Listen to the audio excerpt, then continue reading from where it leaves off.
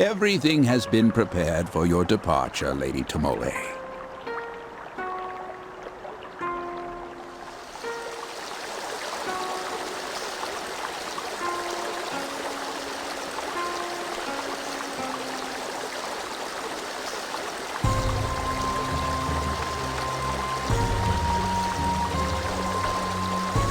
Very good.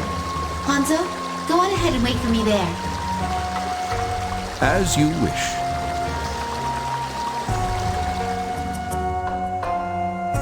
By the 8 million gods that exist to protect this world,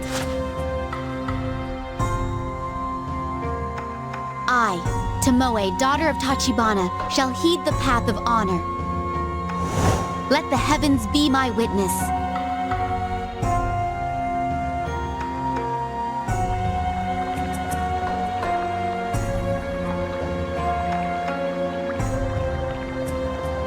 Have a wonderful day, Lady Tomoe. Operation complete. All right, bring in the next patient. Dr. Cunningham, this patient's convulsing. Damn it, it just never ends. Just go, leave this place to me.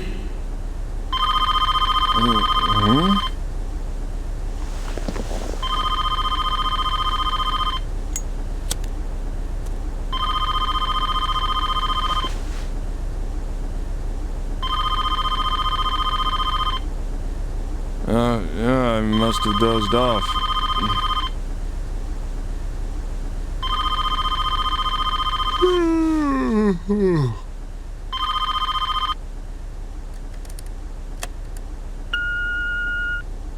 It's Lisa.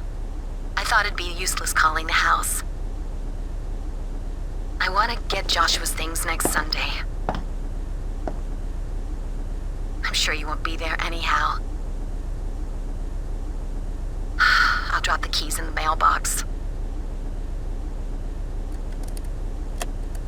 Huh. Well then.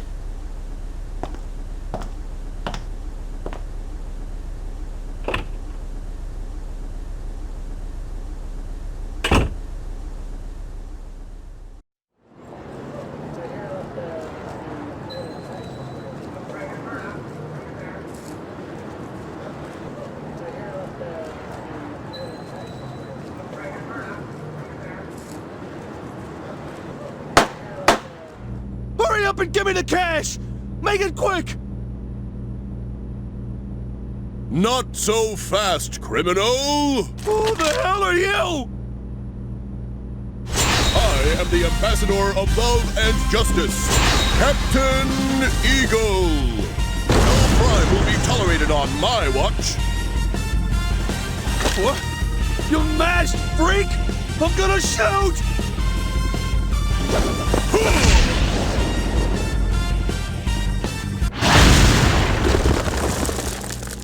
Sir, are you all right? Yeah. I apologize for the mess. Please allow me to help fix it. And farewell! Hey, wait! This isn't gonna cover the damage?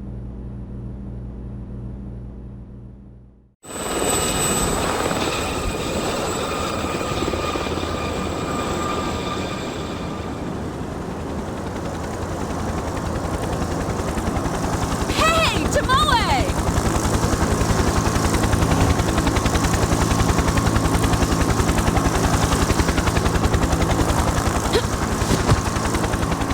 Oh, good morning, Maria. Today's a fine day, don't you think?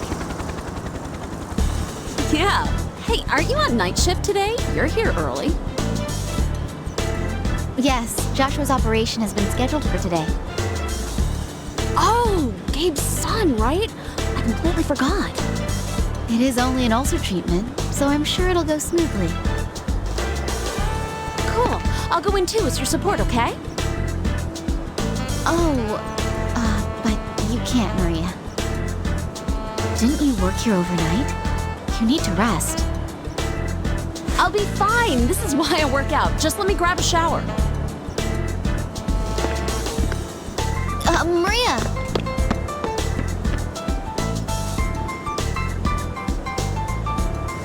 Oh well. Refusing a friend's kindness is not the way of honor.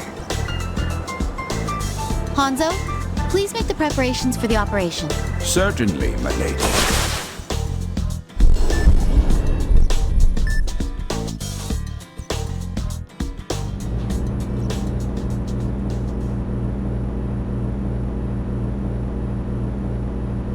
We will now begin treating the ulcer using the endoscope. We're ready, Let's Doctor. do this! Hanzo, my instruments, please. As you wish. Holy moly, what is that?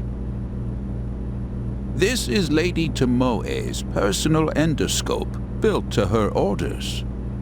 The grip is boxwood, embellished with golden bellflower.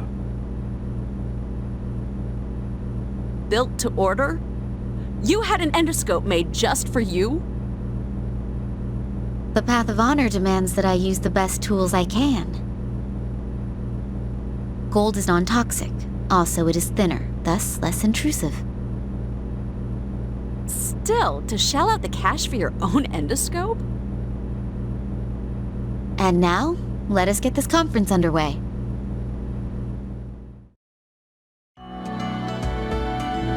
Maria, where are Joshua's parents today?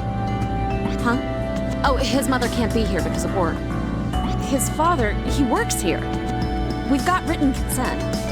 I see. Then I presume there are no further hurdles. The path of honor demands we save this child's life. Right.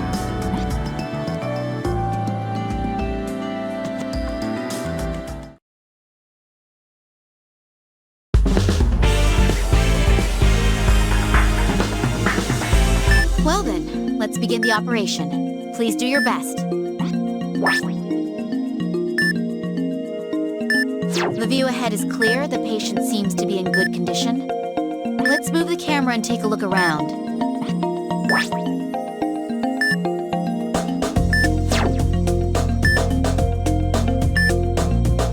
It's responding quickly.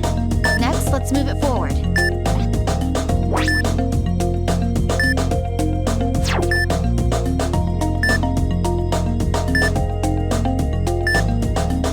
Gently as the drifting waters. Now let's try pulling it back.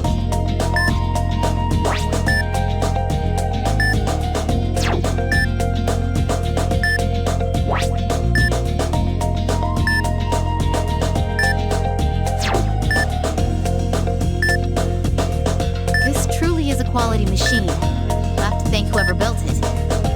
Well, the endoscope seems to be working fine. Let's begin the actual procedure. First, we must locate the affected areas. Let's move forward until we find them. These are blood pools. Let's treat them using the drain.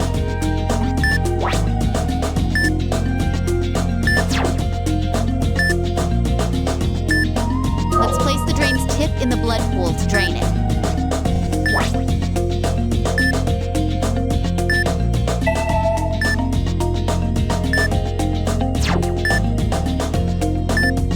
Let's continue draining it until the blood pool disappears completely.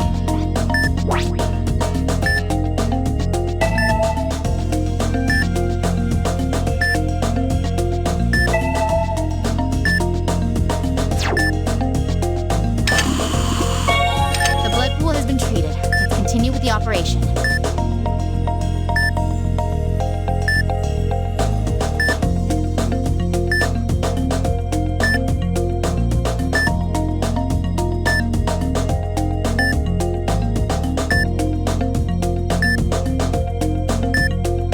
Vitals are still dropping. We must hurry and find the affected area.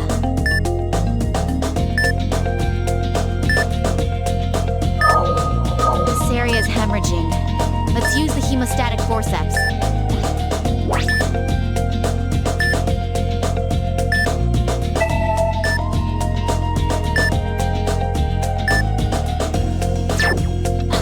The hemorrhaging's formed a blood pool. Use the drain on it. We can treat the hemorrhaging area now. Cauterize it with the hemostatic forceps. Whoa, there's still blood here. We should drain all of it away. form. Don't forget to drain it.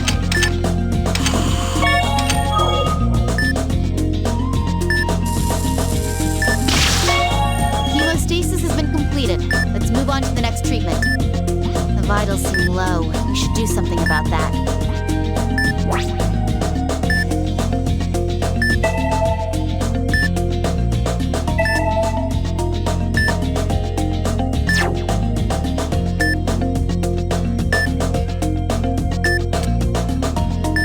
The vitals have been recovered. Let's continue with the procedure.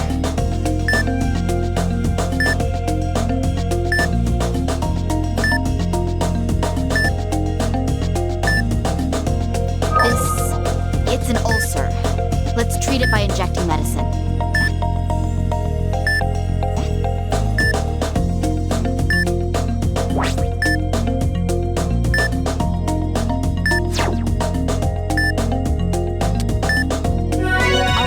Ulcer's been treated. Watch the amount of medicine you use. It seems there are more affected areas. Let's keep moving in.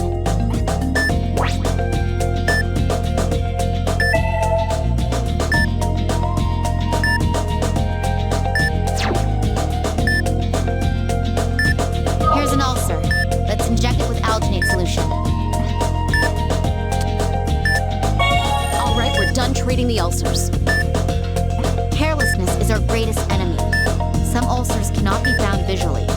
Huh? What are we supposed to do then?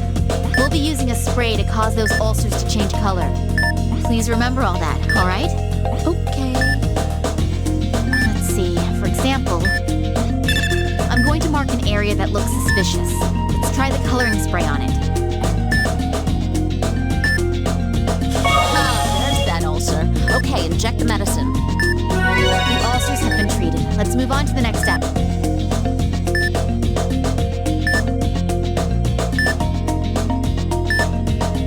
We've reached the stomach.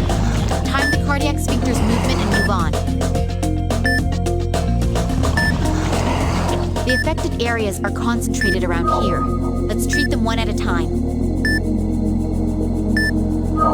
The blood pool's spreading. You should hurry up and drain it.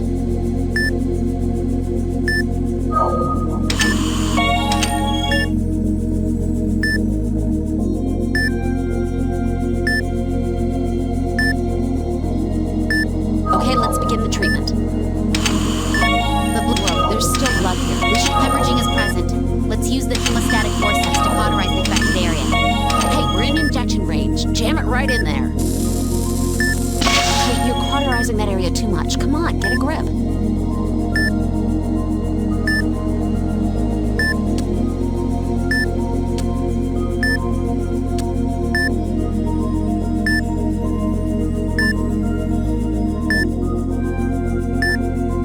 All right, let's use it.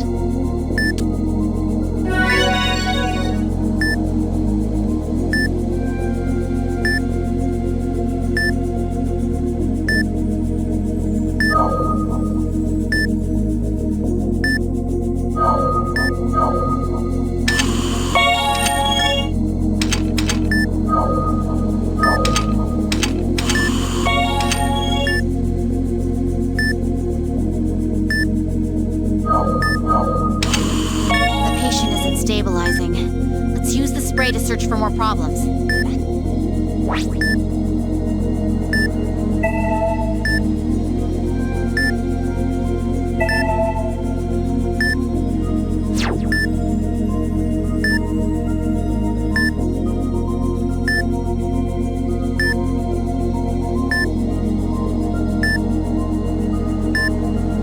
There's an ulcer here, too.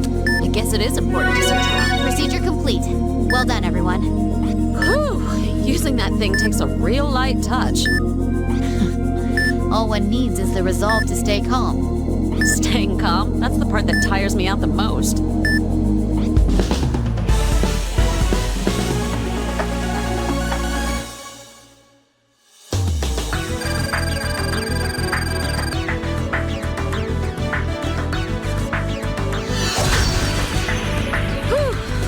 We somehow pulled through.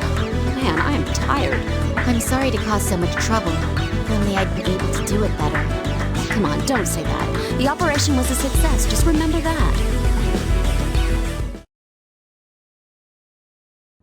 Tube has been removed. Vitals are good. Blood pressure normal. No abnormalities detected. Operation complete. I'm sure Joshua will make a full recovery. Way to go! Ah! It went perfectly. That's our chamoy. Thank you. Your support was valuable too, Maria. I didn't do all that much. Oh, I need to contact his mom. Indeed. Don't forget to tell Dr. Cunningham, too. Man, parents always worry about their kids. Even the people from my orphanage bug me whenever I see them. They always ask me when I'm getting married, stuff like that. I see. Did I just say something I shouldn't have? Oh, no. My mother died when I was young. Oh, but, your dad's still alive, right? As to my father, I had a fight with him when I left Japan. Oh. Jeez. Sorry. I don't know when to shut up. Oh, no, it's not your fault at all, Maria. Okay. Anyway, I'm sure your dad's wishing you the best. I mean, you are the best endoscopic surgeon in America. The best?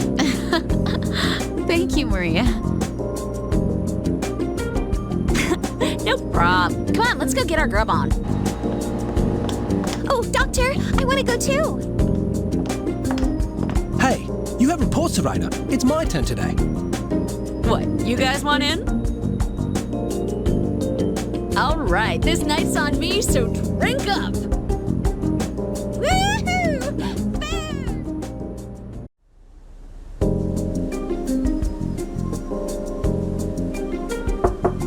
Gabe, I'm coming in.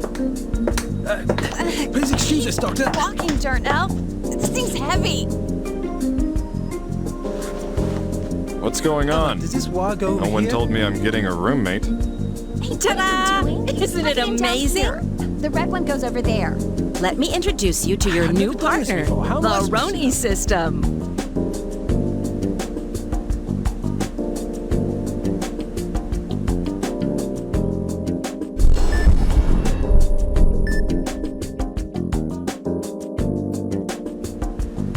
Isha, my office isn't a storage room. This baby's built to help diagnosticians like you. It sorts and reviews records. It also has a disease database. Amazing. I'm sure even NASA'd be impressed. So if we're sued, the records are here. Thanks for the trust. Gabe, just try it out. I'm sure you'll like it. Right, I'm sure. If you ask me, this thing's just... Good morning, Dr. Cunningham. For the love of God! This thing talks? I'm sure you'll get along just fine. I'll leave you two alone. Later. Sorry for the intrusion, Doctor. Hey, Emma, you should apologize. Isha! Great. What am I supposed to do with this thing? Condition identified. Deep sighing. A possible sign of cardiac neurosis caused by fatigue. Recommend ingestion of beta blockers or tranquilizers. Great. Thanks for the tip. Look, I got a favor to ask. Since you're so smart. Yes, Doctor. What is your request? Just don't talk anymore unless I ask you to, okay? Just sit there like a rock. You got it? Yes, Doctor. But my composition is 82% petroleum processed materials. With my 10% mineral base, I cannot be a very convincing rock.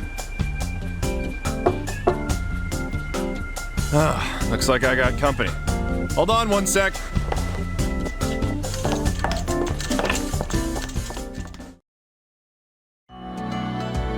So, how do I use you?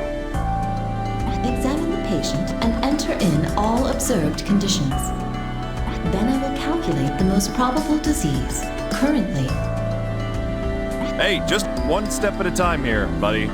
Not a robot. Correct. There is a 90% probability that you are human.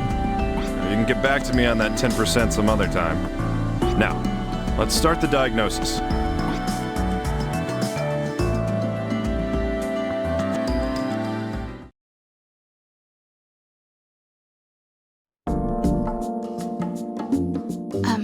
Hello.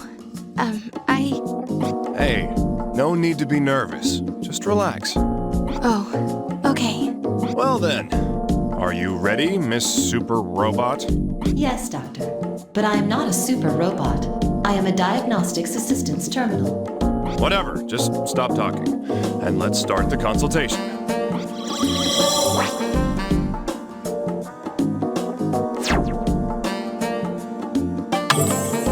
Now, let's see what you've got to say. Why'd you come to the hospital? Oh, yes.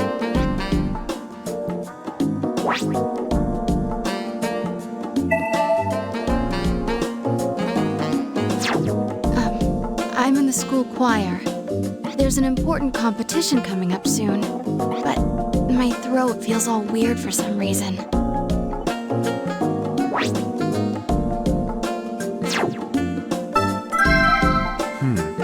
An abnormality in the throat. I need to find a more specific symptom. It's kind of hard to inhale, and I can't really catch my breath between notes. So she's having trouble breathing. It's a light case of dyspnea. Roni, can you record the patient's symptom? Yes, Doctor. Congratulations. You received the symptom, dyspnea. What the? Do you need to say it like that? You make it sound like we're playing a video game or something. That is my default syntax and inflection for new record entries. Will it affect the diagnosis? I have a variety of templates in my database if you would prefer another. Change it. This isn't a game, you know. What were they thinking when they put you together? Understood, Doctor. Changing my expression at the end of the sentence and confirming it. New symptom observed. Dyspnea.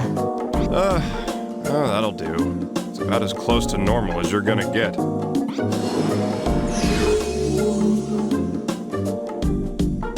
Actually, I had to take the day off from school yesterday, too. I was getting short of breath just sitting still, and my heart would start pounding. So you've got palpitations and shortness of breath, even while resting? What about now? Are you still experiencing these symptoms? Huh? Oh, yes. I've been feeling like this since yesterday. I see. I'll need to auscultate you later on.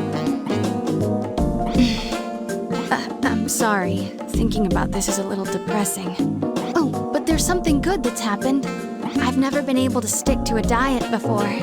But lately I've been able to lose weight no matter what I eat.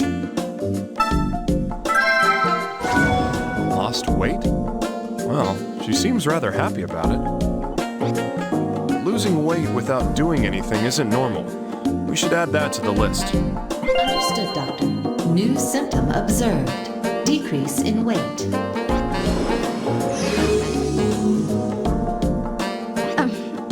Yikes, what am I talking about? Anyway, that's it. Doctor, am I sick with something? All right, that should do it. There's no need for further consultation. Certainly, Doctor. Please continue with the auscultation. Signs of palpitations and shortness of breath can be detected by the patient's speech. Yeah. You know, it sounds like you're the one giving me orders. Doctor, the auscultation exam is now available. All right, I'm going to take a listen. Could you lift up your clothing for me? Oh, okay. This is a little embarrassing. Doctor, please Please express more consideration when examining patients of the opposite gender. The social and legal intricacies of such interactions call for greater care to avoid unnecessary risks. Hey now, I'm just using a stethoscope. How else you expect me to examine her? Oh, I'll be all right. Oh, look! You just made this whole deal even more awkward for her.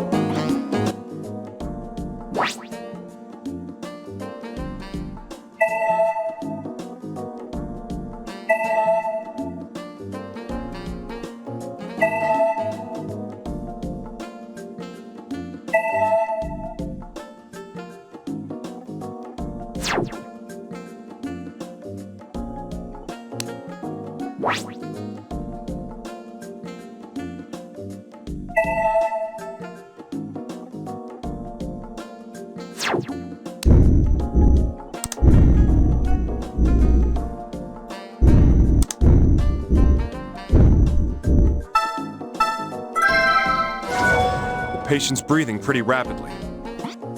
Roni, make a note of it. Yes, doctor. New symptom observed. Increased breathing.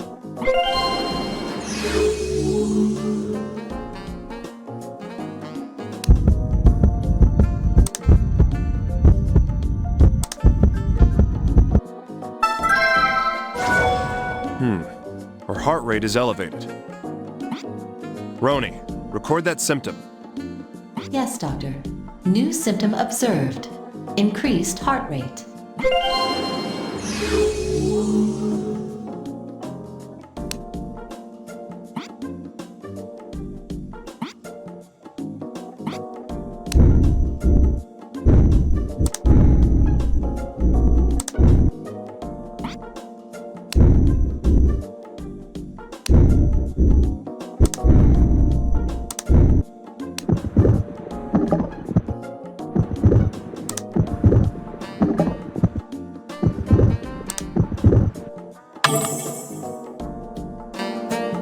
The more I examine the patient, the more incongruities I'm finding.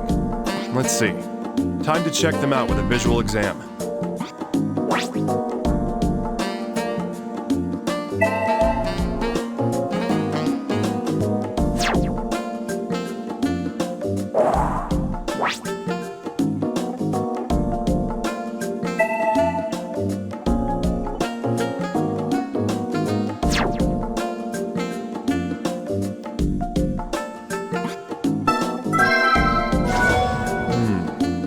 Appears to be swelling on her neck.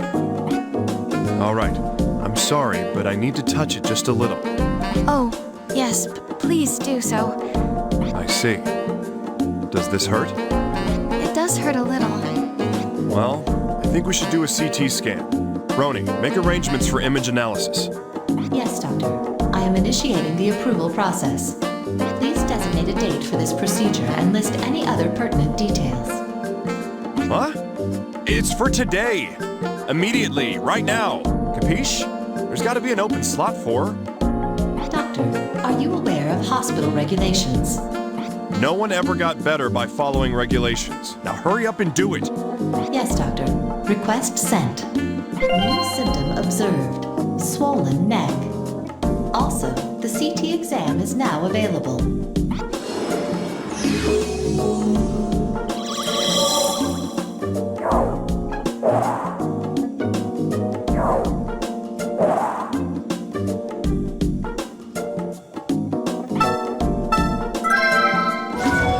Hands are trembling. That's not a good sign. Roni, make a note. Yes, doctor. New symptom observed. Trembling fingertips.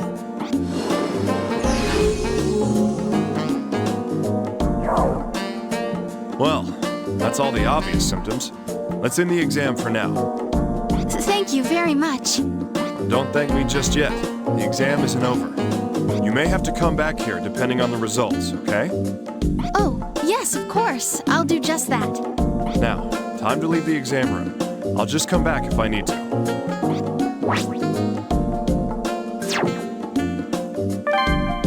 Dr. Cunningham, I am obligated to provide you with instructions on hospital protocol.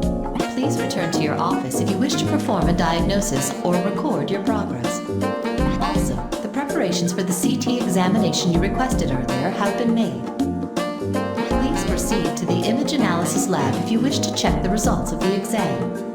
I'm not an intern, Roni. I know how this hospital works.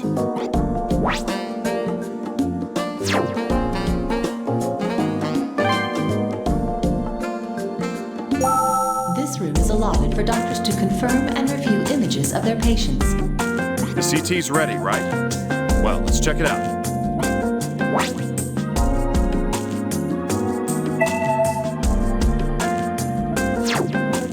Roni, bring up the patient's images. Yes, doctor. Now opening the image files. Dr. Cunningham, I would like to explain the details of this exam. The CT exam is short for computer tomography. An X-ray is applied to the human body and tomographic images can be taken of the affected areas. You know I went to med school, right? And not online classes or something? I'm an actual doctor. I am aware of your credentials. This explanation is written into my default settings. Is that so? Well, it's a good thing they didn't program you with anything useful, huh?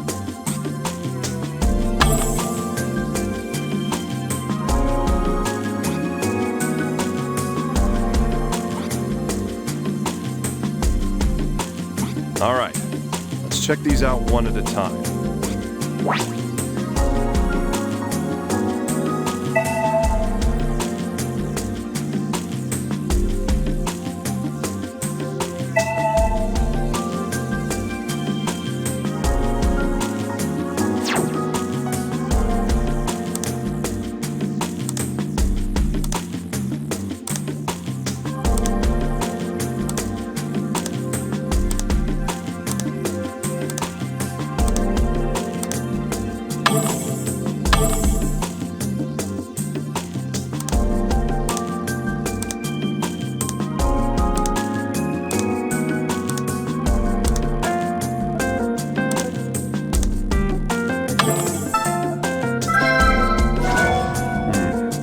A portion of her thyroid gland is swollen. This'll help with the diagnosis. I should go back to my room and sort out all these symptoms. Understood, doctor. New symptom observed. Swollen thyroid gland.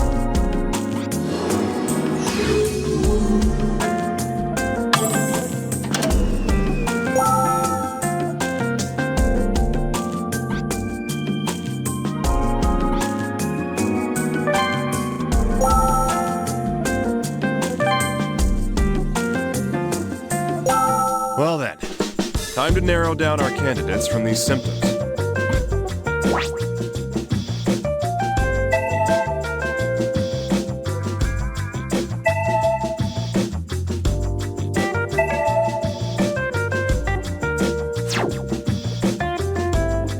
Show me the likely conditions from the symptoms we found. Yes, doctor. Now displaying all potential diagnosis candidates.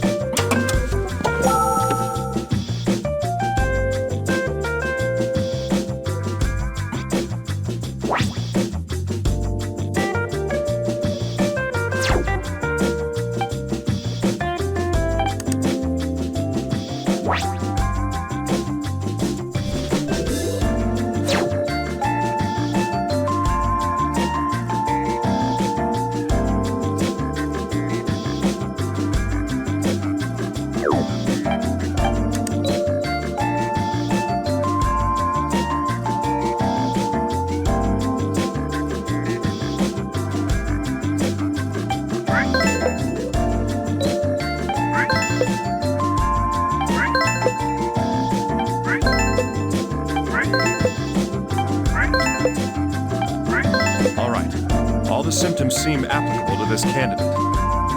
Doctor, it is possible there may be more candidates which match the patient's symptoms. I advise checking the symptoms against other candidates as well. Did I say I was finished with my diagnosis? I was about to do that.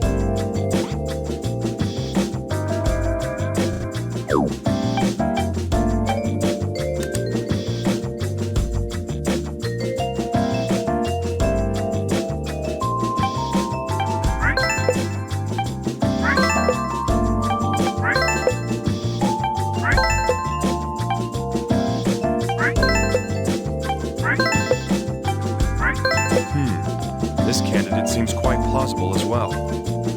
That is not entirely unexpected, Doctor. It happens quite frequently. We should continue checking the other candidates and narrow down the list of matches. Yeah. Let's keep going.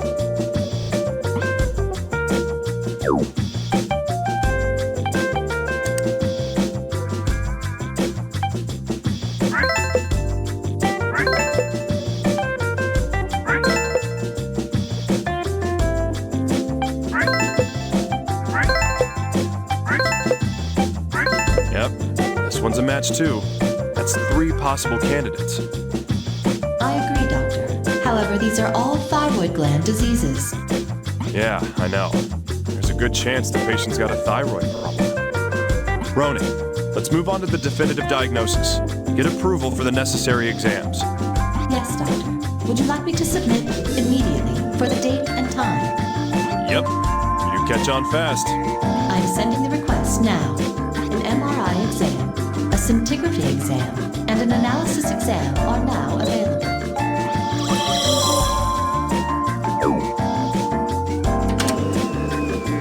Now we need something more concrete for our diagnosis. Let's get started. I agree, Doctor. Hopefully the additional exams will be of use. Dr. Cunningham, I have more information for you. Please head to the examination room to perform analysis exams. Also, the preparations for the MRI and scintigraphy exams you requested earlier have been made.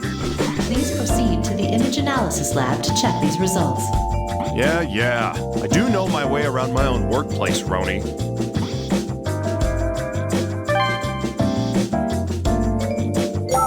Preparations for the scintigraphy and MRI exams have been completed. Perfect. Let's get right to it then. Doctor, allow me to provide information about the exams that are now available. Whatever. I don't have the energy to even try and stop you anymore. Scintigraphy is an exam where the accumulation and distribution of radioisotopes are made into images. By confirming the uptake of isotopes, the condition of tumors and organs can be analyzed. Next, the magnetic resonance imaging exam, or MRI exam. It uses magnetism to take cross-section images of the human body. It is similar to a CT scan, but there is no exposure to radiation. Because MRI exams can yield more detailed images, they are generally used for foci in the head. You're just a walking encyclopedia of things I already know, huh?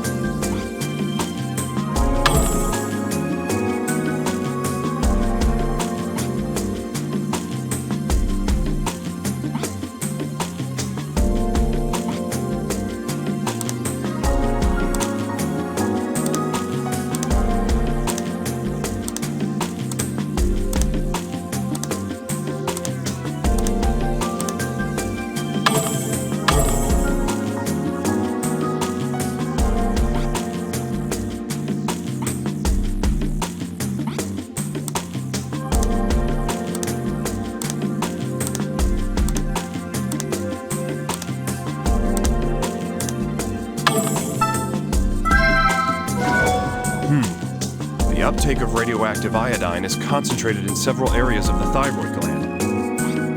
Roni, make a record of this. Understood, Doctor. New symptom observed. Abnormal thyroid uptake.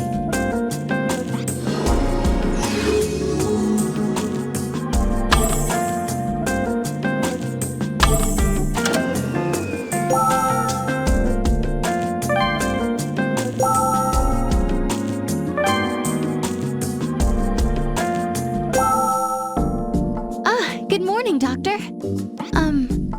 What did the test results say? Well, we're still narrowing it down, but it's most likely a thyroid gland disease. Thyroid gland? I'm going to be able to sing again, right? If I ever lost my voice. Calm down. I know you're worried. I'm not finished diagnosing you yet. Just hang in there until the final results are in. That's true. I'm sorry. Roni, how about it? Is the analysis exam done? Yes, Doctor. Would you like to look at the file?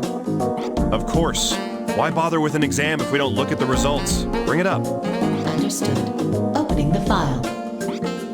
Well then, let's go in order and compare the patient's values with the standard values.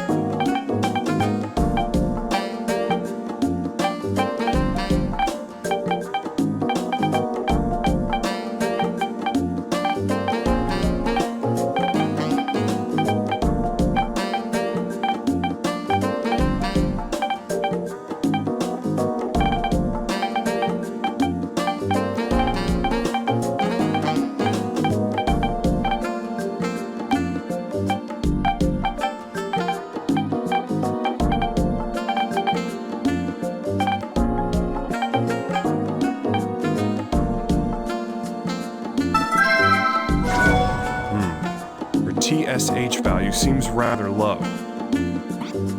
Roni, please record that. Understood, Doctor. New symptom observed. Low TSH level.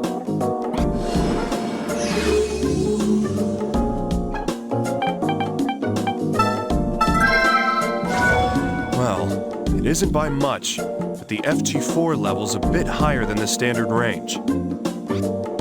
Roni, record that for me. Understood, Doctor. New symptom observed. High FT4 level.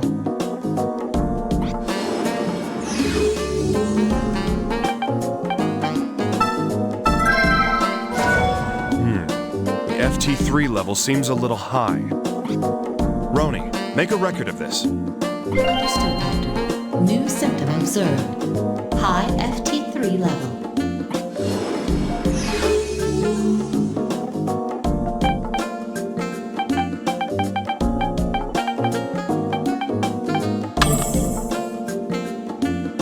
Well, that about does it here.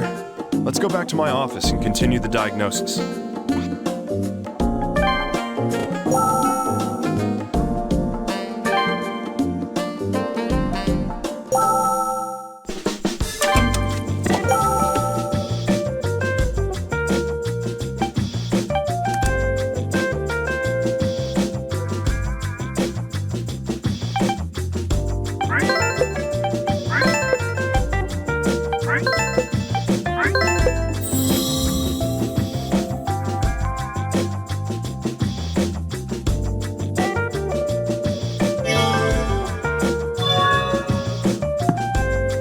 It's official. The patient is suffering from plumber's disease. Roni, contact the orthopedics department. We need to put a chart together and request surgery. Understood, Doctor. I'll process the rest from here. Well done. All that's left is to tell the patient. I'm glad she doesn't have something that's too serious.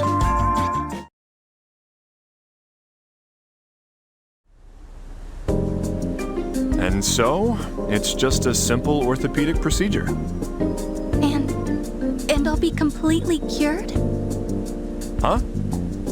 Yeah, of course. Thank you. Thank you so much.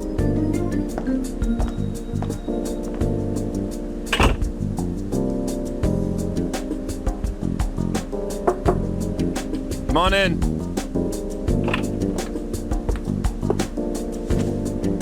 You again. What do you want now?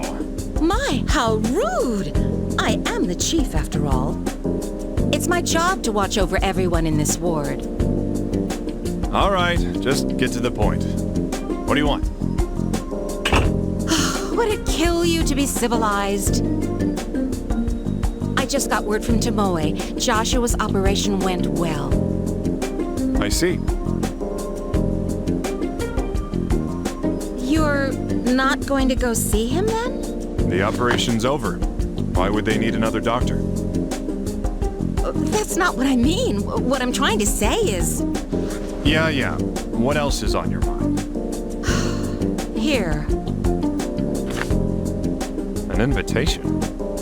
You want me to go to a medical conference? It's a good one. With an after party. And it's in Japan. It's being catered by an Italian chef.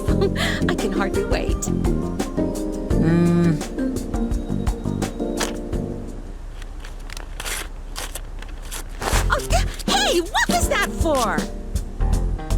Unfortunately, I don't have time for pointless things. If conferences saved lives, I'd be the first one in line.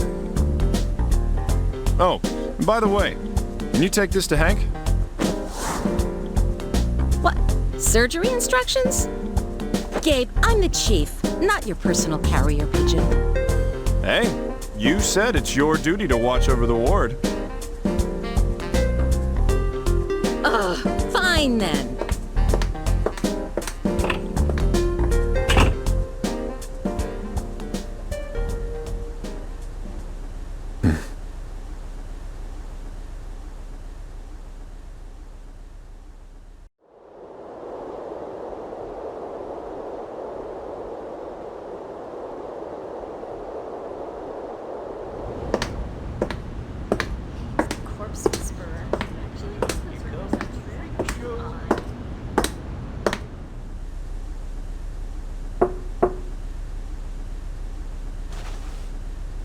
Ah, come in. Did you call for me, Chief Wayne? Ah, good morning, Naomi. It seems the FBI needs your expertise. I'd like you to head over to the scene immediately. I'm a medical examiner, not a police officer. Don't be like that. I can't just turn the government down. Fine. Well then.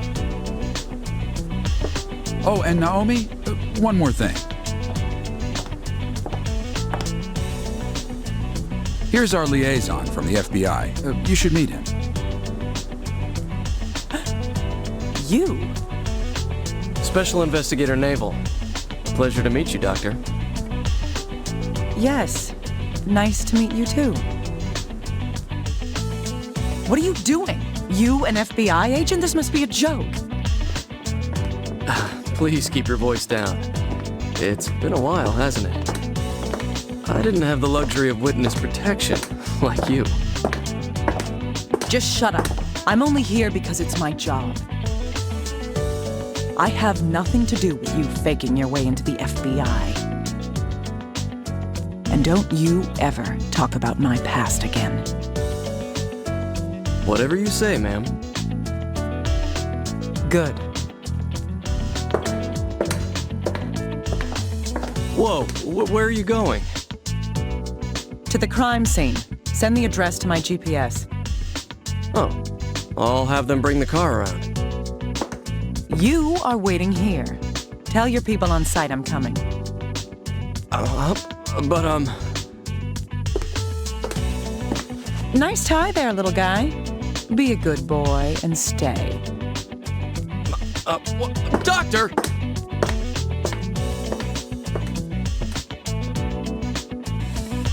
Oh, well.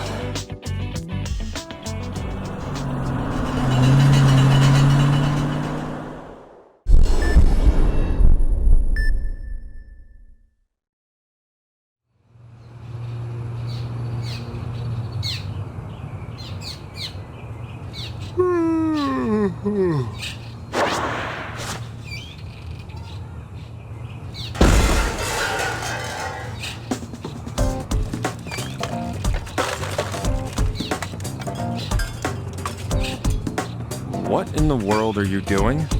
Good morning. I tripped and I fell. How'd that happen? Here, take a look at this chart. She needs surgery. Have you met with her yet? Huh? Yeah, I was the one that diagnosed her. She's stable. I see. And don't celebrate yet. Make sure you do a good job. Got it? Yeah, of course.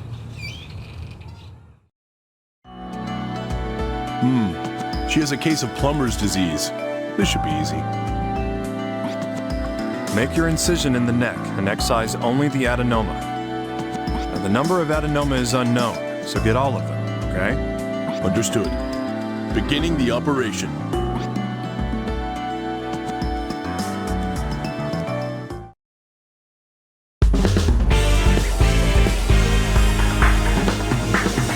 All right, let's begin this procedure.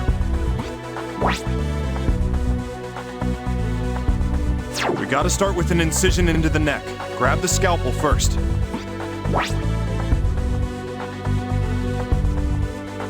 Use the scalpel and trace the incision guideline.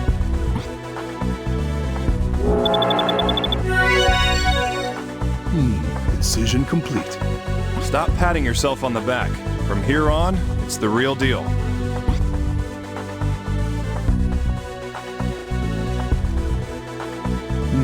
Is this it? That's right. No need to rush. Take all the time you need. You can stop whenever you want. Just stay close to the guideline during the excision.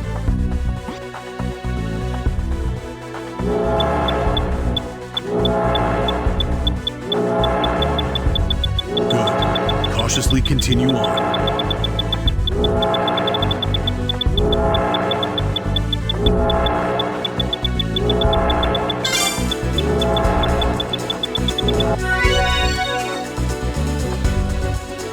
All right. You've removed the first one. Next is... Looks like it's this one. Begin the excision.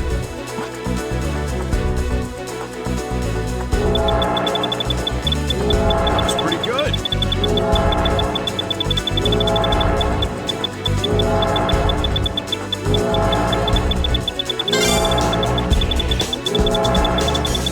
All right, let's proceed. Be careful. All right. The second has been completely excised. Nice. At this pace, we'll be able to get home in time for dinner. Let's move on to a big one then. Indeed, this is a large one. The procedure isn't any different though. Just be careful and stay attentive. To make it sound so easy. Beginning the treatment.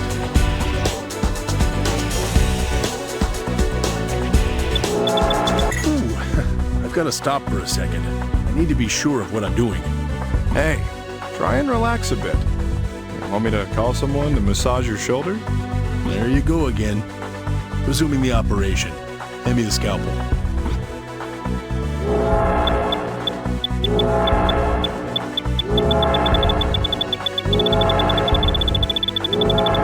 Good. Cautiously continue on.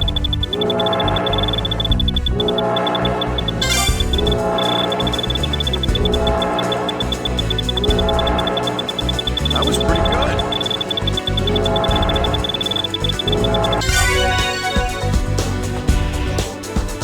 Excision complete. Is that all of them? Nope, not yet.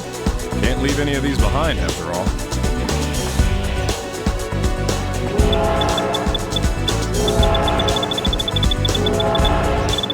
All right, let's proceed. Be careful.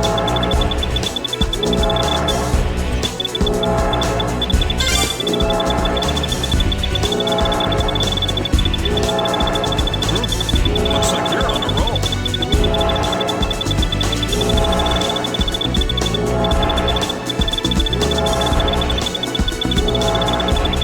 It's going well. It's going well. There shouldn't be too many left. According to my speculation, this should be the last one. Stay focused until you're done with it.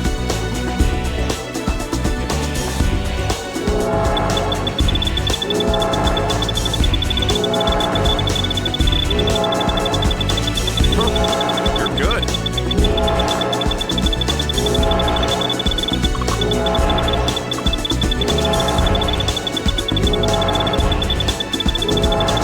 Rock solid.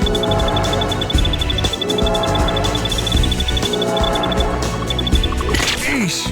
Wasn't I clear when I said to stay close to the line? Don't push yourself.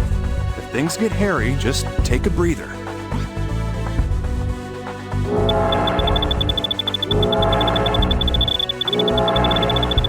Good. Cautiously continue on.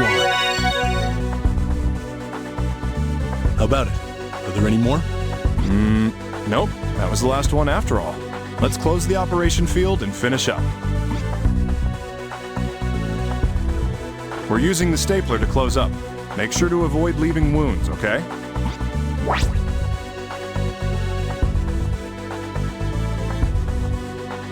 Just follow the line and staple the incision closed.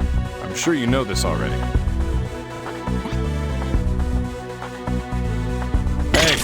Pay attention.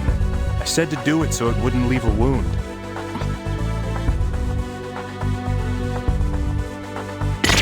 Four more to go. I'll continue. All right, one more. Operation complete. That went well.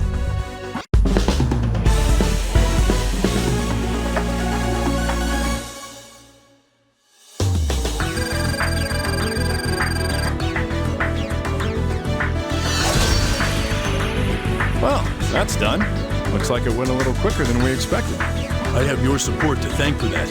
I'm grateful for your help. What are you talking about? Never mind. Good job today.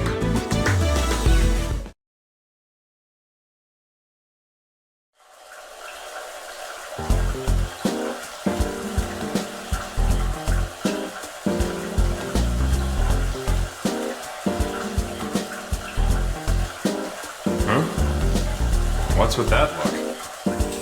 Well, don't your cigarettes get damp in here? What happened if you went diving without an oxygen mask? I drowned? You see? Consider this my version of an oxygen mask. So that's how those things work. We have breaking news in progress. Theodore Gacy's visit to the country is fast approaching. Gacy's usually known by his nickname, Steady Hand Teddy. He is the alleged leader of an overseas drug smuggling cartel. Groups are now at the airport rallying against his arrival. Oh, hey. You, free later? You wanna hit a bar or some... Hey, what the... Where'd that guy go?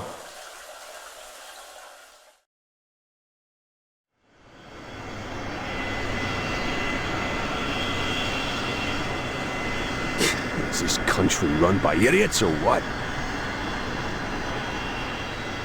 The land of the free.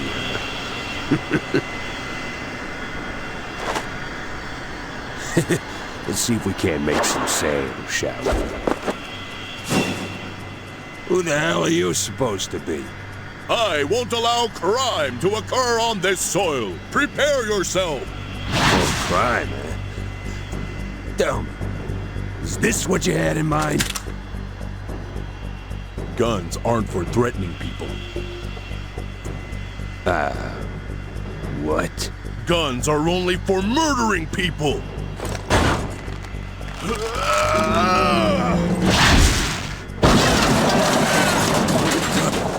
Are you some sort of monster? That? If you wanted to kill me, you'd have shot already. Don't move or we'll shoot! That goes for everybody! Hey, you! Tiny! You think you've won, huh? You're some goddamn hero that saved the city? Bullshit! You're no better than me, you hypocrite! Don't move! Theodore Gacy, you're under arrest!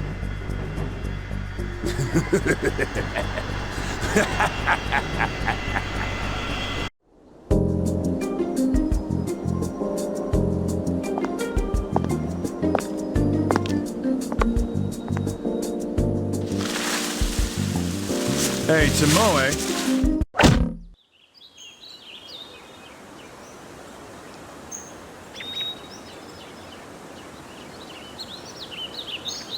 Ah, good morning, Dr. Cunningham. Did you need me?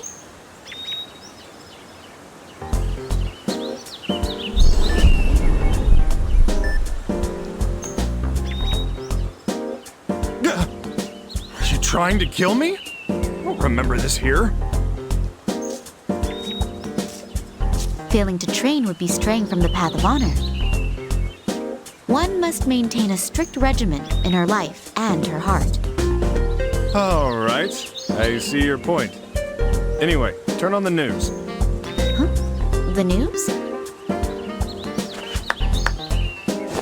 We bring you back to our continuing breaking news. Drug kingpin Theodore Gacy was arrested today by a masked man.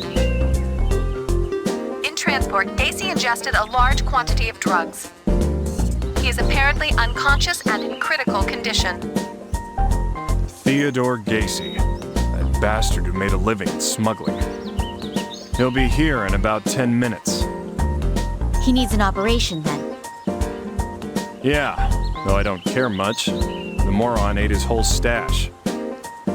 We need to get the drugs out before the bags open inside him. Hanzo! So, pathology's making an antitoxin for the drugs, but... Sheesh. I wasn't done, you know.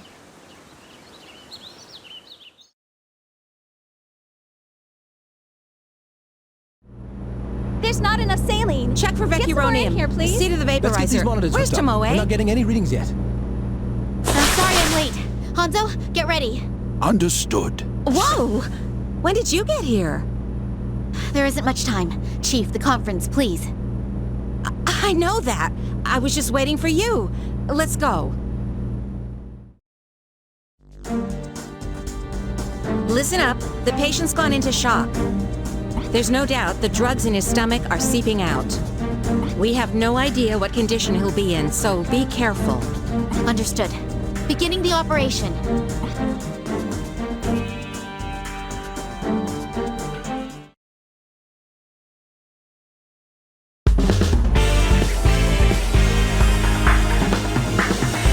Let's begin the operation.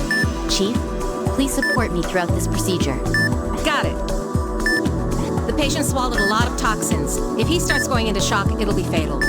Once we've found the substances, we will use the forceps to retrieve them. Is that correct? Yes, I believe in you. Do it.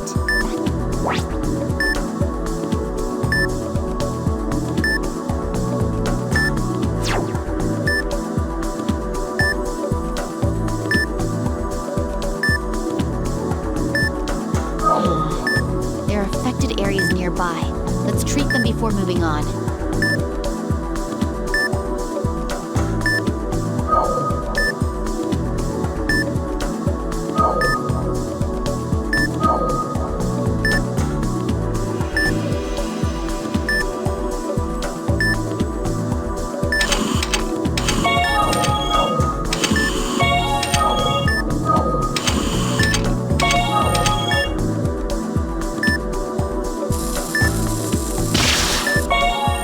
Treating around here. Let's move on to the next area.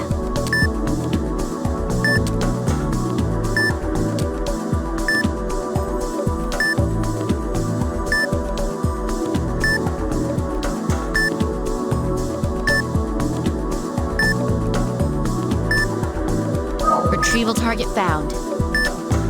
Use the forceps to pull it out. I'll attach them to the endoscope.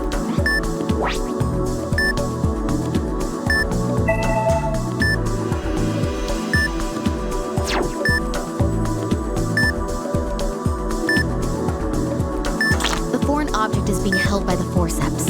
Now to retract the forceps and pull it out. We've retrieved the drugs, but something's not right. This isn't as much as had been reported. It's too soon for them to have been absorbed by now. That means... Right. Unfortunately, they must have gotten separated since they were swallowed. If the drugs he ingested get absorbed into his body, he'll go into shock. We have to search for them immediately and retrieve the ones that remain.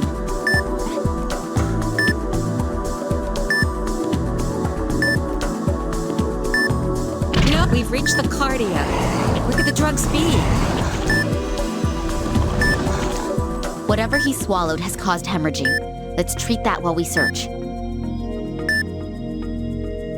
This isn't good. The inner walls seem to be damaged.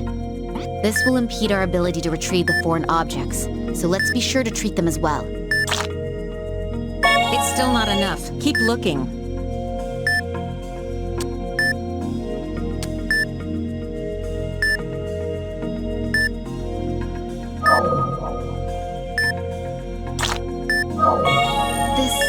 Is there an affected area under the foreign object? It's been affected by the toxic substance. Tomoe, treat it.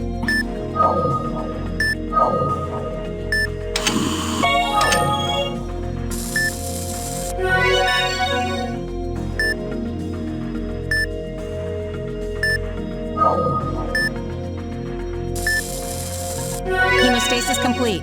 Let's move on.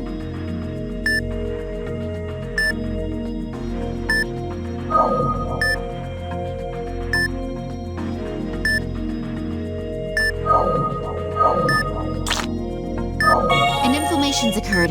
Injecting medicine. There's another affected area hidden nearby. Let's seek it out.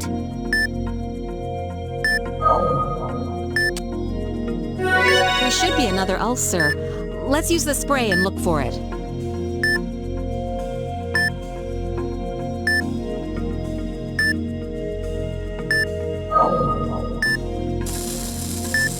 The hemorrhaging stopped. Let's move on to the next affected area.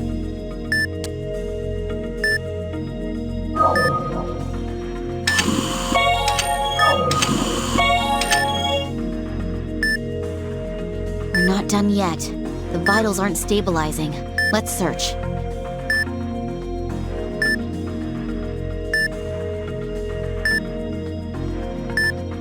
Good. Be careful how much medicine you inject into the ulcer.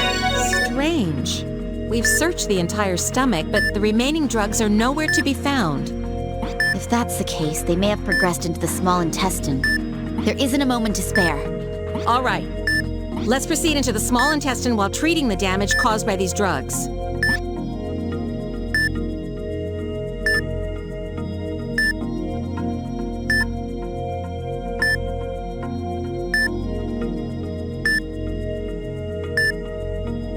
We're through the pylorus and are moving into the small intestine. Peristaltic movement will occur, so we need to be careful not to touch the walls as we proceed.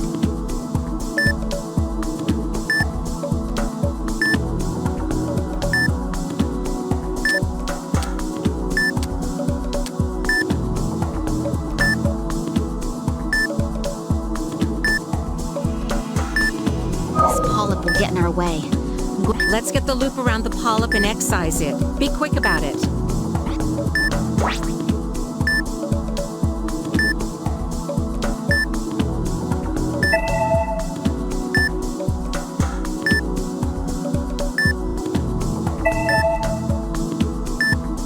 Let's adjust the snare's position until the ring is secured above the affected area.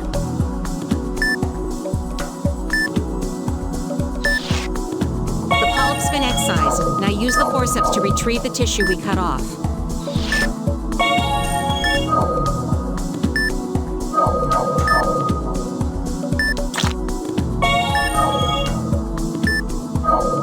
There's a polyp.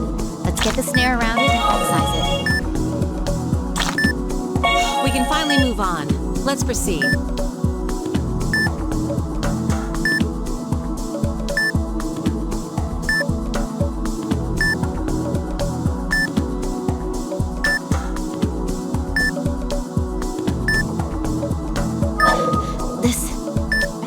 This is severe.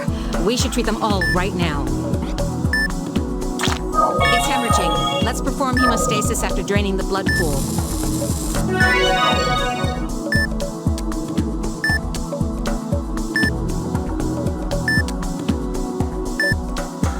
I need to position the ring so that it can go around the affected. An inflammation's occurred.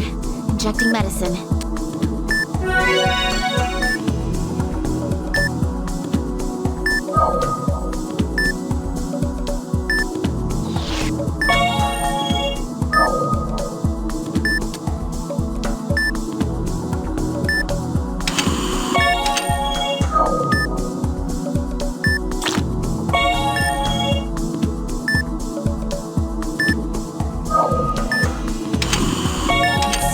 No more affected areas around here. Let's move on.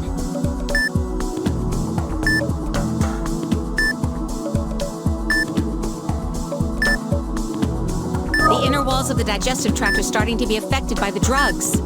Treat the affected areas too.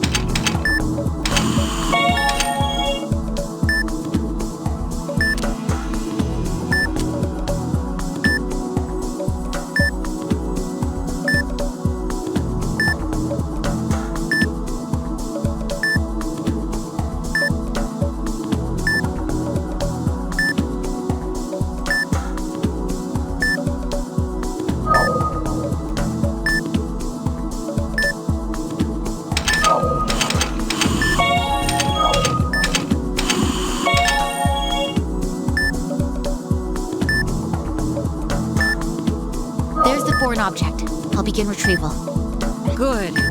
This is the last one. Be careful with it.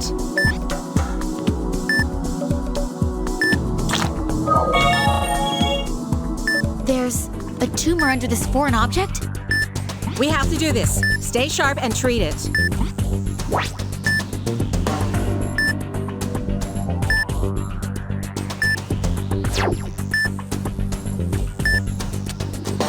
The tumor is protruding.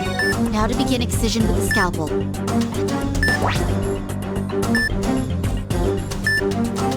Make incisions along the guideline to excise the tumor.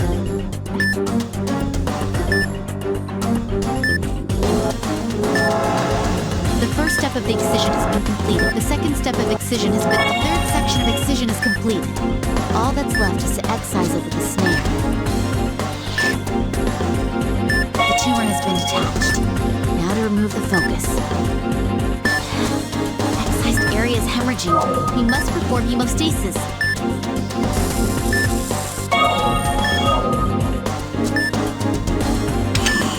The blood pools have been drained. I'll begin treating the affected areas.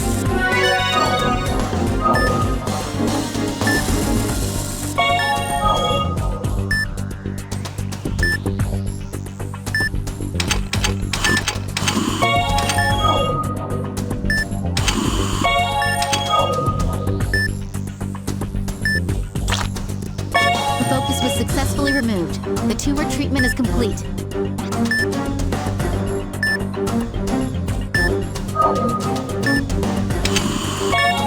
That's the last one. The affected areas have been treated. This is all we can do. All that's left is to wait for the antitoxin.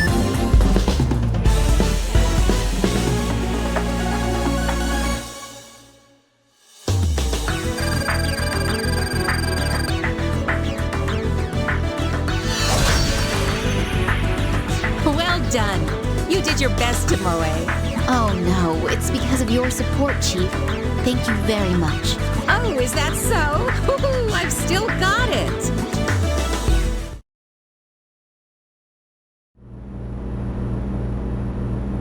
Extraction complete. All right. Do we have the antitoxin yet?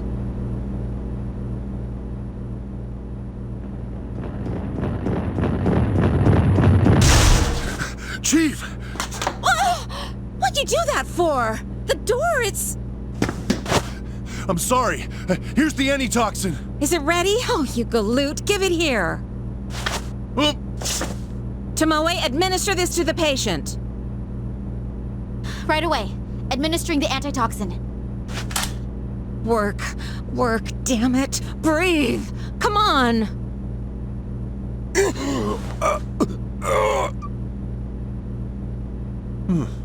All right. It worked. We did it! Yes, we Tomoe, did it! We We'll saved make it. him! Ew! He's breathing! And that is that. I'm so glad. Oh, you did it!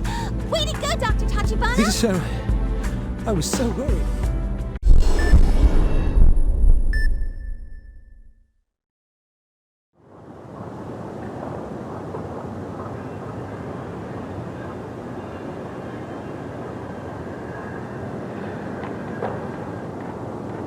We've received word about you. Miss Kimishima, is it? Good. This'll make things easier. Where's the victim? He's over here. This way, please.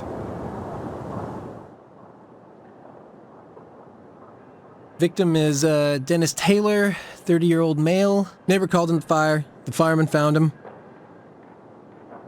The knife in his hand matched the cut wounds. Probably suicide. Huh. What's this? Oh, that's where the fire started, likely before the suicide. Miss Kimishima?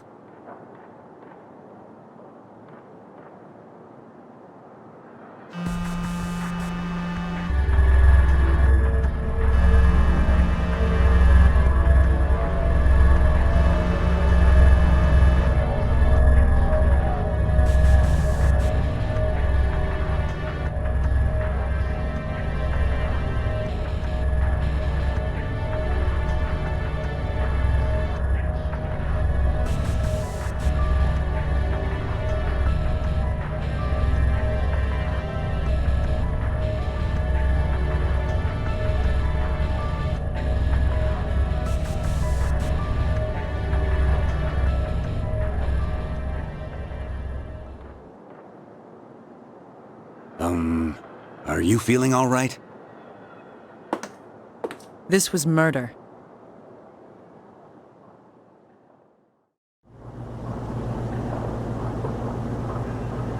Send the corpse to CIFM immediately. I'll examine it. I want all finger and footprints found in that room. If you find anything, contact me directly. I'll be at the lab.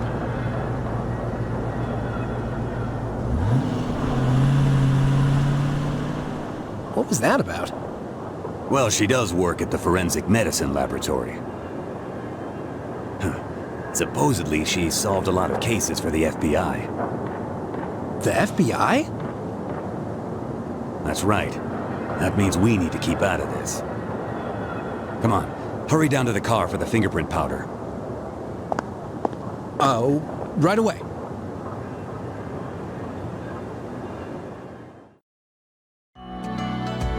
Let's begin. This is Dr. Naomi Kimishima, ID 422194. Hey, little guy. Tell me what we know so far about this. Oh, right. The victim's 30-year-old Dennis Taylor. At 3:30 p.m., someone in the same building reported a fire. The firefighters found the body in bed 20 minutes later. He had a knife in one hand and a deep wound on his wrist. The door was closed and chained. It's being ruled suicide. Nonsense. Is that your personal opinion or your FBI training? Look, isn't that the most reasonable fitting explanation? I thought people learned when they grew older. Doctor, what do you mean by that? Let's begin. Show me how this life's flame was snuffed out.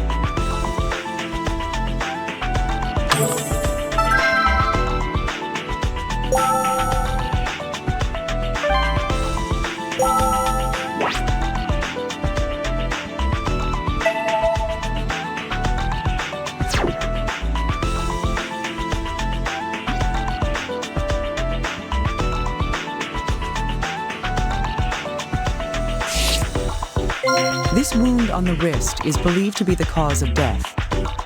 Even though this looks like a self-inflicted wound made with a sharp knife, there's something unnatural about it.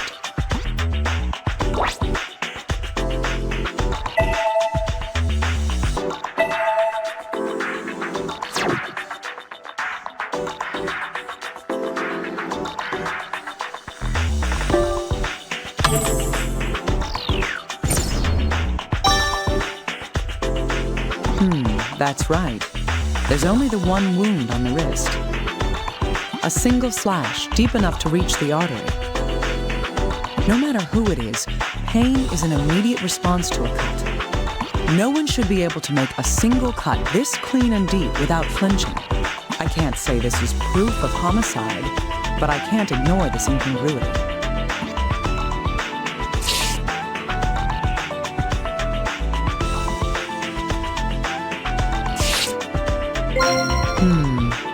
There's something odd about the index finger on the right hand.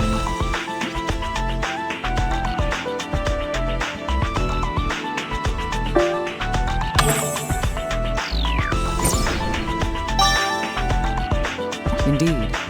We can't say what's wrong with it for sure until it's sent in for analysis, though.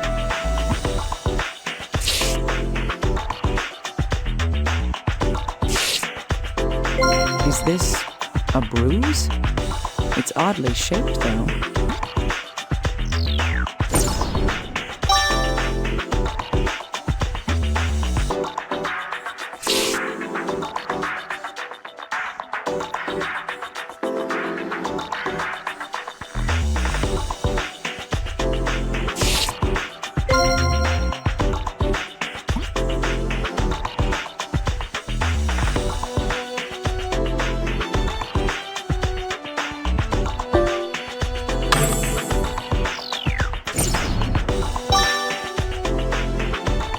Yes, there appear to be spots of hemorrhaging in the eyeballs. This isn't a common condition. Perhaps I should ask Little Guy about it.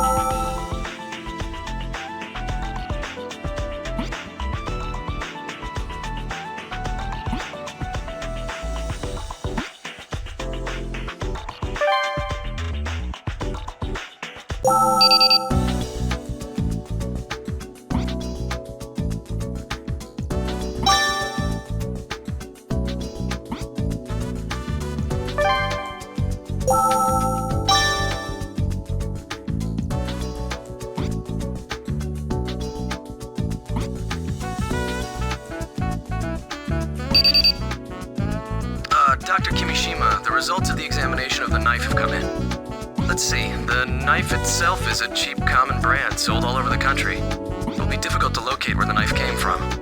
The blood left on the blade matches the deceased's. Only his fingerprints were found on the handle as well. I see. At least one thing is clear now. That is...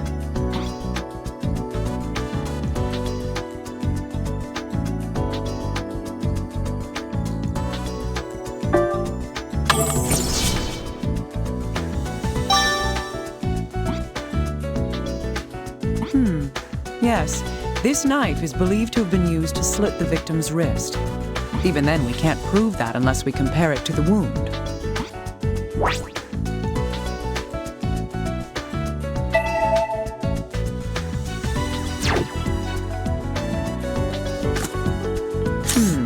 The shape of the knife blade corresponds with the wound found on the wrist. This means that...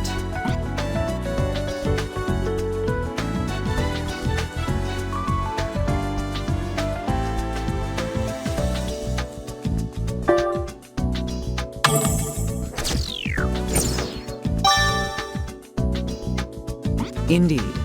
This appears to be an open and shut case. Then again, this all seems a little too convenient for me.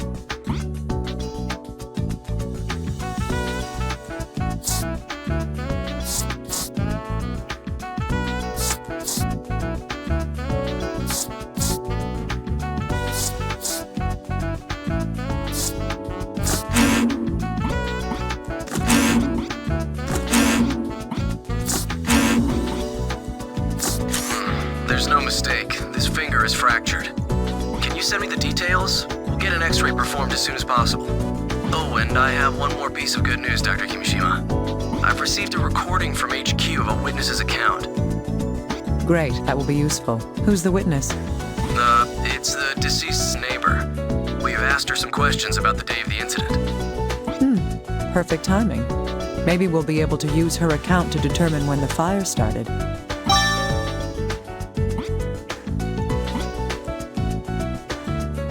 I'll send the data over to you. Please check it using the recorder in your room.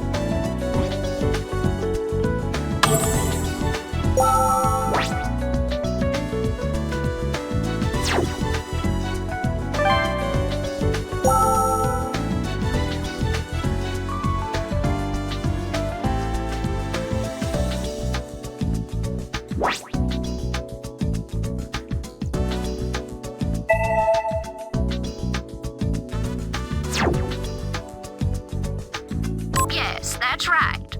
Oh, it's been so hot lately. I've been keeping the window that faces out into the street open because of the heat. That's how I could hear my neighbor so clearly. It was, let me think, around 3 in the afternoon? Yes, it must have been. I was watching Farewell Danny at the time. I heard this loud noise from my neighbor's room, and then the fire alarm started going off a little after that. I was really surprised. I think it was about 10 minutes. I looked out the window and saw smoke coming from next door.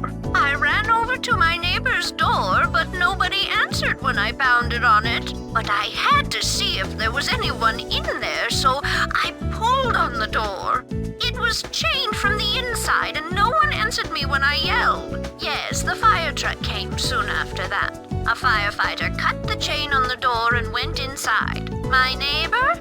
No, it seems he lived alone. Oh, but I remember an electrician came at around noon. Yes, I heard him talking outside the front door, so I don't think I could be mistaken. Yes, that's right. I've been That's how I could... It was... Yes, it must... I heard this... And then the... A loud noise followed by the fire. That may be a clue.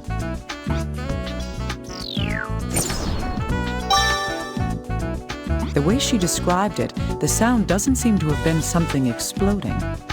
Could the noise have been made by someone in the room?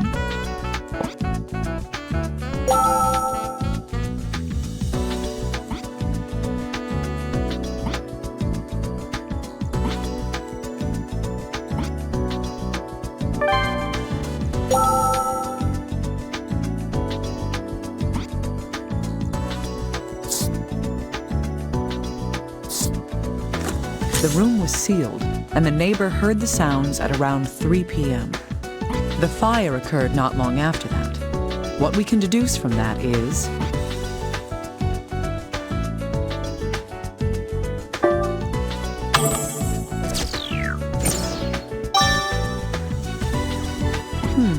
That's right. At least, that's all we can determine using our current information. The deceased was alone at the time, so there's a good chance he made the noise. Still, we need more information to see if there was anyone else in the room when it happened.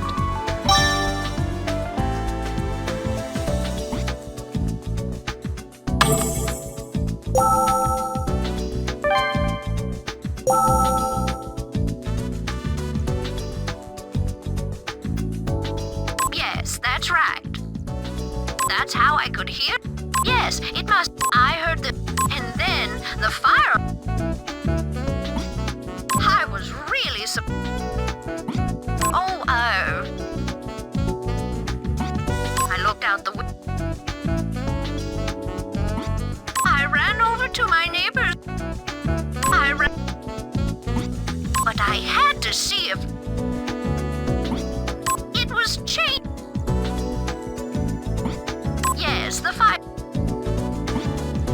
firefighter cut my neighbor? Oh, but I... So an electrician had come to the deceased's room that day at around noon.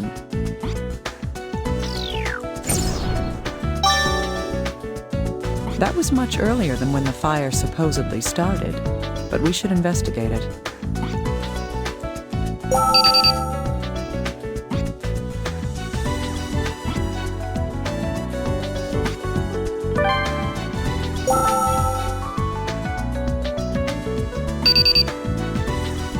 Ah, little guy.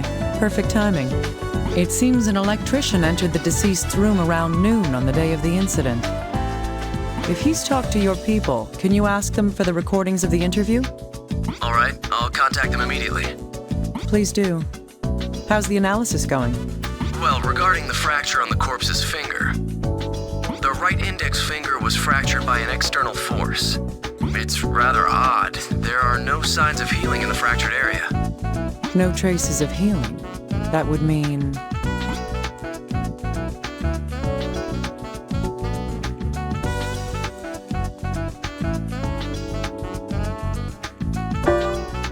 That's right. Reactions to injury, like minute healing and hypodermic hemorrhaging, are vital reactions. They only occur while the body is still alive. Thus, if there were no vital reactions to this broken bone, the fracture happened...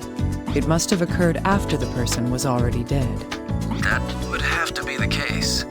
Oh, and to be clear, there's no way that the body was damaged during transport.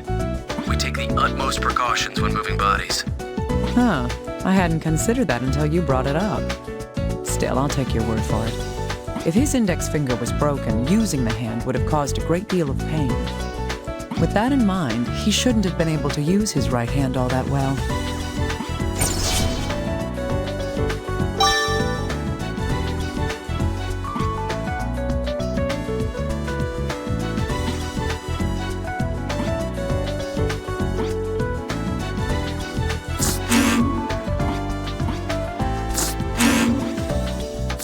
There was a wound in the left wrist and a fractured finger on the right hand. This seems odd because...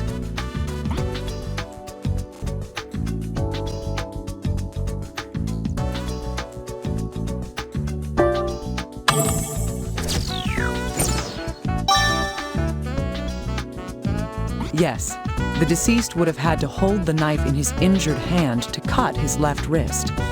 Then he would have had to cut deep enough to sever the artery, putting pressure on his broken finger. Even if he was right-handed, this situation just doesn't add up.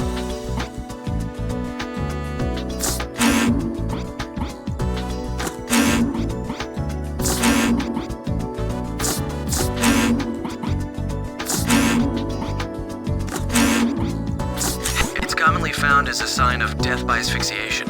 Wait a second, that doesn't seem right. If I recall correctly, the victim... The cause of death was thought to be hemorrhaging from a slashed wrist.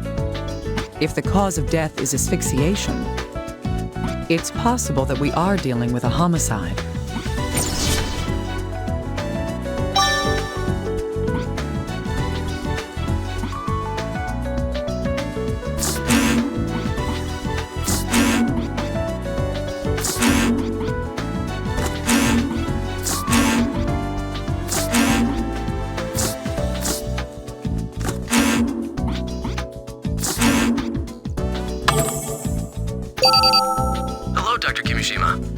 Got the small talk. What do you want? So cold. HQ's questioned the electrician that the neighbor mentioned. I've sent you the recordings. It seems HQ already knew who he was, so there wasn't a problem. Now we'll find out why that electrician went to the deceased's room.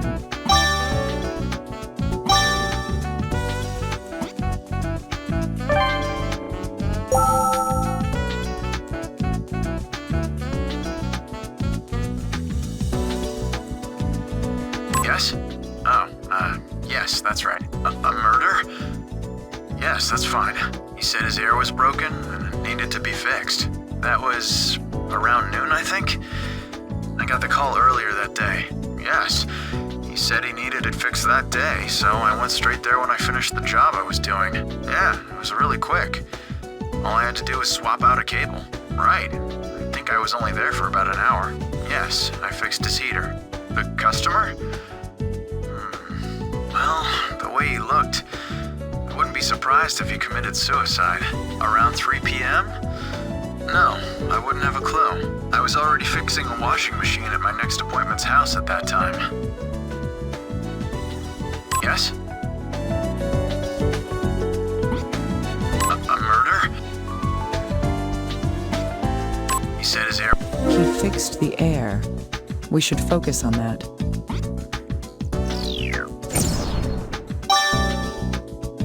There's nothing odd about having a repairman come to work on the ventilation system. But, at the very least, Dennis was still alive when the electrician came. We need to learn about the deceased's condition at that time.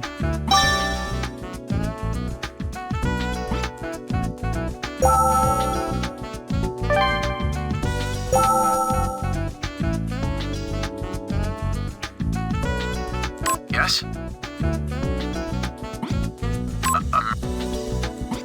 He said his... That would... Yes. Yeah. Right. Yes. The customer... Well... It wouldn't be surprising if the deceased committed suicide. Sounds like an important detail.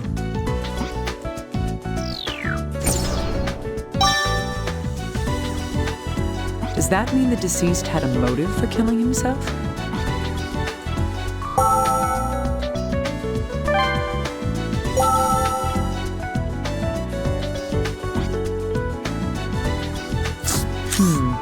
Yes, these pieces of information do go together. On the day of the incident, the electrician had been asked to repair the deceased's air. The electrician went to the deceased's room at noon and left after finishing his work. Both the deceased's neighbor and the electrician himself agree on this.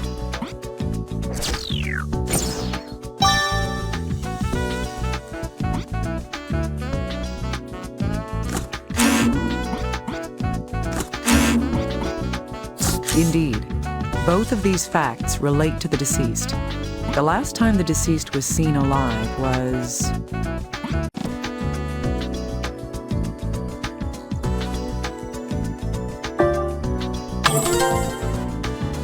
That's right. At that time, he seemed...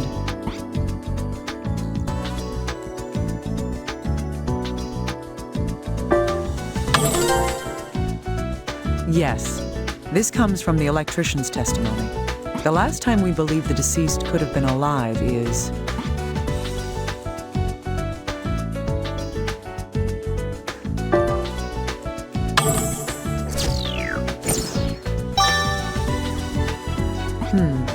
Indeed.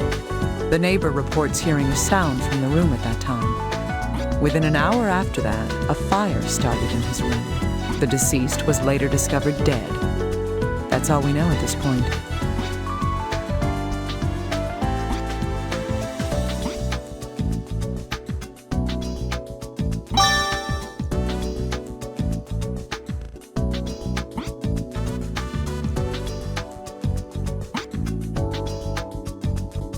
Hey, little guy. I want to go through the information that we've gathered so far.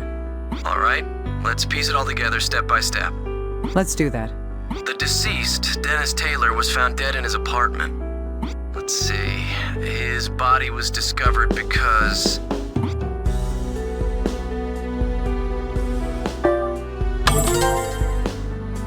Yes, but by the time firefighters arrived on the scene, the fire had already gone out.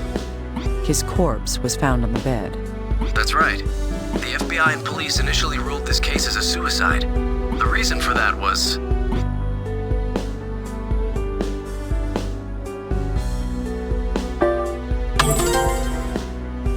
That's correct. The other reason was...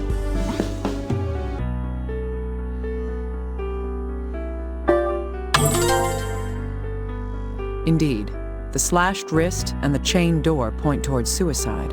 It would seem he was so desperate for death that he would both slit his wrist and set his room on fire. That isn't a surprising conclusion. The knife blade does match the shape of the wound in the wrist. The blood on the blade matches his DNA. Lastly, the deceased's fingerprints were found on the handle of the knife. Those are all true, but there was something odd about that wound on his wrist. First,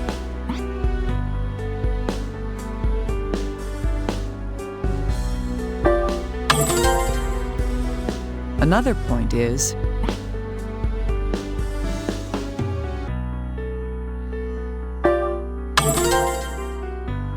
his finger was fractured. Would he have been able to use a knife with a wounded hand? It's very unlikely, but that's not the only thing that raises doubt.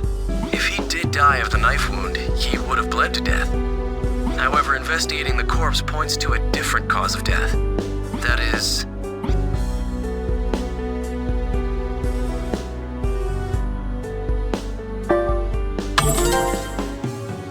That's right, the petechia on the eyes, and the strange bruise on his abdomen. There's more than enough evidence to doubt that this was a suicide. But according to the electrician's statement, the victim seemed like he might be in a state to commit suicide. Indeed, there are too many uncertainties to be able to draw a conclusion at this point. I'm going to have to investigate the scene for myself. Little guy, get me approval to enter the area. Oh, understood. You shouldn't have a problem, Dr. Kimishima. I'm sure my bosses will approve you right away. Yes, but I don't intend to waste any time. I'm going there right now. You deal with the rest on your end.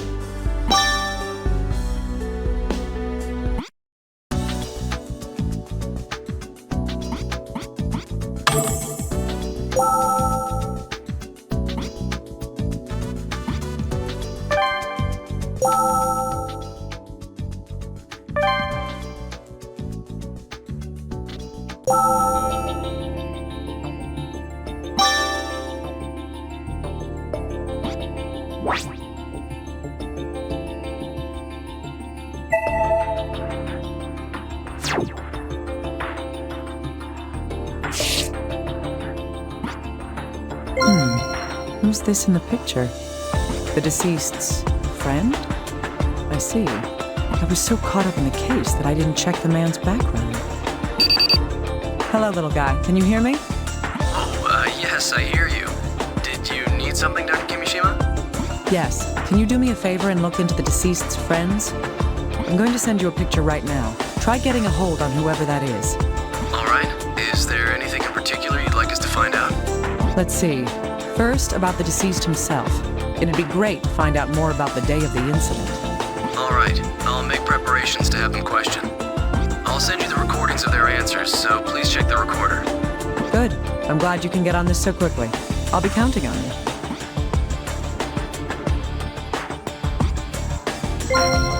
This is where the deceased's corpse was. If this bloodstain is his blood, then...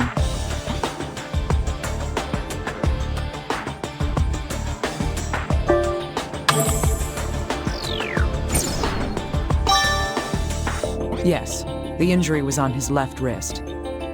From the position of the bloodstain, it would appear he was lying face up on the bed. There was only the one bloodstain, so he didn't move around much after his wrist was slit. If this truly is a suicide, that would mean that he bled to death here. However, the amount of hemorrhaging here seems to be too small for a man to completely bleed out.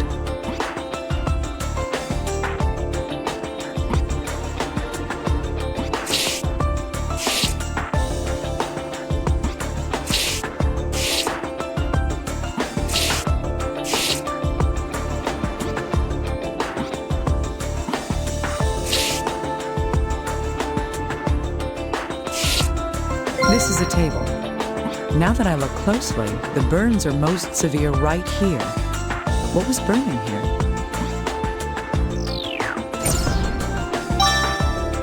If I send this for analysis, I might find out what was on fire on the table.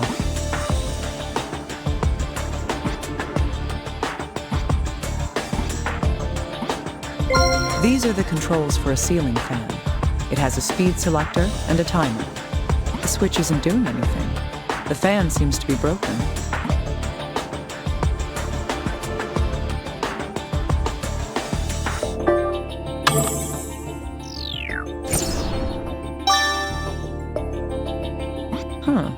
The electrician had supposedly come to fix the air. I need to review his testimony to confirm what he actually fixed.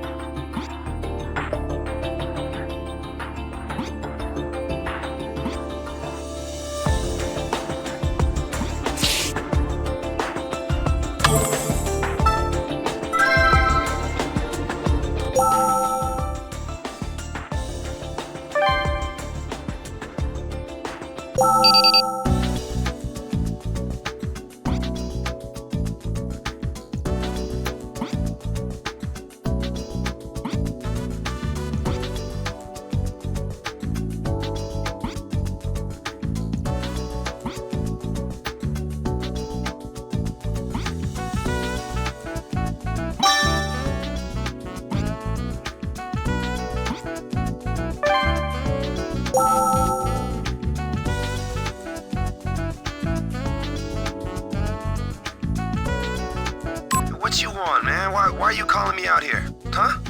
You want to talk about Dennis? You're better off asking his girlfriend. Her name's, Stella. Yeah, she's at the club down on Roulette Street. Yeah, she can probably tell you more about Dennis than I can. That guy, huh? No, nothing. He's a friend of mine, you know? I don't hate him. I mean, we'd been drinking together the night before he died, after all. He did seem pretty flush recently, if you know what I mean. He called me up out of the blue and, said he'd pick up the tab that night. That wasn't really important, it was just how he normally brags. He was all proud of this red Portland Jacks t-shirt he was wearing, too. The red ones are a limited edition or something, they're pretty rare. Didn't you know that? Lame. His job, huh? Yeah, he worked at this crappy little bar in some back alley. Then again, you probably can't really call it a bar either. How did he make his cash? Psh, who knows, man, I don't. Hey, that's why I said you should be talking to his girlfriend. Hey, you guys seriously think that he offed himself? It's just stupid. And he was one sharp SOB, always looking out for himself. I mean, he always thought that if you had no money, then you should get out and steal some. You really think someone like that would just kill himself? Well, it's got nothing to do with me anyway. What you want? Huh?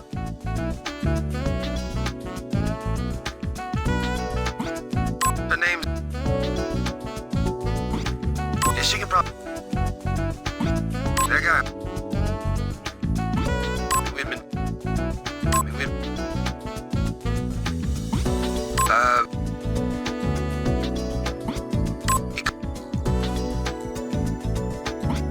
That wasn't really... It was all... A Portland Jacks t-shirt. If he was telling the truth, the victim was wearing that shirt on the day of the incident.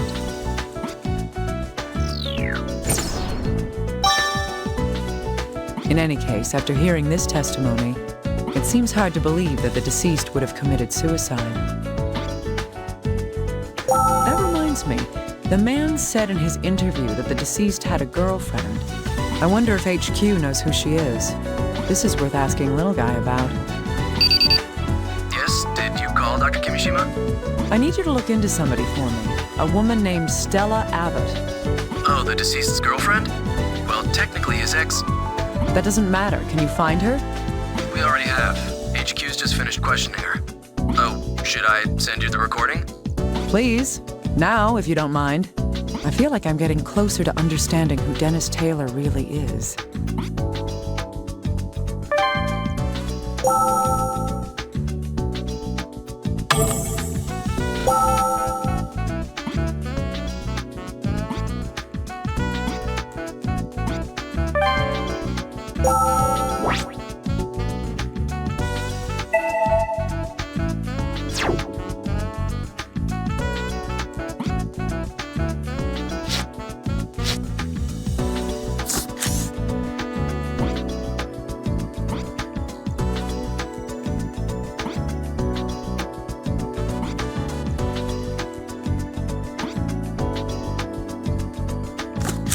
Bloodstain.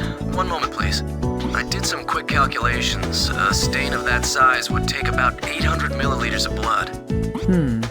The average adult male would have to lose at least 1,500 milliliters in order to bleed to death. This means that...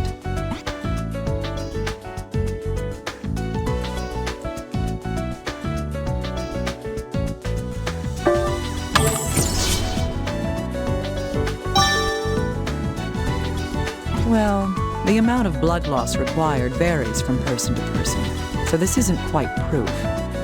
It is unusual, though. I'll have to remember it.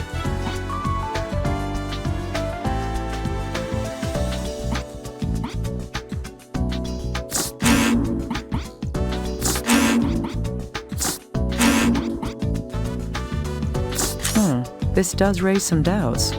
The electrician supposedly came to the victim's room to fix his air, but he didn't repair the ceiling fan? Or did the fan break after the electrician had left?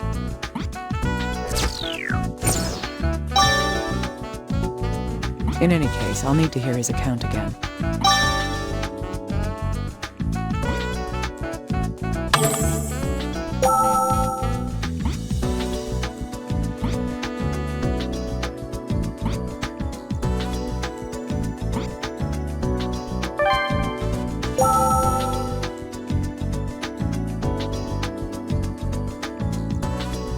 Yes? A murder? A murder? He says...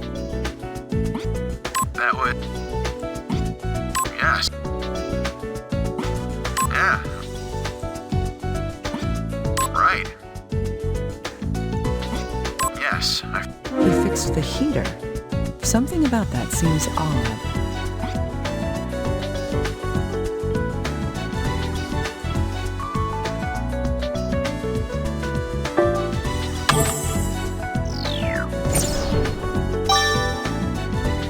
Yes, the deceased's neighbor mentioned that. Summer is already starting. And yet, on the day of the incident, the deceased wanted to have his heater repaired? There's something strange about this after all.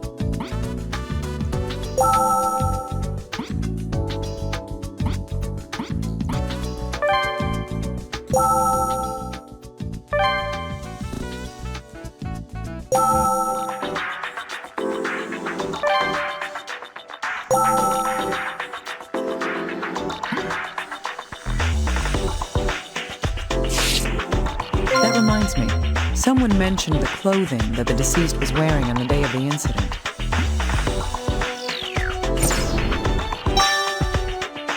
That's odd.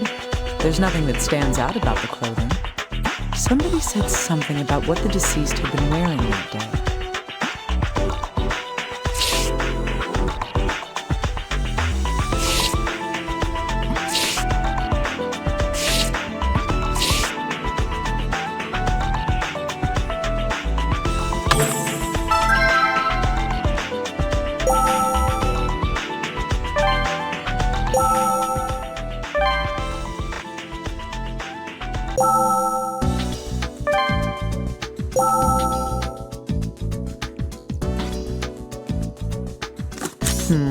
I still have doubts. My main concern about this is...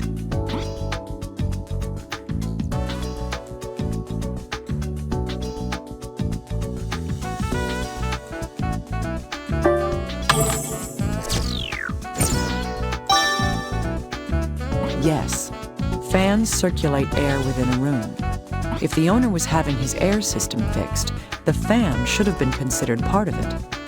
Why then would the electrician fix only the heater and not the ceiling fan?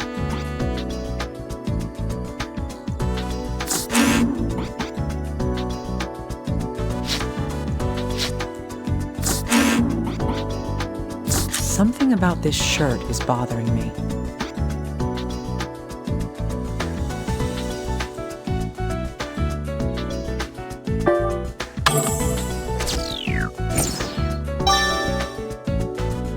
That's right. The deceased was apparently wearing a red t-shirt on the day of the incident. Did he change after he got home? Or was there some reason for changing his shirt?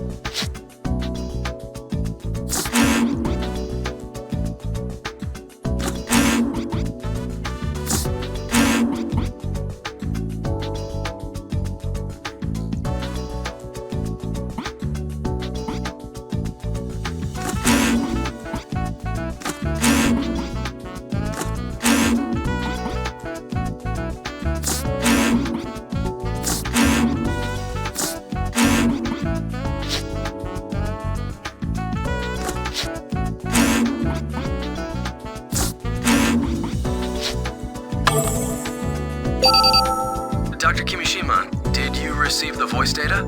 From the deceased's girlfriend? Have you sent it?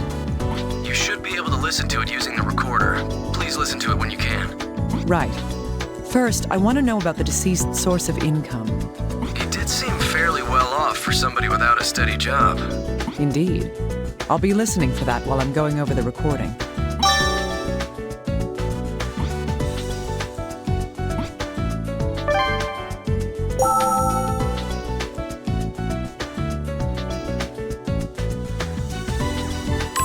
Seriously?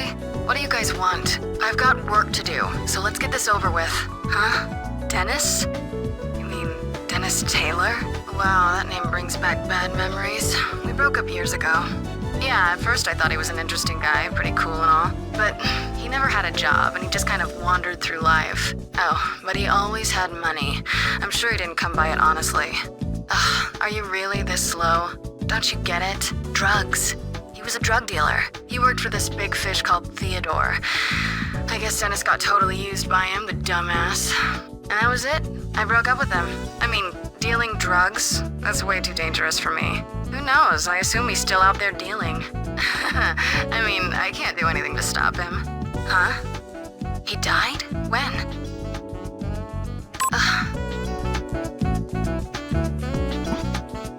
I've got... Huh? Wow. Yeah, but... Oh.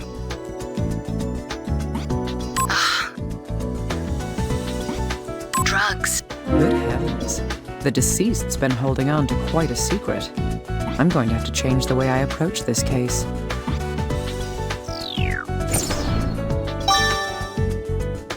Let's go through the information we have, now that we know the deceased's true identity. Unbelievable. The deceased had this hidden dark side to him. This is looking more and more like a case worth investigating. If Dennis Taylor was a drug dealer, then there could be a variety of reasons to kill him. Still, I can't let my prejudices cloud the truth. I need to remain objective. However, it seems that we're going to have to change our views regarding this case. Right. I'll prepare the CSI's ALS. ALS? The advanced light source that can adjust the wavelength being emitted? That's right. An object's visibility depends on the light being reflected from that object. The ALS lets you select a particular wavelength to focus only on what you want to see. Or hide what you don't want to see. Huh? Oh, no. I'll try using it. Thanks, little guy.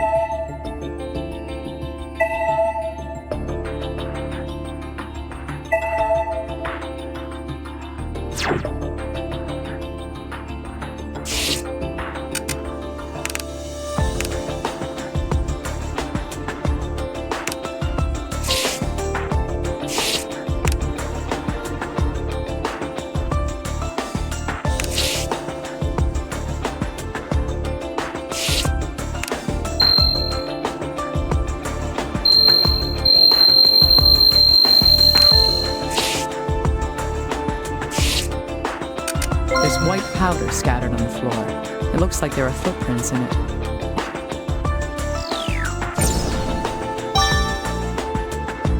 I can guess at what this powder is, but I should send it in for analysis just in case.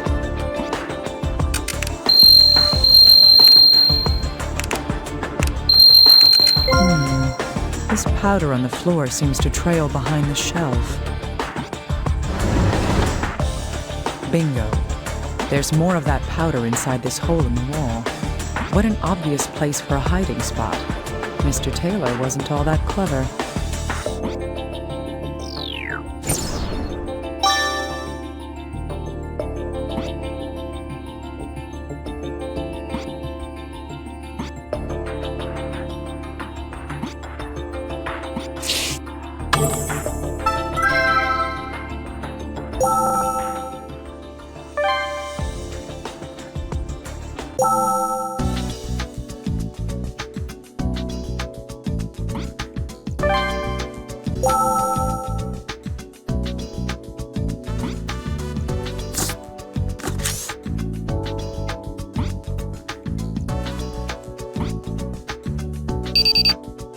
Dr. Kimishima, about that white powder that was spread on the floor. There were traces of drugs found within it. A number of different sets of footprints were identified in that powder as well. They all belonged to the firefighters, police, and you, of course. I see. That means...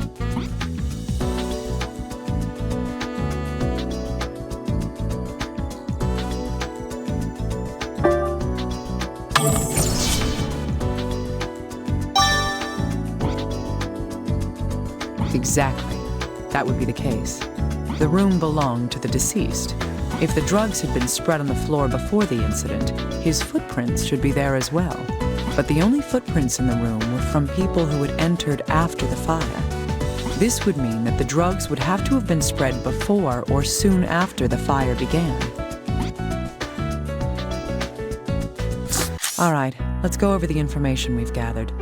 First, the white powder.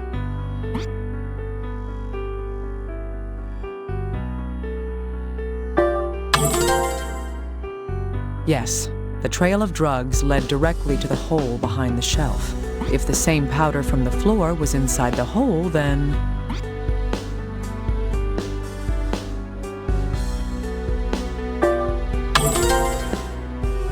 That's right. But there weren't any drugs inside the hole. The layer of drugs had footprints from the firefighters, the police, and me left in them. All of the footprints had something in common.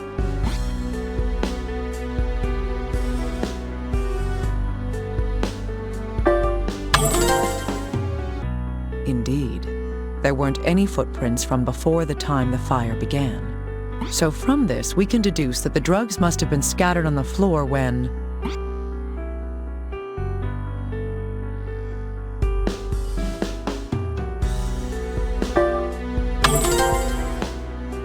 Yes. If I take this even further, I'd say that it would have been after Mr. Taylor stopped moving. In other words, it must have happened between his death and when the fire started. But why were there drugs on the floor?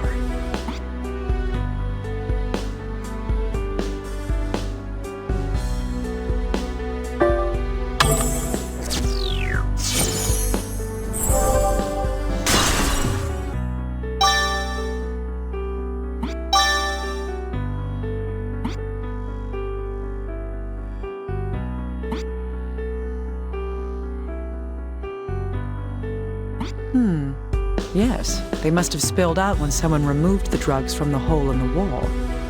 Dennis Taylor was killed, and someone walked out with the drugs.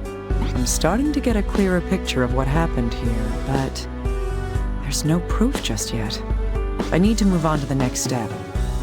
I should consult with Little Guy about this. Dr. Kimishima, have you confirmed that it's a murder after all? I don't know how you heard about that so quickly, Little Guy. Have you been eavesdropping on me? Huh? What? No, Forget it. I can see right through you. Oh, right. I have a new tool for you. It's luminol. Do I need to explain it to you? A chemiluminescent material based on reducing 5-nitrophthalhydrazide with sodium dithionite. It reacts to iron and hemoglobin by glowing, making it useful to find otherwise hidden bloodstains. Anything else? No. Good. I just spray this onto suspicious areas, then shine the ALS on it, right? I'm sure it will be useful. Thank you, Little Guy.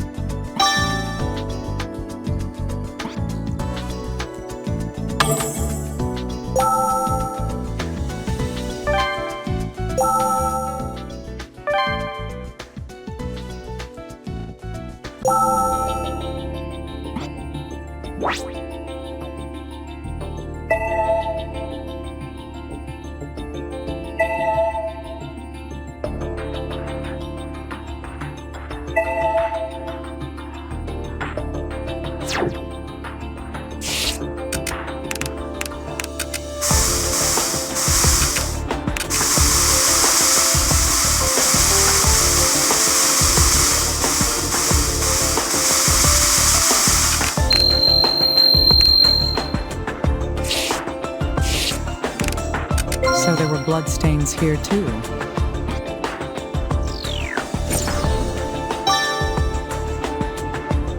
If these are from the deceased, we may be able to use this with something else that we know.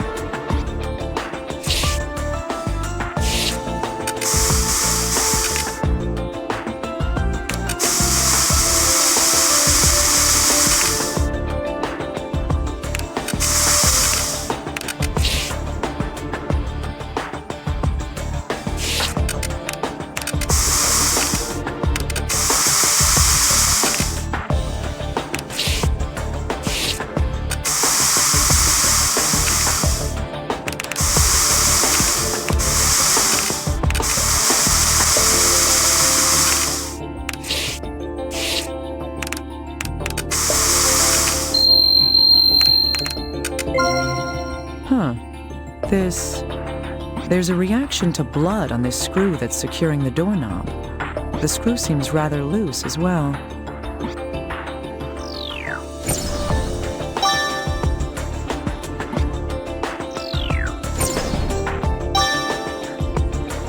Come to think of it, the door to this room was chained shut when the fire started.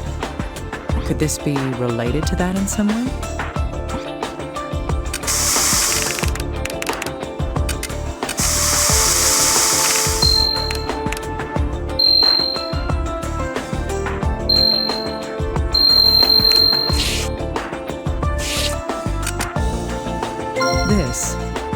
There's a rope wrapped around the shaft of the ceiling fan. There's no mistake, those are bloodstains.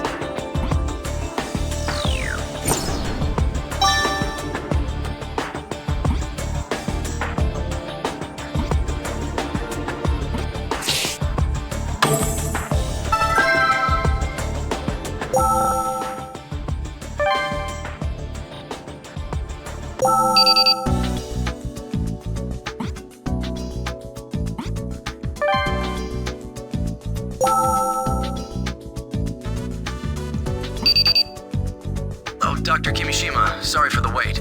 The analysis of the burnt material has come back from the laboratory. Calcium hydroxide was detected in the sample.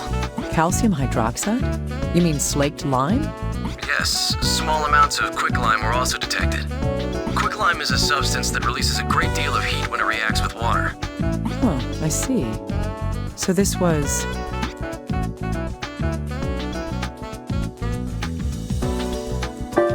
I agree, but isn't it odd? If the killer wanted to start a fire, there are far easier ways to go about it. You're right. There must have been a reason for this. It's our job to investigate that, isn't it?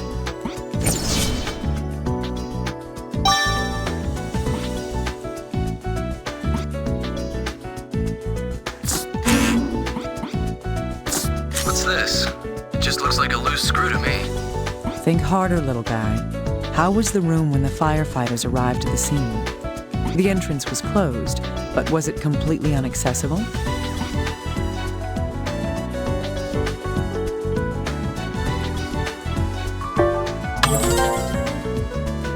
That's right. The chain on the door had been attached, but the door itself wasn't locked.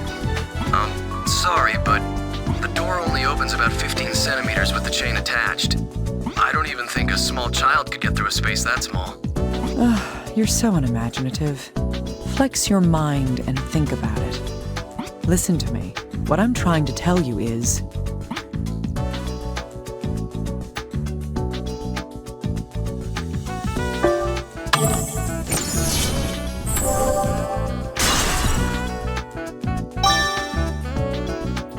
This loose screw tells us everything.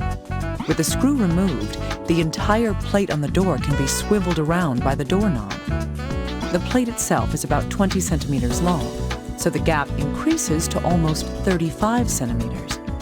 How big does somebody have to be that he couldn't fit through a space that size? Oh, I see now. That's more than enough room to get past the door. So the killer just screwed the plate back on from the outside after he left the room then? I think that's the most likely explanation. But the killer was in plain sight once he was outside the door. He wanted to finish quickly. The killer couldn't completely tighten the screw and left the area as we found it. Wow, that proves proves that this isn't quite the locked room mystery we thought it was.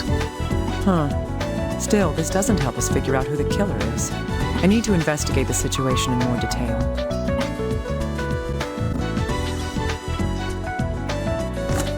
Dr. Kimishima, we've identified the blood on the screw. It's a DNA match with the victim, Dennis Taylor. Why would his blood be there, of all places? It's simple. What happened was...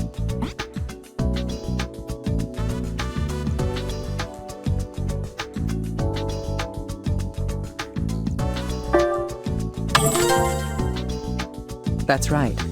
It's probably because he touched the murder weapon. Wait, why would the killer touch that screw with the murder weapon? He would have to, if the weapon was...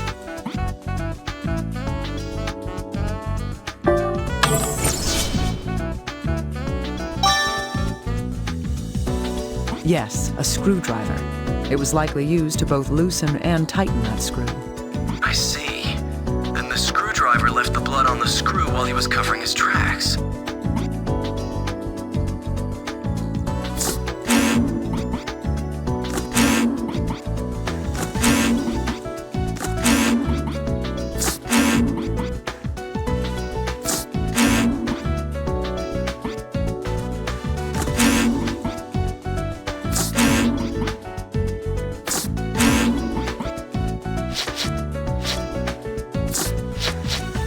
Yes, these two pieces can be combined into one. The rope wrapped around the ceiling fan is what caused it to break.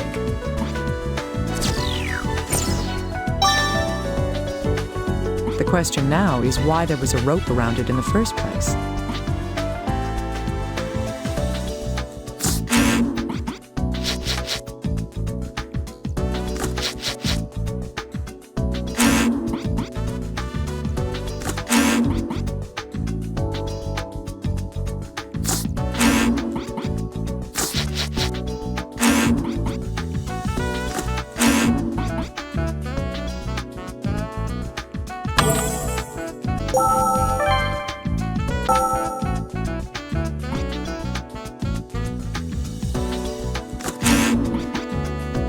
The fire began near the fallen table.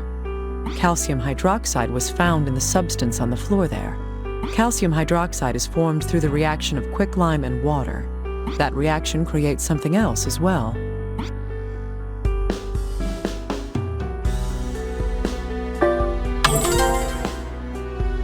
Yes. Quicklime releases 65 kilojoules of energy per mole when it reacts with water. This was the method used to start the fire in this room. First, you would place a glass of water on the table. You would also put quicklime around the floor and on the table near the glass. When the table falls over, the hydration heat caused by the reaction would cause a fire. But why would the killer go through such a complicated plan to start a fire?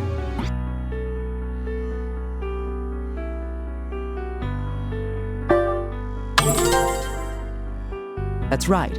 If all he wanted was a fire, he could have just set something on fire. The killer needed to have a delay until the fire began. That's why he devised a plan that made use of two components.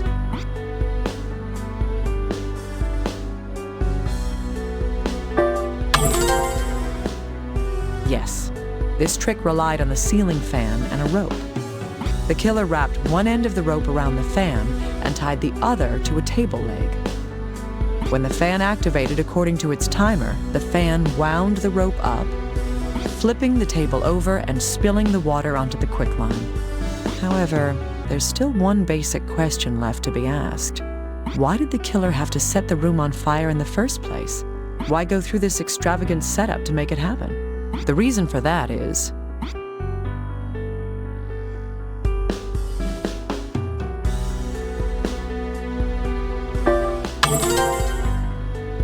Exactly.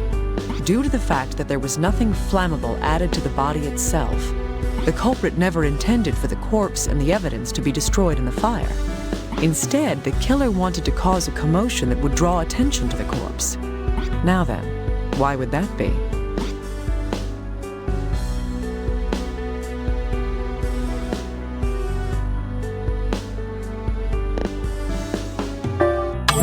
That's right. by delaying the start of the fire. The plan was to have enough time to create a viable alibi for when the fire began. It's easy. I mean, with this method of misdirection, the culprit could start a fire hours after having left the crime scene entirely.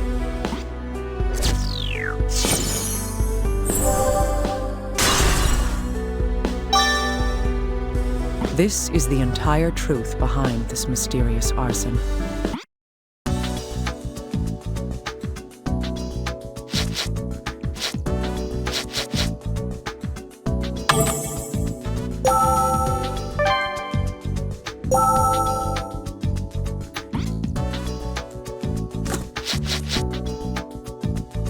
Yes, these pieces of information are hiding an important fact. I didn't notice because the bleeding had stopped completely, but this isn't a bruise. It's a stab wound. This strange pattern here is likely...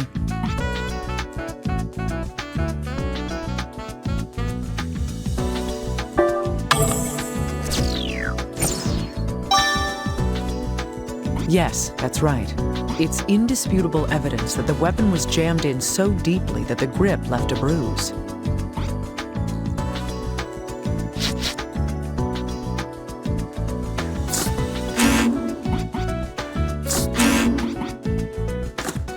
That's right. There were 2 different bloodstains left in the deceased's room. Now, which of these bloodstains happened first?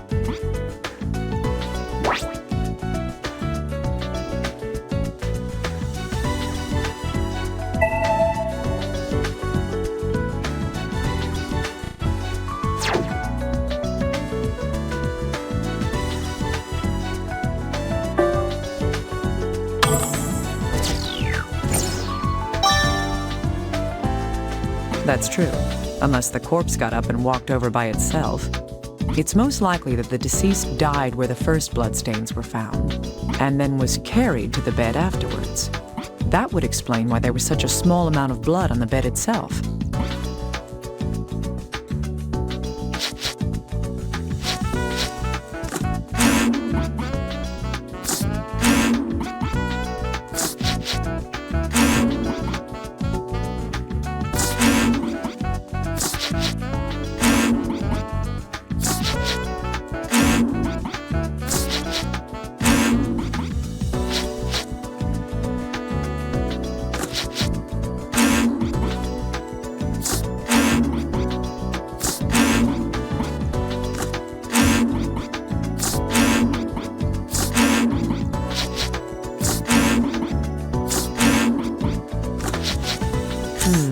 Yes, these do lead the way to a definite truth.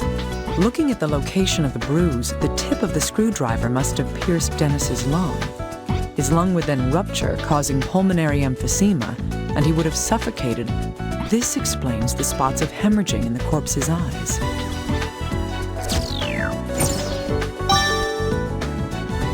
What actually happened that day is slowly coming to light now.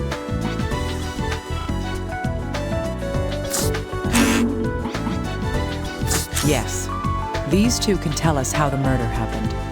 On the day of the incident, the killer came to the victim's room and stabbed him in the torso. The murder weapon was...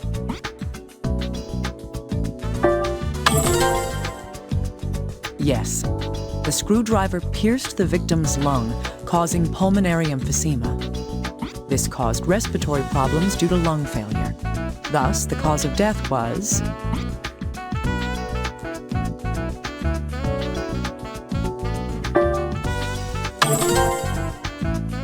After this, the killer moved the victim to the bed. This is most likely because...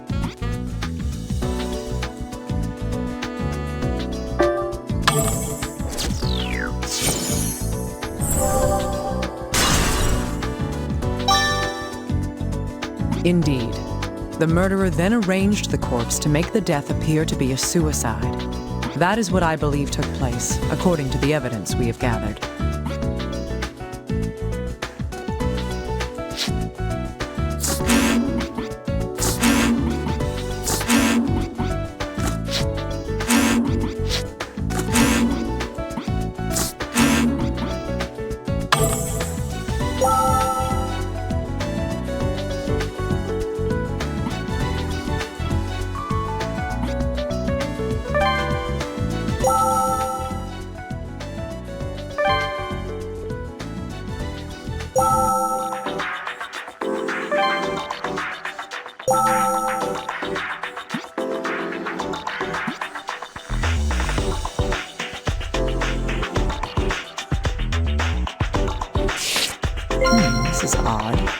there's something missing that should be here. If the puncture wound in the abdomen is the true cause of death,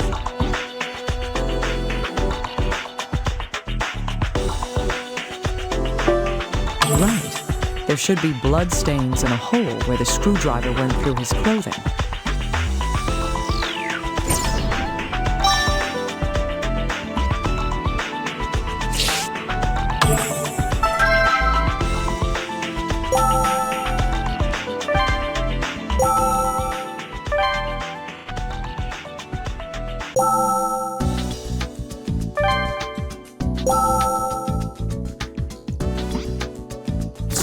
Yes, these pieces of information can tell us something. According to Mr. Taylor's friend, on the day of the incident, Dennis had been wearing...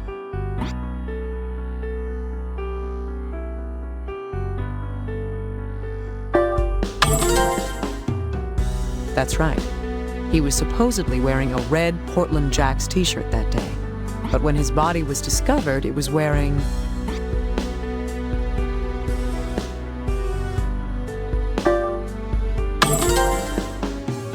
Yes, his corpse was found wearing a white shirt. In other words, his clothing had changed. And yet, if that was all we know, we couldn't rule out if the deceased had changed his shirt himself. However, if he had, there would still be a discrepancy.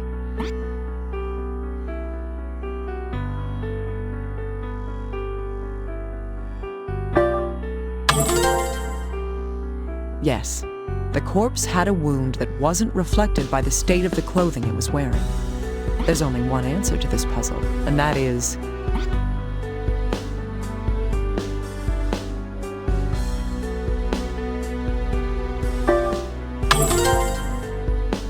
Indeed.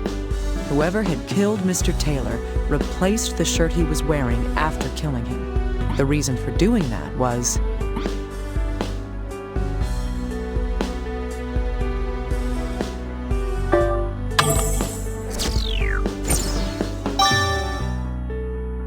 Exactly. It was probably to hide the stab wound and make us believe the cut wrist was the cause of death. The killer staged the suicide in order to mislead us.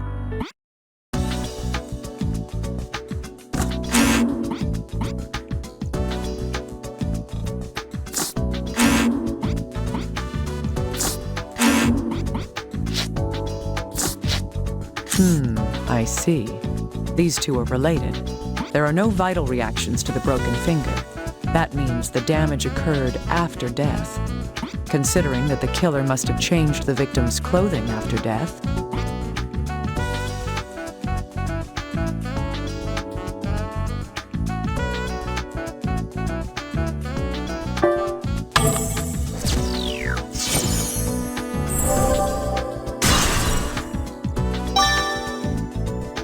That's right. The killer broke the corpse's finger while changing the shirt on the body.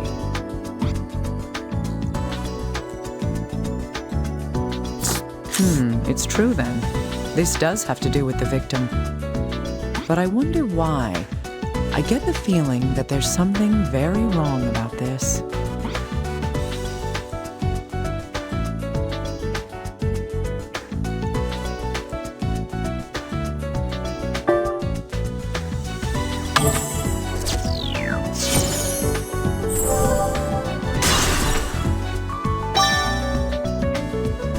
Indeed. At first glance, it doesn't seem like these refer to the same person at all. On the one hand, drug-dealing scum enjoying his life. On the other, a man with suicidal depression. Either one of these clues is false, or there's more to this shady business that I haven't found out. In either case, the truth of the matter is that he was indeed a drug dealer. Dr. Kimishima, how's the investigation going? I've almost uncovered the deception, but the truth hasn't completely been revealed. I see. So we can't arrest the culprit yet? That's right. I need conclusive evidence that can help us identify the killer. The most reliable giveaway would be if we could find a fingerprint at the crime scene. However, only the victim's fingerprints were found when HQ searched the room. I'm not surprised, considering the lengths the killer's gone to hide his tracks. The murderer was probably wearing gloves while the crime was being committed. Mr. Isn't there anything the killer might have touched? Something that would require him to take his gloves off? It's hard to think of anything. Well, the best evidence would be on a hard, slick, inorganic substance. It doesn't matter what size it is. All we can investigate are the crime scene, the corpse, and what the corpse was wearing. Could there be anything among those items that the killer touched with a bare hand? I'll have to investigate further. Thank you, little guy.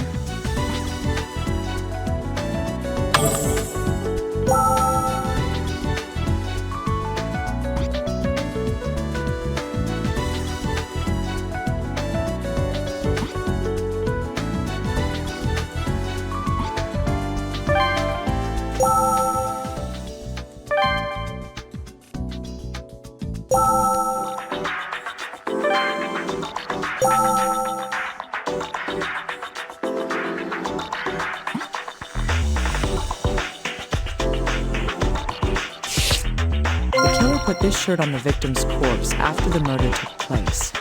That would mean that the killer would have had to button the shirt up as well.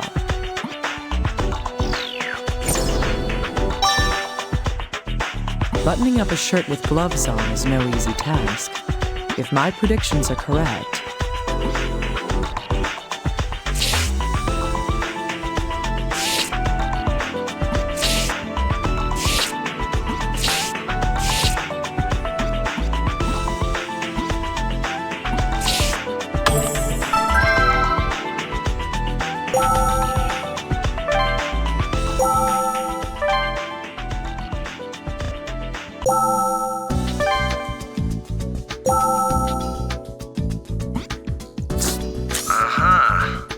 on the victim's clothes, huh? I'll look into them right away. One moment, please.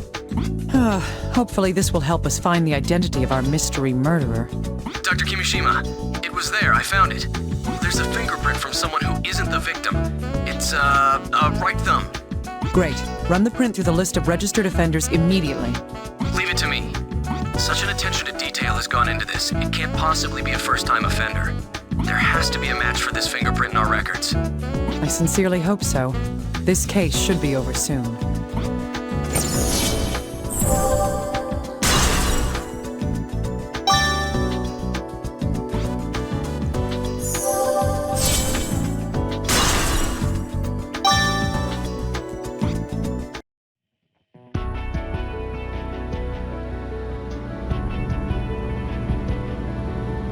The dead shall speak. Let's put together the truth of what happened here.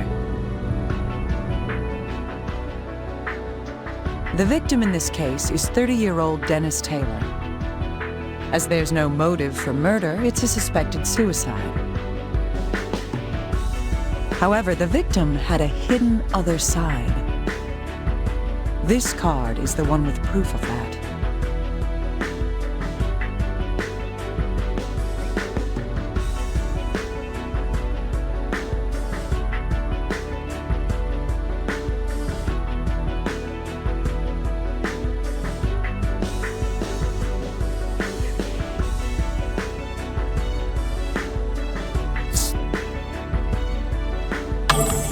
Yes, while he did work at the bar, he also dealt drugs. This case is related to the victim's drug activities. The proof of that is on this card.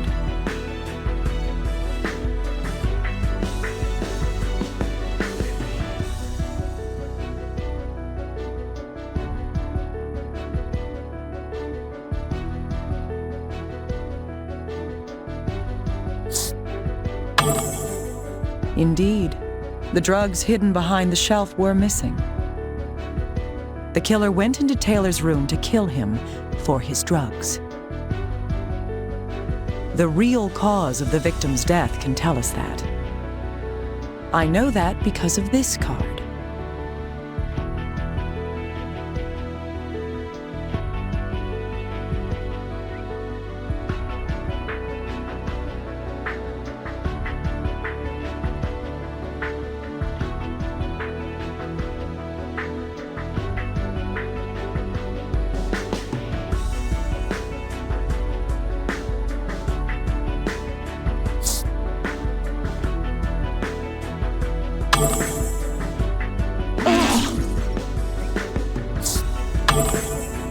Right. The wound on the wrist was not the true cause. Next, the killer disguised the murder as a suicide. This card proves the misdirection used to hide the murder.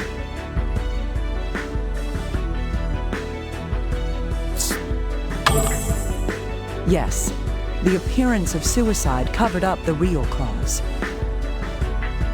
The next topic is the secret hidden in the room itself. The murderer used a trick to create a locked room mystery. It was made to seem as if the victim was the only one there. This card shows the trick that had been used.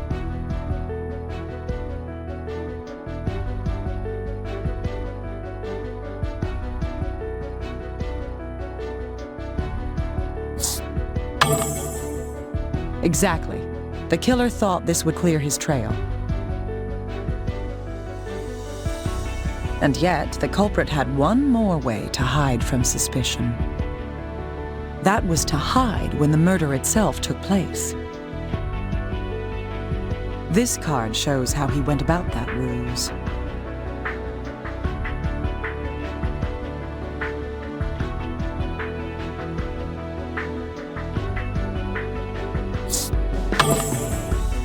The murder took place 3 hours prior to the fire's start. It's natural to assume that if the room was locked, then the crime and the fire would be at the same time. The plan was perfect. No fingerprints were left in the room. However, there was one thing the killer hadn't counted on. There was one task he needed to remove his gloves to do. This card is evidence of that task.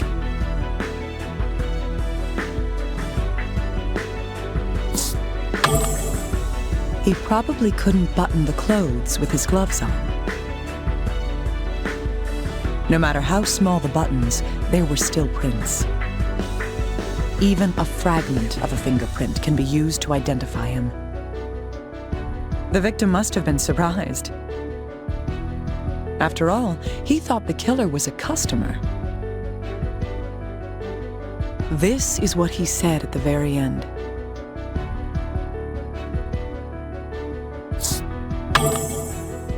Stop! You! No! The final flickers of this soul's light show me the truth.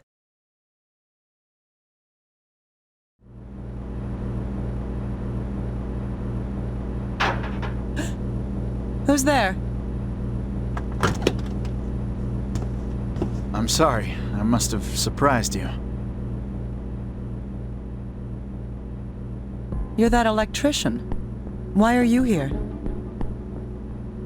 Oh, I was called up because a switchboard blew. I need to have it fixed by tomorrow. I see. That sounds difficult.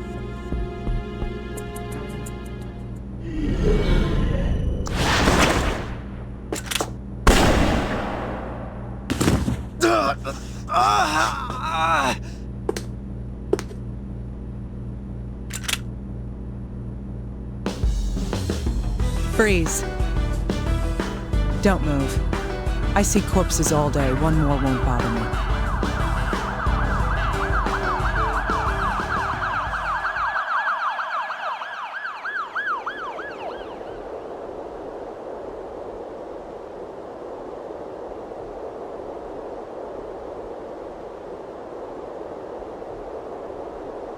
Naomi! Are you hurt? I'm sorry. I should have stayed.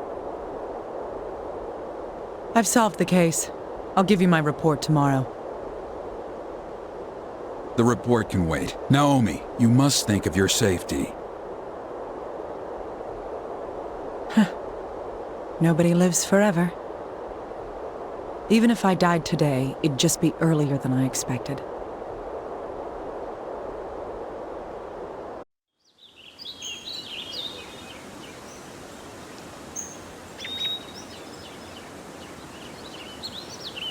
Hank, thank God. Can you get in surgery right now? Yeah. What's wrong? I just carried in an emergency patient, an attempted suicide. Just why? What? Why did the patient try to commit suicide?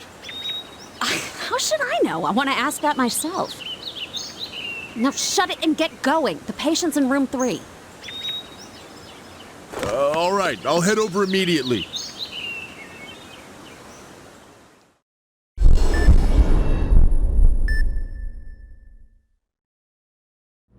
Bring out the synthetic foam too. They're ready to go. Will 8 through 14 be enough? No, we should have 16 ready too. Ah, I'll go Dr. get it. Freebird. Please I'm bring glad that you Staples made it too, in time. Good thinking. Okay, I'll go get Dr. those as well. Tachibana, I'm sorry if I made you wait. Not at all. I always enjoy assisting you in surgery. Thank you. Well, let's go over the procedure then.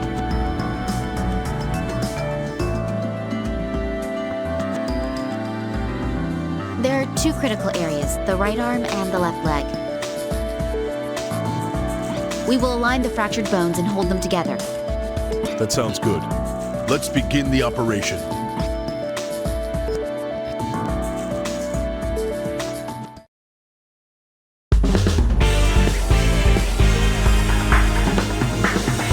Attempted suicide, huh? It's just unacceptable. Yes, we must save her. We'll begin by treating her upper arm. Let's continue, but be careful.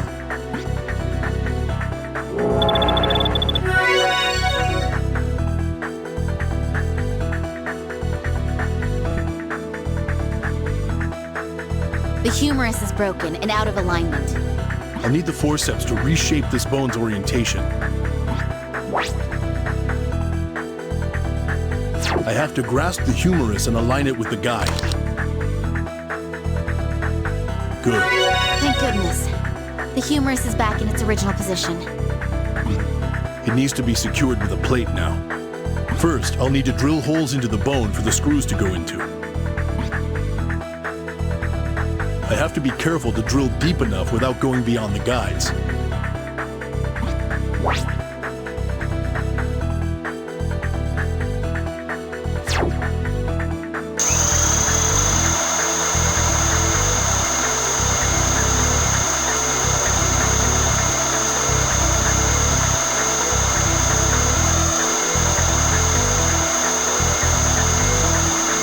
The first hole has been drilled.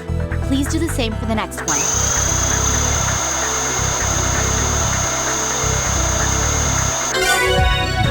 Rock solid. Beginning the bone securing procedure. Understood. Already the plate. Securing the fracture with screws. Please be careful not to tighten it too much. Yes, of course. I just need to stop it at the guideline.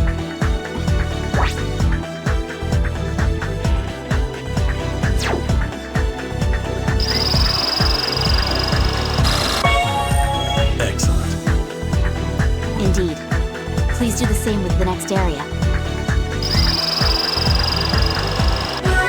The right arm has been treated. Let's continue to the left leg. I'll make sure we succeed. Let's keep going.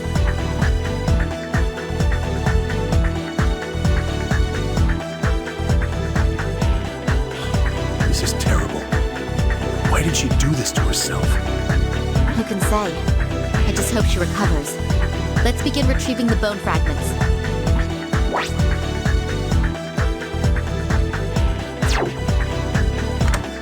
Next fragment. Please reshape the bent bone to make it align with the guide. Please reshape the other bones as well. All right. Placing the bone fragments.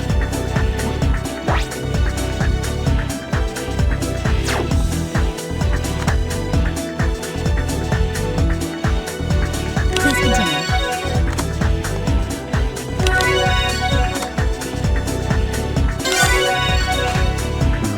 We seem to be missing a fragment. Did we replace all the ones we extracted? That's odd. You didn't find it inside the leg? We don't have choice. Get the synthetic bone.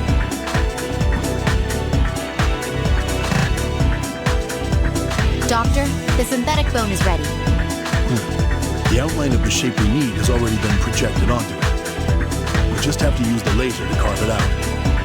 Yes. Well then, please begin. Make sure not to divert from the guideline while cutting it.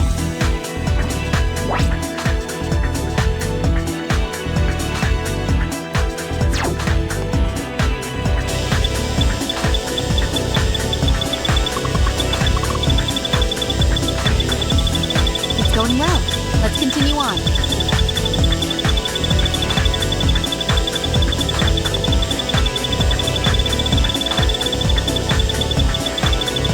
It's going well today.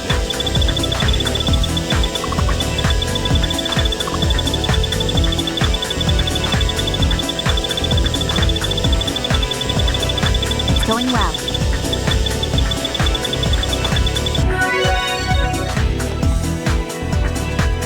All right. Next.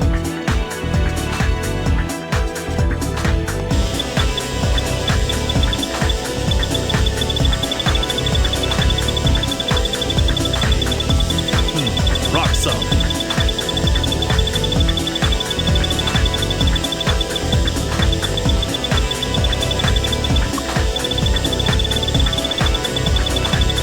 Perfect. That was amazing.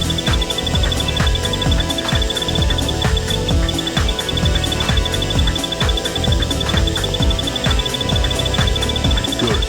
Cautiously continue on.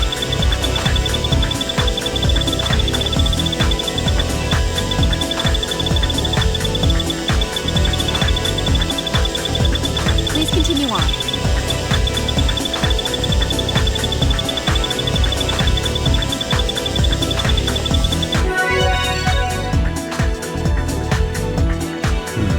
Rock solid. This can be used in place of the lost fragment. Excellently done, Doctor. The synthetic bone you shaped is ready. Please place it in the area. All right. The synthetic bone has been placed. Now we can secure it into position. Bring me the drill.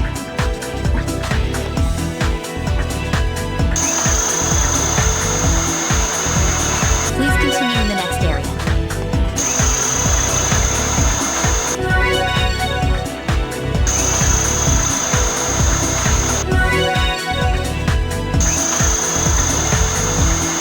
It's going well.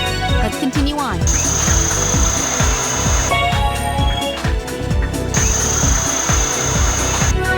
All right. Now we need to secure the plate with screws. Please be careful not to tighten the screws too much.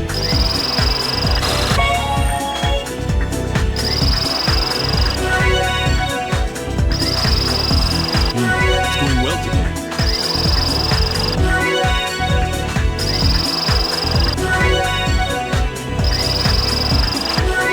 All right. Next.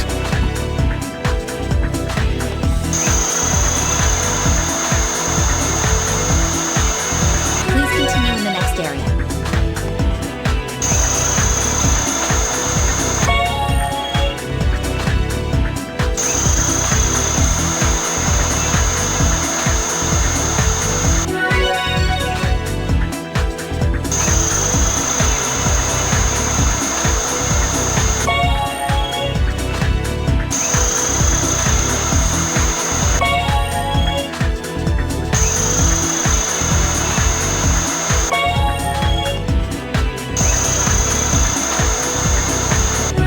All right.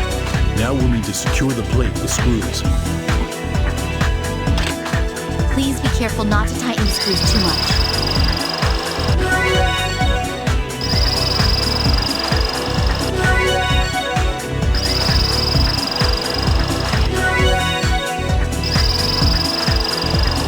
Perfect. That was amazing.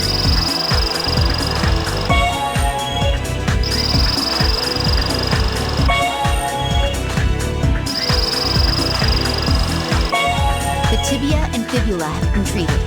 Let's move on to the femur. Doctor, will we be securing the femur with plates? No. In this case, I'll be treating it with pin fixation. Let's begin by treating the condyle. Understood. I'll get ready. I'll first need to use the drill to create a guide for driving the pins.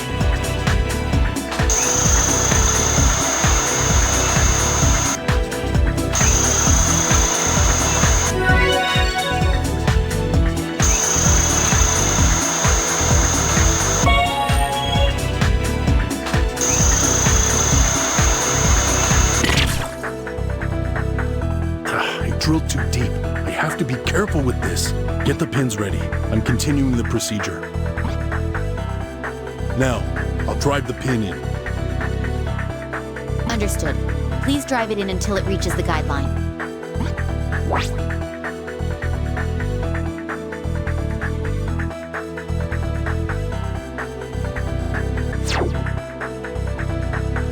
All right, continuing the treatment. Already the next pin.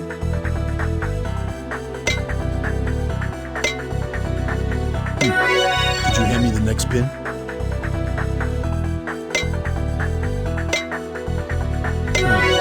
Rock solid. Let's shift our focus to the neck of the femur. First, we need to use the drill. Readying it right now.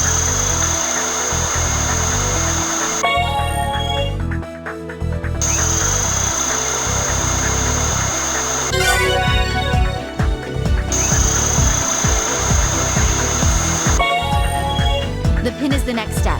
Please be careful with it. The pin is ready to go. Just drive it in until the bone meets the... Splendid. Please continue. Here's the next pin. Please do it the same way. This is the last pin. Please drive it in. Well done. That completes this treatment.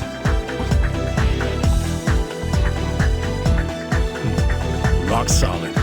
Let's close up the operation field now. The stapler is ready for you. Please close the incision along the guide. Please continue. That was in the right place. That operation wasn't a problem. Let's be thankful for that. Excellent work as always, Doctor. Don't thank me. I just hope this girl finds her passion for life. Yes, I'm sure she'll be all right.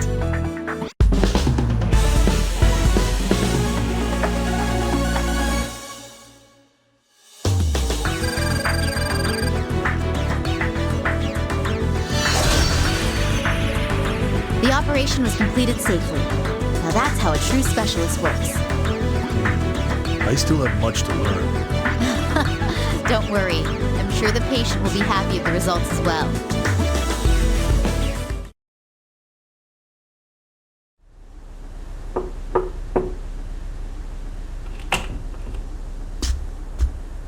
How are you feeling?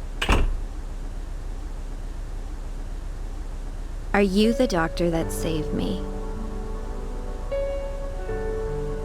Why? Why? It's our duty to save patients' lives. Don't lie to me. I'm tired of hearing crap like that. What? Forcing people to believe you're right all the time. What's so great about being alive? What's so bad about dying? What do you gain from being dead? It's a hell of a lot better than being alive, at least. The world is just full of hypocrites like you. Your leg should be fine in 2 months. You'll be out soon. I'll check in on you later.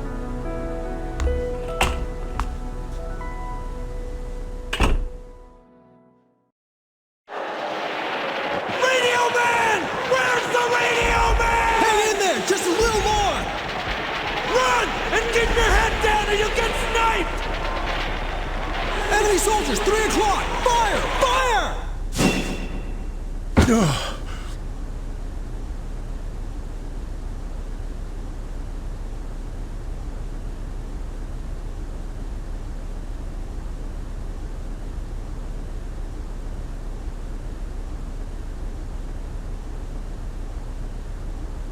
John. I don't know what's right anymore. Maybe they're right. I'm only saving people to feel better about myself.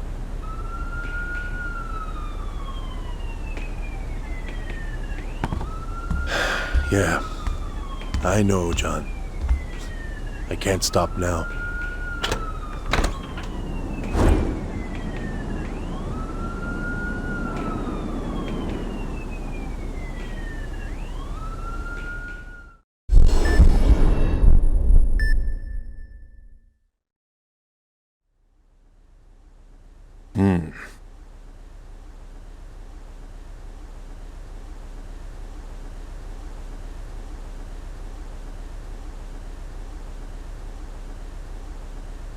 Finished.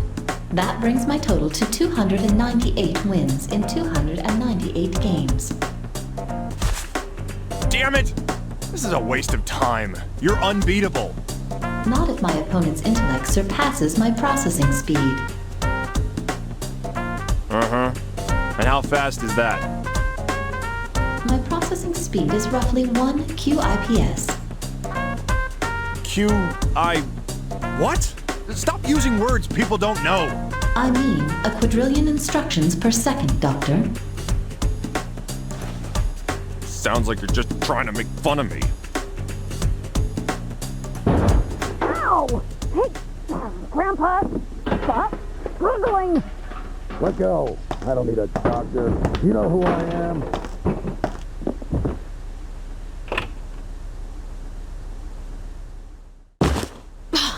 Damn stubborn old man.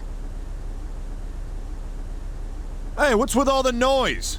Go fight somewhere else.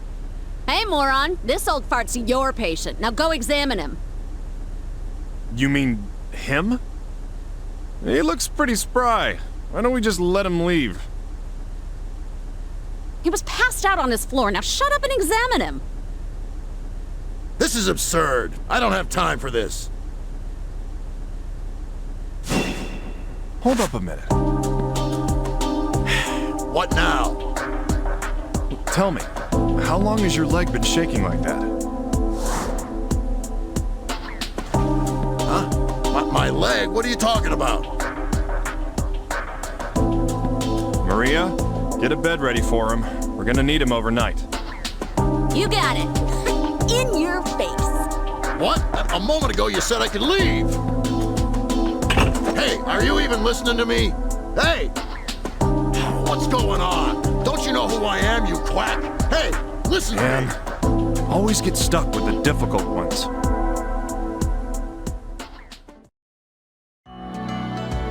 So, Roni, who in the heck is that crazy old man? He is Jacob Tillman, Assistant Secretary of the HHS, Doctor. Assistant Secretary? Politician, huh? I should have just sent him home. No, Doctor. He is suffering from an ailment of some sort. Yeah. Too bad we can't pick our patients, huh? Oh well. Might as well go take a look. Shall we?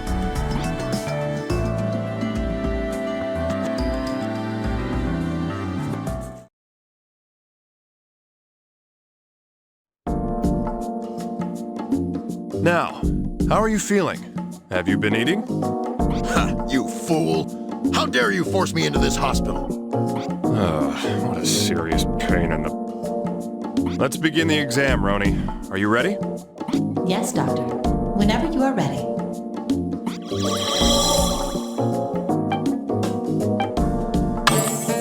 Well then, let's start with you telling me about the symptoms you're experiencing. I'm not saying anything, you jackanape. So that's how it's gonna be. Well, go right on ahead if you don't want to ever be discharged from this hospital. You utter bastard. Fine. Ask your questions. Huh. I didn't ask to be examined. Yes, I collapsed, but I simply wasn't feeling well. I'm not as young as I used to be, and I've been under quite a lot of stress.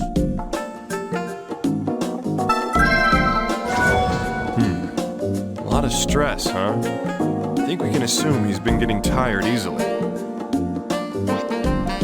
Heck, serves him right. I'm exhausted just having to deal with him. Isn't that so, Roni? Do not share your pain, Doctor. New symptom observed. Gets tired easily.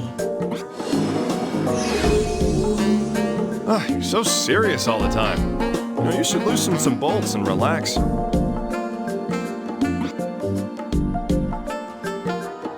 There's so much to be done. And you're not helping. Quit wasting my time and issue my release.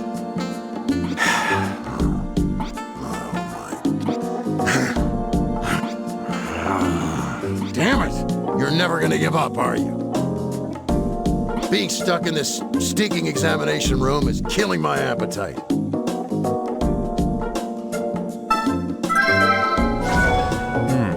So his appetite's been decreasing. Maybe he's been trying some of the food here. Roni, I want you to make a note of the patient's appetite. Also, jot down that the hospital food sucks. Must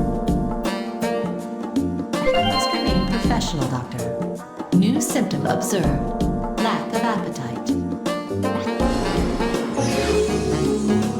Right, professional. One day, I'd love to hear all about that. Honestly, I haven't eaten much, but I feel queasy and bloated.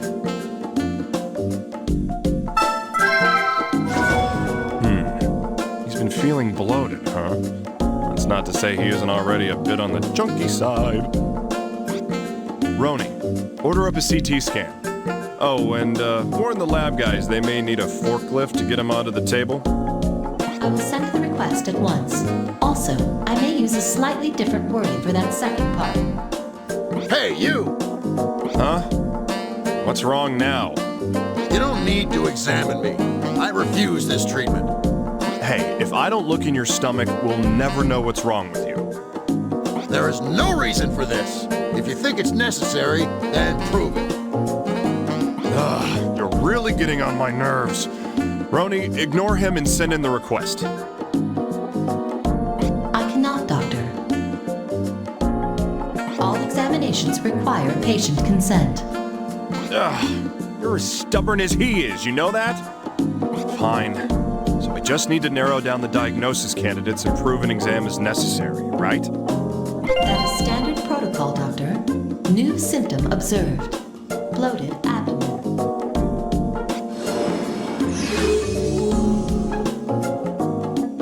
So what? Doesn't matter. Just sign your little forms and discharge me. Looking at your stupid face makes me even more nauseous. He said my face makes him feel even more nauseous? That means he was already feeling nauseous before he came here. How's that for deduction, Roni? Make a note of it. Understood, Doctor. New symptom observed. Nausea.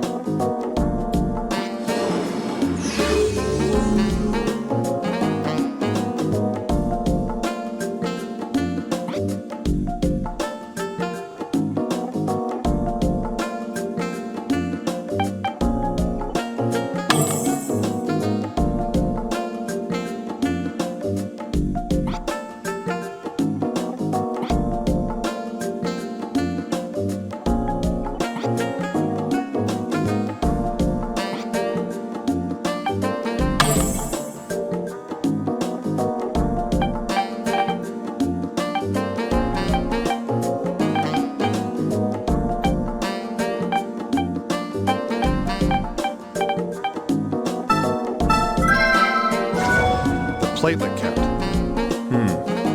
It seems unusually low. Roni, add that to his records. Understood, Doctor. New symptom observed. Low platelet count.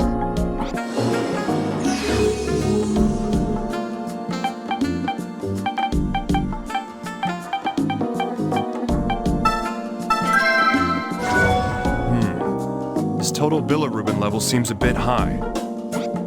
Roni, make a record of that. Understood, Doctor. New symptom observed. High total bilirubin level.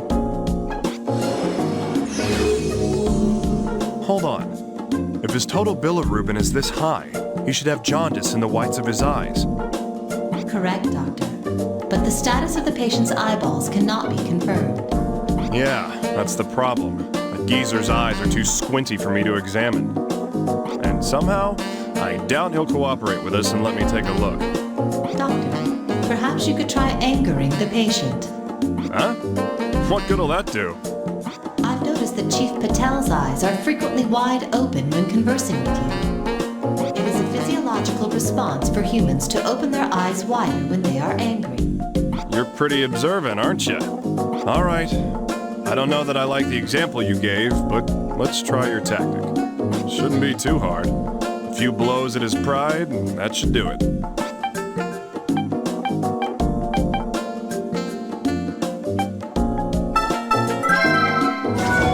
Yep, his AST level is rather high. Roni, record the symptom. Understood, Doctor. New symptom observed. High AST level.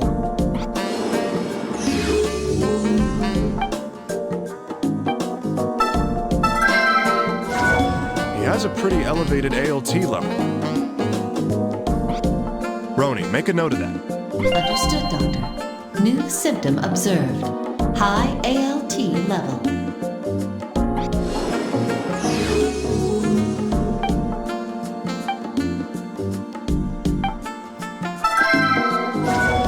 Interesting. His cholesterol level is unusually low. Roni, make a note of that too. Understood, Doctor. New symptom observed. Low total cholesterol.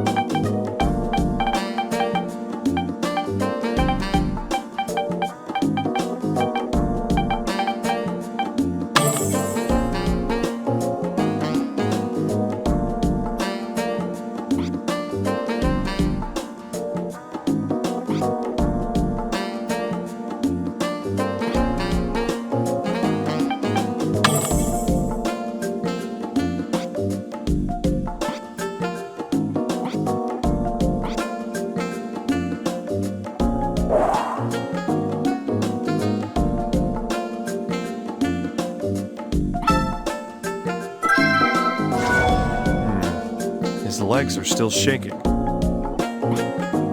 That's definitely worth making a note of, Roni. Understood, Doctor. New symptom observed. Shaking legs.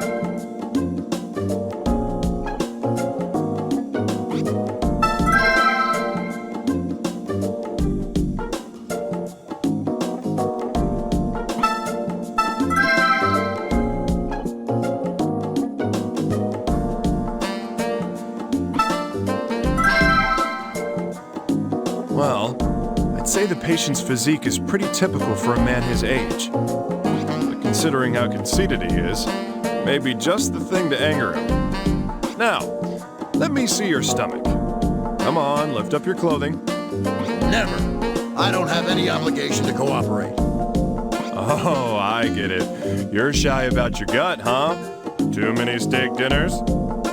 Don't be ashamed. I'm not someone to judge a patient, no matter how fat they are.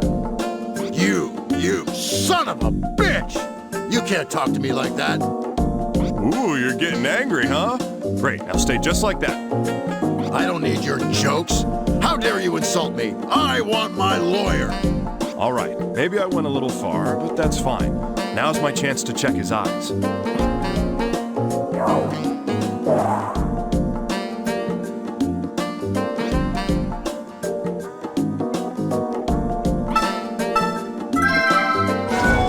Yep, discoloration in the whites of his eyes. Looks like jaundice.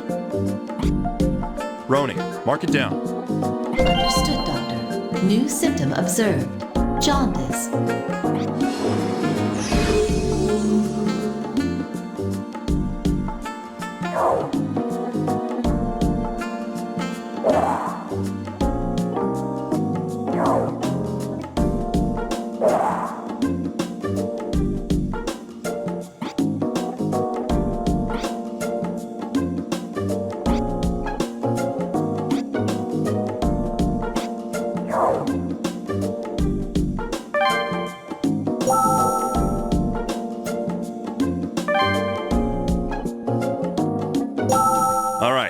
Time to prove the need for a CT exam. We should compare our symptoms to the possible illness candidates.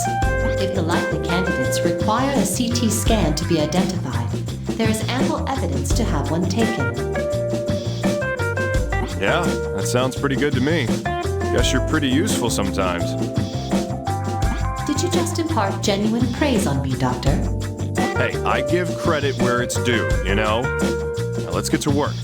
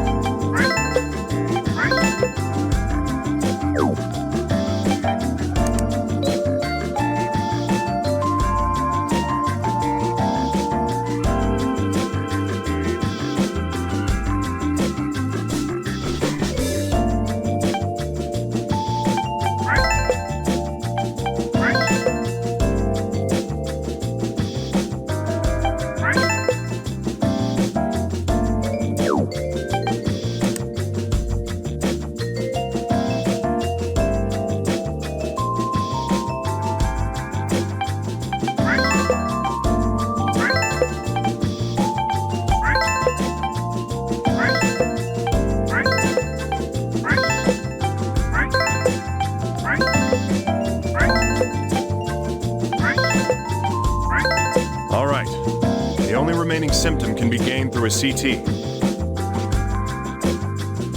I concur, Doctor. The necessity for a CT examination is undeniable. Excellent. Looks like our favorite patient's about to get a CT scan. We should move to the examination room then.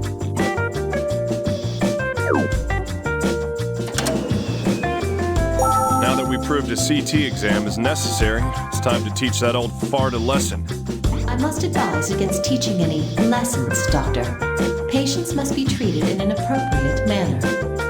Oh, I know, Roni. I'll treat him just how he deserves.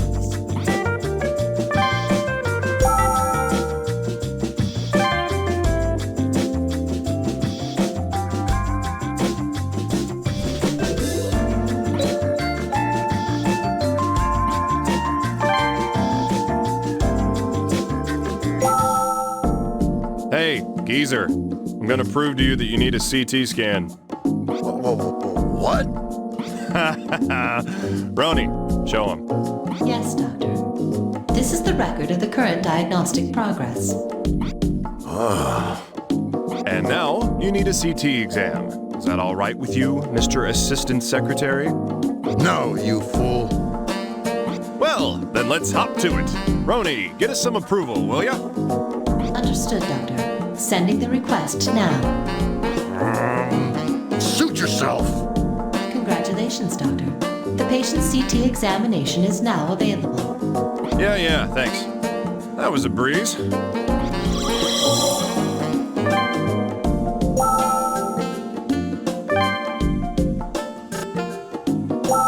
Ugh, I'm exhausted. Why did it have to take so long just to do an image analysis? The images from the CT exam are ready. Please look over the results, Doctor. Don't I get a break? Could have sworn we're supposed to have scheduled break time, right?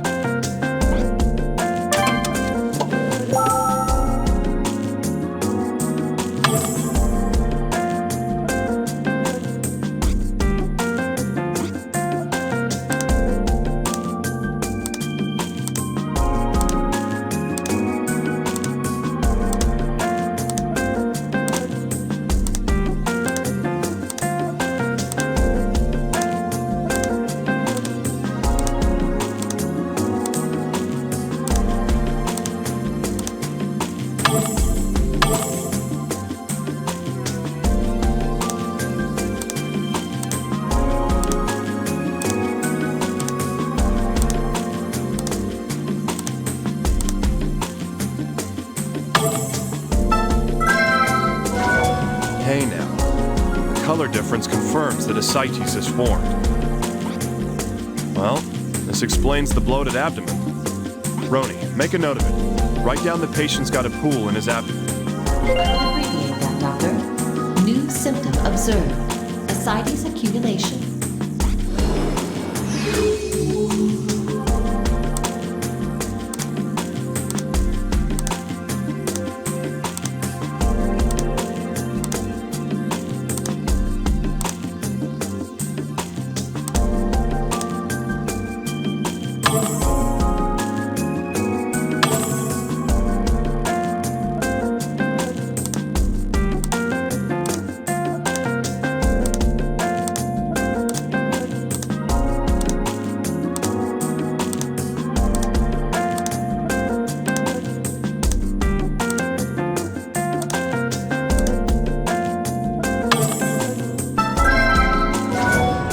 Liver's the size of a penguin. That ain't normal.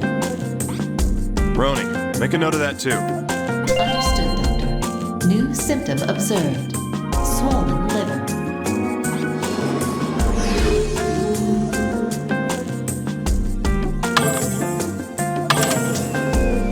We've got all the materials we need, Roni. Let's continue with the diagnosis back in my office. Yes, Doctor. I've already made the data ready for you in the office.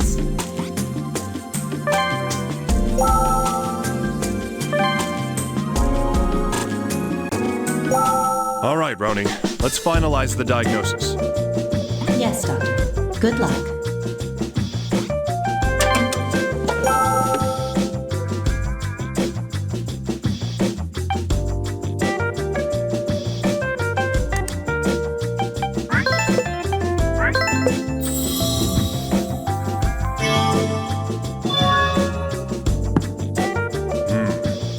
Congestive liver failure. It's common for this disease to be just a complication of something linked with heart failure. Would you like to make a note of the congestive liver failure and continue the diagnosis? Better safe than sorry. Let's continue on with the diagnosis. Roni, fill out the necessary paperwork. Understood, Doctor. Please begin investigating the patient's primary disease.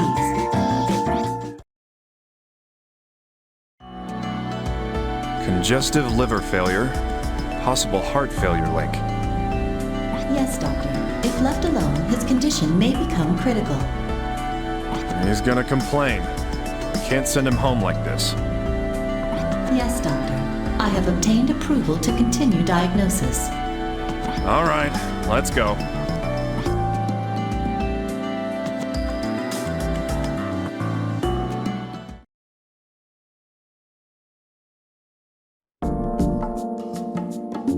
So, you understand?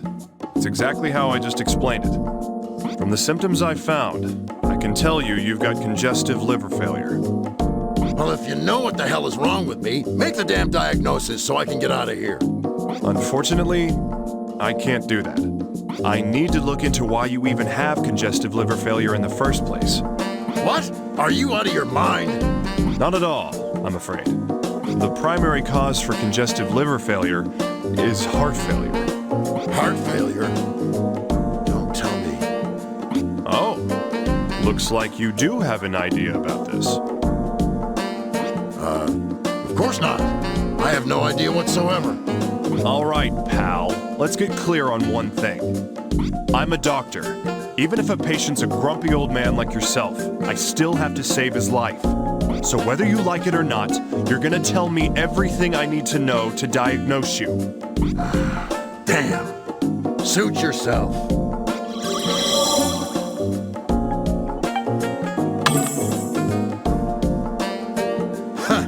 Heart failure. That's preposterous. Yes, 2 years ago I did, but that has nothing to do with this. Arguing with you is making me feel faint, you quack. Feel faint, huh? Looks more like trouble breathing. And that's not even my fault, you old geezer. Roni, make a note of Mr. Tillman's shortness of breath. Understood, Doctor. New symptom observed. Dyspnea.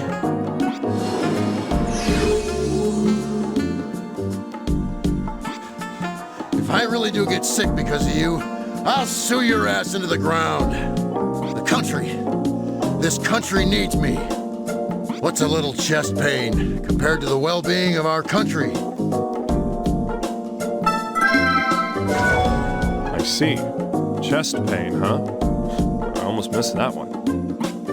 Roni, write that one down too. Seriously, it's like pulling teeth with this guy. Understood, Doctor. New symptom observed. Chest pain.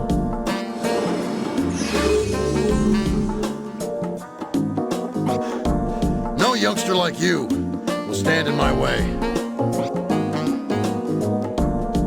Chest pains and dyspnea.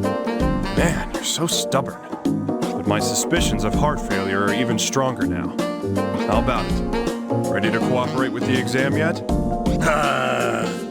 All right. I'll cooperate with you. But if you don't find anything, you'll pay. Who threatens a doctor? Oh well, that's fine. Let's just continue the exam. I still have a feeling you're hiding something.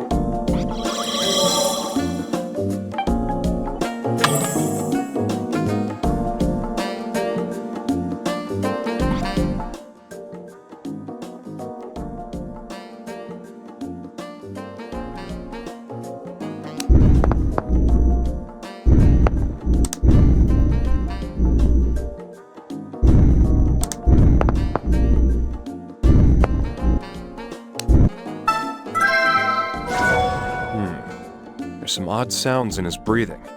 Discontinuous sounds. Roni, did you get that one? Understood, Doctor. New symptom observed.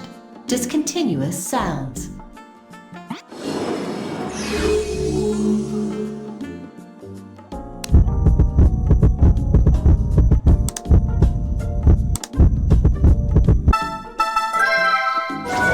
On top of S1 and S2, I can hear some additional heart rhythms. S3 and S4. Roni, jot this down. Understood, Doctor. New symptom observed. S3 and S4.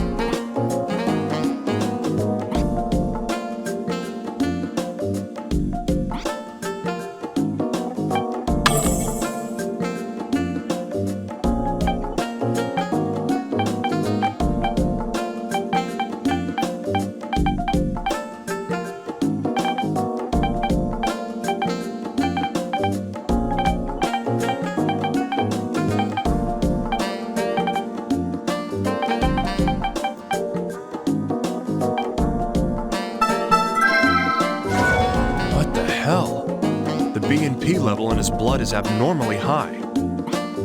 Roni, that's worth recording. Understood, Doctor. New symptom observed. high BNP level.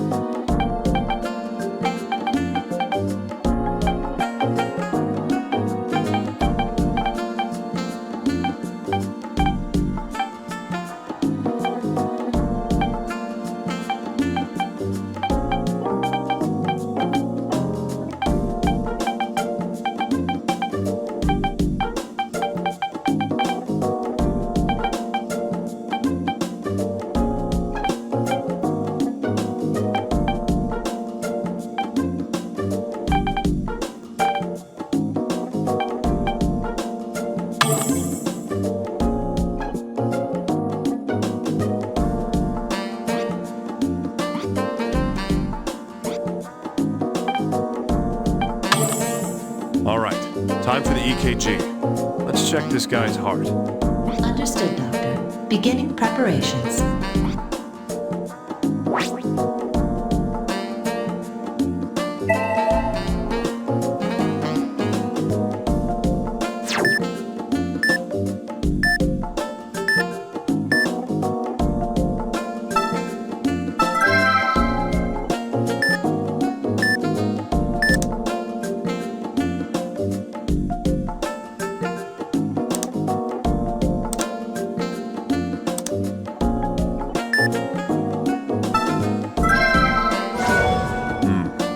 Q waves are too deep.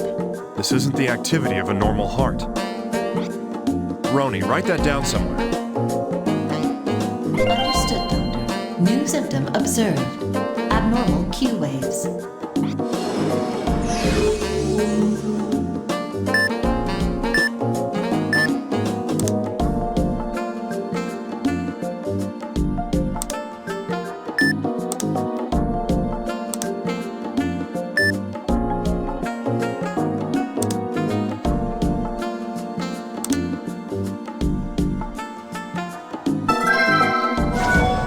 Odd. The T waves are showing negativity in this portion. How bizarre.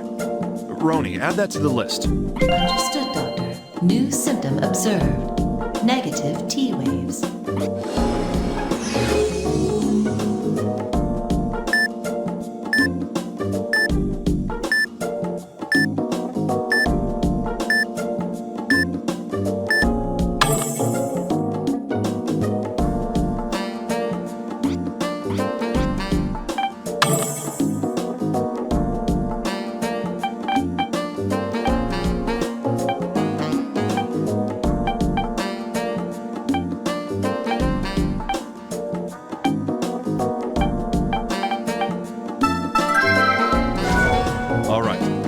Patient's blood pressure is unusually low.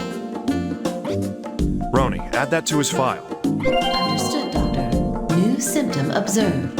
Low blood pressure.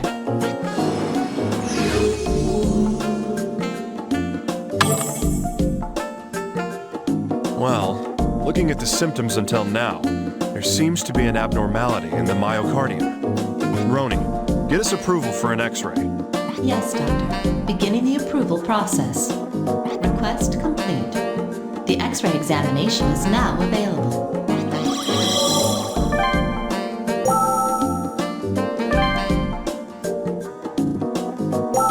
The X-ray results are in. Please examine the images, Doctor. All right, let's take a look at them. Dr. Cunningham, I must explain the details of this examination to you. An X-ray examination is the most common radiography.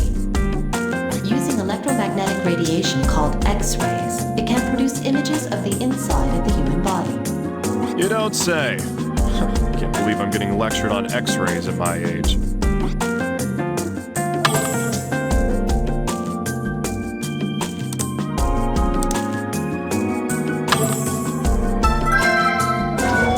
His heart's too large. There's definitely an abnormality after all. To look at the movement of the myocardium, an echocardiogram would be ideal.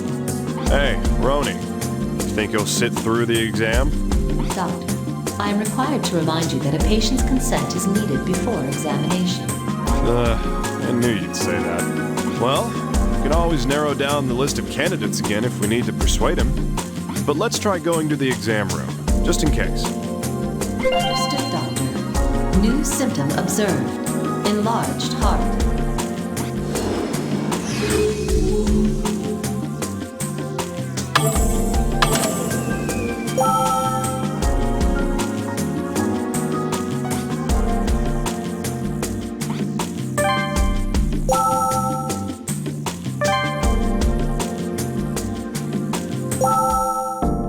So, we found an abnormality in your heart after all. And that means our next step is to proceed with echocardiography. I refuse. How dare you treat me like some leper? Yeah, I get it. Stubborn as usual. Well, then let's talk about your past. What happened to you 2 years ago? So you aren't gonna tell me about that either, huh? Nothing. Well then, I'm stumped. Guess I'll have to find a hint from the information I've got.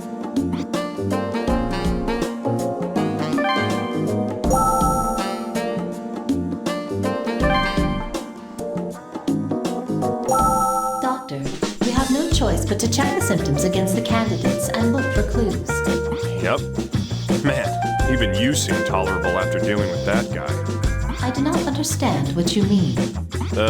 Never mind. Come on, let's start the diagnosis.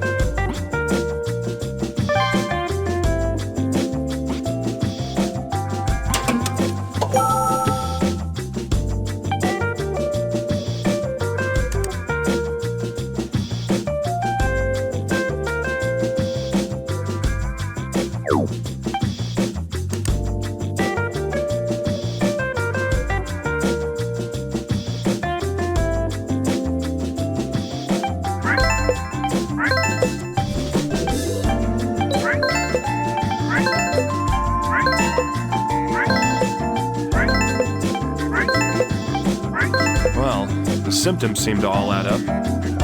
Dilated cardiomyopathy. That's one serious disease. Echocardiography is absolutely necessary to properly diagnose dilated cardiomyopathy. Yeah, but we'll need some strong evidence if we're going to convince him. Wait, a relevancy to viral myocarditis. Don't tell me that's what happened 2 years ago. Doctor, should we return to the examination room? Yeah, damn old geezer. This isn't funny.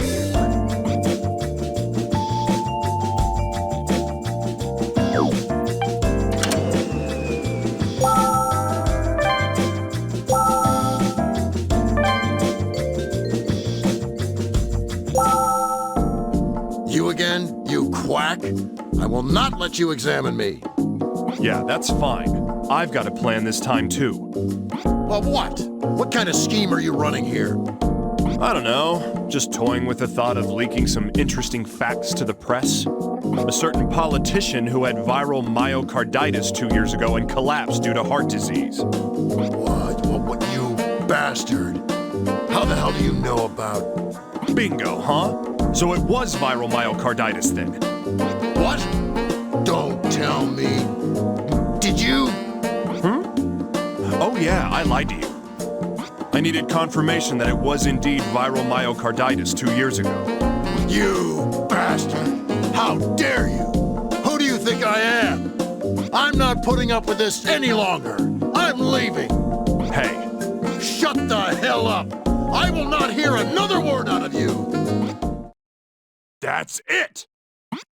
Huh? Now you listen to me. It doesn't matter who you are or what kind of powers you have. I'm a doctor. And as long as you're sitting in front of me, you're nothing more than a patient. Now, if you understand me, then shut up and let me do my job. Roni, send a request for echocardiography. We've got a date with the image analysis lab. Request sent, Doctor. The echocardiography is now available.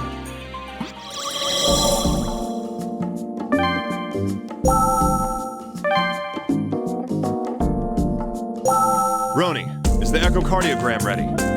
Yes, Doctor. It is ready for you to review. All right, let's take a look-see. Dr. Cunningham, I provide you with more information on this examination. Echocardiography is a technique of using ultrasonic waves to form an image of the heart. This examination is a safe and essential tool for observing heart irregularities and diseases. Thanks, I had no idea. I mean, it wasn't my decision to run this exam on him, but whatever. Doctor, I'm sorry, did you say something? No, carry on.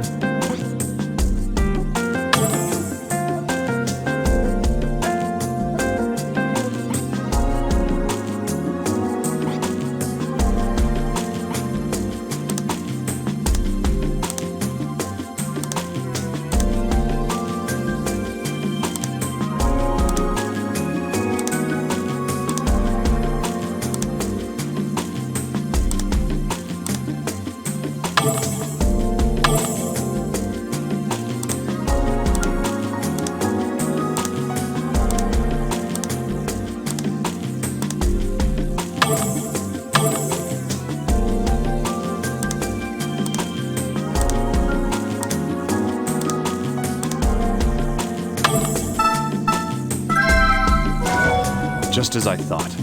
The left ventricle is enlarged. Roni, you got that? Jeez, it's even worse than I imagined. Understood, Doctor. New symptom observed. Enlarged left ventricle. Let's get back to my office and decide on a diagnosis.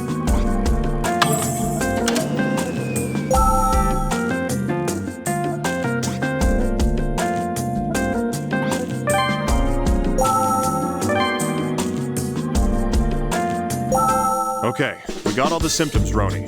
It's time to decide on a diagnosis. Yes, Doctor. Please narrow down the possible diagnosis candidates.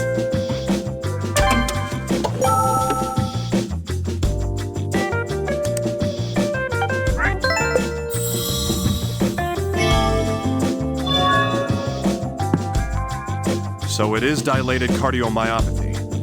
Looks like the worst-case scenario's come true. Diagnosis complete. Well done, Doctor. Shall we notify the patient? Yeah. I'll tell him myself.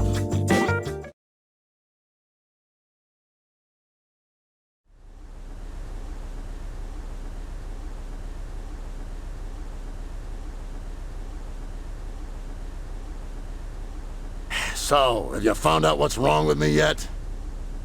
Well, yeah. So what is it, son? What's wrong with me?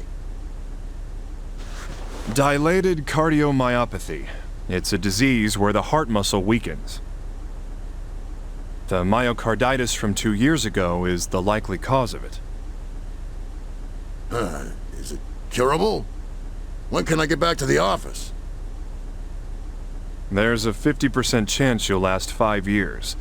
10 years, maybe 30%. You need a heart transplant. Stop worrying about work. Don't be ridiculous! Listen up, son. This country's in a pretty tight spot.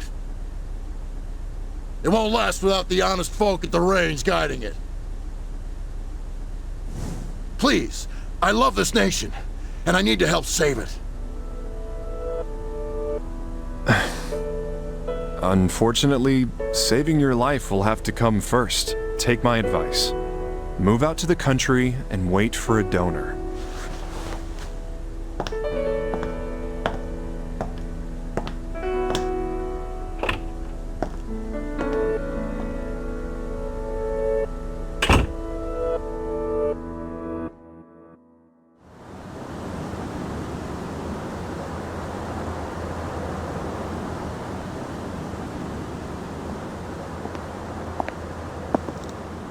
I heard Assistant Secretary Tillman has cardiomyopathy.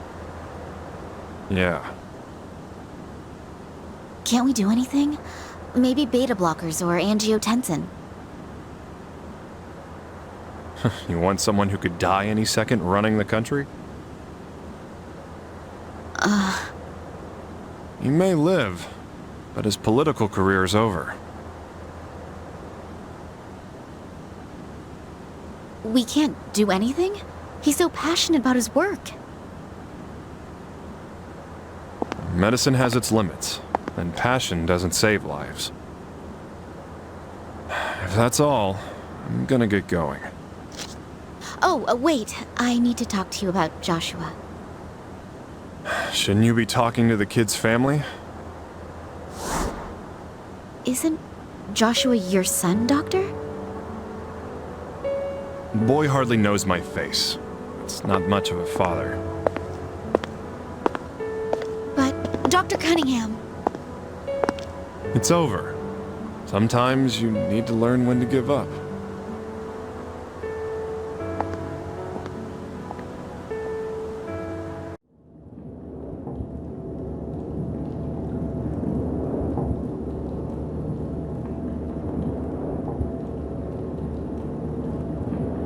Open the door. He wants to talk to the prisoner. What?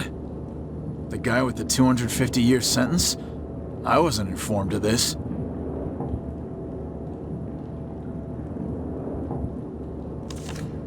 Here's my authorization from the HHS. Any problems? I'm sure he won't say a word. He doesn't remember anything.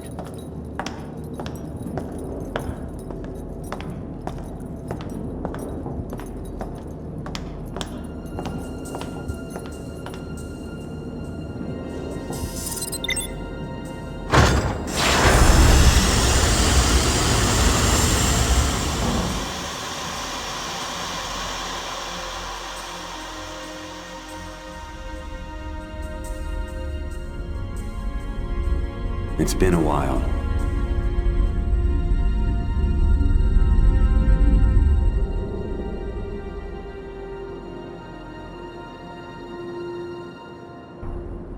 What do you want? You're needed for an operation, in exchange for a reduced sentence. You want me to operate? That's right. Here are the details if you want to see them. Take your time, think it over. But remember, you'll never have another opportunity to save lives. Save lives. Again.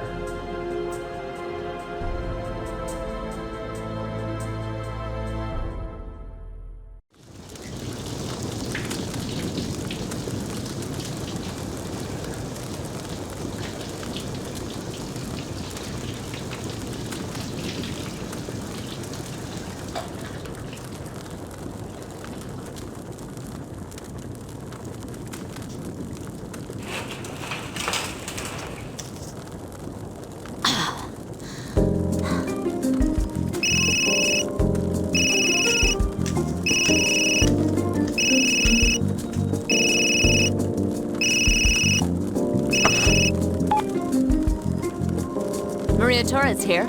Oh, hey, Chief. Maria, a fire's broken out on 14th. Get there and hurry.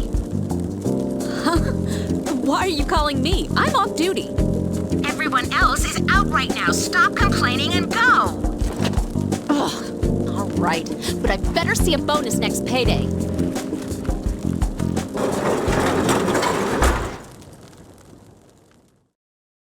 Okay, let's do this.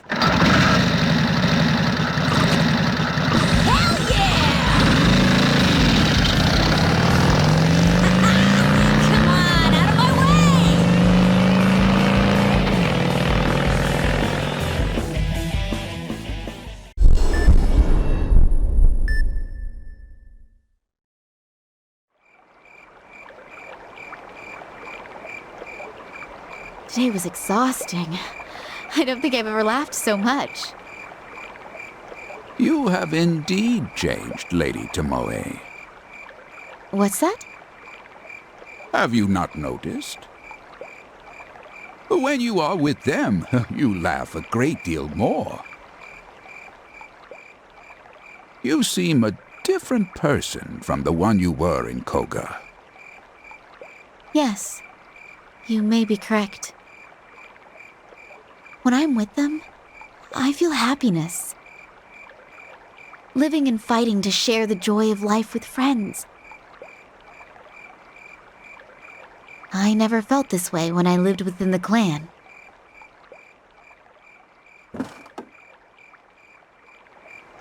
Who's there?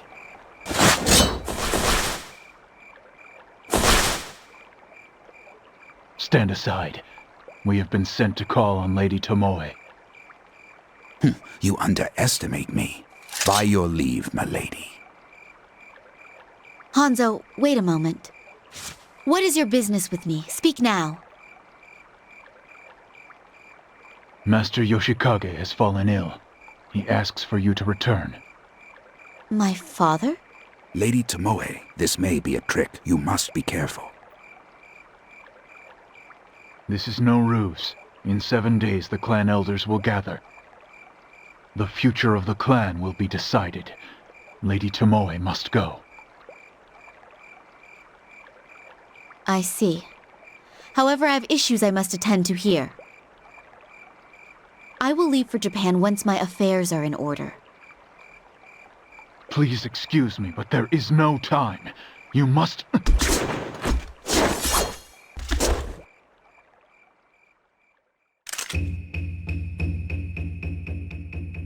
I am a doctor. No child of Tachibana abandons her duty. As you wish.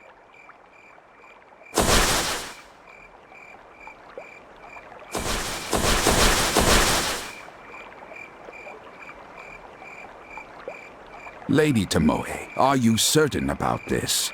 Turning one's back on destiny is against the path of honor. I'm going to bed. I feel things will be getting busy soon.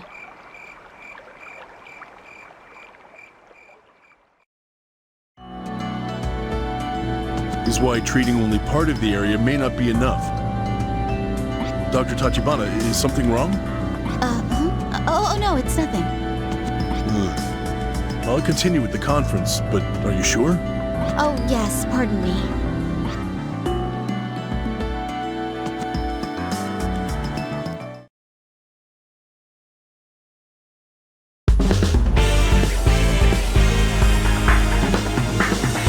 Let's begin the operation. Our goal is to remove polyps, correct? The polyps have formed mainly in the small and large intestines. The large intestine is wider, but there should still be peristaltic motion. It will try to push the endoscope back, so it may be somewhat difficult to proceed.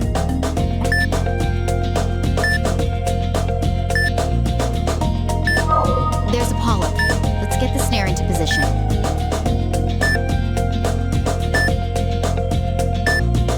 The snare is... The polyp's been excised. The area may hemorrhage, so please be careful. We seem to be too far away from the affected area. Are you having trouble?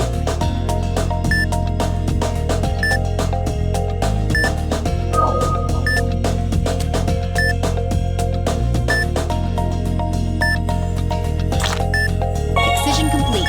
Let's treat the other polyps as well.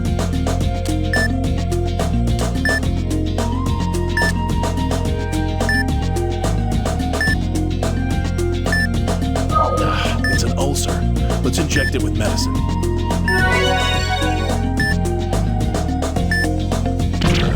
We're hitting the inner wall. Please be careful as you go.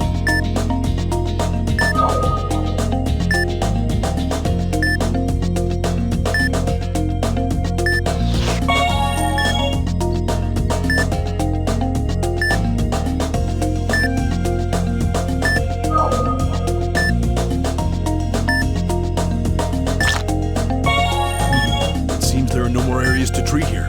Let's move on.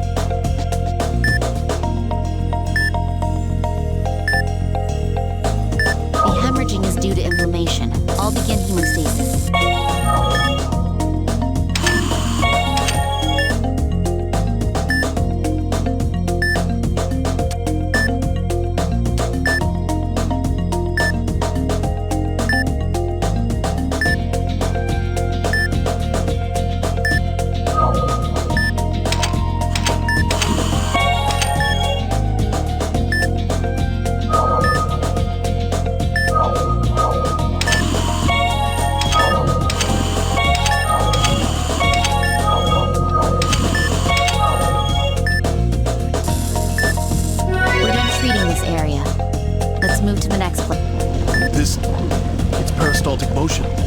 digestive tract's becoming active.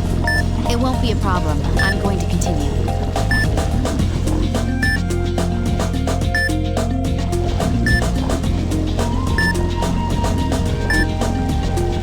Please watch out. The patient's condition will worsen.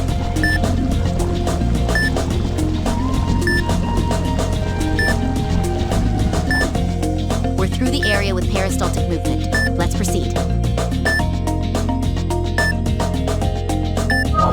Affected areas can be seen. Let's begin treatment. A blood pool is formed. Use the drain on it.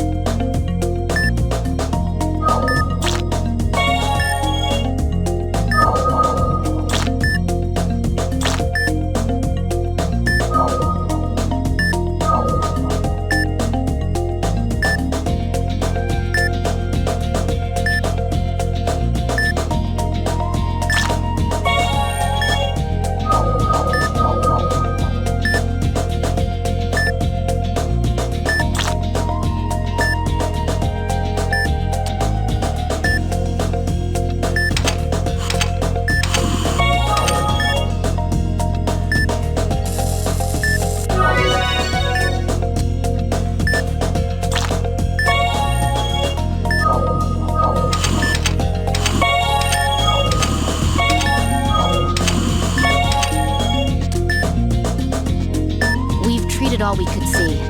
Let's look around for any hidden problems.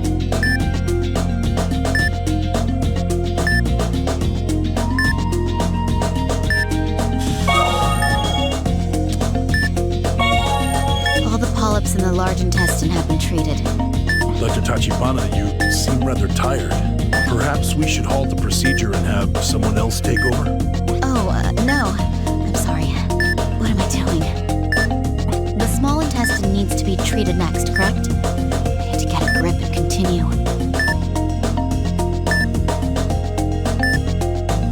This is the ileocecal valve. We must wait for it to open so we can move through. We've passed through the valve. The passage is narrowing. I'll need to be careful as we proceed. The intestinal walls here are thinner than in the large intestine. We must be careful. Let's make sure not to make contact with the walls as we proceed.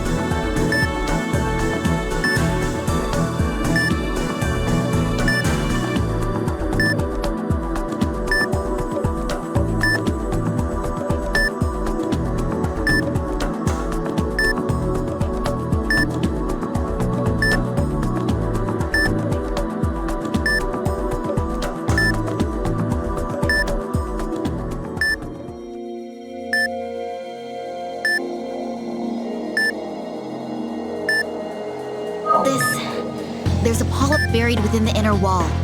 Let's cause it to protuberate by injecting medicine, then excise it using the snare.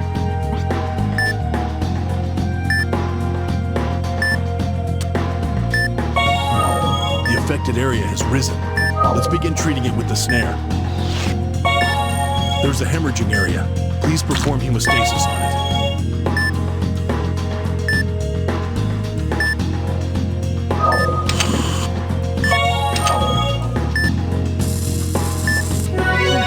Seems there are no more areas to treat here. Let's move on.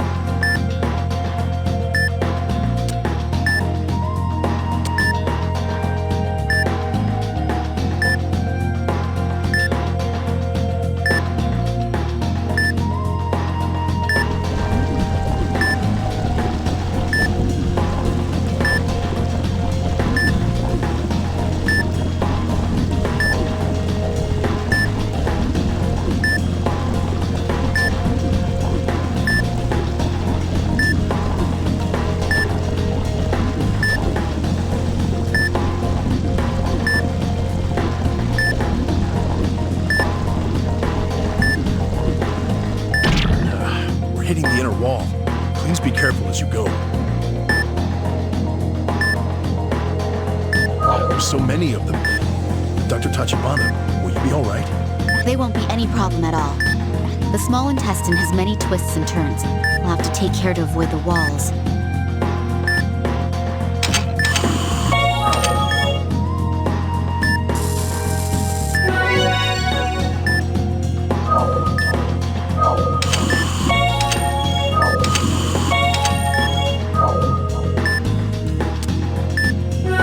We're done treating this area.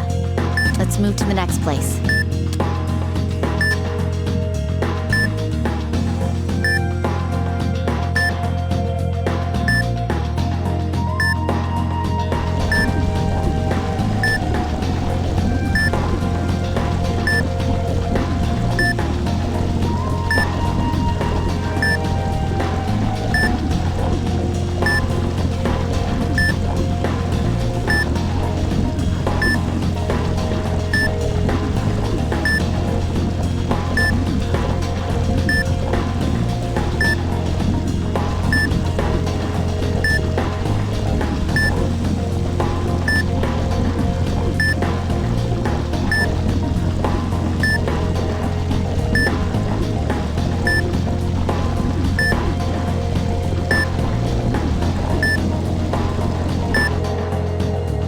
We're through the area with peristaltic movement.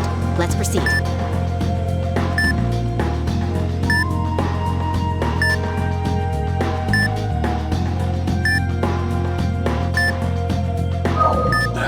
This polyp.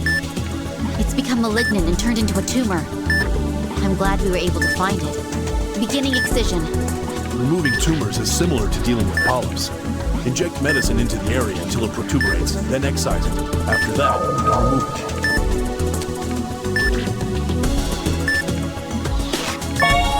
The excised area has begun hemorrhaging. I'll use the hemostatic forceps.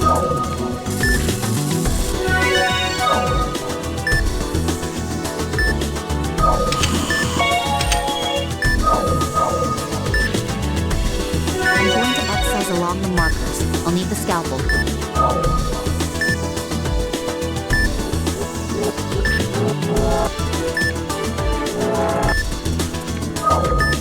It's mostly detached now. Let's excise the remainder using the snare.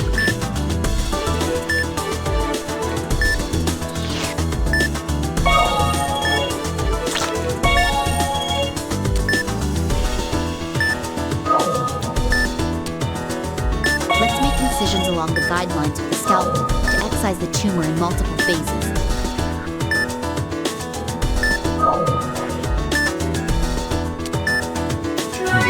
The affected area has risen. Let's begin treating it with the snare.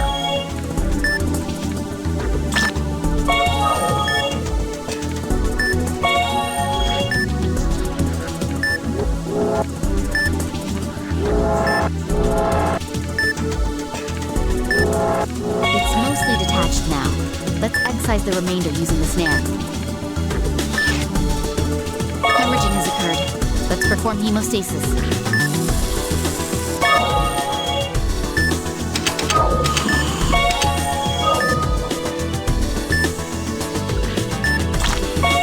That completes this operation.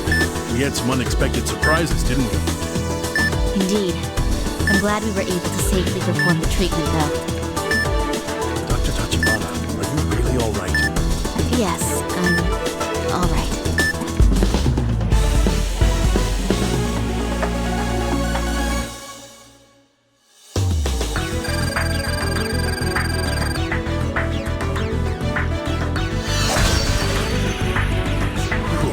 It was a difficult battle. We were victorious in the end. I'm sorry, but I'm more skills. Oh, there's no need to be disappointed. We did save a life after all.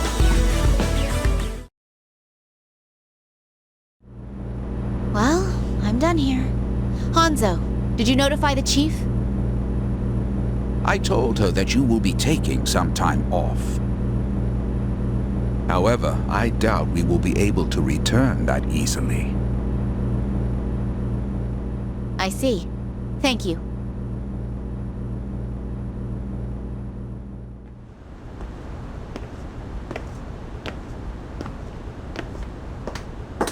Oh, Tomoe! Chief. What's the matter? It's not like you to suddenly take leave. I'm going to go back home for a short while. Oh, is that so? Well, let's all get dinner when you're back. I found this amazing Italian place. It's great. Yes. Oh, you don't like pasta? Oh, no. I'd love to go. That's the spirit. Have a safe trip then. See you later. Lady Tomoe, are you sure? Hanzo, there is nothing more to discuss. When I came to this country, I thought I had found freedom. And yet, all of it was merely the illusion of freedom. My house, my clothes, even you, faithfully serving me. I only had these things because of my Tachibana name. For my entire life, I've merely been a puppet of my family. Lady Tomoe. Let's be on our way. Hanzo, ready the helicopter. As you wish.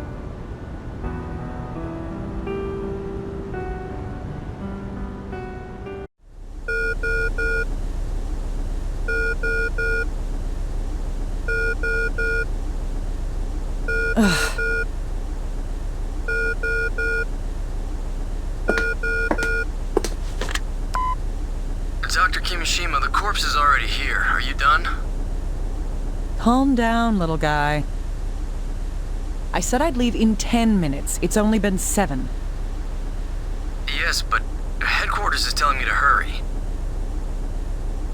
All right, I'll be right there. Goodbye. Oh, Doctor, wait.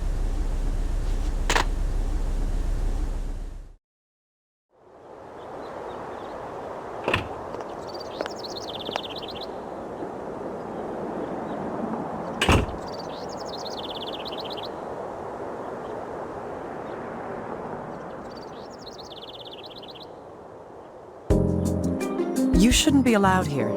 Do you need something? Kitty doesn't seem well. Can you fix her, please? A cat? Why are you asking me? Because you're a doctor, miss. Hand it over.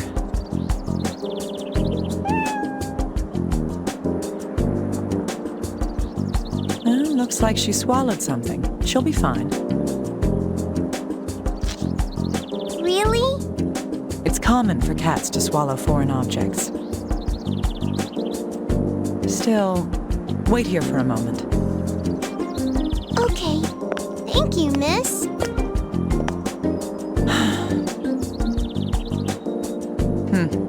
Thanks, huh? Right.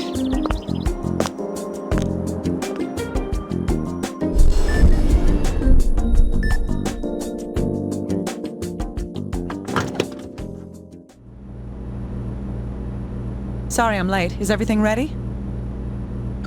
Dr. Kimishima, you're really late. Huh? What are you looking at? Oh, what happened to your hands? A cat did it. A cat? I never figured you for a cat person. Be quiet. I thought you were in a rush here. Are we ready? Right. I'll get ready now.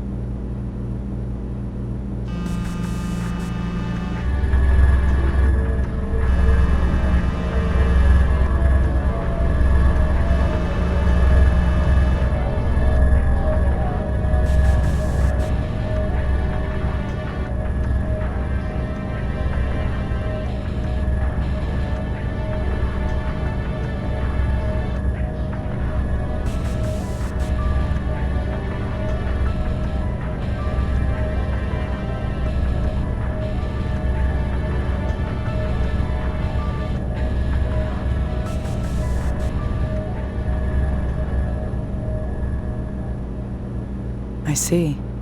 So you were cut short too. All right.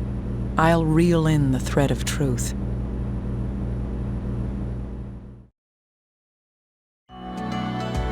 Explain the situation to me one more time, little guy.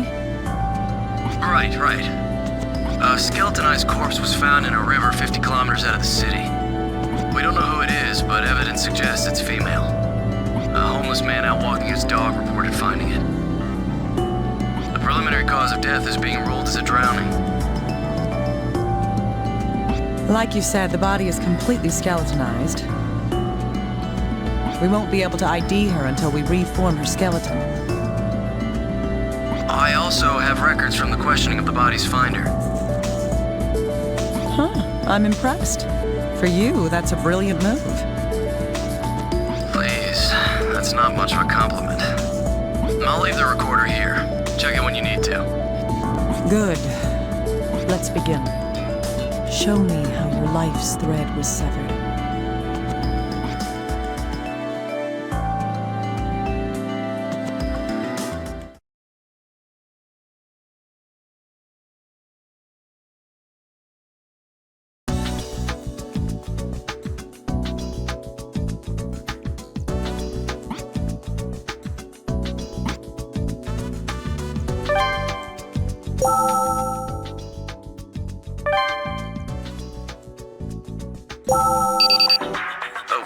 Dr. Kimishima, can you hear me? Yes, I can hear you. Why are you calling for me on the intercom? Well, it's about the corpse. Huh. I do have the corpse here, in a bag. Is this some kind of joke? Oh, sorry, that was the most reliable way to get it to you. The skeleton had fallen apart, so I had them transport it like this. Huh, I see. So what am I supposed to do with it? Please work on putting it back together. I'll start with the body. So can you please start restoring the skull, Doctor? All right, I'll take care of that. Thank you. Let me know when you start on it. When you do, I'll come pick up the rest.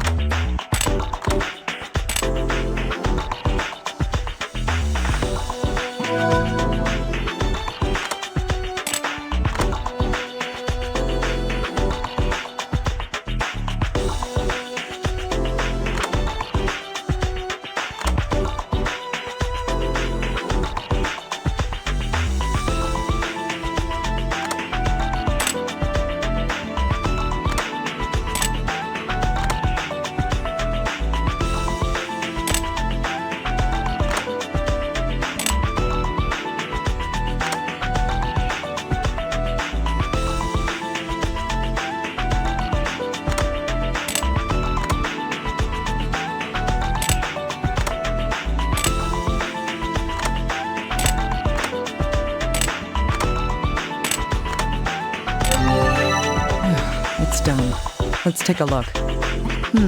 Looking at this skull, I'd place the victim's age in the early 20s. That's rather young. The bone structure suggests a high probability that the victim is female.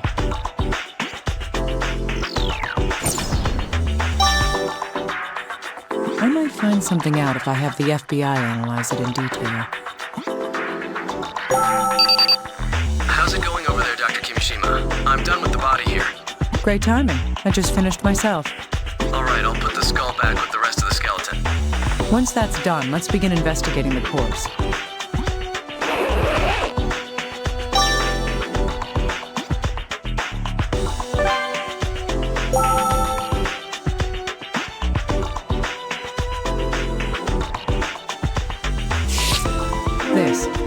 The femurs of both legs had been fractured.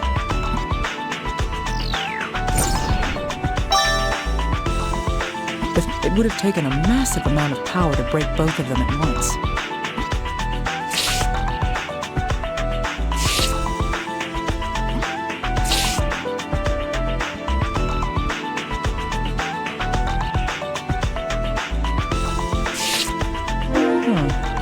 The little finger appears to be fractured here.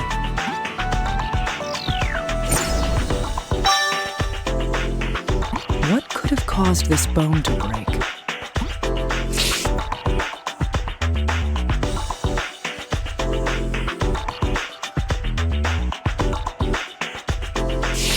What's this? The bone's discolored?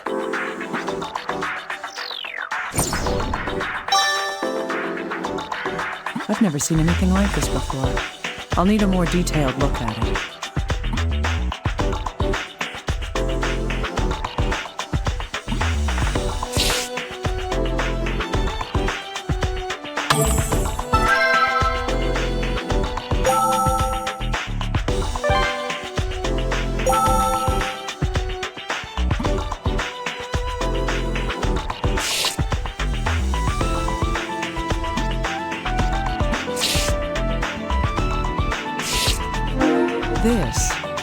It's a bloodstain. However, it doesn't appear to have originated from a hemorrhaging injury. That's because...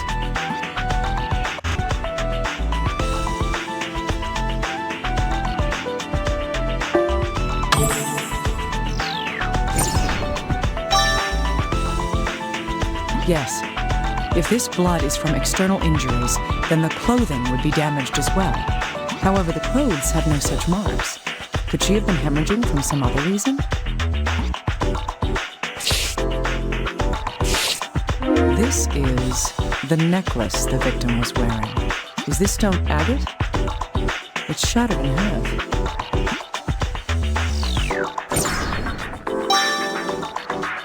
How much force would it take for this stone to break like this? In any case, this is unusual for a corpse that's supposedly drowned in a river.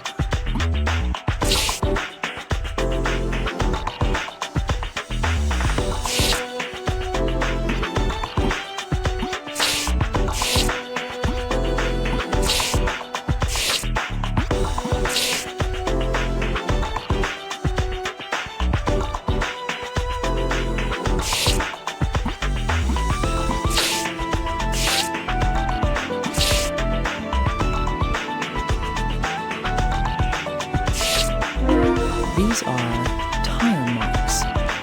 So was the victim run over by a car? That doesn't make sense, though, because the victim was...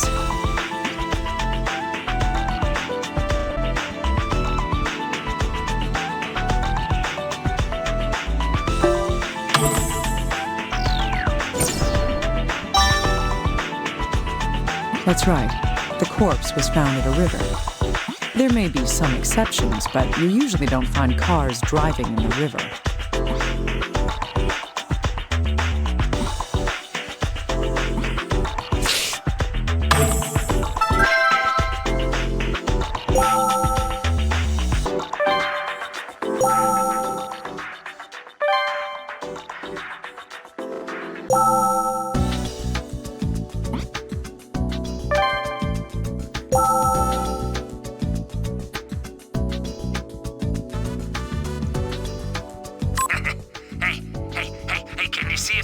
some of that Mooper's chicken, huh? Oh, this juicy fat drips out when you take a bite. Tasty.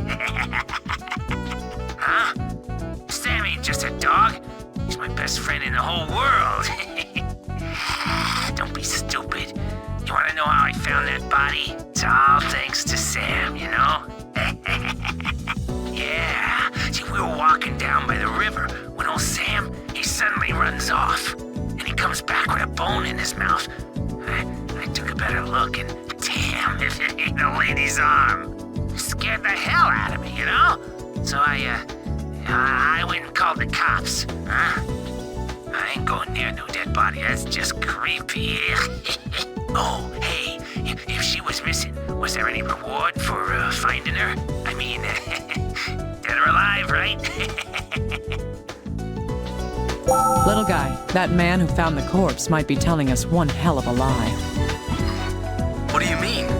In his testimony, he claims that he never saw the corpse, correct? Yes.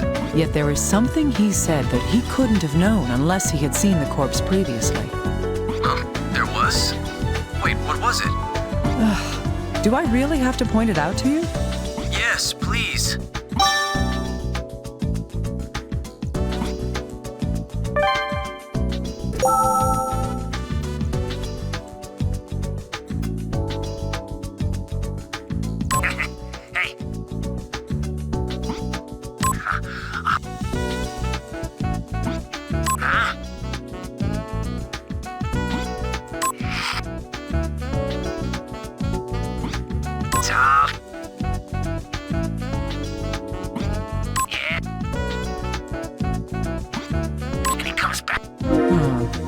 He said that his dog had brought back an arm bone.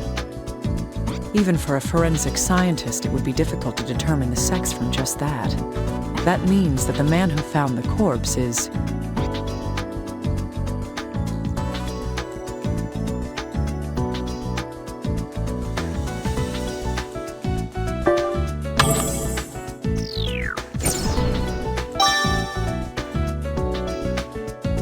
That's right. He must have seen the corpse in person. He then made an assumption of the corpse's gender based on the remaining articles of clothing.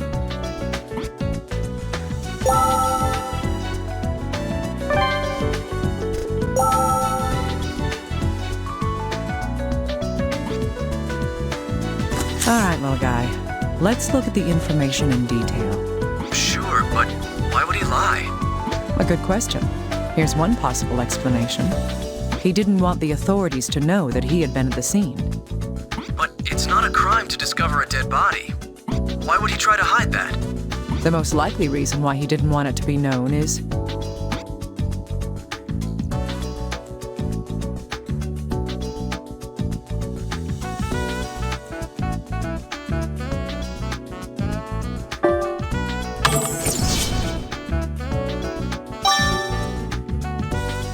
Indeed, because he tampered with the scene. It's likely that he did something that would get him in trouble if it was discovered. Oh, I see. That would explain his behavior. The question is, what did he do? Little guy? Go interrogate him once more.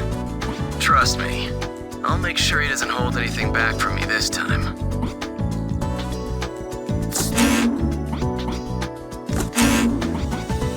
Hey, little guy, I'd like to get your opinion on something. Me? Oh, I didn't think you'd ever ask me to... Enough chit-chat. I'm transferring some data over to you. Oh, okay. What is this? Can you wait a moment? I'll compare it with the database here. It's as I thought. No matches.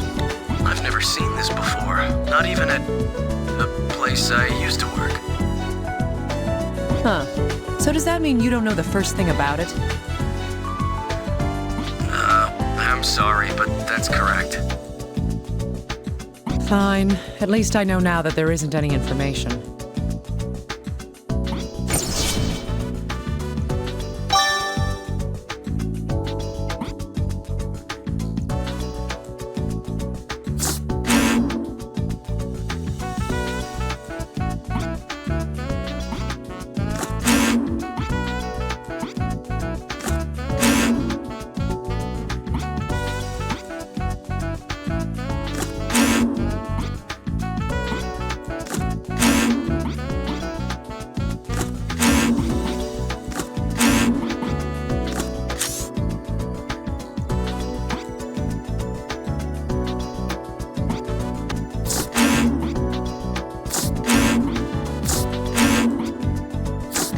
That means these fractures were...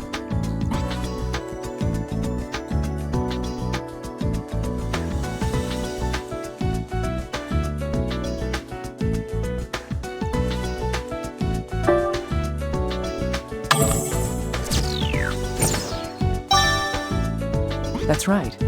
These fractures in the legs appeared when she was run over by a car. How then did these marks appear on a corpse found in the river? This is a new mystery. Hey, little guy, can you do me a favor and get a bone analysis? Yes, of course. Is it to identify the body? Mm-hmm, that's right. Start with dental records. I'll get right on that. I'll let you know when the results come in. Yes, please do. All right, then.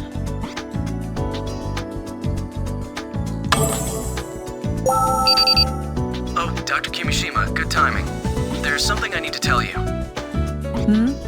I'm listening. What is it? The team that collected the corpse has turned in an investigation report.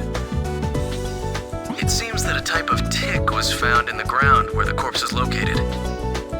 Ticks?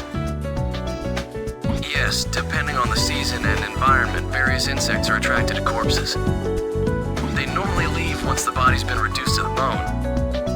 But some ticks burrow underground and remain there for a while afterwards. True. They'll leave eventually as well, but perhaps the ticks could tell us something.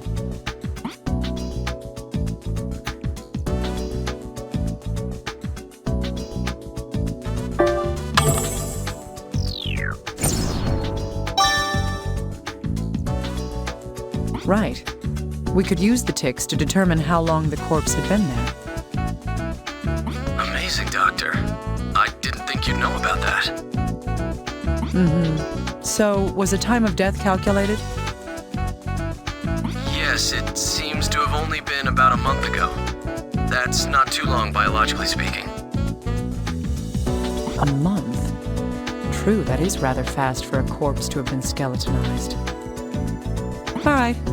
Thank you, little guy. That's all the information we can obtain from the corpse and other articles up to this point. So, Dr. Kimishima, is the cause of death drowning after all? No, there's a good possibility that the cause of death was something else. The damage to the skeleton is too severe for drowning to have been the cause. Her skull itself was...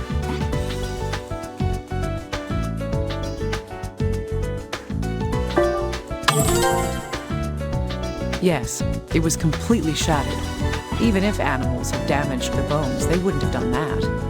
Her skull was shattered by an extremely strong impact of some sort. A strong impact to the head. That isn't consistent with a drowning.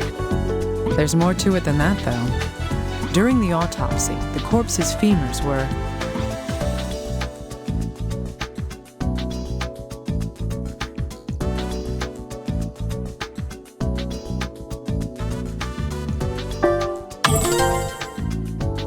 Right. The femur is supposed to be the most durable bone in the human skeletal system. However, both her femurs were completely fractured. This also suggests that some kind of powerful impact had occurred. I see. Also in the area where the corpse had been found, the water level was low, and there are no waterfalls, rapids, or records of floods. There's nothing in the river itself that would cause such damage to the corpse. Yes, but that's all we know for now. It's risky for us to assume anything beyond that. Little guy, get approval from HQ. I'm heading out to the actual location. Wait, are you going down to the river? No, she didn't die in the river. The evidence we have suggests the actual place of death was...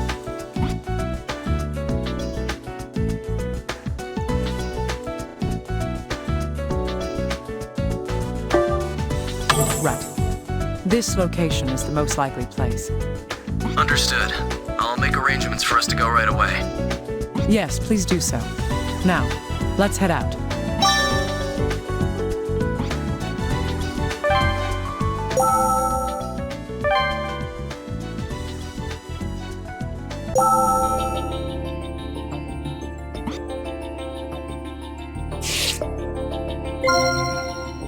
This piece of stone isn't a natural shape.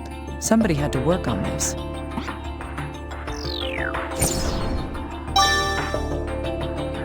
feel like I've seen something similar recently. Long skid marks and signs of a collision. What do these tell us?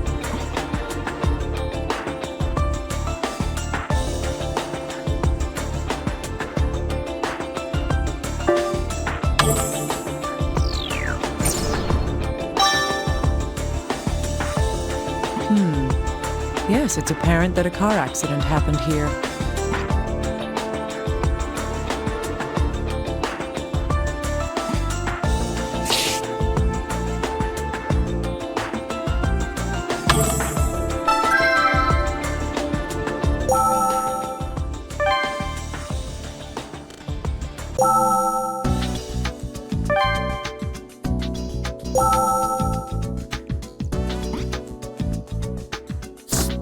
That's correct.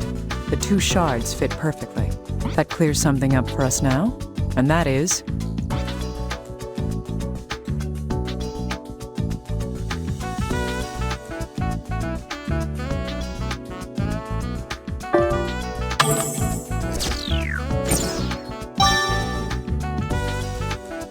Yes, the victim was on the bridge where the accident occurred. There's no conclusive evidence of how she died yet, but this may be a clue.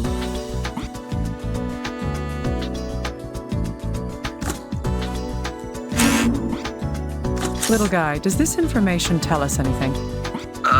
Give me a moment. Let's see here. Blue paint thought to have come from a vehicle was found on the area of the collision along the guardrail. We're investigating what kind of vehicle it's from, but that could take some time. So this means that a blue vehicle ran into the guardrail here. Any other details? Well, we can use the skid marks to determine how many tires the vehicle had. It seems this vehicle had 2 wheels on the front axle. Behind that, there were 2 more axles, both with 2 tires on each side. That means there were 10 tires total. Judging from the number and positions of the tires, it must be...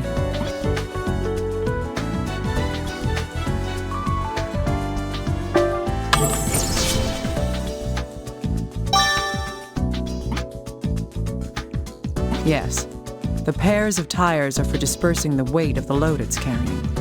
Thus, this vehicle is designed for transporting heavy shipments. I see. I'll get in touch with the investigators about this. Please do. Hopefully they can use this to find other things. There's no doubt that the victim had been run over in this case. If the victim had been killed in this accident, how long ago did the accident take place?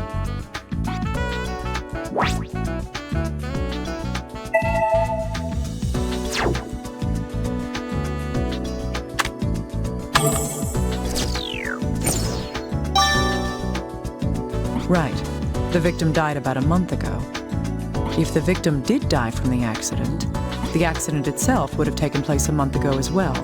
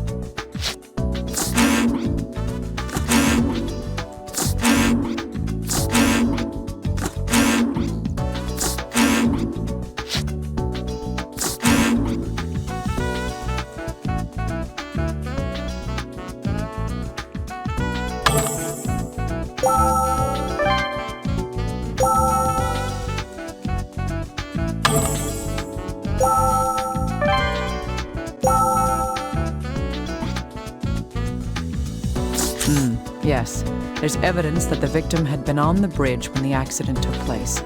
There's evidence of having been in a car accident on the victim's body and clothing. That evidence is...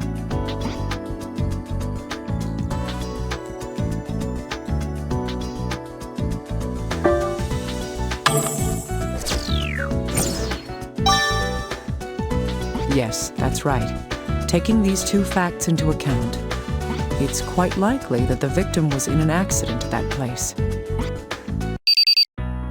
Dr. Kimishima, we've identified who the body was. Great. Was there a hit in the dental records? That's right. The victim here is Veronica Cage. She was 23 years old. It seems she was living with her parents 8 kilometers from where the accident took place. I see. We're making progress. Has the family been notified? Yes, that's been done. There was something odd about it, though. Huh, what's that? The parents hadn't submitted a missing persons report, though their daughter had been gone for a month. You must have had a happy childhood, little guy. Every family has its own problems. Huh. We questioned them just in case. The interviews were recorded. If you need to listen to them, check the voice recorder. Huh, all right. Anything else? Oh, one more thing. About the man who discovered the body. Like you thought, it looks like he tampered with the crime scene. We interrogated him again, and he's currently being detained. You can use the recorder to listen to that interview as well. All right. I want to know what he'd been doing there.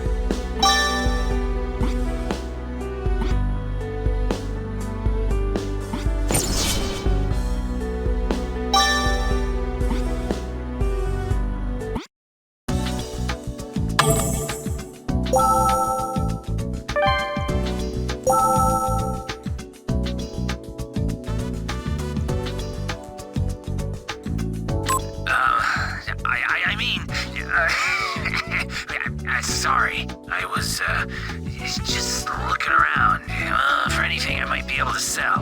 And, then, we found that woman's, his bones near the riverbed. Yeah. Sam was leading the way, and we found that dead body. Huh? Well, hell, I saw the underwear. I mean, it's not that hard to tell the difference. Yeah. Yeah, the necklace was cracked, so I took the earring. I looked around for a while, but I only found one of them. And who's gonna buy one earring? I can't even sell it. Yeah, you can have it. It's worthless junk. Anyway, I called the cops after that. I thought I might pick myself up a sweet little reward, huh? Yeah, there is gonna be a reward, right? How much? Huh? No reward? Obstruction of justice? Hell, finding that stupid body's brought me nothing but trouble. No cash, and now I'm getting sent to the can. Well, at least they feed you there.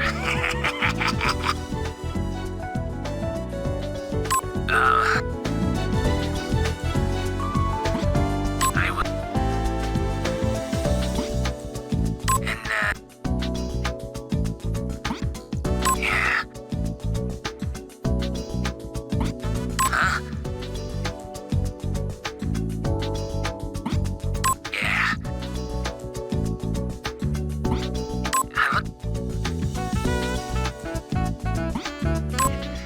What a coward. I see. I understand now. He claimed that he hadn't seen the corpse to hide the fact that he stole one of her earrings.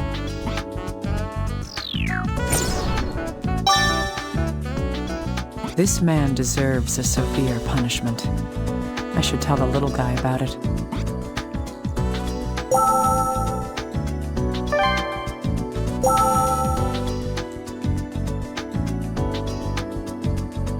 I hate to say this when I know you're doing your best to help, but I've always known that something like this would happen to her one day.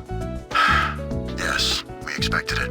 That's why we didn't request a search or post a reward. I mean, sometimes the machine's just too broken to be repaired. Isn't that right? What, this injury? I fell down while taking a walk. It's embarrassing. Getting old is misery. Anyway, we'd like to go home as soon as we can. My wife isn't in the best of health. I have a bad back, too. It hurts more and more the longer I sit here.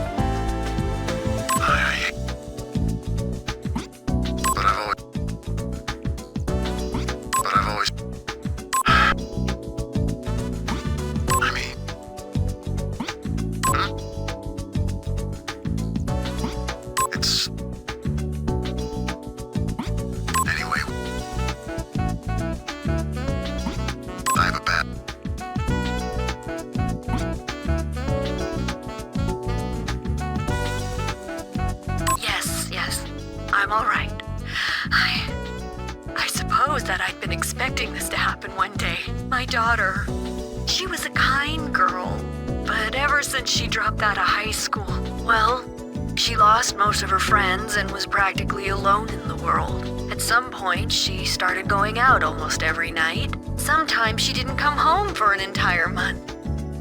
We thought that's what happened this time, too. Oh, this? I slipped on the stairs. Yes, my husband and I are both getting rather old. It seems that the victim's relationship with her family wasn't going well. Dropping out of high school, going out every night? Sounds like a typical delinquent. That's not the best way to describe it, but I can't say she was well behaved. Yeah, did the parents' testimonies tell you anything else? There's something that bothered me more than just what they said. What caught my attention about the father was...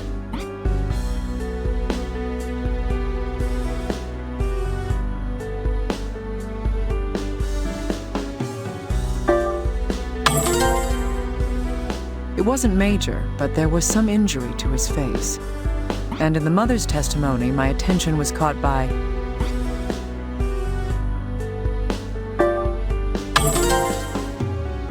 Yes, she had some signs of severe bruising as well. But they both said that they'd gotten hurt by falling down.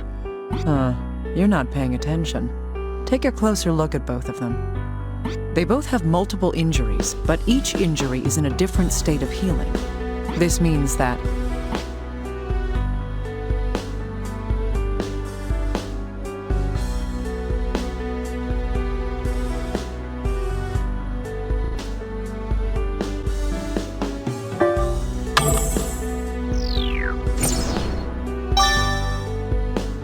Right. How many people do you know who fall down several times a week? I see. You have a point there. Then why were these two... I don't know yet, but they must have a reason for hiding the cause of their injuries.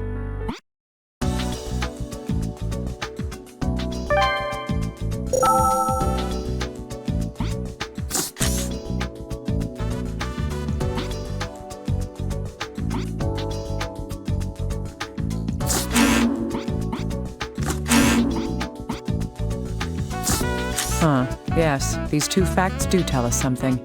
It's more than that the person who had found the corpse stole something. There's one more important fact involved with this case, and that is...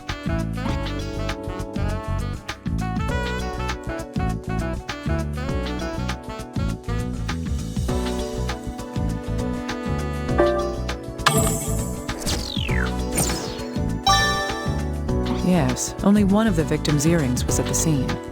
Either it came off somewhere, or she was only wearing one all along. Where could the other earring have gone?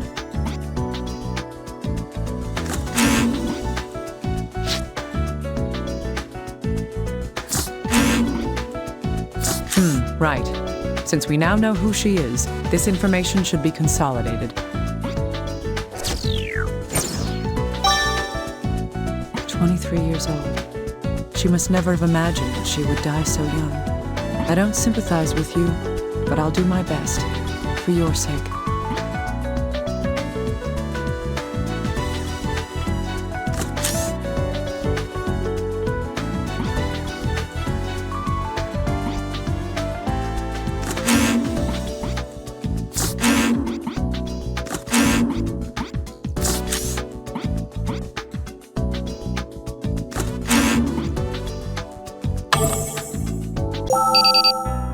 Dr. Kimishima, we've identified the vehicle from the accident. Good. That's rather quick. For you guys. Hey, come on. We're a national government agency. We'll have the recording from the driver's interview later. He pretty much admits to what we suspected had happened. So, case closed? Easy there. It's too early to relax yet. What do you mean? I mean the culprits. Do you think that just catching the truck driver will solve this case? Doesn't it? A 23-year-old woman was walking alone in the mountains 8 kilometers from home. You think she was just walking the dog? Okay, that does sound odd. So the investigation's not over yet. Indeed. Go look into the parents' hospital records. From the size of those bruises, they would have needed to be treated at a hospital. Got it. What will you be doing, Dr. Kimishima? I'm going to investigate the victim's house. Keep the parents in custody until I'm done. Right. I'll tell the ones in charge right now.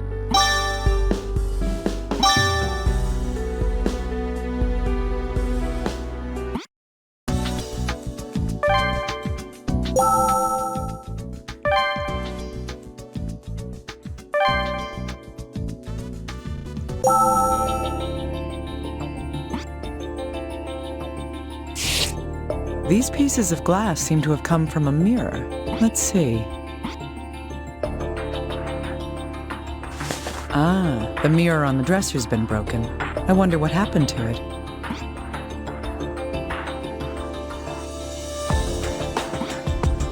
It's an ordinary package of breath mints. You can get them anywhere. Still.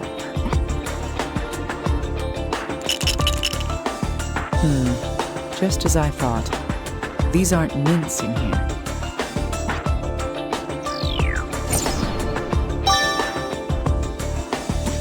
These markings seem to indicate that this medication was produced for a pharmacy. I might be able to ask the little guy to find out just what it is.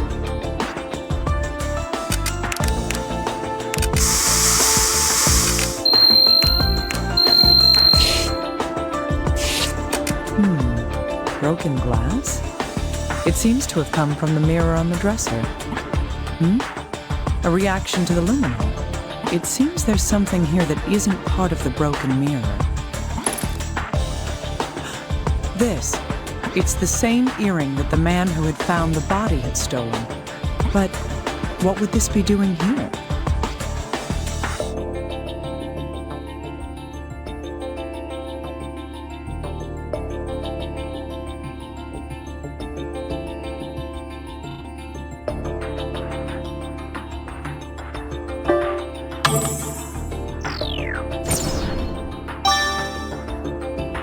Indeed, all the shattered glass was neatly placed in one area. That means that someone had cleaned up the glass shards. They must have swept up the earring along with the glass. If that's the case, was the earring with the glass pieces when the mirror was broken? In any case, since it reacted with the spray, there must be blood on this earring. We'll need to have the little guy analyze it and see if it tells us anything.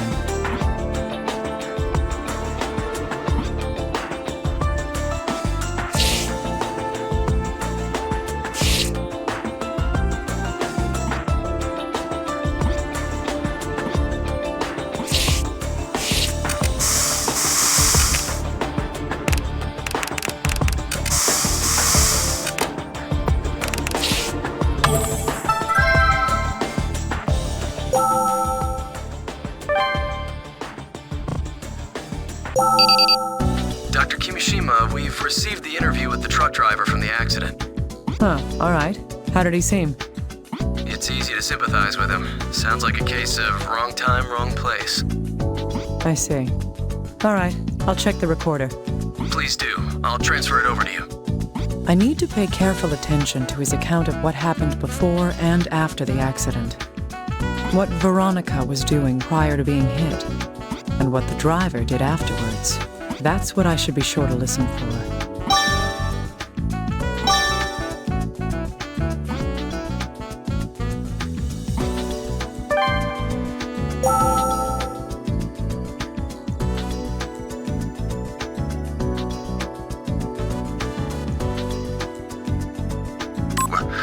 What do you want?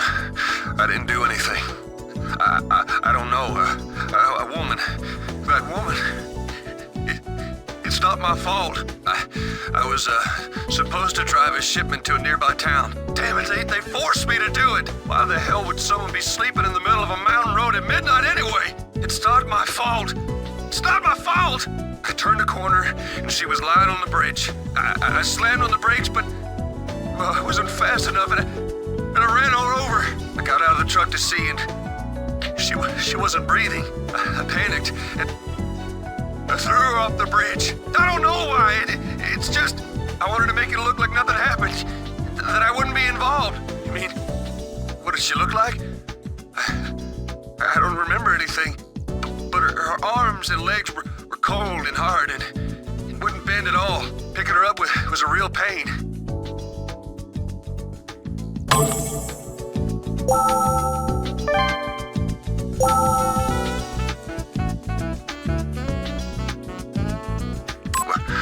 What do you want? I didn't do anything. I don't know. A woman. That woman. It's not my fault. I was supposed to drive a shipment to a nearby town. Damn it, they forced me to do it. Why the hell would someone be sleeping in the middle of a mountain road at midnight anyway? It's not my fault. It's not my fault. I turned a corner and she was lying on the bridge. I slammed on the brakes, but it wasn't fast enough, and I ran her over. I got out of the truck to see, and she wasn't breathing. I panicked and I threw her off the bridge. I don't know why. It's just I wanted to make it look like nothing happened, that I wouldn't be involved. You mean, what did she look like?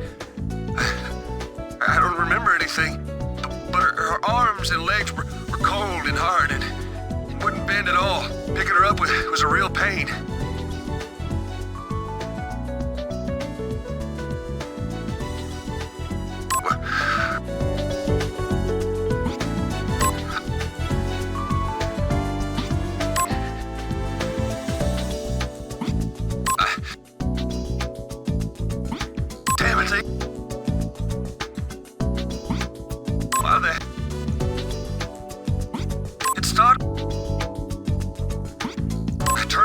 She was sleeping on the bridge? This seems a little odd. If this man was telling the truth, then the victim had already collapsed there from the start.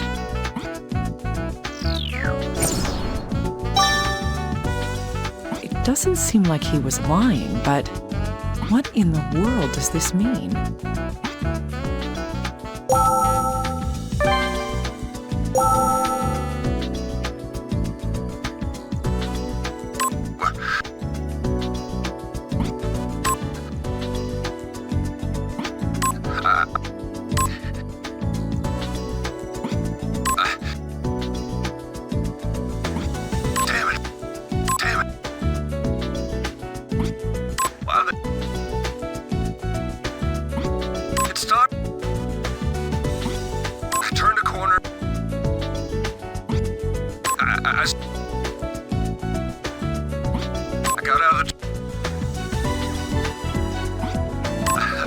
He threw the victim's body over the bridge.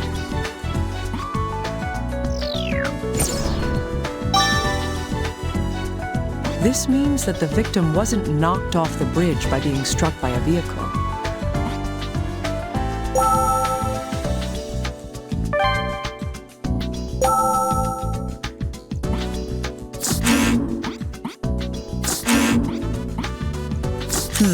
Yes, both these facts relate to the victim. If I were to sum up the driver's account prior to the accident, the victim was...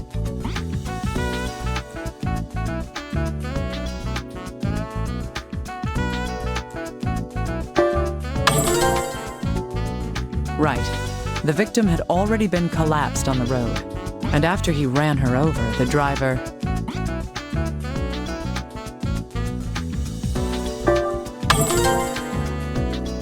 Yes, he threw the victim over the bridge. Little guy, what's the FBI's opinion about this? He's already admitted to killing her. Why would he lie about that? Indeed. His account coincides with the evidence I had found as well. What evidence? Well, if she had been standing when she was hit by the truck, the fractures to her bones would have indicated a strong impact from one certain direction. In this case, nothing of that sort was observed. I see. What about the shattered skull, then? The skull fractures are consistent with a strong impact to the top of the head. It would be unnatural for it to have been due to a car accident. Considering what happened to the victim, it can be deduced that something else caused that fracture. That is...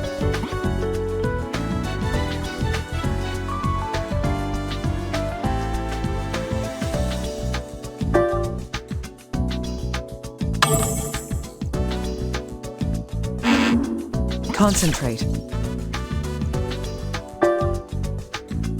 Yes. If she was unconscious when she fell from the bridge, the fracture due to an impact to the top of the skull is understandable. I see. You're right, that does make more sense. Yes, However, that raises questions about the victim herself. Why in the world was this woman so far from home? And why would she be lying in the middle of a bridge in the mountains at that time of night? That's a valid point. I guess there are still some mysteries left unsolved here. Indeed. We'll have to continue investigating in more detail.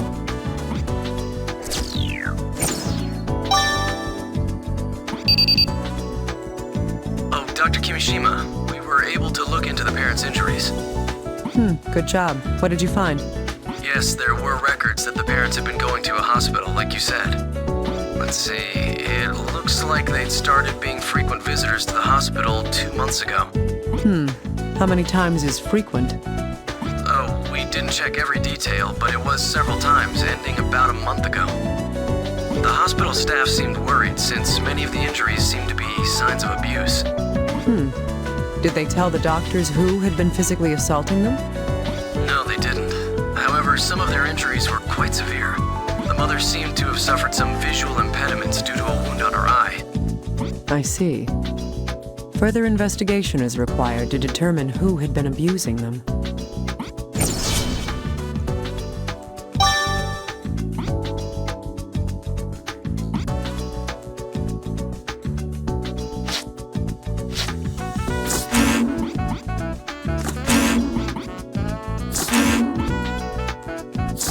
Hey, little guy, I need you to analyze something. Sure, send it over to me. I see. There's blood on it. The DNA matches the victim as well. Also, this metal fitting seems warped. Could it be worn out from use? That doesn't seem to be the case. Look again at the bloodstain. The bloodstain? It's not on the ornament. It's on the needle part that goes through the ear. If there's blood there that matches the victim, then the earring was...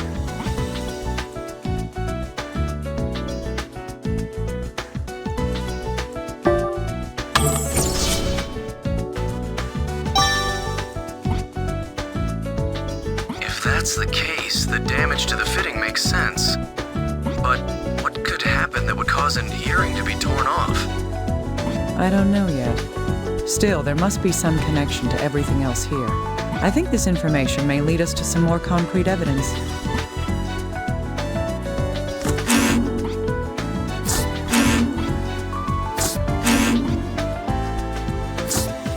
True. Both of these facts relate to the earrings. The victim was discovered with only one of these earrings, and the other one was discovered in her room with her blood on it. Normally, if someone had an earring torn off to the point that it caused bleeding, they would have to realize that something was wrong. Still, the victim was on a bridge 8 kilometers away from her home. What this shows is that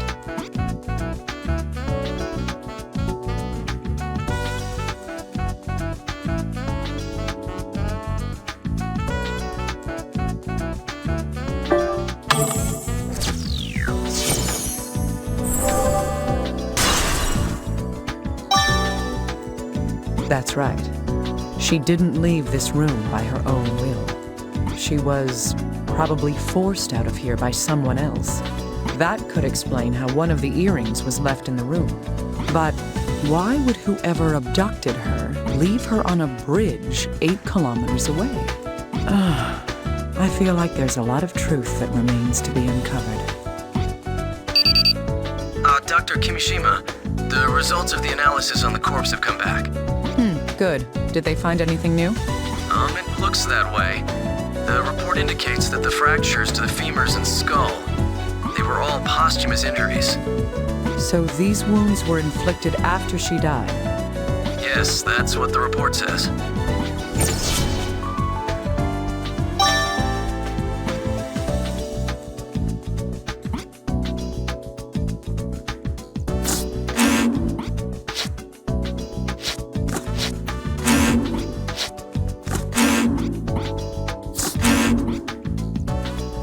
Hey, little guy. I need you to analyze this medication. Yes, of course. Did you find it in the victim's room? That's right. It looks like it's prescribed medication. But what is it? Who knows? It's definitely no common over-the-counter drug. I'd suspect that this would have to be prescribed by a doctor before someone can buy it.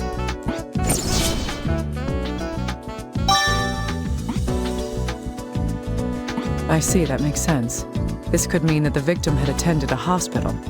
Was the victim suffering from some kind of injury or disease? If our analysis continues, we may find something out.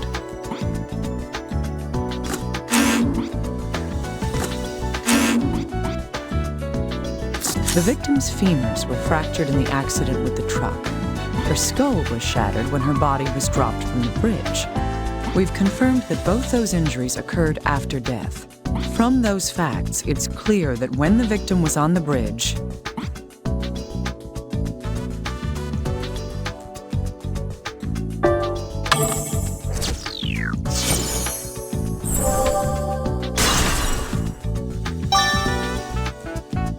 yes, even if she hadn't been run over by the truck, she was already dead.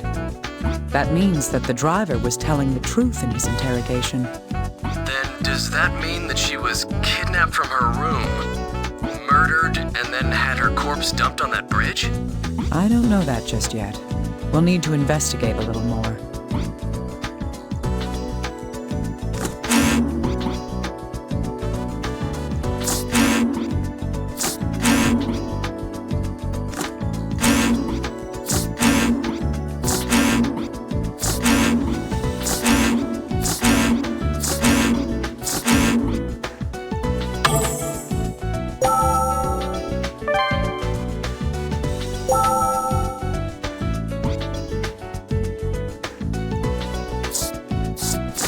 Something for me, little guy? I need this bone analyzed in detail. Oh, sure. What do you mean by in detail, though? I just need to know if this fracture occurred before or after death. This must have happened while she was still alive. Take a look at this area here. You can see where it started healing. Great. I thought as much. All right, thank you.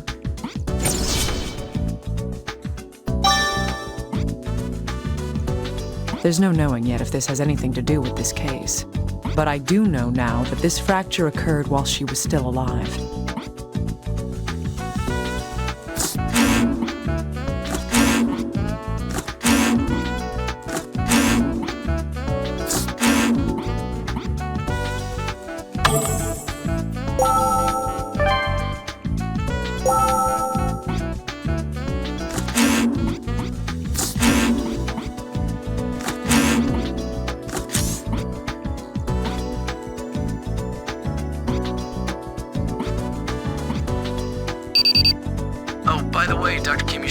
About that prescription. Did you find something out? Yes, we found which hospital the victim had been going to and requested her charts. It says Veronica had been to the hospital a month prior to her death. Her symptoms were migraines, visual and auditory hallucinations, mood swings, and aggression. It also says she was vomiting blood and had convulsions, along with hemoptysis. Convulsions? Vomiting blood? Yes, that's what it says. The doctors urged her to have more detailed examinations, but it seems that she had no intention of listening to them. In the end, she left the hospital and whatever disease she had went unconfirmed. If only her doctor had forced her to be hospitalized. That's just how things are these days. People don't really get concerned about strangers. Let's continue with the investigation. Sorry for being emotional just now. In any case, we don't know what disease she had. Judging from her symptoms, it was something severe. I agree. If we find anything out, I'll be sure to let you know immediately. You do that. It may give us another hint in solving this case.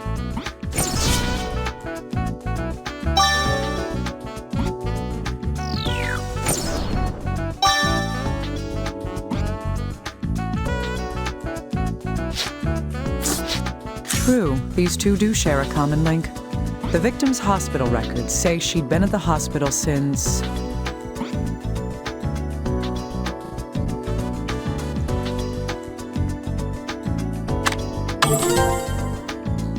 Yes, 2 months ago. For the month before her death, she'd been treated at the hospital. Now, the parents' hospital records say they'd been visiting the hospital since... Yes, they also started visiting the hospital 2 months ago. Veronica was going for migraines, hallucinations, mood swings, and vomiting blood. And her parents were going after suffering frequent injuries. A month before the victim was found dead, the parents suddenly stopped having these injuries. An unpleasant coincidence, to be sure. I hope there's no connection here.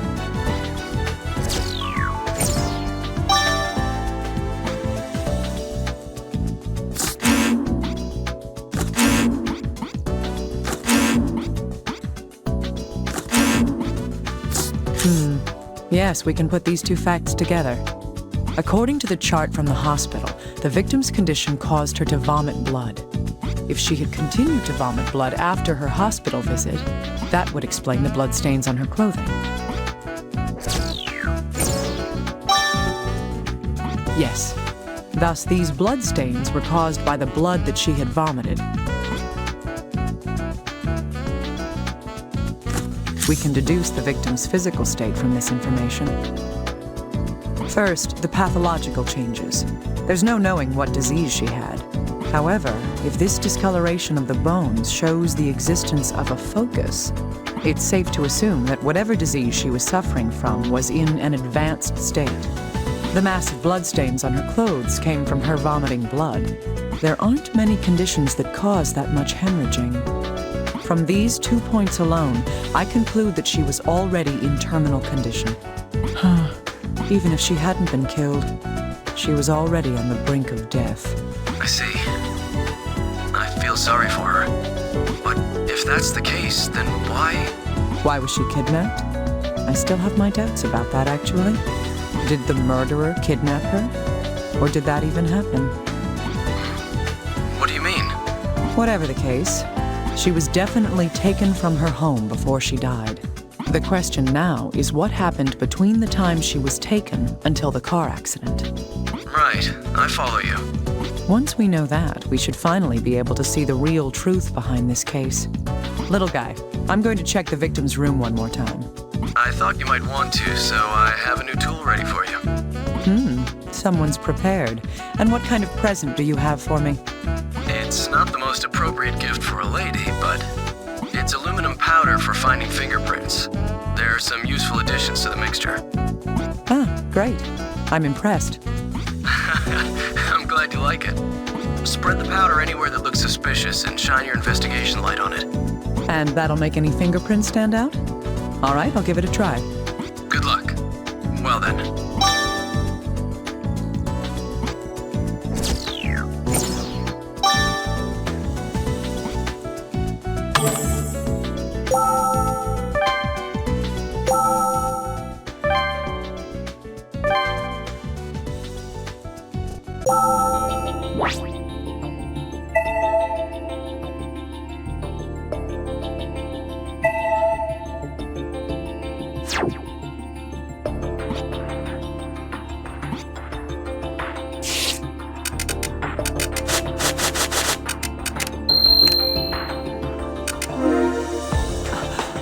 So many. These are all the same fingerprints.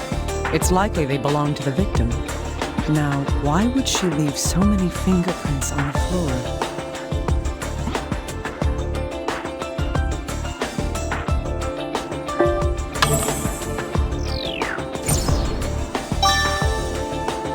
Yes, she was probably crawling on the floor to move around. The prints indicate she was heading towards...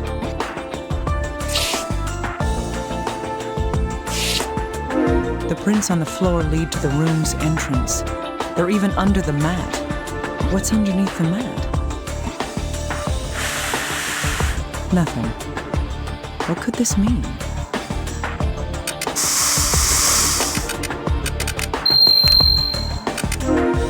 Just as I thought. These are bloodstains. They must be Veronica's. Considering the facts so far, these bloodstains must have been caused by...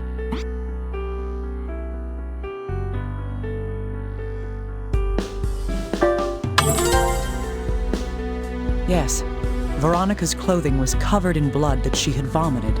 The amount of blood here is more than would be a fatal loss in most people. But there's something odd about these bloodstains. Blood is a liquid. it should be evenly spread across the floor. If there was one reason for the bloodstains to be shaped like this, it would have to be...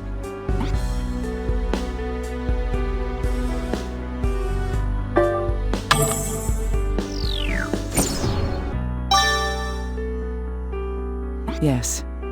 This door was closed when Veronica was vomiting blood. That's why the blood spread unevenly.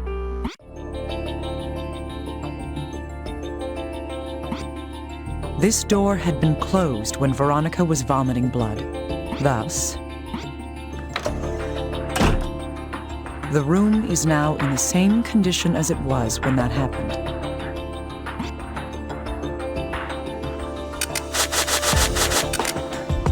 The lower part of the door has numerous scratches on it. What could these scratches be?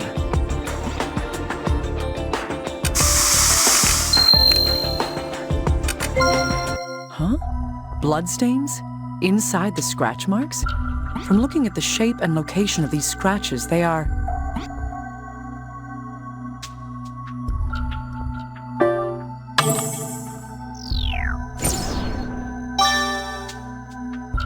Yes, these are traces that someone had clawed at the door. On top of that, it was done with such desperation that their own nails cracked and bled.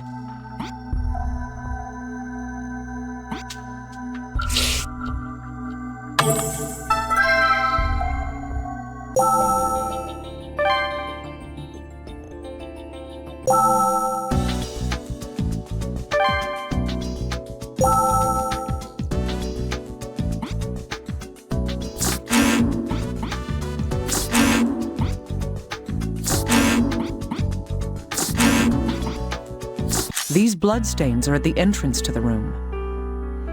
The door was closed when Veronica vomited blood. That, along with the scratches on the inside of the door, there's just one sad conclusion we can reach from all this.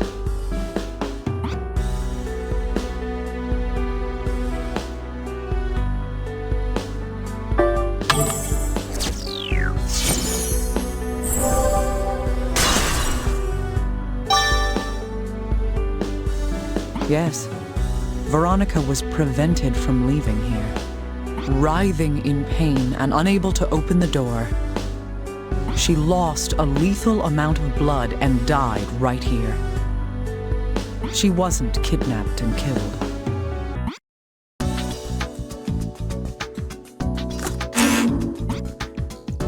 We can deduce the victim's condition within this room by putting these facts together.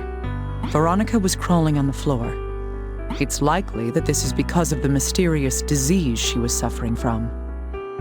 It sapped her strength to the point that she was unable to even stand. She had an attack of her disease inside this room.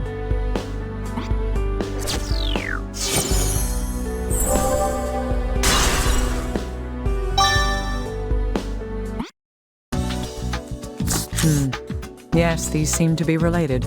According to the charts, the victim's symptoms were migraines, hallucinations, mood swings, vomiting blood, hemoptysis, and perhaps most importantly,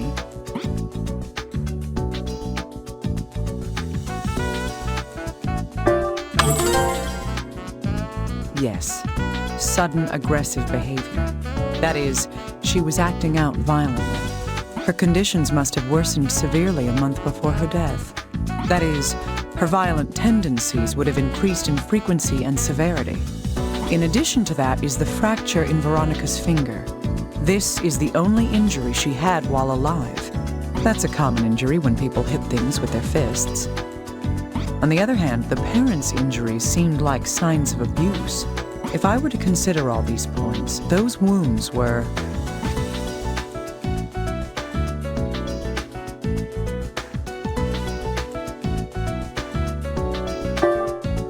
Right. The hospital records of both the victim and her parents, they show that Veronica had been physically abusing her parents.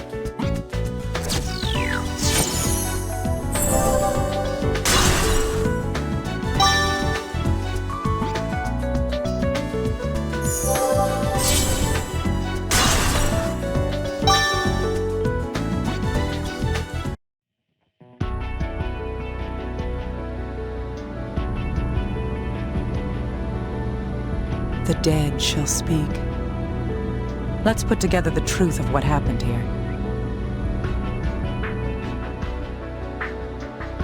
A woman's skeleton was found 50 kilometers downriver of the city. The victim's name is Veronica Cage. She was 23 years old. She was suffering from some sort of illness.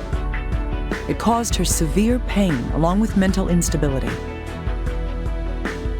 When she couldn't go on, she snapped and turned violent. This card shows the truth of that emotional state.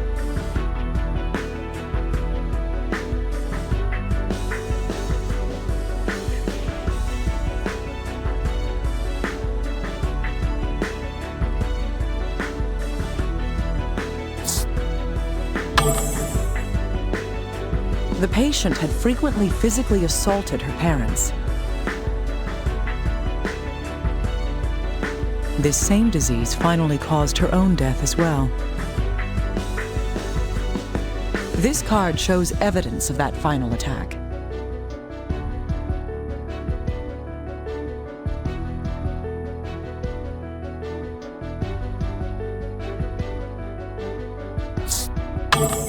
Yes. There were traces of blood at her room's entrance. During the attack, she writhed in agony about the room. The shattered mirror is evidence of that violent behavior.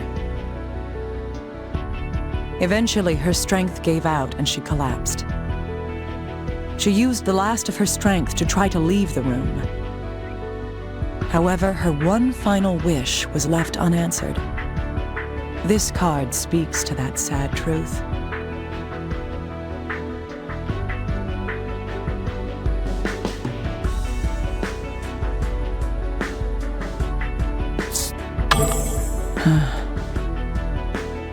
In her fading consciousness, she tore at the door. But she died there, and the culprits carried her body out. The proof of this is on this card.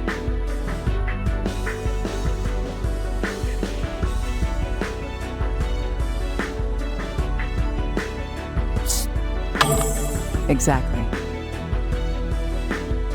The earring caught on something while she was being carried. She was already dead when the earring was torn from her ear. Most likely, her death surprised the ones responsible. They then cleaned the room to hide any signs she was there. But whoever cleaned the room had poor eyesight,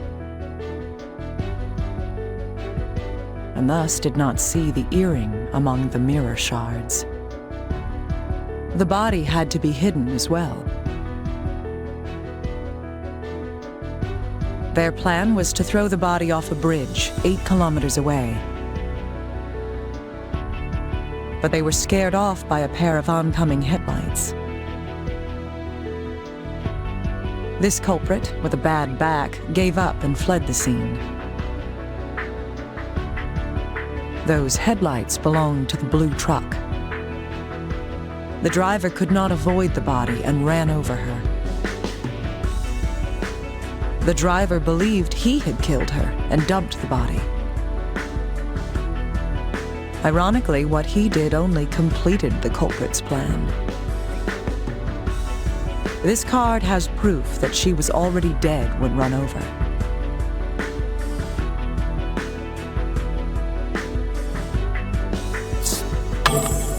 Hiding a corpse is a crime, but the driver wasn't the murderer. The ones responsible are those who locked her away to die. She sought help, not knowing that none would ever come. Her last words are the proof of that desperation.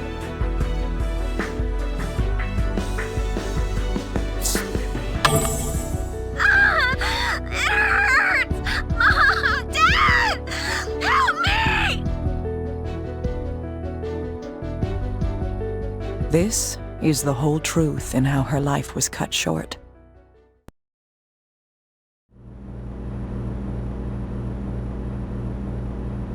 I don't know what the dead want, but the truth must come out. I'm going to see the ones who cut your life's thread short.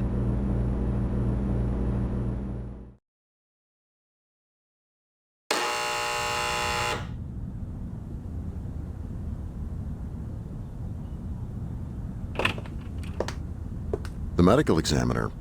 What brings you here? Your daughter died in suffering.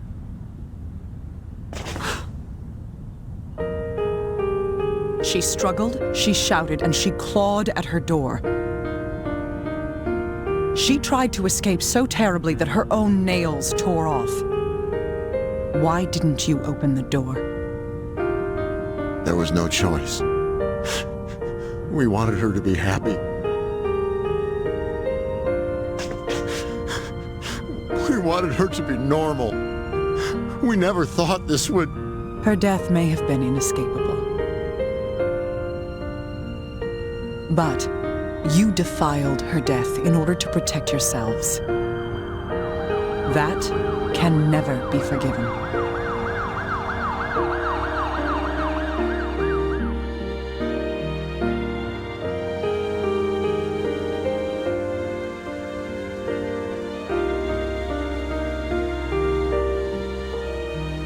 When death came to you, did you suffer? Soon I will know for myself.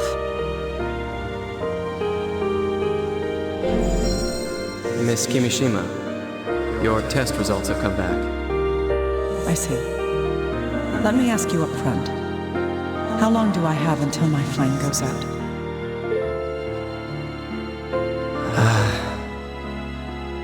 A year at best. Maybe 6 months. I understand. Thank you, Doctor. Dr. Kimishima, the helicopter's here to take you to the lab. All right. Thank you.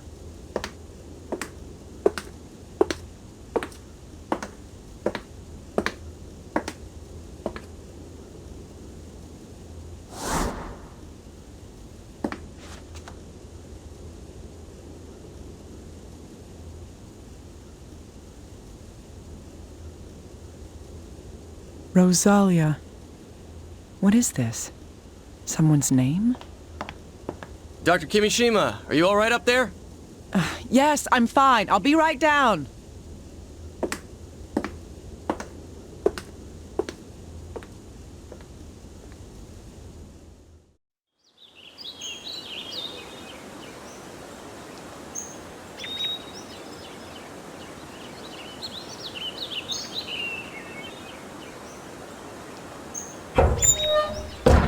Get out.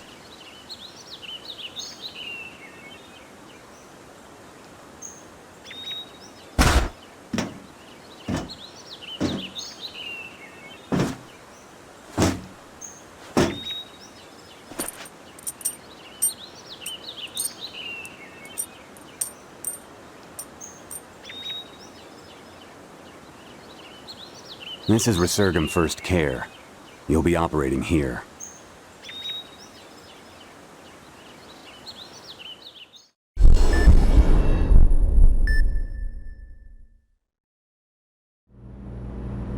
The only time you'll be out of cuffs is during the operation. Remember, this is 5 years off your sentence. Questions?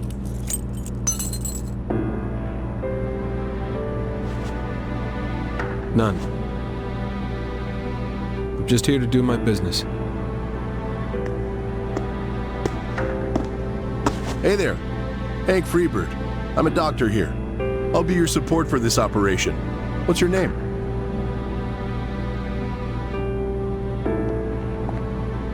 His name doesn't matter. Let's keep the contact minimal. His prison number is CRS-01 if you need to call him anything. I see. I understand. Now get started. We'll be waiting here for you.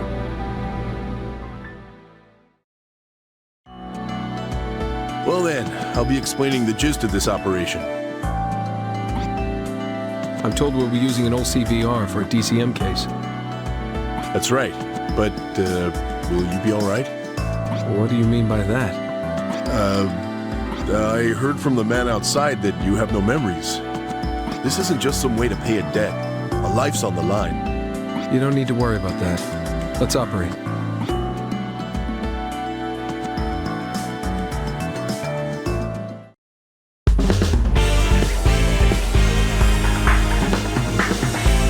Well then, let's begin the operation. The patient's vitals are low. Get me a syringe.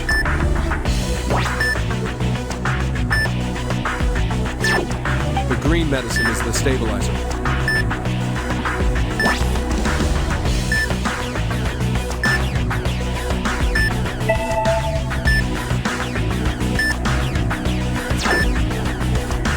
All right, injecting stabilizer into the patient.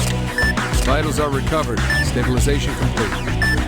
Next, we must open up. We must disinfection complete. Beginning incision. Scalpel.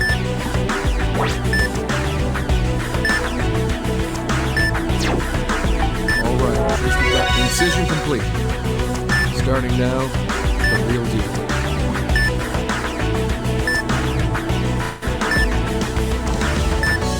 We need to find the affected areas. Ready the ultrasound. The affected areas. We found an affected area. Found it. The yellow vial contains the antiviral drug. All right, the drug's working. Prepare the scalpel for incision. Affected area has been opened. Using the drain. Now to we'll treat first. Pull one side of the myocardium across the incision. All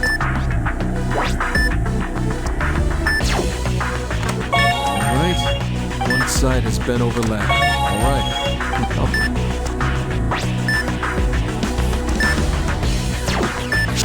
First area has been treated. It's all going as planned.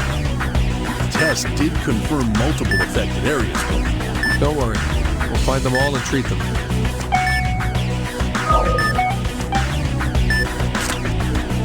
All right. The drug's working. Affected area has been opened. Using the drain. Let's close the wound before it hits. All right. That's the second area done. Your skills are amazing. Don't waste my time with your opinions. Let's keep going.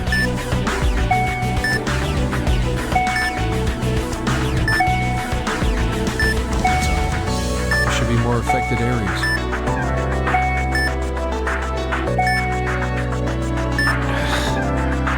Get the ultrasound out of my way. It's not helping anymore.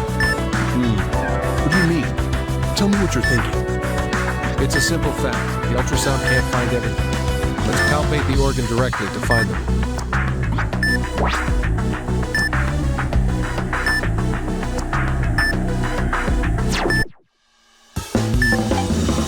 You're going to feel the areas? Would that be okay?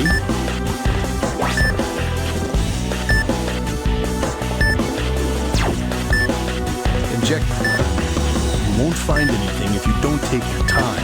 Try holding your hand there for a little while longer. I've found an abnormal area. Injecting the drug.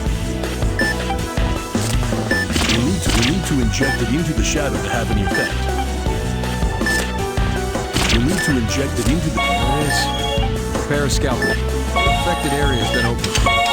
Let's close the wound before it hits. All right. Suture complete. Moving on to the next area.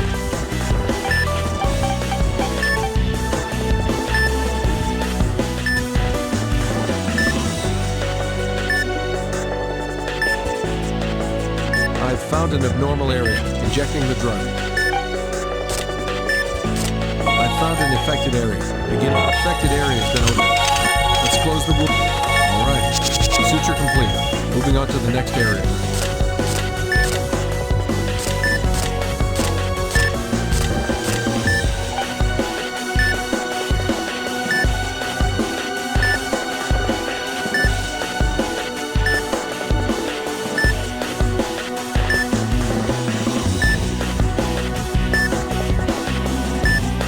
Found an abnormal area. Injecting the drug. Affected area has been opened. What's next? All right. That should finish the treatment procedure. Now, let's close him up. Beginning the incision suture. Once we're done here, the operation will be over. Get the antibiotic gel ready to cleanse the sutured wound.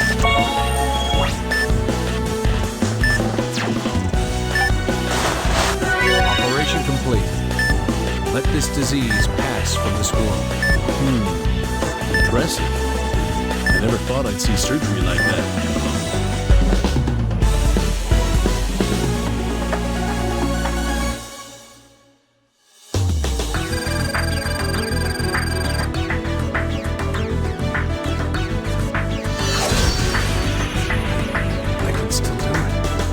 These hands can save lives.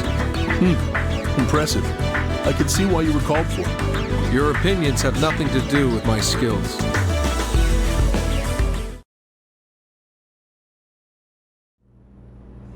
Looks like it worked.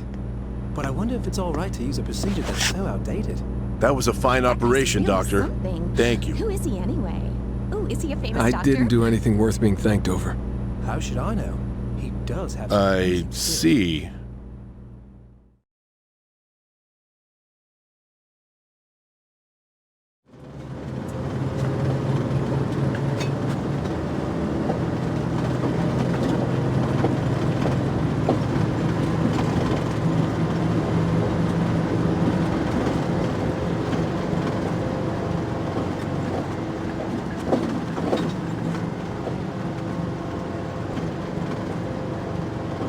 Doctor, huh?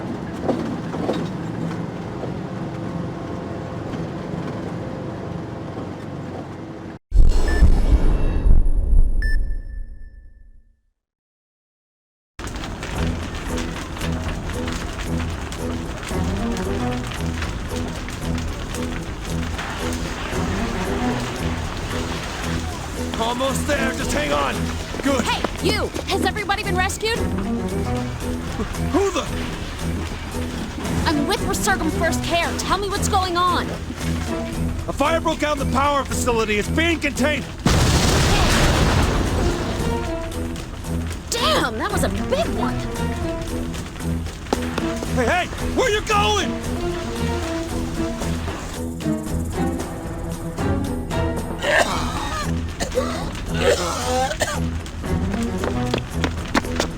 Hey, you okay? What happened? We had a backdraft. 2 of the people inside were hit by it. They need immediate treatment. Move them over here if you can.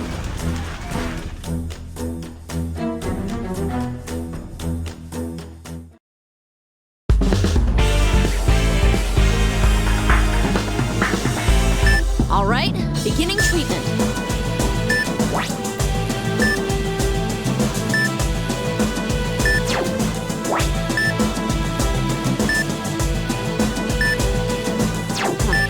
Hemorrhaging's pretty bad. I gotta treat that blood pool first.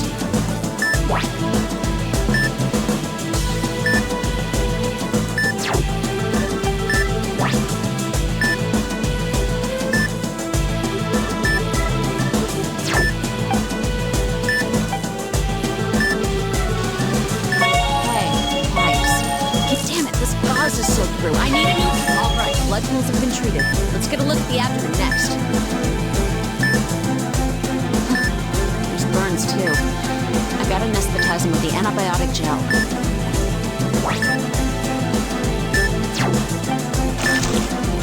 That's not enough.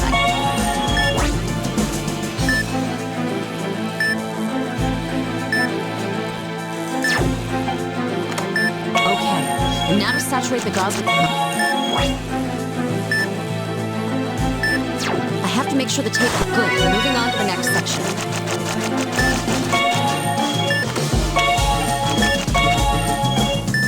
The burns on his stomach are all treated. Let's take a look at his left arm. Yikes, his arm's in bad shape. I'll have to do some first aid here, too. Oh, the vitals are getting low. I should use the syringe to recover them just in case.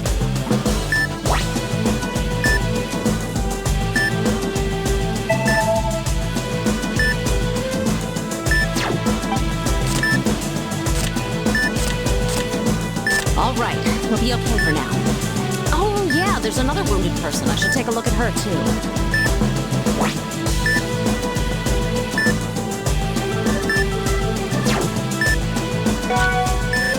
This one's got burns too. It's bad.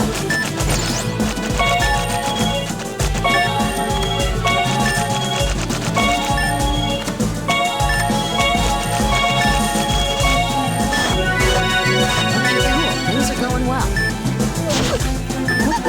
Hang in there, okay? What's with these convulsions? Damn, cardiac arrest. Starting chest compressions.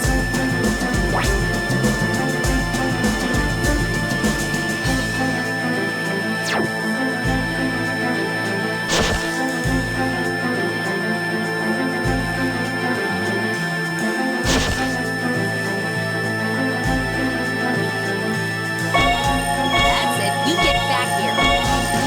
Pulse has returned. I'll need to secure an airway. Use a laryngeal mask.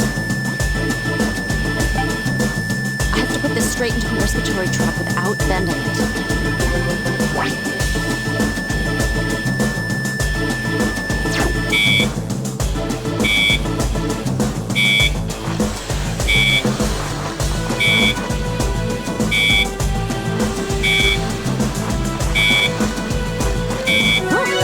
He's kind of nervous there. Rescue complete.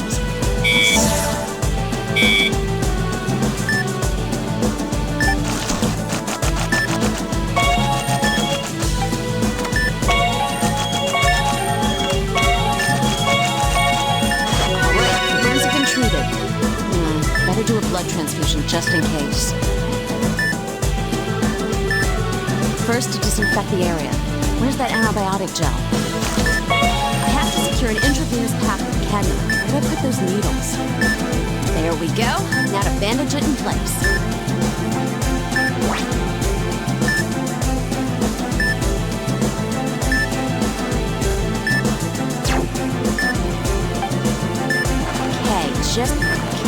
Just gotta wrap it around here. Okay, just gotta wrap it around here.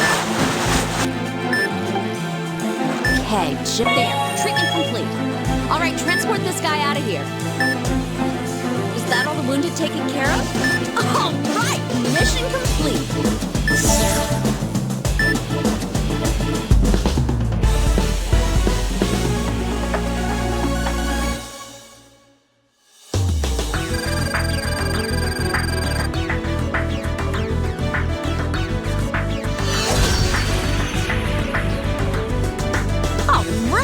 I'm on a roll today.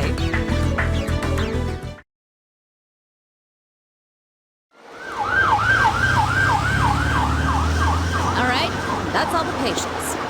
Hey, you! Huh? Oh, are you guys done here too? Who do you think you are, barking out orders like that? Disasters require strict adherence to the chain of command. If you disrupt the team's coordination, you're hurting us.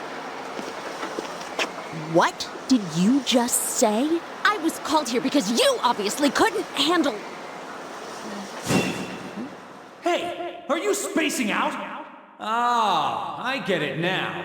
You're Maria Torres from Resurga. Yeah, I've heard about you. Hey, have you heard a single word I've been saying? You're not helping. You're a nuisance. Shut up! Oh! Damn right I'll order you around. I'm the best one here. If cooperating is so important to you, then do what I say. Later, asshole.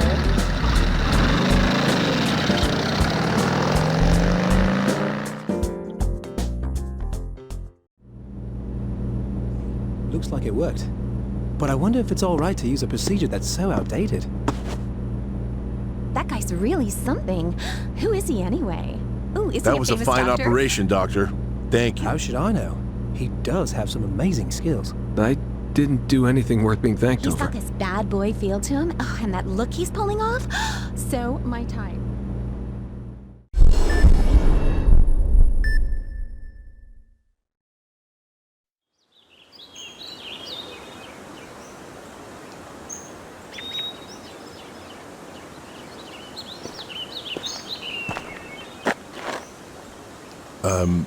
Do you like flowers? Not really. Aren't they beautiful, though? This one's Asclepias tuberosa. It's a perennial that blooms orange, red, and yellow flowers. Is that so? Hey, aren't you gonna get mad at me? Ooh, get mad? Why? The sign says this area's off limits, but I'm here anyhow. Well, I guess. But I haven't seen you do any harm, have I? Is that how things are? Hey, don't do that! What now? You shouldn't be so careless. The Earth's alive too, you know. Huh. So now you're gonna get mad at me. This is different. People can't just do whatever they want. Some things are just plain wrong, and they should be corrected. Hank, what the hell are you doing? You ready for surgery? Oh, no. I'll be right there. Hey, Doc. Why'd you become a doctor? Is it fun saving lives? Life is wonderful, and I want to pass that on to people.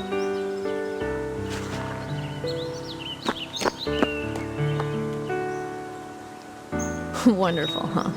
What a weirdo.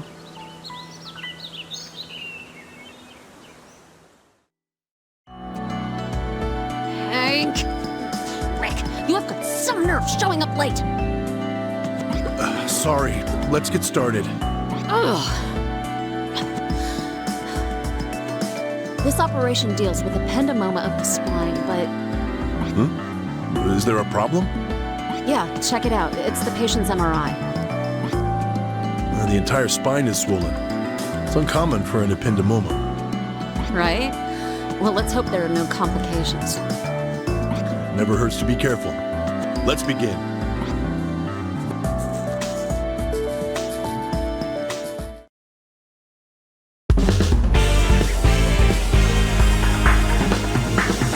Let's begin. The objective of this operation is to extract ependymoma, correct? Yeah, we'll be going through the back to get to it. Let's hurry up and start.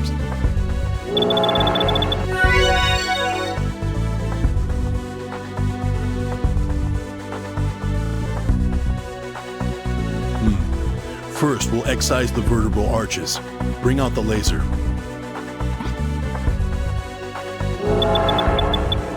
Okay, keep it up. Do the same for the other side, too.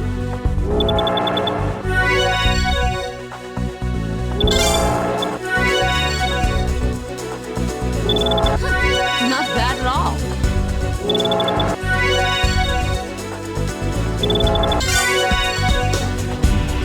Excision of the vertebral arches has been completed. Now making an incision in the dura mater. Scalp it, please. All right, let's proceed. All right, the spinal cord is in view now. It is a little odd. The diagnosis results came back with ependymoma. Let's go as planned and divide the posterior median sulcus to open the spinal cord. Whoa, that is one damn huge tumor. At that size, it's impossible to extract all at once. Let's go bit by bit. Hey, if you screw up here, it could seriously mess up the patient. Be careful to follow the guidelines during the excision.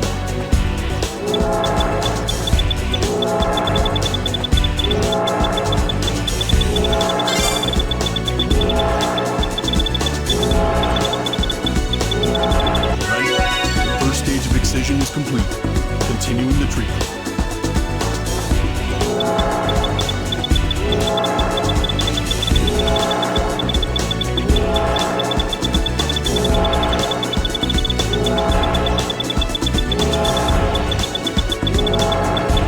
It's going well.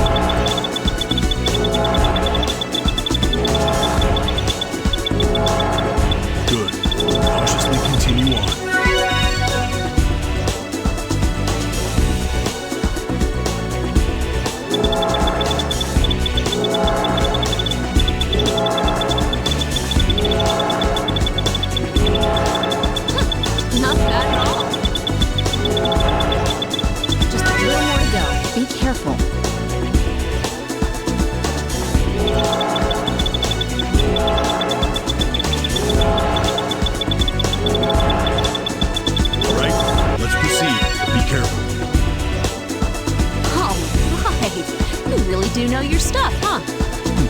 Was that supposed to be a compliment? I am a specialist, you know. Oh, shut up. Don't bother me with details. I'm still wondering about that MRI. Why would something like... Huh? What the... There are black bruises on the spinal cord?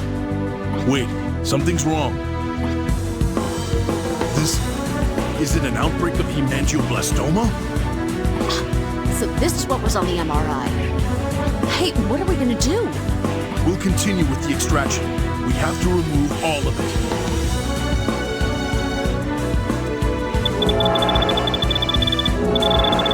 Next, continuing on and detaching the blood vessels. That's some skills there.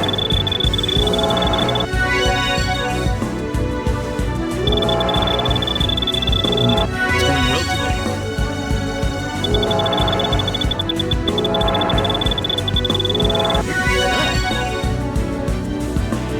All right, it's been detached. Extract the damn tumor already.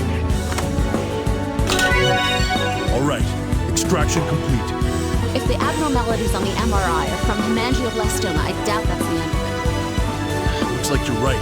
Continuing with the treatment.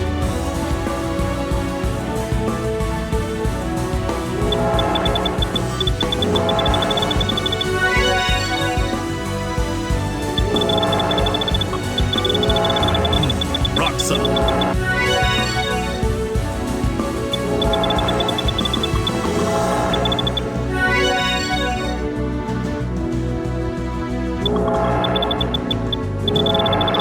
Keep at it. The blood vessel's detached. Extracting the tumor. All right. Extraction complete. Will there be any more? What? The black bruises disappeared? It seems like it's over. Yeah, but what the hell was that just now? I've never seen anything like it. In any case, let's end this operation. I don't want to strain the patient. Let's reinforce the vertebral arches. We'll secure them with rods. First, we insert screws. All right. Screws. Give me a second. Okay, the screws are ready to go. We'll insert a total of 8, 4 each on the left and right sides. Gotcha. Aim for the guideline. Don't put them in too deep, got it? That's the first one. Continuing with the treatment. They're incorrect. Continue on.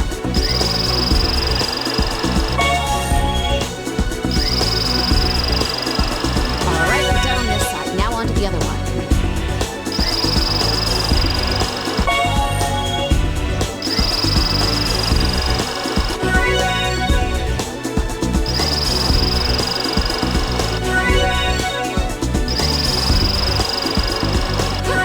All right, that's all the screws.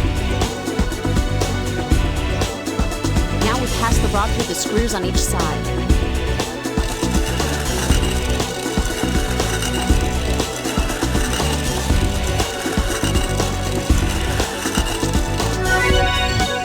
Hand me the next rod.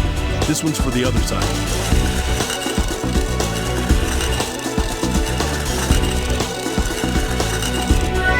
Both rods have been inserted. Now to attach the fixator. This treatment is rock solid. Yeah, well done. Let's close up and finish this off.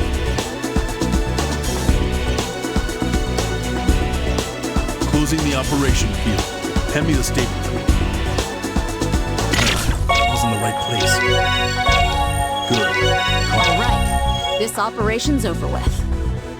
Thank you for assisting me. You were very helpful.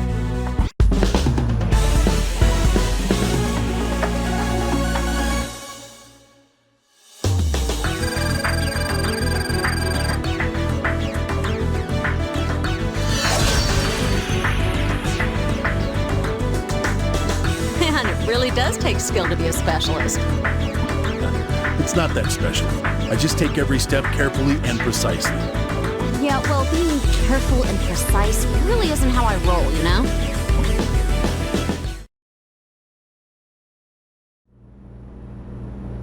All right, surgery's complete. Yay! The It's been a while operation since I was was that over. nervous.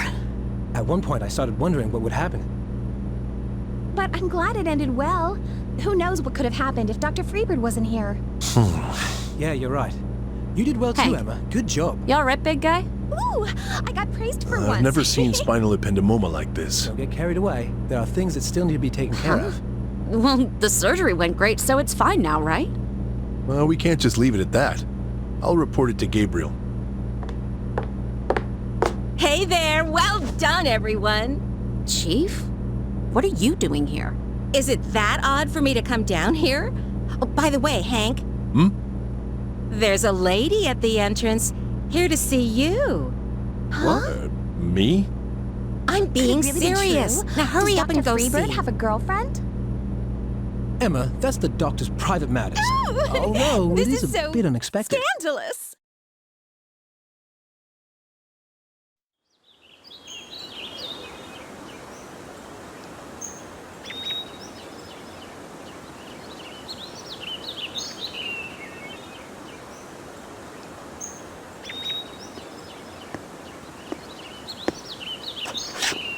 It's you. How are your wounds? You should have come inside. I hate hospitals. They smell gross. Like medicine. Oh, is that so? Well, all right. So, what brings you here? You hungry? What's this? Food? I haven't cooked in a while and I made too much. For me? Oh, I appreciate your kindness. Dude, it's leftovers. You don't need to be so excited. No, that's not true. You still took the effort to give them to me. And that alone is worth being grateful for. You're weird. I'm weird. Why? My dad used to cheat on my mom. And she cried all the time. So, yeah, I don't trust men. I always end up fighting them. Oh, I am so tired of that cycle. It just keeps repeating. Is that, well, the reason for your, My suicide? Yeah. I mean, it would be so much easier. That's ridiculous. Huh? I said that's ridiculous. Look at how blue the sky is and how green the grass is.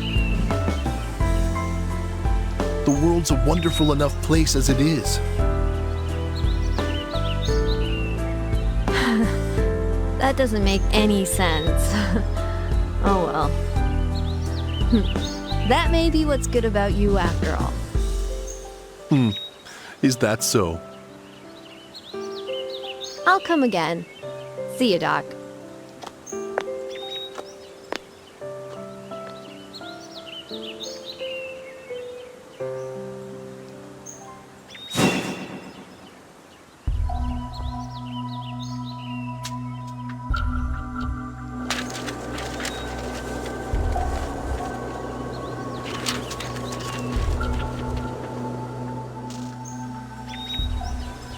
Hey, Hank. Huh? So you're the one who takes care of the flowers? Well, I'll be.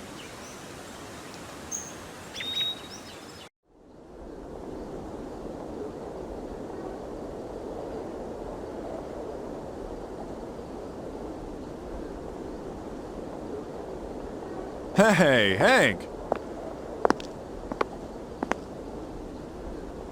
What? So you're the one who takes care of the flowers? Well, I'll be. They enjoy flowers. You give them love, and they blossom. So different from humans. So, what'd you need me for?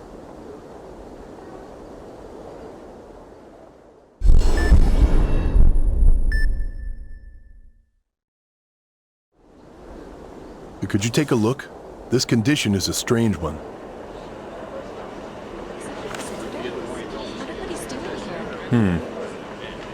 So, what's with all the fuss today? Well, you haven't heard? Someone's doing an OLCVR today. You're kidding, right? No one does that procedure anymore. I'll be assisting. A specialist coming in for it. It's one of your patients, you know. Mine? Don't tell me. Hey, out of the way! Let me through! It's all right, men. I thought you'd come. So, it is you. An OLCVR? What are you thinking? You told me yourself that you're the doctor, right? Yeah, I may have said something along those lines, so? Well, you're the doctor, and I'm the politician.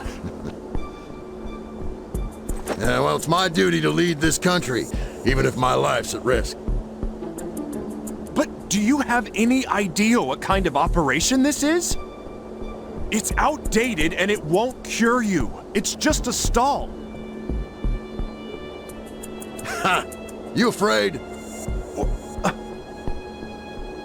You were so strong before, preaching at me. But son, you don't get to my age being as timid as you are. One thing I've learned over the years, never give up.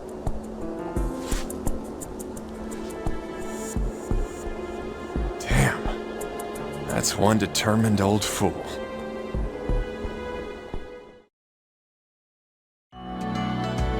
Well then, Doctor, let's begin today's diagnosis.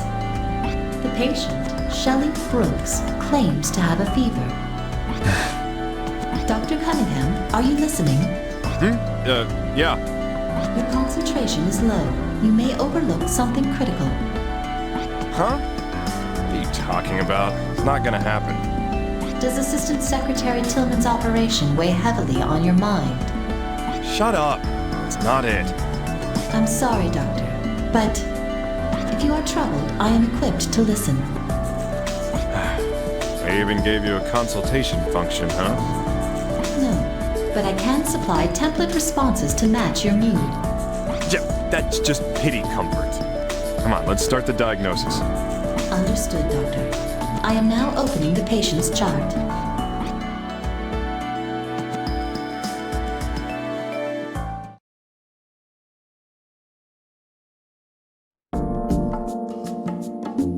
Hello. I'm glad that someone could see me.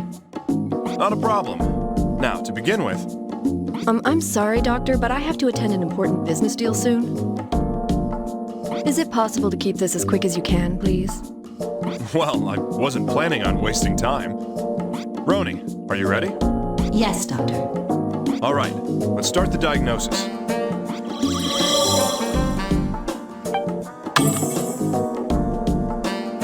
I think it's just a cold. Can you prescribe me something so I can get back to work? You can't? Oh dear. This isn't good. I've got a meeting soon. I've had a fever for a while and it won't go away. A continuous fever, huh? Perhaps... Excuse me, but are you married? Doctor, is that relevant to my illness? Well, there's no direct relevance. But a woman's body temperature increases during pregnancy. We see a lot of women who think it's a fever. Oh! Well, thank you for thinking about that. Nope, you don't have to worry about that. I'm totally concentrating on my job now. I see. Then let's make a note of this, Roni. Understood, Doctor. New symptom observed. Fever.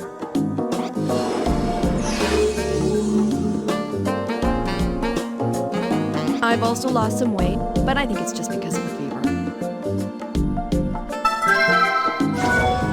Weight loss. Whether this is a symptom or not depends on how much you lost. So, what was your original weight and what is it now? I don't really want to mention how much.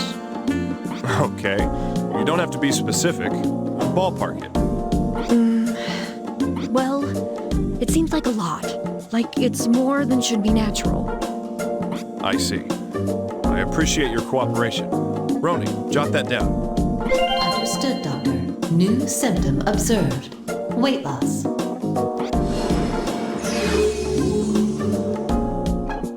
Besides that, I've been having night sweats, but that might be the fever too. Night sweats, huh? Dysautonomia is the first thing to come to mind, but... You've been busy with work, right? Does it stress you out? Stress? That's a good one, Doctor. I love my job. You're a strange one. If I had my pick, I'd be sitting on my couch all day. That is not relevant, Doctor. New symptom observed. Night sweats. Sheesh, enough already. You're starting to sound like my wife. I can't think of anything other than those. Oh, I wasn't trying to hide this or anything, but I had an operation 2 months ago. It wasn't at this hospital. I had some kidney trouble and received a transplant. There are some odd bruises around the scar from the operation. Bruises? Around the operation scar? That worries me a little. Could you tell me in detail where they are and what they look like? Oh, yes, of course. The scar from the transplant healed cleanly, so there isn't much of it left. But there are these black bruise-like things around where it was. I'll need to look at it in detail. Would you mind showing me later? Yes, if you need to see it for the examination, I understand. It's strange. I made sure to take the medication they gave me, too. But that's it, really. See? It's just a cold, right? Abnormalities around the operation scar, huh? Well, let's see them.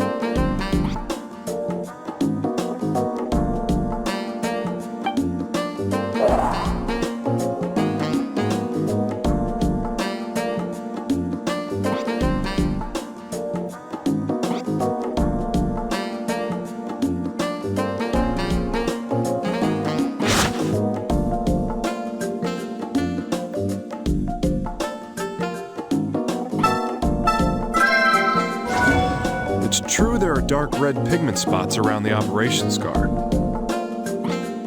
Did these exist before the kidney transplant? No, I'm sure of it.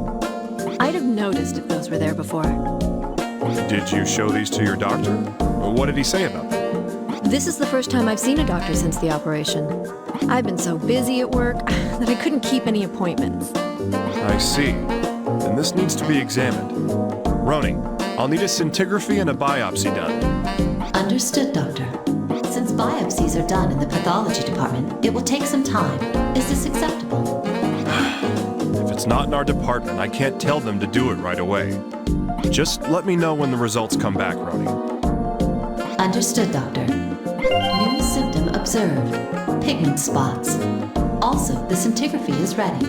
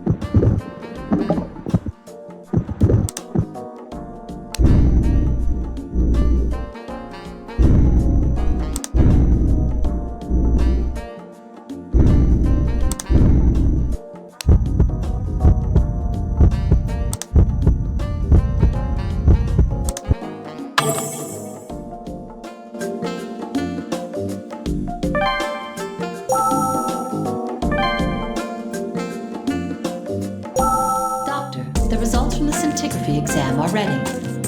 I know. I came here to check them.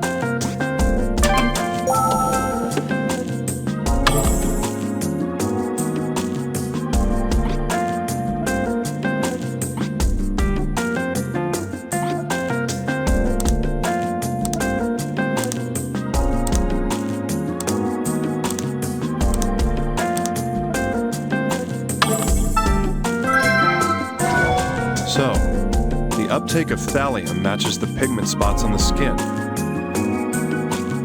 There's a good chance the pigment spots are tumors.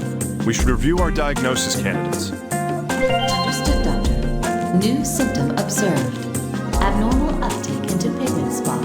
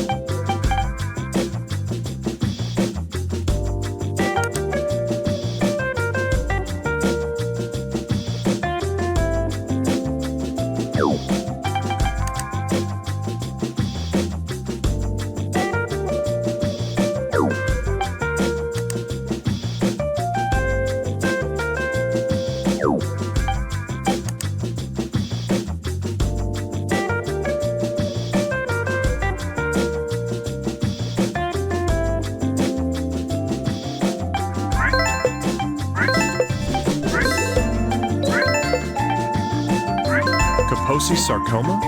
All our symptoms apply to it, but... Doctor, are you concerned about something?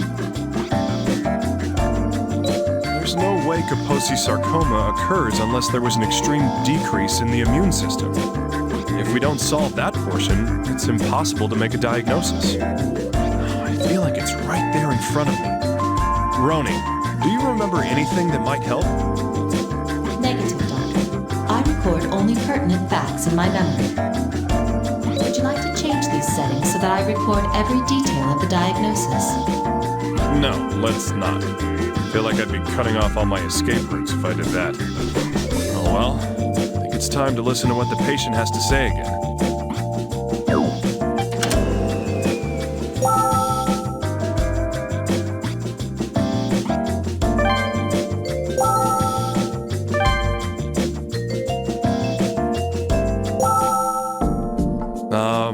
Sorry to keep you waiting when you're so busy. How are you feeling? Nothing much has changed in particular. Is this gonna take long? Don't get so hasty. It's going to take a little more time until you're diagnosed. I see. I've got a meeting soon, though.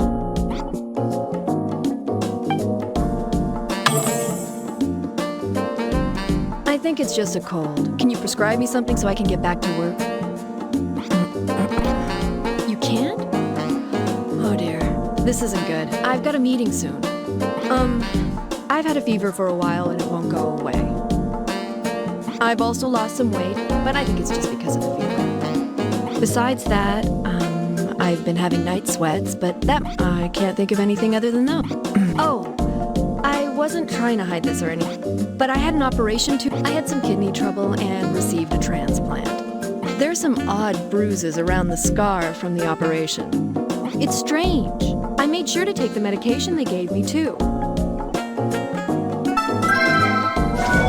Oh yeah, the medication prescribed after the kidney transplant. Hey, I'm sorry, but can I confirm something? You were given immunosuppressive drugs, right? Yes. Isn't that something normal to take after an organ transplant? Yeah, that's right. But that's something we need to know in making a diagnosis. Now, everything depends on the results of your biopsy. But that's it, really. See? It's just a cold, right? Dr. Cunningham, the biopsy results have come back from the pathology department. Finally. How are they? The antibody reaction was positive, but they failed to specify the virus causing the disease. Failed to specify the virus? What in the world are they doing? The reason is unknown, Doctor. Shall I explain the 1,874 patterns of conjectures in regards to it? What? No, that's all right. It shouldn't be a problem to make a diagnosis. Roni, let's go back to the office. Time to narrow down our possible candidates. Understood, Doctor. New symptom observed. Positive antibody reaction.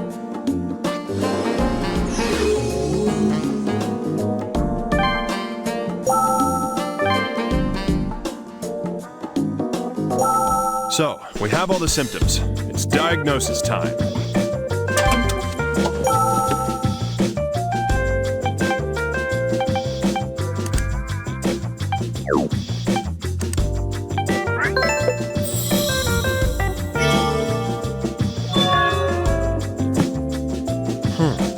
So it is Kaposi sarcoma. But why? The period of time until the onset is too short. It's similar to Kaposi sarcoma. This is something else. Doctor, we have an urgent contact. Please head immediately to the examination room. The patient has come to the hospital complaining of abdominal pains. All right, I'm on my way. Abrupt stomach pain. What on earth is going on? Doctor, these may be related to the tumors discovered before. Great. Roni, you ready? Yes, doctor. Commence diagnosis when you are ready. All right. Reserve an OR just in case.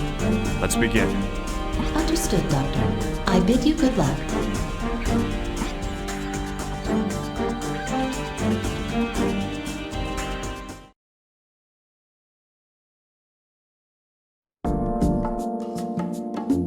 Hey, are you all right? What's wrong? Oh, well, I went to work, but my stomach started hurting all of a sudden. There's a chance your condition took a turn for the worse. Roni, get ready for examination. Yes, doctor. Begin when you are ready.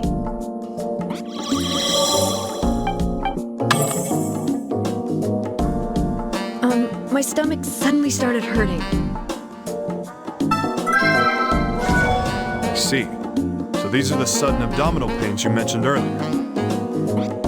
Roni, make a note of it. Understood, doctor. New symptom observed. Stomachache.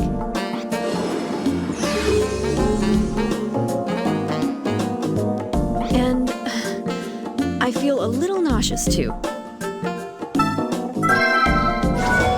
She's experiencing nausea as well. This is far from being good. Roni, make sure you're getting all this. Understood, doctor. New symptom observed. Nausea.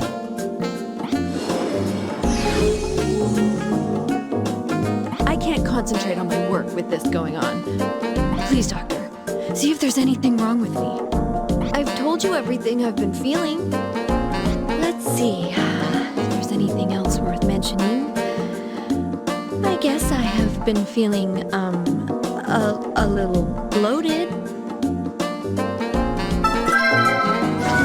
I see. Her abdomen is bloated then.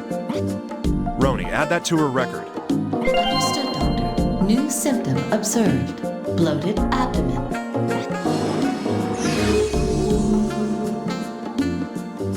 Lately, I haven't been able to, I'm having trouble using the toilet fully. You understand? Trouble using the toilet fully? In other words... Well, let's just be frank about it. It's nothing to be embarrassed about, right? We're animals. We excrete waste. Right. Well, I won't force you to say it then. But you're unable to produce those things on the toilet, yes? Yes. Great. Now we're getting somewhere. Roni, make a note of this. Understood, doctor. New symptom observed. Constipation.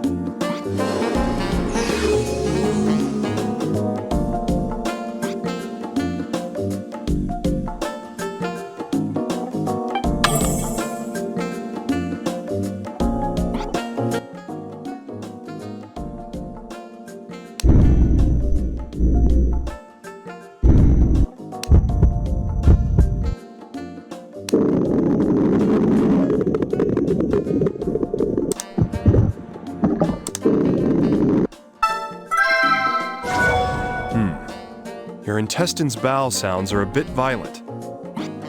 Roni, write this down too. Understood, doctor. New symptom observed. Aggravated bowel sounds.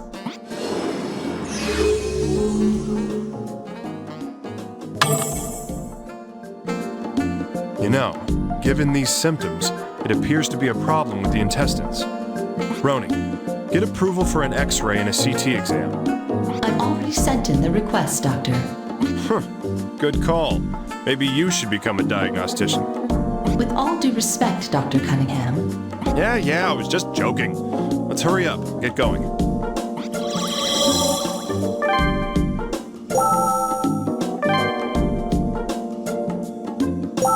Doctor, the results of the X-ray and CT examinations are ready for you to look over. Well, I guess I should look them over.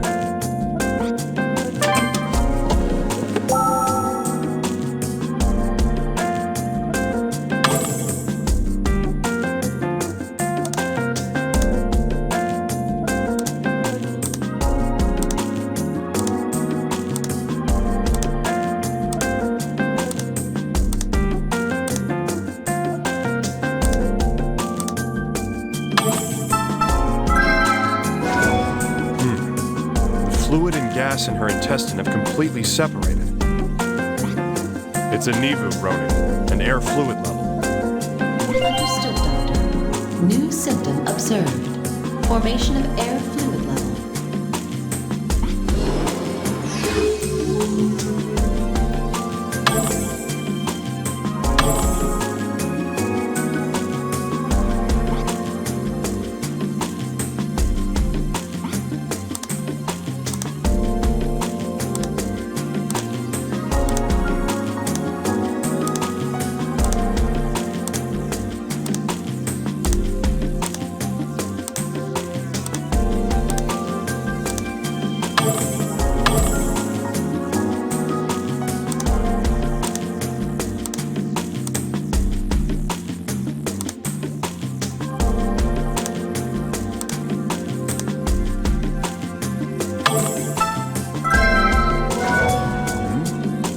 Atrophying can be seen in the left and right kidneys. Hey, Roni, would you call this a symptom? Negative, Doctor. The patient has received a kidney transplant. Ah, that's right. I forgot the new kidneys were transplanted without extracting the diseased ones. Well, that means this symptom's already been treated. Correct, Doctor. It does not need to be recorded as a symptom. I guess you're right. I mean, I was just testing you. Keep up the good work. I'm sorry, but I do not fully believe you, Doctor. Hey, you could at least play along.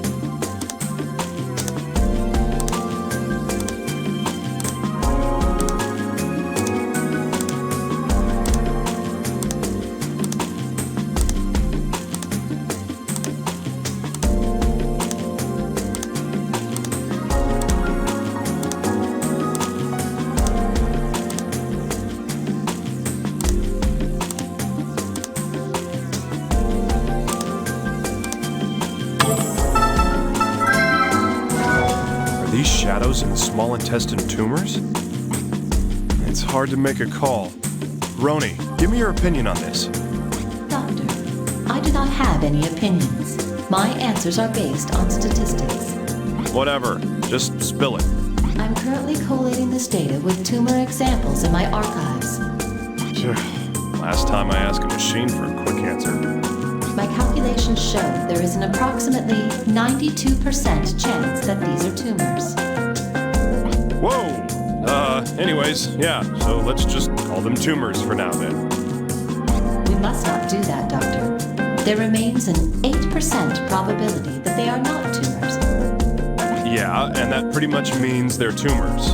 I'll just record the symptom for now. Understood, Doctor. New symptom observed.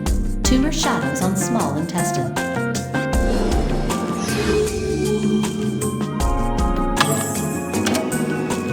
We've gone through the X-ray and the CT scan. Let's head back to my office and sort it all out.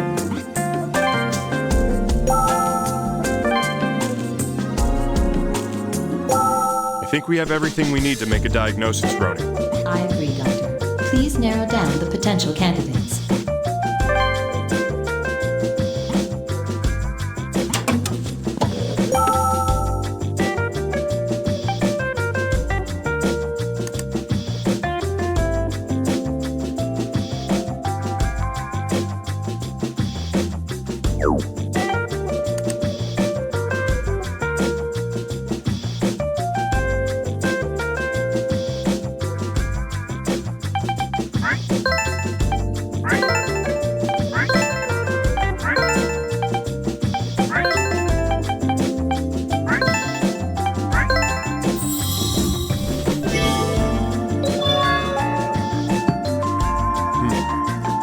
Intestinal ileus originating from tumors in the small intestine. Due to the location, there is a high probability that the primary focus will be the ones on the skin. Damn it. I know, but... Doctor, I would recommend that you examine the other organs as well. Yeah, I agree. Let's go back to the exam room. Understood. I'll make preparations. Metastasis spreading from skin tumors to the small intestine? Yes, Doctor. At this rate, other organs are also in danger. Ah, damn. Something isn't right, Roni. Let's hurry. Yes, Doctor. I am ready to continue the examination.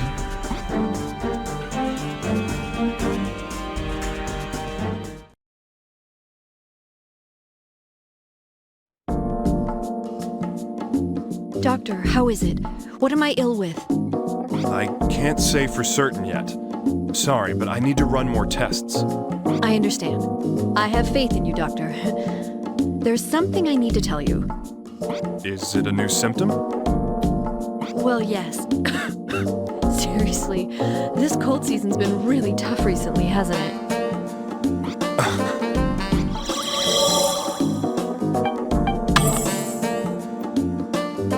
I don't know why, but my chest's been hurting for a while. Chest pains, huh? She looks like she's in a lot of pain.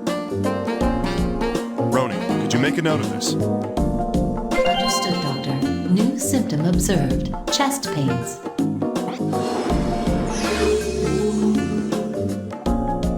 If this keeps up... She seems to be coughing a lot. Could it be her lungs or bronchi? Roni, let's record this too. Understood, Doctor. New symptom observed. Coughing.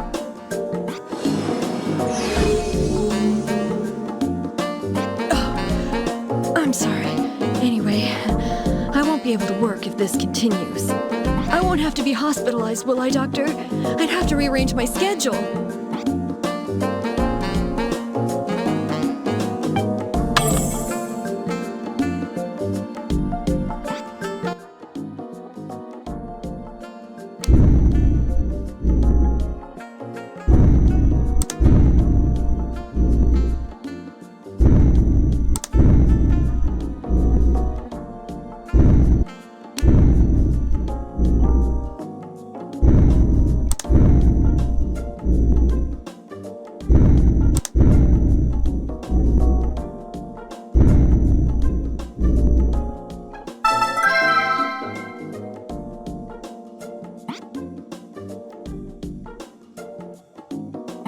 Throwing me off my pace.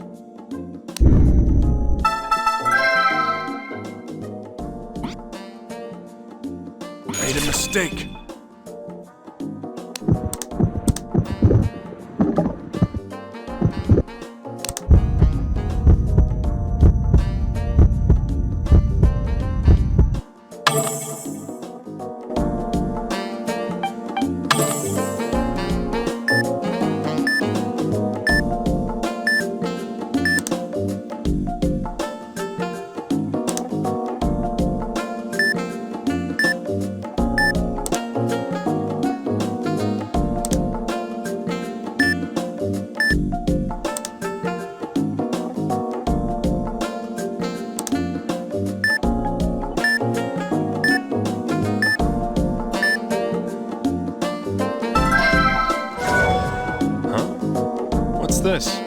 the EKG's display is incomplete.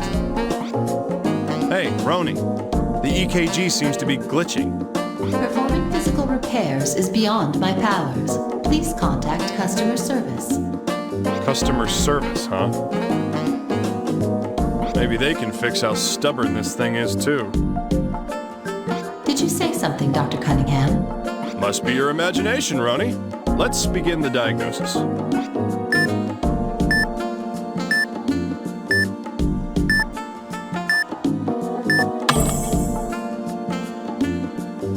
Oh, doctor. Are you all right? If you're not feeling well, we do have beds ready. Oh no. It just seems like the chest pains are getting worse. Her symptoms are getting worse. We need to redo all the exams. Understood, Doctor. I'll make the preparations.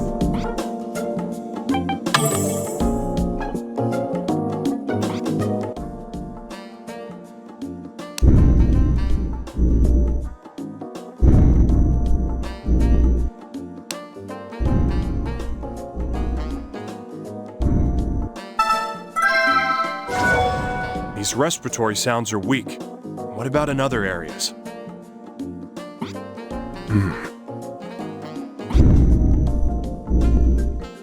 As I thought, the other areas are normal. They're only weak in the lower left lung.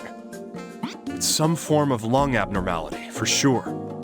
Roni, get approval for an X-ray exam. We need it done right away. Understood, Doctor. The X-ray exam is now available. New symptom observed. Attenuation of respiratory sounds.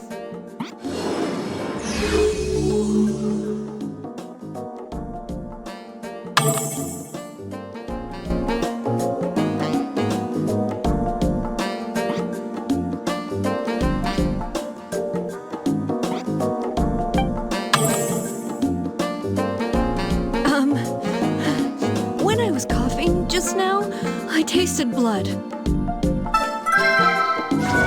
Tasted blood. This isn't good. Roni, add bloody sputum to the list. Understood, Doctor. New symptom observed. Bloody sputum.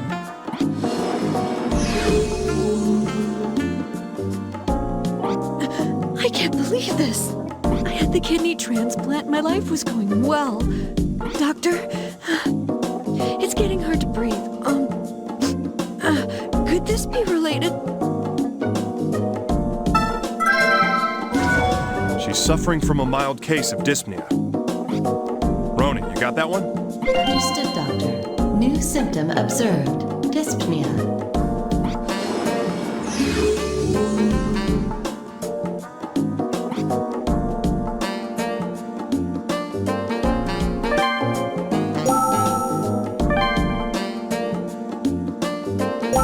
Doctor, the patient's X-ray images are ready for viewing. Sounds good. Let's see them.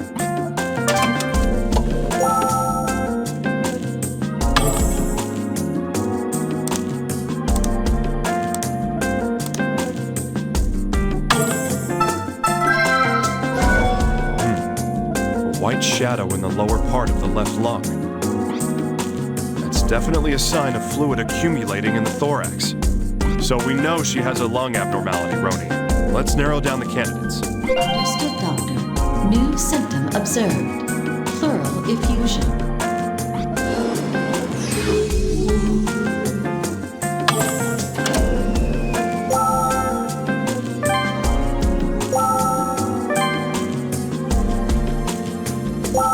Doctor, would you like to narrow down the diagnosis candidates? Of course. That's why I came here, right?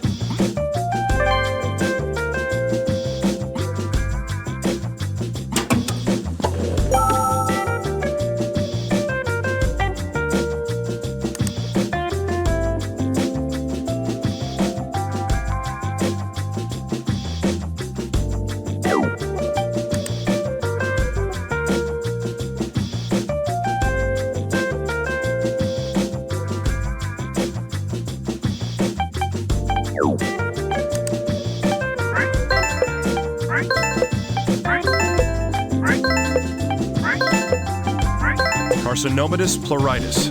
All her symptoms apply to it. We'll need a CT scan to confirm the diagnosis, though. Roni, how's our patient doing?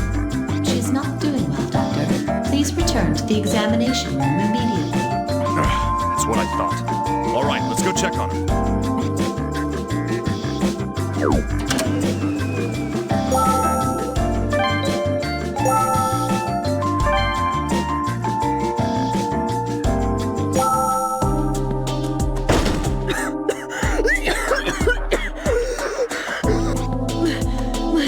My chest. It really hurts bad now, Doctor. Her condition's worsened even further. We can't continue on with the diagnosis. Roni, request a room immediately. She needs to be hospitalized and her symptoms need to be treated. Doctor? No. I can't just let the symptoms be treated. Can you please continue examining me? Huh? Do you know how much of a risk you're in right now? I finally thought that I could live. I had a new kidney. I recovered from the operation. I could finally live a life on my own. So please, Doctor, please find out what's wrong with me. Please cure me. Roni, cancel that hospitalization order. Let's finish the diagnosis. With all due respect, Dr. Cunningham. What? You always rant about how I need approval from the patient when it comes to performing exams, but you won't listen to the patient when it comes to hospitalization and diagnosis? When things are inconvenient, we should push all the responsibility onto the patient? Spend all day worrying about how to avoid a lawsuit? To hell with that! Understood. I admit even I find incongruities with the protocol that I have been designed to conform to. I think I shall add, to hell with that, into my computer registry. Huh. My thoughts exactly. Right. So it's X-ray time again. And order a CT scan as well. Understood, Doctor. The CT examination is now available.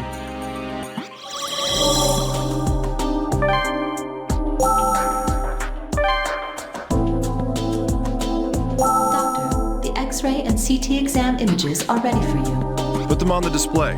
I want to see what's going on.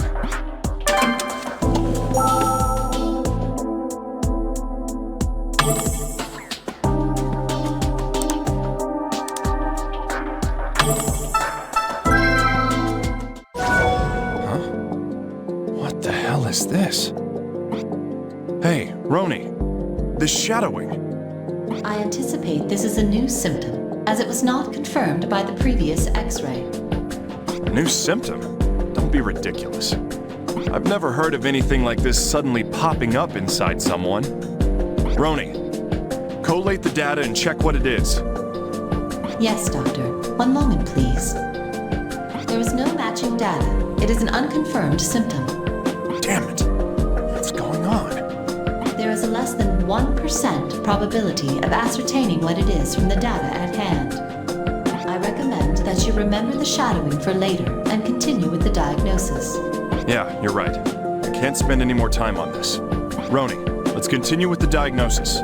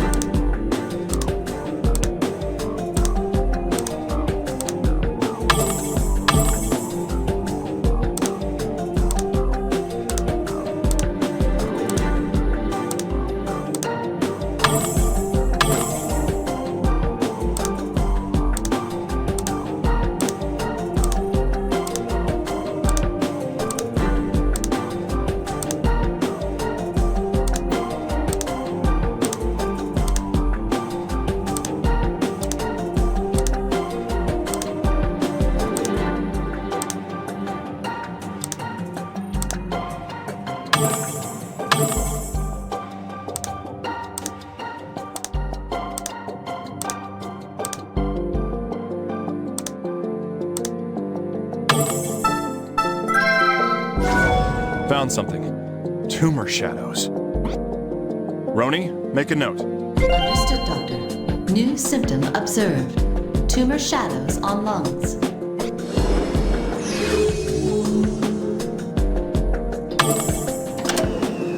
All right. I think I have enough to make a diagnosis. Let's get back to the office. But still, what in the world is that shadowing?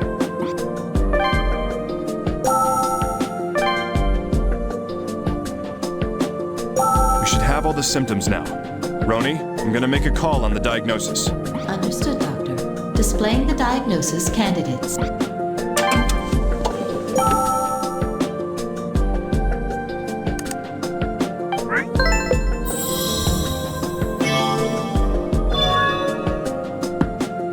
There's no mistake that it's carcinomatous pleuritis.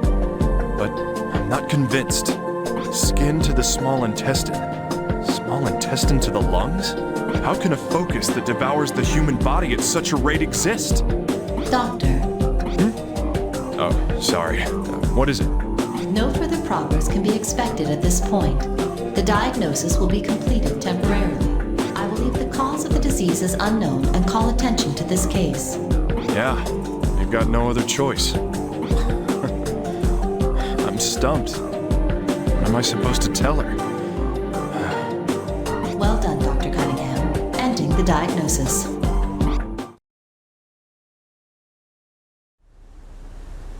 Doctor, are you all right? Is something wrong?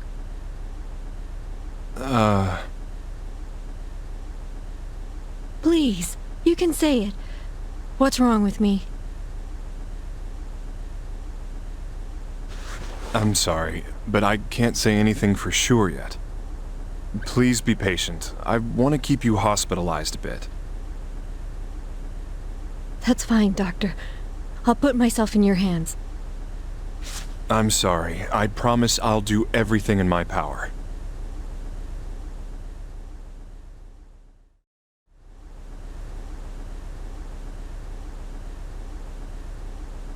Hey, Roni. Do you need my assistance, Dr. Cunningham? Another little trick of yours, huh? Sounds useful. I can utilize this facility's entire installation network. Huh. All right. So, what do you think about that patient? I found no reasonable matches within the current literature. I suspect it is an unidentified condition. Well, for once, I agree with you. It mirrors Kaposi's sarcoma, but it spreads much faster. I estimate the entire lung will be affected within 20 days. We don't have time to sit and think. We need to treat the skin, lungs, and small intestine all at once. An operation like this would yield a 10% success rate. There's no other options, though. I'm stumped. Should I request a hospice transfer and notify her family? The earth was blue, but there was no God. We did all we could. Now, we just have to hope for the best. One thing I've learned over the years, never give up. I'll be assisting. A specialist's coming in for it. That's it! Roni, you said you have access to the full facility, right? I did, Doctor. All right. I want you to look up OLCBR data. The records, footage, surgeon name, contact info, everything. I promised I'd do everything in my power. Well, I guess I gotta follow through with that.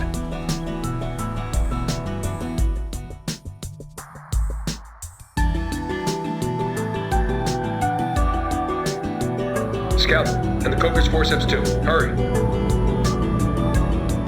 Isn't the boy just superb?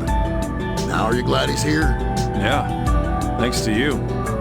I'm in your debt, I guess. You threaten me so you can use him, and then you thank me. Hey, no threats. I just asked you to lend him to me. Of course not. Still, I have to say, it takes guts asking for such a big favor to save your patient. Well, son, I guess you and I are square now.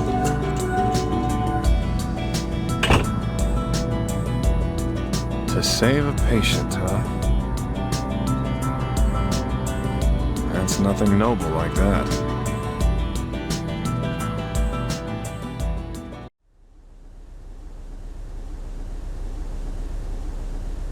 That was a fine operation, Doctor. Thank you.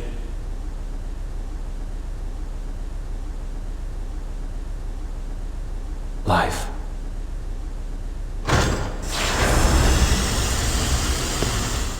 Yo, kid.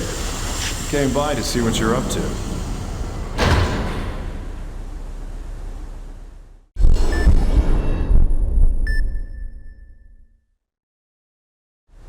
Man, I didn't think you'd be living in a refrigerator. Temperature's kept at 0 Celsius to reduce bacteria. And so I can't kill anyone. Bacteria cultivation, huh? Pseudomonas, Vibrio, Micrococcus? You know, plenty of bacteria can be grown at this low temperature. And you are? Gabriel Cunningham. I'm in charge of the guy you worked on. I want to consult with you about something. Consult with me? We've got a patient with tumors similar to Kaposi's sarcoma. Skin, lungs, small intestine, they must be excised at once. How about it? You think it can be done? There's not enough information to make a conclusion. But depending on the patient, I won't rule it out entirely. Is that so? All right, it's decided. Let's go. What are you talking about? The operation. You'll be performing it on that patient. Me? What's wrong? That's why I came out to see you.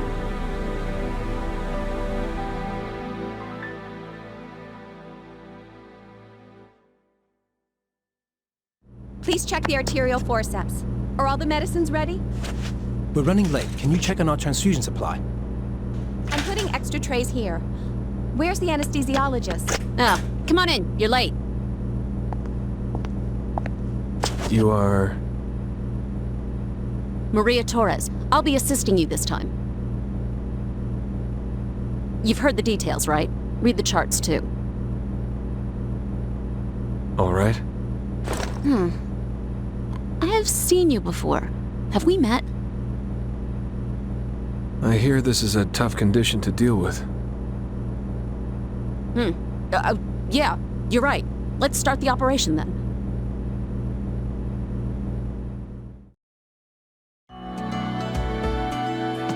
The focus of this operation is tumor excision, but... Well, it's odd. Infections like this aren't all that rare. Even so, we can't pinpoint exactly what's causing them. What do you mean? Have you done a blood analysis? Please. Of course we did. Do you think we're stupid? Nothing showed up on the CRP, antibody titer, or WBC count. Other tests came up with nothing, too. We're stumped. Oh, that is indeed odd. Well, hopefully this will be an uneventful op. Let's begin.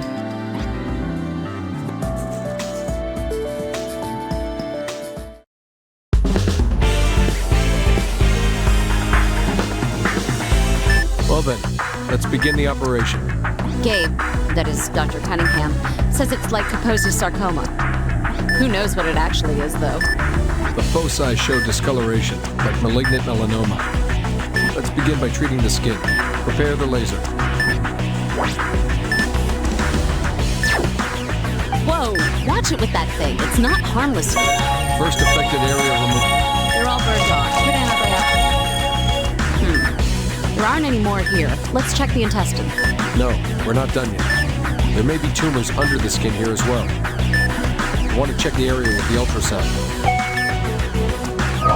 Thought so. Tumor confirmed. Making it. Cytoplasm is spilling out. I'll use the drain on it. Now I'll excise it with the scalpel before it leaks. Tumor excision complete. I'll extract it with the forceps.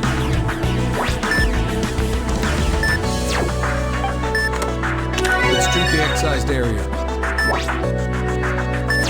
I'll leave the tray. Synthetic membrane in place.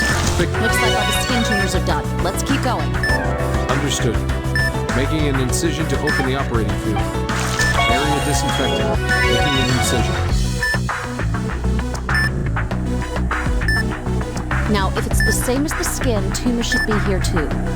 First, we need to inject blue medicine into the inflammations. Inflammation has subsided. Let's treat the rest too.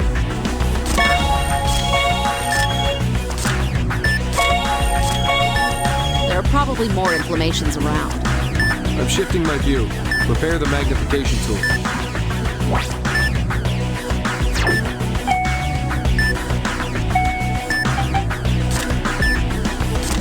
Inflammations are all over the field of operation.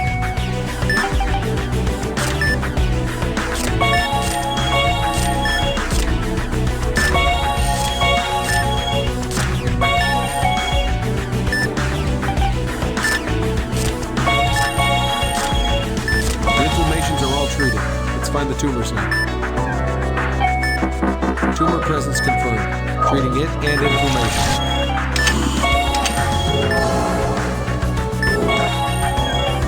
That's the first one. Keep going.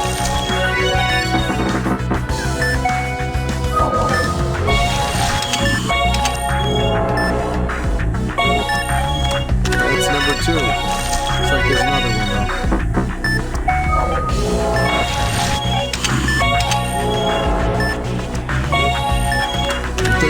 Been extracted. Beginning treatment of the remaining wounds. The small intestine has been treated. We're doing well. Don't relax yet. We still need to treat the lungs. I know. You're pretty blunt, aren't you? Get ready to shift the focus of the operation. I've found small tumors in the lungs. Prepare the laser.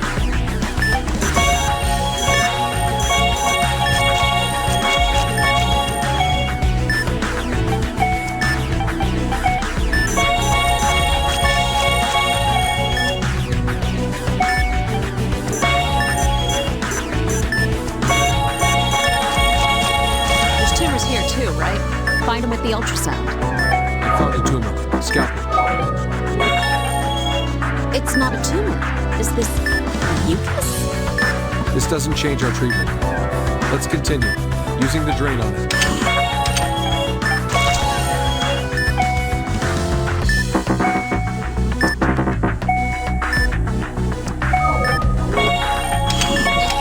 There have to be more of those. Use the ultrasound.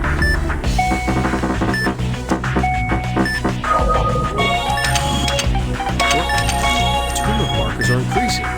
One must be making mucus. This must be the cause of that mucus.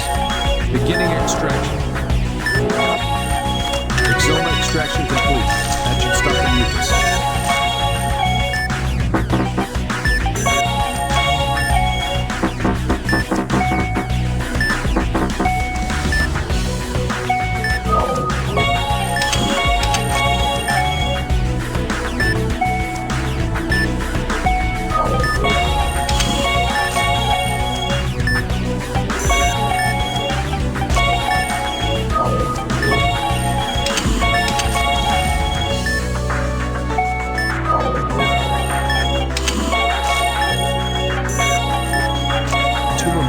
Decreasing.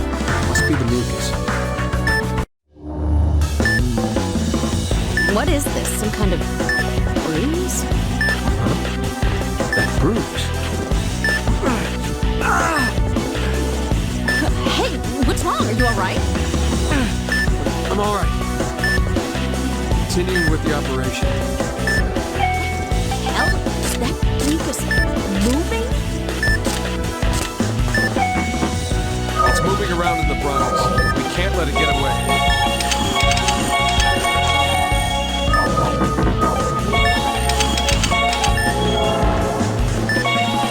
One mixoma extraction. It's not over yet. There should be more.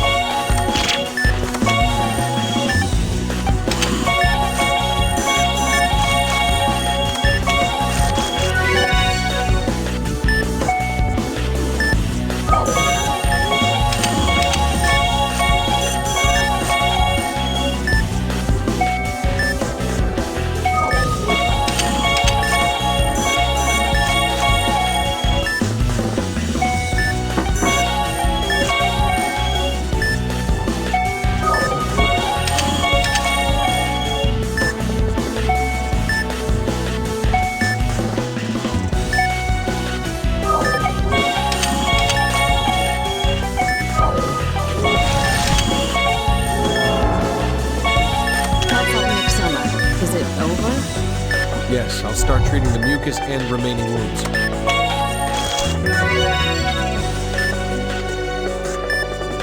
Whew, we can finally relax a little. All right, let's close this patient up and finish this off. Hey, how did you know how to treat those things? I don't know. Black bruise. I've seen that somewhere. Where would you see something that weird before? Let's finish the operation. Get the antibiotic gel ready. All treatment has been completed. Ending operation. Well, you know, you're a big help. Let me at least thank you.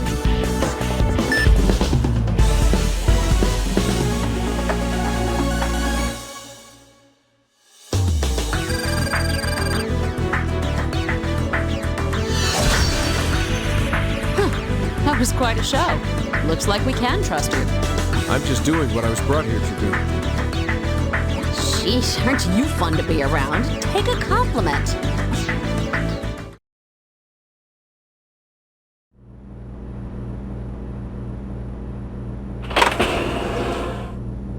Yo, how'd it go?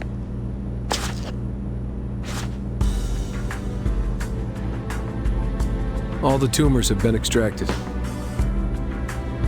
It's a unique condition, so keep her fully monitored. You're just leaving now? That's pretty irresponsible. I'm a prisoner. I can't do anything else from here. Well, not exactly. You're responsible for that patient until she leaves. I heard that you'll be in custody here for a while. Let me tell you that I'm firmly against this decision. The new room's over there. It's barred, but it's no icebox. We'll be counting on you to help us save lives here, kid.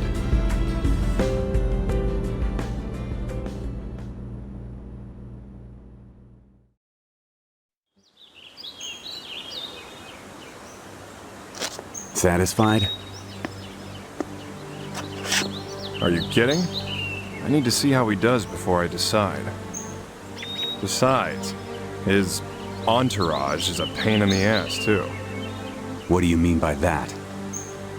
Don't treat me like an idiot, G-Man. I see a lot of new faces around here. Curious faces. Dr. Will. Whoa, whoa. I try not to get involved in other people's jobs. Let's just agree not to interfere with each other. Got it? Thanks for your cooperation.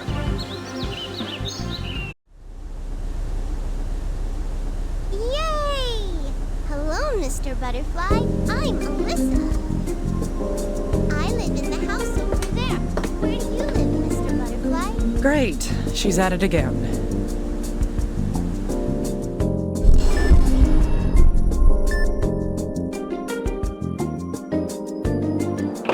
Hey, kitty girl, what are you doing? No trespassing. Oh, Miss! Chloe's better. Chloe? Who are you talking about? Chloe's the kitty you helped. Now she comes over to play. Glad to hear it. In any case, you're not allowed here. Hey, Miss. What's your name? Me? Oh, I'm Naomi. Naomi Kimishima. Okay. Hi, Naomi. I'm Alyssa. I live just on the other side of the garden here. I see. That makes us neighbors. Yep, so I can come see you anytime I want. Now, Alyssa, this is a place where most people can't go. That's why I need you to... Oh, and who's this little princess? Am I intruding? Chief. Hello, mister. I'm Alyssa. Hello, Alyssa. I'm David. Excuse me, but can I borrow Naomi for just a moment? Okay, Naomi's got work to do, right? I'll be going then. Bye-bye, Naomi. See you later. It seems you've made a cute little friend. You know she doesn't have any security clearance, right? Now, do you think I'm that uptight? It's not like we're using diamonds to decorate the garden. Anyway, you're here to talk about work, correct? I'm listening. Yes, a few hours ago, a body was found in Oxford. The FBI is requesting that we send you to investigate it. Me? Is there some crime involved? It's our job to determine that. What do you say? This is my duty, isn't it? I'm on it.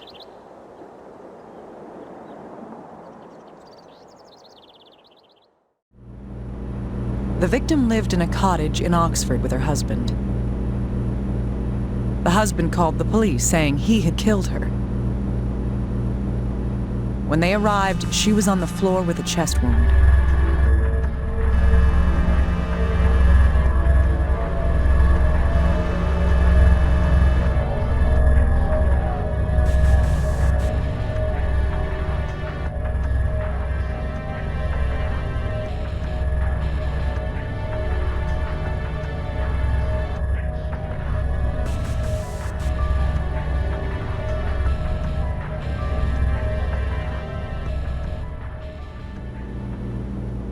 I accept. The FBI thinks the husband may not be telling the truth. All right. Let's discover how this tragedy played out.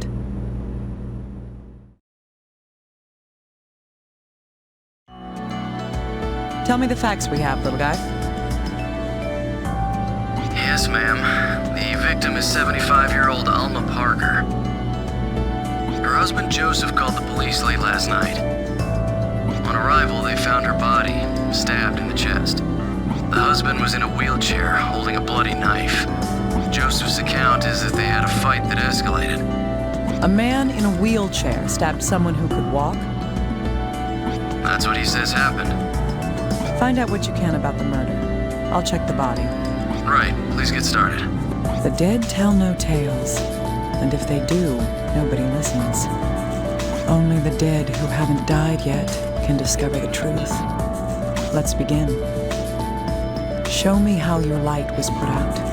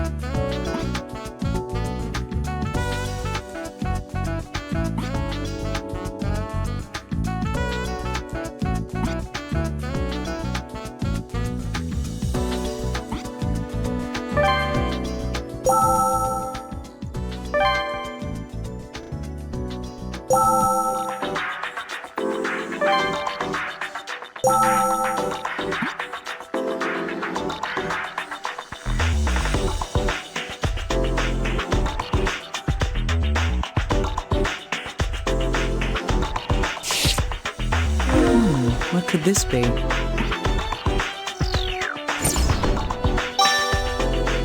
I've never seen a bruise like this. Is it something congenital?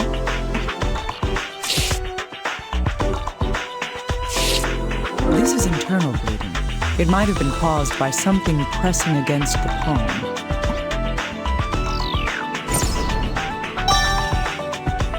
It would require a great deal of force to leave this mark on the victim. Was she struggling against the murderer? Or is there a different reason behind it?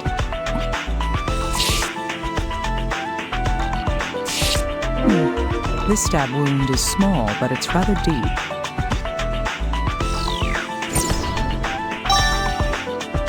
There's a wound with a similar shape, but it's a different size.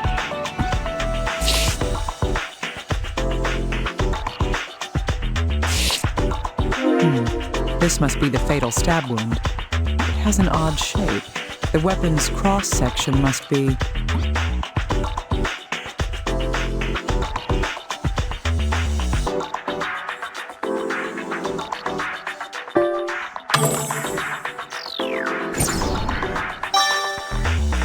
Right. The weapon must be shaped like a cross. That weapon most likely penetrated the heart and killed the victim. What kind of weapon has a shape like that?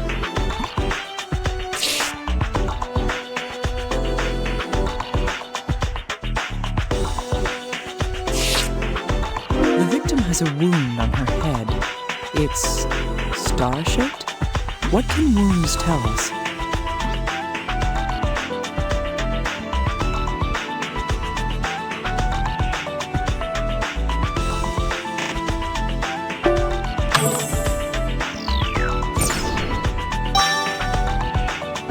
Yes, we can figure out the shape of the weapon that inflicted them. Still, a star-shaped bruise. What kind of weapon would leave that?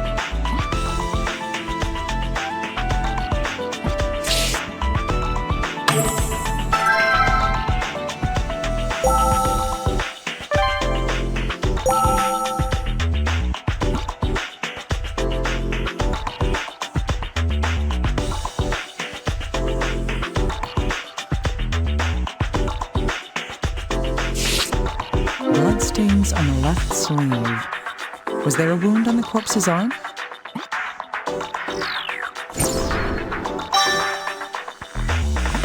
It could be the murderer's blood. This needs to be investigated further.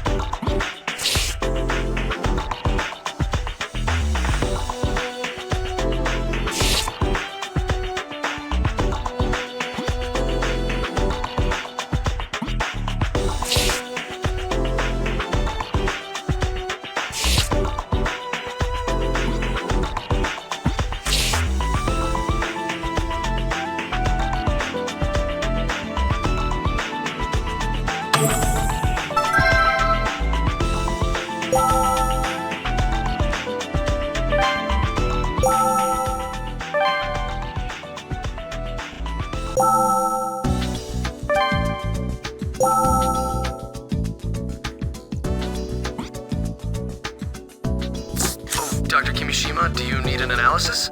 Well, I'm not here to ask you out on a date. Just look at these. Okay. Are these bloodstains? Yes, they were on the victim's left sleeve. That's odd. This blood isn't the victim's.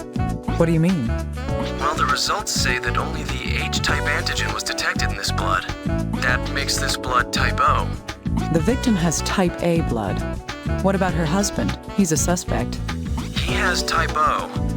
Does this mark him as the culprit after all? Let's not start jumping to conclusions. First, let's check to see if the husband is injured. If this blood came from him, he must be wounded.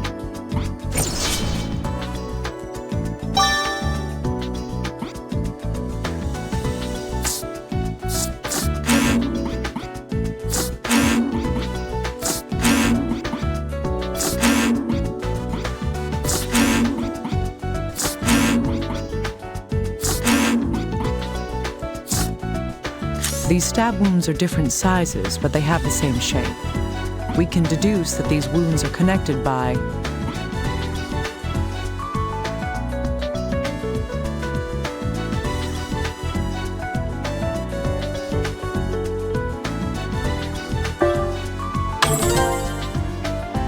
Yes, these two wounds were caused by the same strike, piercing all the way through her body.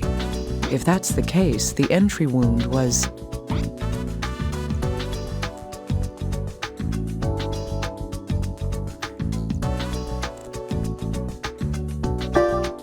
Indeed.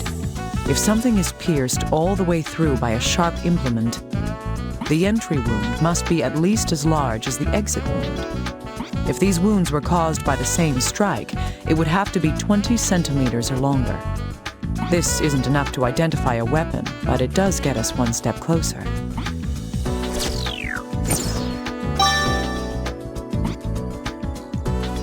Little guy, can we determine the shape of this weapon? I think so, yes. I'll need some information, though. What can you tell me? How big is it? Well, it's at least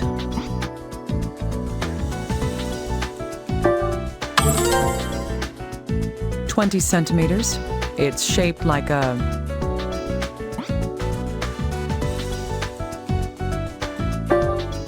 cross shape. Does that help? Yes, thank you. We'll have the results in a moment. I see. This isn't a cutting tool, like a knife. It's like a spike or a spear. Something meant for piercing. So, a stabbing weapon. I don't like the looks of this. Right. This isn't your usual murder weapon.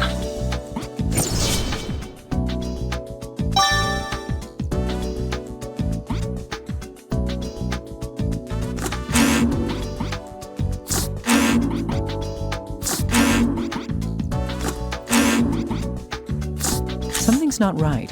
What do you think, little guy? You mean the weapon in the shape of the wound, right? That knife isn't long enough to have done that, and it's nowhere close to the right shape. No, something else has to be the real murder weapon. The second thing this tells us is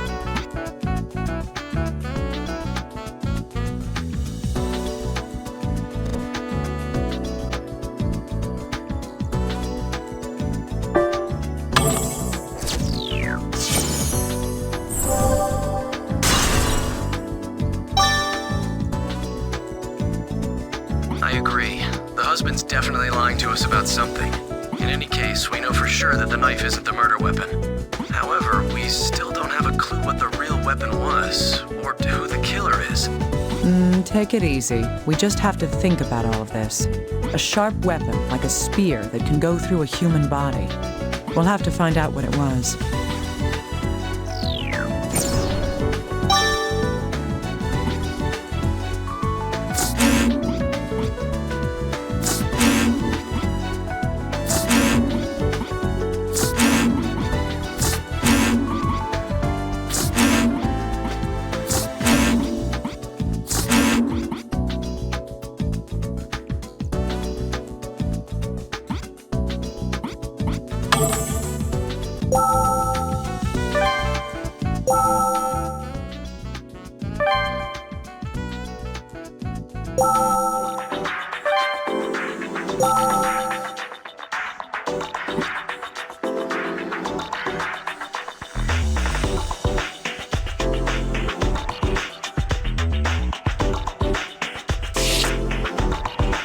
What's this? Is it hair? That's bizarre, because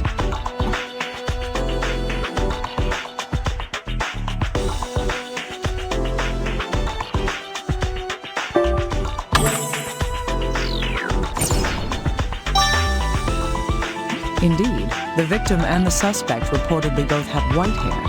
I need to send this in for analysis and identification.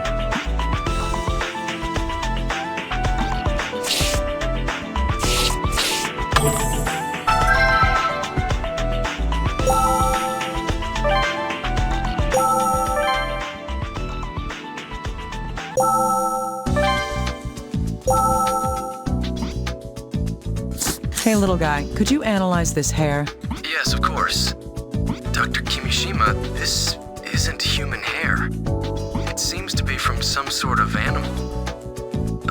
Did the victims have any tame household creatures? You know, they're called pets. And no, there weren't any signs that they had any. Strange. Still, this is obviously not human hair.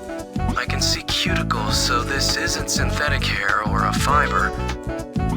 All right. Can you identify what animal it's from? No, that's beyond my expertise. Oh, but I do see something odd about it.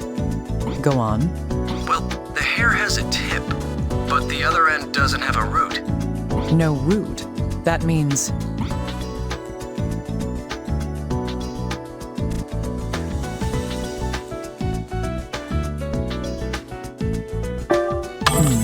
So the hair had been cut. Right. This means that the hair didn't fall off the animal naturally. Why would something like this be on the corpse?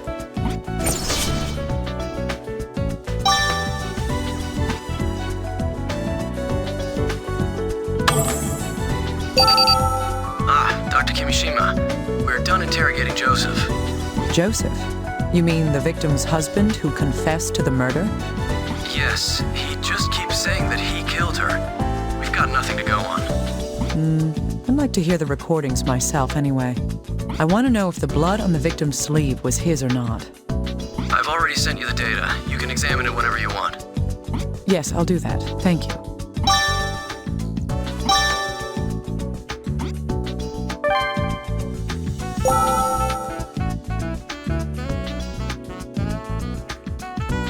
I've already told you people, it was a domestic dispute. I was angry at my wife and I stabbed her. That's all there is to it. So what if I'm in a wheelchair? It doesn't mean I can't stab someone. She was standing right in front of me, so I just shanked her right there. I turned myself into the police right after. You know what happened after that. What about my hand? I injured it, that's all. How I injured it has nothing to do with this. I accidentally cut myself while I was stabbing her. I know, stupid, right? I've already... Was that...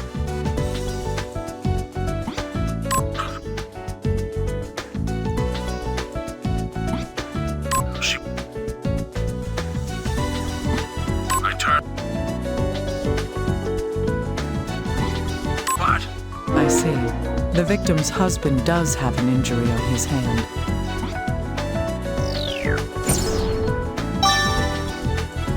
This will prove that the bloodstains came from the husband.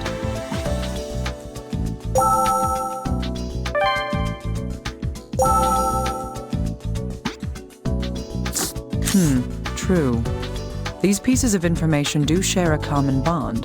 The blood on the victim's sleeve is type O. Joseph has a wound on his right hand, and he himself has type O blood.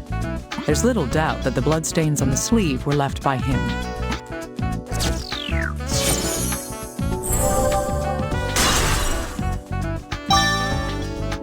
That doesn't prove that he killed Alma, though. We'll need more evidence to be certain. Let's keep investigating.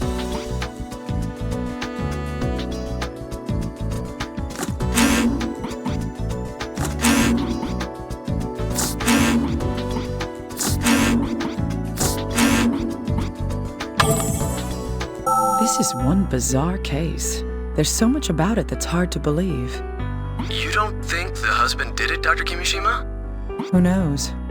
Anyway, let's put the facts we know so far in order. The reason why it's doubtful that the victim's husband is the murderer is because...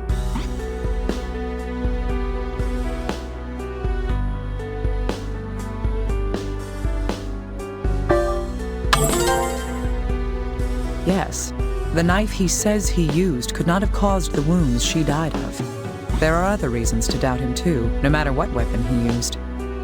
Pushing it all the way through a human body would require a lot of strength. But he's...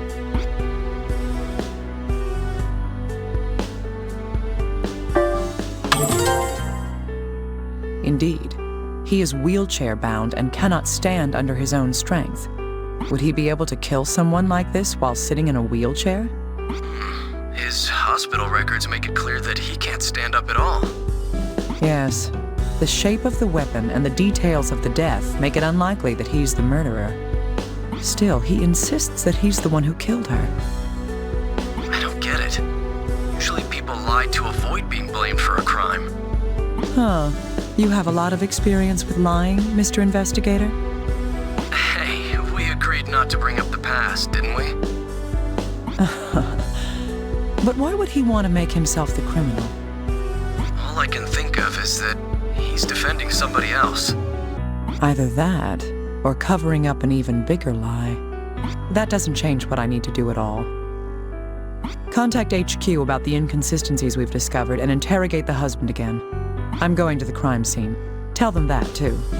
Understood. I'll get authorization immediately.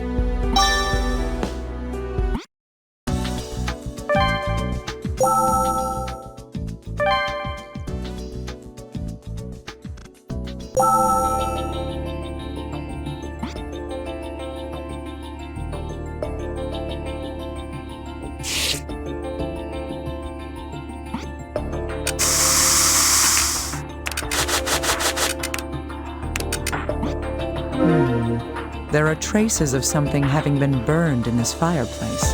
It's something other than firewood. I wonder if there's anything left. Huh, I've got something. What is this?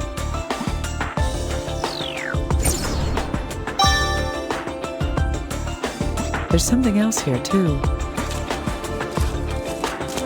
Is this fur? What is this doing here?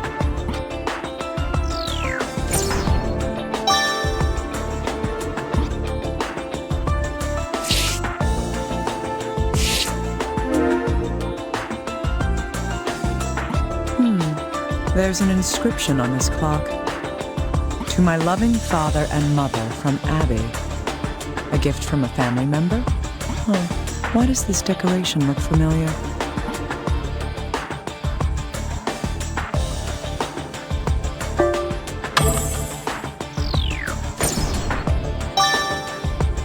That's right. It's the same as that star-shaped bruise on the victim's head. The murderer could have struck the victim with this clock. I need to take this back and carefully investigate it.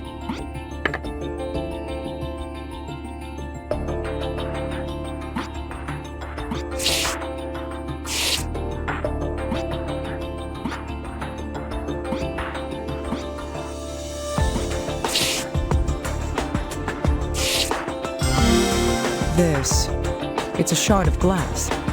What could that be from? Supposedly, only Joseph and the responding police officer were at the murder scene. If that's the case, then...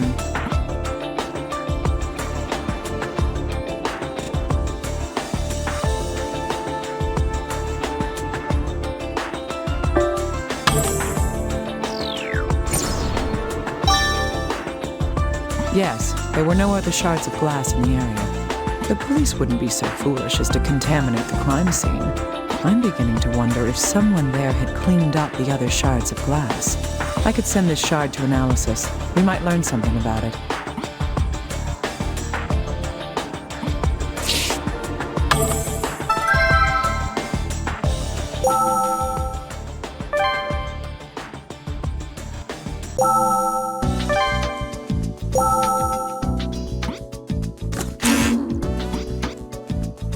Hey, little guy. Your turn. Yes, what is it? Oh, you need something analyzed? Just one moment. There's some kind of compound on the concave surface here. Any details? It's wine. Yep, no mistake. So, there's wine on the inside of this piece of curved glass. That means this shard comes from...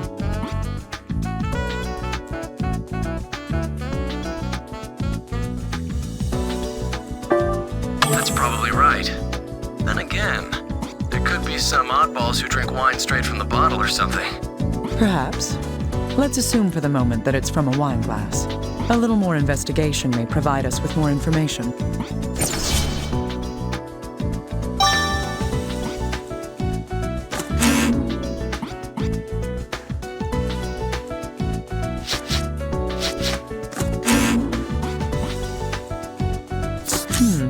These two hairs appear to be the same. If that's the case, then the hair from the fur was on the victim's clothing. Why, though?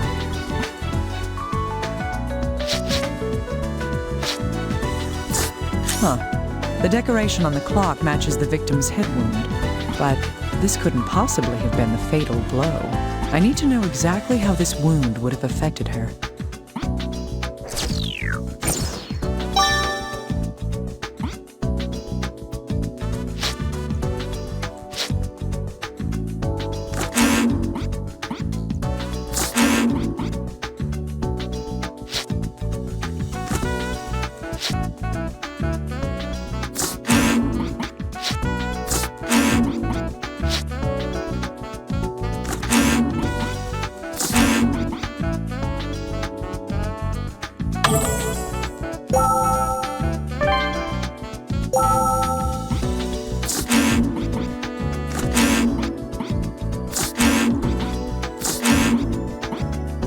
Little guy, could I bother you for a moment? Anytime. How can I help? Well, the wound on the victim's head was caused by a clock found at the scene. I want to know what that wound would have done to the victim. Okay, I get it. I'll start looking into it right away. Let me know the moment you get some results.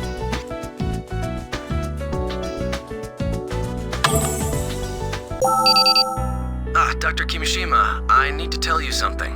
Is it good news? No, bad. Another corpse has been found. Give me a break. I'm already in the middle of investigating a case for you. Well, the thing is, it might be related to the Alma Parker case. What do you mean? A female corpse was discovered in a warehouse at the harbor. The victim is identified as Abigail Parker. She's Alma Parker's daughter. What? Yes, it's not just Alma now. Her daughter's been murdered as well. My God. Is there any connection between the two cases? We don't know yet, but considering the timing, I believe there's a good chance that they're related. All right. Send the corpse over here. I'll perform an autopsy. Right. I was going to come over and tell you about the clock anyway. I'll load all the information that we've confirmed onto the computer, too. Huh. A man who comes to visit bringing a dead body as a present. You're the worst guest ever. This kind of thing tends to upset people, you know. Hey, come on. This is my job. I'm joking. I'll have a room ready. Yes, that would be helpful. I'll see you later then.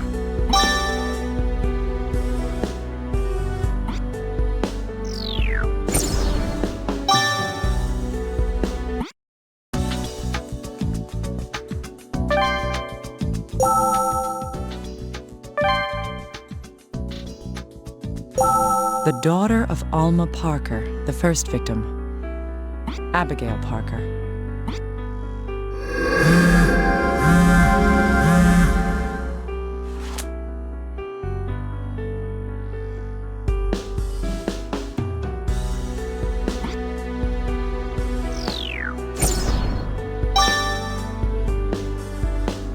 These were her last words. I'm not making any promises, but I've heard your words.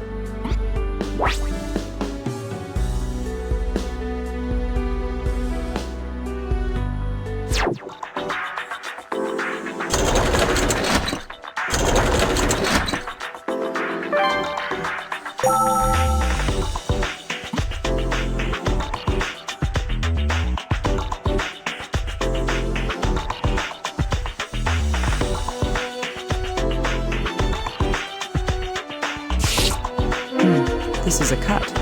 It seems like it was inflicted intentionally.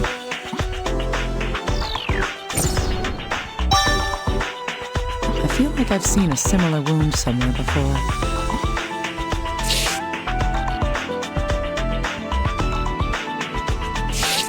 There's a deep wound on the chest. This must be the fatal wound.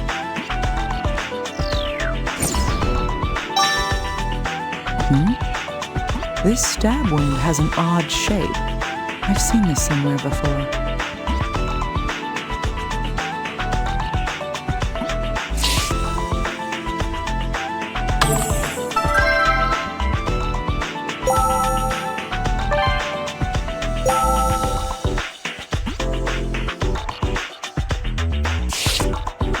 This is the cell phone that Abigail was carrying.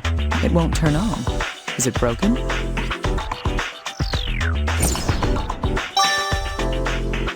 This should be sent in for analysis. It may have some useful information.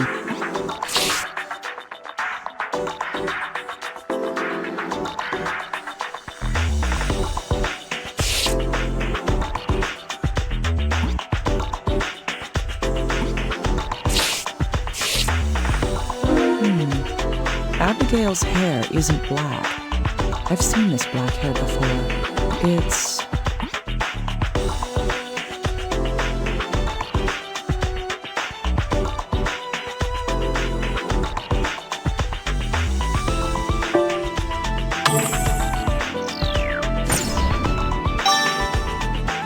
That's right. It was animal fur.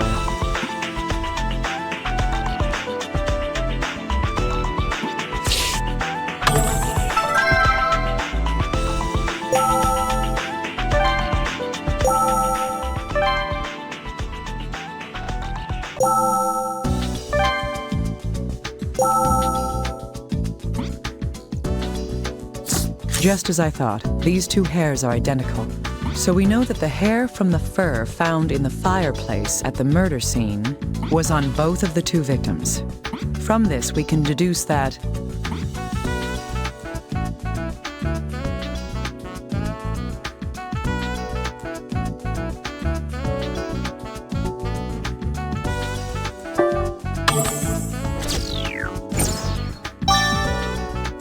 indeed, the murderer had been wearing or using the fur somehow.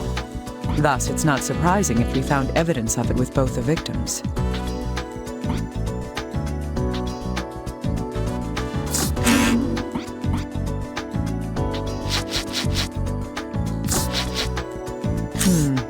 These murders are too similar for us to dismiss the possibility that they're related. The wound on Alma's hand wasn't caused by external trauma, while Abigail's wound was obviously made using a sharp tool. At first glance, these may seem to be completely unrelated. However, if we consider any similarities or connections between the two corpses, these wounds may indicate some hidden link that we haven't discovered yet.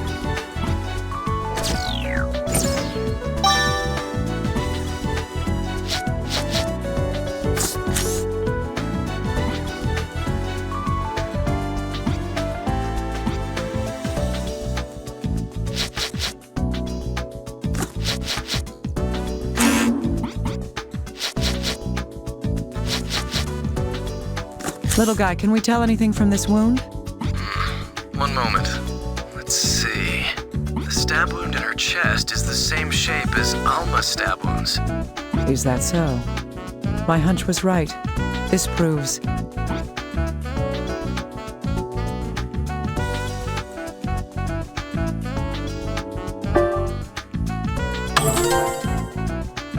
Yes, both murders were committed using the same weapon. So were they murdered by the same person? It's likely, but there's no conclusive evidence of that just yet. The wounds aren't exactly the same. There's something very different about them. Huh? Where? It's...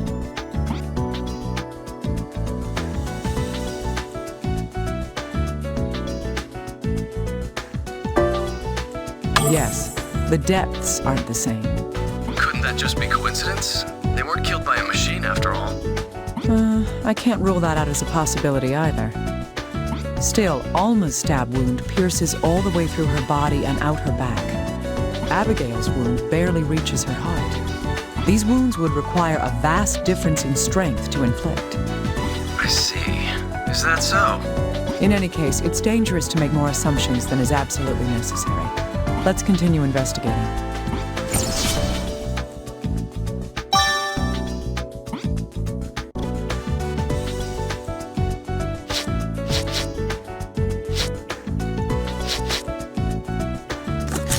Indeed, these facts can be put together.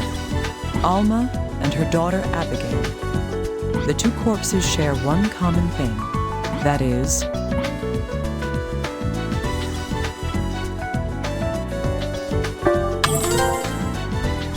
Yes, the same weapon was used for both murders. Another similarity can be found among their belongings as well. That is...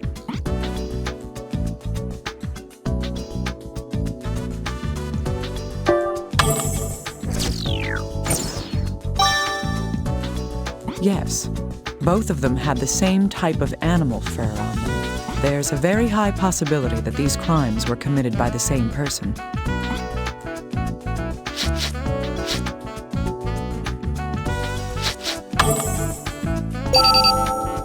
Dr. Kimishima, a new testimony has arrived. Good. Whose testimony is it this time? Let's see. First, we have the person who found Abigail's corpse. He owns a restaurant, but he seems to be an acquaintance of the victim. Really? How did they know each other? Well, it seems the victim was an occasional customer at the restaurant. According to the testimony, the victim had visited the restaurant not long ago. I see. This may be able to help us determine the victim's situation before she was killed. We should confirm when he last saw the victim as well.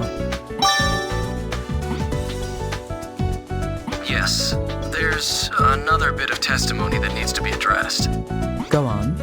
Well, it's Joseph Parker. He's begun confessing to his daughter's murder as well. What? When the questioner asked him about Abigail's corpse, he started with the whole "I did it" spiel again. Why did you fools tell him about Abigail? Well, he is her father, after all. Someone was bound to tell him. Well, we've lost the chance to learn what really happened from him. No matter where you go, there's always somebody who has to ruin it for everyone. Oh well, what's done is done. I'll listen to his testimony too. Send the voice data over. Understood. Please do so.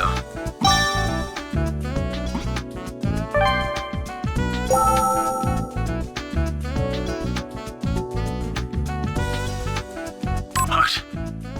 Abigail was... Is that true? I mean, yeah. I killed my daughter Abigail, too. I'm admitting it. I did it. What more is there to investigate? Who cares about the weapons? It doesn't matter. Quit fooling around and give me the death penalty. What?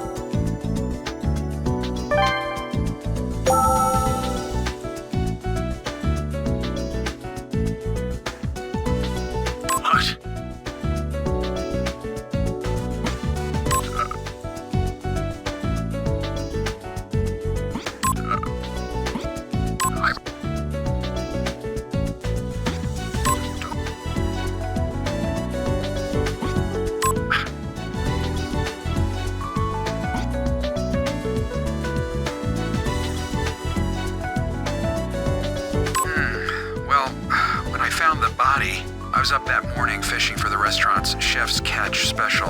Oh yeah, if you go out a bit there, they're quite easy to catch. The market's fish aren't good enough. No, for the fish to be at their freshest, they have to be killed right when they're caught. Well, I was shocked. I never imagined I'd pull up a corpse. And even worse, it was Miss Abby Parker. That's right, I've known the Parkers for years. She'd come to the restaurant with her parents every now and again. Heavens, no, they never fought. They seemed very happy, a wonderful family. The last time Miss Abby came was 3 days ago. No, her parents weren't with her at the time. She was there with a gentleman.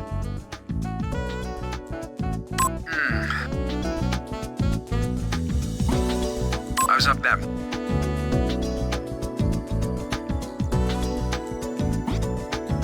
Oh yeah. No, for the fish... Well...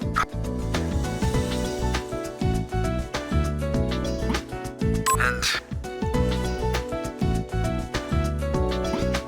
That's right. She'd come... Heavens, no. Last time... He says that Abigail was at his restaurant 3 days ago.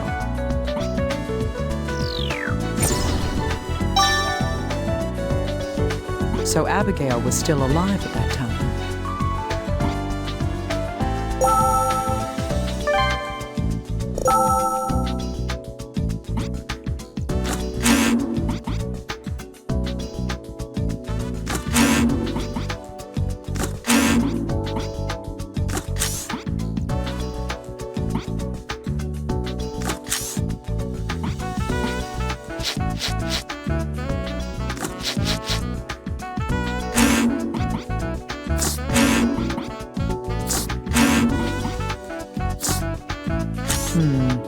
We can trace Abigail's whereabouts with these facts.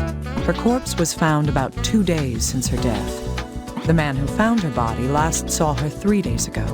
That means that when the chef saw her,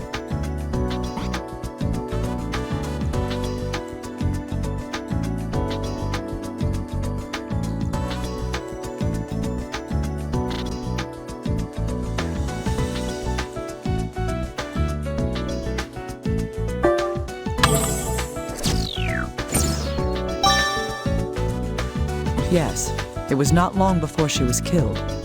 There's a high possibility that Abigail was killed soon after she left his restaurant. It would be best to investigate the man who was seen with her the night she died.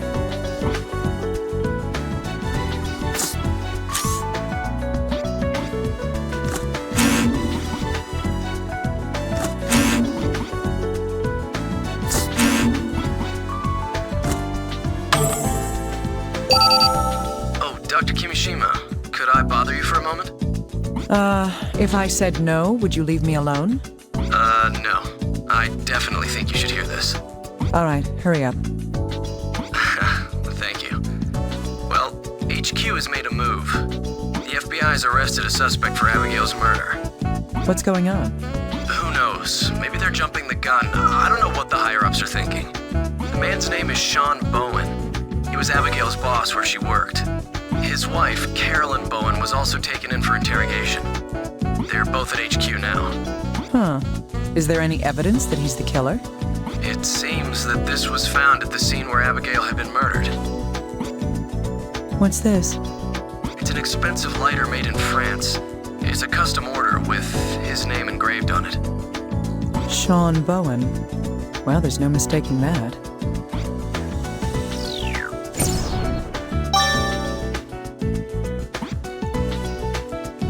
We also showed Sean's picture to that chef.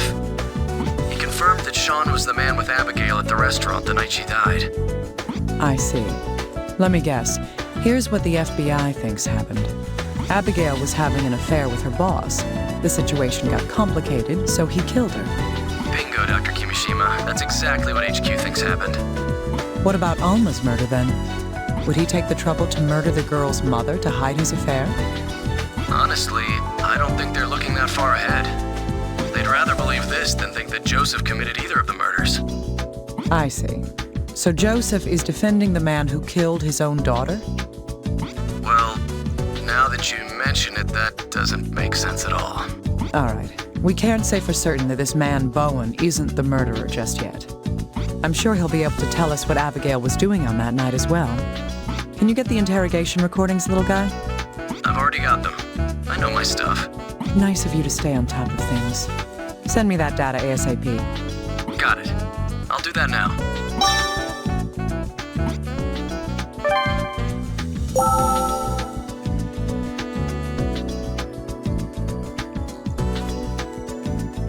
Good heavens.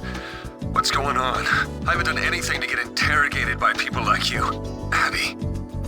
Yes, she did work for us. She was a very innocent and beautiful girl. You know the type, right? Look, I'm sure you figured it out for yourself, right? What we have is a relationship between two consenting adults. She's the one who asked me to meet her at the restaurant, but she got a phone call and left before the meal came. Where she went.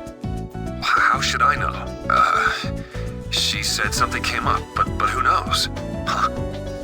It's my lighter. Where did you... To the scene of the murder? A warehouse at the harbor? No! I've never been there! I don't even carry that lighter with me. I keep it at home, so what would it be doing there? I get it. This is a trap.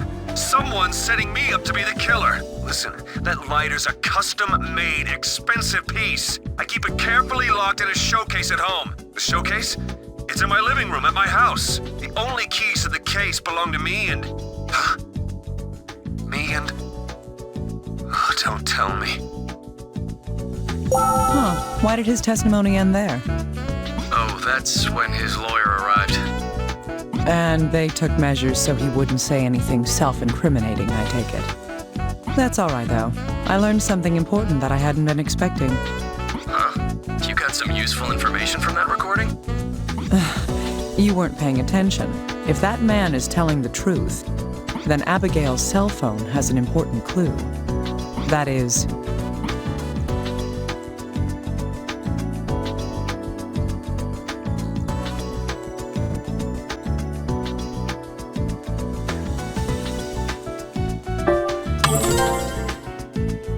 Yes. Upon receiving a call from someone, she abruptly left the restaurant and was killed. It's quite possible that call came from the murderer. I see. Even if the caller isn't the killer, we can identify who called her. Gotcha. I'll make sure they hurry up and analyze the cell phone. Wait. We also need evidence to back his testimony up as well. That's true. What can we do about that? It shouldn't be difficult to get a witness to verify his testimony. A witness? But who? Think about it. It would have to be...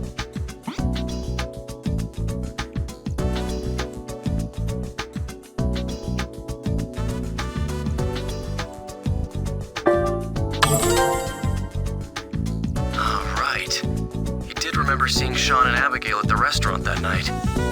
You think he might have more to say about how they were acting then? Yes. Can you go talk to that chef one more time? No problem. I'll ask him for more details about that night. There's also that lighter to consider. It's most likely that it was removed from Bowen's house by...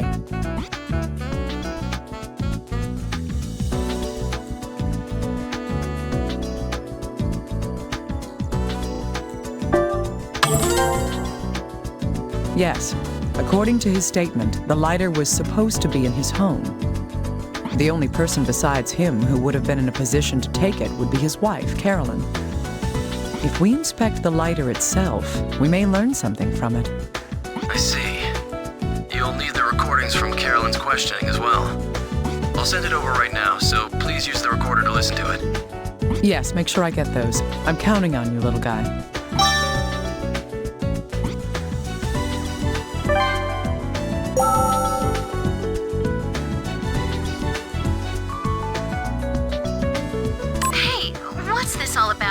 Why are you keeping me here? What could I possibly have to do with you? Huh? I was home all day on that day. So what? You found his lighter at the murder scene? Is that so? I wonder why. So, is he a suspect now? I don't know anything about it. I don't give a rat's ass about that cheating bastard. Can I just go home now? I don't want to deal with a murder investigation.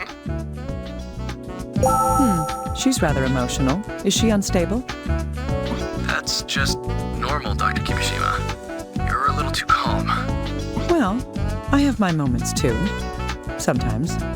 Anyway, Carolyn's insisting that she was home the entire time. Is there any way to prove that? No, there aren't any witnesses. She says she was alone the entire time. Did she know that Sean and Abigail were together that night? No, we told her that her husband is a suspect in a murder investigation.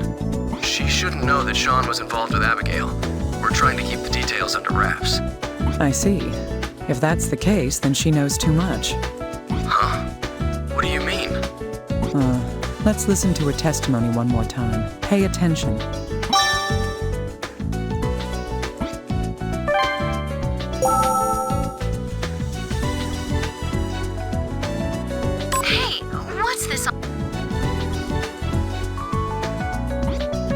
What could I... Huh? You found... is... So... I don't give a rat's... That bit at the end. Why did she call him a cheating bastard? Maybe he's cheated on her before? He looks like a player. I mean... That could be a possibility. But what if there was another reason? Like what? Well, for example...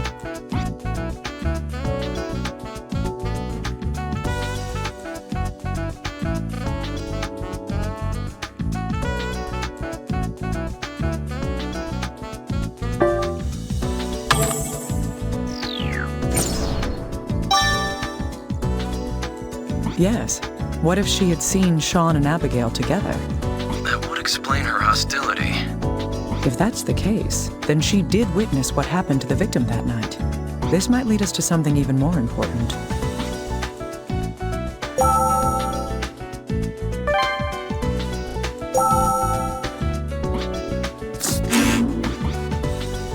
Hey, little guy, I need something analyzed.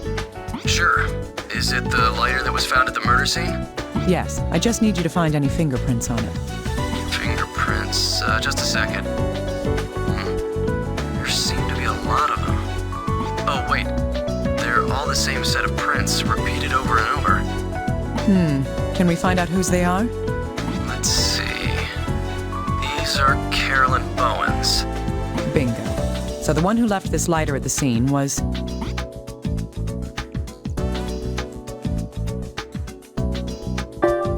Right. Sean's wife, Carolyn, left the lighter at the murder scene.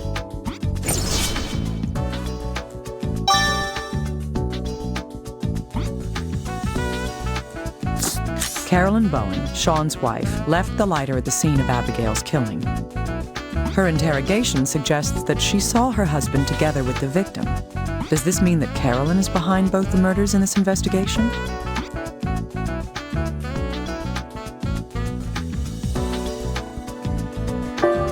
True. Even if she had a reason for killing Abigail, she had no motive for Alma's murder. But she may be able to provide us with information regarding Abigail's murder. I need a little more information from her. That's the little guy's job.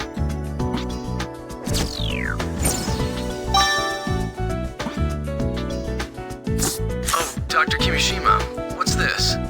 It wasn't Sean who left the lighter at Abigail's murder scene. It was Carolyn. That makes her our most probable suspect now. Really? I wonder what HQ's going to think when they hear this. I don't care. I'm not interested in your office politics. I know that.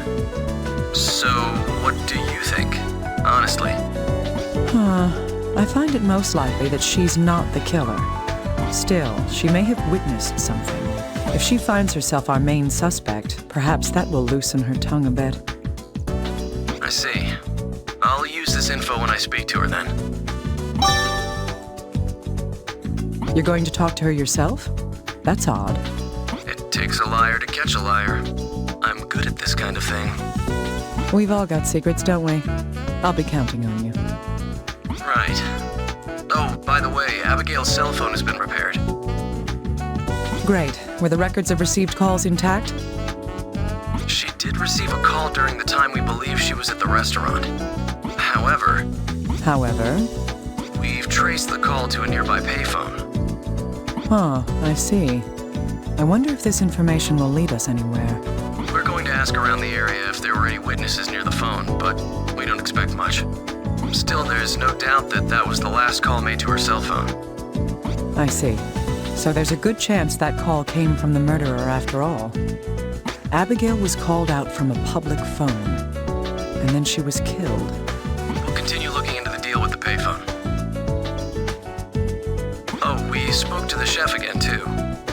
Check out the recorder when you have time. All right, I'll listen to it later.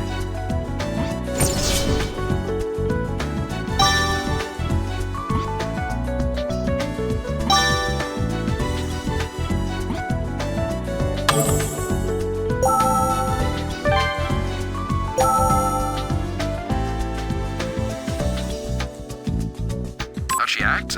Let me think. I remember that she was talking on her phone. I clearly remember that she left the restaurant in a hurry soon after that. The man who was with her left in a bad mood afterwards. No, I don't think that he went after Miss Abby. No. He left the restaurant an hour after Miss Abby did. I know that because I served a carafe of wine to the table. The gentleman drank it all himself before he left. I remember being disappointed because they ordered a very fine wine. Ah, Dr. Kimishima, we've received a recording. More questioning? Who is it this time? Carolyn Bowen, Sean's wife. Once they confronted her about the lighter, she started talking. I see. I'll check it out.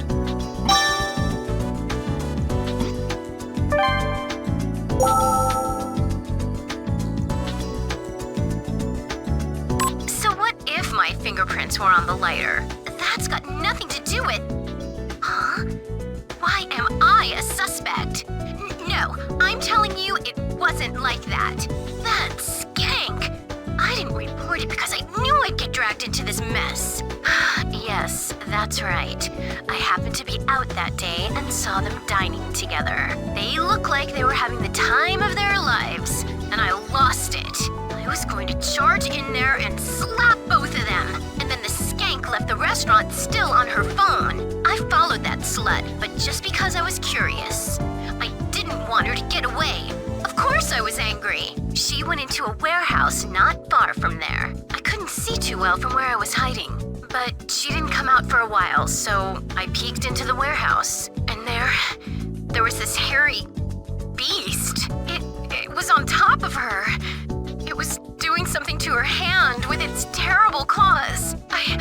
I knew she'd been killed, but I had nothing to do with it. I mean, it serves her right. Did she think she could just steal any man she wanted? That's probably when I dropped the lighter. Of course, I didn't report it. I would have been the very first suspect. don't believe it. This is one weird testimony. Our murder investigation suddenly turned into a monster hunt. We've had a sketch artist create a picture from her account, but... are there any animals that size around here? Don't be ridiculous. It's someone wearing a mask and some kind of costume. I thought as much. Could the killer be insane? Who can say? There's no way to know anything yet.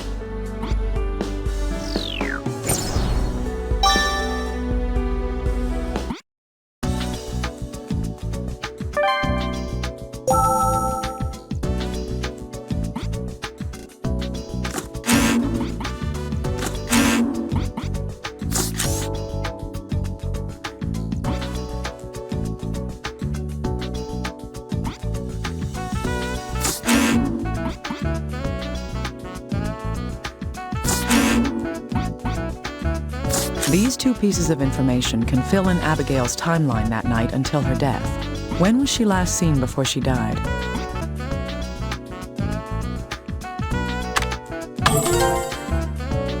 That's right. She was seen at a restaurant that she was a frequent customer at. The one with her at the time was...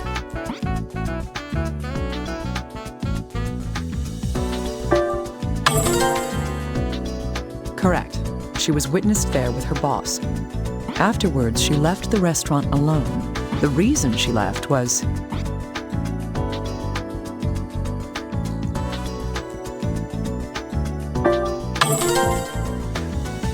yes, a phone call caused her to leave the restaurant immediately.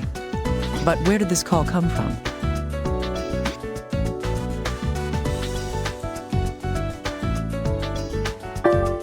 Indeed, the payphone near the murder scene. It's most likely that the killer called her from the public phone, then waited for the victim to arrive and ambushed her. That would be what happened on Abigail's last night in this world.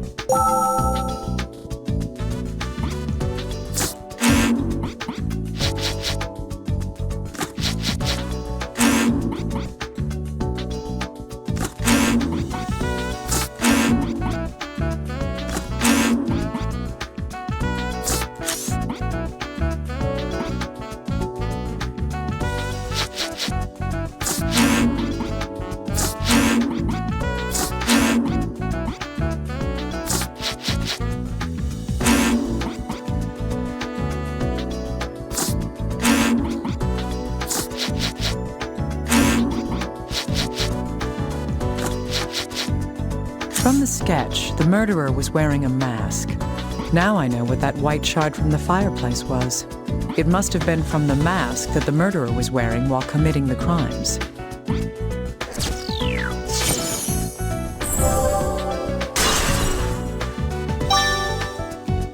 But why would the murderer throw the mask into the fireplace?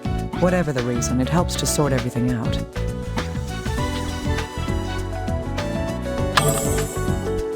Okay, I need to sort out the information I have on hand. My main concern right now is the costume worn by whoever killed the two women. How did it end up in the fireplace in the Parker residence, where Alma was murdered? The most logical reason that can be considered at the moment is...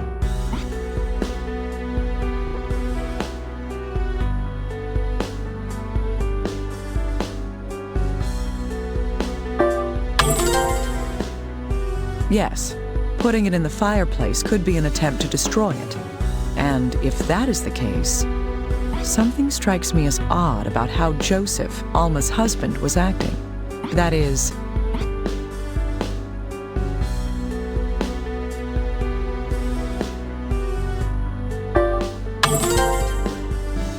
yes, he confessed to Alma's murder from the very beginning. If he was willing to confess, what reason would he have to hide any evidence? Let's assume for a moment that someone else is the real killer. Can we follow this hypothetical person's steps? This person would have killed both Alma and Abigail. The first person to be killed would have been...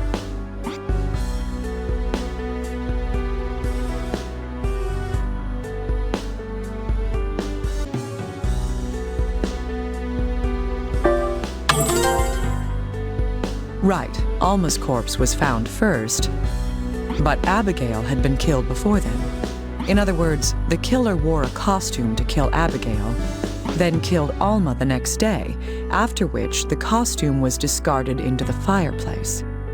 However, we haven't found the murder weapon yet. There were no traces of it in the fireplace. The killer would also have some connection to the two victims as well.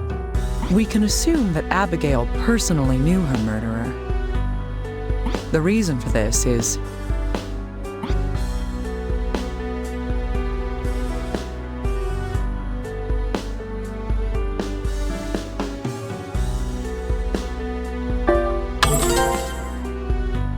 Right. She received a phone call from a payphone to call her out. The killer knew Abigail's phone number, and Abigail rushed out right after receiving the call. It's unreasonable to think that she would do that for someone she didn't know. Similarly, there's a good chance that Joseph knows the killer as well. This is because...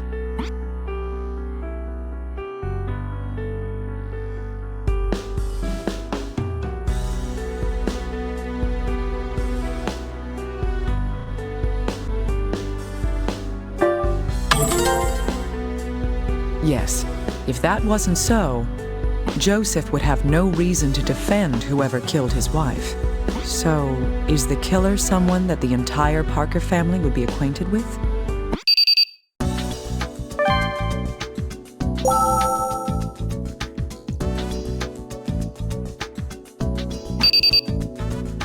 Dr. Kimishima, sorry to keep you waiting. We've taken a look at the clock we recovered from the Parker house and... Hello? Naomi, can you hear me? Alyssa? What are you doing there? Wow, I can hear you. This guy let me in. Little guy? This girl said that she really had to talk to you. All right. Alyssa, can you hear me? Yep, I can hear you.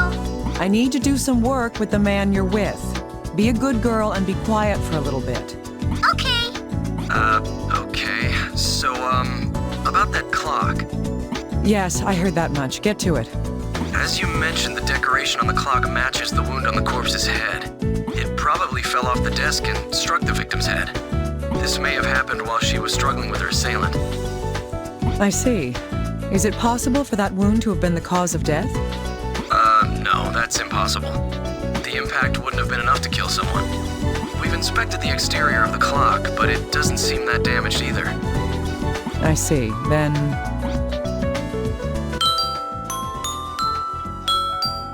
Little guy? What's that sound? Sorry. Looks like this clock is the kind that plays a little tune. Hey, Naomi? Alyssa, you said that you'd keep quiet. I'm sorry, but that clock is broken. Broken? Where? I mean, I know how this song goes, but this one part sounds all weird. Huh? Little guy, has anybody looked inside the clock? 1 second. What the? Dr. Kimishima, there's something inside. We may have found just what we're looking for. Thank you, Alyssa.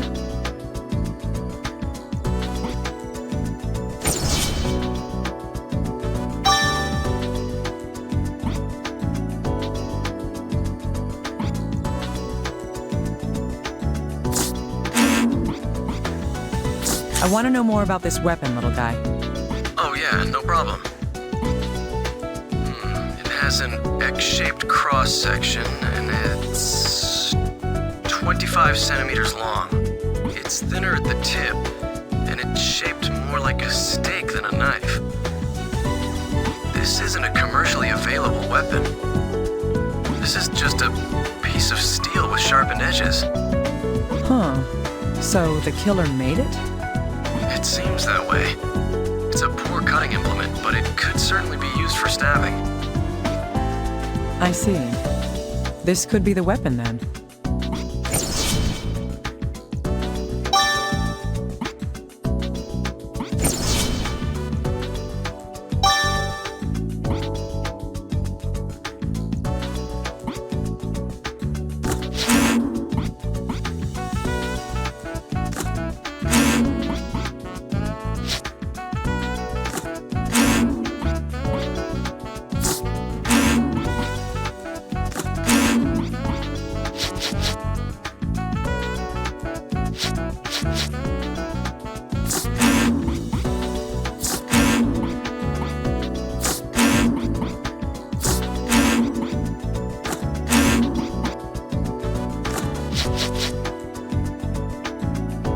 Yes, if we put these together, it should be easier to identify the weapon.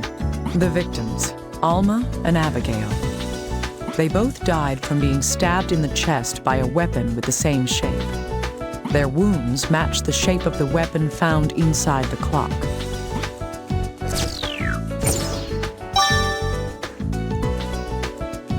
The two of them were killed with the same weapon, this handmade stake.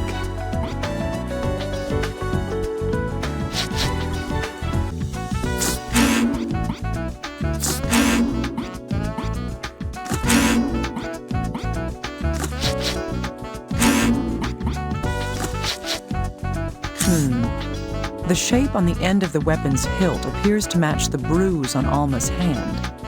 This bruise could be from Alma pushing her hand against the hilt of the weapon. If that's the case, then the person who used this weapon would have to be...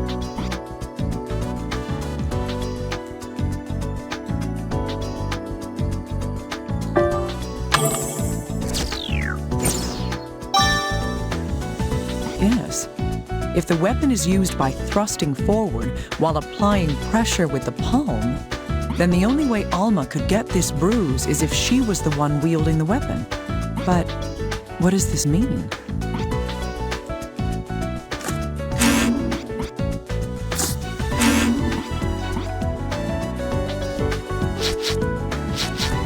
Abigail was killed by the stab wound in her chest. The shape of her stab wound perfectly matches the shape of the weapon found in the clock. The bruise on Alma's palm indicates that she had been using the weapon. If Abigail was murdered by Alma, it would make sense for Abigail to respond to a phone call from her mother. There's also Abigail's final words to consider. Stay away! Run! Huh. Why would she say that?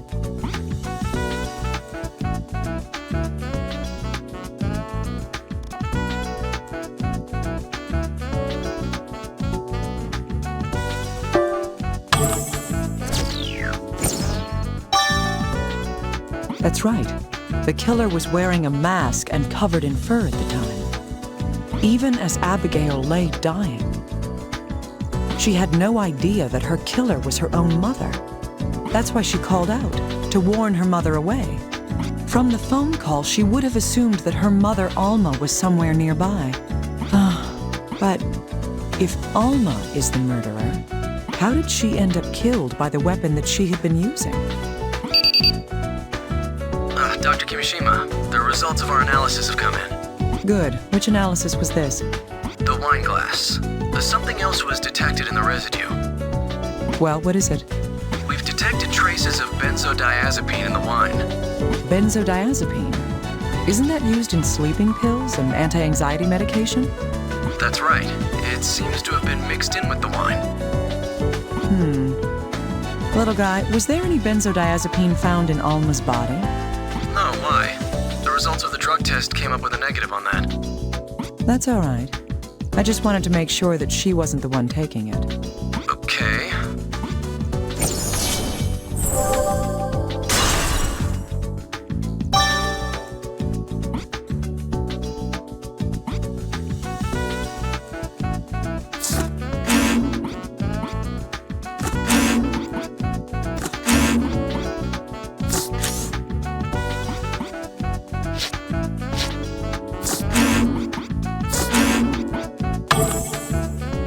If we believe that Alma is the one that killed Abigail, Then Alma put the sleeping medication into the wine. The one who drank it was...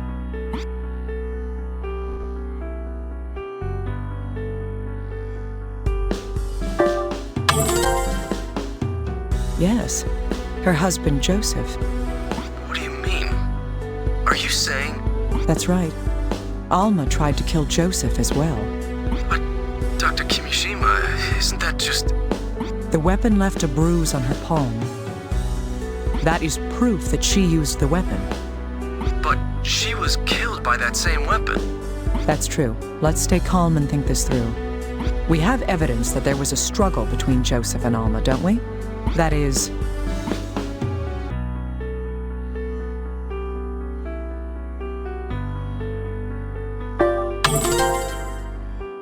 Indeed, the bloodstains are quite likely from when Joseph was injured and grabbed Alma's wrist during the struggle. Then, did Joseph kill Alma during that fight? I'm just saying that this is one conjecture we could make. But there's no motive. The family reportedly got along well. Little guy, where is Mr. Parker right now? Huh? He's still being detained. Good. Tell him something. Tell him we found the weapon Mrs. Parker was using inside the clock. All right, I'll do that. Where are you going, Dr. Kimishima? I'm going back to the murder scene. I want to find Alma's motive.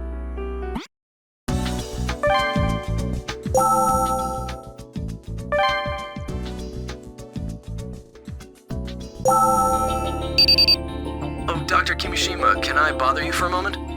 What's the matter? HQ contacted me just a moment ago. It seems Joseph Parker has a message for you.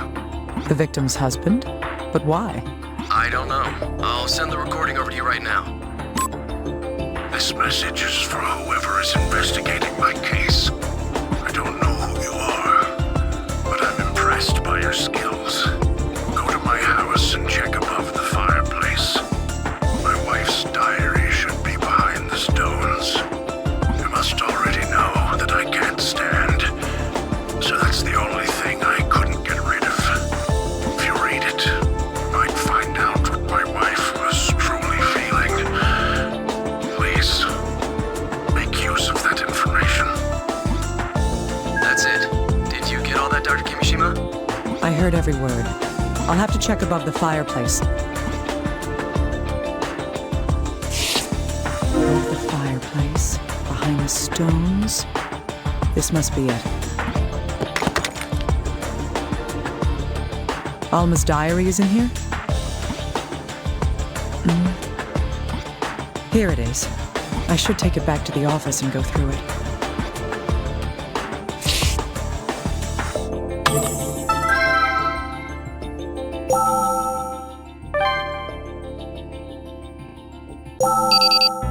Oh, Dr. Kimishima, can you spare a moment? I do if it's about the case.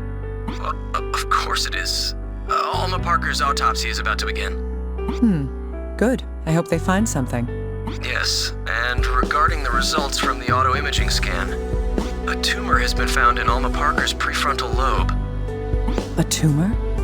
Yes, it's about 5 centimeters in diameter, and it seems to have been causing CVD. Cerebral vascular disorder. If that's so, then... Yes, well, even if she hadn't been killed, she didn't have much time left. That's not the point. Tumors in the prefrontal lobe cause visual and auditory hallucinations. There's the chance that this may explain her strange behavior. Wait, so you think this is related to the case? I found Alma's diary above the Parker's fireplace. What? Then Joseph was... He was telling the truth. Reading this may tell us more. I write this diary giving thanks to the mountains and to the flowing waters. My headaches continue today. That bruise seems to have gotten bigger, too. Should I see a doctor? A bruise. What is she referring to?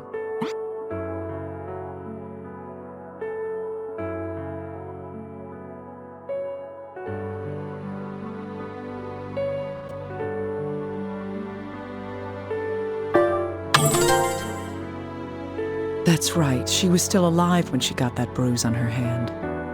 I write this diary giving thanks to the mountains and to the flowing waters. A miracle happened today. I can barely believe it. I heard God's voice, beautiful and pure. The bruise on my hand is a sigil passed on to me by God Himself. I see. Well, I'm no theologian, but I doubt this was a revelation from God. What happened to her was caused by...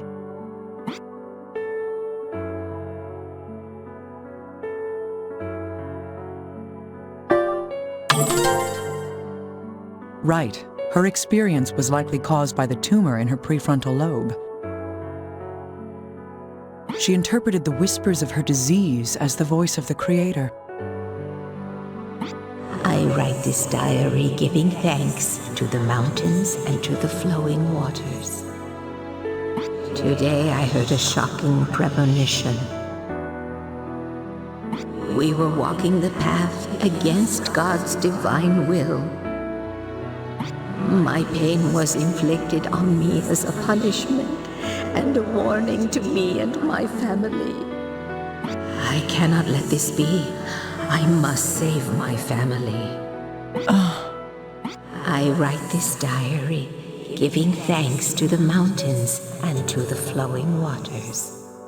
The preparations have been made. I will become the beast of the Lord and lead my loving family. I will sever them from this world and engrave the sigil upon their bodies too. Abby, my little girl, I willingly become the beast so I can save you. Beast of the Lord. That explains the fur. I write this diary, giving thanks to the mountains and to the flowing waters. I learned a terrible truth today. My little Abby never reached his side. It's my fault. I severed her connection before engraving the sigil. Ah, my loving daughter, please forgive your mother for being so foolish. Joseph will be saved. I will engrave his sigil and lead his soul. I'll make sure it won't hurt. Joseph, let us be reunited in his world. The diary ends here. Alma died after writing this. The sigil that she says she engraved onto her daughter is...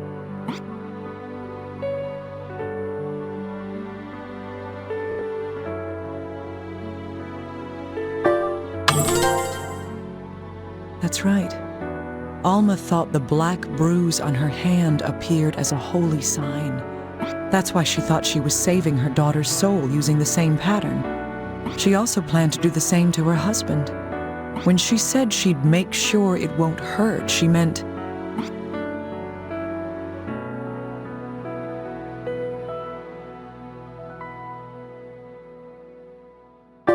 Indeed.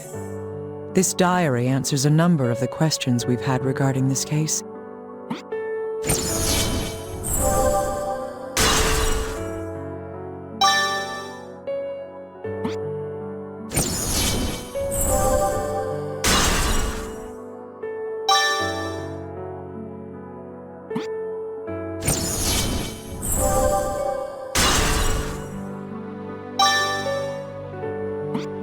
Until this point, I had thought that Alma and Abigail had been killed by the same person. But now it's clear who killed Abigail. And yet, there are several things found at the crime scene that could not have been Alma's doing.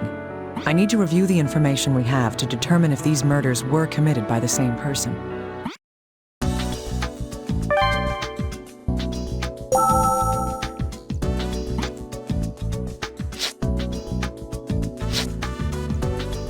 Hey, little guy, I have something else that I need you to analyze for me. You do? I thought we've already been through everything. It's more that I want you to sort through what we know. Alma wore the mask and the fur when she killed Abigail. However, Alma couldn't have done everything herself. For example,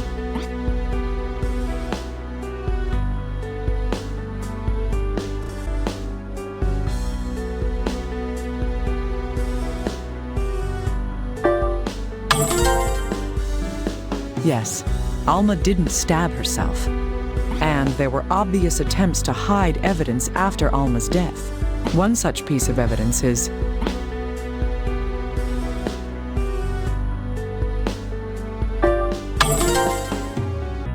yes, someone tried to destroy the costume Alma wore in the fireplace. Another piece is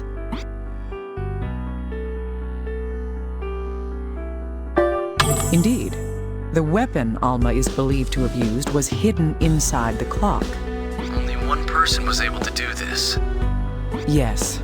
Now we can finally see everything that happened in this case.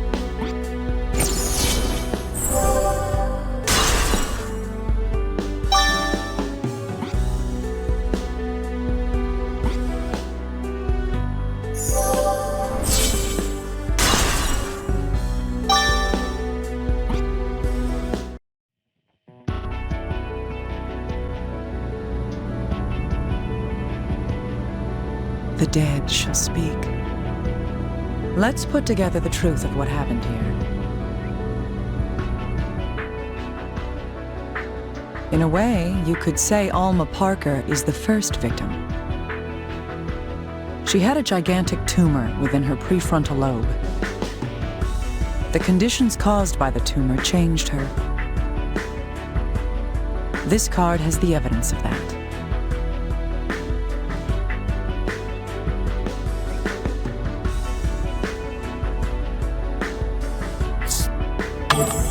Yes, she believed her hallucinations were divine visions. Parting with the world, her beloved daughter was first. It was that same love that led to Alma's attack. This card proves the violence Alma carried out on her Abigail.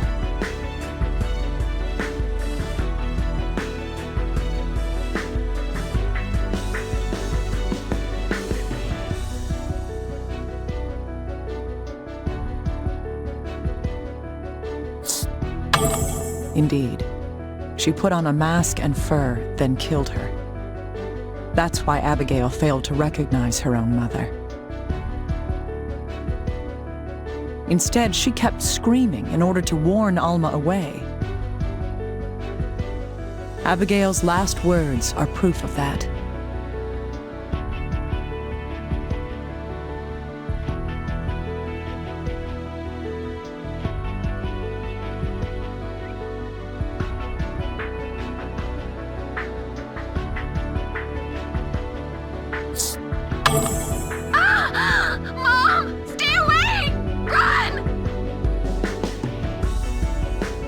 After the murder, Alma tried to guide her child's soul.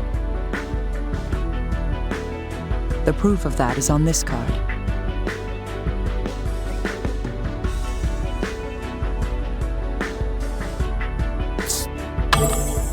This is likely what Mrs. Bowen witnessed. But Alma thought she had failed to save Abigail's soul. In order to guide the soul to its rightful place, Alma thought the sigil needed to be applied before death. So she made careful preparations for Joseph's murder. The evidence of that is shown on this card.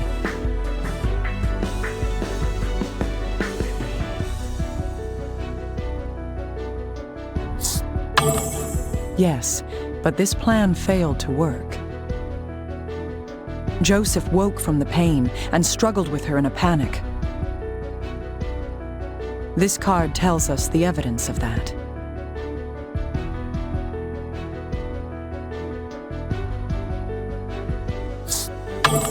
Alma wore the mask and fur again to kill her husband. That's why Joseph didn't know it was Alma attacking him. He desperately caught her hand, resisting her. And in the ensuing struggle, they fell, stabbing Alma. When Joseph removed his attacker's mask, he realized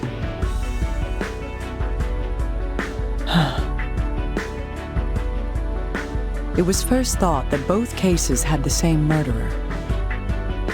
but with so many mysteries solved, I know that can't be.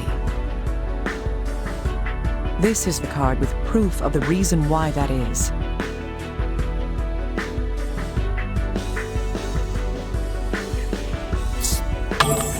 Yes. After Alma's death, someone erased evidence of her guilt.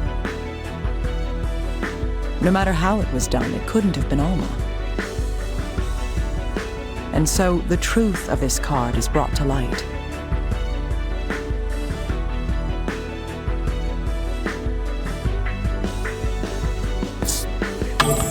This person wanted to hide Alma's crimes. First, her costume was destroyed in the fireplace. The weapon she used was hidden within a clock in the house. Another knife was used to make Alma seem like a victim. This card shows who took this effort to exonerate Alma.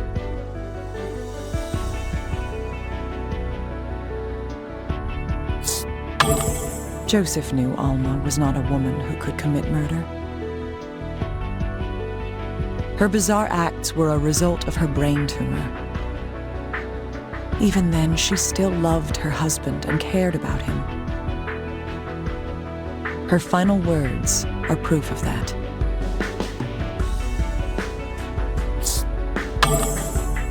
Joseph, my love, I'm sorry. I can't save you. This is the truth behind how her life's light was put out.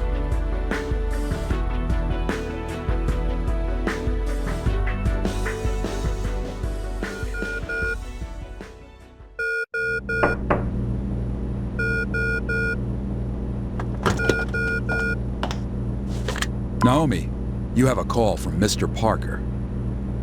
Yes. I was just thinking about visiting you. All right. I'll be there soon.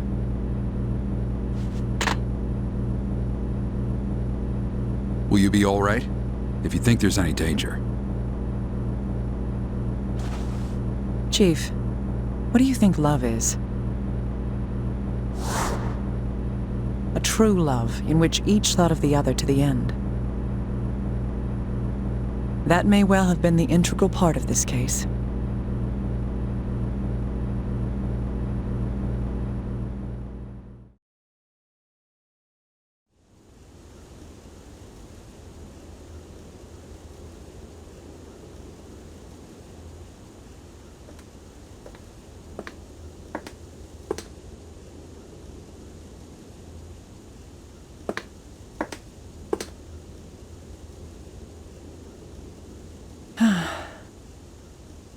I can't guarantee it's any good.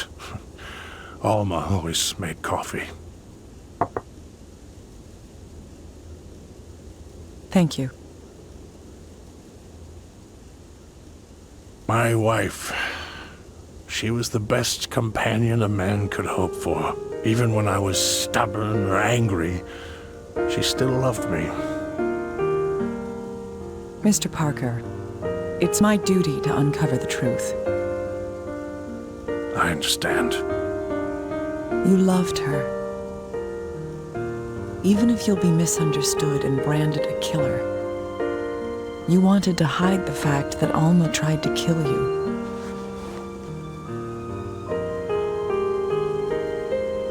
I'd be better off if she had killed me. There's absolutely no way she'd kill me without a cause. She must have had some reason for what she did. Please, if it ends like this, Alma will be known as a lunatic.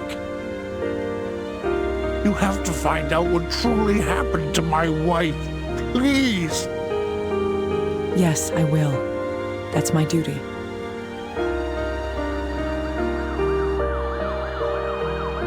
Death comes to everyone.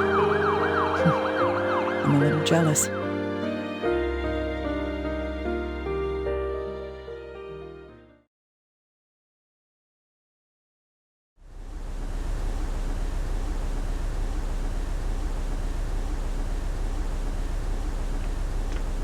Oh, there you are, Dr. Kimishima. I was looking for you. I see. What do you want? I have the report from the Oxford autopsy. Tell me all about it, right now. Right. Her brain tumor was kind of, well, strange. Strange? Could you be any more vague? Were you actually present at the autopsy? Well, yes, but it was a condition I've never seen. The tissue around the tumor was black. Nobody knows why. Black? The same as with Veronica.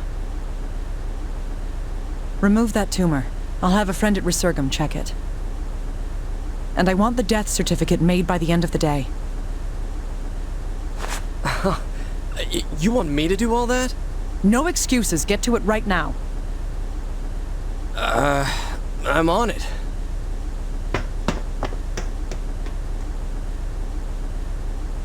Veronica's death. An old woman losing her mind.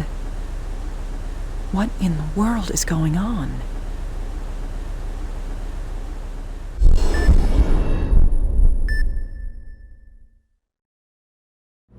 Well done, Dr. Torres.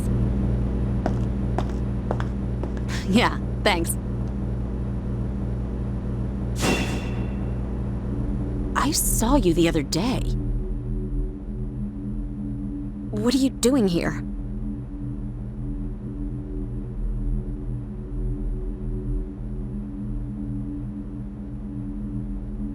Beginning? What are you talking about? Hey, Maria. You got a sec? Yeah. Earth to Maria. What? Never mind. You want something? Yeah? How'd our new guest do? You think he'll help? Sure. He's fast and precise. I don't see a problem. Huh. Well, I guess that means he passes. Hey, Gabe. What? I don't have any spare cash on me. That's not it. Never mind. I mean, I could get you a prescription for some tranquilizers. Don't make fun of me. Forget it. I'm fine. Are you? Damn right. Okay, then. I've got some work for you. What? Ferris wheels collapsed in Oakdale. The chopper's waiting. Why the hell didn't you tell me sooner, moron? I'm going. Don't trip over your own feet.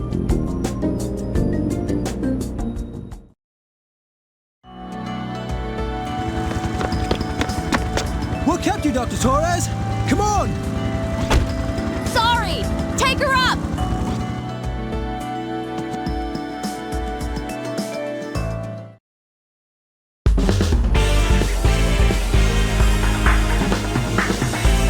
Dr. Torres, please hurry! Over here! I see. This one's got some broken bones. The other patients need to be looked at too. You need to set his arm first.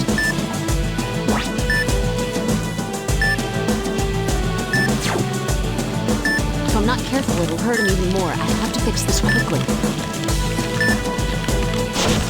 Alright, the bone's been reset. Now to fix it in place with a splint. Dr. Torres, this patient needs help! Huh? I got it. Wait up and I'll be right there. Okay, not a bandage, so it lines up perfect. Now I've got to use a bandage to hold it in place.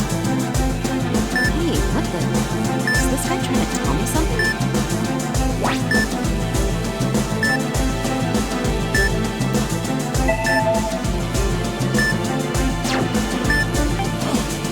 My son's still inside. Please, save my boy. What? Hey, make sure the paramedics know that. Understood. I'll contact them immediately. All right, now to wrap it around. I should secure the other area too. Okay, that should do it. Oh, this isn't good. A piece of the frame went right through it. got the hydraulic cutter. We can cut the metal out with this. You goddamn idiot! Don't touch him! Removing the foreign object should be our priority in this case. Oh yeah, this is totally textbook procedure. Shut the hell up! Just get out of my way and be quiet unless I say otherwise. What? Fine, whatever. Goddamn amateurs, he's wasting my time. He's hemorrhaging a lot. I gotta treat that first and keep his vitals stable. Can't do anything about it. Note to self, don't touch the wires.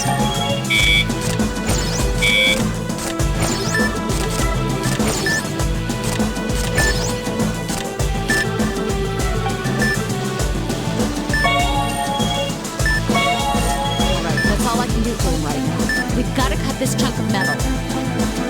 Hey, it's clear now. Start cutting the frame. His vitals will drop while they're cutting the metal. I'll have to watch his condition. Dr. Torres, another victim to rescue. Got it. I'll be right there once I have a second. Damn, there's so much to do. I gotta think about what's most important.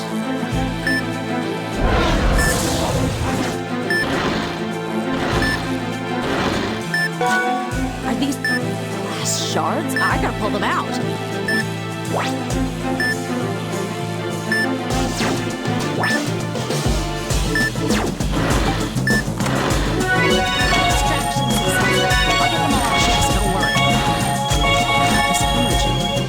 Somewhere under his clothes.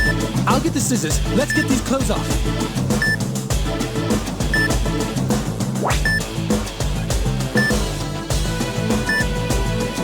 I gotta match the angle of the guide. Good. Doctor, please be more careful.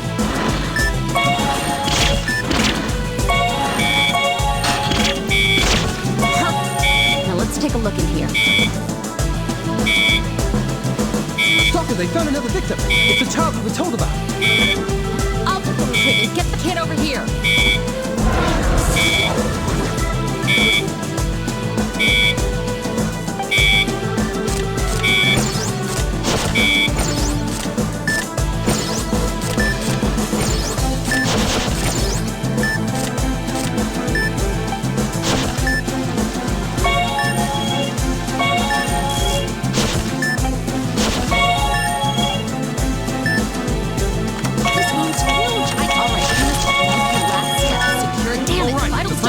I'll leave the rest to you. Good. I'll treat the hemorrhaging and then begin a blood transfusion.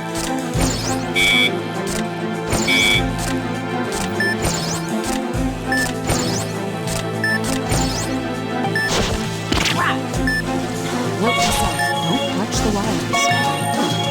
He's hemorrhaging badly. He needs an immediate blood transfusion. I gotta disinfect the area before using the needle. Okay, now for the needle. Put it in. All right, perfect. Gotta hurry and secure it.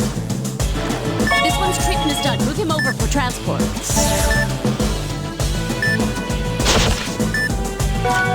Dr. Torres, it's that child. There. You're gonna be all right. Your dad was worried about you. Where is he? Is he? Of course he is. I rescued him myself. Now hang on. It's your turn.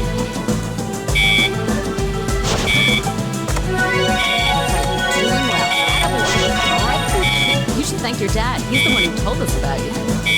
All right, get him out of here, now!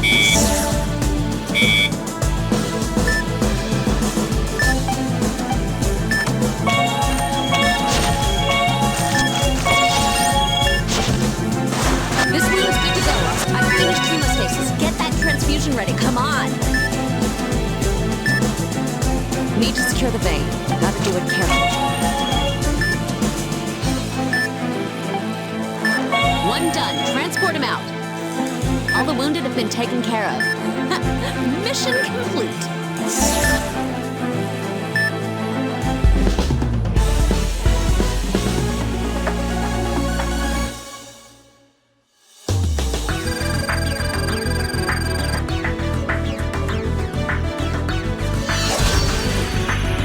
That completes the treatment. Well done, Dr. Torres. Yeah, same to you. Things went okay, I guess. Okay, take her up!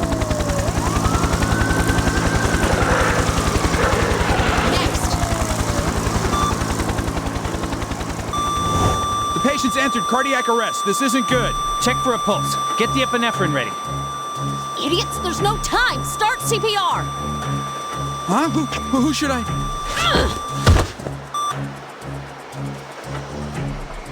You dumbasses, we don't have any time to waste here. What the? Dr. Torres, please stop.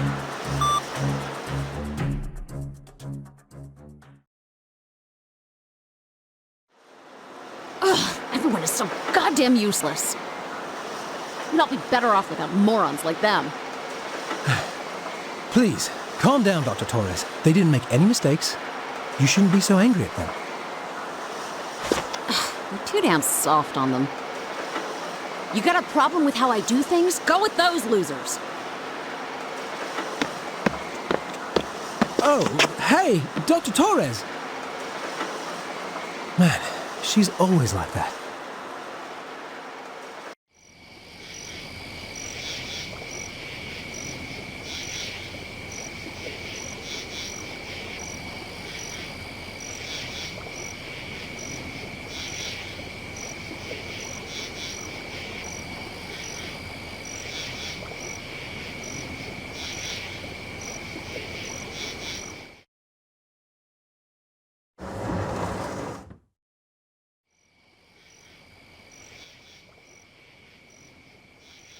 Lady Tomoe, they are ready to see you now. I will be right there.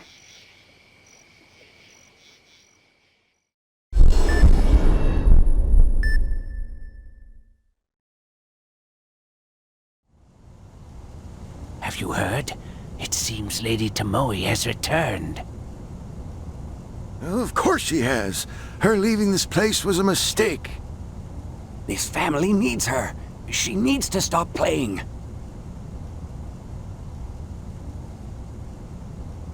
Announcing Lady Tomoe.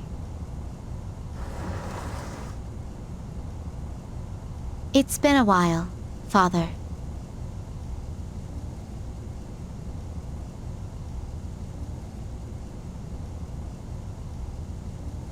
Indeed. Have a seat. I'm glad to see you are well. I'd been told you were ill. The elders leap to conclusions. Merely a lung problem. I see. I'm relieved to hear that. However, it is true that I am not as young as I was. The elders feel that the clan's succession must be decided. I cannot presume to understand what you mean by that. It is simple. I will find a suitable husband for you.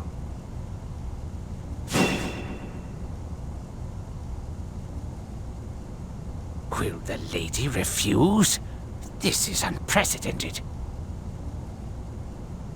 Selfish girl. She takes the Tachibana clan too lightly. I shudder to think what will happen in the future.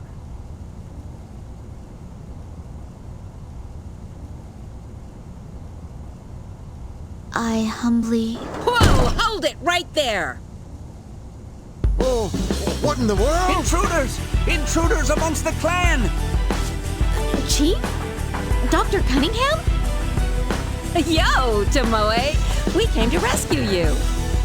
I fly to Japan for a conference and get dragged into this. Give me a break. Who are they? What happened to the guards? Are these the kind of people Our Lady is associating with? Such insolence! Seize them! You fools! Be silent! You two are from America. Are you here to take Tomoe back? Of course. Tomoe is one of our trusted doctors and a friend. We're not going to let her be given away without her consent.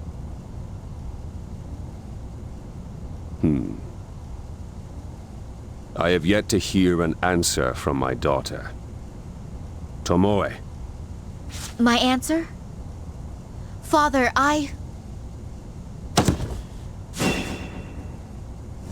This isn't good! Master! A doctor! Call a doctor! You fools! Hurry up! Panicking on the battlefield is not the path of honor.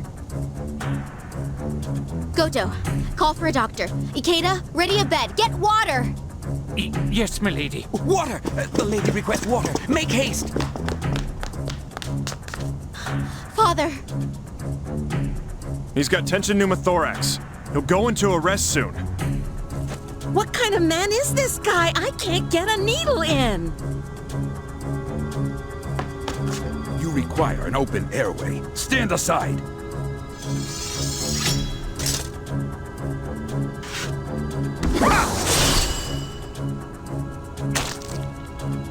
All right, it's in.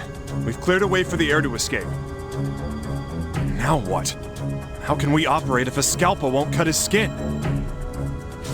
Hanzo, my tools! Prepare for an operation.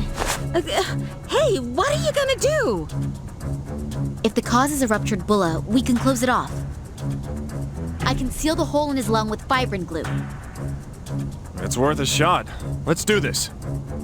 Yes!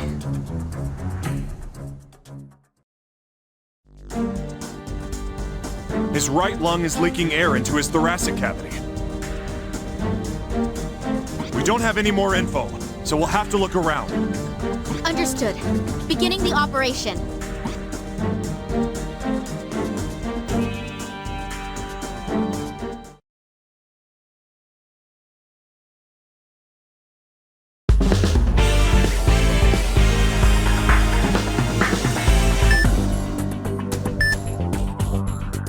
There isn't a moment to lose. Hurry and find the ruptured area. I understand. Time for my Tachibana-style endoscopic skills.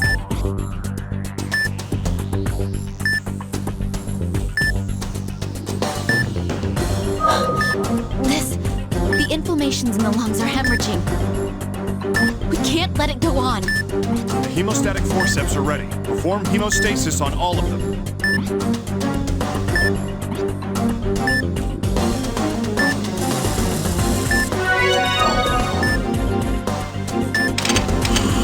The hemorrhaging has been treated. Let's move the endoscope further in. There are affected areas. Is there something up ahead?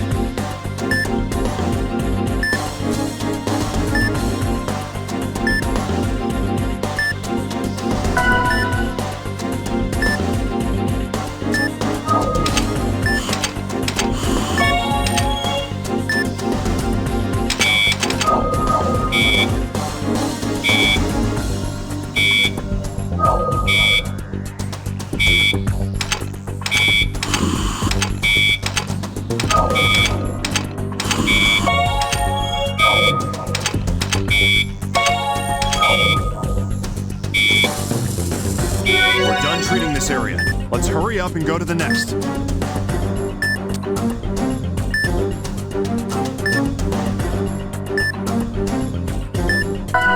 Hey, there are affected areas. Begin treating them.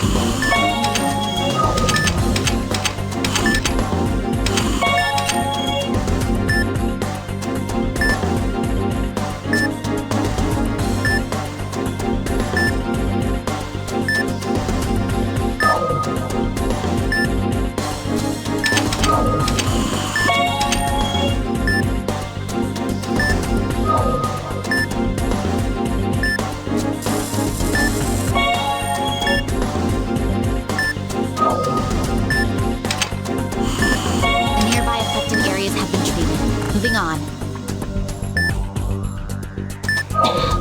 Affected areas here as well. We won't lose. I'll treat them all.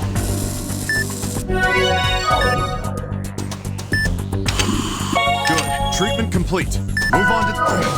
There are affected areas all over. Start treating them immediately. We must be extra cautious not to hit the air. It's hemorrhaging severely. We'll have to treat them while we proceed.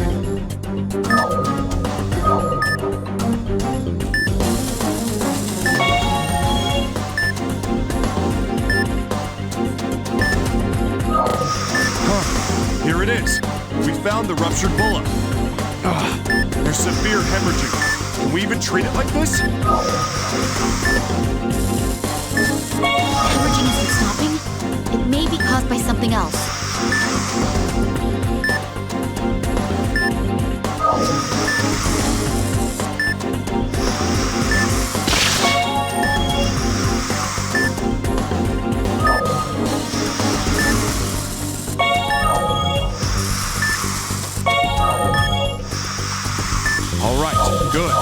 fibrin glue's been flushed off.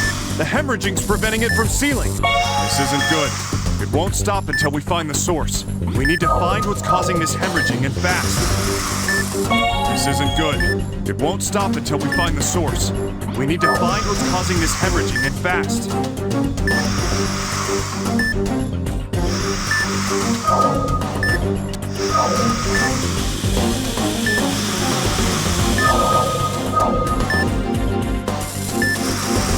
This isn't good. We need to find what's causing this hemorrhaging and fast.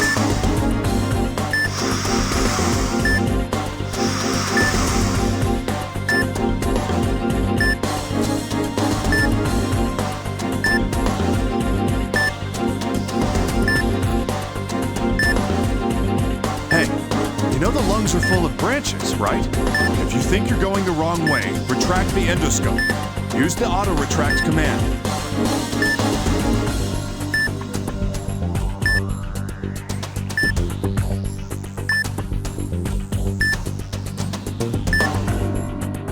It's a dead end. I need to retract the endoscope.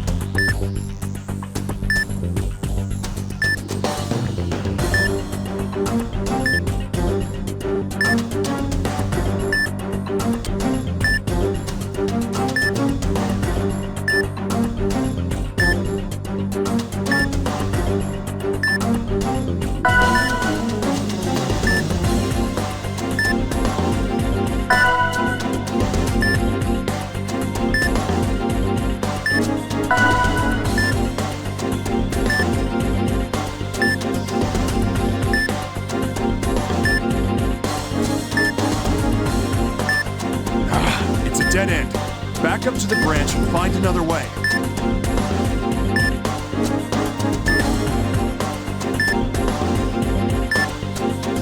Maybe we should see where the hemorrhaging is most severe.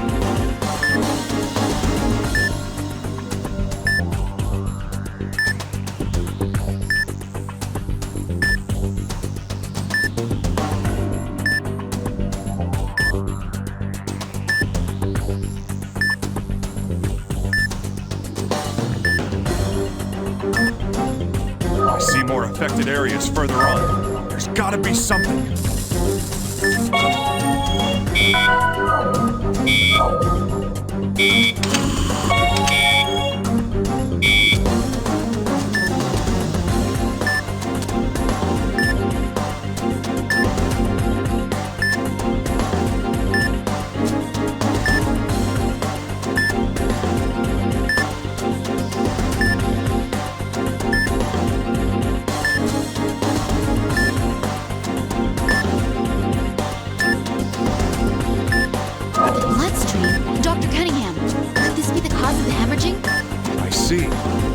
This thrombus is increasing the local blood pressure.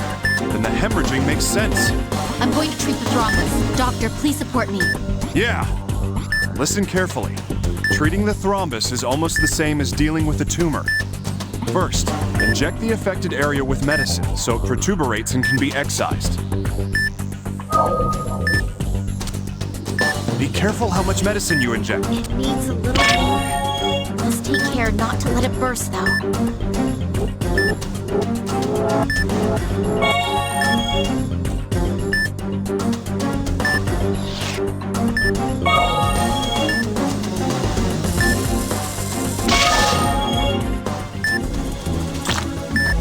The thrombus has been treated.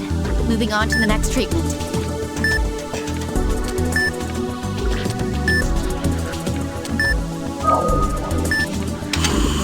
All right. We should be able to treat the pneumothorax now. Let's go back to where it was.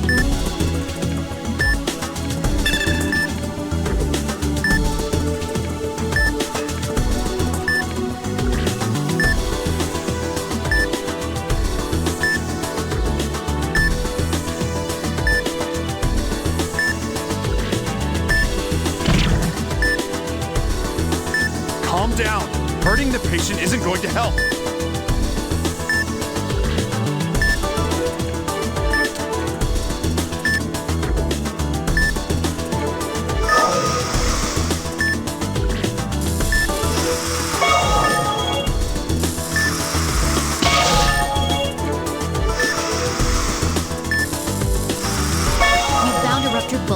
Begin spraying the fibrin glue.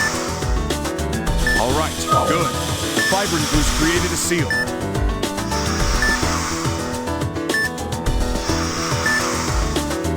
The glue formed a seal. We can do this. Keep it up.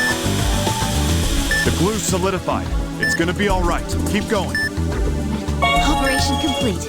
We were able to save him. Father. Almost gave me a heart attack there. We're glad he'll be okay, though.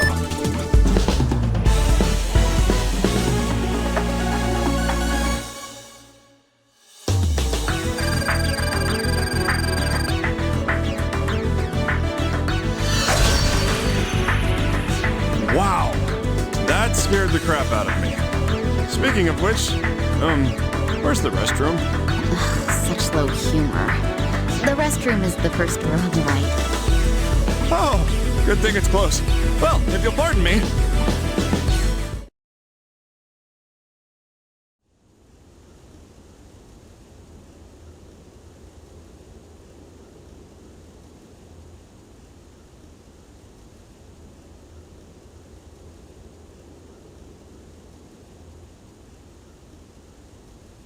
You've awakened, Master.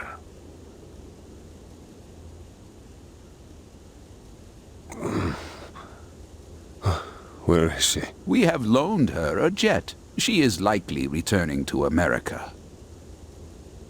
The elders had no response to her excellent reactions.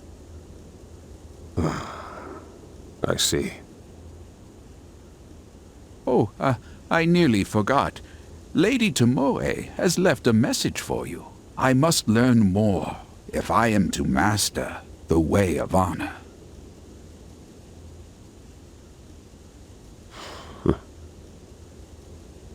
That minx. So, she has no intention of returning, then. Anzo, it is your duty to watch over Tomoe. Go. You mean... What use does our clan have with an untrained girl? Very well, then.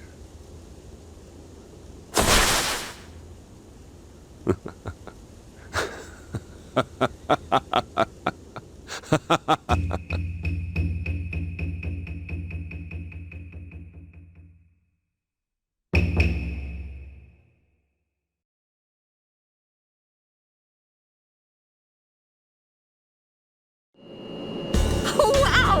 This plane's crazy! Can we sit anywhere we want? Of course. It belongs to the Tachibana clan. Stop getting excited over everything. Are we getting a meal? Yes, of course. Feel free to have as much as you like. Hey, are you sure you're okay with leaving your butler? Hanzo. He has served me well for all this time. I cannot force him to come along with my selfishness. Well, don't worry. Just hire yourself a younger, hotter guy. I thank you for your unnecessary concern, Dr. Cunningham. Oh, how long have you been standing there, Gramps? Hey, what the hell? Ah! What? Don't blame me. You saw him sneak up on me. How shameful to attempt to me, Dr. Cunningham. This slight on my honor demands you perform... Screw that! I'm a samurai. Until we meet again, Cutting Father. myself over this.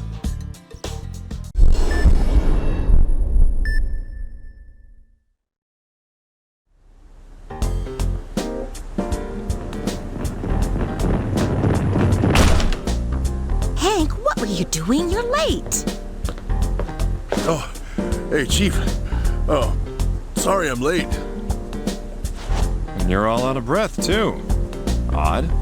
Where were you? Out in the courtyard? The courtyard, huh? Oh, what's your take on this, kid? It's a lie. The courtyard is less than 90 seconds away. Even if he'd run from there, he wouldn't be breathing this hard. I saw that, too. Where were you really, Dr. Freebird? Well, Enough. I know you're all friends, but playtime's over.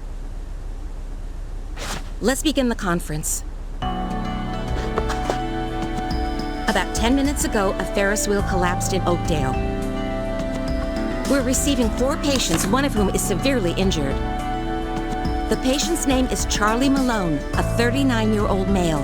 He has a steel beam in his abdomen and needs surgery stat. So we have his ID. Has his family been notified? That still needs to be done. Gabe, I'll leave that to you. Now, about the surgery itself. Chief, if I may. Huh? What is it, Tomoe? Why not ask him to perform the procedure? Me? I've seen the video of his operation. He's better than us. Severe organ damage is anticipated and will need his skill. I did see him in action. I agree. He's amazing. Well then, it's decided. We'll count on you, kiddo.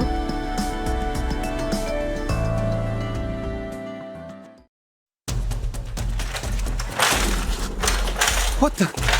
Hey, be careful. Is this the urgent Where should we take him? Has anesthesia been Is alerted? everyone ready? Nurses, prep for surgery. Please move. Make way. Blood pressure 60/34. GCS is 33, blood type O+. Secure a blood transfusion line and get him to room A. Let's move. You! Get out of the way!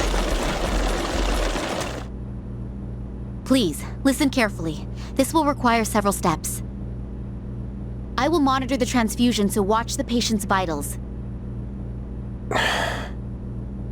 Doctor, is something bothering you? I'm not worried, it's just...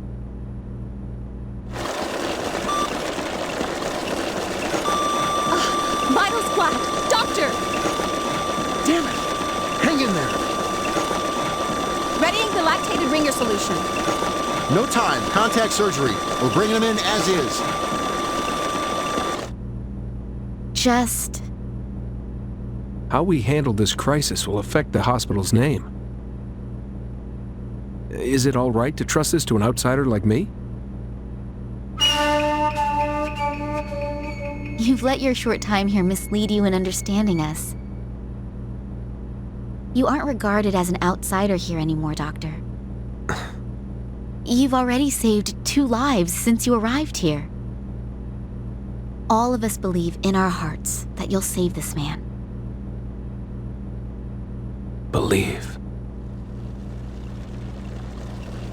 Cardiac arrest, 1 minute. Hemorrhaging won't stop. God damn it! We're not gonna let him die on us. Let's go. Patient seems to have arrived.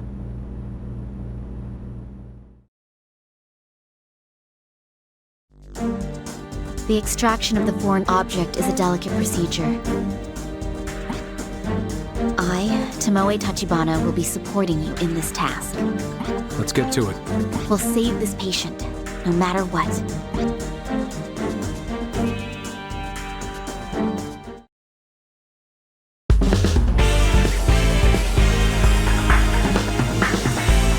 Very well. Let's do our best and begin the operation. The patient's in critical condition. Let's be careful.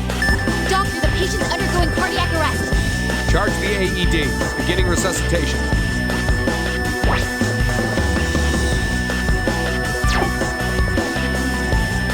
Activate the defibrillator when the gauge...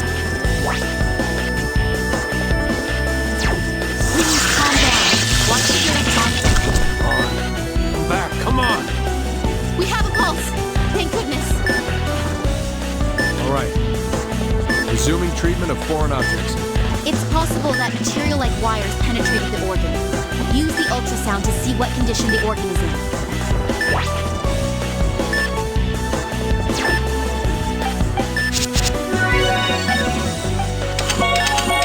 All right. Beginning I-beam extraction. A blood pool has formed at the incision area. Let's pull it with the forceps before the blood pools. It seems so deep. We can't remove it all at once. We'll have to open the wound and pull it out bit by bit. Blood. This Ventricular fibrillation. Don't touch him. Oh, cardiac arrest. Charging the AED.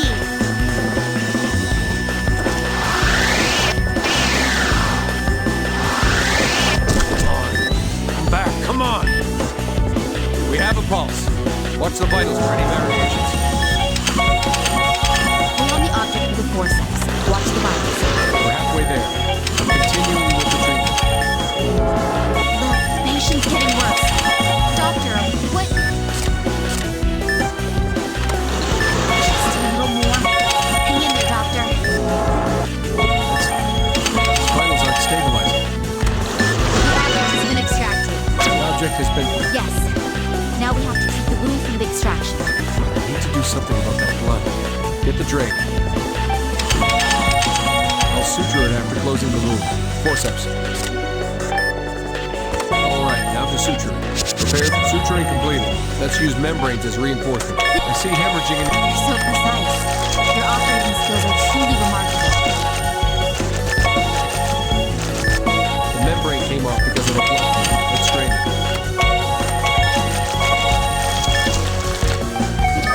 I'm making an incision. Scalpel. The collected blood is spilling out. Blood removal confirmed. Now suturing the wound. The wound has been sutured. Moving on to other areas.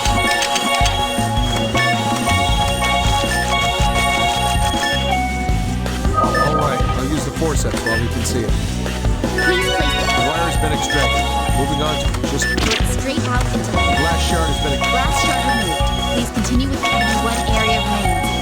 Still, you must be careful.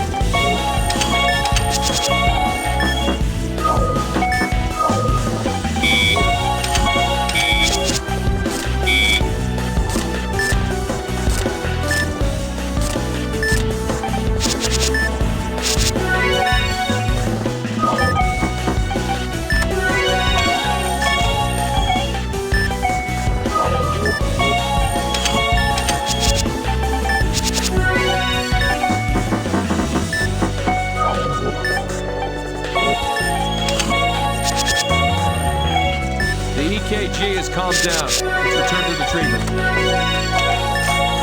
The wire is bent within the wound. Be careful removing it.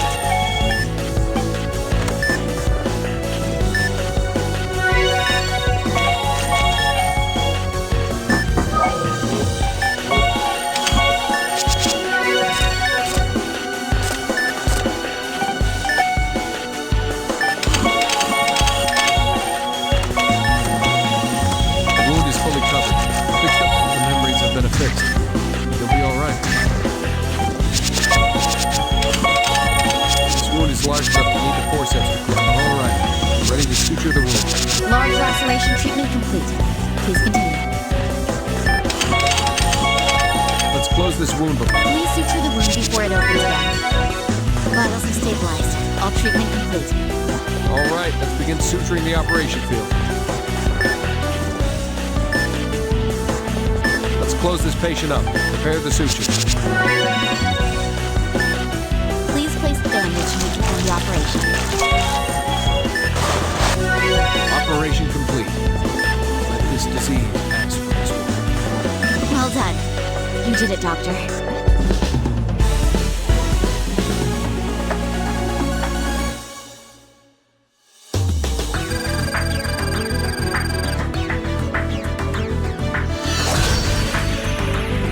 You were just as skilled as the rumors say.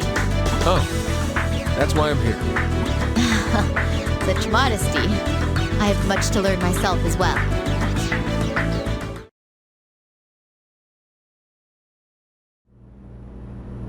Operation complete. Thank you for your assistance in the procedure. He's really something. He's like a machine. Seriously, that kind of skill is just incredible. Right?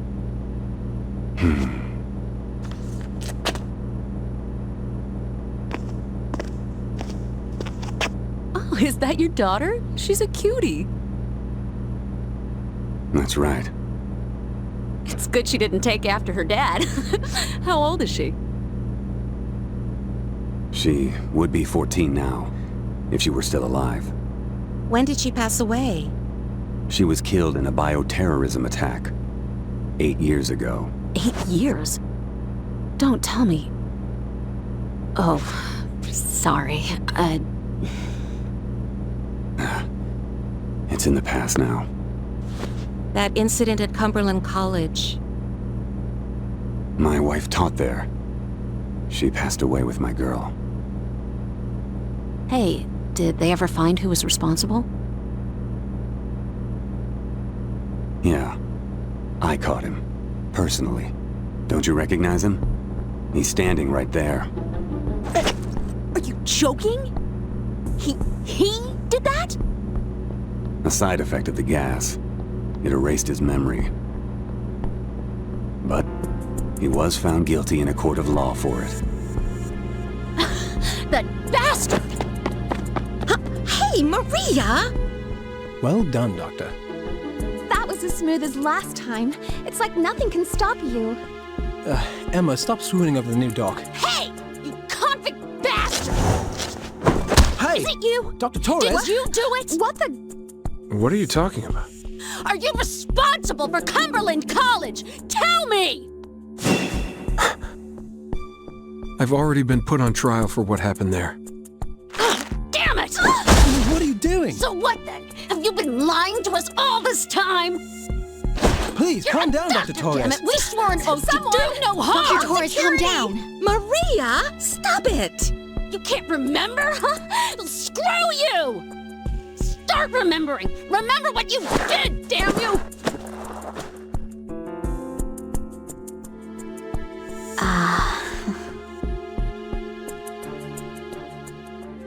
I'd like to return to my room. Could you escort me there?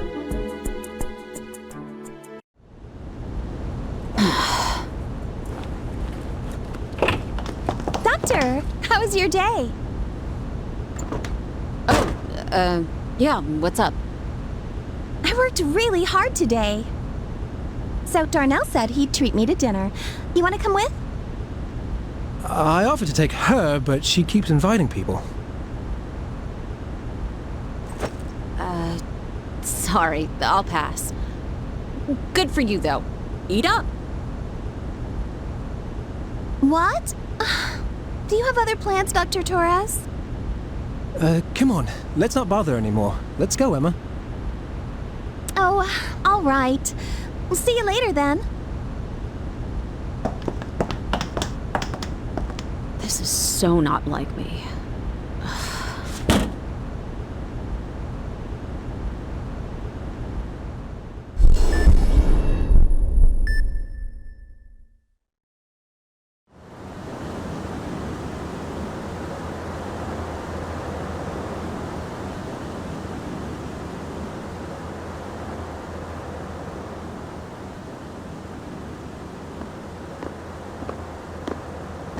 Well, now this is new. Something bothering you? Leave me alone, big guy.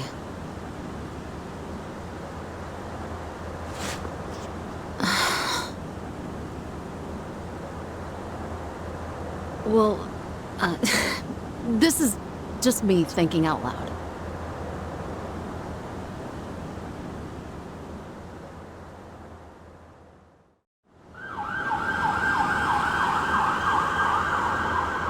Seriously, we'd all be better off without all these morons. Why can't people get it through their heads that I'm right?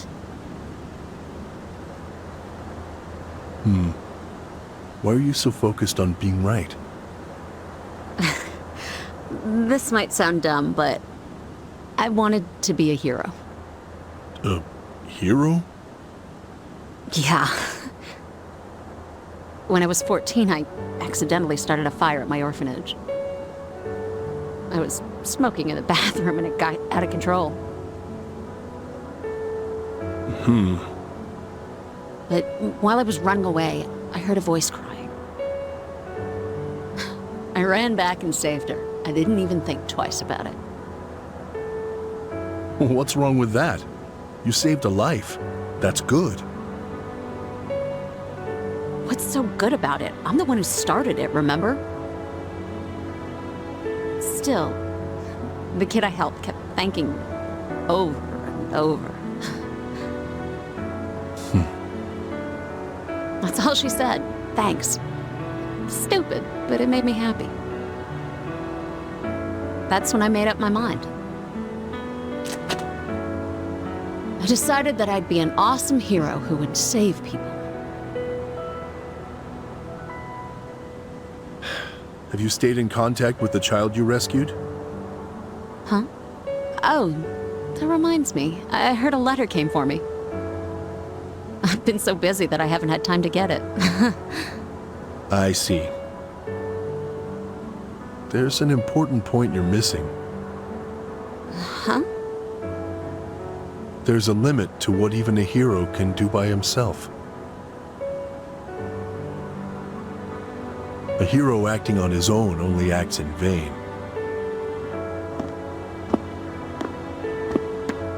Hey, Hank! What's the matter? You leaving? Yeah, I'm going back to my room.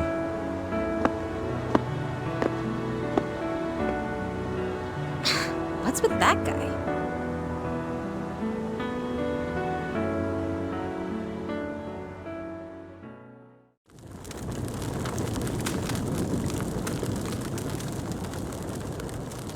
A hero acting on his own only acts in vain. The hell with that?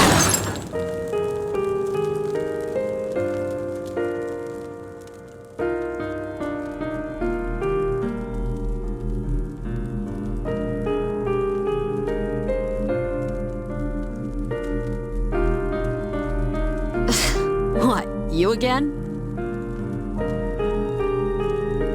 The hell do you want from me, huh? That again? Beginning? What's beginning? Stupid. I'm sick and tired of all these idiots. Go away! Get out of here!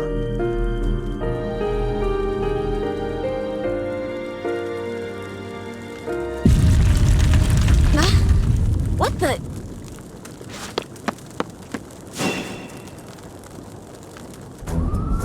Did some goddamn numbskulls run their ship aground?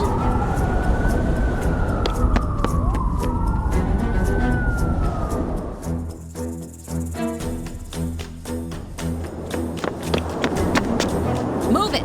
I'm from Resurgam First Care. I'll take over here. Don't be stupid. We need to cooperate to save these people. I'll be fine. I can handle these patients myself. Go over there. All right, we'll leave them in your hands. Screw you. You just get in my way, you boneheads.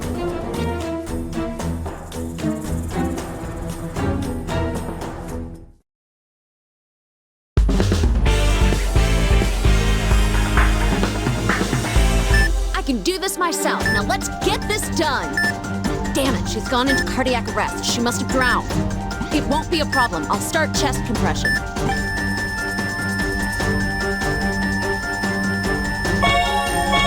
how long do I have to keep doing this?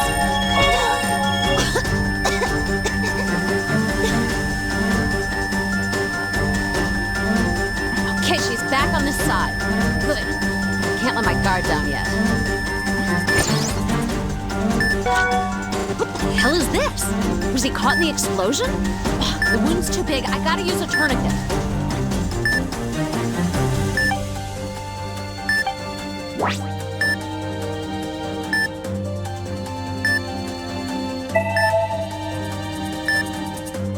I need to fit it around the... All right, good. Damn it, I let go. All right, damn it, I let go. Damn it, I let... Good. Damn it, I let... Good. Now bring it around and tie it off. Good. Hemorrhaging stopped. I have to soak up the blood, then cover the wound with gauze.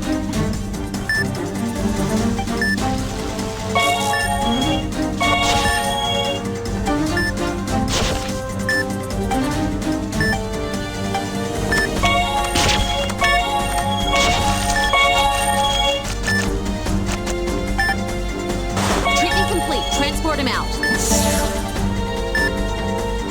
Damn it, she's gone into cardiac arrest. I gotta perform CPR. Damn it, your arms don't look good. I'm starting to feel half dead myself. Whoa, these are some nasty burns. What the hell was on that ship anyway? Hey, I'm gonna have to cut your clothes off, got it?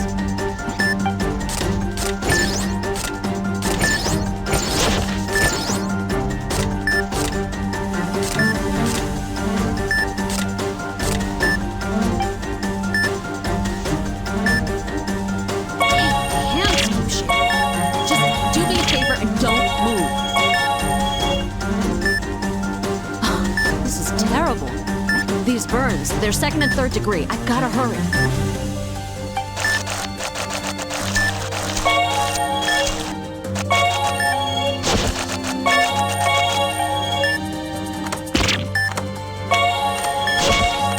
That's the 3rd one.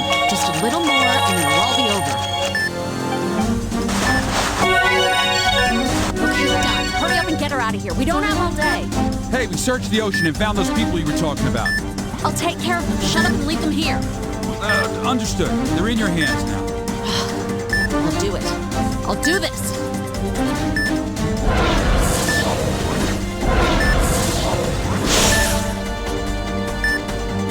Damn it, she's gone into cardiac arrest. I gotta perform CPR. Has she settled down? She'll be all right for a while now.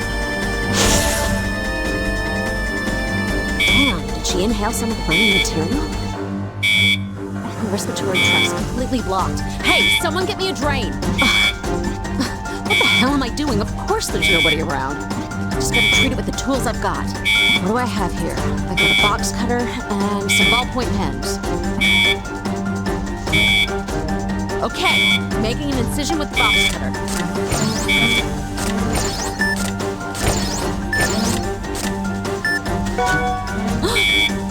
His stomach. This isn't good. He's got internal injuries, too.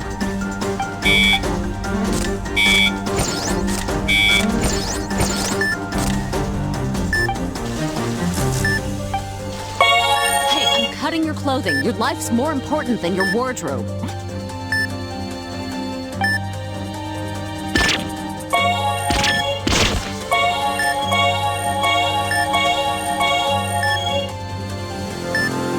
As bad as I thought it would. There's gotta be something here.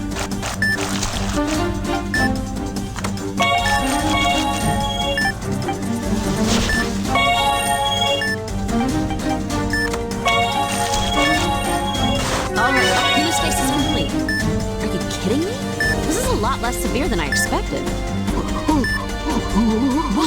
His condition's suddenly taken a turn for the worse. Breathe, damn it! Come on, inhale! Don't tell me.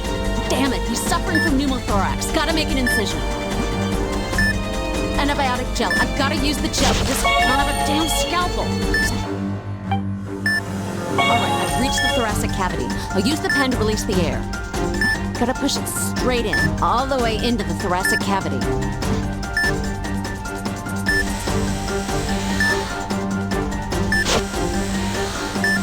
That should release the air. It'll take some time for it to escape, though. Okay, he's calming down. Time to remove the pen. Hang on. Just have to pull it straight out. Hang on. All right, but he's not going to be able to breathe like this. I'll have to use some film and tape it down on 3 sides. The film... Okay, now to secure it on 3 sides with tape. Okay, one more to go. And it's secure. That'll help this guy pull through.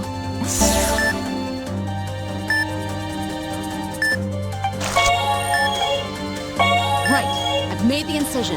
Now to insert the pen and secure an airway. I've cleared an airway. That should help her survive for a while.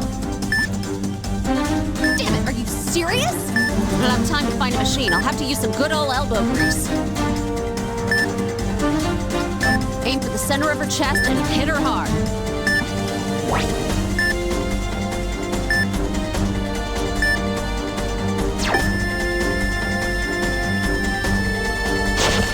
Damn it, that wasn't hard enough? Damn it, that wasn't hard enough? One more time. Damn it, that wasn't hard enough? How's that? Transport this one out, hurry! It's over. Did I do it? We've got another one!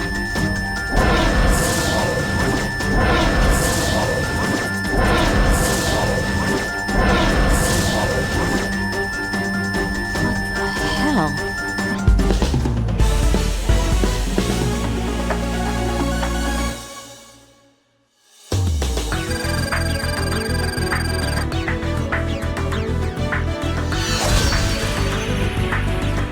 Damn it, is this all I could do?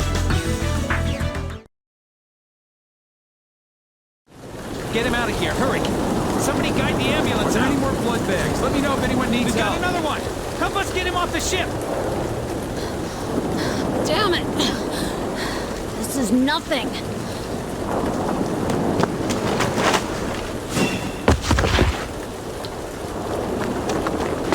Hey, are you alright? Don't touch me. I'm fine. I can handle myself. Don't push yourself so hard. Hey, someone help get this guy out!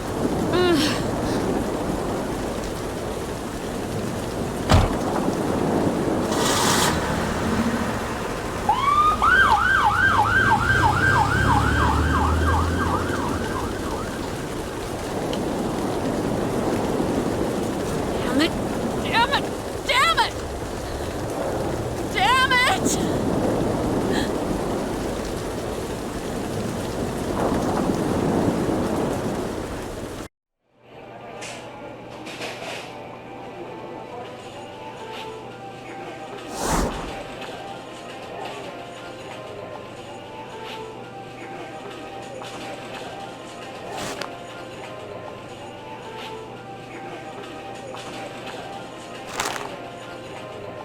Hey, mister!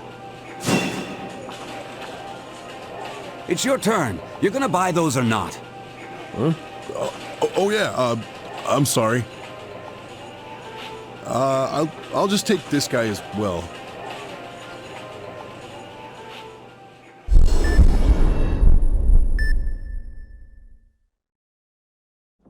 Thank you. Come again.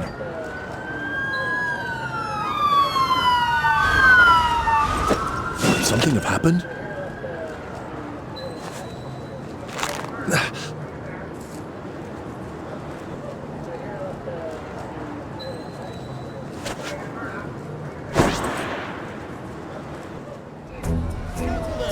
It'll be another 5 minutes before the doctor's helicopters get here.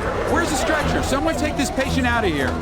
Damn it, it's no use over Quit here. standing around. Hey, Get push stable those victims rubberneckers ready back. for transport. Allow me to help too, miss. You're that Eagle Man from the papers.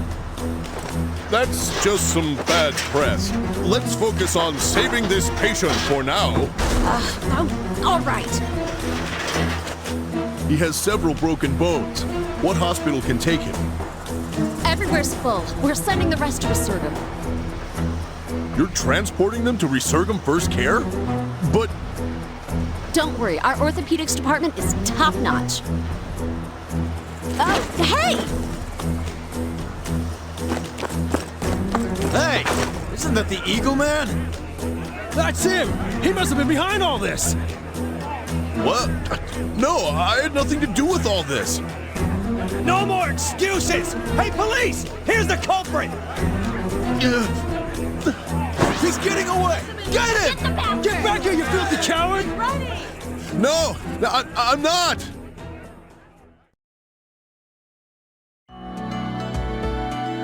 Where have you been, Hank? Stop playing around and get ready.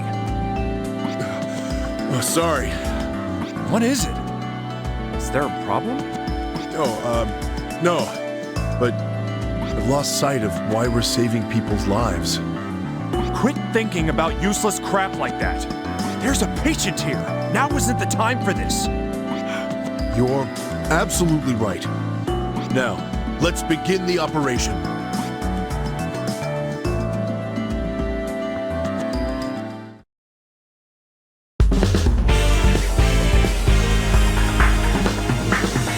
We've got multiple patients this time, so let's treat them as fast as we can. Indeed, this is our first patient. The wounds are in the right leg. Let's make an incision and see what's inside.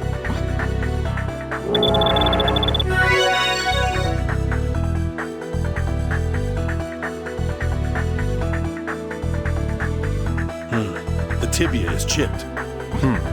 We should fill it with synthetic bone. Better do this quickly.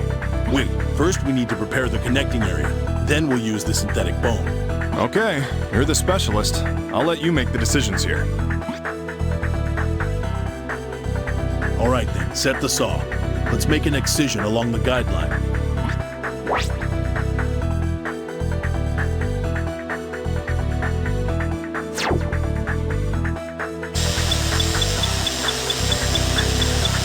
Good. Cautiously continue on.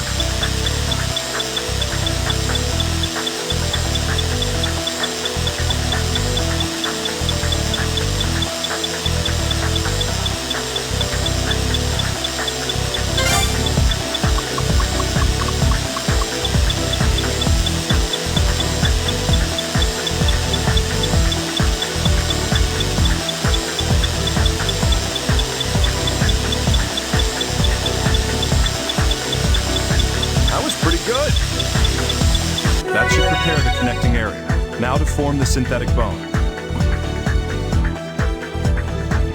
The shape to cut is already shown on it. Use the laser to cut it out.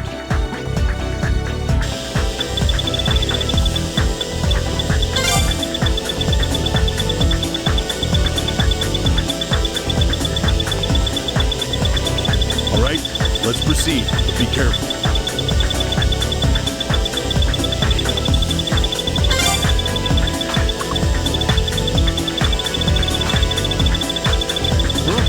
Looks like you're on a roll. What was that static? We should wait and... Hey, settle down. Just wait for the guideline.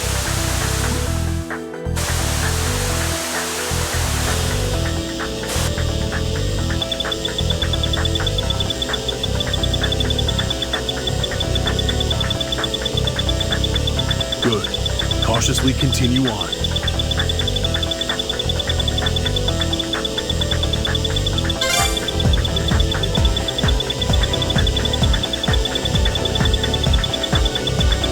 That was pretty good.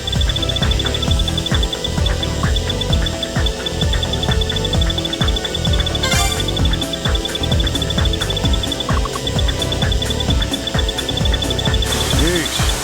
I think it's time we bought a new machine.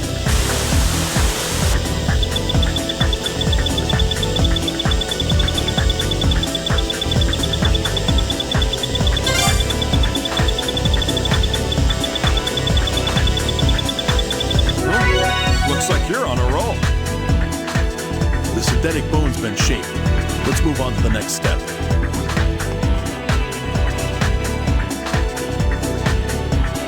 All right, put the synthetic bone in the correct position.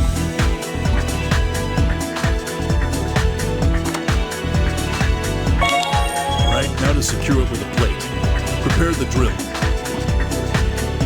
Drill deep enough without touching the guidelines, okay?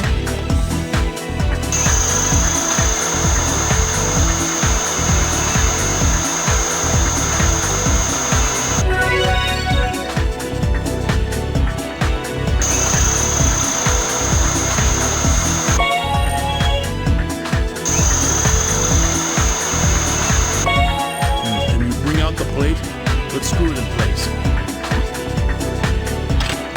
The screws go in up to the guideline. Got it?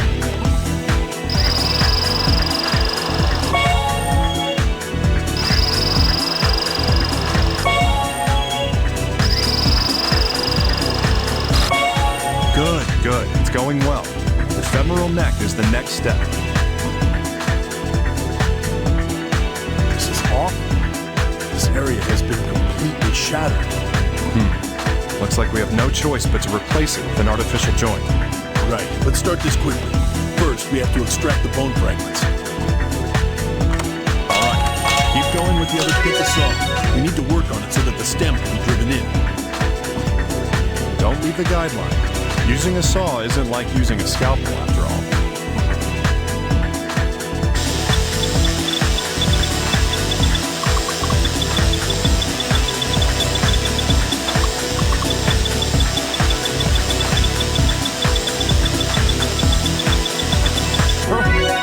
Good. That should do it. Can you bring out the stem? Make sure it's secure, but don't hit it too far in. Got it? Good. driven into the right point. All right, it's secure. Now to attach the ball joint. Drive it in up to the guideline, okay? All right, that's it. Continue on. Now to treat the acetabulum. Go slow and careful, right down to the guideline.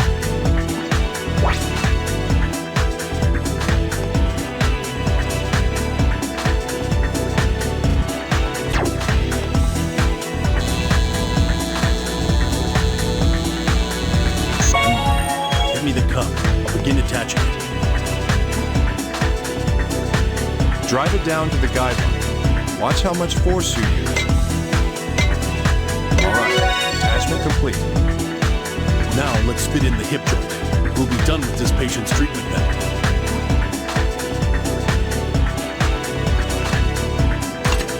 All right, we're done here. Let's close up this patient.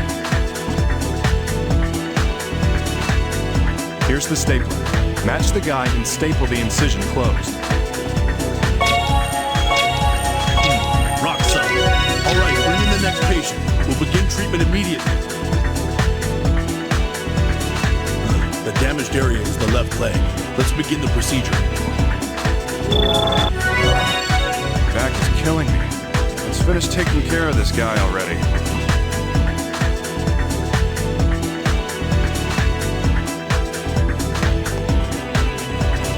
There seem to be multiple fractures, but it looks like we can treat the cervical neck with pins. However, the rest of it's going to need to be secured with a plate. That seems like the appropriate treatment. Let's start by collecting the bone fragments.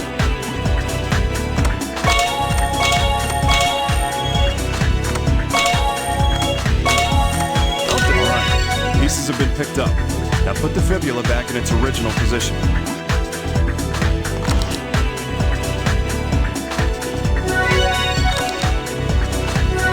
I'll bring out the fragments we retrieved. Put them back into place.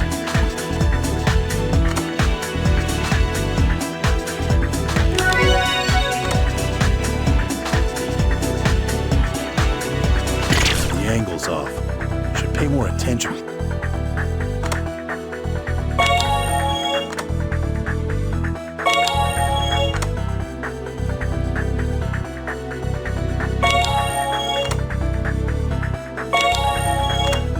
Good.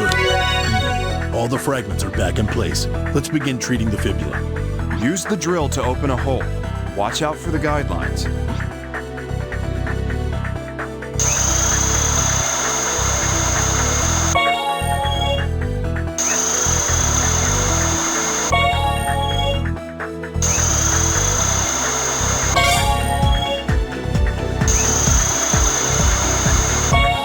All right, good. I'll get the plate and screws ready. There's a total of 4 screws. Tighten them up to the guideline.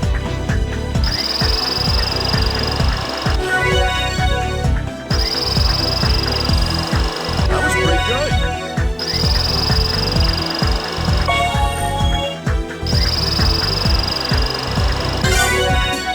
Rock solid.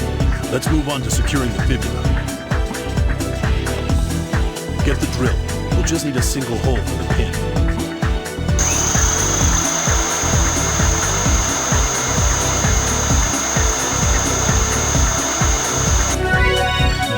Rock solid. Let's get this pin in there now.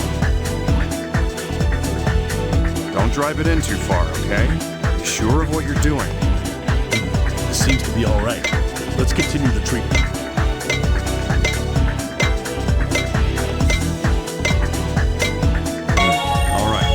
Looks like it's properly secured now. The femur's next, right? Let's proceed.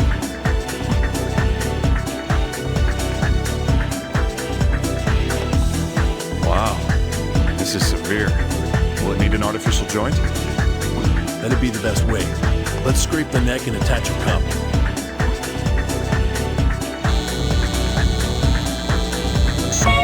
That should do it. Can you bring out the cup? Yeah.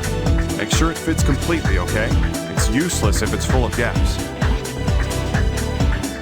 Watch yourself. Make it fit the guideline. All right, good. Keep it up. Don't hit it so hard. You're gonna crack it. The acetabulum is next. Attach the cup over here as well. Careful now. Scrape it down to the guideline.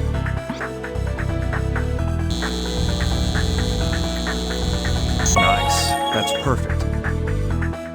Now to attach the cup. Let's fit this in precisely. Watch yourself, okay? Don't use too much force. Hey, you're being too rough here. Watch it. Sheesh. Well, luckily, there aren't any further abnormalities. Now, let's fit in the leg. You hold that side.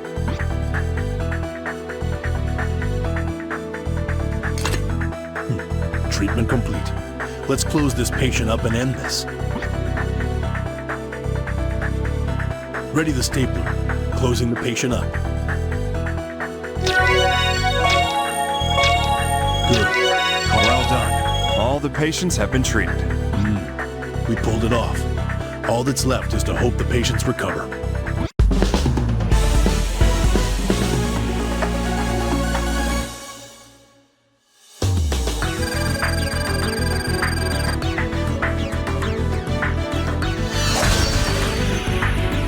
You look like something's bothering you. Anything you want to talk about? No. Sorry. Well, I'm not gonna pry. You better shape up, all right?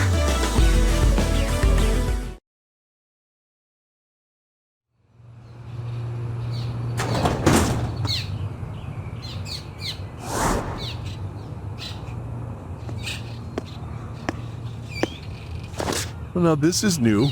Something bothering you?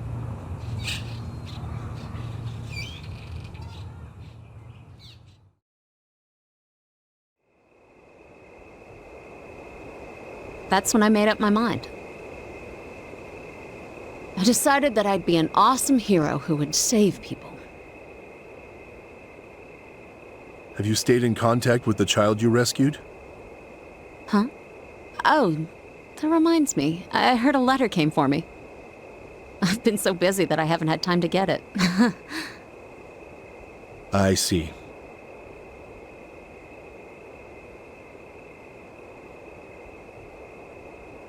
There's an important point you're missing. Huh? There's a limit to what even a hero can do by himself. A hero acting on his own only acts in vain. Hey, Hank! What's the matter? You leaving? Yeah. I'm going back to my room.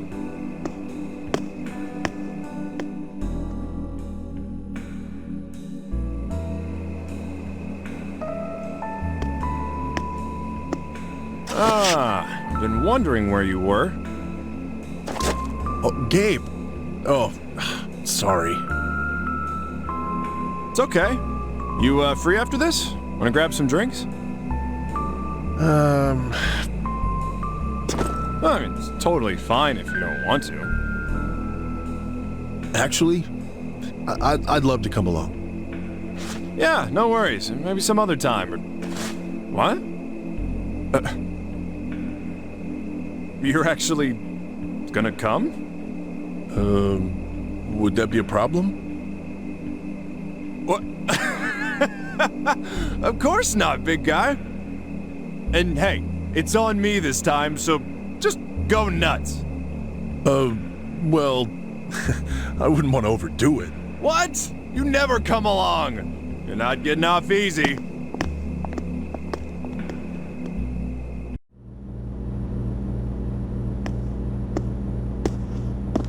It's a request for surgery.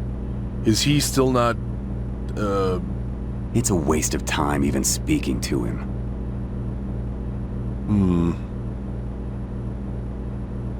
Why are you turning your back on everything? Look, if you just say you aren't the culprit, we'd all...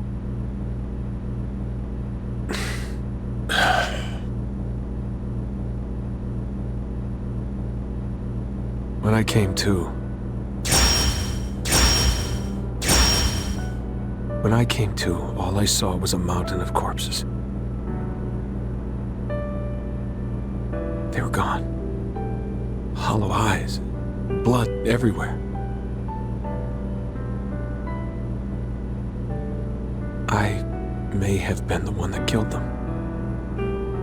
Are you fine with that? What, you know for sure it was you? You're just running away. You can't hide from the truth. I've had enough. Please, leave me alone. Ugh! You fool!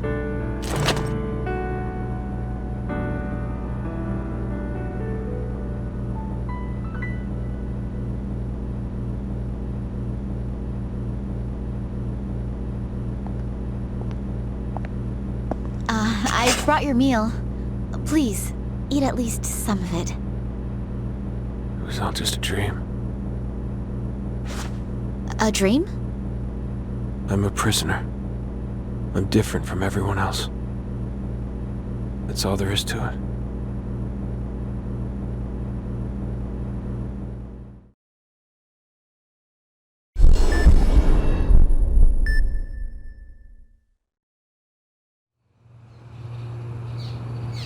So, Doctor, what do you think of him?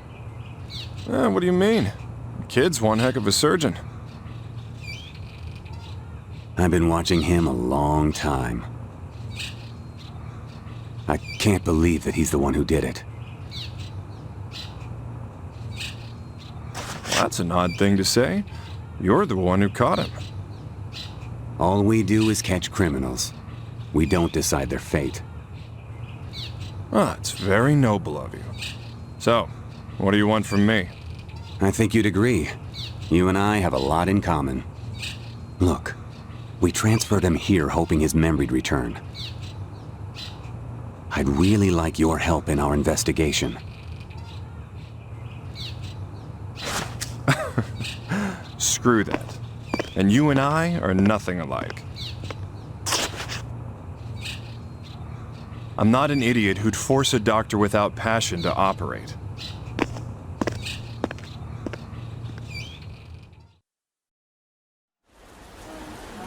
Treatment room 2! Hey, Darnell, where's Dr. Torres? She went to get Dr. Cunningham. Go ahead and get ready for surgery. I'll have everything ready in 5 minutes. I'll tell the nurses to prep for the operation.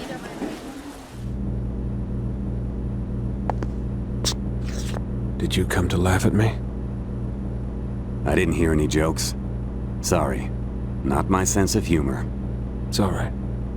I heard your wife and daughter were... Don't get me wrong. I'm only here because it's my job. What? The past is gone. But life continues. My wife fought to the end to save all her students. Just as the doctors here are fighting even now. But you... what are you doing? You're cleared for surgery. You ever dream about saving lives? Now's the time to start. Dream about saving lives? Cry if you want to. It's all part of growing up.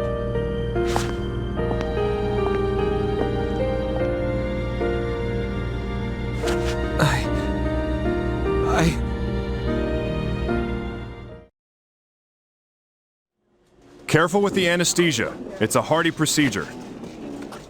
Yes, sir. Respiratory's ready. Get the curettes. Doctor. You? Please let me do this operation. Please. Let me save his life. The room is yours, Doctor. Now hurry up and get ready for surgery. We're dealing with Wormer syndrome here. Got it? First, the pituitary glands, then abdomen and pancreas. Understood. Please begin the anesthesia.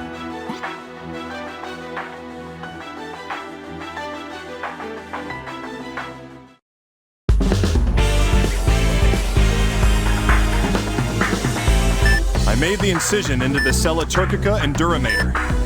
I'm handing the reins of this operation to you. Yeah, leave it to me. First, we need to treat the blood pool. Let's use the drain.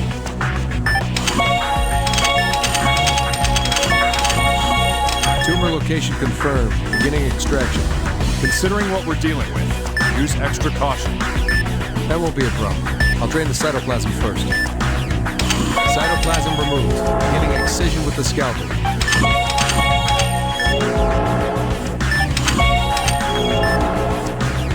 Tumor has been excised. Now extracted. All right. We're making good time. Keep it up.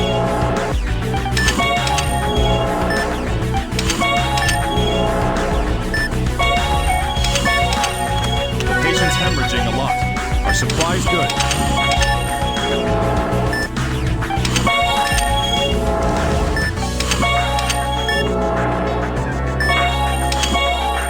Tumor markers are the blood pool's in the way. Use the drain on it.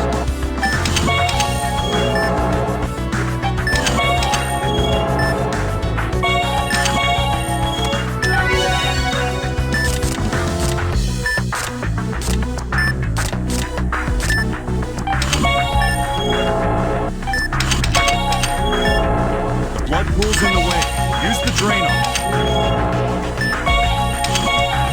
We're right on schedule. Moving on to the abdomen. Yeah, I'll close up here. Leave it to me.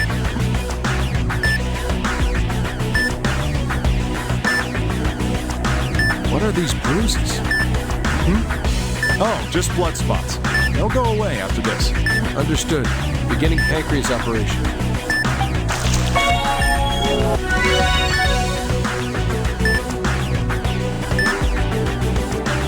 There's a high amount of hemorrhaging and inflammations as well.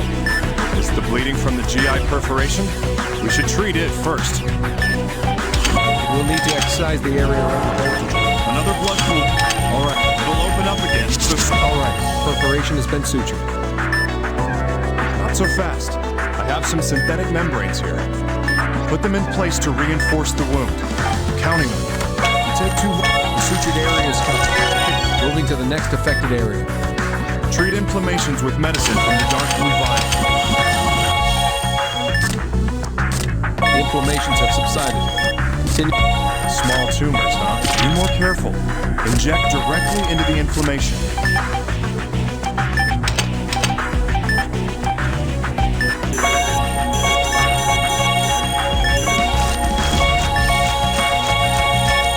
Moving operation field. There should be other areas. Use the magnification tool then. Look for hidden tumors.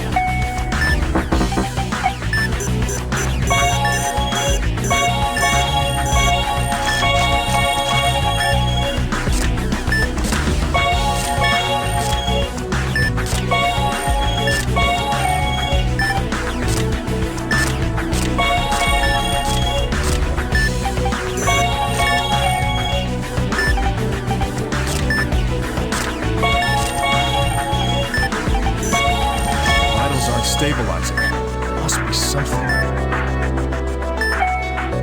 Tumor presence confirmed. Beginning extraction. Tumor excised. Don't forget to treat the excision complete. Moving on to the next treatment.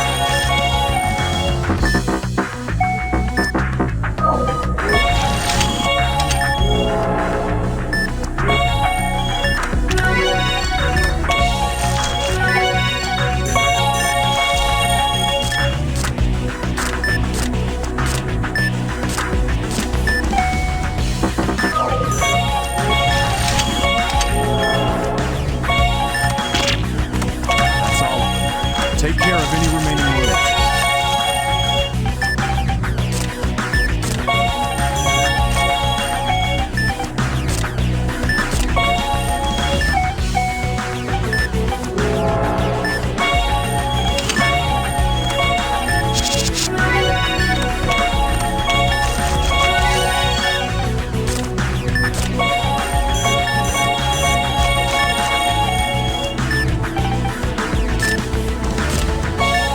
Treatment complete.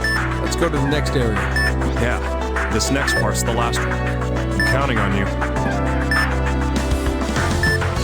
All this blood. Where's this hemorrhaging from? We need to treat all of it. Keep an eye on the vitals.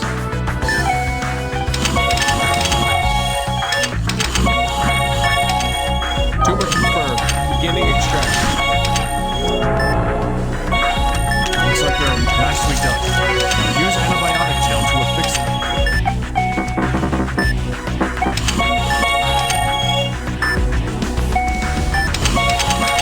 Debride the tissue by the perforation with the scalpel.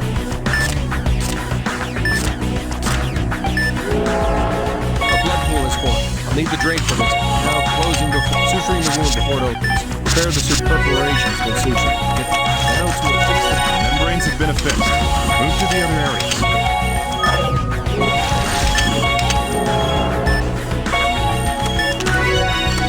Nicely done. Use antibiotic gel to affix them.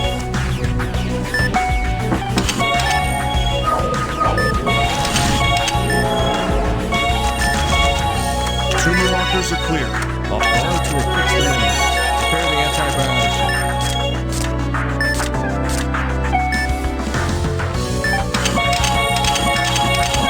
Excising tissue near the perforation. Scalp. Draining blood fluid. Ready to close the suturing. What? The needle fell in? Damn it. Why at a time like this? We don't have much time. The patient won't last long. Set the ultrasound wavelength for multiple analysis. The ultrasound? What's that gonna do? The needle's metal. It'll appear as a shadow if we scan. All right, the ultrasound's ready. Let's hurry.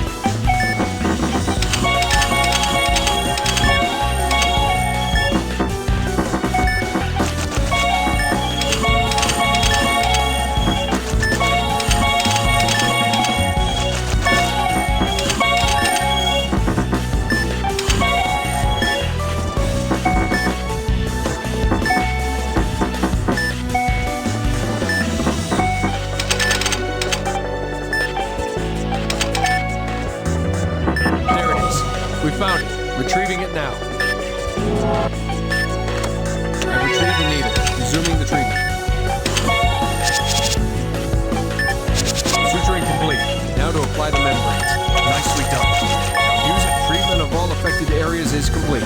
Closing up. Whew. I was pretty worried for a moment there. Close up the operation field. We'll be done.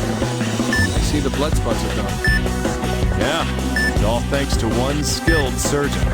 Closing the operation field. Prepare the sutures. Man, you sure can take a compliment. Taping the sutured incision, and the operation's done. Operation complete. This disease passed from this world. Well, you know, to be serious for once, thanks for saving this patient.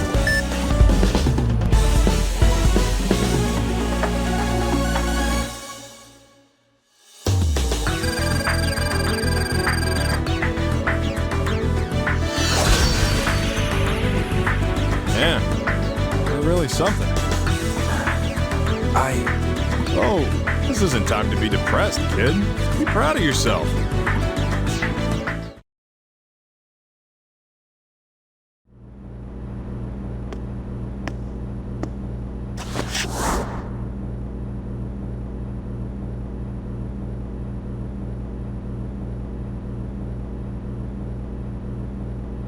Here.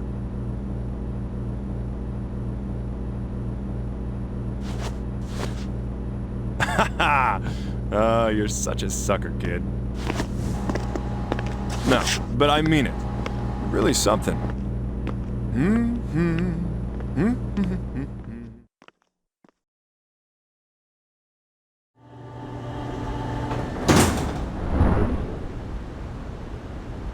That was an amazing operation. Thank you. It's all right. Come, I'll escort you back to your room. Is something wrong? No. Let's get going. Hey, would you mind coming somewhere with me first?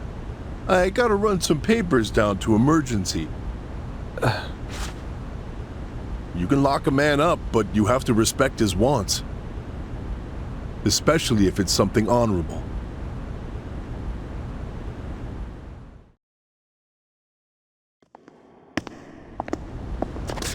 Hey, here we are. What do you think of the building? Seen better days, huh? I'd assume so. Now, this is the old ward. The rest of us moved into the new one. But emergency's still here. Do you know why?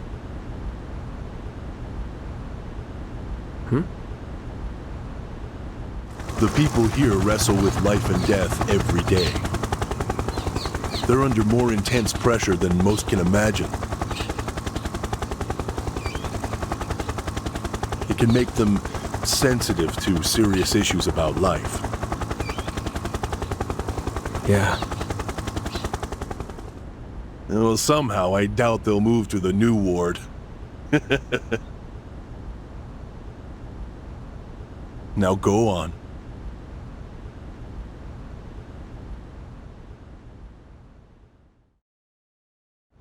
Be right back. Gotta take this report to the medical office. Stop by the service department, too. They paged us earlier. Okay, I'll stop on my way back. Oh, excuse me. If you have Hank's papers, you can drop them there. All right. Okay, fixed. Ugh, you piece of crap.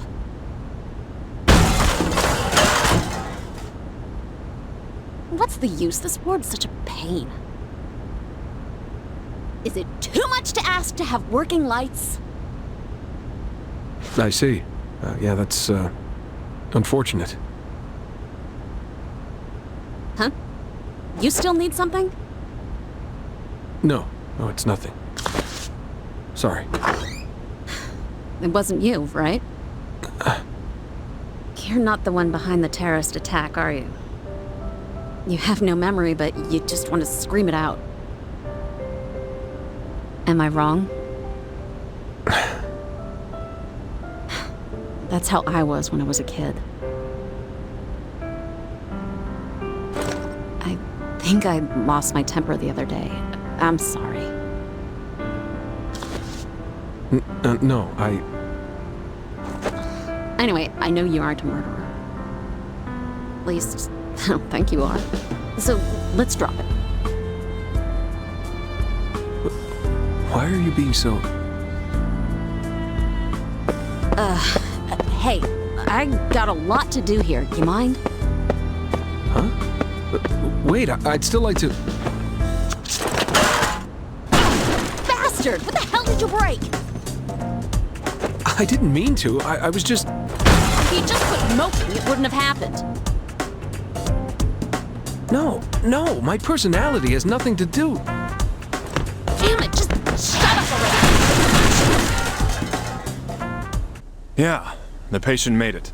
I called in a special surgeon. I see. And the cause of it all? Could it be an epidemic? I can't say. Like you, I'm getting a bad feeling here. We need to look into this as soon as possible, then. Yeah, you're right. Gabe? You sound tired. Did something else happen? Nah, it's nothing. I've just been fed up with myself lately. What's wrong? You don't seem like your usual self. Yeah, don't worry about it. Anyways, try and get over here as soon as possible. Well, all right.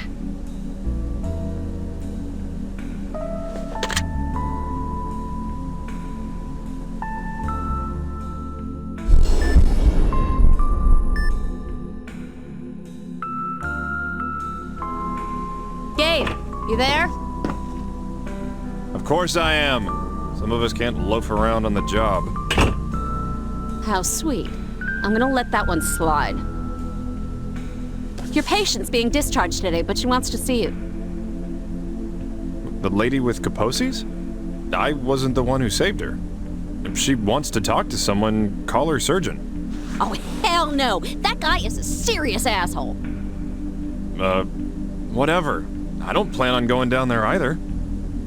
Anything else? Yeah. There's one more thing. We're understaffed and the chief wants you to take this one. Is that all? Well, give it here.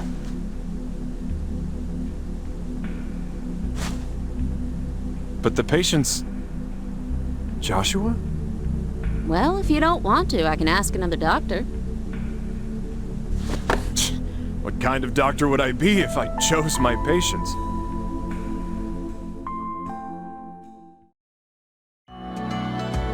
Roni, let's start the diagnosis. Bring up the charts. Yes, Doctor. The patient's name is Joshua Cunningham. He is related to you by blood, Doctor. Is there a problem? Negative, but I can request a new doctor if you prefer. I'll be fine. Man, they really programmed you well. I must take into account the feelings of those around me. Observing colleagues allows me to gather their emotional data. Yeah, you're perfect. Now you just need to learn how to talk.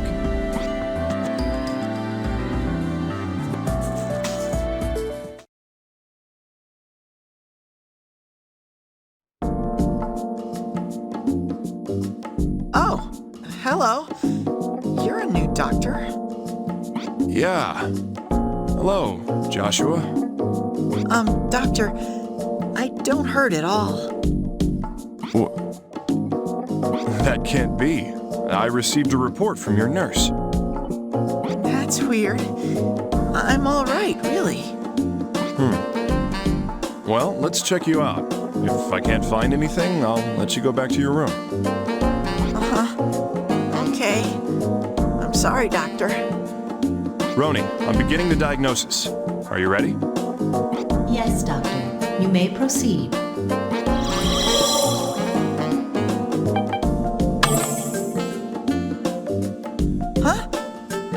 I feel fine. I clean my plate, and I don't hurt at all. I'm just here because the nurse said I had to be examined. But I feel just fine. You think maybe she mistook me for some other kid? Oh, but don't blame her. She's real nice. She's always worried about me and does a lot. I wonder, maybe I did something bad. She was really worried about me.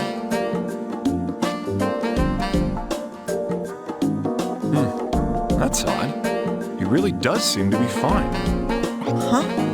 Yeah, I mean, there's nothing wrong with me. Well, all right. But just to be safe, let's finish examining you.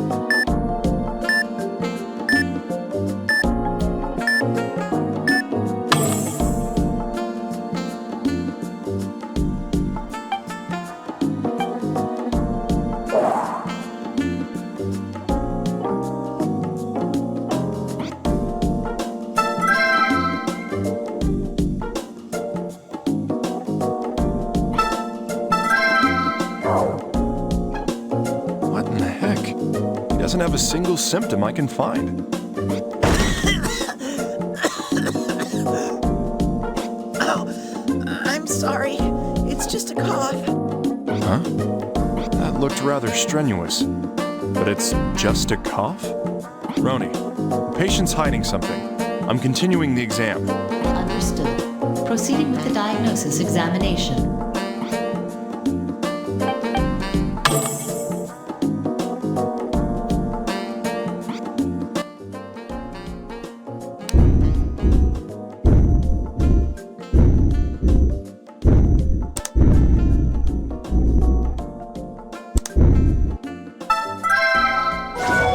The boy's breathing pretty rapidly. Roni, make a note of it. Understood, Doctor. New symptom observed. Rapid breathing.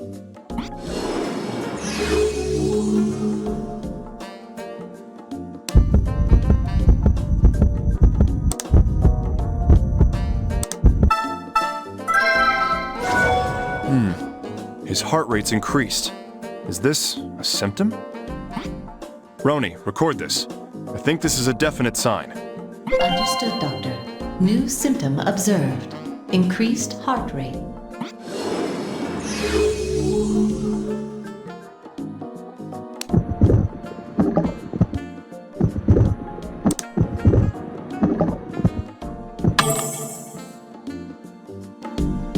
It seems that earlier attack is causing symptoms to appear.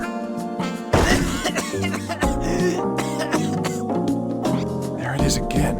There's no mistake about it. Hey, show me the hand you covered your mouth with, right now. Huh? It's nothing. Come on. Jeez, this kid's gonna try and hide as much as he can from me, huh? I need to see what's on his hand. I need to get him to use his hands. What can I do?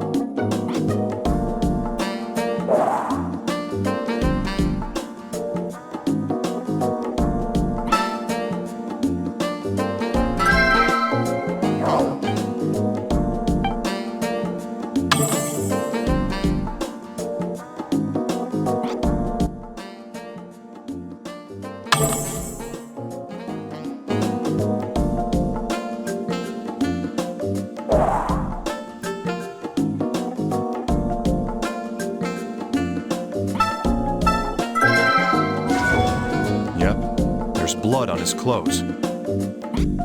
He still had blood on his hand when he lifted his clothes up. The boy coughed up blood a moment ago, and he tried to hide it. Roni, make a note that the patient has hematemesis. Understood, Doctor. New symptom observed. Hematemesis.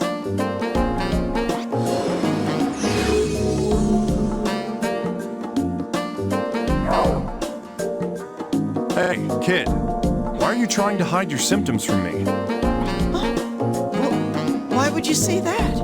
I know you coughed up blood earlier. It's on your clothing. Oh. It's just some blood. I'm full of the stuff. I'm fine. Seriously, who do you inherit this attitude from? Well, we're done talking. I need you to undergo a few tests for me. Roni, get approval for an X-ray. Yes, Doctor. The X-ray examination is now available.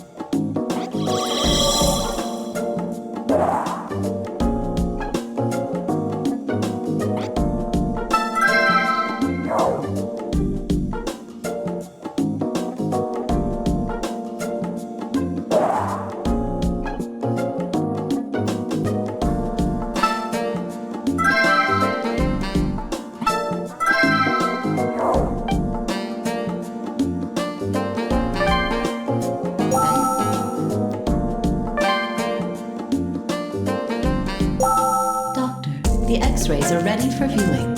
All right. I need to be thorough here. Can't miss anything.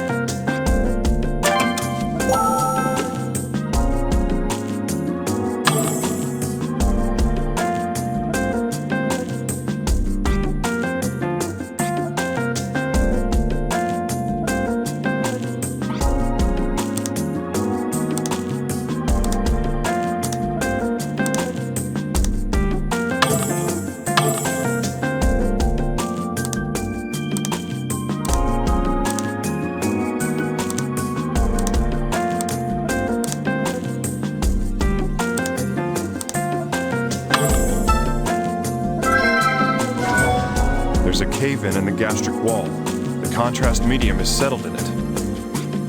Well, this is definitely proof. You can't make excuses anymore. I agree, Doctor. New symptom observed. Caved-in gastric wall.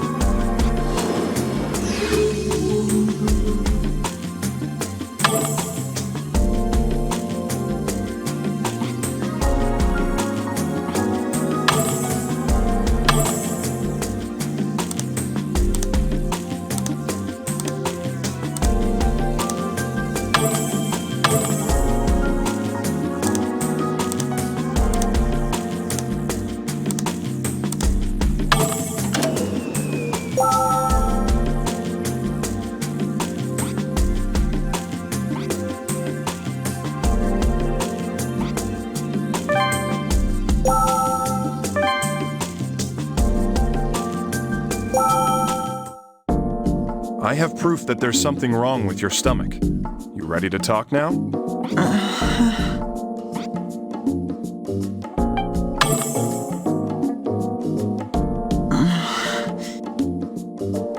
My tummy hurts once in a while, but that's it.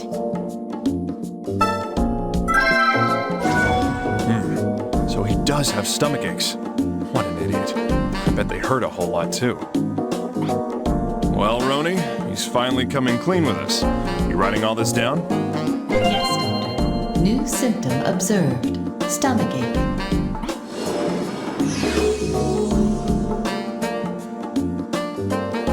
Yeah, I don't feel like eating when it hurts. What's wrong with that? You don't feel like eating, huh? Well, given your stomach's condition, I'm not surprised. Roni, make a note. Understood, Doctor. New symptom observed. Lack of appetite.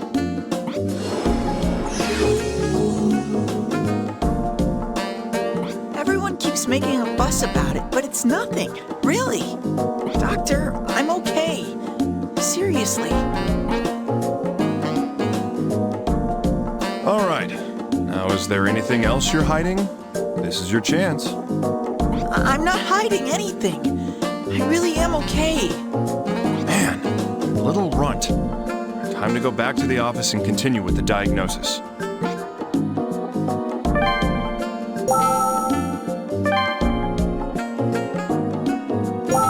Well, we have at least a few symptoms to work with, Roni. Let's start narrowing things down. Understood, Doctor. Displaying diagnosis candidates.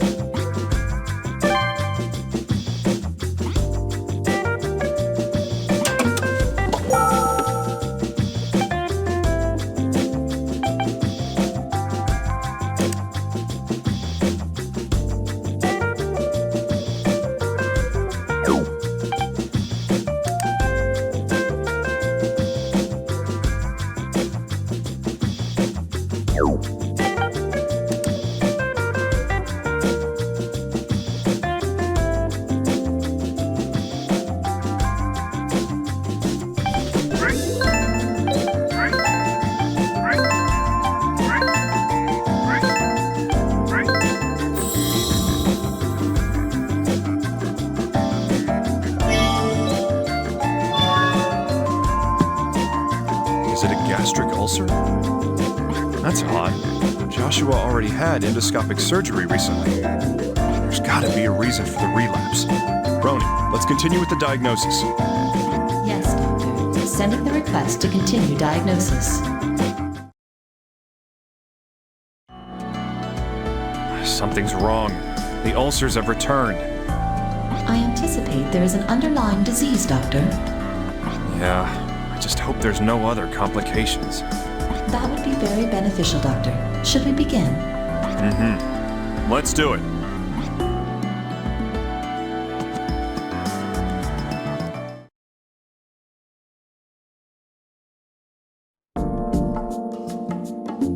You're having a relapse of gastric ulcers, which I'm guessing hurts a lot. Why do you keep trying to hide your symptoms from me? There's nothing wrong with me. I really didn't notice it. Just stop it. There's no way you're all right. Now listen to me. I don't know why you're pretending to be fine, and I don't care why. But the more you keep this up, the more you make everyone around you worry about you. But... Whoa, there's no need to explain. If you don't want to talk about it, then that's fine. I've gotten permission from Lisa, I mean your mother, already. Roni, get the examinations ready. If he's not going to talk, then I'll find out myself. Understood. Doctor, please calm down. Sorry. The X-ray, CT, and analysis exams are now available.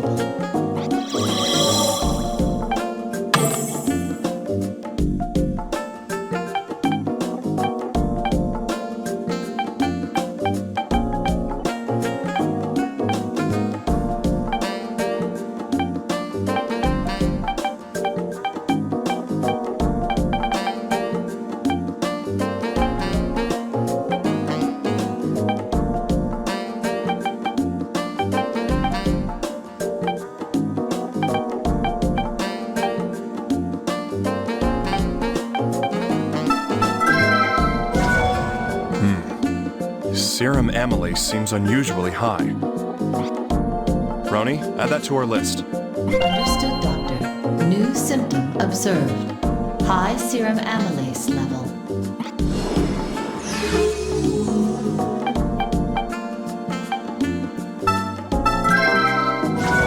His serum lipase level is a bit higher than I'd like it to be. Roni, record that. Understood, Doctor. New symptom observed. High serum lipase level.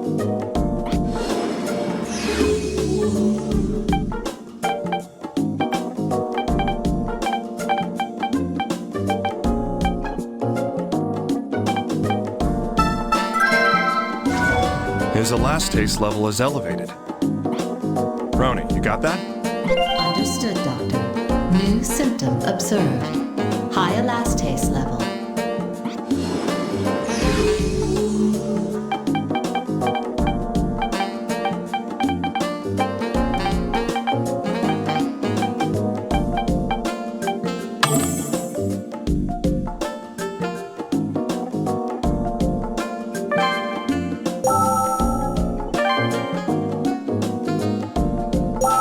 Doctor, the X-ray and CT results are ready for you.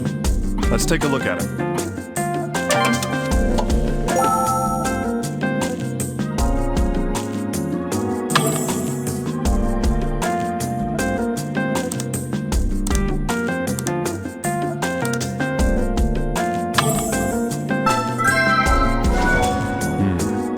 There's an abnormal break in the bowel gas. Roni, record that. Understood, Doctor. New symptom observed. Abnormal bowel gas in intestine.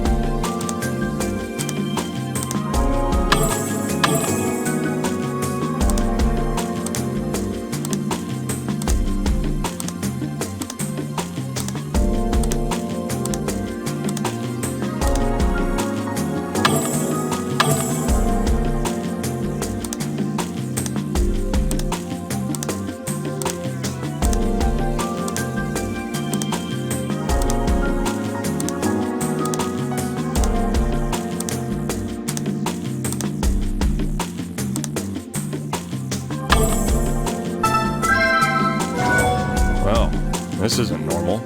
His pancreas is swollen. Roni, make a note of it. Understood, Doctor. New symptom observed. Swollen pancreas. Got a lot more to go off of now. Doctor, we need the patient's cooperation for any further examinations. Yeah, you're right. I should try talking to him again.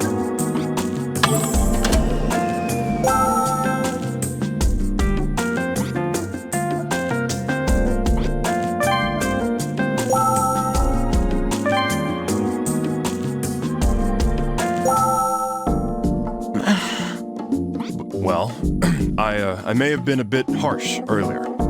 I wasn't being professional. But you also... Doctor? I know. Just be quiet. Anyways, I want to cure you completely. And everyone is worried about you. Joshua, will you please cooperate with the exams? Sorry. Huh? I'm sorry. I'm sorry. Hey. Hey. It's all right. Don't cry.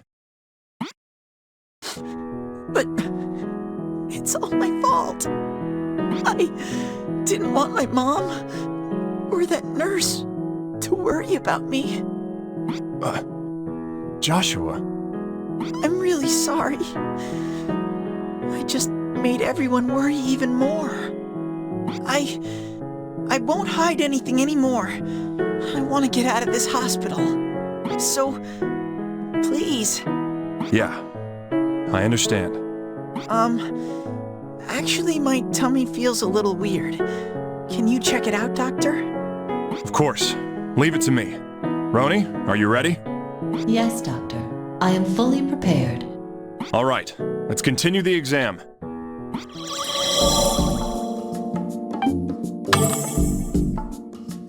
I'm sorry that I lied all this time. It's not just my tummy. My back's been starting to hurt too. Back pains. His condition must be getting worse. Roni, make a note. Understood, Doctor. New symptom observed. Back pains.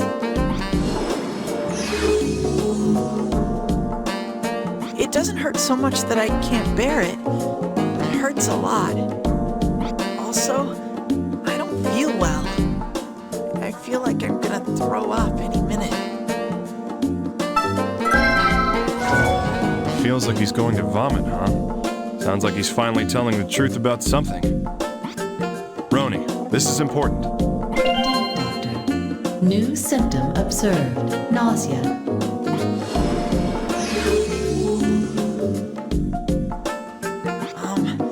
If there's anything more, I'll tell you right away, Doctor.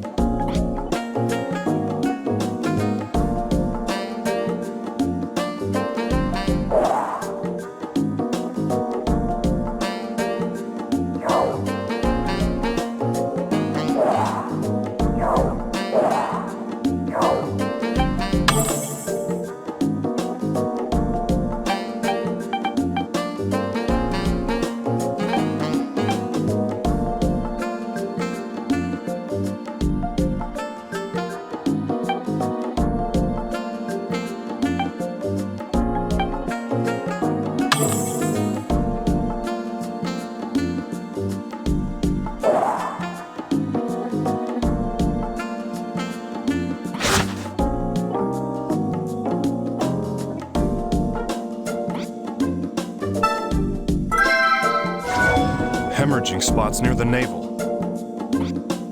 Roni, write that down. Understood, Doctor. New symptom observed. Blood spots near navel.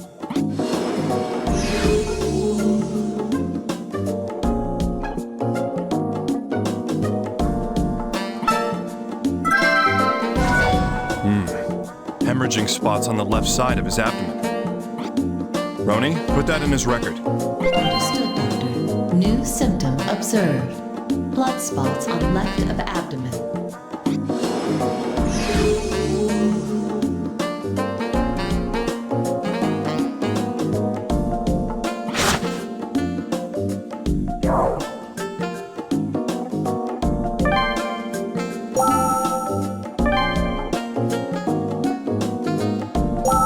Well, we have his symptoms.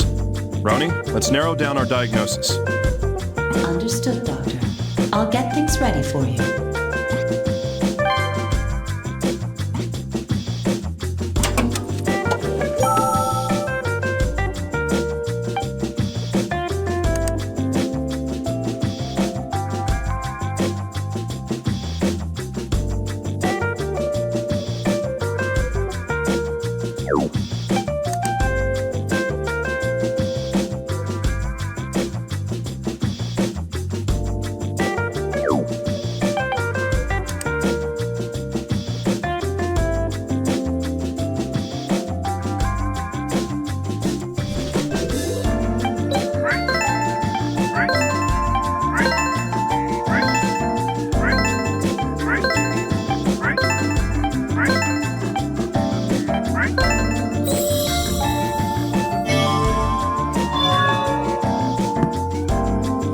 pancreatitis.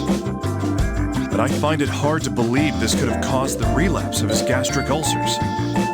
Damn it, there's still something else. Roni, I'm continuing with the diagnosis. We're not done yet. Indeed, Doctor. I will follow your lead.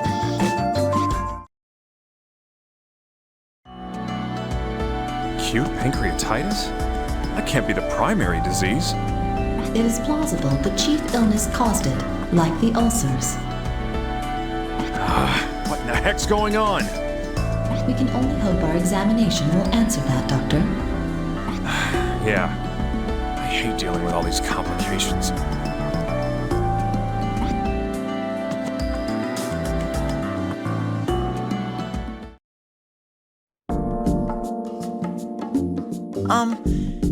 So have you figured out what's wrong with me, Doctor? It's going to take a little longer. We need to keep examining you. But is your body all right? It still hurts a little. But you're gonna fix me soon, right? That's right. Hang in there. But if it gets too much to handle, you tell us right away, okay? Okay, I promise. All right. Let's resume with the diagnosis.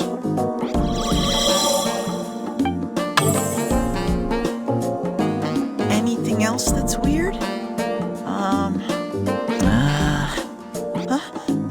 I'm not hiding anything anymore. I've started getting real thirsty. I've been going to the bathroom a lot too. I see.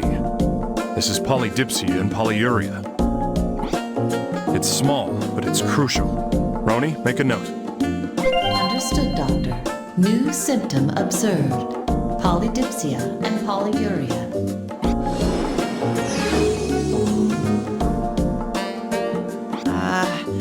That's it. Is that important? It's kind of embarrassing.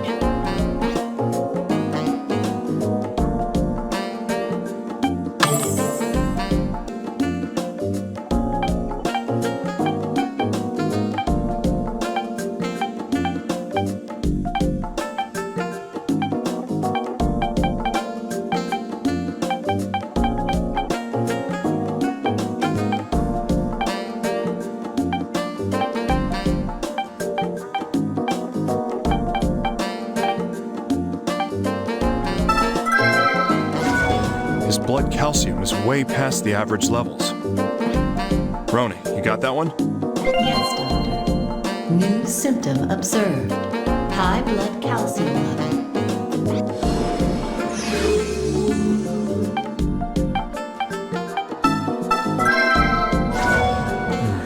His serum phosphorus level is abnormally low. Roni, another piece of the puzzle. Understood, Doctor. New symptom observed. Low serum phosphorus level.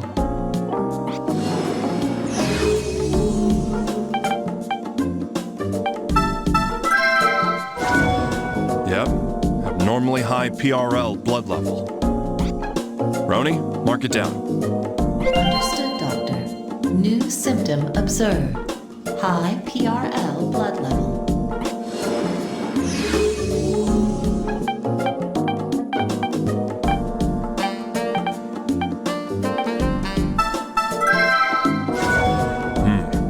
The serum gastrin level seems unusually high. Roni, record that. Understood, Doctor. New symptom observed. High serum gastrin level.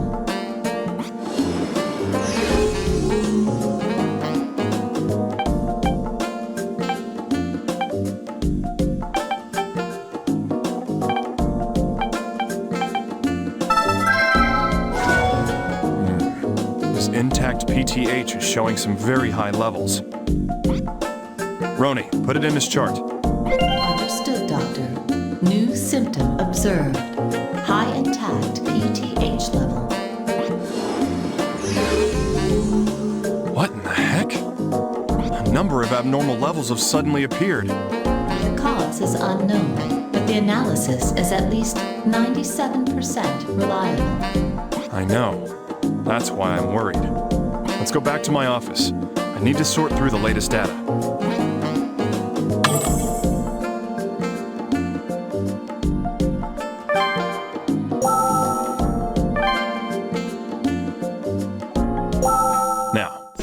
to narrow down our candidates and see if we can't find the culprit.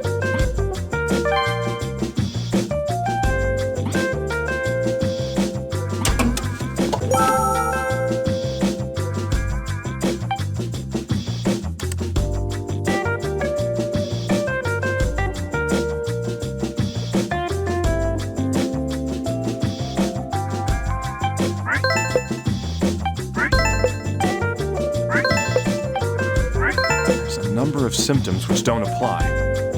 But hyperparathyroidism seems to be the closest match, right? Scintigraphy and X-ray examinations will be necessary to make a definitive diagnosis. Well, then let's get approval right away. Understood, Doctor. Request has been approved. The X-ray and scintigraphy exams are now available.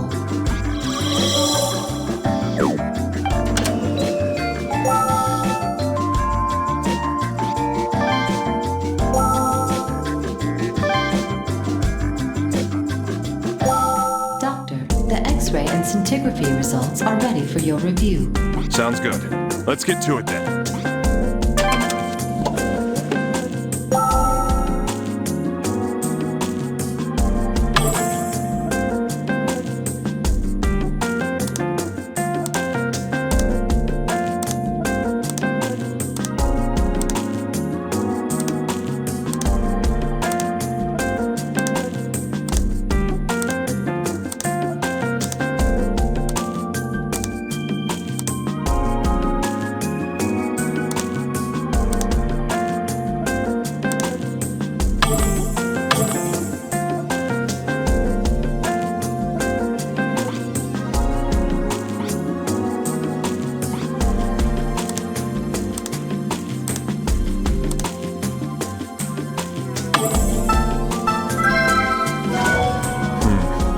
Showing abnormal accumulation of technetium in the parathyroid gland.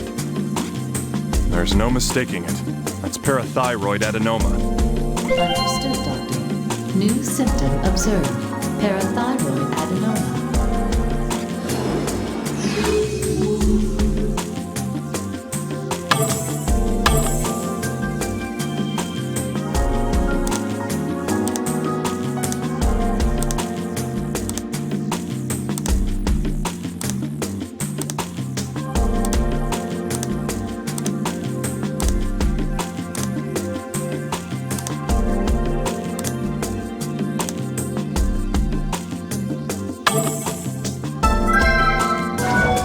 Bones in his fingers have gotten thinner. His bone resorption must be advancing. Roni, add this to our list. Understood, Doctor. New symptom observed. Subperiosteal bone resorption.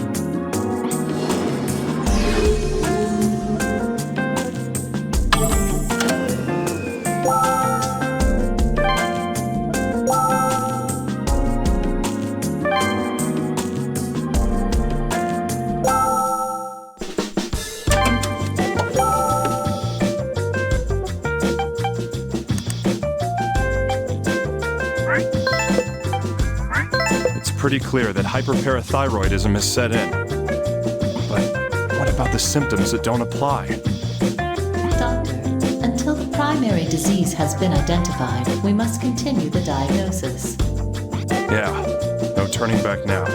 We need to figure this thing out.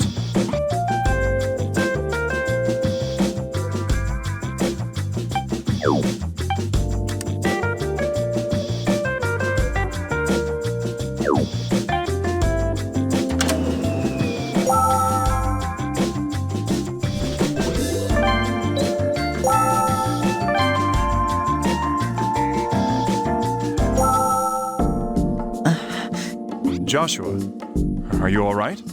Huh? Oh, when did you come in, Doctor? You didn't notice? Something's weird. It's like I can't see very well. You can't see very well? Can you tell me more? Uh-huh. Okay.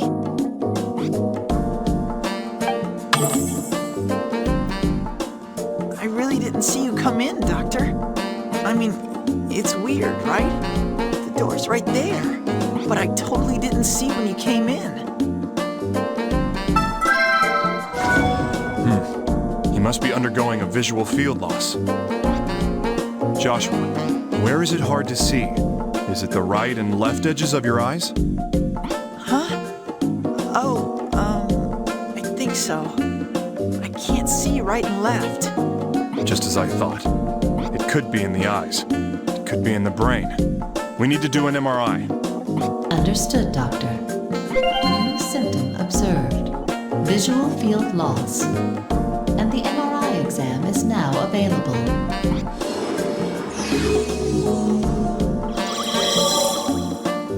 And my head hurts too. But I'll keep trying to help you, Doctor. Stomach aches, back pains, and now headaches.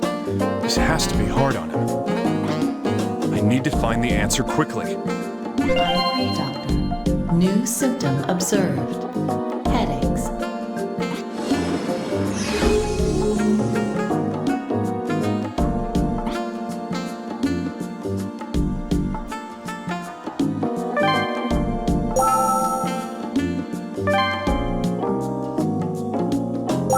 Doctor, the MRI examination results are ready for your review. All right, let's check him right away.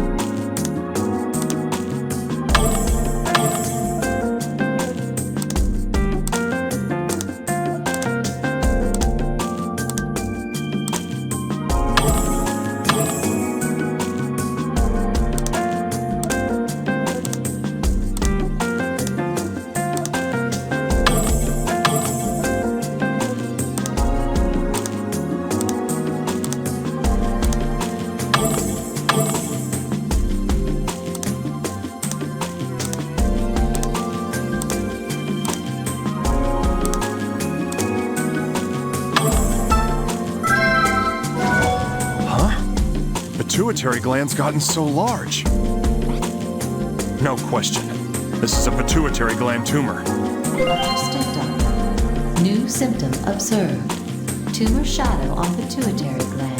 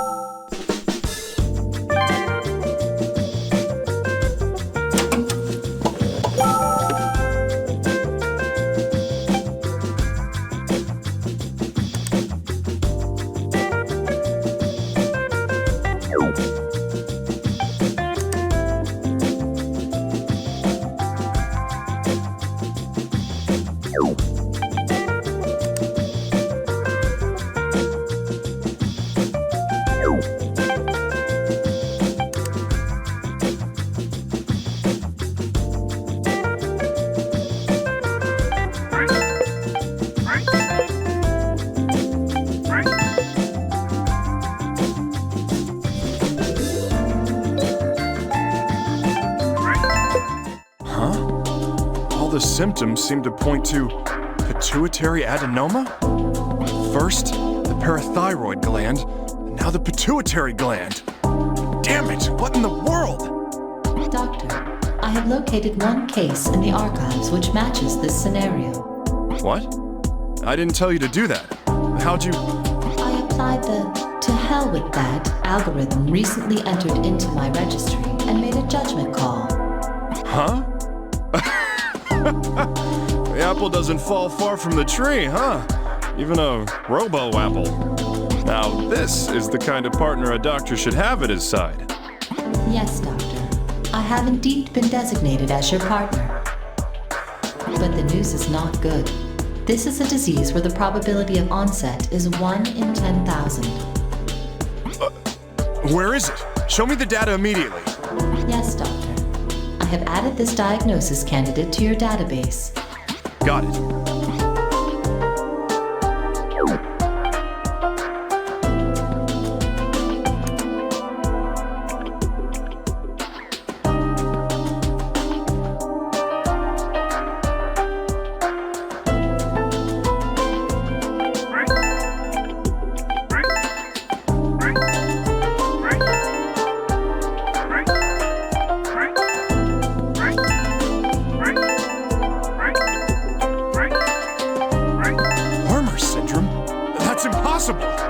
I must disagree, Doctor.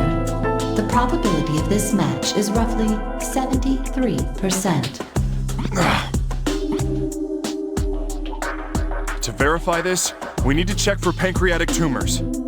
Roni, order a CT scan so I can examine the patient's pancreas. Dr. Cunningham, should I also request that the patient be assigned to another doctor? Don't make me repeat myself. I don't pick and choose my patients. I'm a diagnostician. I find the symptoms, I diagnose the disease. That's all there is to it. Understood. The CT examination is now available.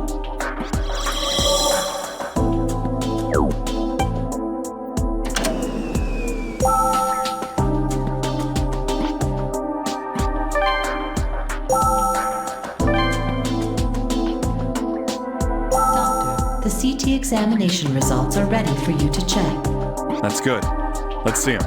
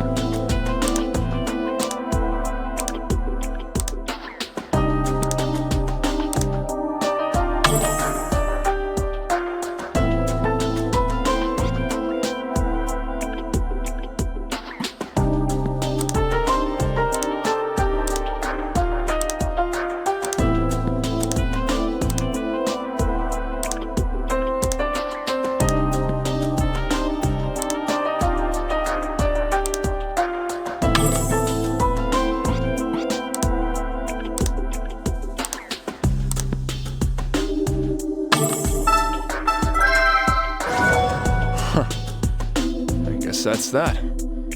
These shadows look like pancreatic tumors, all right. Roni, I need to make sure of this. Collate it with the case data.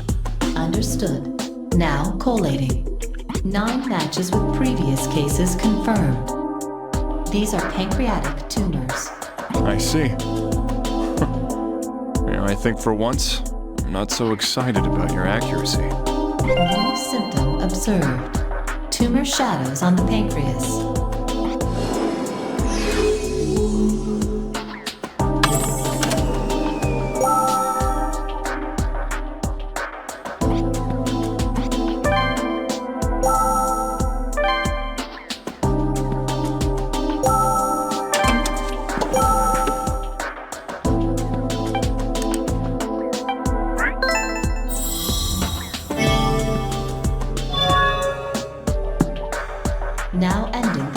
diagnosis. Well done, Doctor. This needs to be dealt with at once. If his condition worsens any more...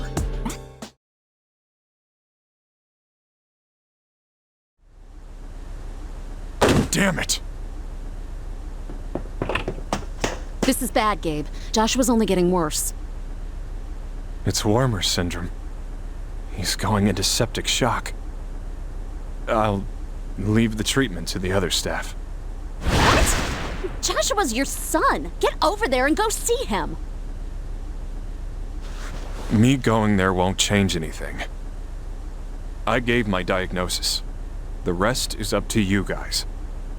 Huh? You are an absolute disgrace!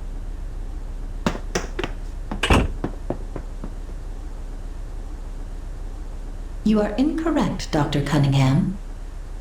What? I observed tension in your vocal cords just now. Your words are not congruous with your true feelings. And what? You mean you can tell everything about me? Am I that wrong? Is everything my fault? I can't make him happy as a father. I can't use a scalpel and save him myself. There's nothing I could do! Nothing, damn it!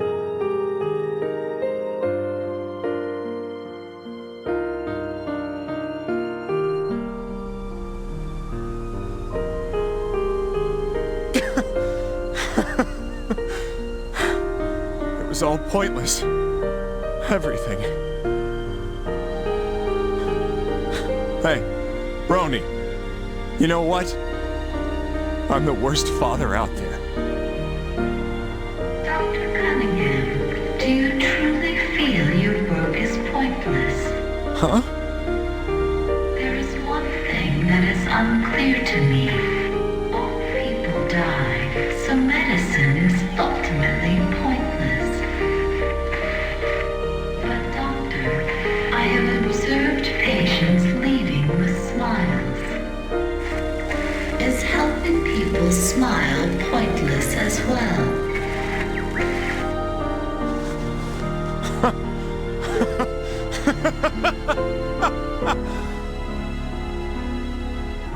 Well, what do you know? You're right. I can't believe a machine talked some sense into me. Roni, get ready for surgery. Contact the ERN nursing. The operation can begin in 5 minutes. I won't let Joshua die. As a doctor, or as his father. Let's go.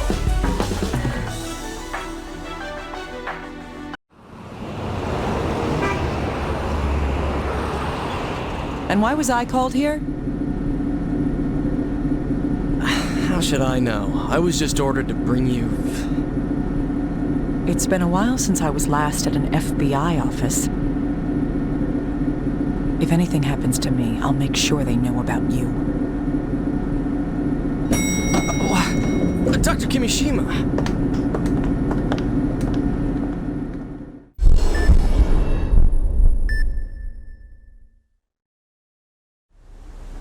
You won't accept? No matter what? I refuse. I'm a doctor, not one of your little agents. You're a master surgeon who can't operate anymore.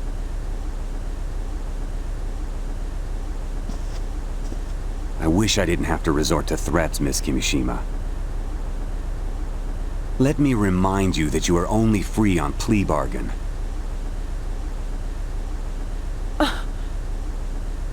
You still suffer from the disease you gave yourself.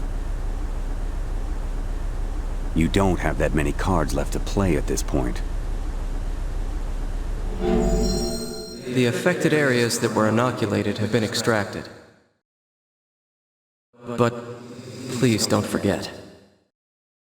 The genes imprinted in your cells will remain with you. I'll come up with a plan too. Please, stay alive till then.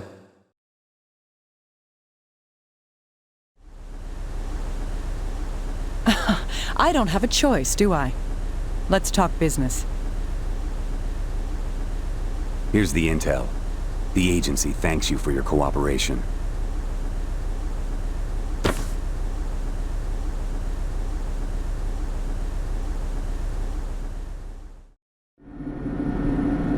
Hey, Naomi? It's me, Gabe. Took you a while. Did you receive the biopsy sample? Yeah, I did. We had a patient here with the same condition. My bad feelings come true then. Did the operation go well? Yeah, the patient made it. I called in a special surgeon. I see. And the cause of it all? Could it be an epidemic? I can't say. Like you, I'm getting a bad feeling here.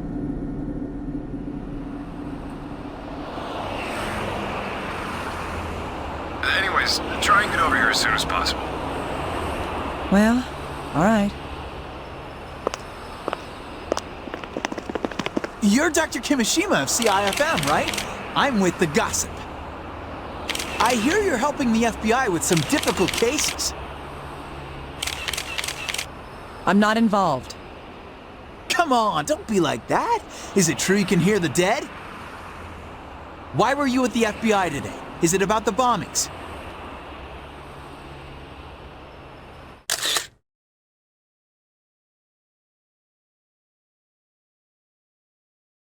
What a mess. The media doesn't know what discretion is.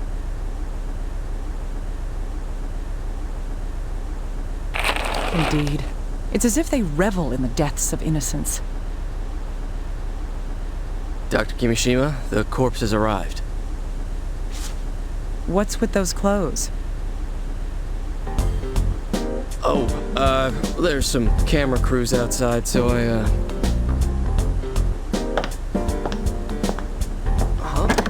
Dr. Kimishima, hey, wait up! The mysterious raging bomber, the focus of public attention. When people die, they become things.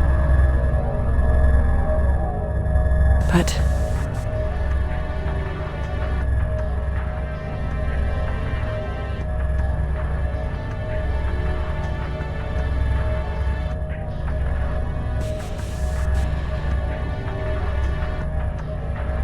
the voice. He was cut off. Didn't he even have a chance to see his death coming?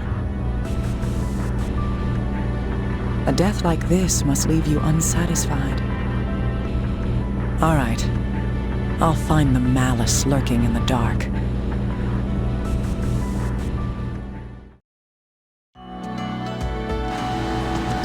Huh. You're late, little guy. Hurry up and get ready. You're the one who left me behind. That's because of your foolishness. Tell me the facts. All right.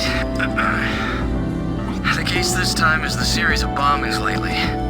I gathered this is about the raging bomber, correct? Yes, he calls his victims first and has killed 3 so far. A politician, an entertainer, and now an athlete. I see. And there are no clues? No wonder the FBI's panicking. Ouch. That's harsh. But I can't argue against it. This body is the former Aiden Posner, a tennis player. Since the First Lady is coming to Portland in a few days, we need this case solved ASAP. So this isn't for the people who live here.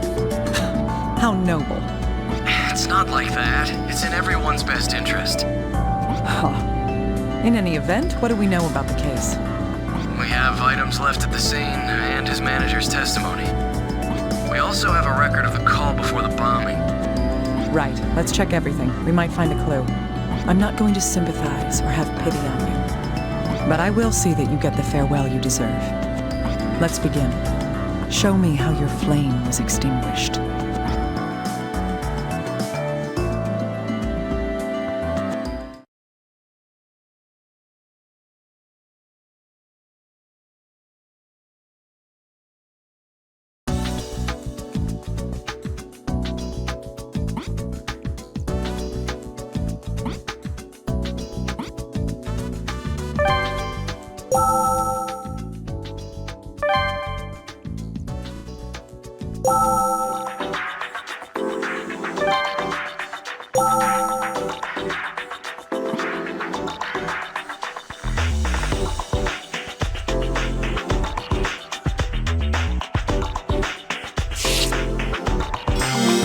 epidermis on the hand has thickened stratum corneum. This indicates repeated application of pressure, friction, or force to this area, a condition commonly known as a callus.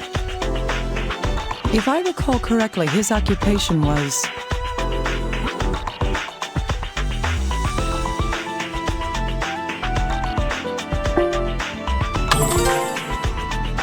Ah, yes, he was a tennis player. This means that his dominant hand was...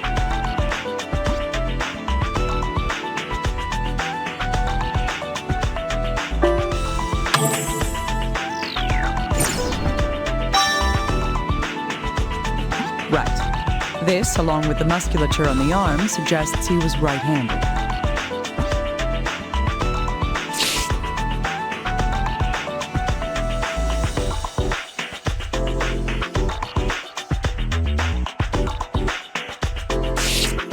This wound is likely from the impact of the explosion.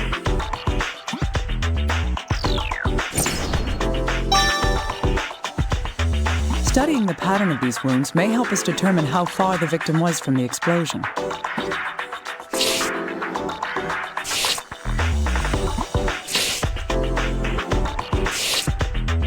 This piece of metal is lodged in the corpse's body. This is probably because...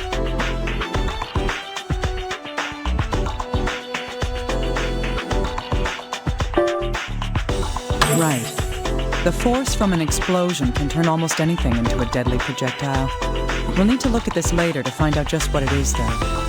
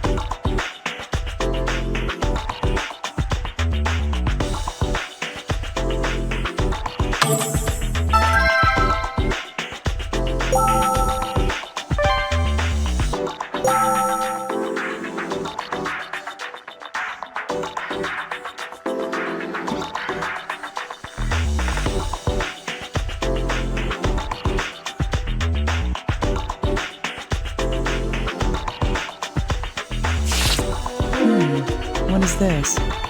There's some kind of substance on his finger.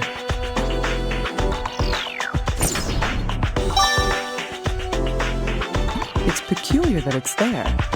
Further research may tell us more.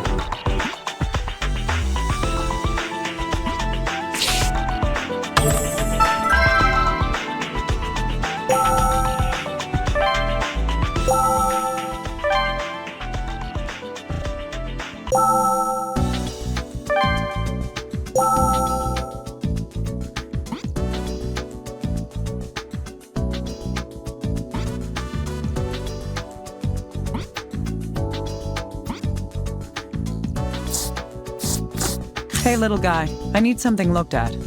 Okay. This? It's a piece of steel pipe. You could find this anywhere. What do you need me to check? It was lodged in Aiden's corpse, probably propelled by the blast. I see. I'll perform a chromatographic scan on it then. Please do. This. Have you found anything out? There's black powder on it. It was probably used as the propellant in the explosion. I see. If that's the case, then that piece of metal is...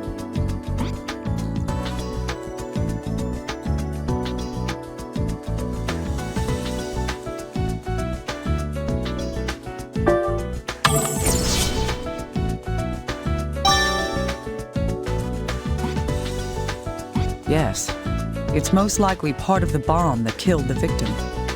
Black powder and a steel pipe.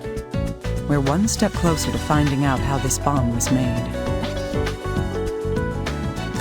What's this substance, little guy? Give me a moment. I'd assume it's something that was carbonized by the blast. Huh. No, wait. What's the matter? Well, this isn't soot or a remnant of something that had been burned. Then what is it? If I were to make a decision based on what I see here, it's carbon dust. Carbon dust? Why would something like that be on the victim? I thought you'd ask that, but, well, I don't have a clue. Tell me why they hired you again? Hey, people don't just run into carbon dust in their daily lives. Using it as a component in a bomb is unusual too. Honestly, I just don't know. Oh well. Let's just keep this fact in mind for later then.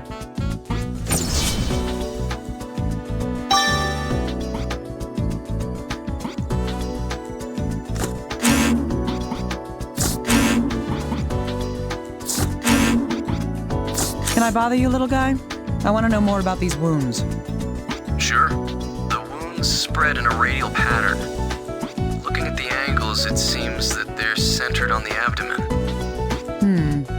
In an explosion, the shockwave travels in a sphere from the point of origin. Of course, parts of the bomb and the surrounding materials are caught up in the shockwave. The wounds on the body indicate this radial pattern. If the bomb did in fact cause these wounds, the bomb must have been...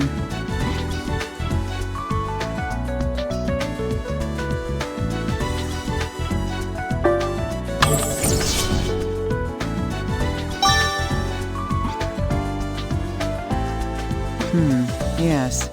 It would have been very close, within a meter of the victim. In other words, the bomb was right in front of the victim when it went off. Yikes. I'd never want that to happen to me.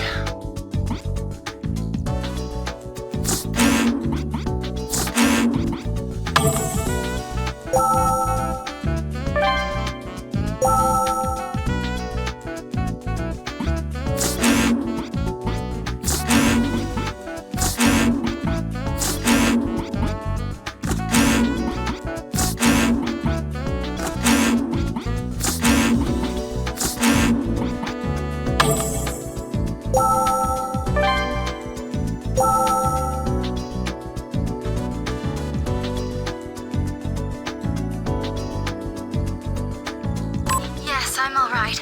I've calmed down now. Yes, I'd heard that the next target would be an athlete, but I never imagined Aiden would be murdered. We just had the security on his home increased, after all. He didn't want to do it, but I convinced him. Yes, the more famous you are, the more danger you're exposed to. On the day it happened, I was going to go over some arrangements with him. I called him about an hour before. He seemed to be perfectly normal then. When I parked in front of his house, it suddenly exploded. Huge flames just burst out of the windows. It was so sudden. I thought that there had been a gas leak or something and that I had to rescue him. I managed to force the door open and I saw him on the floor. I frantically pulled him out by his legs, but by the time I got him out of the house, he wasn't breathing anymore. Dr. Kimishima, did you review the testimony recording? Oh, by the way, about the manager. There's almost no chance that she's the culprit. How do you figure that? We've done a complete background check on her, and her home has been searched thoroughly. Based on that, I'd say that we can trust her testimony. Is that so? So, is the bomber a magician then? Huh? According to the manager's testimony, the victim's security was perfect. How did this so-called revolutionary plant the bomb in his house, arm it, and time the explosion perfectly to kill the victim? Good question. The only thing we can say about this bomber is that the victims were killed by bombs. Well, let's continue investigating then. It's my job to solve cases like this.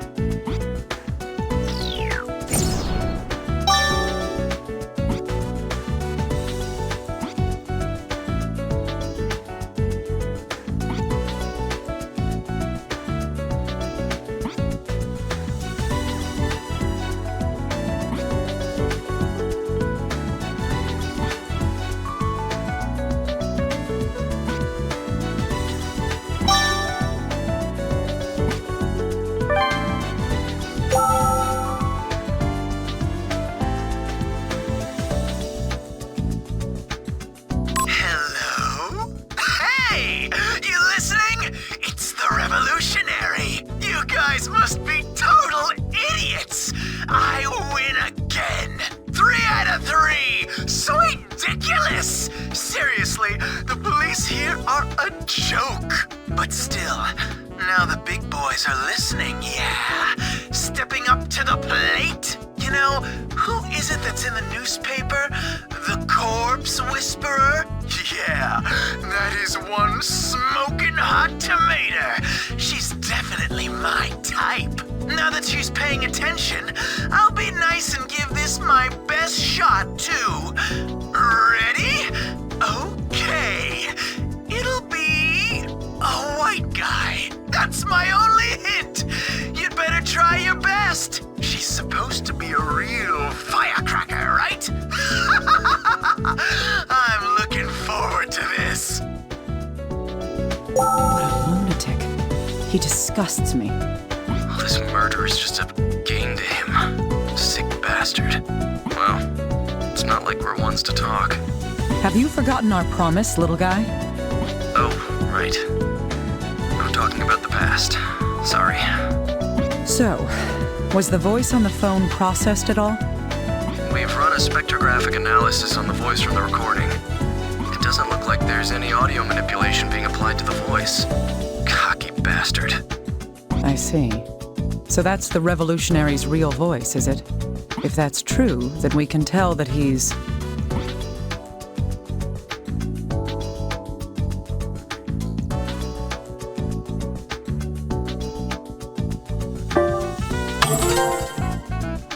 That was a young man's voice. He also gave us an advance notice of the next bombing. He said that his next target would be...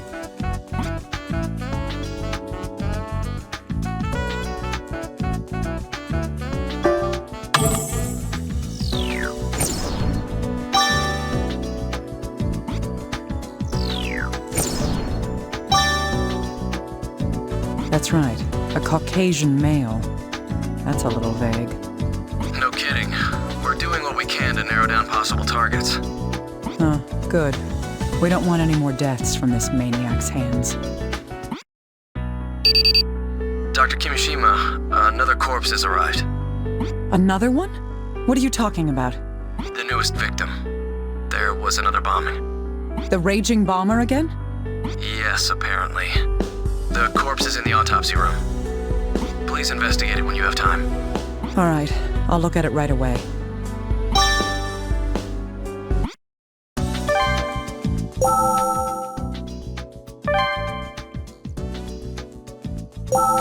The fourth one.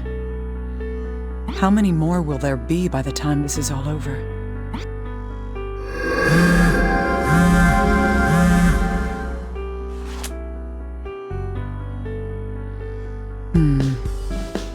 I can't hear anything. So he died before he was able to say anything about his death.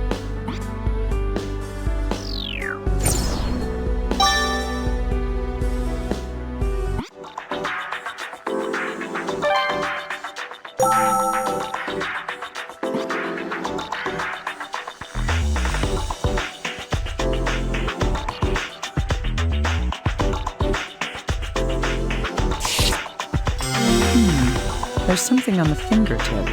I've seen this somewhere before. Now, where was that?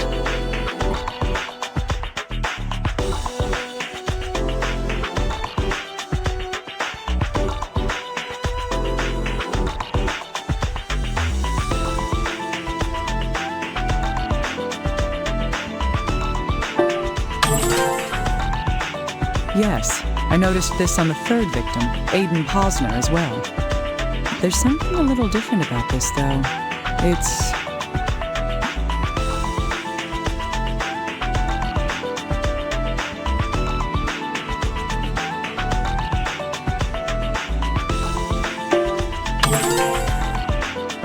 Yes, Aiden had it on a different part of his hand. The substance on Aiden's hand was...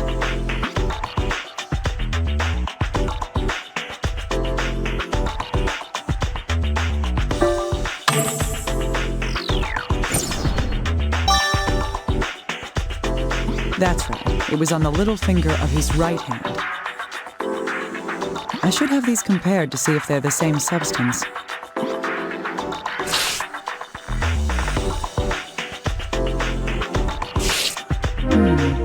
corpse has obvious lacerations and burns caused by the explosion. These wounds look very similar to the ones found on Aiden's corpse.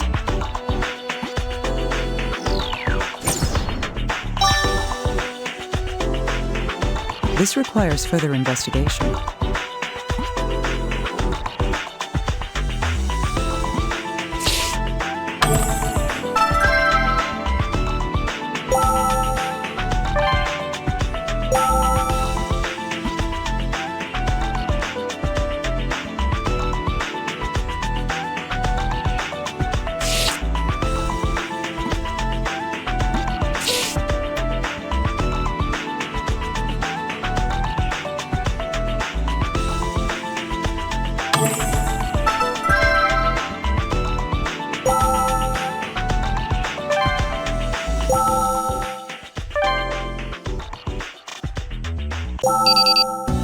Dr. Kimishima, we've found some information about the victim. I'm listening. Let's see. The victim is Stephen Eldred. He's 20 years old and is a student at a local college. And a Caucasian male, as in the bomber's warning. Yes, but we still don't know if this is the revolutionaries doing or not. Well, finding out shouldn't make us any happier. It's another life lost. Right. This might sound a little morbid, but we got lucky with this explosion. It didn't cause any fires or structural damage, so the crime scene is more or less intact. This gives us a better opportunity to find out who did it, no matter who it was. Huh, that's true. The more information we can get, the better. Investigating the crime scene and the corpse may help us progress in the investigation. Right. I've sent all the information we have right now to your computer. I'll have HQ get us a recording of the original bomb threat, too. Please do. I'm going to continue investigating.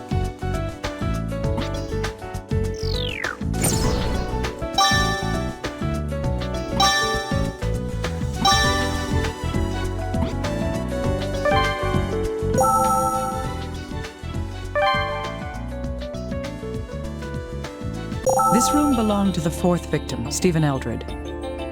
The explosion was concentrated on the right side of the room. The left side is almost untouched. Huh? What's that sound? Oh, so that's what it was. Hello? Excuse me, but isn't this Mr. Eldred's residence? That's correct. And you are? Michael Lang. I'm from Loan and Taxes. If you are aware of our business model, then you must know why I'm calling. Huh. You're a loan shark. Does that mean Stephen Eldred has a debt?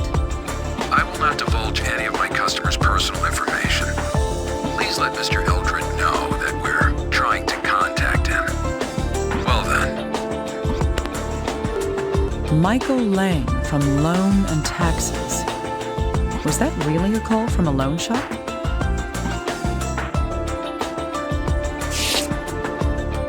Wow, this is filthy. It appears to be a broken guitar.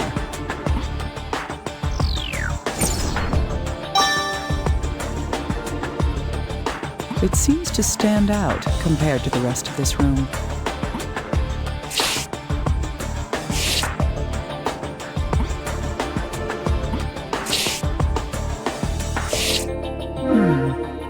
Could this be the computer that the victim used? This may still have some information we can use. Let's power it up and see what there is. Odd. The screen isn't turning on. It's not accepting any input either. Could it be broken?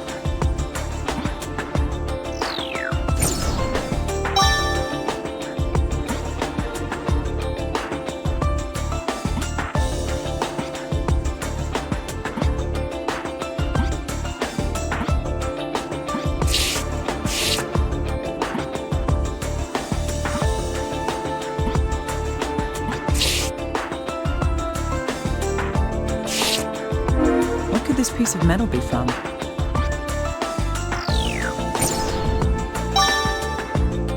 It's embedded rather deep. It was most likely launched by the force of the explosion.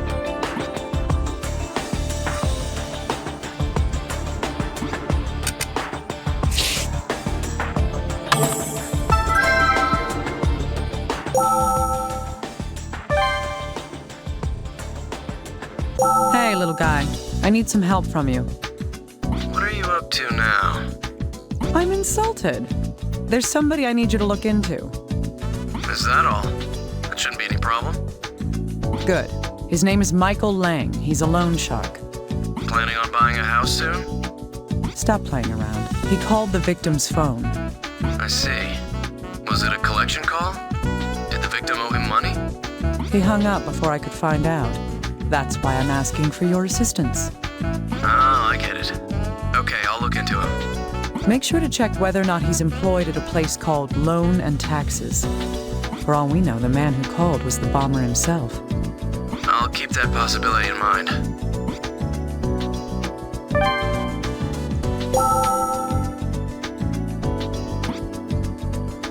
Hey, little guy. Can you look at something for me? The computer won't boot up? It was in an explosion. It's probably broken. That doesn't really matter as long as we can get the data from the hard drive. True. Huh. Wait a second. Did you find something? Yes. The computer's fine. It's not starting up because it's locked. Is there any way to unlock it? Well, we could try to force our way in, though there's a chance it'll wipe itself and we'll lose the data. It seems the victim was using voice authentication software. Voice authentication? So it'll only start up using the owner's voice? Yes, but it belonged to Stephen Eldred. So it'll never start up again.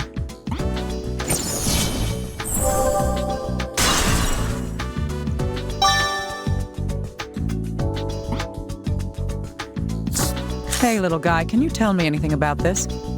Yes, of course. It's a piece of metal.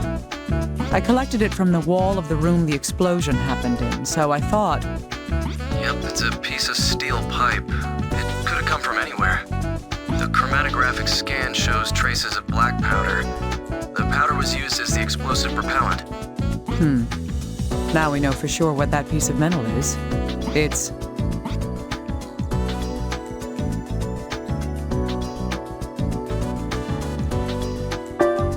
Yes, it's likely the same situation that occurred with Aiden's death.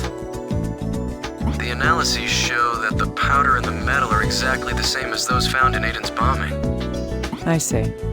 I get the feeling that this will work with something else that we know.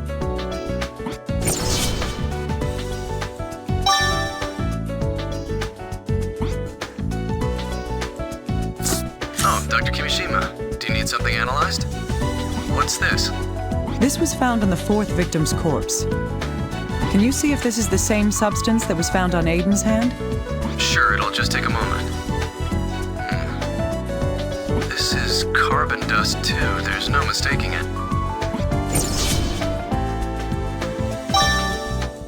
I thought as much. But why would they both have carbon dust on them? Little guy, are you a music aficionado at all? Huh? Why? Well, I know bits and pieces. Maybe you might not know either.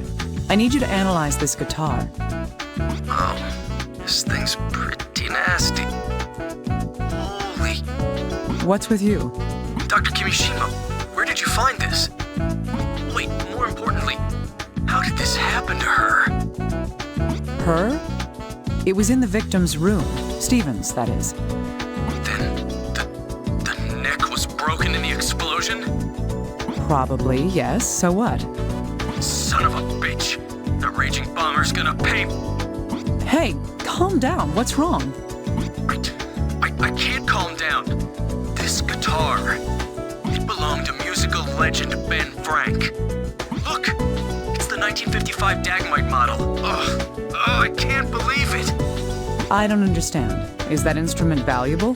It's beyond valuable. Finding this is a miracle.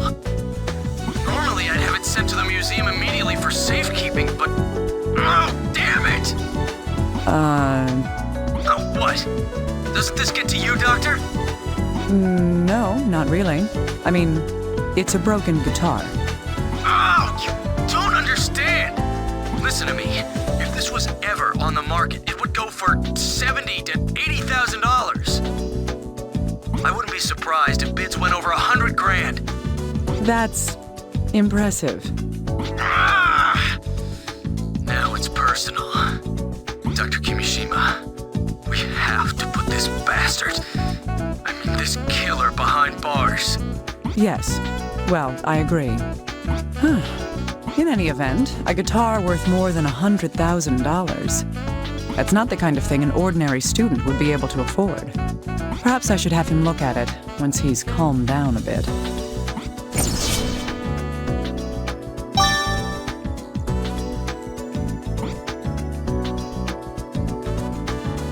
Little guy, can I borrow you for a moment? Yes, of course. Do you need me to look at something? Can you take a close look at this guitar? Of course. I am a professional after all. I can be impartial. Please do, then. What can you tell me about it? There's not much I can say other than... Oh, wait a moment. Found something? Yes. Looks like this guitar was played by someone other than Ben Frank. So what does that mean? Is the guitar a fake? No, of course not. The scratches, the wear, everything says it's the real deal.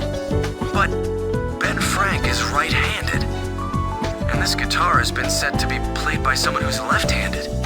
The guitar's set for a left-handed player? The difference between right and left-handed guitars is...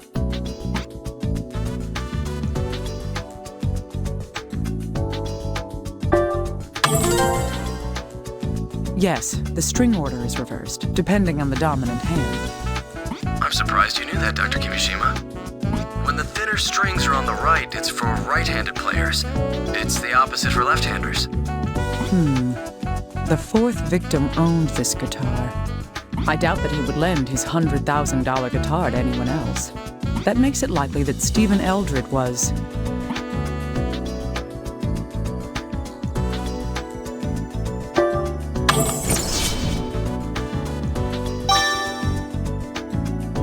left-handed, right. That information could prove useful.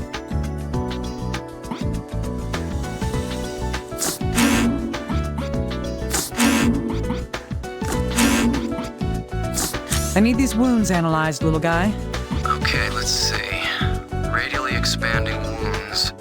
It's very similar to Aiden's injuries, though the explosion itself seems a little smaller. If the wounds are the same shape, the reason why should be obvious. These wounds can tell us that...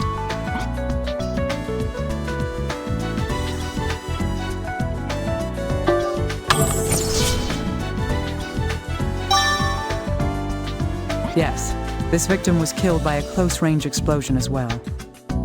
At first glance, it looks like the same method was used. I should compare the two to learn more.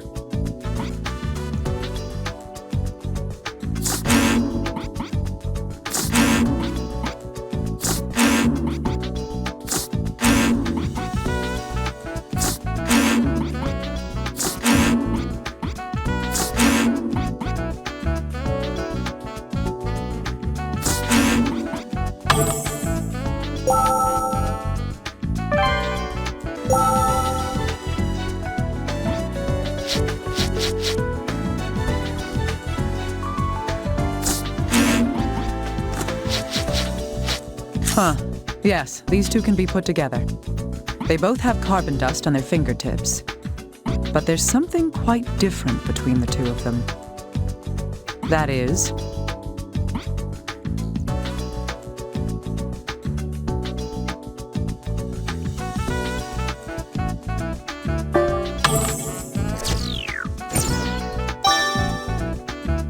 Yes, the substance was on Aiden's right hand, but on Stephen's left. So many similarities and one difference. This bothers me a little.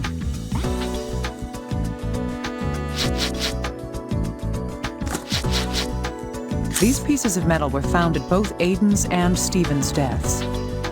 Material analysis showed that both pieces were chemically identical.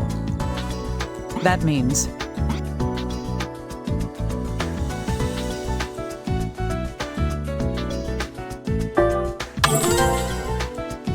yes, it's quite likely that both pieces were cut from common steel pipes.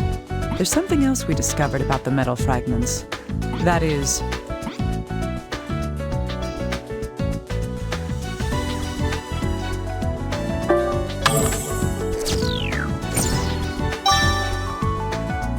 Indeed, black powder was used as the propellant for both explosions. The same components, the same metal casing. The bombs in these cases are the same type of explosive.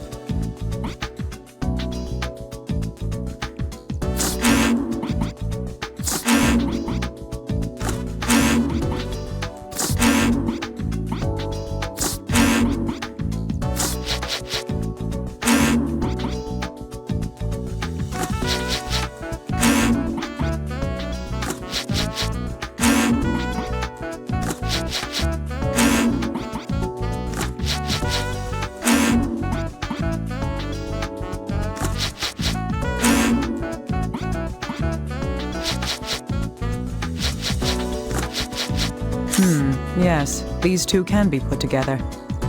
Aiden Posner and Stephen Eldred. The conditions of both explosions were the same, and both explosions were about the same strength.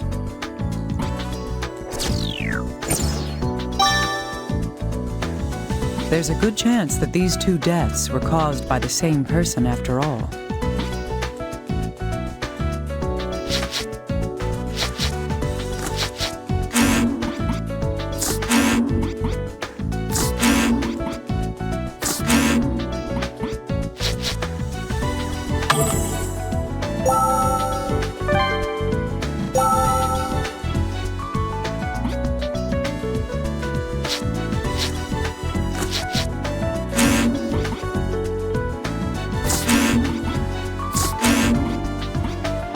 There is something we can deduce using this information. The raging bomber is believed to have been responsible for 4 bombings. Of the 2 cases that I've been investigating, the third and fourth victims, both bombs were made of a metal pipe and used black powder. Also, the wounds on the victims have another similarity. That is,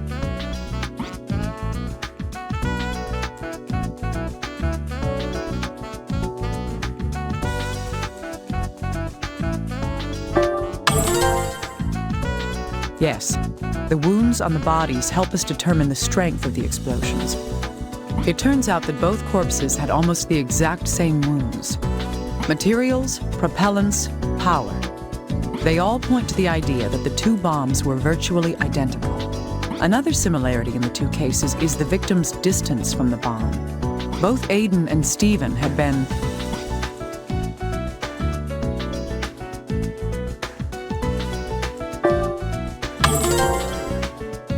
yes, both of them were very close to the bombs when they went off. Same bomb, same delivery method. This all draws us to a logical conclusion that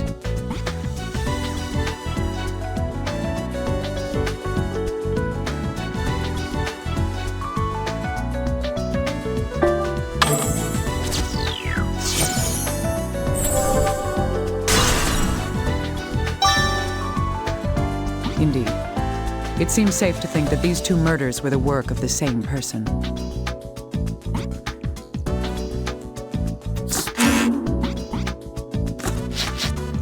These 2 may lead us to learn something new. The third victim, Aiden Posner, the callus on his palm is proof of his dominant arm. That would mean he was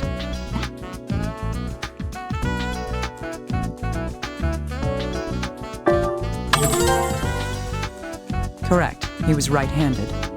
The fourth victim, Stephen Eldred, his guitar tells us which is his dominant hand. That would be his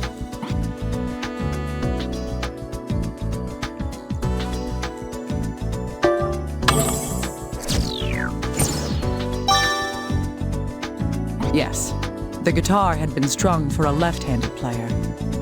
The famous musician the guitar belonged to was right-handed. If anyone were to change the strings, it would be the current owner. Thus, we can reason that Stephen Eldred was himself left-handed. I wonder if this difference will be any help in this investigation.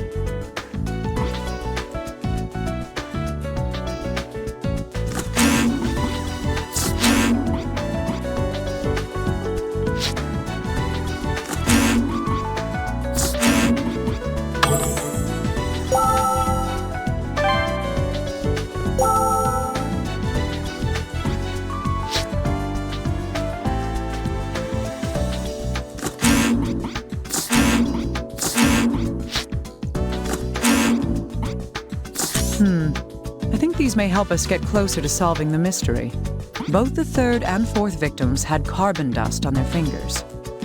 But the locations of the dust are the major difference between them. On the other hand, we've learned about a difference between Aiden and Stephen. The two victims had different dominant hands.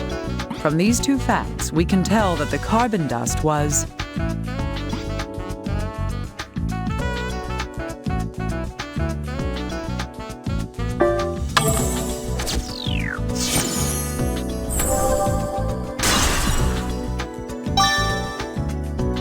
indeed, it was on each victim's dominant hand. I think we've gotten a little closer to figuring out the meaning behind the carbon dust. Dr. Kimishima, we've found out more about that man. What man? Who are you talking about? Michael Lang. He really does work for Loan and Taxes. So that is a real company. Is that his real name? Yes, though what he does is barely considered legal. Huh. If that's the case, is there the slightest chance that he's the bomber? I don't know about that. I'll send you the recording of his interrogation anyway. Please listen to it when you have time. Got it. Even if he isn't the culprit, he can at least tell us more about the victim. There's no reason to not listen to what he had to say.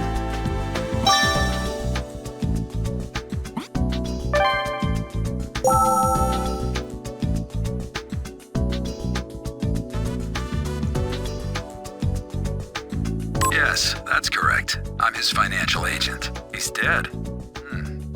That's a problem.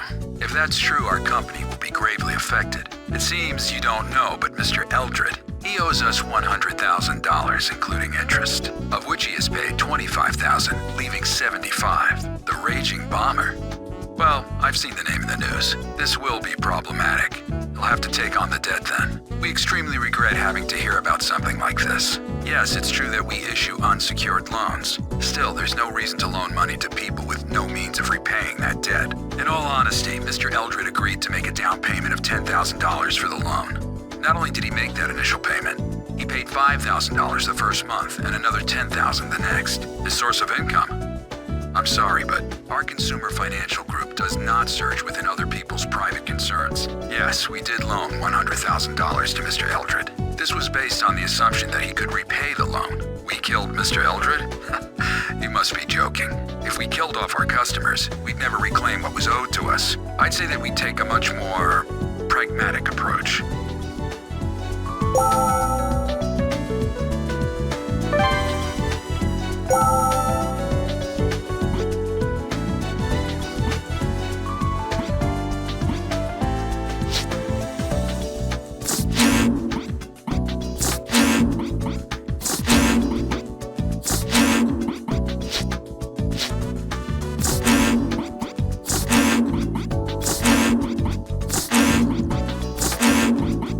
Hey, little guy, there's something I want to ask you.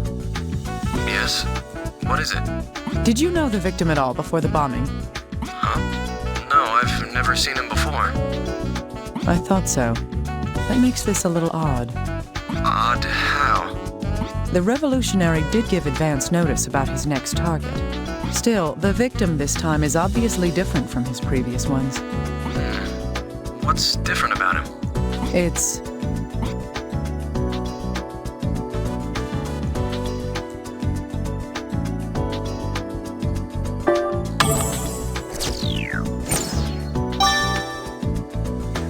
That's it. A politician, a celebrity, and an athlete. All the other victims up until now were in the public eye. This bombing killed an ordinary college student with no notoriety at all. That's true now that you mention it. Perhaps this was a copycat crime after all. Or perhaps, has the raging bomber changed his modus operandi? We might be wrong to assume that. Maybe the reasoning behind his previous victims wasn't that they were famous. In any case, we have to continue investigating. Keep finding out whatever you can. Let me know if you learn anything. Understood. I'll do that.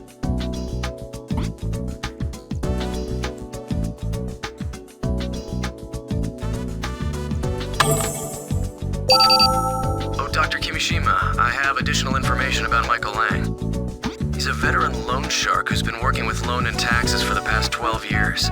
I see. It looks like we'll need to do some investigating into the victim as well. You mean Stephen Eldred? Right. He doesn't fit the pattern of the previous bombing victims. For example,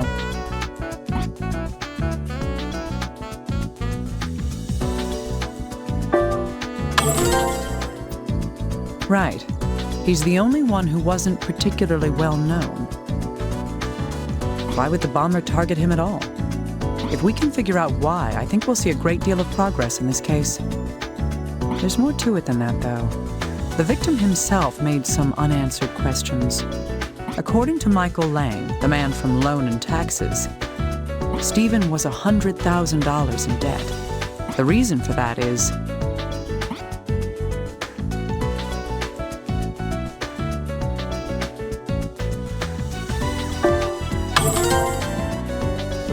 that's a likely possibility.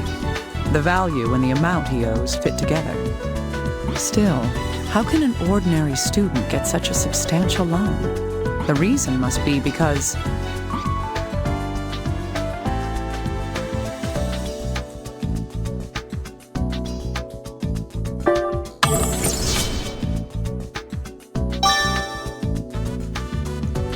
indeed, there was a deposit made to his account. A large one, of unknown origin. That was why the loan shark accepted his means of repaying the debt. This led to Stephen being loaned the $100,000. The more we investigate, the cloudier the truth gets. Dr. Kimishima? Can you hear me? I'm listening. What is it? I've asked for another recording from HQ. A recording of what? That revolutionary guy. I thought it might be of some use to us. I ordered a copy of the announcement he made before Aiden Posner was killed. I see. I'll check it out.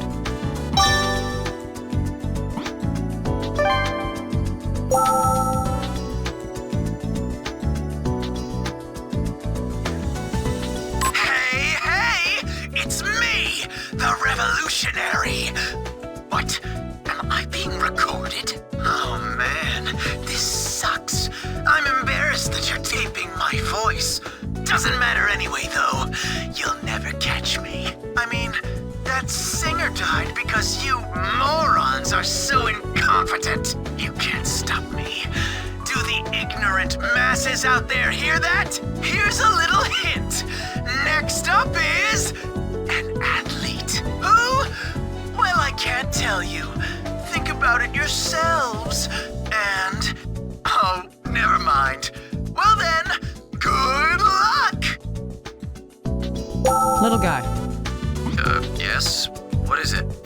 I've listened to the revolutionary's statement. Did anything strike you as odd? Odd? Odd like how? Maybe I'm just imagining things. It just seems strange to me. Huh. I didn't notice anything. All right. I'll listen to it again and pay close attention.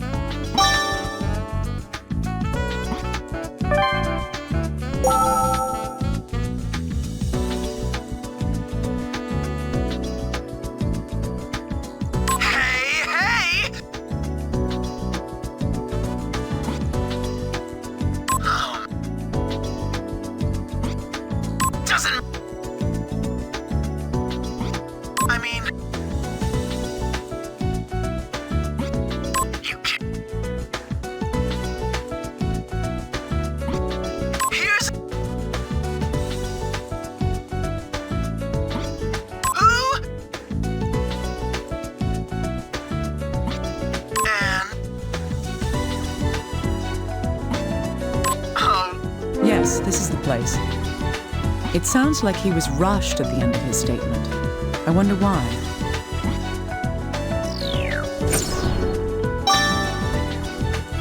I wonder what was happening. We need to figure out what was going on at that moment.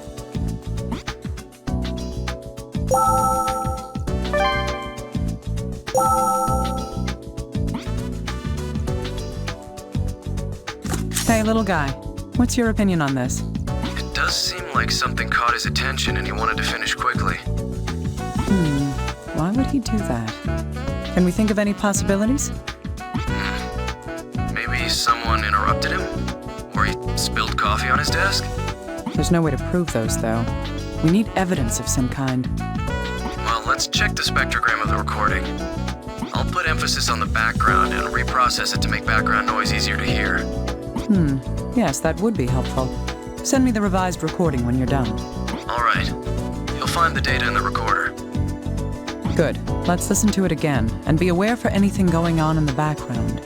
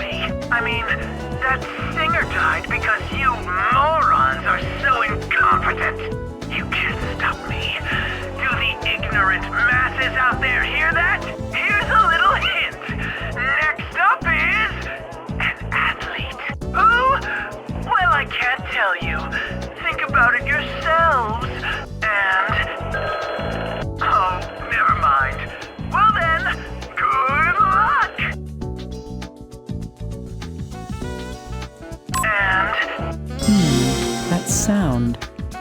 I've heard it somewhere before. I think it was...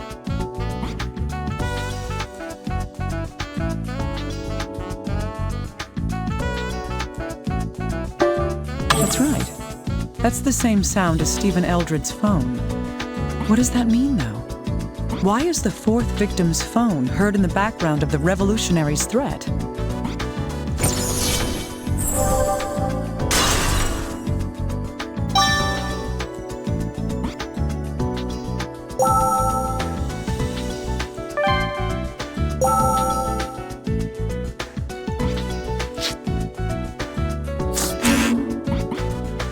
Stephen Eldred, the fourth victim, had been periodically receiving large deposits from an unknown source. The voice we hear in the recording of the revolutionary was not digitally altered. A distinctive sound, like the victim's phone, can be heard in the background of the recording. The most likely answer we can deduce from these facts is that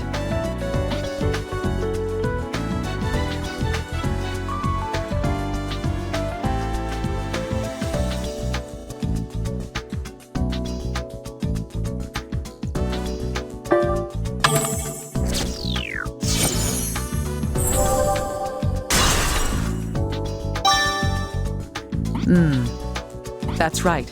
The fourth victim, Stephen Eldred. He was the revolutionary.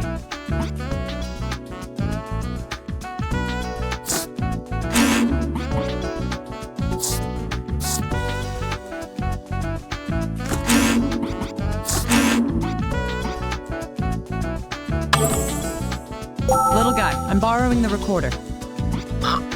Where are you going, Dr. Kimishima? I'm going back to the revolutionary's room. There's something I want to confirm. Hey, Dr. Kimishima!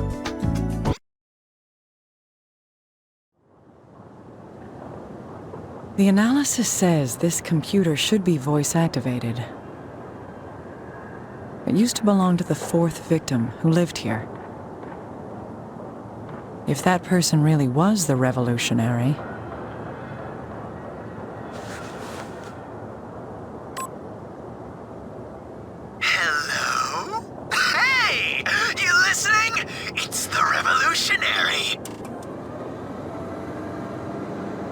So it's true.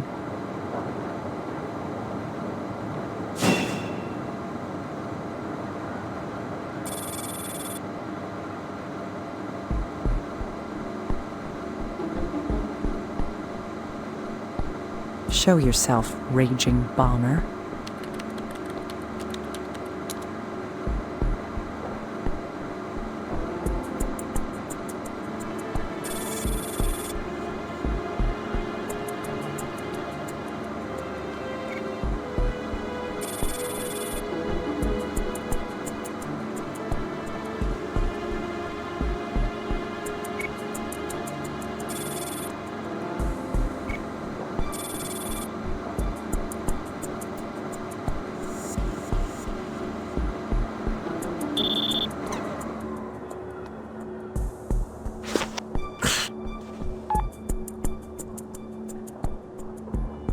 Dr. Kimishima, where are you right... He got me. The bomber's someone else. Huh? What do you mean? We've got to start the investigation over from scratch. Tell headquarters not to let their guard down. Ugh, I've been completely fooled. How could I let this happen?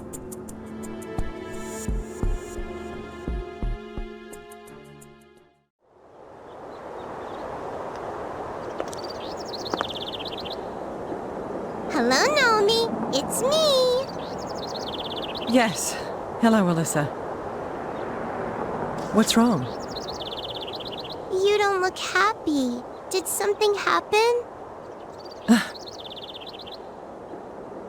It's nothing. I'm all right. Really? Come on. I'm your friend. I gotta help you out. Thank you.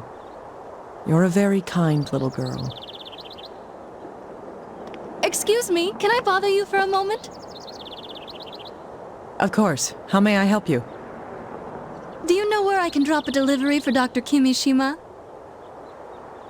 I'm Kimishima. I'll take it.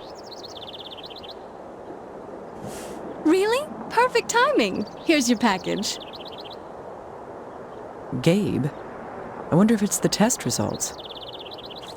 Oh, can you sign here, please? This is pretty low-tech. What happened to the digital pads? I'm sorry, mine's broken right now. Anyway, thanks. Did you get something? Who's it from? Yes, it's from a friend of mine.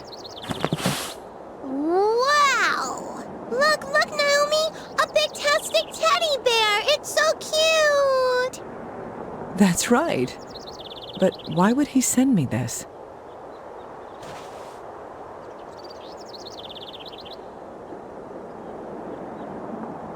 Carbon dust.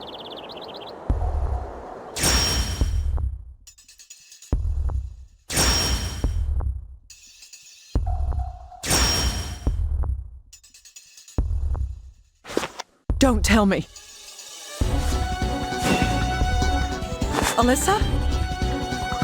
Alyssa!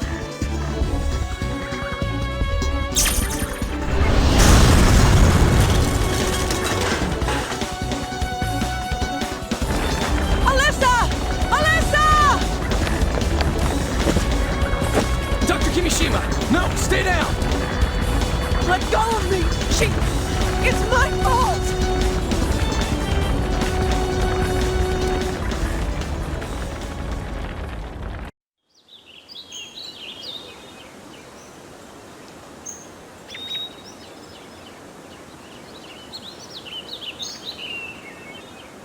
Everything has been documented in the files before you.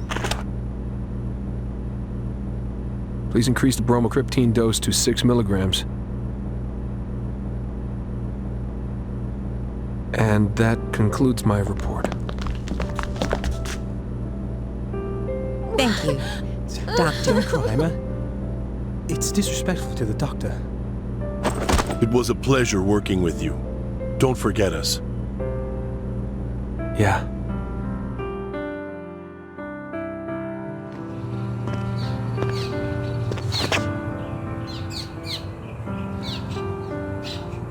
Going back to your fridge, huh? That's right. Huh. 14 operations. That's 26 years off your sentence. That doesn't interest me. Hey, throw me a bone or something. Cheer up, will ya? My sentence is 250 years. I have 217 left. But maybe if I were a monad, I'd live out my entire sentence. Is that a joke? I don't know if I should laugh. Come on, don't worry. I won't pull it back or anything. Take care of yourself. Yeah. Thank you for everything.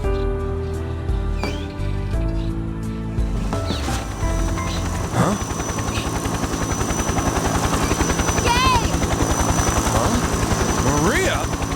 No one's said anything about a transport. What happened? Her condition is critical. She was hurt in a bombing.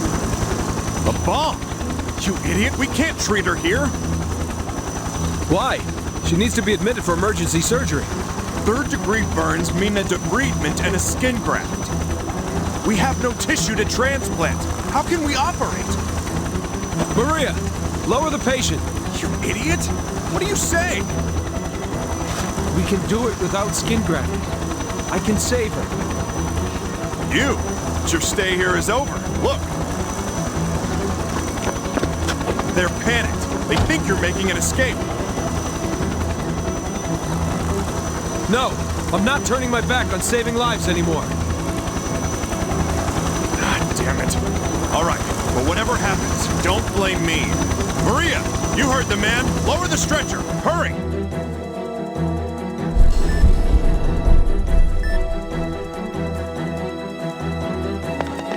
FBI, get out of the way. Excuse me, please move. Don't move! This is the FBI! Get your hands up! Huh? You mind? This is a hospital, fellas. Keep it down. Doctor, where is he? I'm not armed. Go point that thing at someone else. His approved time at the hospital is up. Understand? Don't do anything to make his situation worse. Holden, you and I are alike after all. We both do whatever it takes to get the job done.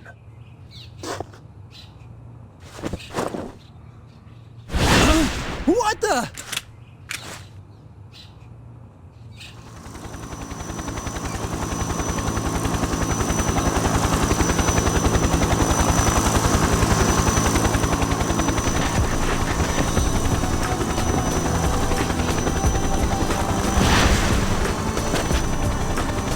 Damn it! Pursue them! Request backup and stop that chopper!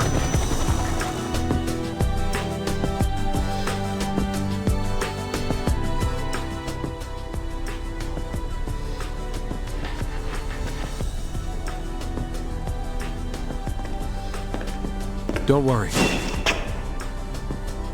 I promise that I'll save her.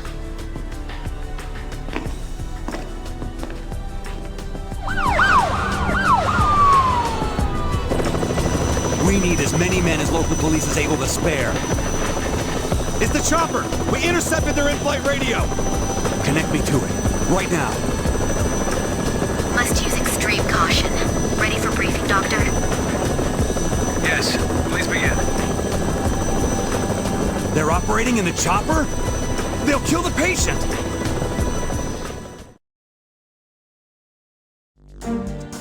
Be aware, too, that we don't have stable voltage levels. This is not going to be easy, Doctor. Understood. After debriding the burns, I'll need the synthetic membranes. Keep the antibiotic gel ready, too. Let's begin.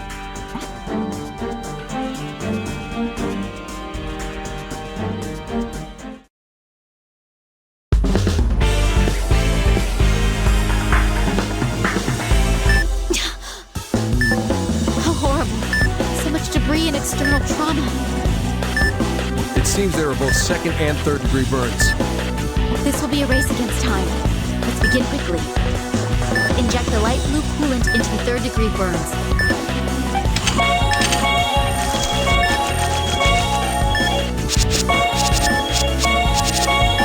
It's bent inside. Using the ultrasound will help you determine the wire's shape. Another blood transfusion. Please drain it. Inject coolant from the... Be careful. Inject coolant from the light blue vial into the black burns. Inject... Let's hurry up. Please use the antibiotic. One burn has been taken. Inject coolant from the light... Coolant's taking effect. Performing debridement. Debridement complete. Let's treat that blood pool. I'll keep the tray ready for you. Let's hurry up. The second met one more. Hang in there, Doctor. That should do it. Moving on to the next treatment. Use the magnification tool to move the view of the operation.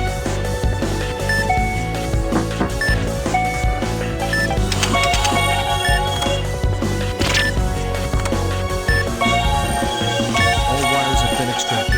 Beginning the next treatment.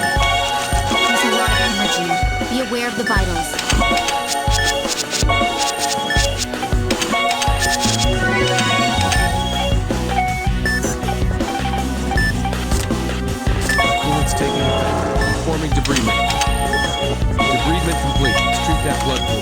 Prepare the drain. Let's hurry up with these. We don't have time to waste. All glass shards removed. Let's move to the next step. Coolant's taking effect. Performing debridement. Debridement includes treat that blood pool. Prepare the drain. The second membrane is placed. This is tough. I need to work faster and with precision.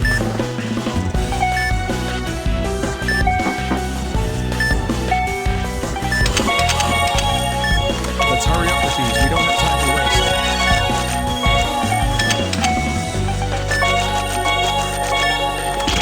Let's hurry up with these. We don't have time to wait. There isn't much left, but don't let your guard down. Hemorrhaging under the skin. I need the scalpel. Suturing complete. Looks like there's more.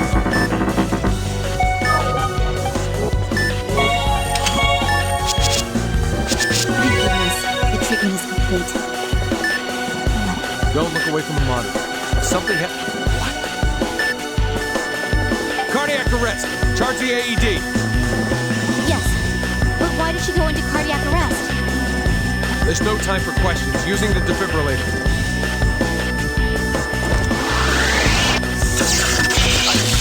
What's going on? The electricity's going out. Please halt the procedure. All the times. Why now?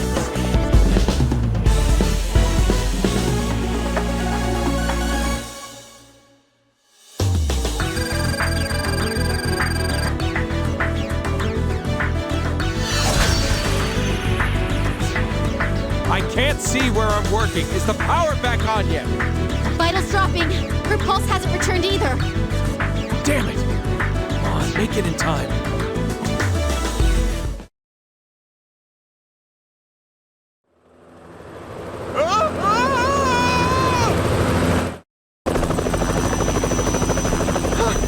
What's with the tunnel?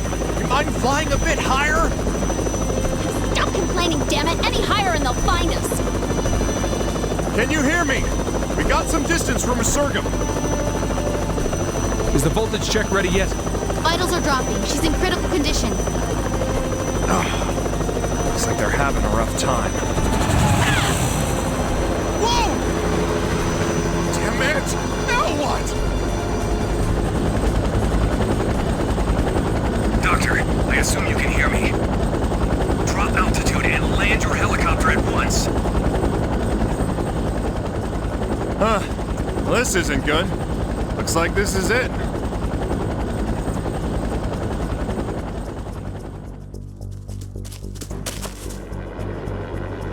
Doctor, the game's over. Give him to me. The game's over? Give you... who? Maria, you got any idea what he's talking about? Yo, old man, this chopper's for material transport. I don't think what you're looking for is on board.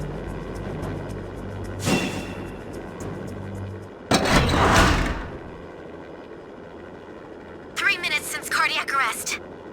It's not over yet. I'll massage the heart. Hurry up. Get back in the helicopter! He's still at Resurgam!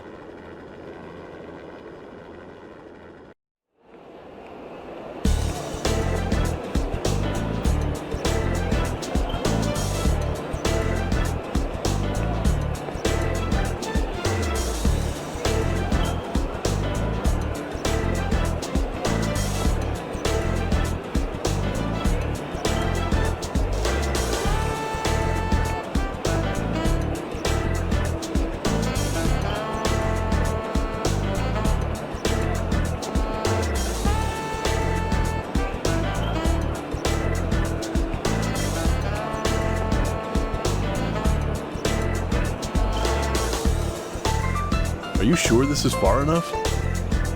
Oh, it's fine. My mom's coming to pick me up. I had fun. Thanks. All right, well, take care.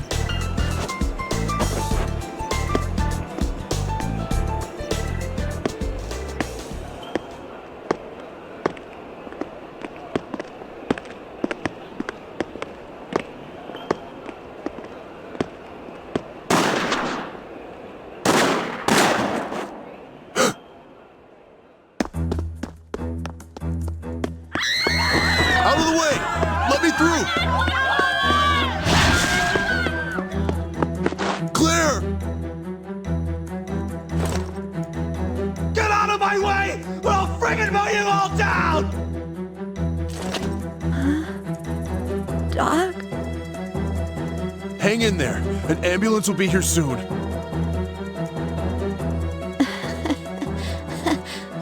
It's so weird. I always wanted to die. But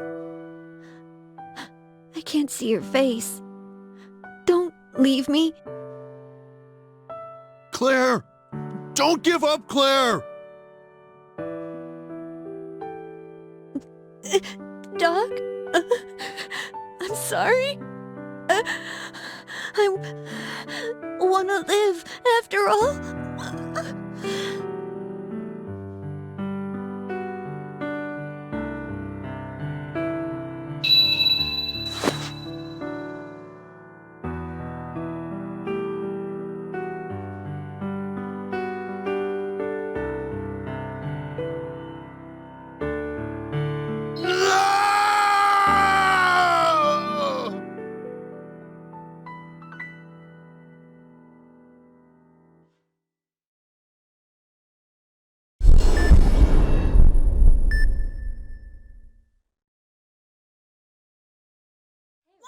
Don't move! And if you move, I'll kill you! Who the hell are you? I'll shoot you if you come closer! Why do you hurt people? Why do you kill? Why? Shut up! No one appreciates what they have! I'm gonna die from bone cancer! No one can cure me! And that's why you're killing innocent people? You of all people should know the fear of death! Just shut up!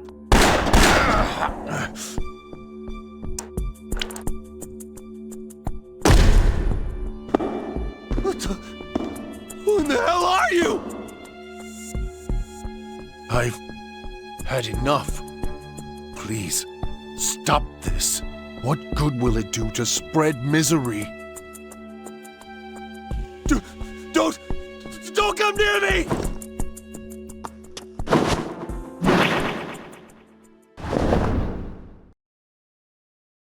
He fell!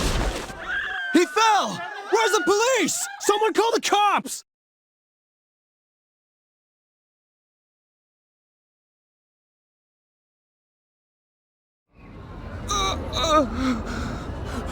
It hurts! Help me! Your spine's broken. Let's get you to a hospital.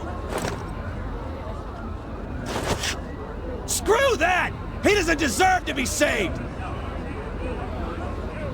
Yeah, that's right! Kill the bastard! He should rot in hell! Why are you trying to save him? Maybe he's his accomplice! Don't let him get away!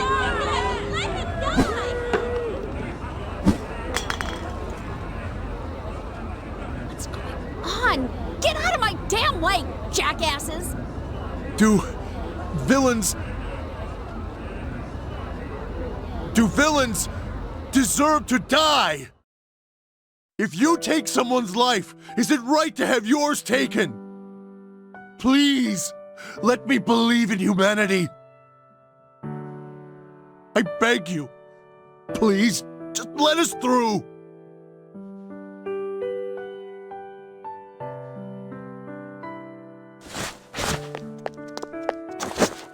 Hank!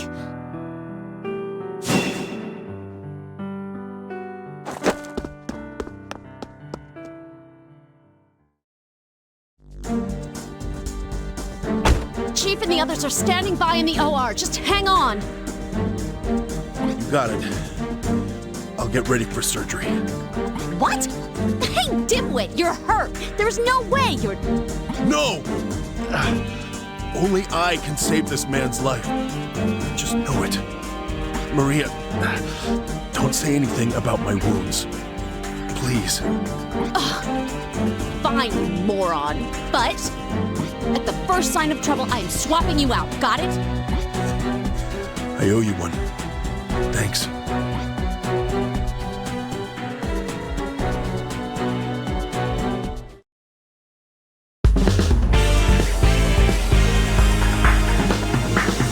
Well then, let's begin the operation. We'll need to confirm his condition. I've had his chart sent to us. You did? What do we know about his condition? 4 years ago, the patient had a lung cancer operation. It must have metastasized to his spine from there. His spine was weakened from the tumor and was crushed from the impact of the fall. Oh, my God. His spine's... We're going to approach this by reshaping his spine and placing synthetic bones. We aren't going to extract the tumor? Specialists at Concordia have deemed it too dangerous to excise. It can't be treated under these conditions. Hank, are you listening? Let's begin the treatment. First, we must make an incision into the outer epidermis.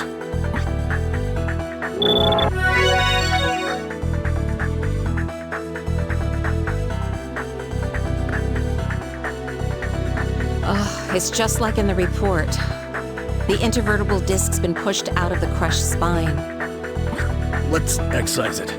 Ready the saw.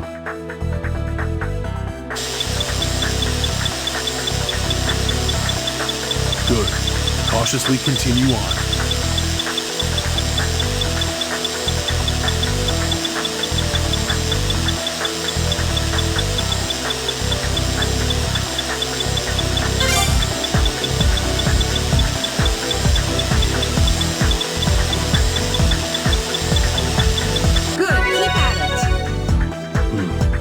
Seems to be extensive damage to the spine.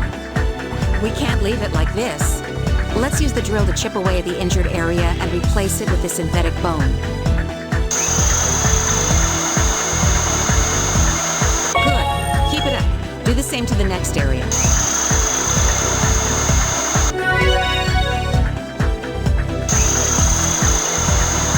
All right, perfect.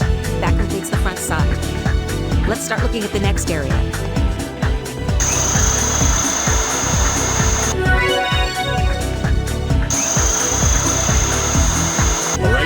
Let's proceed, but be careful. Nice, it's perfect. Let's start on the other side now.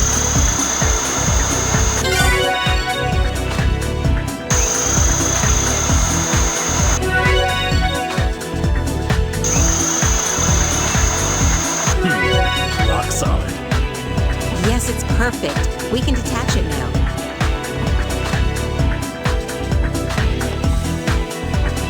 The vertebral body has been detached. Beginning tumor extraction. Huh? Hey, I told you, his tumor was deemed inoperable. No, Chief. Huh? That mentality is how this young man was forsaken by the doctors he trusted. That's how he lost hope. Should we only try to save those who we know we can save? Is this the extent of our capacity for justice? Absolutely not. His death is on my hands, and I'd risk my life to save him. Why are all the doctors in this place such blockheads? But still, when you put it like that, I can't exactly back down now either. You have my support, Dr. Freebird. Now my life's on the line too. Do it, Hank. Understood, Chief. Beginning the extraction.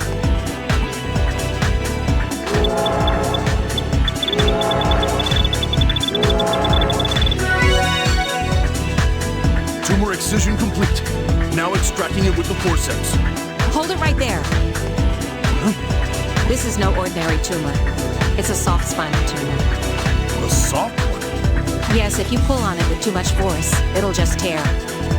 We need to be careful about its integrity while we extract it. Got it. Slow and careful like always, right? I'll begin the extraction.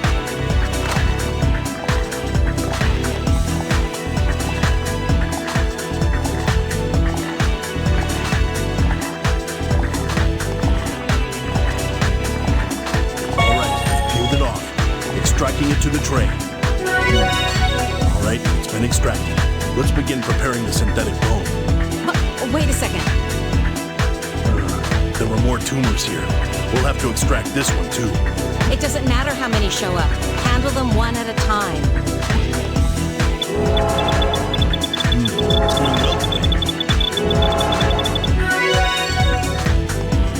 Let's extract it now. Slow and careful, remember.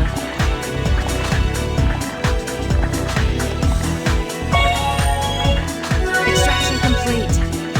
Now, is that it? Oh, here comes another. Is this the last one? We won't lose. Justice will win. No, must win.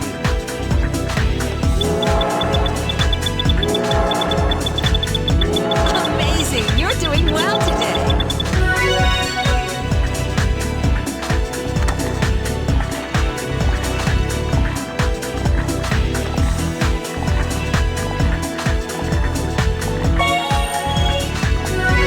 Extraction complete.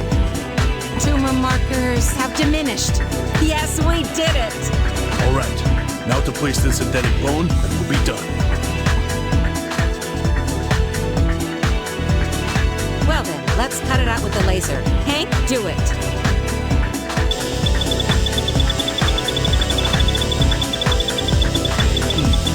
Why now? We'll have to wait until the guideline comes back.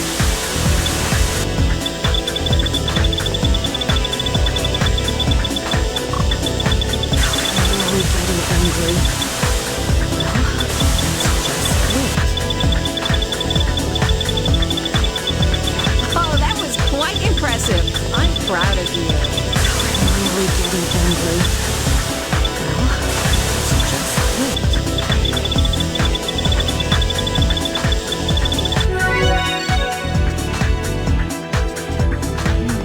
The shape is good. Let's begin placing it. Now placing the synthetic bone in the indicated area. Good. That should do it. Moving on to the next phase of the treatment. I'll prepare the plate. Screw it into place. Must tighten it all the way to the guideline.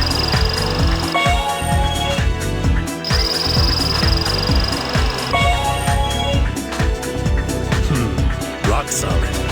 There were a few moments when I was worried, but let's start closing him up now. You'll need the stapler, right? Just follow the guideline. Hey, not there. Check out the guideline. Good. Operation complete. Chief, thank you. Your zest is infectious, you dope. Just keep that passion for your career. Indeed. I'm proud to be a doctor for this hospital.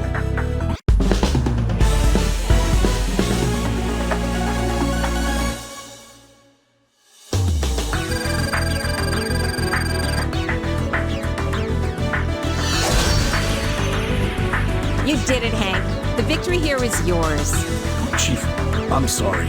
I did this out of my own self-interest and... Just forget about it. But I will not tolerate such recklessness again. Do you hear me?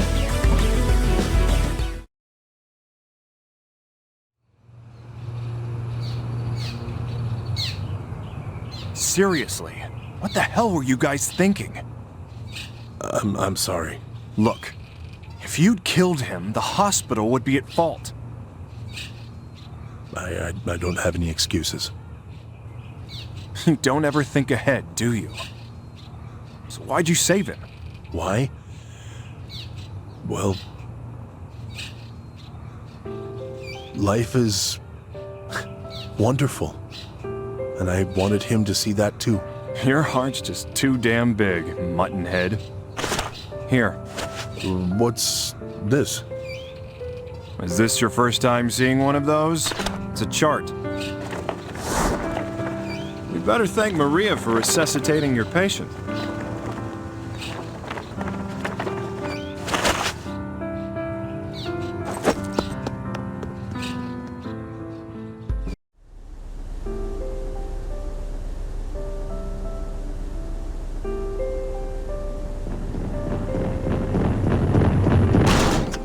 You mind keeping it down a bit, Doc?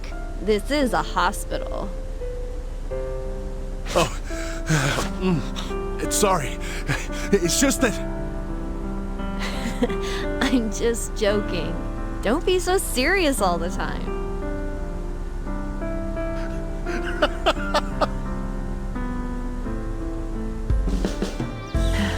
Man. I can't believe I survived.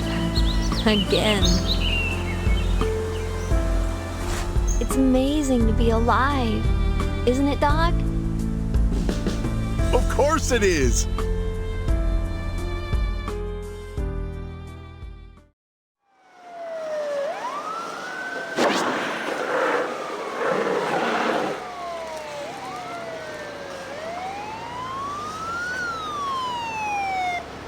Get the hell back! If you take one more step, I'll shoot! Damn it! If this keeps up...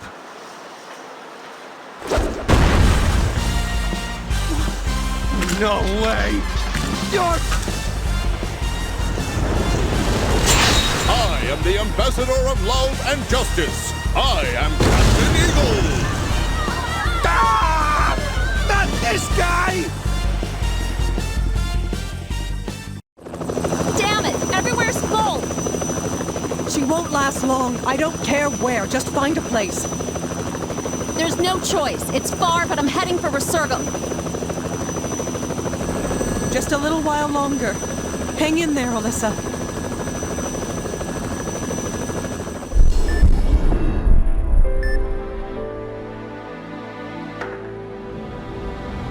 Yes, please do. Well then.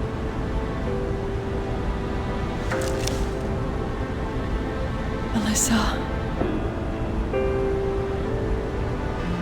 No, don't go off.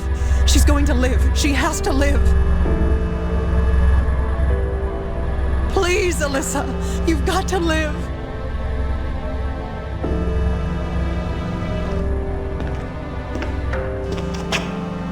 Don't worry.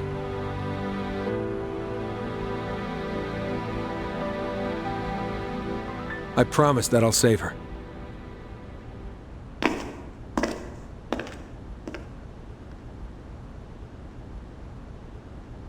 It stopped. He certainly is an enigma, isn't he? He only recently arrived here. He's been through a lot. There's no need to worry. He'll definitely save Alyssa. Definitely? Yes, and we'll do our best too. Besides, if you keep looking so sad, Alyssa will surely laugh at you. Oh, Dr. Kimishima, where are you going? You're absolutely right. Right now, I don't even deserve to be laughed at by her. I'll leave this to all of you. Alyssa, I'll be back.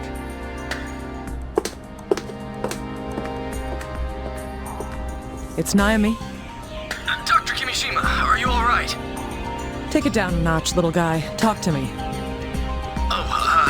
Excuse me. I was worried. It's okay. Has the FBI contacted you? I want information. Right, yes. I've made arrangements to have it sent to us. Great. Send a helicopter over to take me back.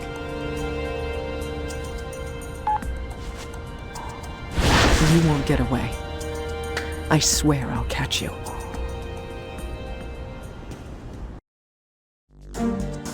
Dr. Kimishima, are you really all right? I'm fine. Let's sort out what's happening. Any new information? Well, about that, we couldn't find any usable clues from the scene. We did obtain the signed delivery form, but... Go on. Right. Only your prints and the delivery persons were found. Here. Huh. You amaze me. You still don't get it, do you? What do you mean? Do you really think there aren't any clues to the bomber? Did you figure something out?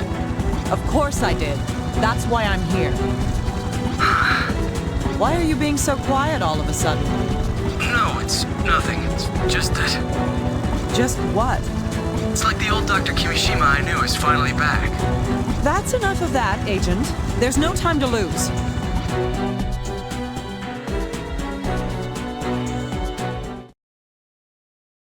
Little guy, let's go over the information that we have so far. Right. The revolutionary, Stephen Eldred, was not, in fact, the raging bomber. That's right. The real bomber placed an explosive inside a stuffed animal, and then sent it to you, Dr. Kimishima. Let's trace the delivery back to its source immediately. If we can find out where that package came from, we'll find the bomber, and then... There's no need for that. Huh? Why? Don't you think there's someone much more suspicious? Who? I believe that the person who is most likely to be the bomber is...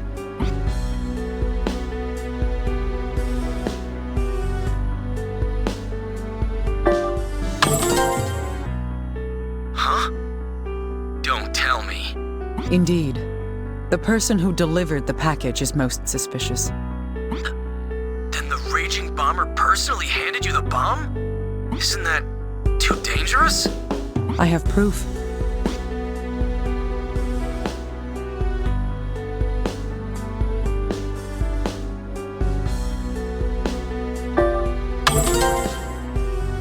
I got carbon dust on my hand when I signed for the delivery. That's because the delivery person said that the digital pad was broken. Aiden and Stephen, the other victims that we examined, both of them also had carbon dust on their fingers. I see. That explains why the carbon was only on their dominant hands. Yes. In other words, the bomber killed the other two victims in the same way that I was targeted. The fact that the delivery person was female also points toward her culpability. What do you mean? Don't you get it? Let me ask you this then. How did the bomber hide her true identity?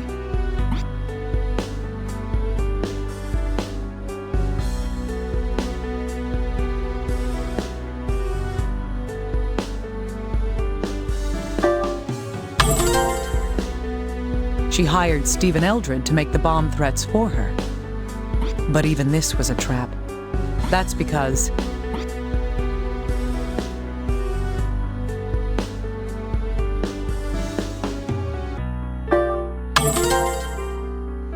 Yes, she let Stephen's voice go out unprocessed on purpose. What? So the bomber wanted us to think... Everything she did was an act, and we were fooled. We were all led to believe that the raging bomber was a young man. I see. If that woman is the bomber, then it all makes sense. Indeed.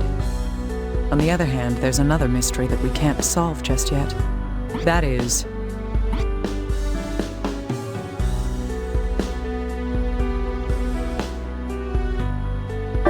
Yes. The bomber was using the revolutionary character as a cover to protect herself.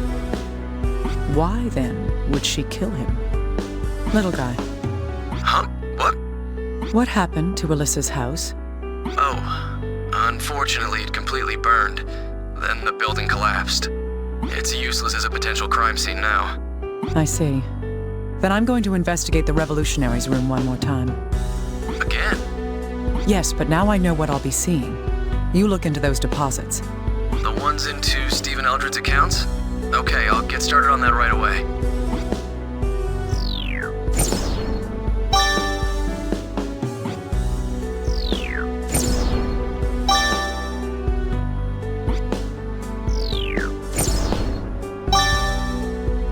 I'm going to catch her.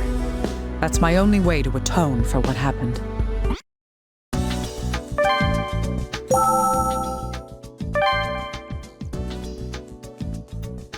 I've investigated this room before. I can't just rush around now and expect to find new information. What we need now is more information about the raging bomber. If the same method was used to deliver the bomb here as was used to get the other bomb to me, the area with the most clues would be...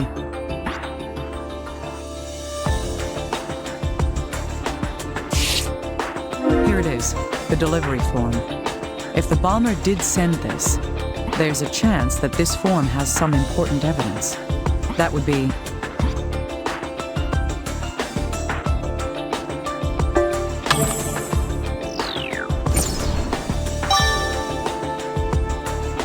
Right. We may be able to lift some fingerprints from it. Right. If that woman delivered the bombs to both of us in the same fashion, then she would have left footprints at the entrance. Stephen was the revolutionary and was male. If the delivery person was female, her footprints would definitely be different. Let's look for footprints that differ from Stephen's.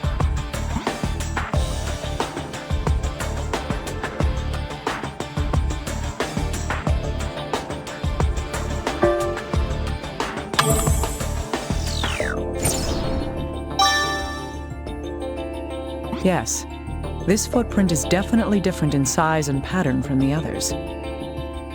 Let's collect this print and send it for analysis.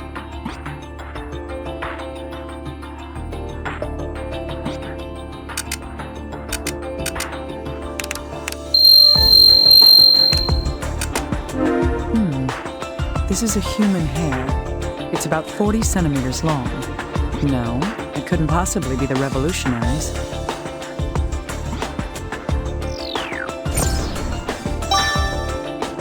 This needs further investigation.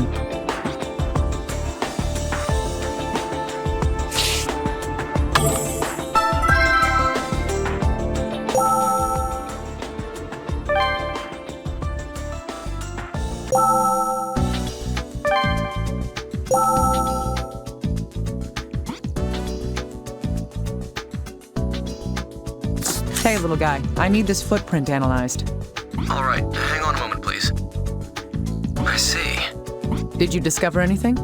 Yes, the footprint is 27 centimeters in length, so we should expect this person to be between 170 to 180 centimeters tall. The woman who delivered the bomb to me was about that tall. I see. Oh, I've also compared the pattern on the print to the FBI's shoe print database. Great. Can you narrow it down to a specific store? Well, there aren't that many stores that carry this brand, but it's still over 100. I can narrow it down, but it's going to take some time and a lot of effort.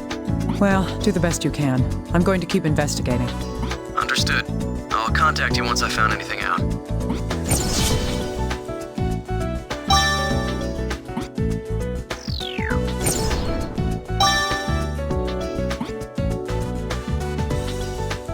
Can you tell me anything about this hair, little guy? Sure, give me a moment. What's the matter? Well, this hair is dyed black, but it's actually a red hair. Red hair? Can you tell if it belonged to the bomber? No, I'd need some DNA from the bomber to compare it to. Of course. But there's a good chance that this hair does belong to the bomber. Huh? Why's that? This is hardly conclusive evidence, but here's something you may not know, little guy. Only 2 to 3% of people in this country are true redheads. It isn't a common color at all. So, how is this related to this case? Think about it. That hair's been dyed, hasn't it? Right, but... If that hair is the bomber's, as I suggest, what reason would she have to dye it? It would be...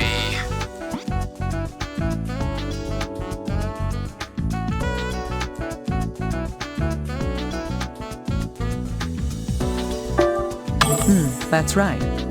Having red hair is an obvious identifying feature. If there happened to be any witnesses, her identity would be easy to discover. Isn't it plausible to think that this might be why the bomber would dye her hair black? I see.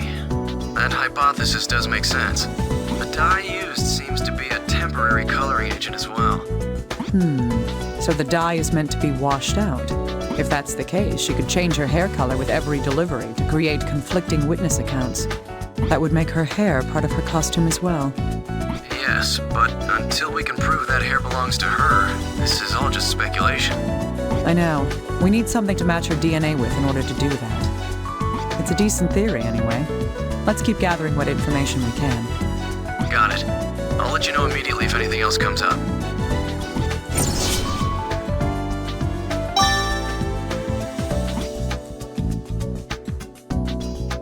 I found this. Can you analyze it, little guy? Huh. A delivery receipt? Don't tell me. It's very likely. It hadn't even crossed my mind until now. Right. I'll send it to the lab, so it'll take a while. Dr. Kimishima, the results of the analysis on that delivery form have come in. Did they find anything? Sure did. There were 2 sets of fingerprints on the paper. One of them is Stephen Eldred, a revolutionary. He'd be the recipient. The other set belongs to somebody else. Well, common sense dictates that they'd have to belong to. Let's not start jumping to any conclusions. We need to find out who left those fingerprints.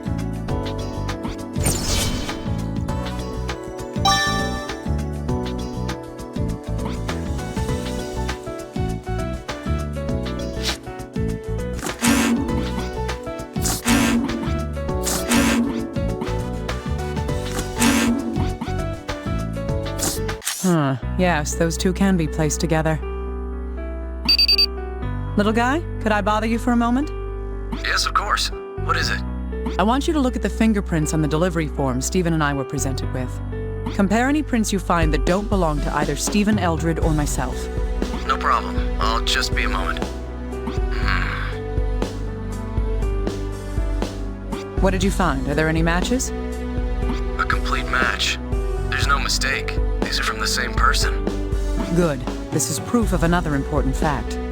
Both forms have 2 sets of prints, one from the recipient and another from...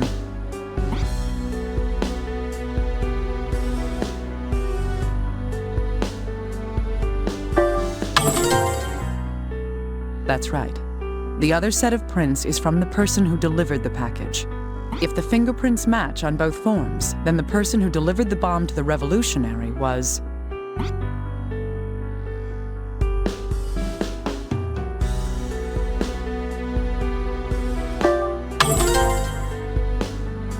Dr. Kimishima, it turns out that this woman... Let me guess. She doesn't exist, right? Right. We've contacted all the delivery companies that work in this area. None of them can confirm having an employee that fits our description. And of course, none of them have any records of a package being sent to you that day either. Do you think the woman making the deliveries is the raging bomber? I can't be sure yet. She might be another person being used like the revolutionary was. We'll figure that out as we continue with the investigation. Right. In any case, we'll need to keep that woman in mind. How about the fingerprints? Did you compare them to anything in the FBI's criminal database? Of course I ran them through the system. No matches, though. If that woman is the raging bomber, then she's a complete newbie. That's an awful thought. Someone with no criminal record at all, and she's already killed 4 people with these bombs. That seems to be the case. This might turn out to be one tough murder spree to end. As long as she doesn't blow you up, it'll be okay. You might want to avoid saying things like that in the future. Sorry. Anyway, we've figured out how she was delivering the bombs. Yes, let's try summarizing what we know of the events in this case. First, the bomber prepared a bluff to hide behind while she committed the crimes. That bluff was...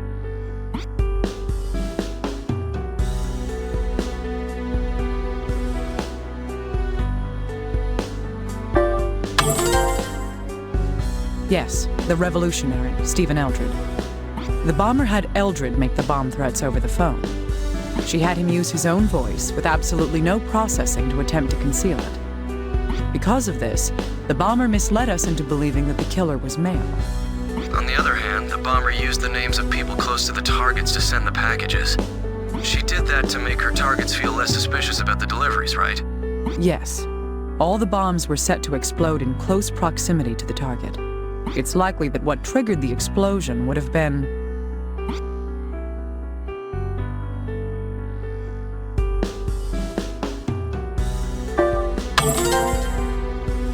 Indeed, if the bomb was set to go off when the package was opened, it would explain the wound patterns. Still, that's not what she did in my case. She used a time bomb for me. That does seem odd now that you bring it up. Why would she do that? It makes a lot of sense if you think about it. What's that supposed to mean? Don't you get it? It's because...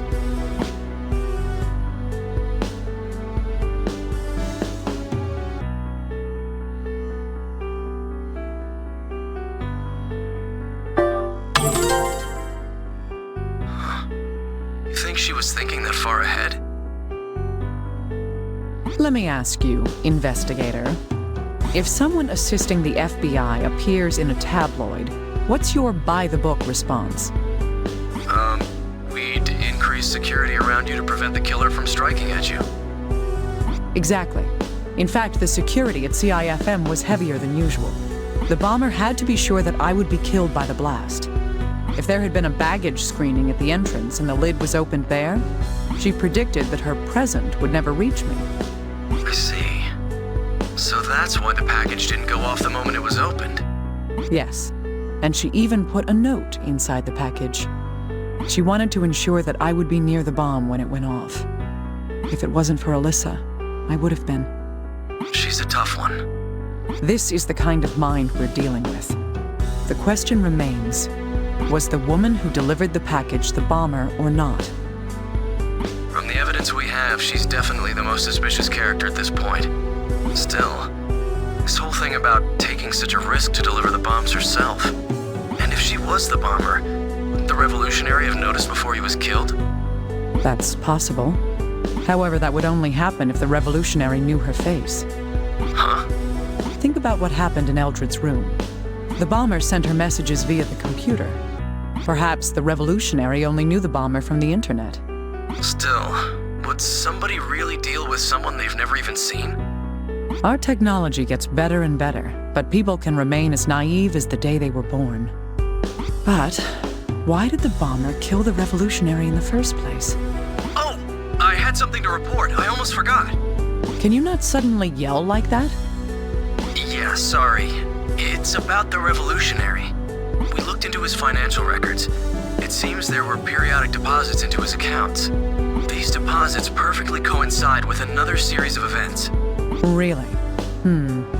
Let me guess, it was...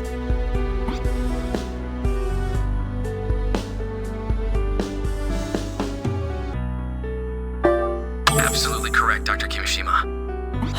Of course I am. Continue. Oh, yes. There were a total of 4 deposits. All of them were made around the same dates as the bomb threats. $5,000 for the first 3 times, and $10,000 for the 4th time. The last one was double the others? Oh, yes, there's no doubt about it. After that deposit was made, the bomber targeted the one who made the threats for her. Could the change in the amount of money be related to the revolutionary's killing?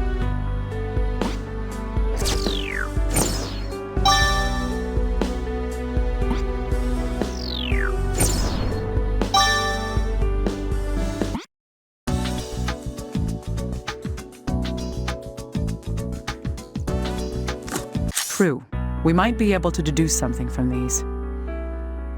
I don't like to conjecture much, but I could try making some inferences. The revolutionary was receiving periodic deposits of large sums of money. It's most likely that whoever was making these deposits was...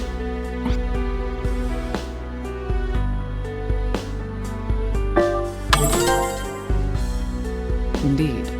I believe that it would have been the bomber herself who was using the revolutionary. In exchange, the revolutionary performed a service for the bomber, which was...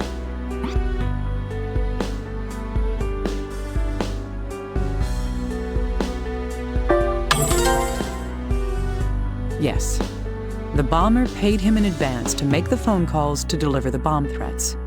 But, according to Little Guy's information, there were 4 deposits. The last deposit was very different from the rest. That difference was...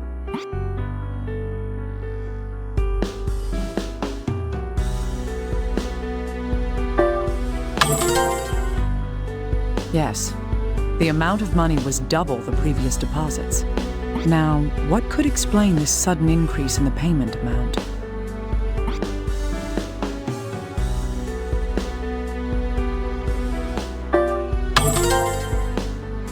That's possible.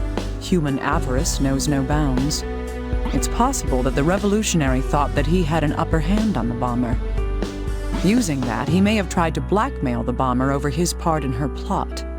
The fool. There is a plausible reason why he would demand an increase in his reward.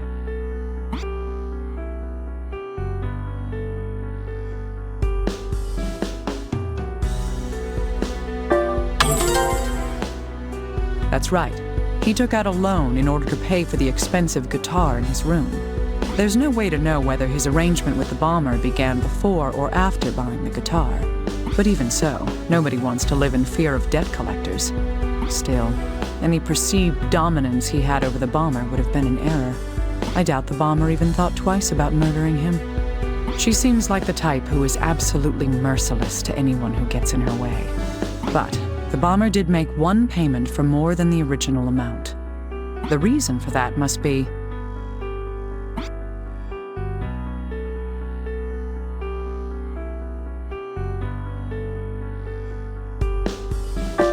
Yes. The revolutionary, after being paid twice his usual amount, made the fourth bomb threat. However, he wouldn't have known that he himself was the target of that threat. The bomber's clever.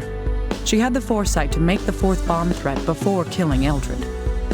Without that, HQ and I would have immediately noticed that something was different. She created this diversion to hide her intentions, making Eldred's murder seem like just another attack by the raging bomber. This is all starting to bring one more conclusion to light. It's Little Guy. Did he find something out? Oh, Dr. Kimishima. Thank heavens I could reach you. Calm down. What's the matter? We've made some progress into those deposits paid to the Revolutionary. All 4 of them were made from a bank near Higgins Beach. Higgins Beach? That's not far. What about the security footage? Was the bomber seen by any of the cameras? It's no use. We've checked them all, but there's no conclusive footage we can identify. I see. It's all right, though. I know for sure that we're closing in on the bomber. We've gathered quite a lot of information now. If some of the facts we know are put together, maybe...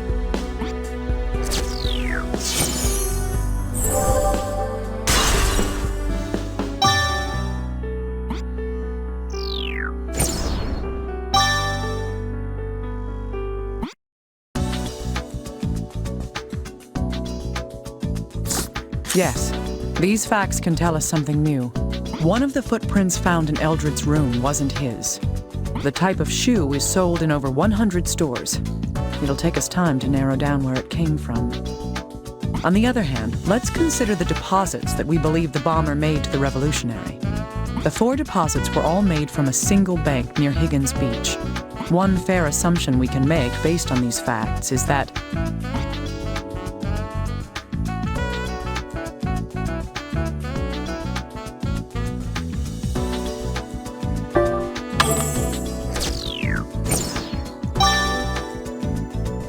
That's right. If we search for stores that sell these particular shoes near Higgins Beach, we'll at least narrow down the number of stores that we have to investigate.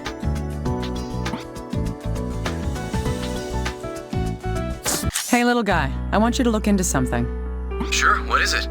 I need you to search for stores in the Higgins Beach area that sell shoes matching that footprint. That would be more efficient than checking out all 100 stores. Can you get on this right now? The sooner we do this, the better. Got it. I'll search through the database we have on hand. Huh. Well, how many stores fit the criteria? 1. Dr. Kimishima, only 1 store. Amazing. Can you search through their sales records? I'll try. We're following the tracks. If this store has the records we need... Dr. Kimishima, I've accessed the security camera footage from when the shoes were purchased. Good. Run it through your profiling algorithms and let's search for these parameters. First is her gender. The person we're searching for is...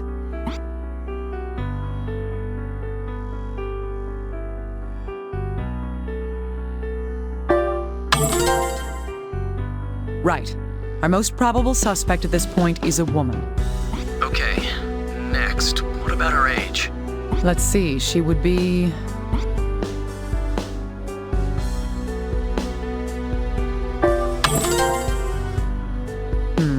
Well, we can't say anything for sure about that. All right. What about her nationality? Her nationality.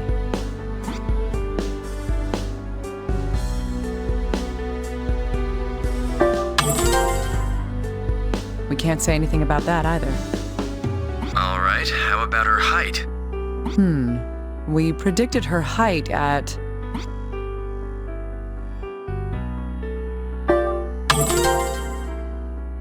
Right. We suspect that she's between 170 and 180 centimeters tall. I remember now. Were there any other distinguishing features about the person we're searching for? The characteristic that would stand out the most is...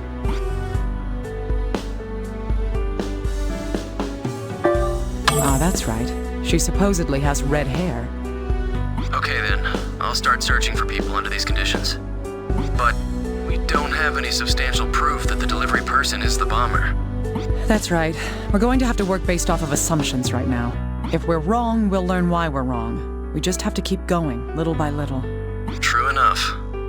Huh? What's the matter? We have a hit, Dr. Kimishima. Someone meets the search criteria? Tell me. Right. Just a moment. Her name's Sandra Lieberman. She's 30 years old. She lives in Higgins Beach and bought the shoes with a credit card. Bingo. Send me her address immediately. I'm going to go and check myself. I'll know if it's her if I can see her face. Right. Dr. Kimishima, please be careful, all right? There's no telling that the bomber's not going to be. He's such a worrier. Still, I have to go there for myself.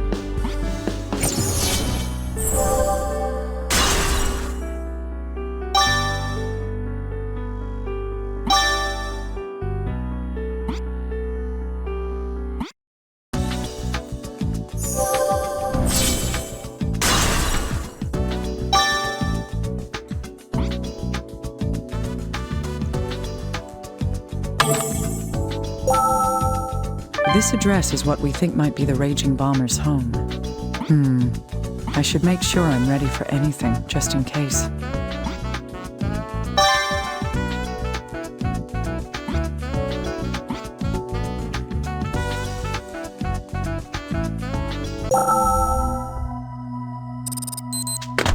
Welcome, Corpse Whisperer. Sorry I can't be there right now. Still, since you've come all this way, I have to at least entertain you. You should see 4 bombs before you. They will all explode in 10 minutes. Calling the cell phone attached to each bomb will deactivate it. The numbers are 8 digits each. Of course, those numbers are a secret. There are hints in the room you're in. Now, crawl on your knees in desperate search. If you can deactivate all 4 bombs, you win! If you don't, you die. I'm on my way to give a wonderful present to the world's most famous lady. You know what I'm talking about, don't you? I sent you the same present. Now, let's begin the game. The first bomb's hint is those letters nearby. Try to turn KQJQ into an 8-digit number. Don't get it? Close the curtains and think slowly. This is our second dance. I'll be looking forward to the results.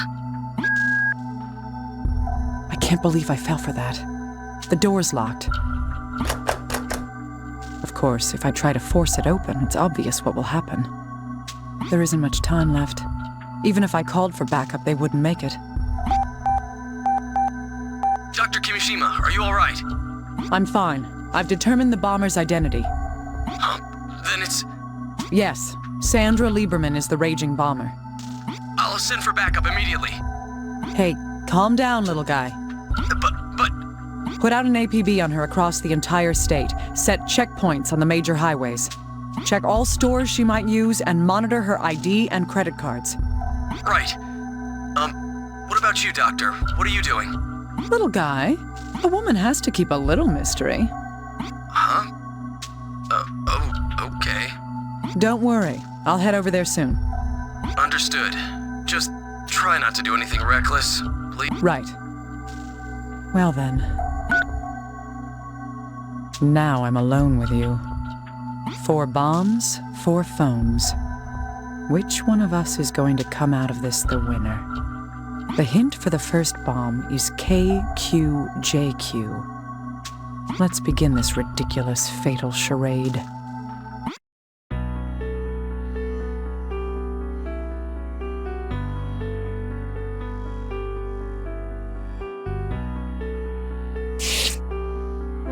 odd curtain pattern. These have card suits printed on them.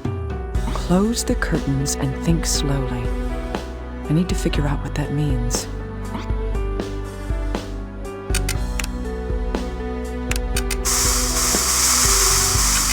That's an odd curtain pattern. That's an odd...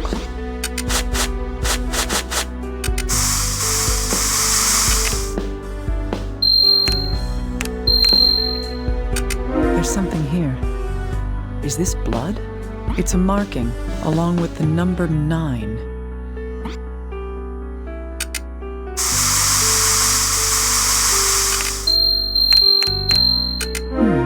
There's something written here in blood. It's a marking of some kind, along with the number 1.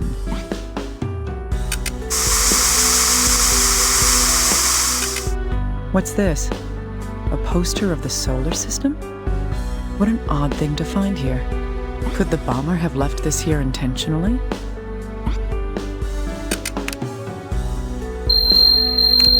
There's something here. Looks like some kind of marking with the number 8 next to it.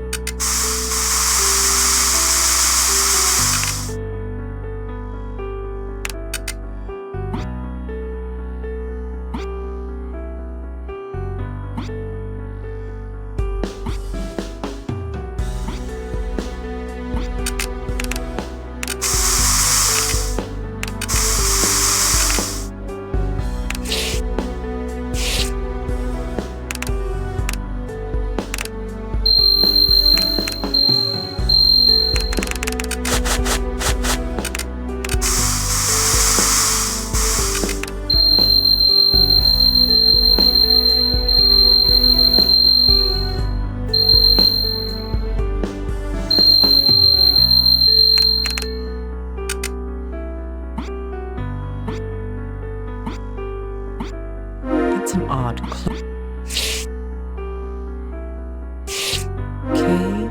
KQJQ. An 8-digit number. She said something about the curtains.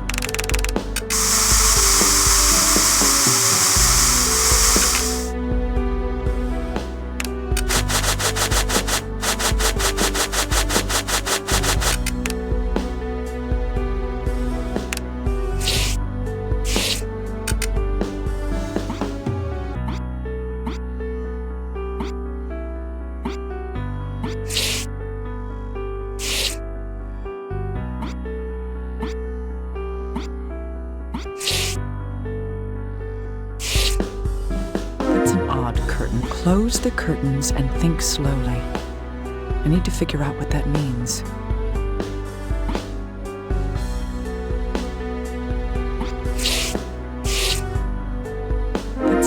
close.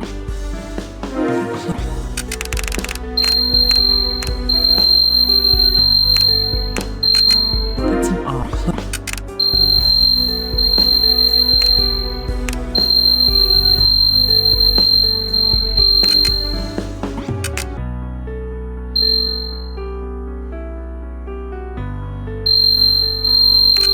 That's an odd.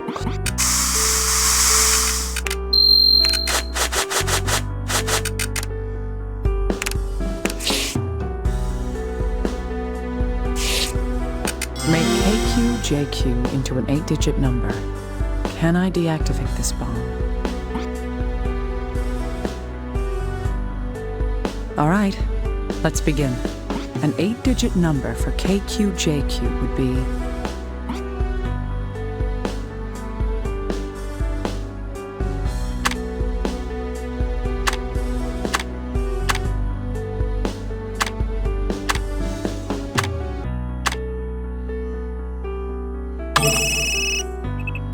That's right.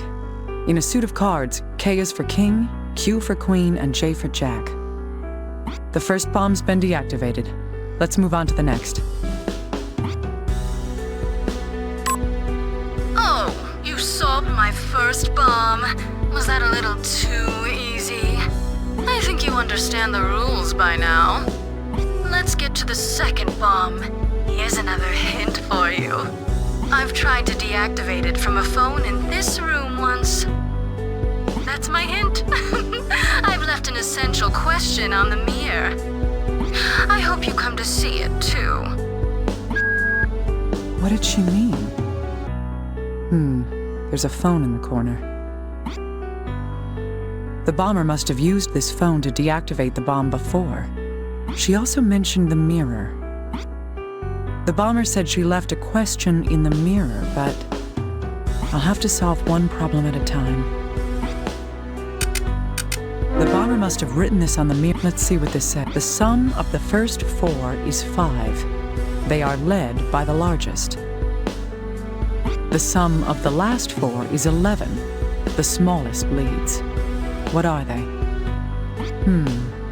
So those are talking about the first 4 and last 4 digits of an 8-digit number. Those clues alone aren't enough to help me come up with a single answer.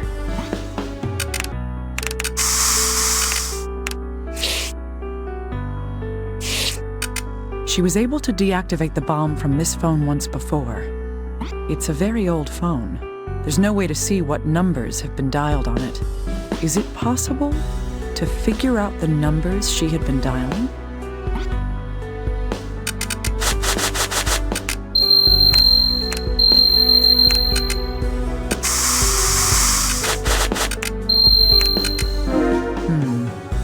The only fingerprints are on the 1, 2, and 3 buttons. That means only these numbers make up the code to deactivate the bomb.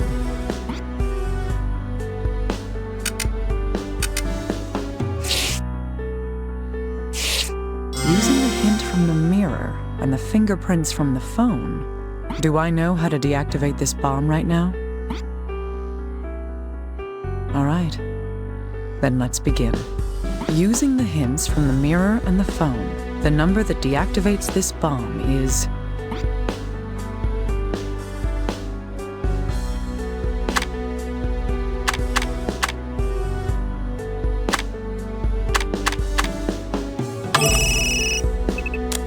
That's right. If I use only the numbers 1, 2, and 3, this is the only possible solution. The bomb has been deactivated. Moving on to the next. Good, you've deactivated the second one. The next hint is scattered about the room, like the stars themselves. Could you find all of them? Think about how they're arranged as well. Bye-bye. I wish you good luck. Scattered about the room, like the stars themselves? What is that supposed to mean? This isn't going to be easy.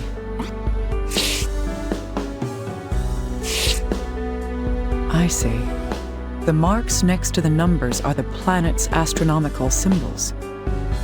If that's the case, Once I find all the hints, I should be able to formulate an answer.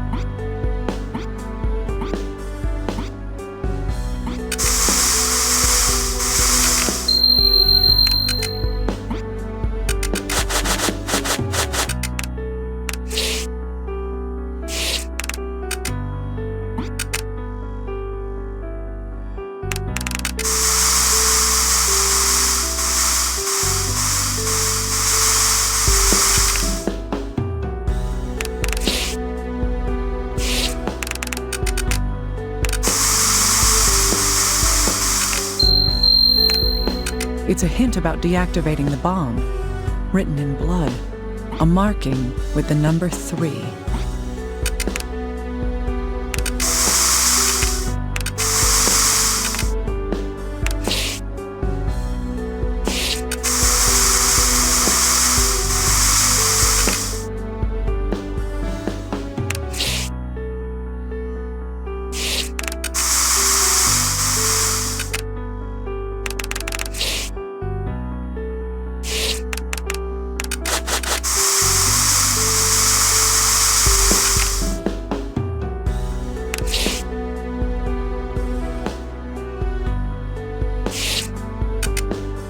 I see.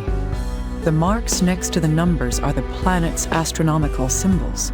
If that's the case, once I find all the hints, I should be able to formulate an answer.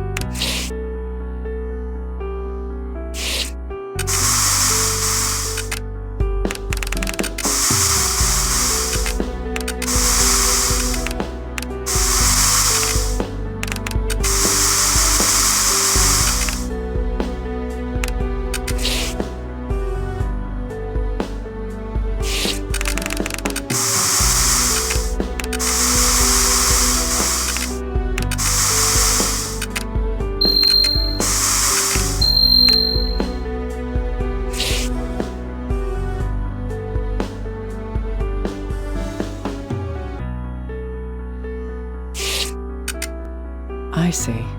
If that's the case, once I find all the hints, I should be able to formulate an answer. The hints are scattered across the room, like the stars themselves. Can I deactivate this bomb right now? All right, then let's begin.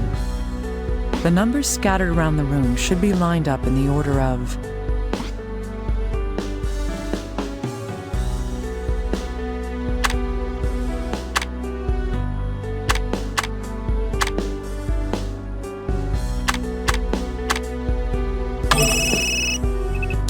Yes. If I use the order of the planets to enter the numbers, I'll have the answer. That's the third bomb. Let's keep going.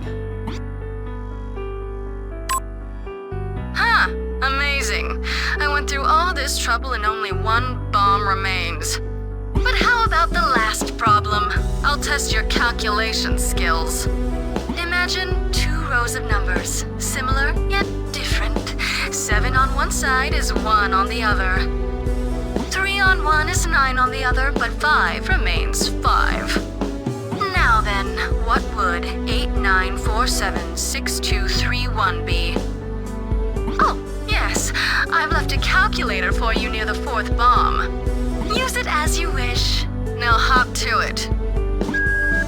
Test my calculation skills. I need to figure out what she means by that. She said that there was a calculator here, but how am I supposed to use it?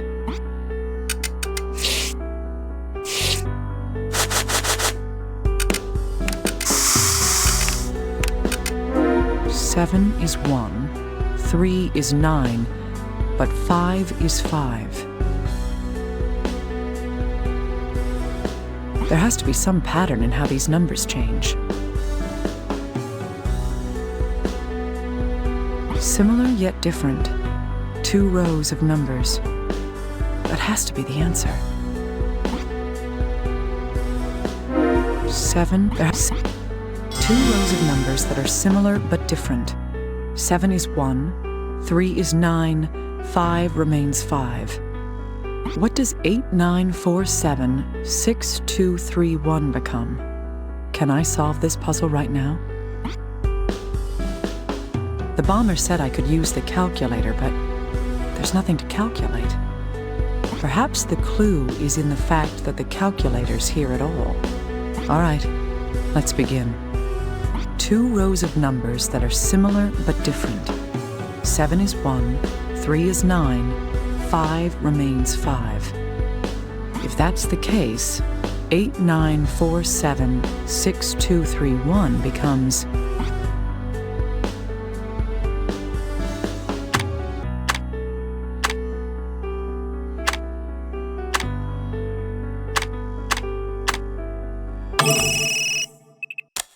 That's right.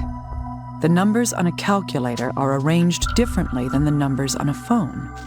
I've deactivated all the explosives the bomber was talking about. Bravo! It looks like I lose. In the end, all my bombs were deactivated. All right, I'll open the door.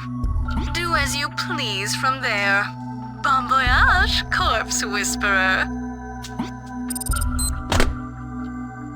The raging bomber admitted defeat? Really? Would she be that honorable? The door does seem to be unlocked, but this seems too simple. I don't trust this.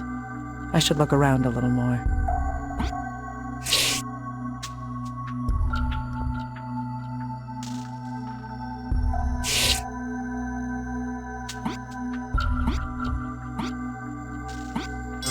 This. It's the same kind of bear that was in the package meant for me. I thought as much. I know you all too well, Bomber. If I'd just opened the door right now, I'm sure that bear would have exploded. On the left is a transmitter, and on the right, the bomb. It goes off when it receives a specific signal. If I can separate the transmitter from the explosive, the bomb will be deactivated. The question is, which cable do I cut to deactivate the bomb? Only one cable reaches the bomb. That means that the rest of them are decoys. Cutting the correct line will disconnect the bomb. If I make a mistake, it's all over. There's a note underneath. It looks like a pattern regarding the cables. This is the last battle of wits between us, Raging Bomber. Let's start this.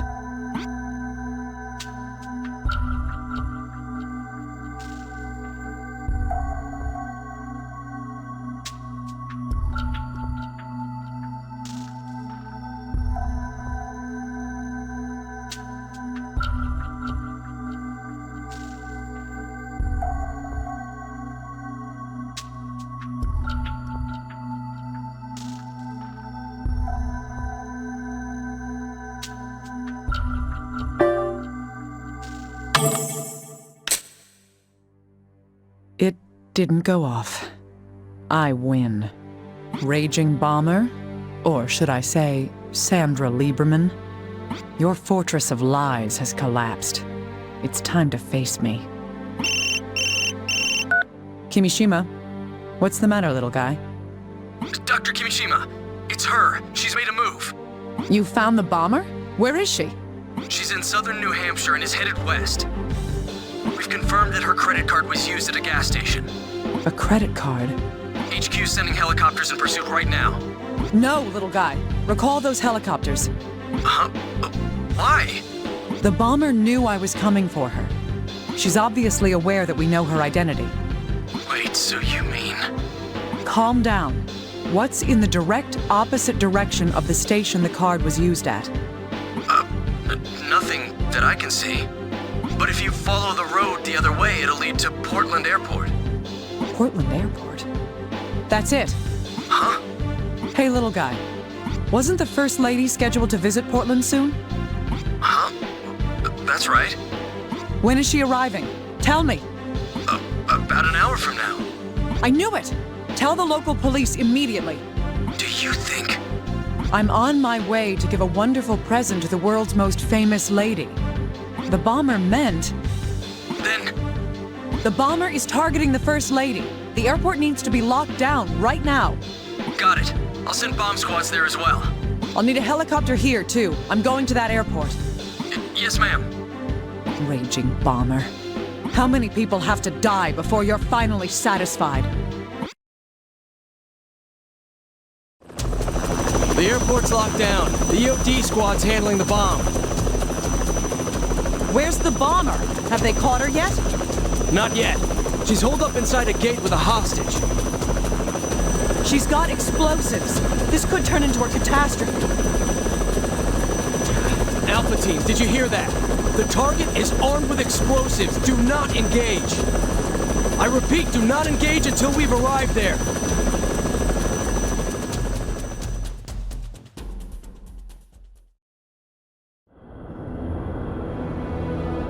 Help me! Please! Hold it! Just calm down, and don't do anything stupid. Everybody stay back, okay? We don't want any messy surprises.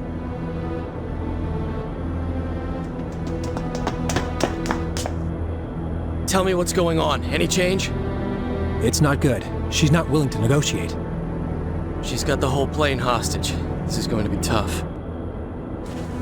Oh, is that you, Corpse Whisperer? What do you want?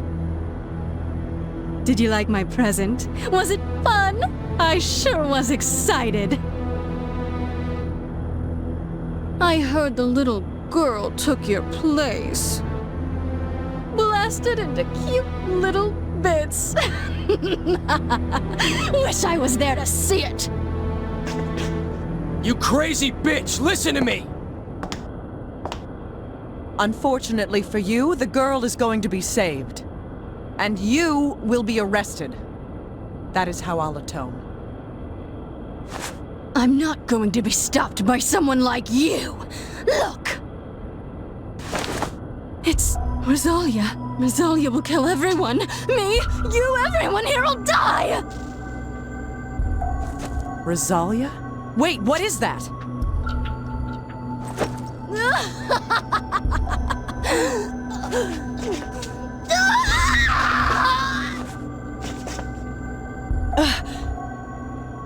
Something's wrong. It doesn't look good.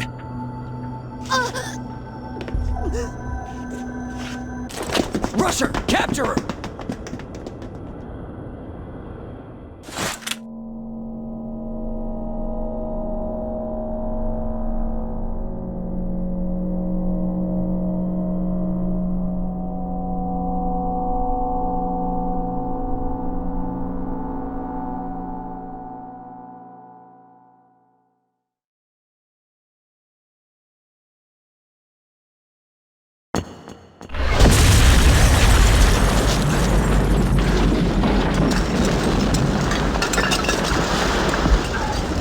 Doctor, are you all right?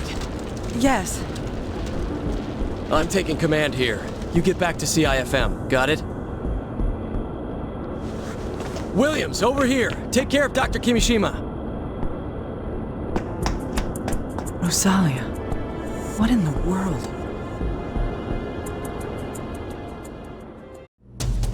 Damn it!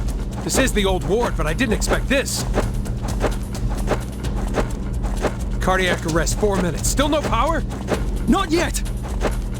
Dr. Freebird should be at the power room by now. Dr. Freebird.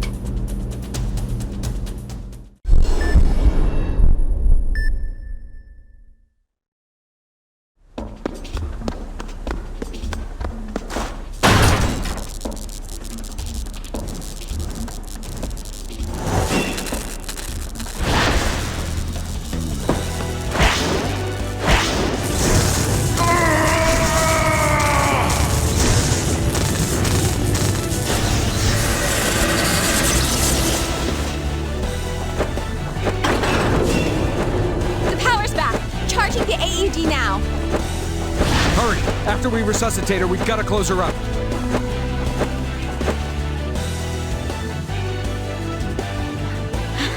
AED's charged.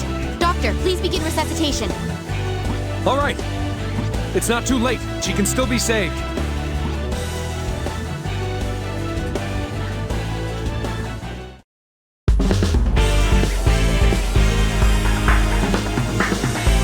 The AED's charged. You can use the defibrillator now. All right, here goes. Come on. We have a pulse. She's all right. Her organs must have been damaged as well to cause that. Don't tell me. Did the bomb? Let's open her up and confirm it. Prepare for surgery.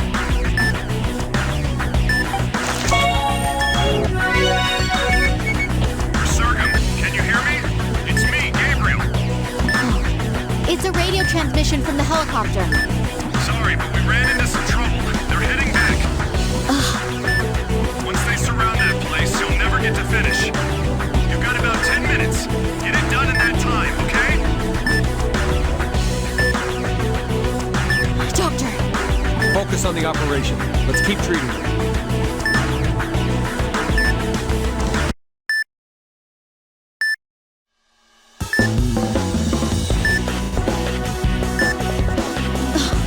The broken ribs are piercing the organ.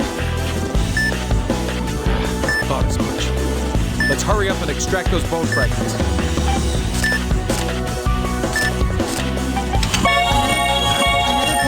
These wounds are too big. Yes, if it reopens, the damage will be tremendous. Let's suture each one carefully before moving to the next. All right.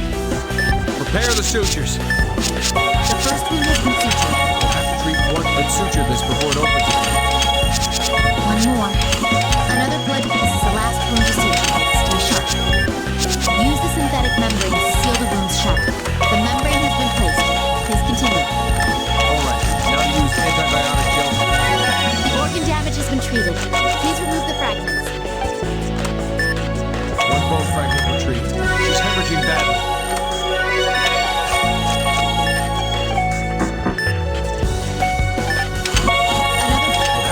Before you treat the other... All right. Proceed. Please suture the closed wound before doing another blood pool may put one more. I need to suture it before it opens. Use the synthetic. The blood pool has been drained. Place the... Continuing with the treatment. Bring the next membrane.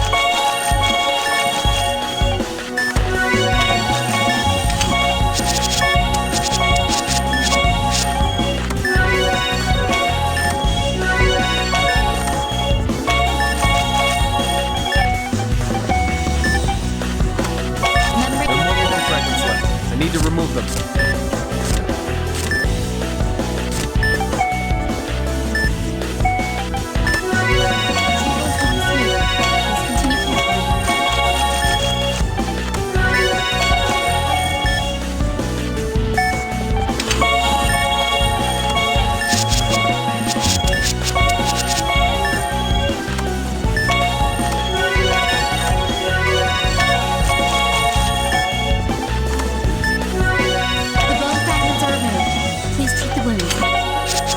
Have been treated. Let's begin restoring the ribs.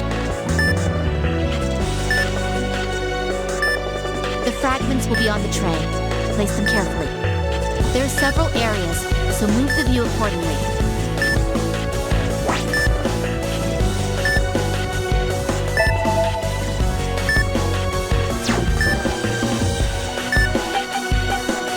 I can't reconstruct a rib if I'm not in the right area.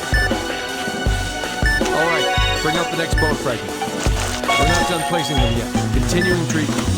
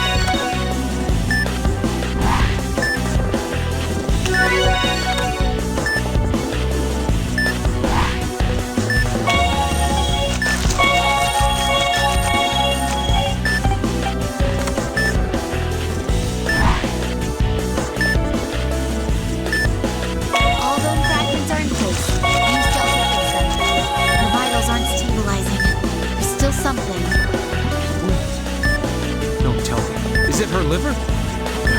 We don't have a choice. We have to look and confirm it. The liver's been damaged so much. We can expect changes in the patient due to hemorrhagic shock. Please be aware of the vitals while performing treatment. Yes, we'll save her, no matter what.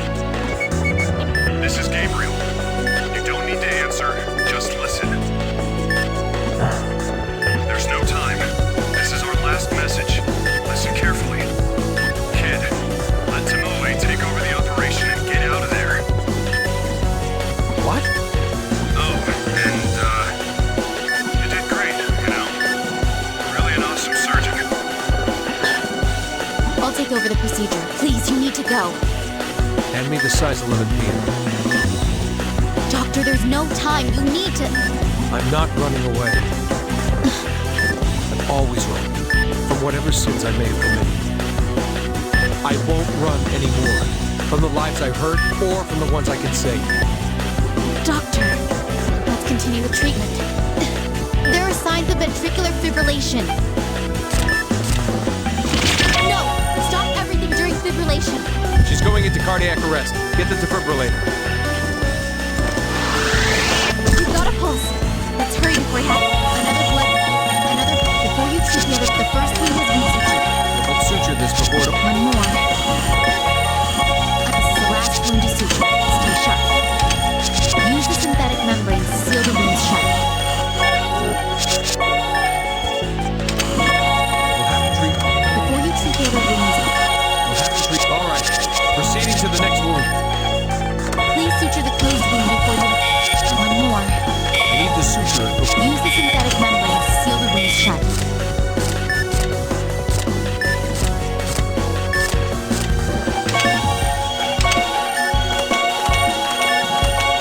All right. Now to use antibiotics. Organ damage has been treated. Now to treat these wounds. Membranes have been placed. Please use gel to fix it.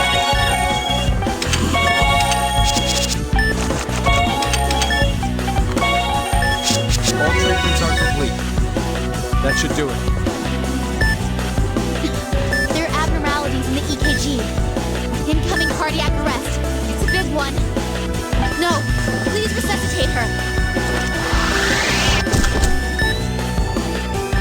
Her pulse isn't coming back. It's not over. She can still be saved. Increase the voltage. Charge it again. AED is set. Please watch the gauge speed. It's no good. Her pulse still isn't returning. One more time. Don't give up. She's flatlining. Doctor, she isn't going to... Melissa, please. You've got the whole world ahead of you. You're not alone. Teach me what it means to live.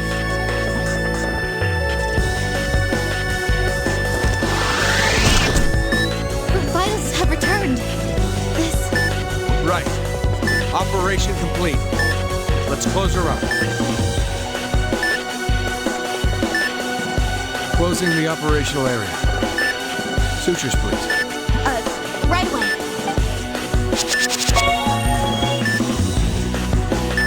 Melissa did well by hanging in there. Bandage. Ending the procedure. Let this disease pass from this world. Amazing. You really saved her.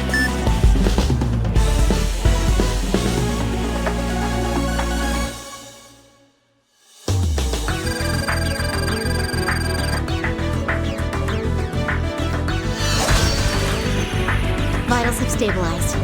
Looks like she'll be okay. Yes. Thank you very much, Dr. Tachibana. No. I'm proud that I could fight alongside you.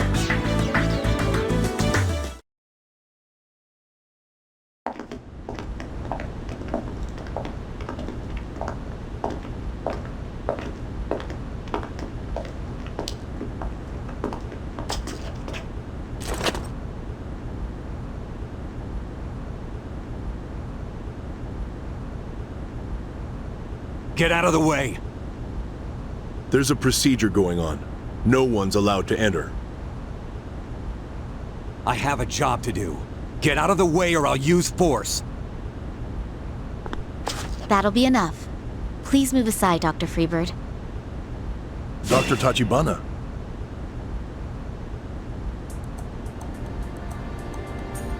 The operation was successful. I won't run or hide from you. How ironic. You throw everything away, all to save a patient. Take him away.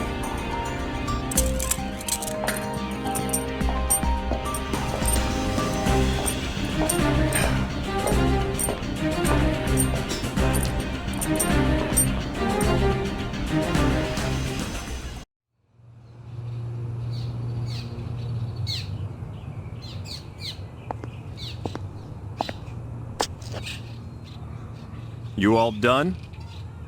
I'll leave his things behind. My men can handle the rest. I heard we won't be held accountable. How generous of you. There's no proof you deliberately helped him evade capture. It's a waste of time charging you with something like that. Huh. I didn't know you guys ever went just by the book. There's a time and place for everything, Doc. So what's gonna happen to him? He'll return to his cell with no further outside contact. Thought so. Believe in him. Hmm? Coming here's changed him. That's what I believe, at least. You think so? I think you're right.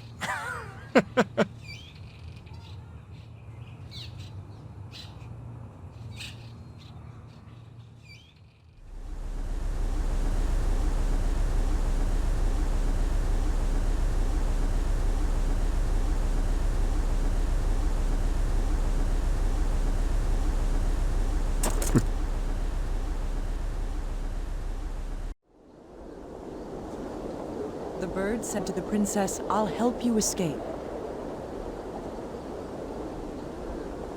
And then, what happened to the princess? The princess said, "Please, you have to get me away from here before the moon appears 30 times."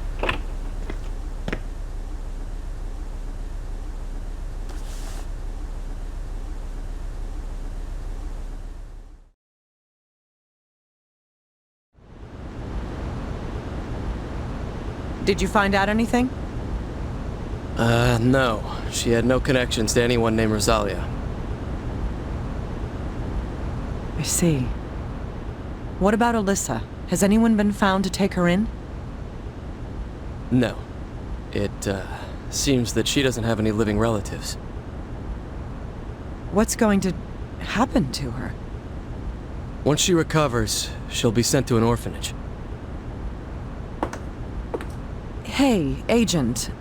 Not a chance. HQ would never allow that. I know, but I'm talking business here. Business? I've upheld my end of the deal. I want payment. Your case is solved. I want my reward to be custody of Alyssa. Are you serious? But your health... I know. My flame will go out at any moment. Once I'm gone, the FBI will be fully responsible for her. Dr. Kimishima, do you really think they'll agree? When Alyssa was about to die, I was angry with myself. I hated being powerless. I've never felt it before.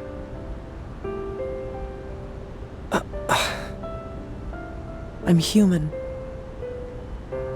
That girl is the one who finally made me realize it. I dragged her into this.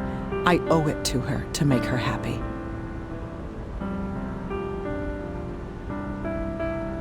I'll see what I can do. Thank you, Agent. That's a nice tie you're wearing. Sheesh. Who's the one risking his neck for this again?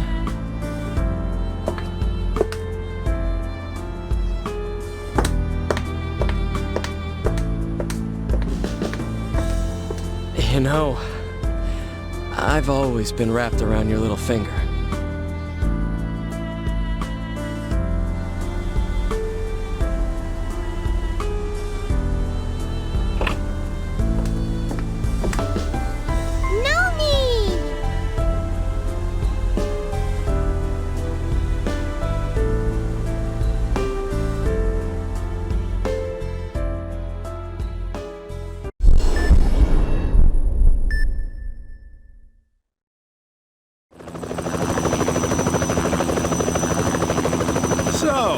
You were so stubborn they had to come help you?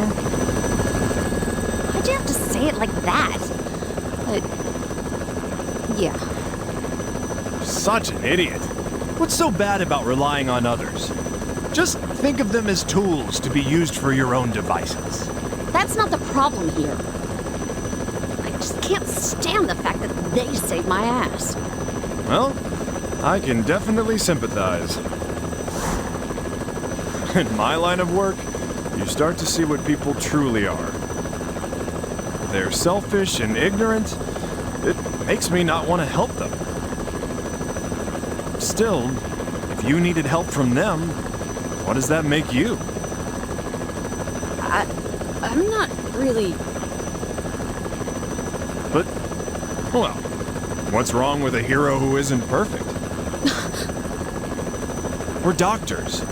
Our only goal is to save people's lives. If making a fool of yourself saves lives, isn't it worth it? Can you hear me? This is Cumberland Dispatch Center. Resurgamo 1, respond, over. This is Resurgamo 1, over. What's the matter? There's been a bombing at Portland Airport. Heavy casualties, get there immediately, over. Roger that. Resurgamo 1 heading to the scene. Over. Wait, you... What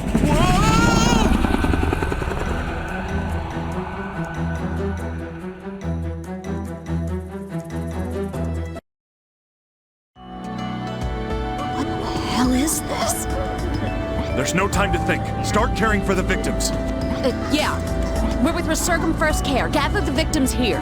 We'll start treatment on them as they pass through triage.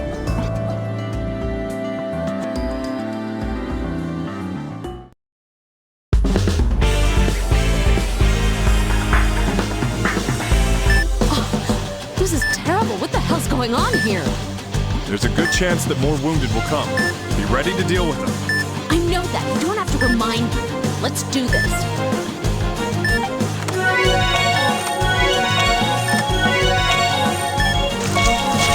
Hey, look! I can see an arm under the rubble. What? It's moving. Whoever it is, they're alive. Hey, hurry up with your treatment here. If we're not fast, we may be too late.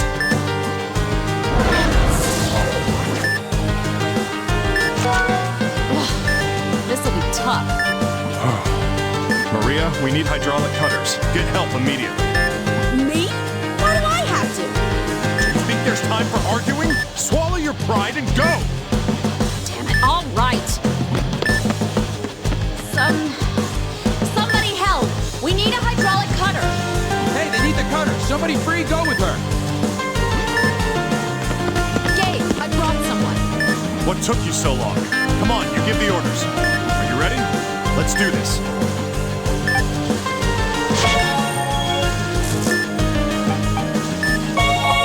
Ready to use the hydraulic cutters?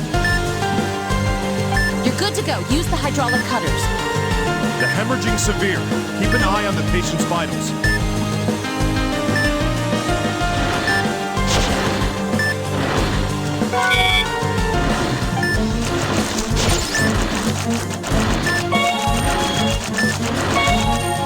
My friend. I can't find my friend. I'm sure she's somewhere. Hey, someone contact HQ. There's still someone who needs to be rescued.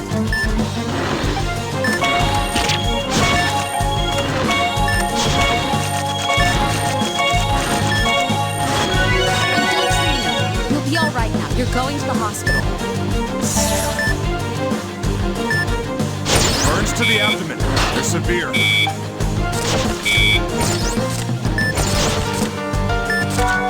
The frame's been cut. Hemorrhaging is severe. I'm securing the blood transfusion before transport. The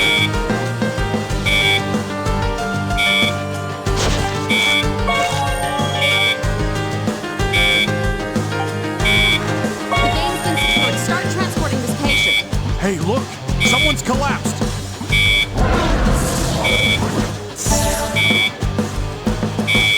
There seem to be burns over a wide area. Luckily, they don't look that serious. All right, her abdomen is in the worst condition, so let's start there.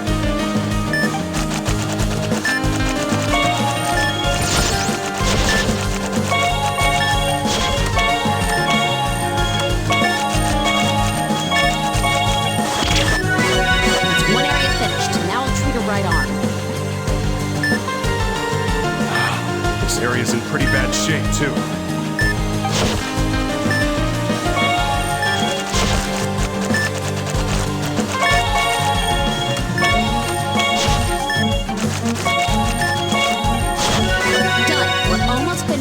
Hang in there. Hang in there. We're going to save you. These lacerations in his leg are deep. Just applying pressure won't be enough.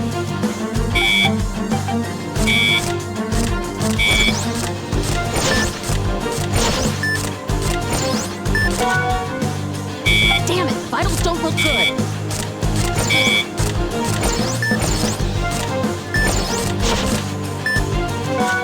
Hey, are you alright? Burns on her left arm look pretty bad. This isn't good. Her right leg's broken too. We can't move this patient in this condition. The burns come first. Beginning treatment.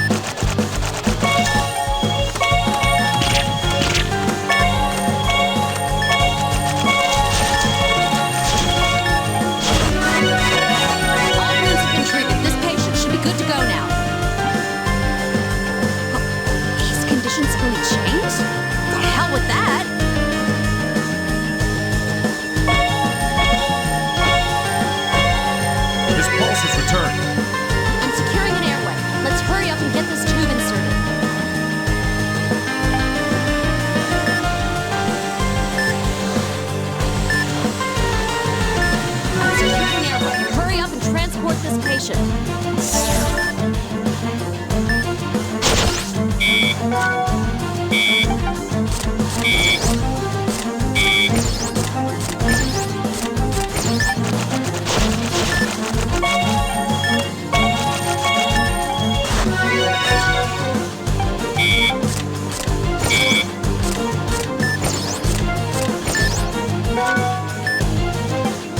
Damn it, vitals don't look good.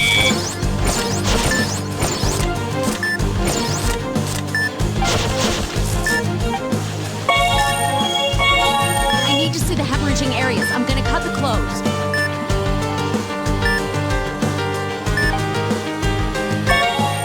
Hey, calm down. Just ease up and the patient will make it. Good. We can see the wounds. Use gauze to treat the hemorrhaging and perform hemostasis. I'll need a tourniquet to deal with this. Get one ready for me.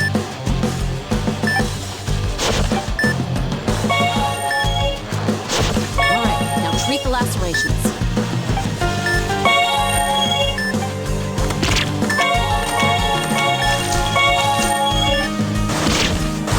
Not bad. Your PhD isn't just for show, after all. Don't even try to flatter me, you moron.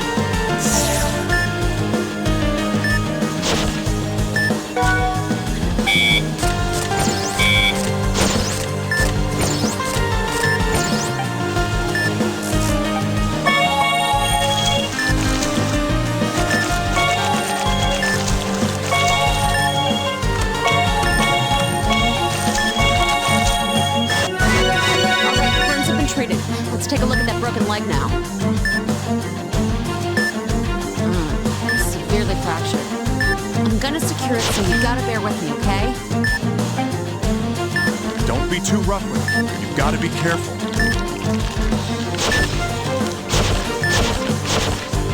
Damn it, vitals don't look Some good. lives can't be saved.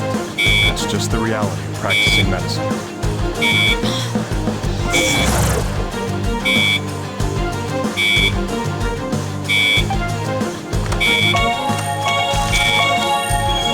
All treatment's complete. What are they doing? Hurry up with the transport. That was the last of the wounded. Congrats for making it through. You did well.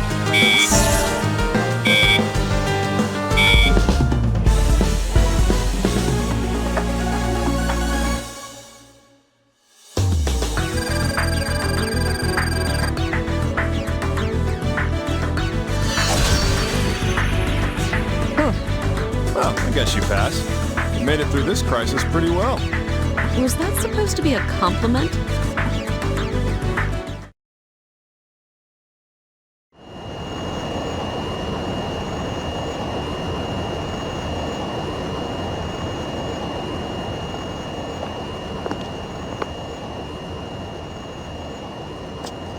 Hey, you did good.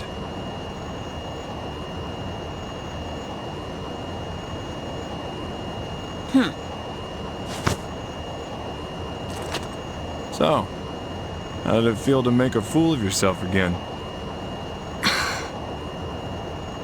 You know, we're humans. We only have 2 arms. No matter how good you are, you can't do everything.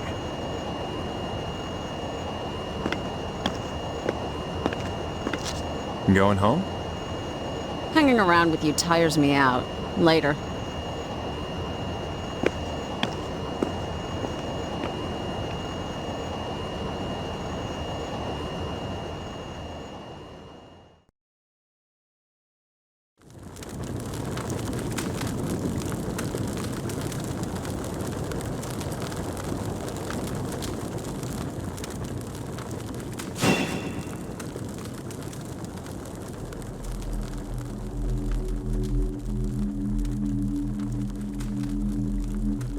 Yo, you back? Hey. It takes guts to ask someone for help, huh? I don't even know how I'm supposed to do it. Is that why you're here? You want to be saved too? Hey, I've seen you before. Hey, turn around. Beginning? What's beginning, damn it?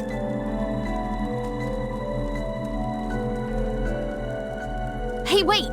Hey! Damn it, what the hell?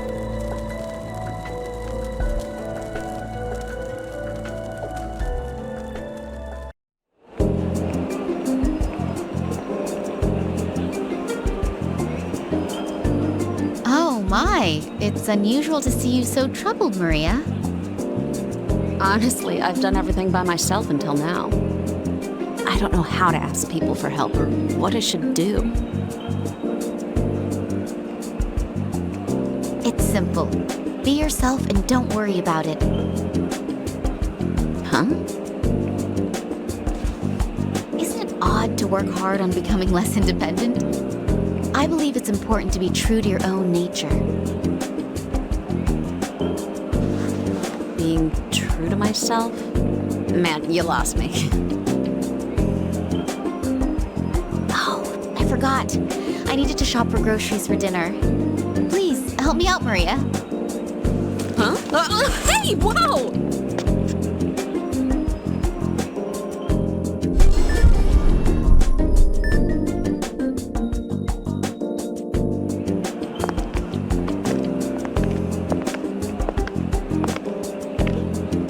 This is shopping for dinner? How much do you eat? Huh? Did you say something? Nah, never mind. No. Isn't that Gabe and Hank? Hey, fancy running into you guys. What are you up to?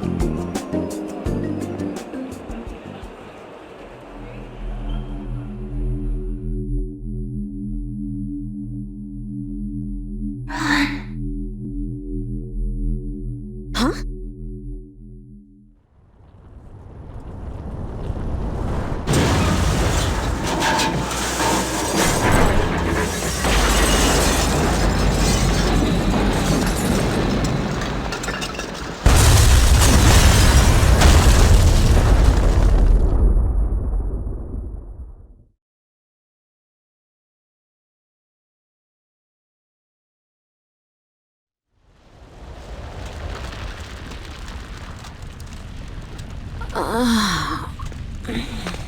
Maria! Are you hurt? I'm fine. What about everyone else?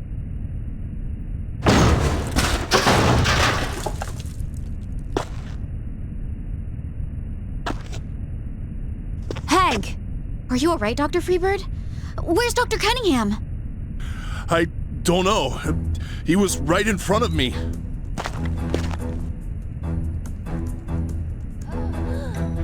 Someone help me!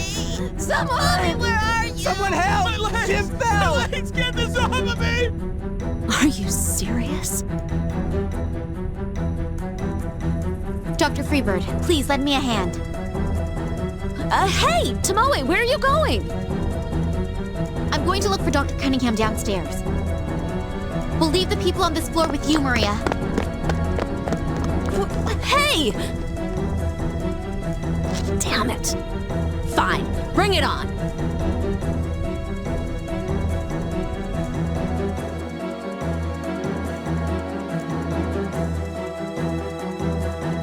It'll take about 6 minutes for the paramedics to come. I don't know how many people there are, but I have to help them. I can't expect any help. I'll have to do this alone.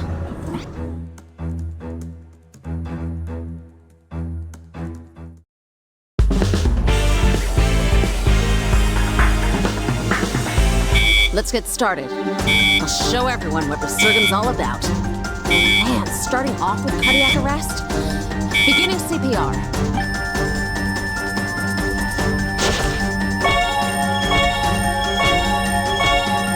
Chris is back, but can't transport him out yet. Damn it!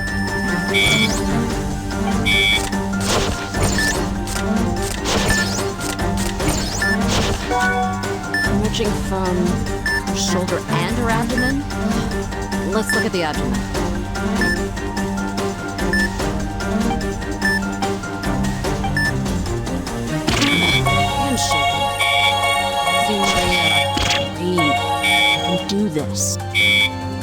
than I thought. I've got to treat her immediately.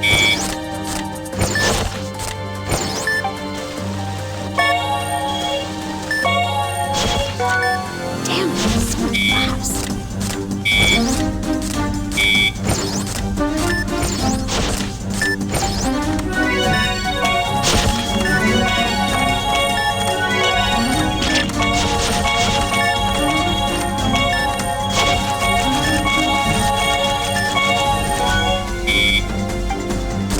Vitals don't look good. Both his legs have injuries.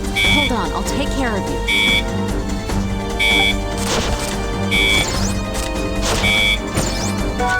Damn it, vitals don't look good.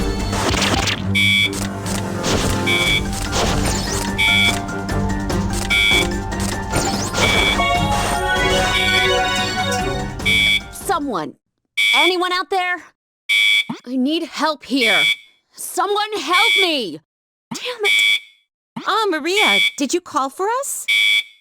Those who can lend a hand, please head to the south Get side. triage going and transport the wounded out. Lead out the patients that can walk. Get into 4-person teams. Even the paramedics. Why? All right, bring in the stretcher. Please be careful. Please Why talk do you to look so doctors nearby and surprised? confirm how they're doing. It's natural to expect some sort of backup to appear at accident scenes. Natural? That's right. There's nothing shameful or weak about cooperating with others. As long as we're alive, we can rely on others to lend us their strength. Even if you don't always want it. Isn't that right? Stand up, Maria. All of us have only one reason to be here. To save lives. I know that. Oh, yes, one more thing. What? You've done very well in keeping things in check until we arrive, Dr. Torres. Chief? We've still got one last battle to fight. There's no time to rest. Yeah, let's do this.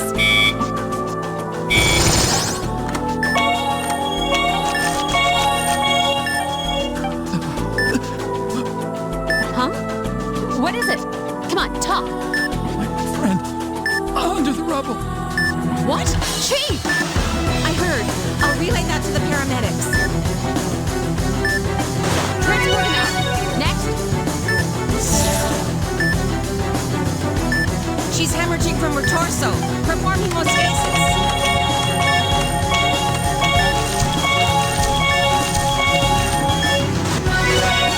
I've treated the abdomen. I'm gonna take a look at your shoulder now. The hemorrhaging's pretty bad here, too. Performing hemostasis.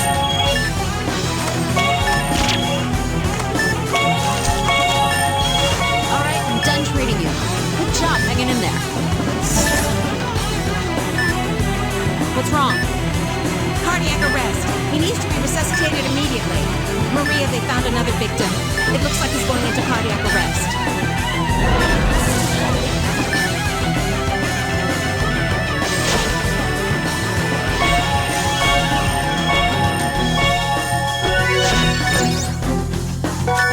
Beginning first aid. Did you say cardiac arrest?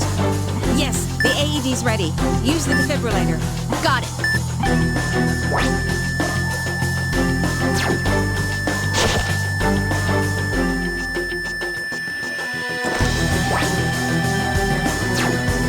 There we go. Beginning compressions.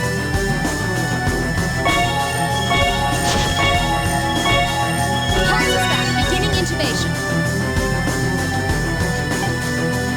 Come on, hang in there. Just a little more. Liv, please. Intubation complete. Get him out of here. Another victim's been found. Maria, you'll need to hurry.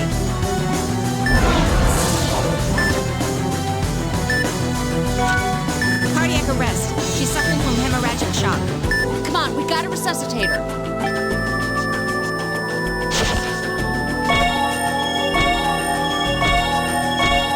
All right, she has a pulse. But she's hemorrhaging severely from her arm. Beginning treatment. Gotta hurry or she'll be in real trouble. I'm applying a tourniquet. First treatment complete. Next.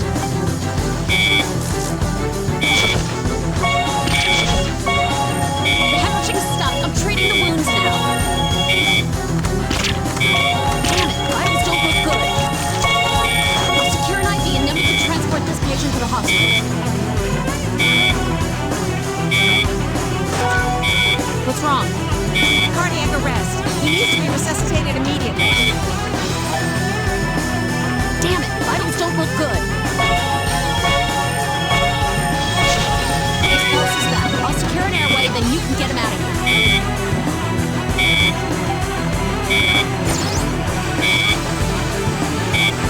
All right, you guys can handle the rest. There aren't any obvious wounds, but he's in a lot of pain. Maybe I should just ask. Damn it, vitals don't look good.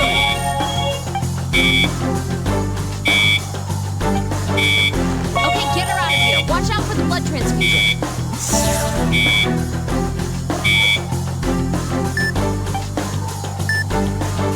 Just hold still and don't move.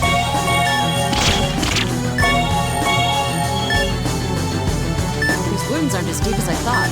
Don't worry, I'll take care of these.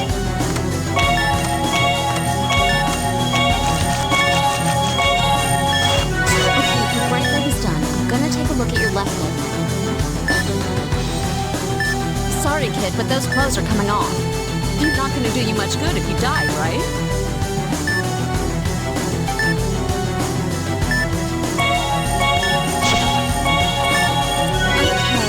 Hey, I'm gonna take a look at your injuries. Damn it, over here too? These ones are bad.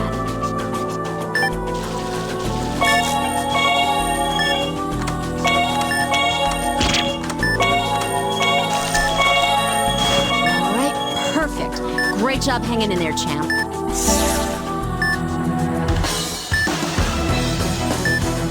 Hey, are you all right? Where does it hurt? My arms! Must be fractured. Here, let me take a look.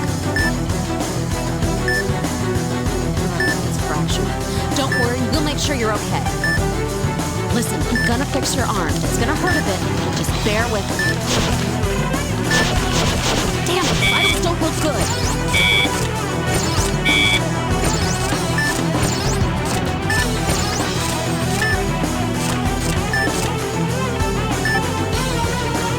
All right, now to use the splint. Hang in there.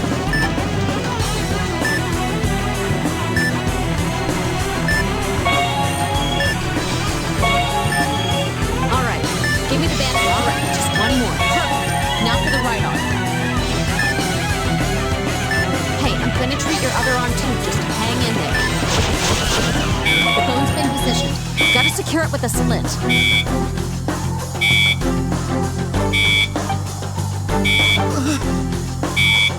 Hey, don't move. What's the matter?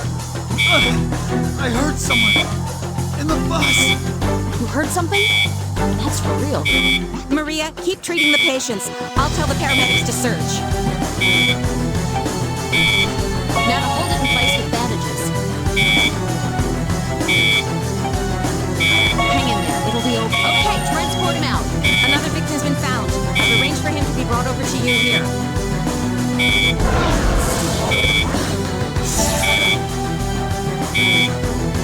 This is bad. There's no knowing how deep those wires are lodged in. We have to leave them alone and extract only the glass before moving it. Okay, good. Extract it. Crap, I have to avoid touching the wires. I've done all I can for him. We'll have to send him out as is. It's over? I did it.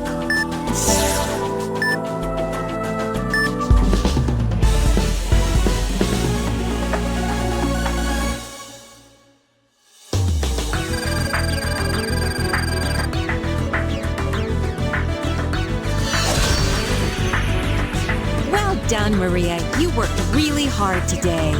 Oh, Chief. I'm glad you all came. Thanks.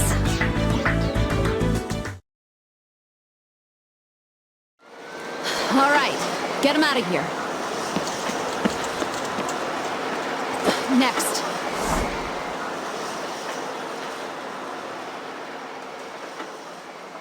It's over. All the patients have been transported.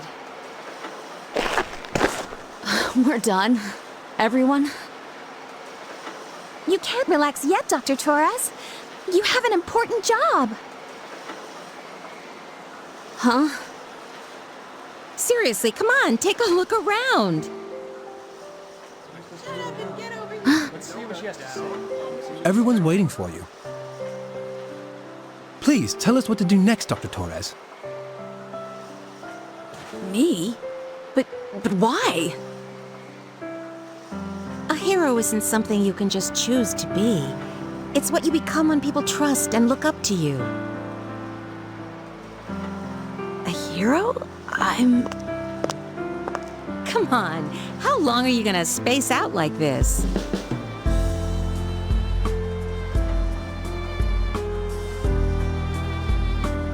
We're all counting on you, Miss Hero. Keep searching the area. Split up into groups. Everyone from Resurgam First Care, we're going below. Everyone stay in touch and work together. Let's go! Roger that. I'm going to look for Dr. Cunningham downstairs. We'll leave the people on this floor with you, Maria.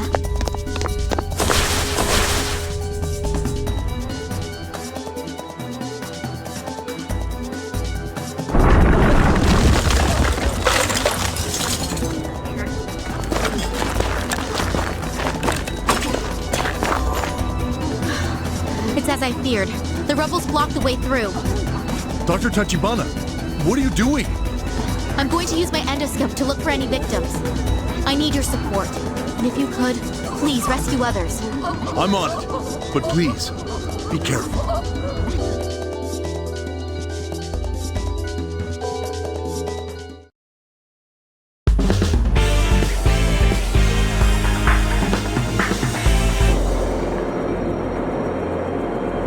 I'm going to investigate the rubble and find the victims. Even if we can't treat them now, if we at least know where they are, they'll be easier to rescue. The endoscope is a medical tool. It's not meant for this kind of treatment. Running into hard obstacles and walls will damage the endoscope. If the endoscope stops working, we'll have to stop the search temporarily. We'll need to be very careful as we proceed.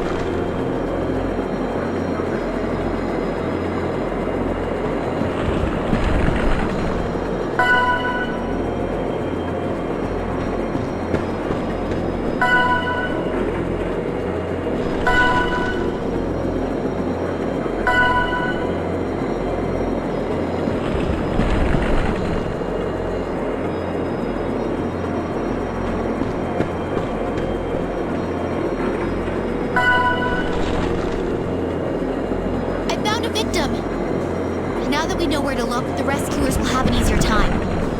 Dr. Tachibana! Dr. Freebird, how are the other wounded who needed help? They've all been taken to the first floor. The only ones left are the ones trapped under the rubble. Understood. Let's do our best until rescue comes. I have to reel in the endoscope. I need to examine it before we continue. The endoscope is working. I'm going to keep searching for victims.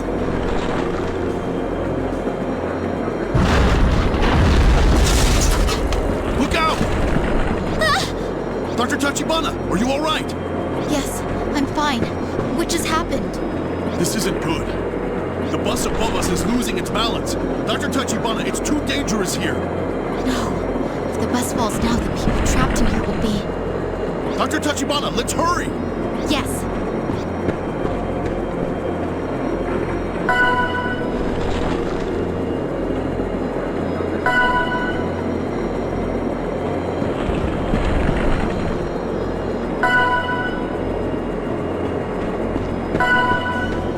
That tremor caused the rubble to shift. It seems the network of passages has changed. So our memories won't be completely correct. But we have to go on.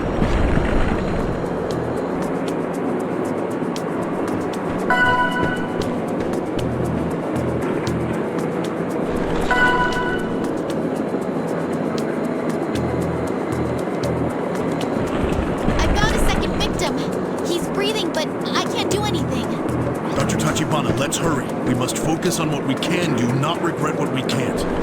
Right. I'll keep searching for other victims. Bring the endoscope back to the entrance, Dr. Tachibana. Then we can resume the search. All right. Rock solid. Please search for the next victim.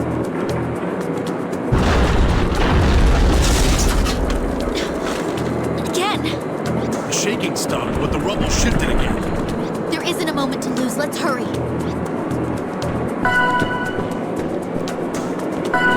It's...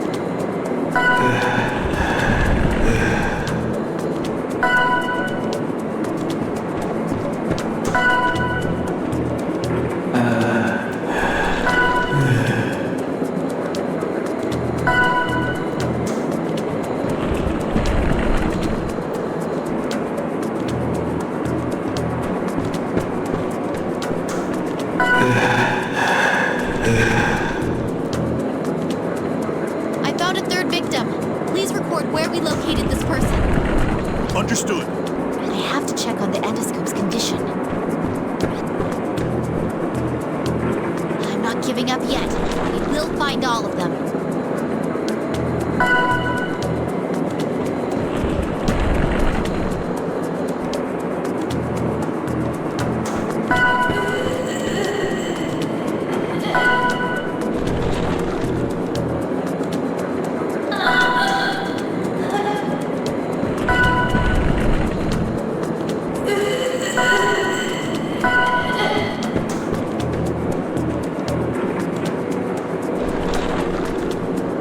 Something's not right. I feel like I've seen this place earlier.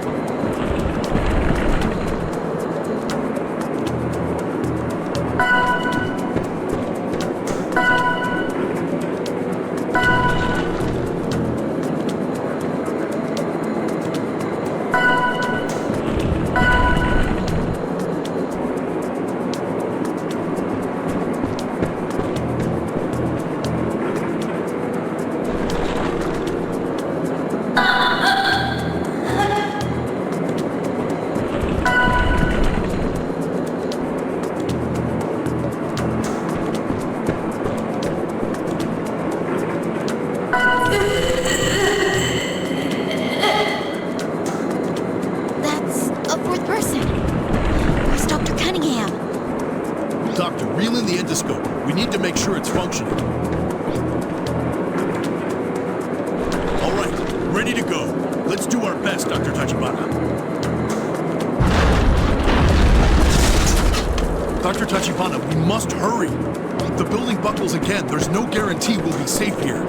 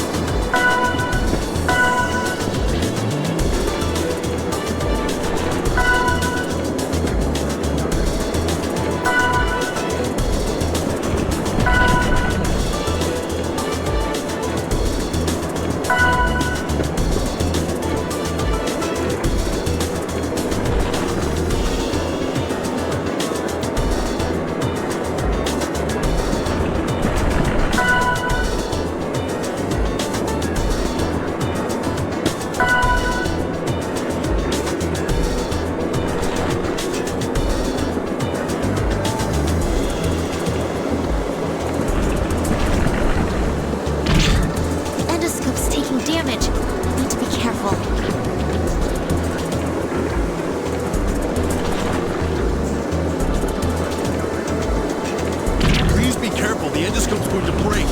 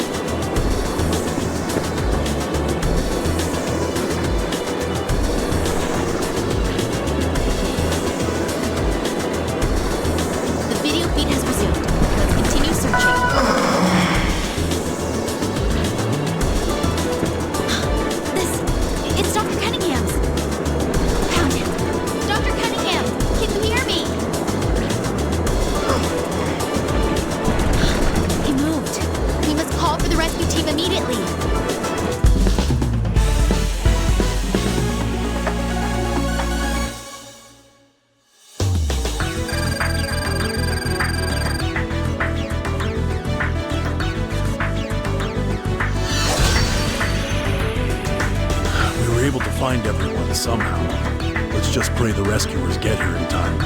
I can't do anything. I haven't changed at all. Dr. Tachibana, please get a hold of yourself. Being so discouraged won't help anyone.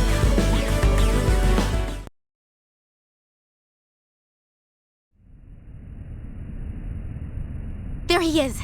Dr. Cunningham! Can you hear me? How is he? Is he all right? He's moving! He's alive! Right. Let's clear this debris and save... Look out! Get out of the way!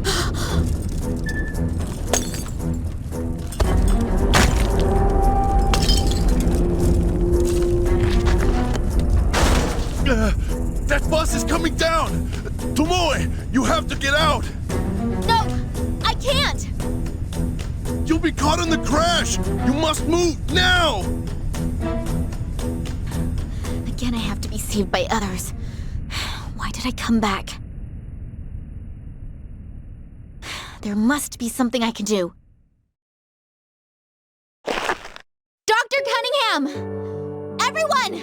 Can you hear me? It's going to be all right. You'll be rescued in no time. Dr. Tachibana, what are... It's against the way of honor to put my own well-being first. These people are waiting to be saved at this very moment. I will not run away. Come on! Get out of there! Run! Here it comes! You ain't going nowhere.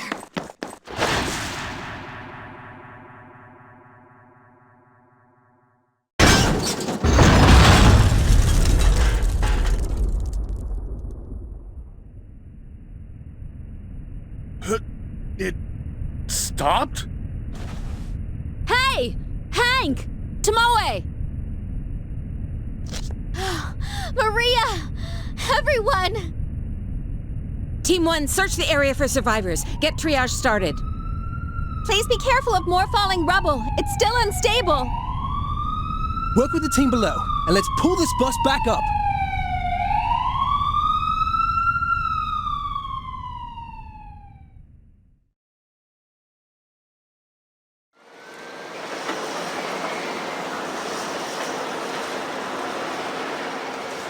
Yo. Dr. Cunningham! You're all dirty, kid. You're covering up your beauty, you know? I'm sorry. I couldn't do anything by myself after all. I heard you. Huh? Your voice. I could hear you calling to us. That's how I made it through. Thanks.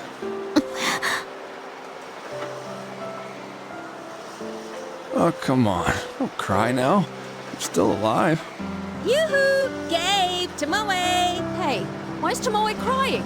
What did you say to her, you bastard? Moron. I was just... Shut up with your excuses. Besides, what kind of hell's moron wrong gets with hit you? by a bus? How would I have any control over that? Please Come calm on, down. guys, keep it down. We've got other patients here too. Slack.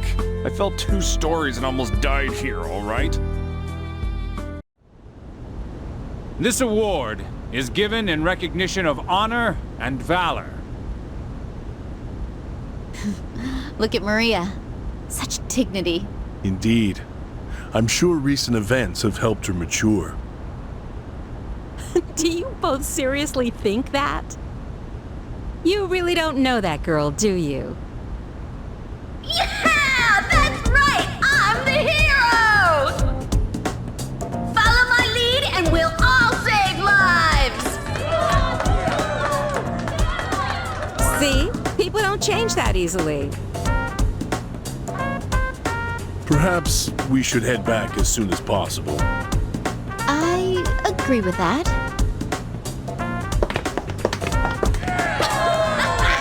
Being a hero kicks ass!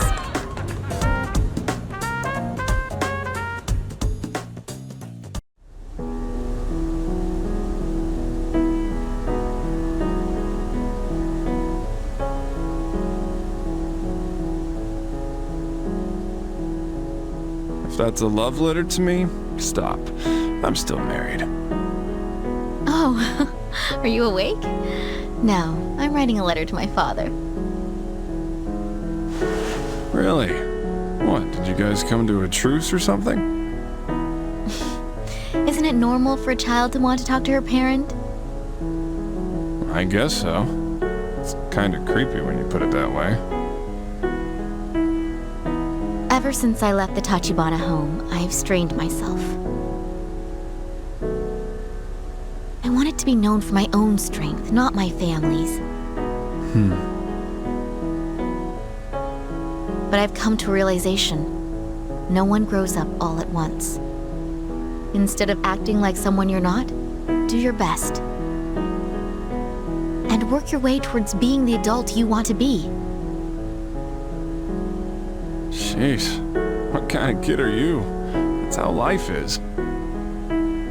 Well, the fact that you've realized that proves you've grown. Good for you. Try to take it easy from now on. Yes.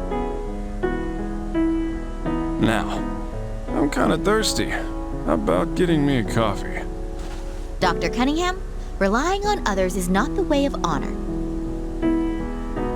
You must do what you can to help yourself. You just said that people shouldn't be straining themselves. Oh, I don't recall your arm being broken. Does it hurt? God! Oh, you idiot! Are you trying to kill me? Oh, I'm sorry. Are you alright? Ah, don't touch me. You're doing this on purpose, Not aren't at you? all. If it hurts, then it must be examined. Does it not?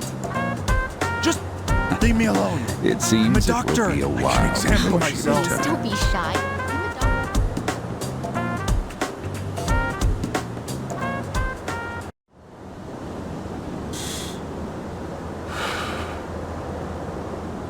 I thought you'd be here. The chief told us. Is it true? I've decided to file for divorce. I'm leaving Lisa. She'll get custody and I'll be a bachelor again. And what are you gonna do? After I leave here, I haven't really given it much thought. I'll just go retire somewhere and open up a rustic clinic. Well, we're all gonna miss you. Tomoe, Maria, even the kid. Don't give me that. You guys will replace me in no time. Well, we'll find another diagnostician, but... Gabriel. Old soldiers don't die, Hank. They just fade away. See you again sometime, okay?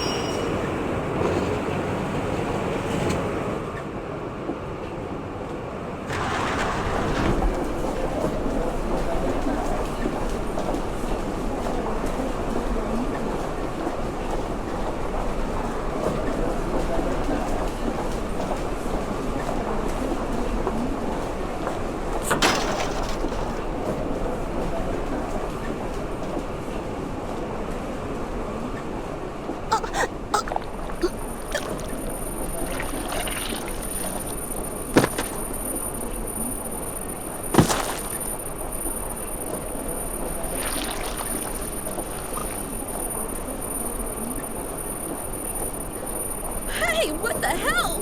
Someone's collapsed! Someone get help! Call for an ambulance!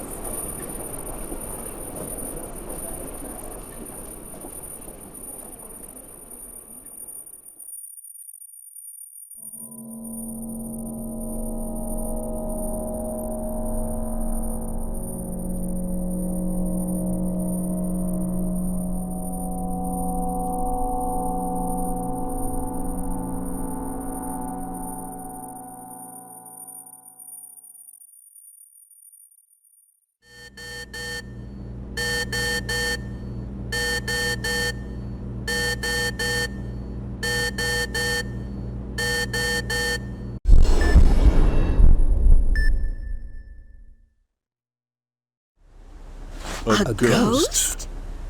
So, you're saying these accidents are this girl's fault? That's an unscientific conclusion.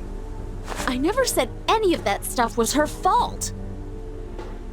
But she did say something about a beginning. Right, but what's beginning? Ugh, how should I know? It's rather hard to believe this all of a sudden. Ghosts do exist. Illusions are more likely to be seen in times of deep stress. like a desert caravan seeing an oasis. You want to see it. You. I remember you from that bombing. I believe I haven't introduced myself yet. I'm Naomi Kimishima. I'm a researcher at CIFM. And Naomi, what did you mean earlier? In other words, the ghosts exist for those who see them. In the viewer's mind, that existence is an undeniable truth. So that means we need to give Maria some time off. Uh-oh, have I been working her too hard? Damn it, stop making fun of me! In any case, you're... You are the only one who can know the truth you saw. You should at least remember that. Chief! What is it? Dispatch is calling for paramedics to get to Portland. A lady's passed out in the transit center. She's bleeding out. Hank and Maria, get there. Emma, Darnell, prep the OR. Roger that. Understood.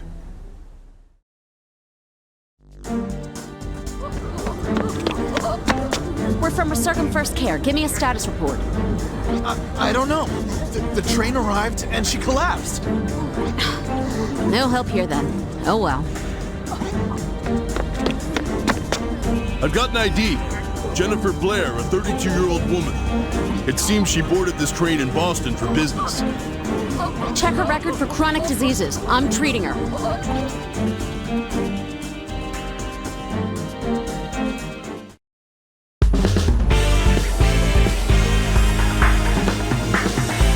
What the hell? I've never seen anything like this. Maria! We've got word from the dispatch center. The paramedics will be late. What? We need more people right now. Have them send a helicopter or something. There's been a tunnel accident somewhere else. We'll have to keep people stable until they arrive. Damn it, what a pain. Anyway, let's examine the patients. We have to at least give them first aid. All we can do is keep the vitals stable. Convulsions? I don't get this at all.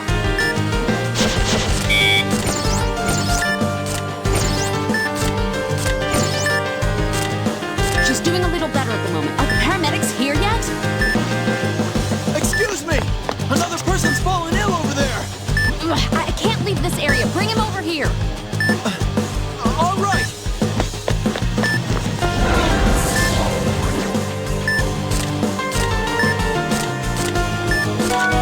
What?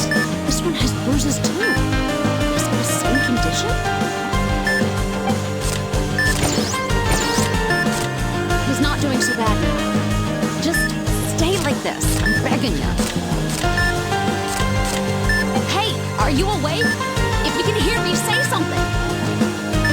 This is terrible! There's another customer vomiting blood! Maria, this isn't good. Something's not right. I know that. All we can do is treat what we can right now. Line the patients up.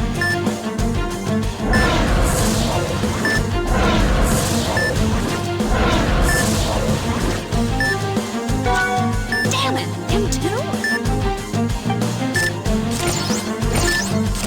He's stabilized. I'm examining the next patient before it's too late.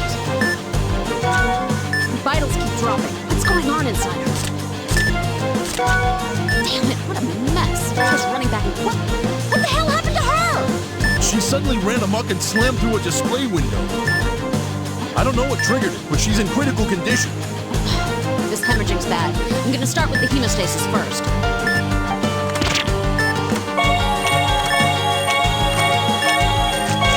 glass has been removed. I'll begin cutting her clothes and covering the wounds.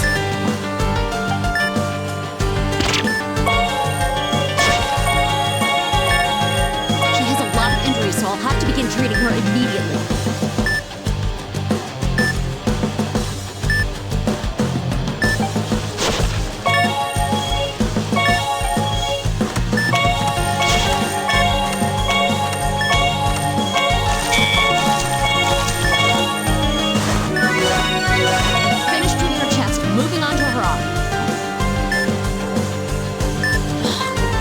guide too. I gotta get her clothing out of the way first.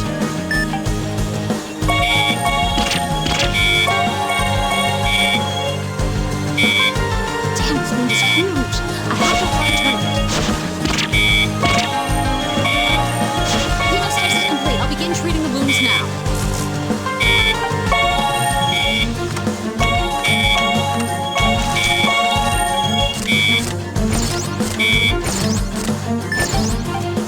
Alright, I'm done. Moving on to the left arm. Just a little more. We'll be over soon, so just hang in there.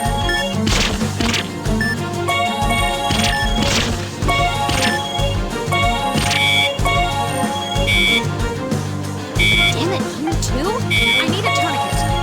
Right, bleeding stopped. Treating the wounds.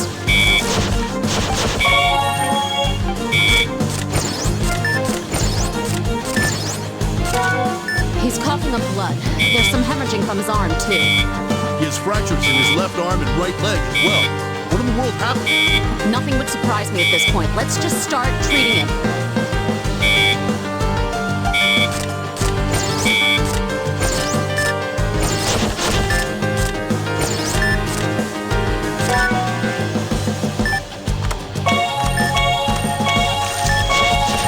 Treatment complete. Now securing an IV and beginning a transfusion.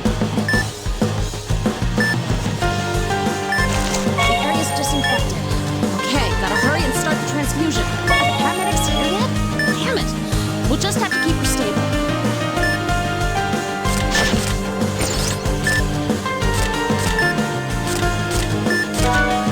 Vitals keep dropping. What's going on inside?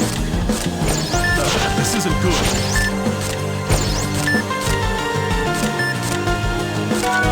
Damn it, what a mess. This running back and forth's gonna kill me.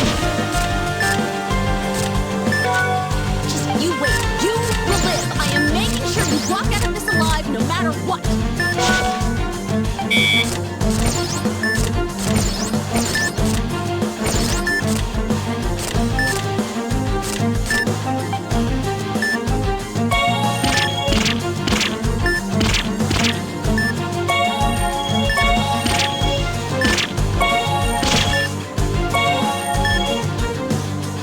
The laceration itself isn't that deep. Starting immediate hemostasis.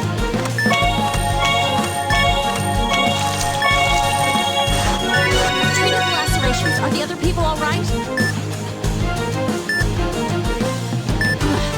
It's bent pretty badly. I have to relocate it.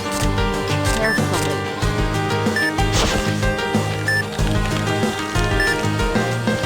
All right, doing great. I have to secure it right away.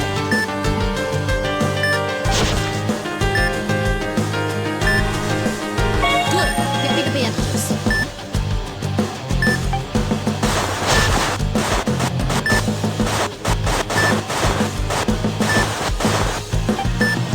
There's one more spot to see. The left arm's been treated. Moving on.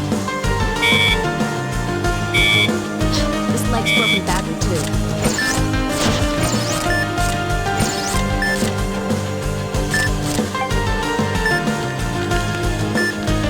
I've repositioned his tibia. Now to secure it with a splint. Rock solid. Now use bandages to hold it in place.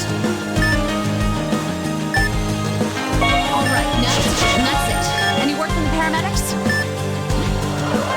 Maria, we just got word that they've arrived. We can start transporting patients.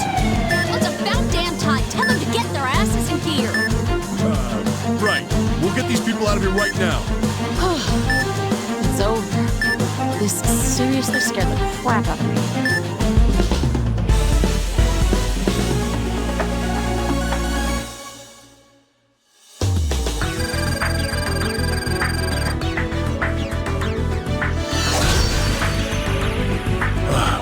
We made it through. Are you all right, Maria?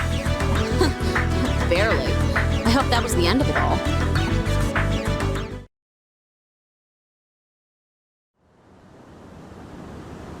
Okay, I'll leave the rest to you.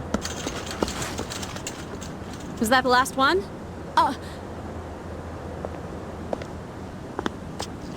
Hey, you. We're not sure if it's over, but the people are...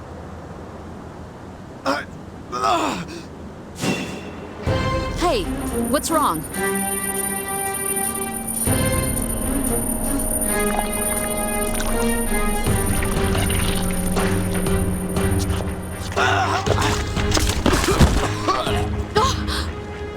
Someone get over here! Hey!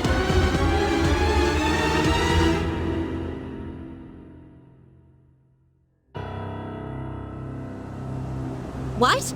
I can't hear you. Speak up. Anyway, I don't know what's going on, but this isn't normal. Call up the CDC. Have them declare a state of emergency. We already did. It's also in Peaks and Shabig. We can't explain it. Listen up. Once your backup has arrived, immediately... Huh? Oh, it got cut off. Maria, I need a hand! Yeah, I'll be right there.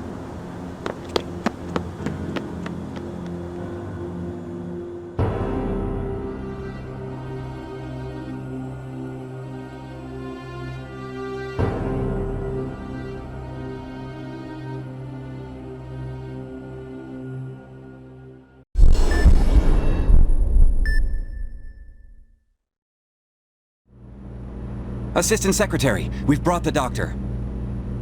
All right.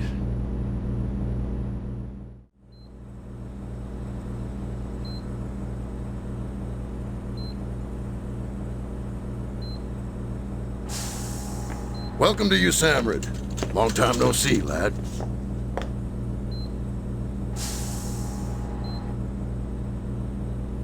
So you're behind this. I knew something was odd. I don't do house calls anymore. What do you want from me?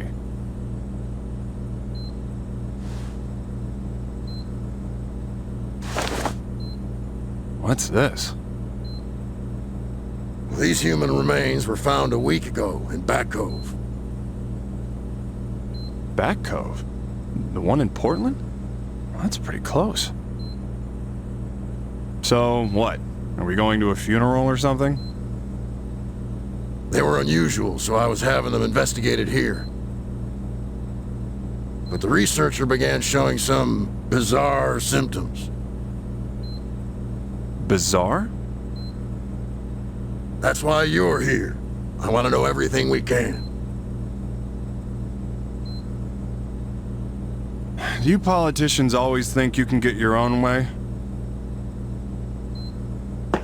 Sell your nonsense to someone else. I'm going home. I'll pay whatever you ask and get you anything you need.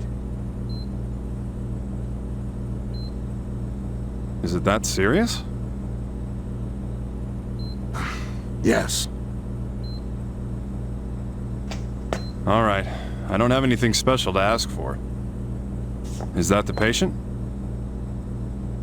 That's right. Wear this during your examination. Oh, great. A mask. I feel so safe now. I could just cry. Well, if it was airborne, there'd be a lot more patients to see.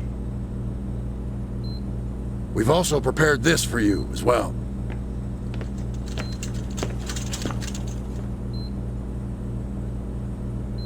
Good morning, Dr. Cunningham.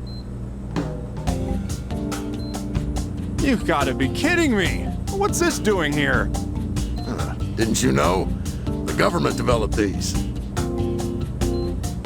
There are more units than just the one you worked with. It's had the data from Resurgam copied into it. Problems? Ah, sheesh. Now I see why taxes are so high here. Did you have something else to add? Nope, not a word. Let's get this diagnosis underway.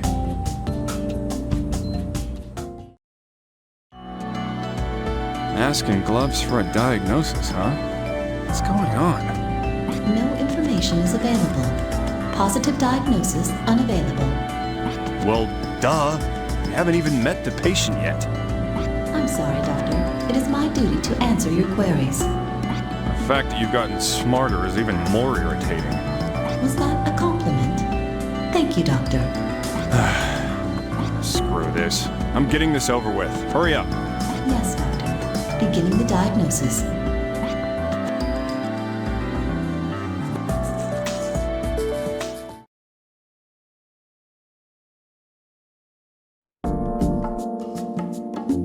At ease, soldier. So, you're pretty young. What's your name? Huh? What's wrong? Don't tell me. Are you having trouble speaking? No, sir. I just haven't been ordered to cooperate with you yet. Are you serious? You can't even tell me your name without a direct order? Doctor, one soldier acting on his own can throw a wrench into the entire machine. A wrench, huh? Well, alright then. I mean, we can't have tools flying all over, can we? Hey, Roni, call that fat-ass SOB up right now. Tell him to hurry up and give this man some orders. Understood, Doctor. Please wait a while.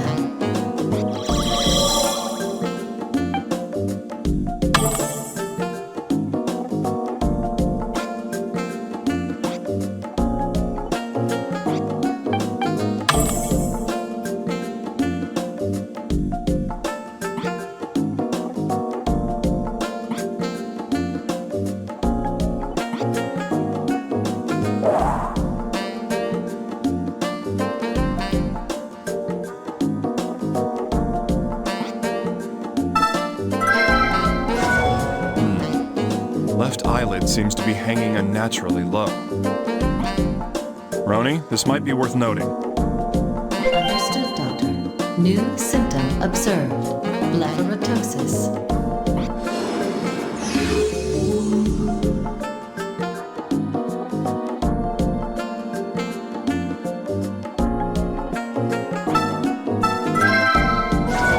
Well, the patient's left and right arms are different sizes.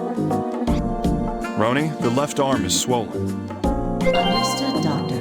New symptom observed. Swollen arm.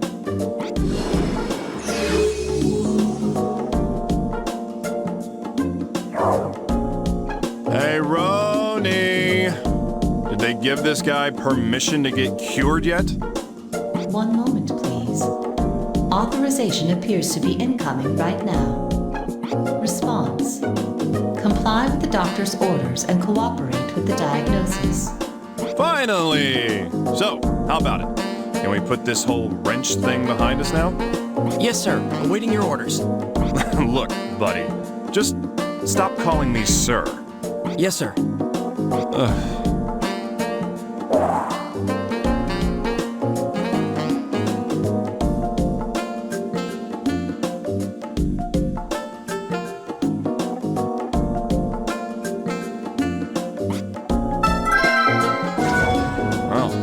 Fingertips are unusually swollen. Roni, write that one down. Understood, Doctor. New symptom observed. Swollen fingertips.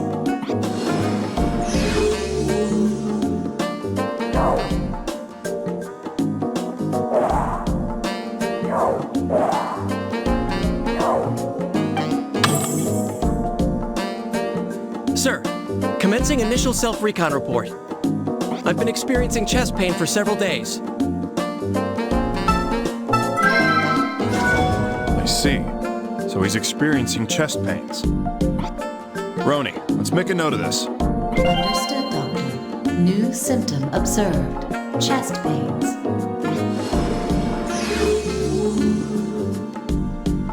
I've been coughing up bloody sputum.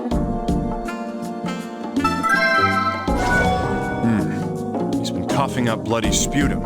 I see. Roni, that's definitely worth noting. Understood, Doctor. New symptom observed. Bloody sputum.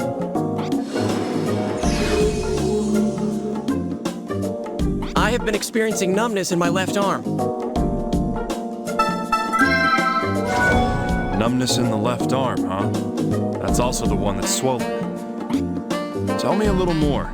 Is it just the left arm that's numb? Yes, sir. That is the limit of what I have been able to ascertain. All right. Enough with the absurd treatment. And Roni, record the numbness. Yes, sir. Understood, sir. New symptom observed. Numb left arm.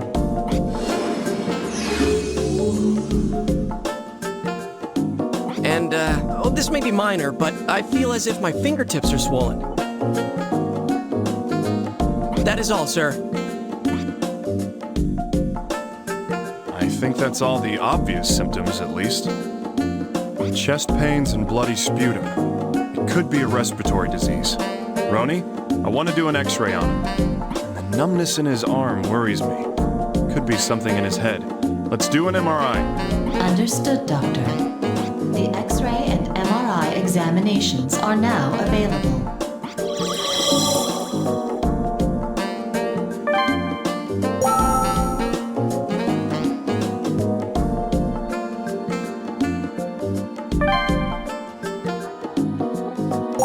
Doctor, the X-ray and MRI images are ready for you now. Excellent work. Let's take a look at him.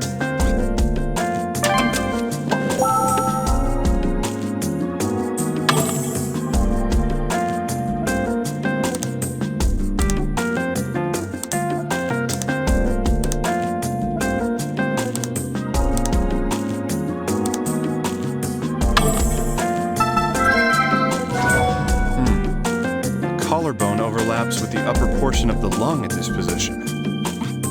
Roni, it's a tumor shadow. Understood, Doctor. New symptom observed.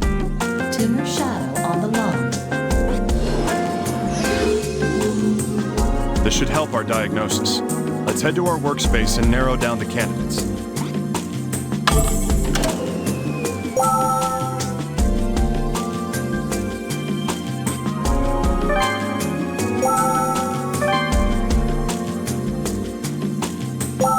Time to narrow down candidates. Roni, you ready?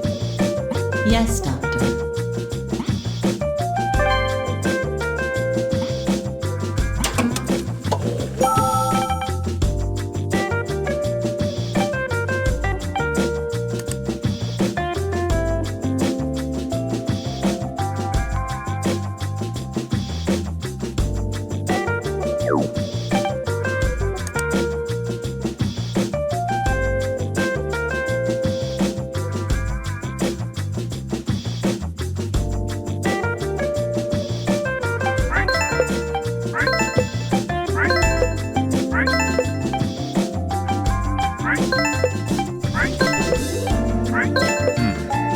Symptoms point to a Pankos tumor.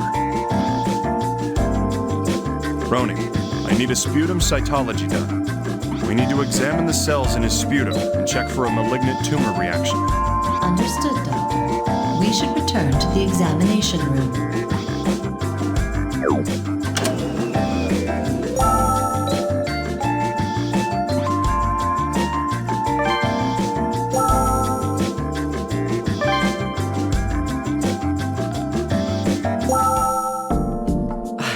Thank you for your hard work, Doctor.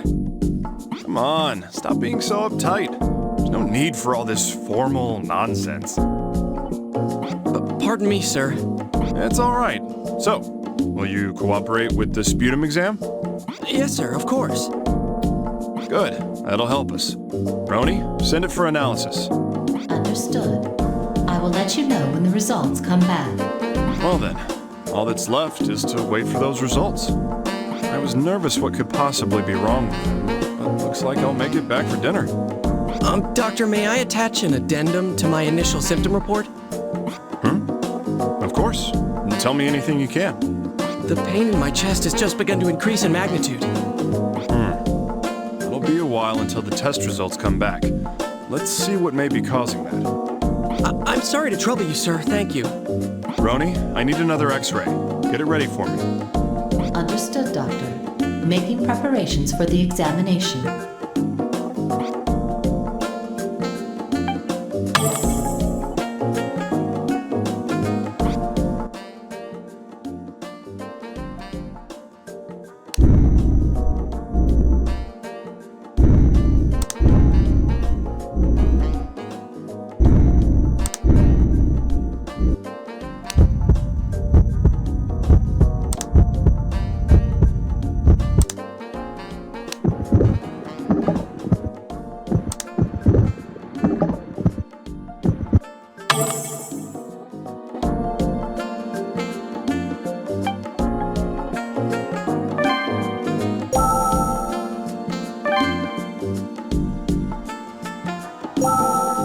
Sorry again, Doctor, but it It seems that my chest pain is getting worse.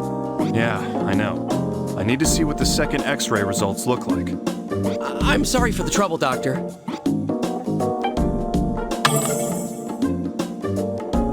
Sir, commencing initial self-recon report.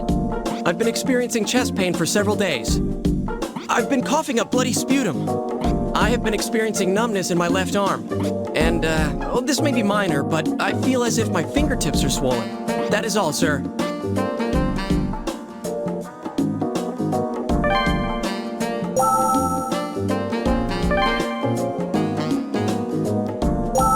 Doctor, the latest X-ray results are ready for you to review. Great. Let's have a look.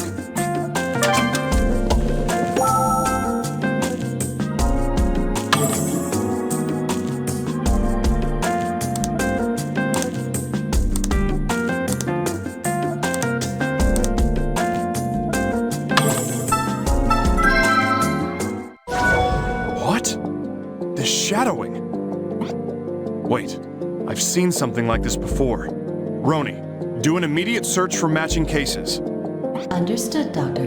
One moment, please. 1 case match. It is a patient diagnosed with an illness similar to Kaposi sarcoma at Resurgam. If I recall, the patient went through drastic condition changes one after another.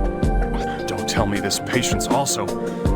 Damn it. I have a bad feeling about this. Anyways, there's nothing we can do right now. We just have to wait for the lab results.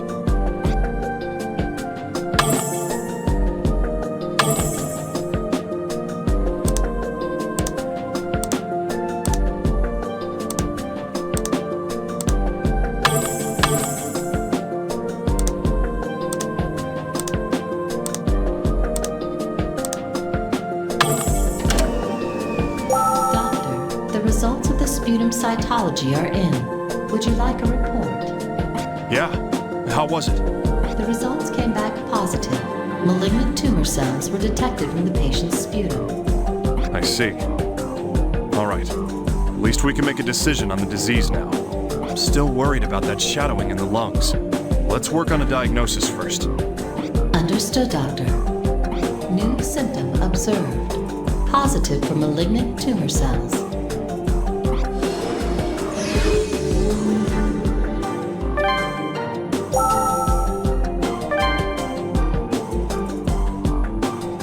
Time to narrow down candidates. Roni, you ready? Yes, Doctor.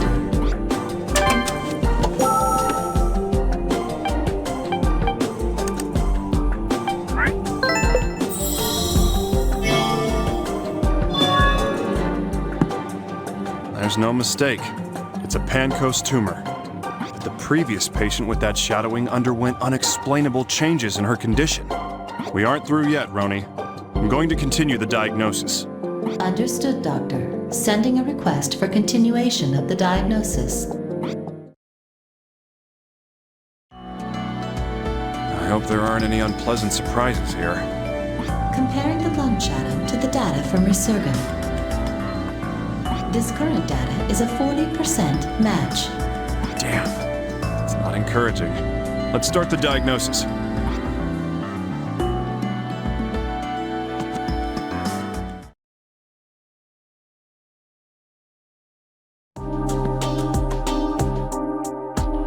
Now, just as I thought, we found a tumor in your lungs. But something odd's been found too. I'm sorry, but I'll need to look into it more. Huh? What's wrong? Are you in pain? I have a daughter. She'll be turning 3 this summer. I see. Well, all the more reason to hurry your exams along. Wouldn't want to miss your daughter's birthday and have her run off with some boy, right? Of course not, sir.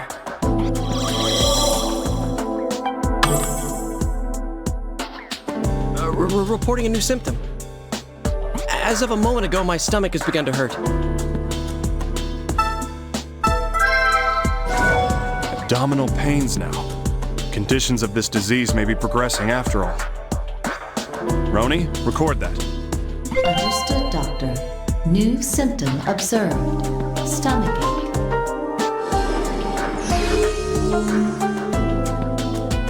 That's all, sir.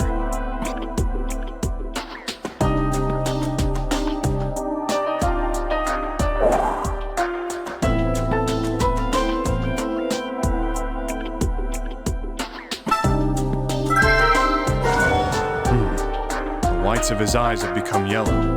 It's jaundice. Roni, you know what to do. Understood, Doctor. New symptom observed. Jaundice.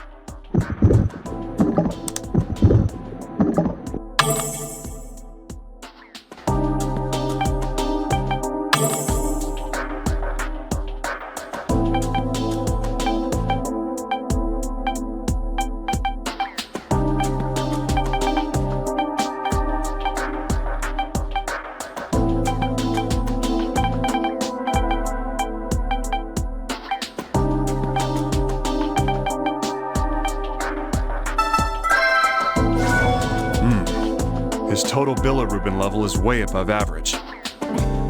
Roni, add that to our shopping list. Understood, Doctor. New symptom observed. High total bilirubin level.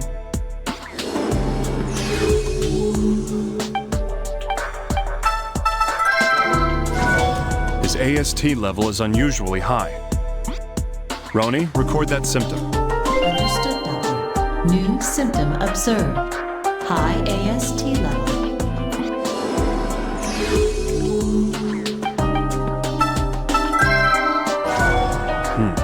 He's got a high ALT. Roni, that's not normal. Understood, Doctor. New symptom observed. High ALT level.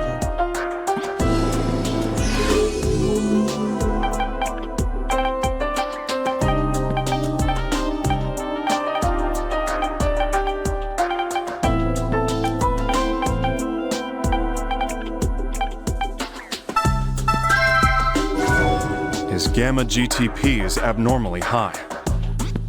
Roni, you getting all this? Yes, Doctor. New symptom observed.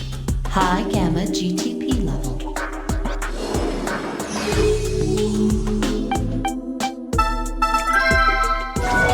His LAP level is definitely beyond the average range. Roni, make a note.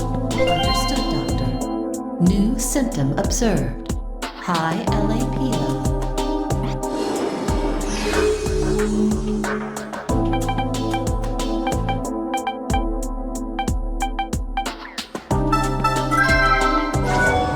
The PIVKA2 level's too high. Roni, make a note of it. Understood, Doctor. New symptom observed. High PIVKA2 level.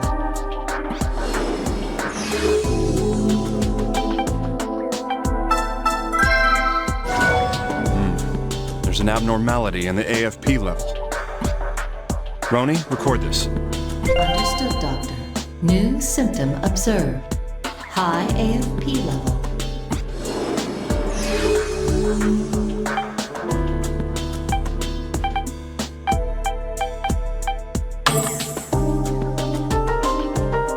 Well, we've got some more things to consider. Let's sort them back out at our workspace.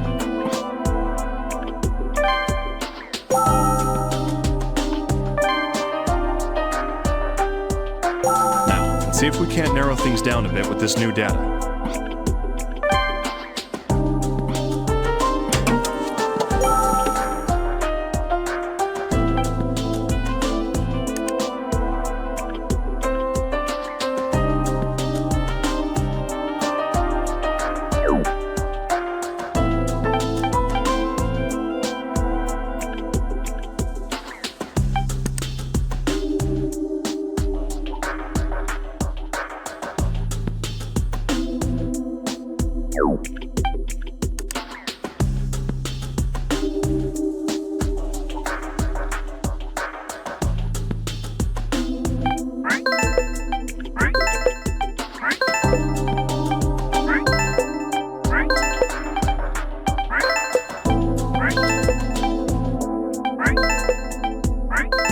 malignant liver tumor?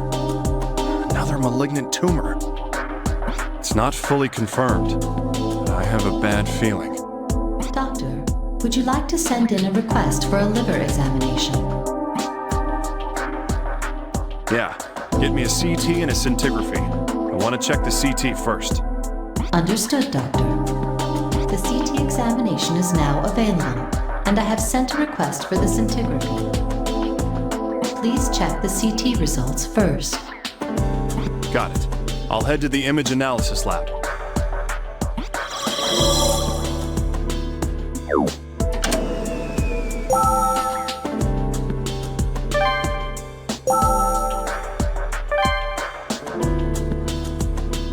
Doctor, the CT scans are ready for you. Yeah, let's get to it.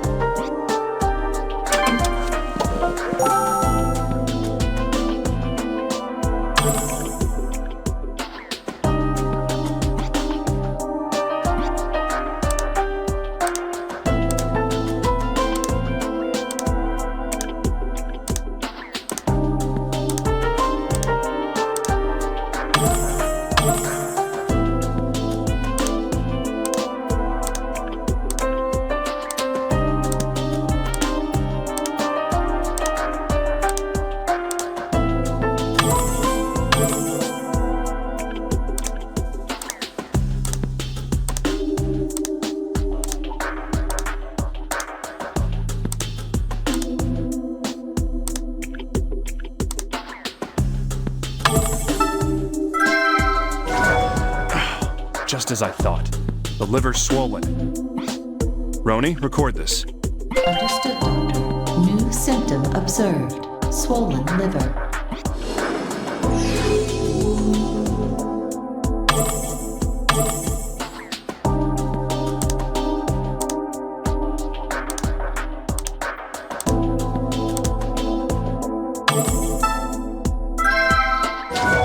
This light shadowing. Is this a tumor? Roni, collate it with your data. Check if any cases match this. Understood, Doctor. Beginning collation. Probability of relevant correspondence is 58%. Since it isn't a clear shadow, it's impossible to collate it further. Too close to make a call. I'll need to double check this with the scintigraphy after all. Roni, bring up the scintigraphy results. Are they ready? Yes, Doctor. The scintigraphy is now available.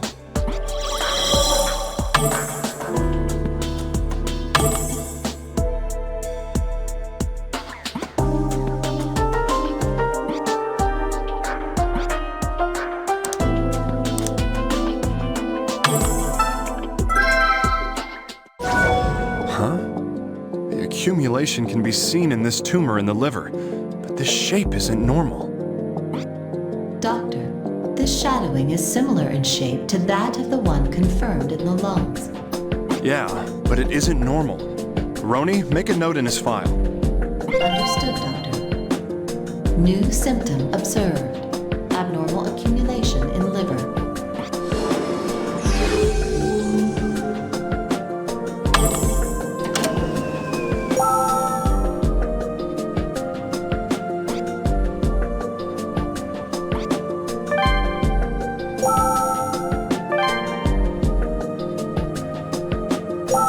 More data, Roni, so I think it's time we decided on a diagnosis. Understood, Doctor. Making preparations now.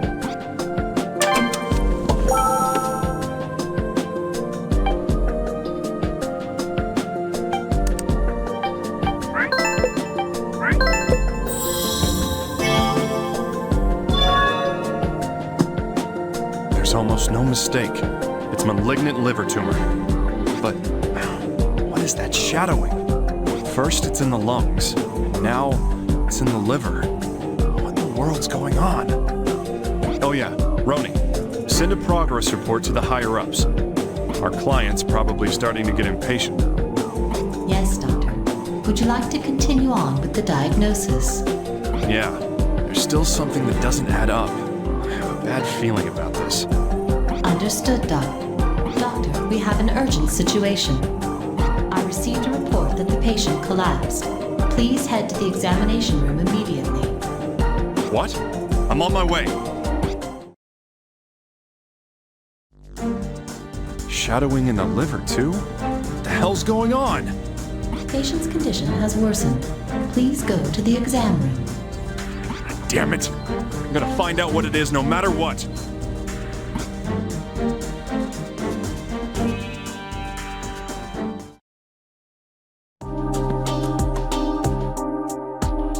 Oh, doctor. You don't look well. I heard you collapsed. Are you alright? I just lost my balance. I'm sorry, sir. No, it's fine. But don't strain yourself. If you don't feel well, you need to lie down and... Doctor? Huh? What is it? I'm afraid of death. The fact that I might die from this, it frightens me quite a lot, sir. I'm a failure as a soldier. Of course you're afraid, you dimwit. Huh? Everyone feels that way. After all, when you die, that's it. Doctors, soldiers, everyone's afraid of dying. Now, if you understand, turn around and look at me. Let's run some more tests.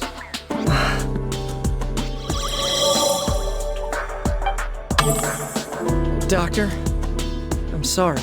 I can't cooperate with the examination any longer. Huh? What do you mean? I was just given an order to cease all my cooperation with your diagnostics. What? That's impossible. What are you talking about? He is correct, Doctor. I have just confirmed that order. Our clearance for using the image analysis lab has been revoked as well. Pending further discussion, the Army will not let us diagnose him any further. Well, screw that! Who gives a damn about their politics? His condition is getting worse. Are they gonna just let him die? I cannot say, Doctor. However, given recent actions, that appears to be their intent. What? Doctor, it's all right. If you start making a scene, you won't be safe either. But you really tried your best to help me. Thank you from the bottom of my heart. Damn it! Roni, isn't there some way? There is not, Doctor. I have confirmed the existence of a spyware program installed on my hard drive. Presumably, if we examine the patient further, the Army's leaders will be alerted. Think. There's gotta be a way. Dr. Cunningham, I have finished analyzing the spyware program. Huh? You can do that? I cannot delete it, but I have an understanding of its parameters. The program triggers an alarm whenever it registers direct diagnostic activity. All right. What are you getting at? It appears that if we make idle conversation with our friend, they will not be alerted. Ah, I see where you're going. Great job, Roni. Whoever put that spyware together sure did a great job. Doctor, what are you going to... Oh, nothing. By the way, soldier, we're friends, right? Huh? If you say so, Doctor. Is that so? Then, let's have a friendly chat, shall we? Two buddies, chewing the fat. It's not like I'm examining you or anything, right? Ah, yes, sir. I mean, Bud. Now then, I'm going to initiate a fun little chat with my friend here. And of course, it's just idle banter. Not at all an examination or anything clinical. That means I'll have to make sure to pay attention to everything that comes out of his mouth. Mr. Cunningham. Thanks for coming to chat with me. Let's see, why don't I tell you about my life in the Army? We soldiers go through severe conditioning training every day. Because of that, even sitting still like this, sometimes my muscles hurt so bad that I can barely stand it. Muscle pains, huh? You don't say. Hey, Roni, can you jot that down? It's not important. Just a memo so I remember my friend later. I would love to do that. Meaningless friendly observation. Muscle pains.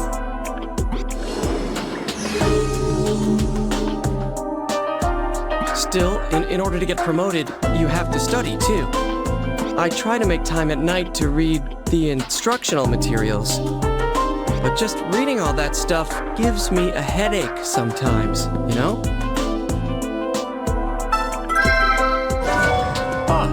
Your head hurts, you say?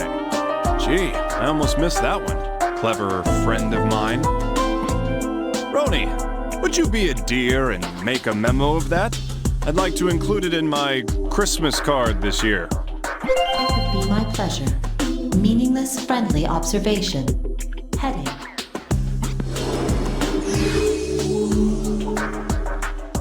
Oh, but it's not all bad. The meals are usually pretty good. But sometimes I feel like there isn't the right balance of ingredients in the food. Right balance, huh? Somehow I don't think he meant the food. Still, he is my pal and all. I should make sure he's eating right. Army food's famously terrible. Roni, could you make a memo? Sure would suck if he got anemic from what they're feeding him here. That is awfully sociable of you. Meaningless friendly observation. Anemia.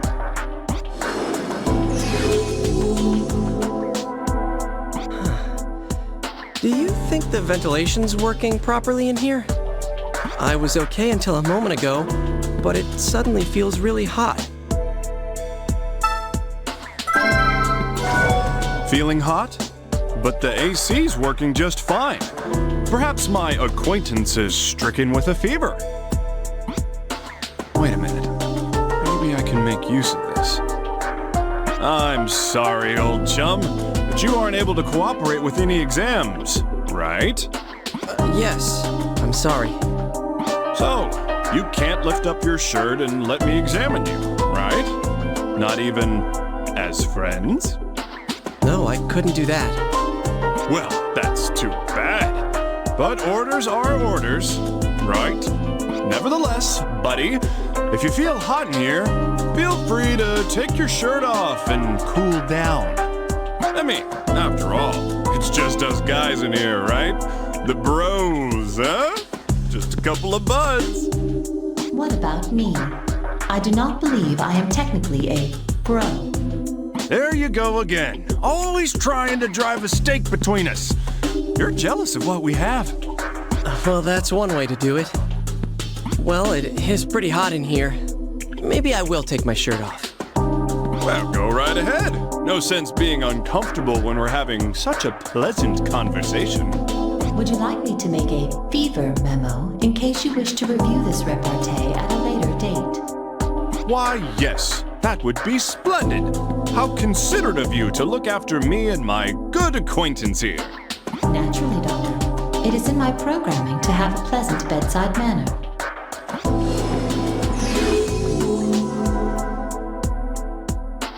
Mister, you've been a good friend. I trust you'll know what to do.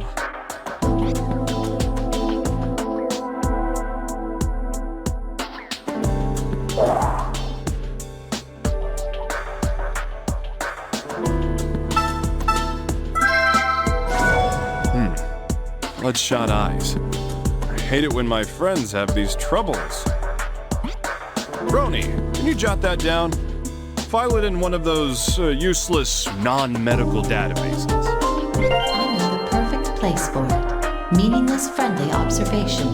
Bloodshot eyes.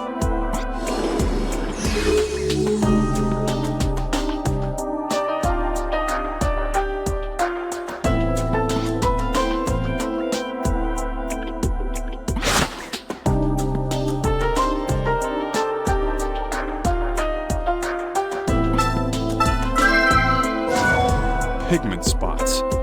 That's not a good color. Roni, this is very rare. Bravo to my friend here for displaying such exquisite coloring. I'll make a memo on its rareness. Meaningless friendly observation. Pigment spots on skin.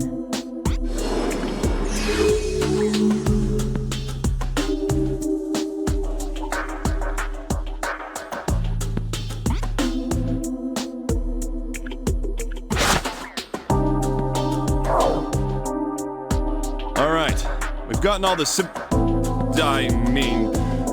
man, oh man, that was a riveting discussion. Roni, I think my old pal needs his rest. Perhaps we should return to our workspace and rest as well? I agree, Doctor.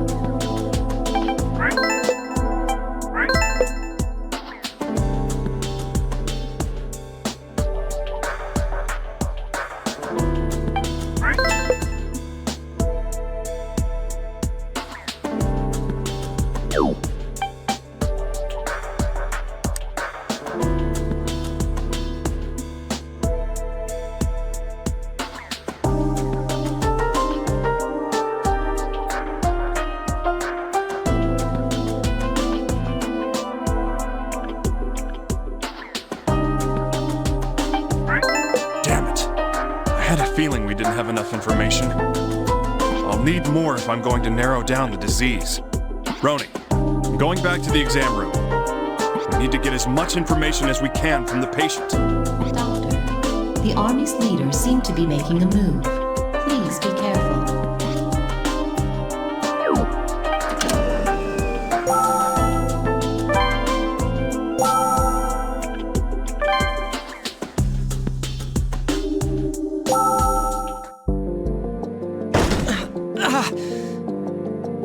Hey, what's the matter? Stay with me. But it suddenly... I need to examine you immediately. Just hang in there. Breathe.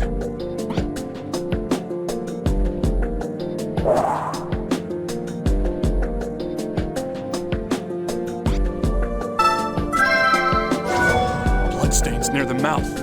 Is this him coughing up blood? Roni, there's signs of hematemesis.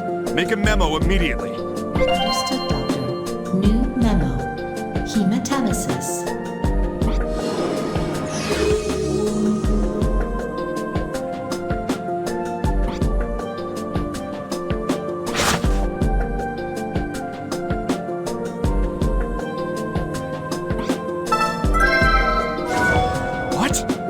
hemorrhaging from the pigment spots. Roni, this isn't good. This... New memo. Skin hemorrhaging.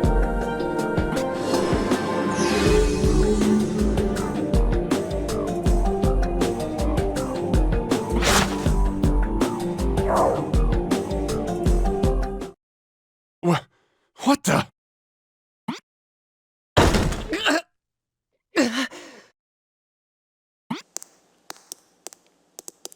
Patient's vitals are dropping. He is in a dangerous state. He's coughing up blood. I'm halting the diagnosis. Roni, open up this section's door. Hurry and get someone. My access is denied. What? I don't care how you do it, just get this door open immediately. Doctor. Huh? What is it? What's the matter? Please, keep learning what you can. You idiot! First aid is more important than that, right? I know I'm not gonna make it. What are you saying? You're gonna see your daughter, right? Then hang in there. I'll get you treated. They won't open the door until you're done here. You've got to know that by now. Whatever I've got is already spreading to the outside world.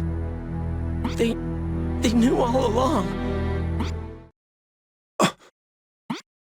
If that's the case, then that bruise was... If you find out what this is right now, it won't be just me or my family. Families everywhere will suffer.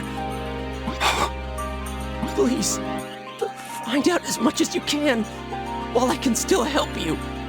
Damn it. All right. I'll unmask whatever you have right now.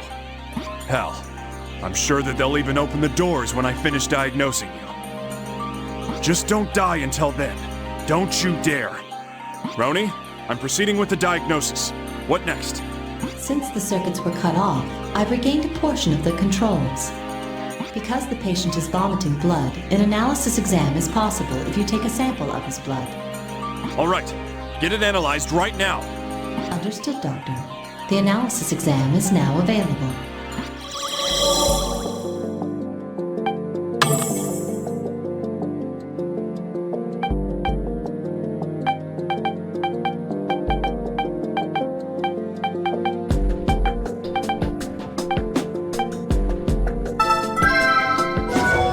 White blood cell count is abnormally low. Damn it. Roni, make a record. Understood, Doctor. New symptom observed. Low white blood cell count.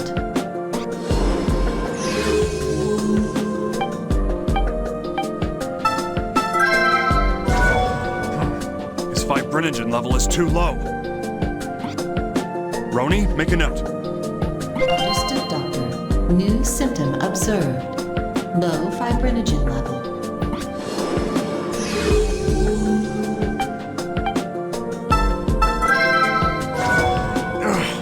His APTT level is high. Roni, it's way above the normal range. Understood, Doctor. New symptom observed. High APTT level.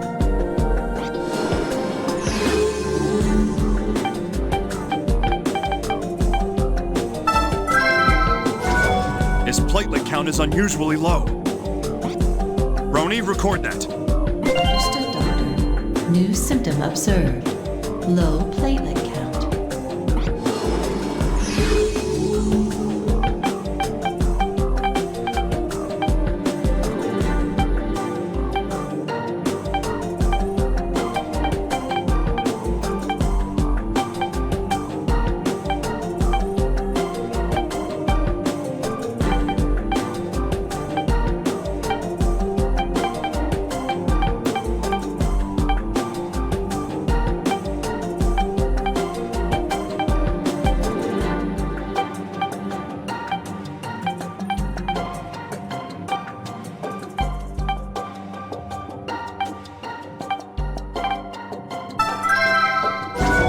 His blood pressure's low. If this keeps up... Roni, mark it down.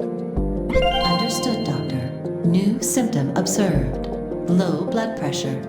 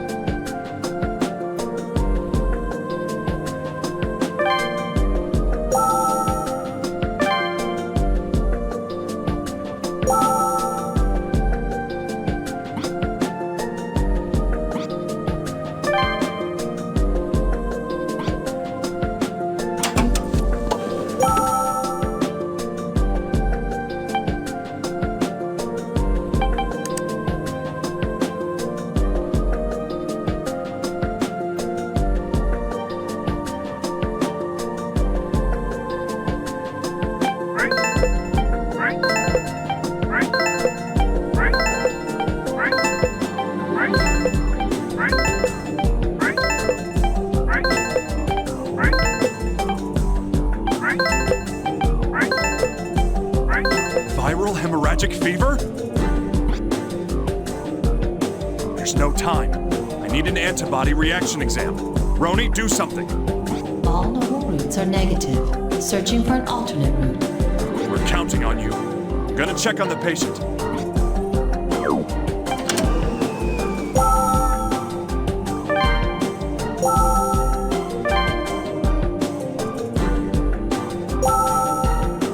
Hey, you still alive? The diagnosis is almost over. Doctor. This isn't good. His consciousness is slipping. The only thing I can do is... Hey, don't pass out! Come on, keep talking to me. I don't care what, just keep talking to me! Yes, sir.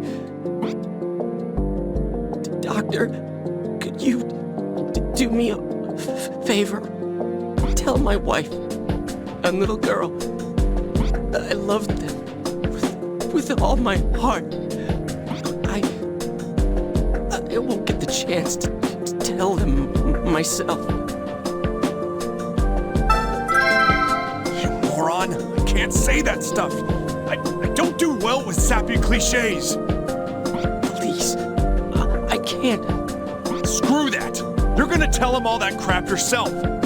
You're going to live, and you'll go home a proud man. Brag to your daughter that it's all thanks to you the world's safe. The world? That'd be nice. It'll be awesome, right? And then you'll hold your wife and give her one hell of a kiss. You're such a funny person. The army's going to have to cover up how I died here. Doctor, I am proud that I was able to be useful to a wonderful doctor like you. Doctor, sir, please don't let me die in vain. Please keep this country safe. That's my last wish. Jeez, I can tell your condition's really bad because you think I'm the kind of guy who can say that stuff. I'm just not that guy. I don't do the whole love your country thing. I half-ass my way through work just so I can half-ass the rest of my life and get by in one piece. Please, you're a good person. I'm sure you can... No way! Hell no! I can't do it! But I do know one person that can do something like that. Someone besides you? Yeah, not me. He has a strong sense of justice, and he loves his country. Then again, it's because he's a soldier. He's a patient of mine. A patient? Who? Talking about you, you moron. Who else would there be besides you? Now listen to me. If you have time to complain, then you have time to hurry up and get better. And then come to my office. If you're willing to do that, then I'll help you too. Me? All right. I'll definitely go.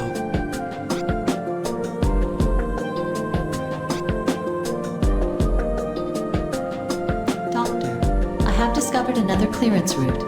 The exam has been done and the results are in. All right! I knew you could do it. Tell me the results immediately.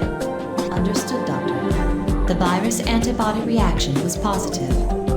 Oh, I knew it! We need to finish up this diagnosis immediately. Understood, Doctor. New symptom observed. Positive antibody reaction.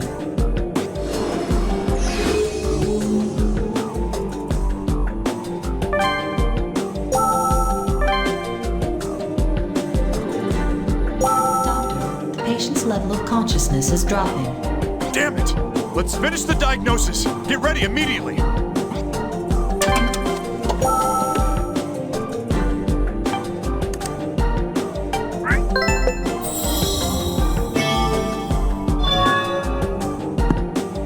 There's no mistake. It's viral hemorrhagic fever. Diagnosis complete. Get someone, a medical team in here now. Treat this man. My access has been restored. Doctor, someone is coming this way. So, the bastard finally shows up. Damn it, I've had enough of this.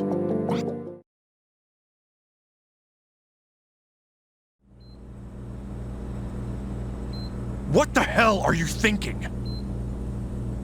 Were you gonna kill him if you couldn't get any useful data? Calm down, lad. Don't get so hot and bothered. I've heard what's happening, you know. These same symptoms are appearing at Resurgam as well. If you really want to know what it is, I'll tell you. Listen up. He has a viral hemorrhagic fever. This is the worst I've ever seen. It kills within days. A state of emergency has to be declared. Now go call the CDC. Oh, that will not be necessary. What? Usamrid and the Army will be handling this case from now on. Fortunately, the infection is only around Portland. It's been decided to have the infected area quarantined. What? Well, you said yourself that this virus kills within days. If we keep the lockdown for that long, we'll win.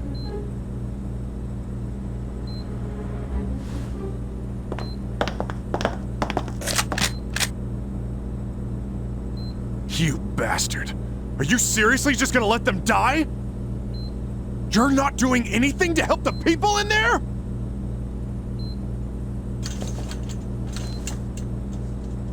Please, excuse me.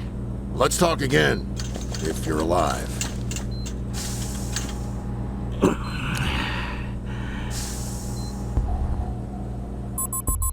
Doctor, can you hear me? Yeah, I'm kinda busy here. I will turn off the lights in 10 seconds. Run to the exit. What? What are you doing? I'm helping you escape. Mr. Tillman will then take over. Huh? That old geezer? What's he thinking? A government car is parked with its keys 2 blocks north. Please begin your escape in 5, 4, 3. Roni, wait! These bones! 2, 1. Commence action. What the? What's going on? Damn it! Get him! Shoot him if you have to! This isn't some Hollywood movie, damn it!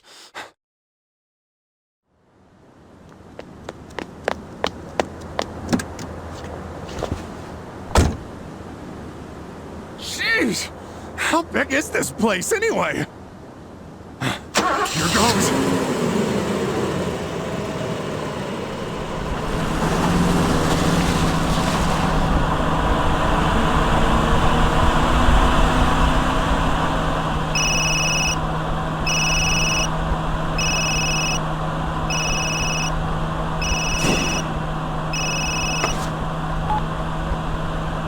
Looks like you made it, kid. Where the hell are you? Be quiet and listen. Everything I said in there was the truth.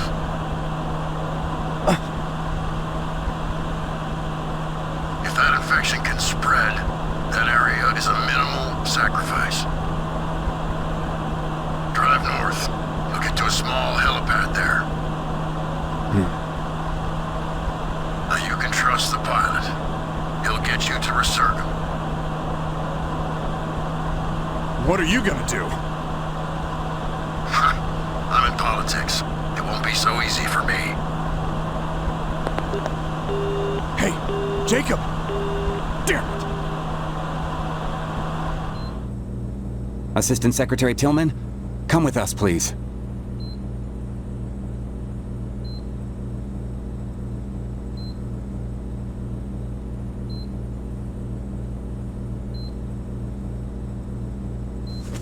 fool. The time when people could be led by guns has passed. How can you call yourself a proud American citizen?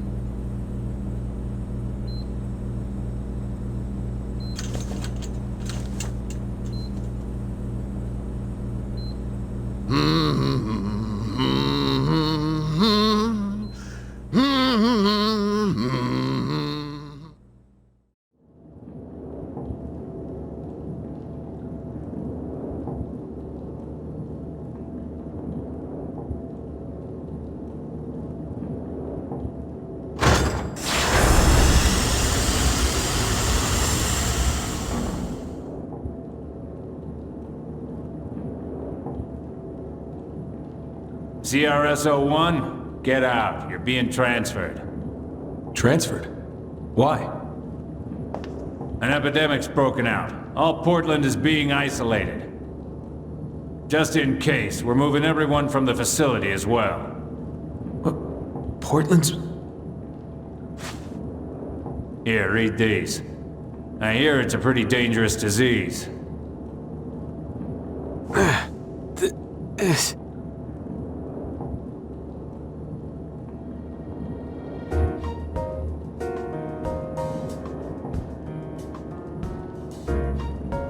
Huh. 0009 Rose.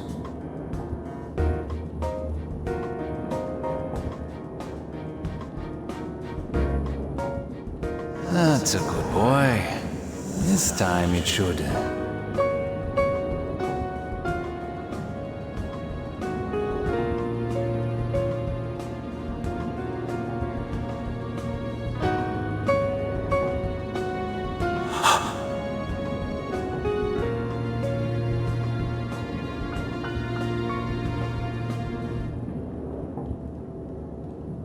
Hey, tell me more about this disease.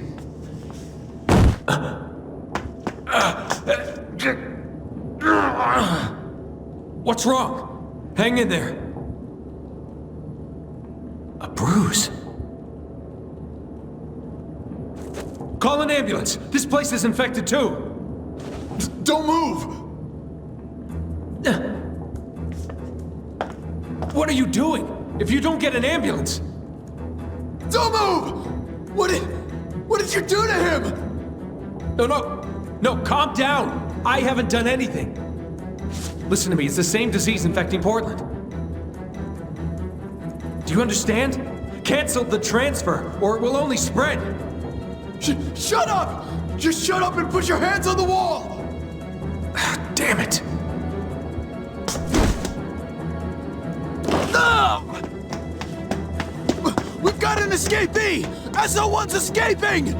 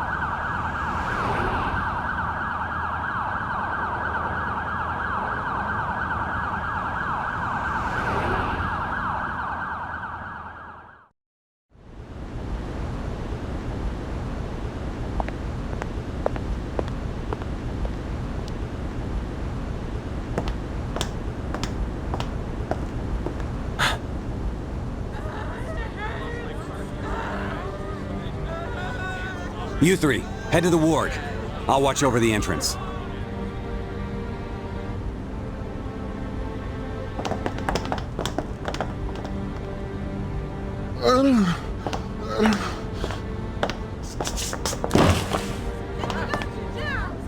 Hang on. I'm gonna get you help.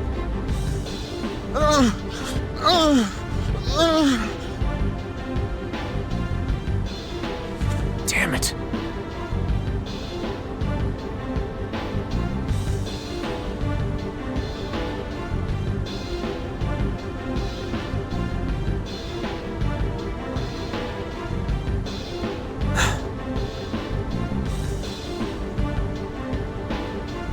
Out of the way! FBI coming through!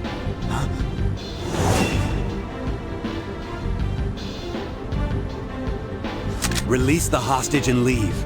Don't make me shoot you. You have to know by now that the quarantine's failed. Get out of the way. I want to treat this patient. You're a fugitive. I can't authorize that operation. Then shoot me. I'm not abandoning this person to die. This is what you taught me to be.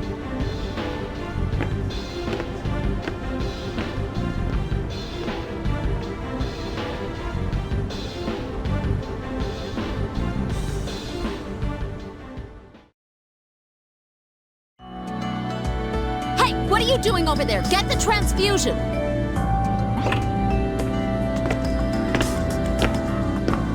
Hey, don't come in here without... what are you doing here? I'm glad you're here, Maria. I need a bed and equipment. Right. What's his condition? He's exhibiting asterixis. It's most likely his liver. The treatment room's full. You'll have to treat him on the bed. I can do it. Maria, I'll need you to support me.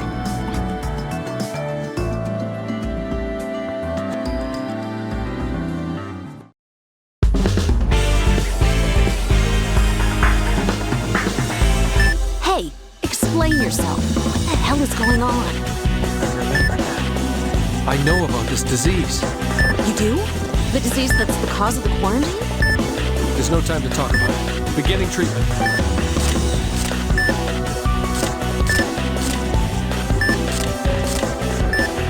The incision area is disinfected. All right, opening the operation field. This is it.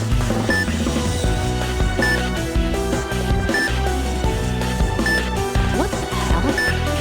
Hey, tell me what this is. I don't know. I don't remember everything yet. What? You just said you remembered. Not everything. I do remember some specific facts. There's a certain procedure required to remove the focus. Cut off its nutrients and inject it with sodium hypochlorite. Sodium hypochlorite? We can't inject that if we do. Yes, it's poisonous. It must be directly injected in the focus. Damn! That's what we have to do, huh? Okay, I believe you. Thank you. Now, let's begin the treatment. First, we need to drain the mucus. Ready to drain. To cut off its nutrients, we need a vasoconstrictor. I've got it here. It's the medicine in the blue vial. The sodium hypochloride's the deactivator, right? I've got it here in the orange vial. Be careful with it. All right, now we just have to excise it. Here's a scalpel. The focus has been excised. Now placing it on the tray. Great.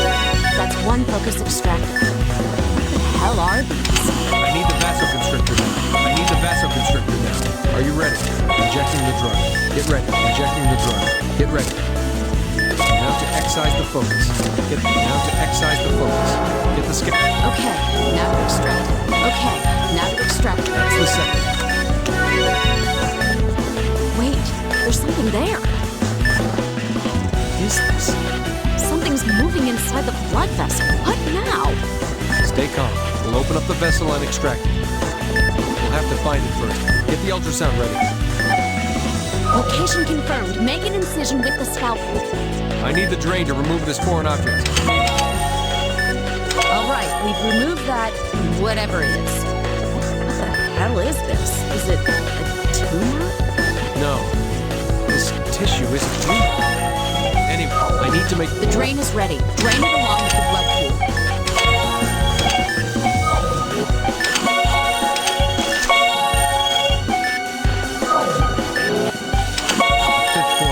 Been removed. What?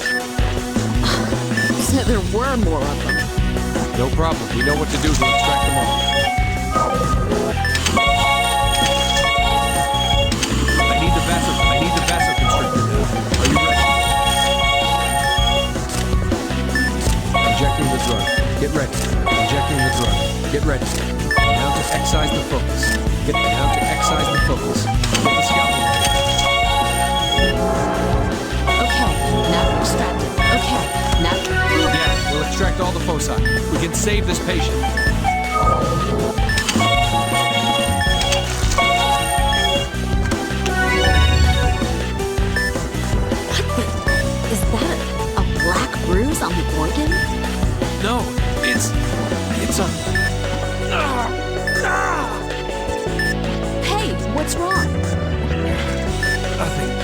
continuing the operation.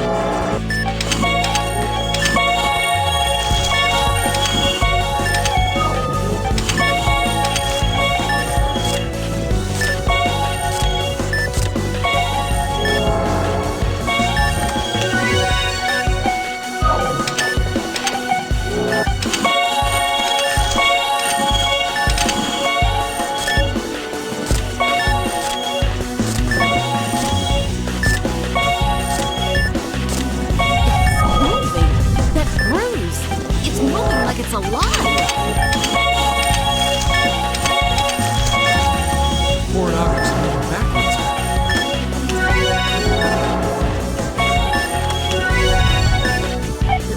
The bruise disappeared?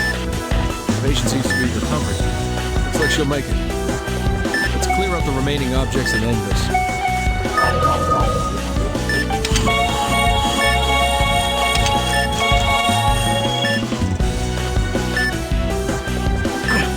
Closing the patient. Ending operation.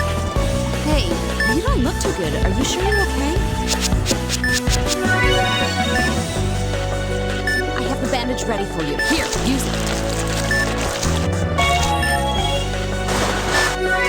Operation complete. Patient needs to be taken. Hey, are you alright? Hang in there.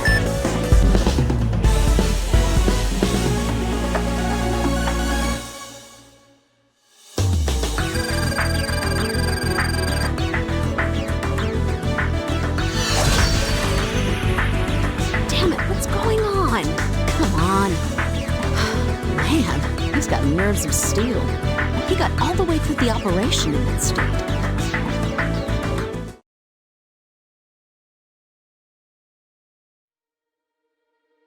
He's reading that book again. It's so horrible. Look at how he has no expression at all. He can't be my son. He looked at me. I keep thinking he'll kill us one day. You monster! Leave us alone!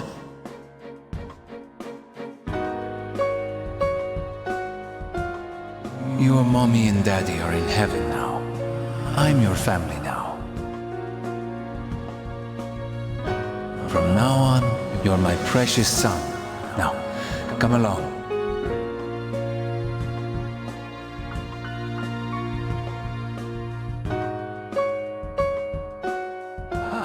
You've come. Congratulations on your acceptance. We are teacher and student now. I won't go easy on you, son.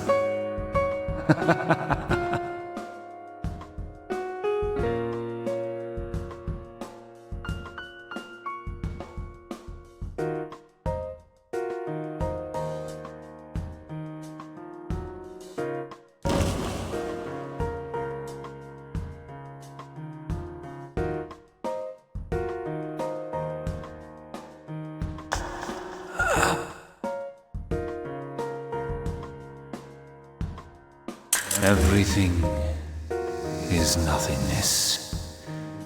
You too one day.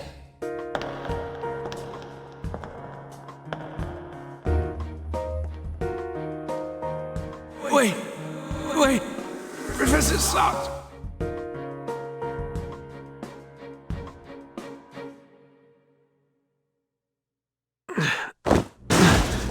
Are you alright? Hey!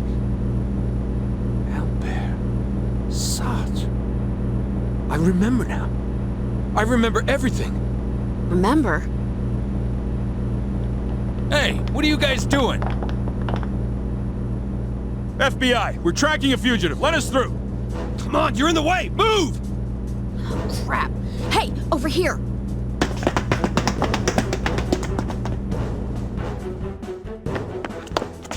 Hurry!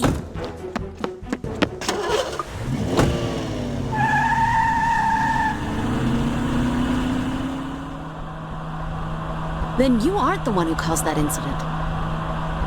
Yes, my memory is true. The culprit is Albert Salch. But why?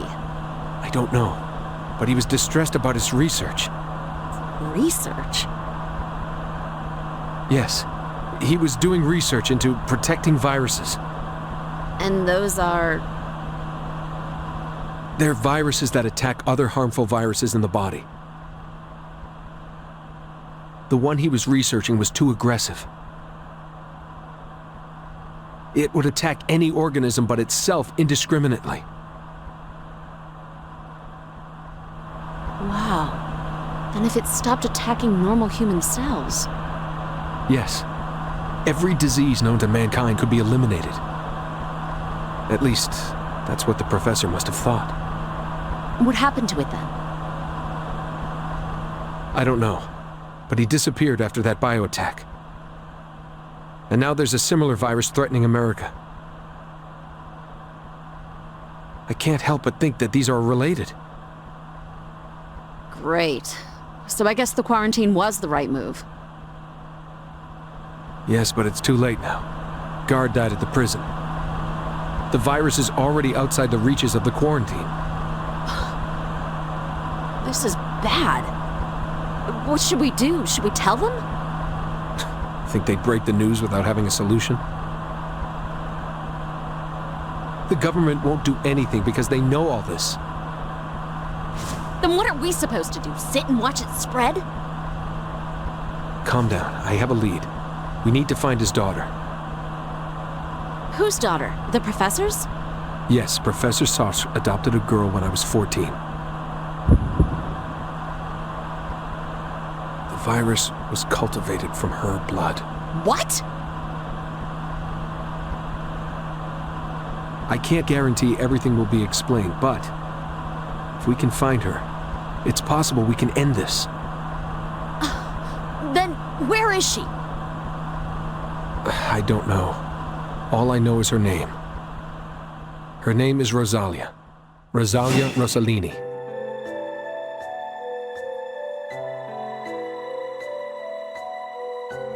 Rosalia?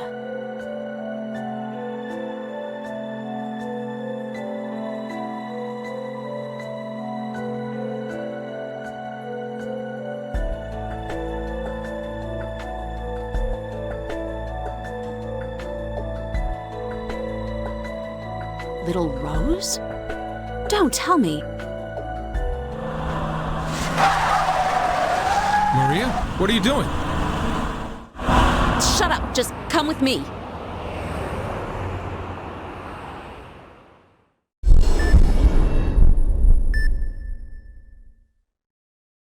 Vitals dropping.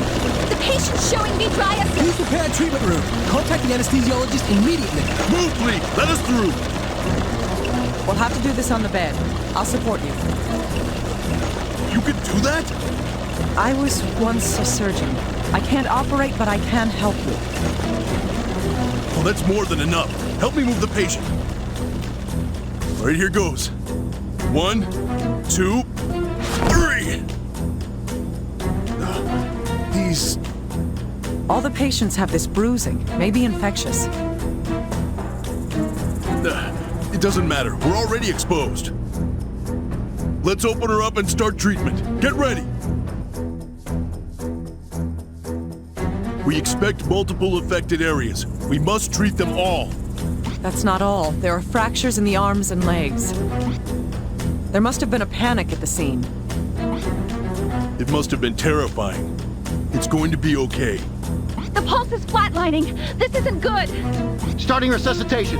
Get the AED ready. No pulse yet. Damn it! Once more! This is a tough one.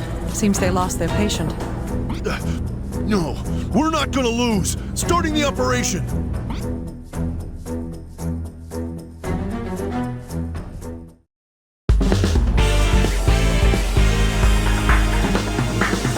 Let's begin the operation. Our objective is to treat the fracture and remove the focus. Right. We'll treat whatever we find.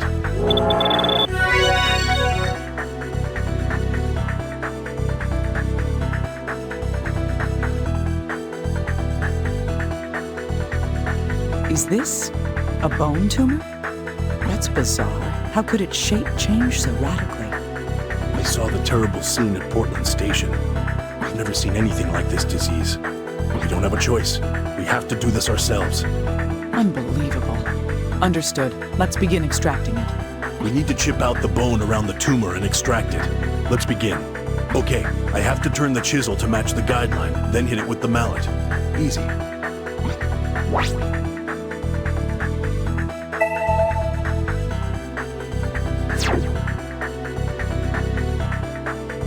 Again, angle. All right, I've got The tumor has been extracted. Do the same with the other tumors.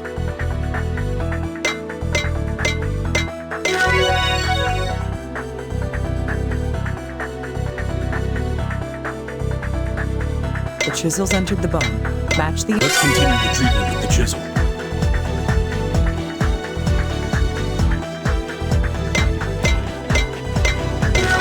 We're halfway done. There's still a long way to go. Continue on.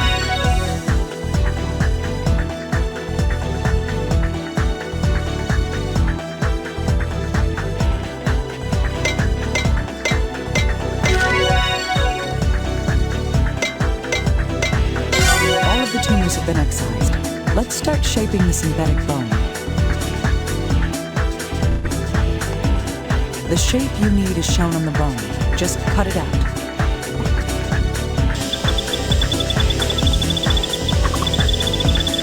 All right, let's proceed. Be careful.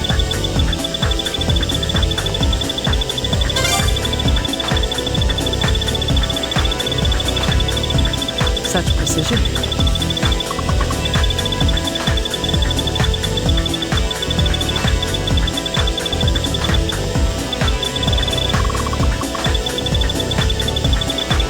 It's going well today.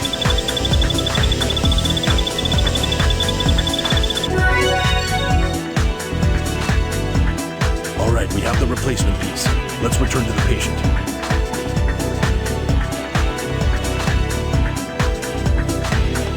Now to place the synthetic bone where we chipped out the tumor.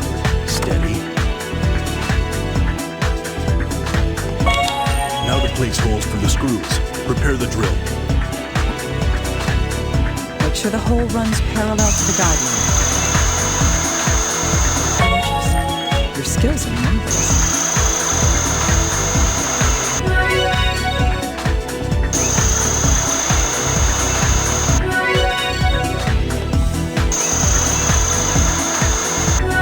Excellent. The drilling portion has been completed. I'll set the plate. Could you screw it in place? I'm aiming for the guideline. Be careful now. Rock solid.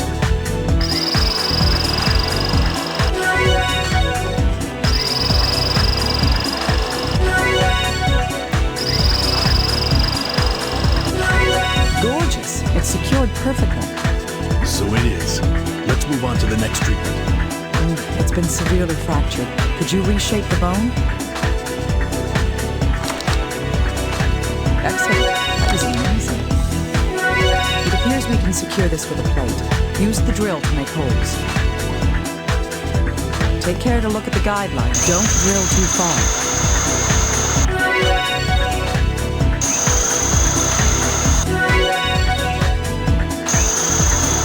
Good. All right. Put the plate in position. I'll attach the screws. Take a deep breath, Doctor. This requires precision.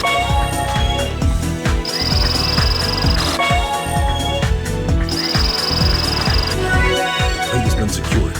Let's proceed to the next treatment. There seem to be more tumors. We must excise all of them. There are still tumors. This is going to be a long battle. I'm ready for it. Get me the bone chisel and the mallet. All right. Rock solid. I'm going to keep hitting.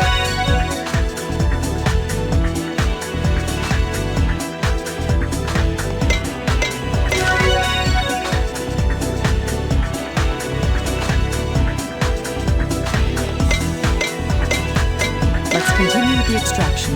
We're almost in the home stretch.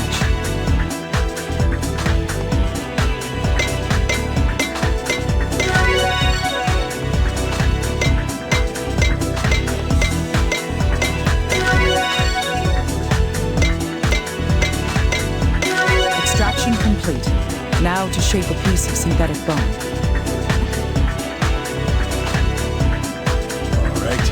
start cutting out the replacement bone. All right, let's proceed, but be careful.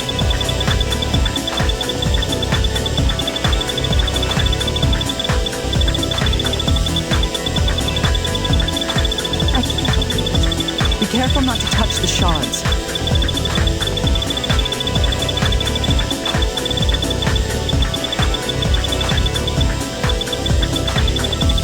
It's going well today.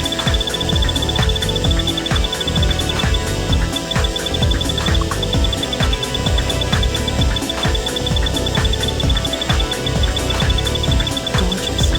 Your skills are marvelous.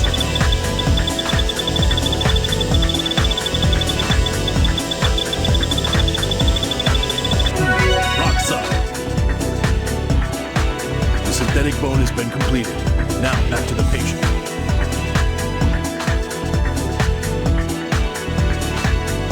Let's place this synthetic bone where it belongs.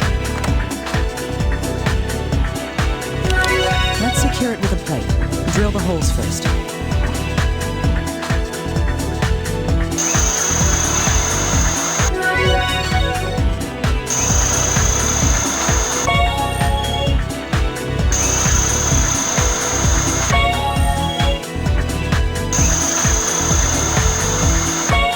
Drilling is complete.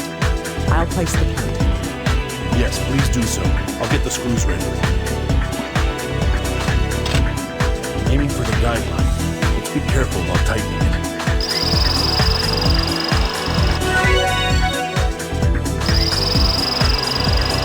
Excellent. That is amazing.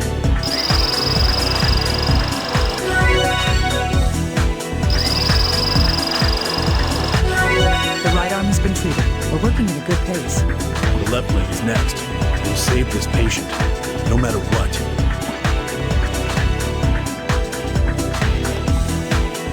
What? This... The patient's condition is more advanced here than in the arm. This will be difficult. Drain! The hemorrhaging won't stop. I need another transfusion. We can't suture it fast enough. Incoming cardiac arrest. The patient next to us is... Concentrate on your own operation. There's no time to waste worrying about others. I know, but I can't stand it. Lives are being lost right before our eyes. We're not gods. It's not possible to save every life. That's why we must do our best for the patient right here in front of us. I know. We have to continue our treatment. We will save this patient, no matter the cost. Good. Now line up the chisel with the guideline and strike it with the mallet.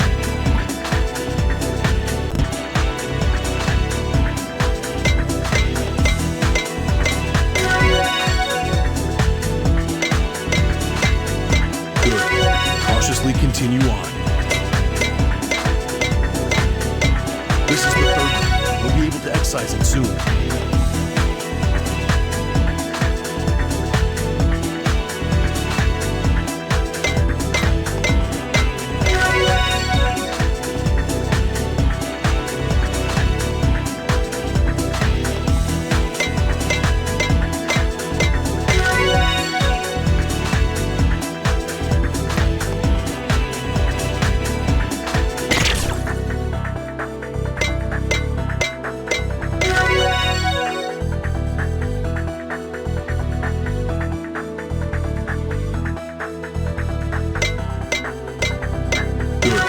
Cautiously continue on. All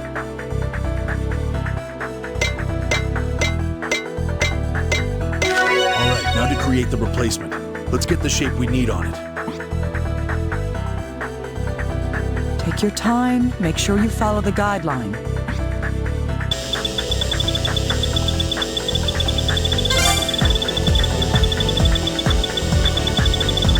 No way. It'll be best to wait until the guideline returns.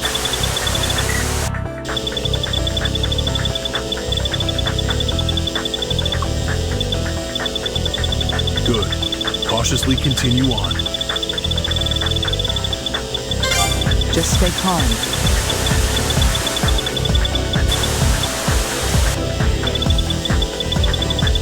Continue on.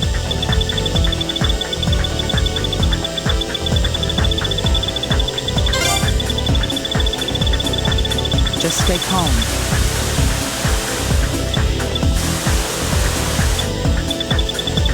All right, let's proceed, but be careful. The replacement has been created. Let's return to the patient.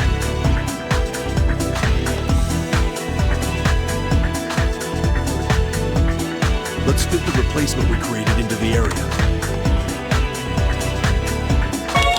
Get the plate ready. I'm going to make holes with the drill. I need to make sure that I don't drill too big a hole.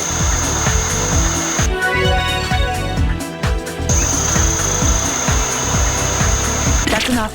If you go any further, you'll drill too deep.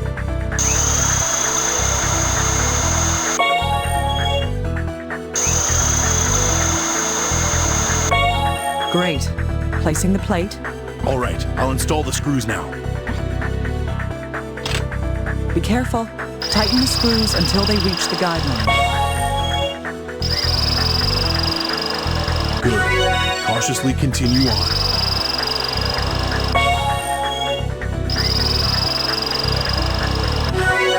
The plate has been secured. Let's move on to the next step. I'll make sure we're prepared for it. We'll need to retrieve the bone fragments. Get the tray. All the bone fragments have been removed. Now to reshape the bone. Right. Let's return the fibula back to its original position. Continue on. I'll begin replacing the bone fragments now.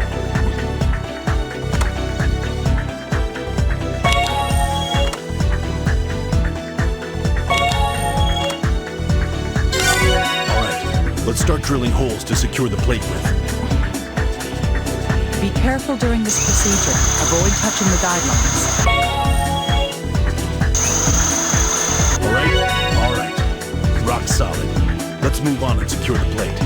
I'll prepare the plate immediately. Get the screws ready. Aim for the guidelines. Be careful. Nicely done. Let's continue the treatment. Be careful during this procedure. Avoid touching the guidelines.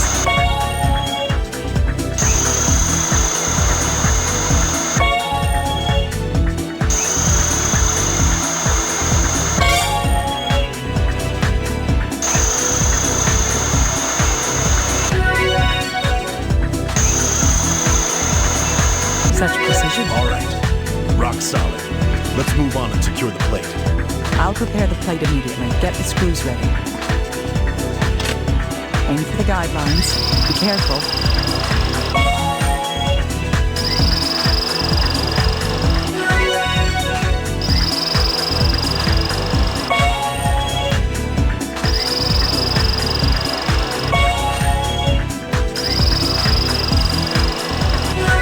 Nicely done.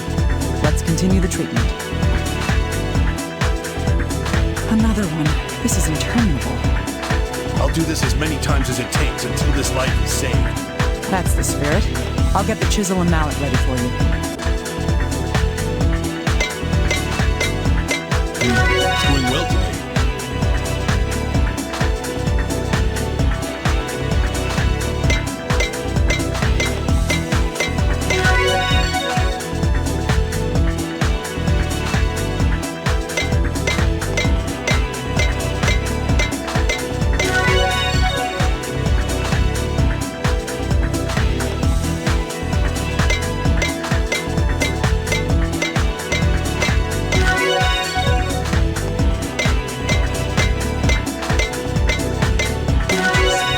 Skills are marvelous.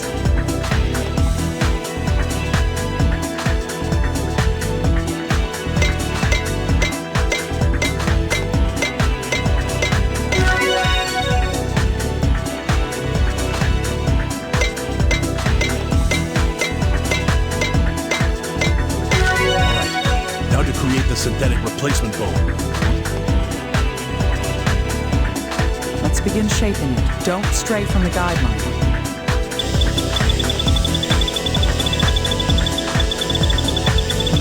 Rock solid. No way. It'll be best to wait until the guideline returns.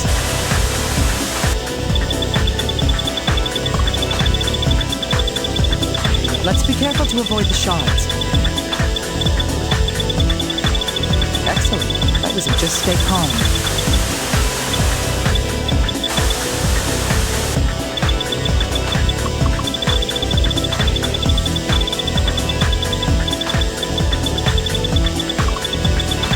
Good. Caution. The guideline's gone.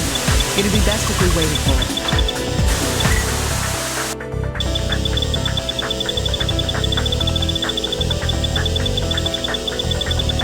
Good. Cautiously continue on.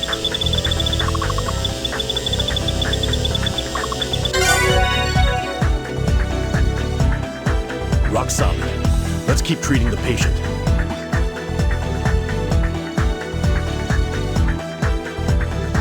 We gotta look at the shape and place it into the area it needs to go. Treatment complete. Let's secure it with a plate.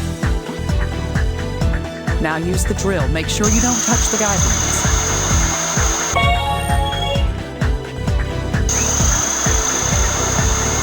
Continue on.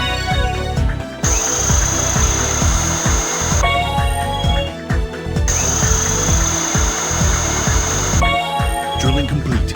Great. I'll get the screws for you. Continue the treatment. I need to aim for the guideline. Let's be precise here.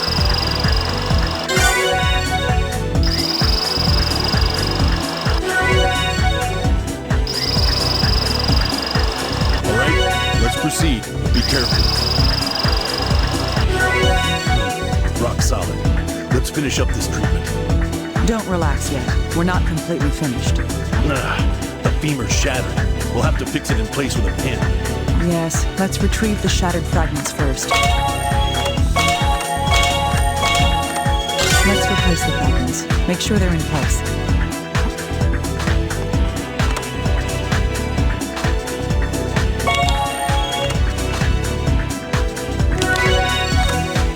Such precision.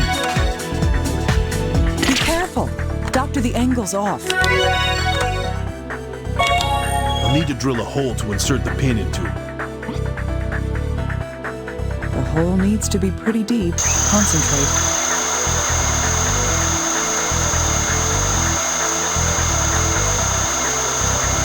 Doctor, no you good. need to An ensure operation that you must be done carefully. Rock solid. Let's hammer the pin in now. Concentrate. That is deep. I need to focus on this procedure.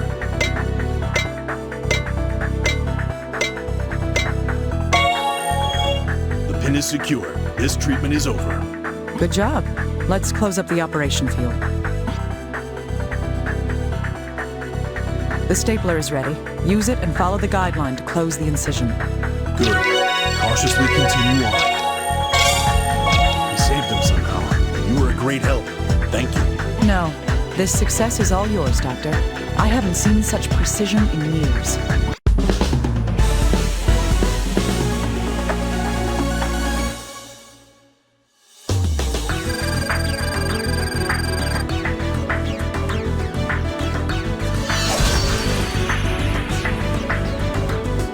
That went well. I was expecting it to be more troublesome. No, your support is what made this happen. I couldn't have done it by myself. Oh, you're a shy one. You don't have to be modest about your ability to help others.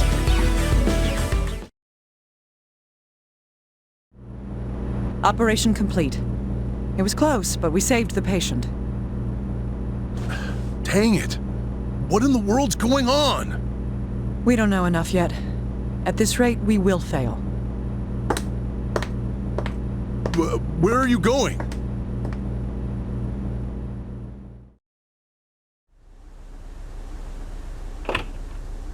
What? Then what are we supposed to do? All right. Call me immediately if you learn anything.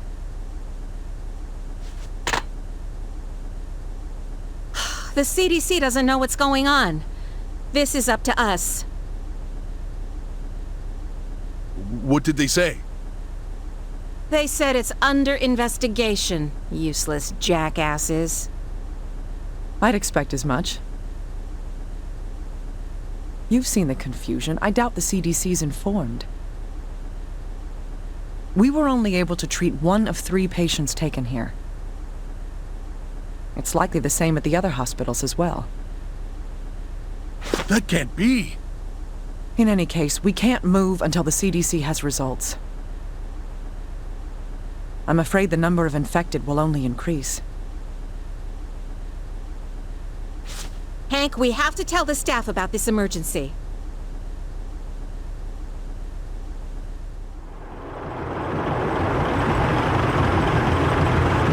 This area is now under curfew.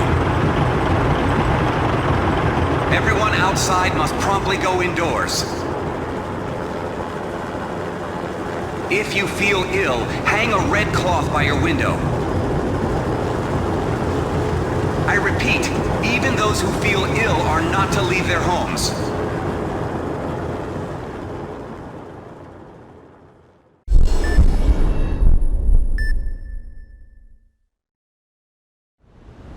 Please listen. Black bruises are a sign of this disease. Upon confirmation, tell a doctor and isolate the patient. Minimize contact to prevent nosocomial infection. Yes!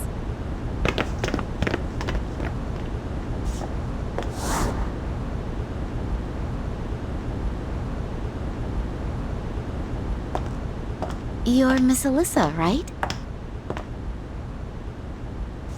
Hello. I'm Tomoe Tachibana. I'm a doctor here. What's that you have there? I won't take it. Can you show me? You won't get mad? No, of course not. I promise. This kitty's... Oh my, a cat? Is she your friend? Uh-huh. Her name's Chloe. She hasn't been feeling well. Oh, it seems she swallowed something. She'll be fine. Really? Alyssa. Nomi! I'm sorry to bother you, Dr. Tachibana. Is that Chloe? I was looking at her. It appears she swallowed something. Oh, for Pete's sake, again? This cat is a real handful. An inflammation in her mouth? Alyssa, go back to your room. Okay. See you later, Tomoe. It could be a bacteria. I'll take a closer look at it. I know how serious it is here. Are you sure this is okay? To ignore the small while fighting giants is against honor. Chloe is a precious friend to Miss Alyssa, after all. This is a great hospital. All right, I'll assist you. I'd be glad to accept your help, Dr. Kimishima. Naomi's fine, Miss Tomoe.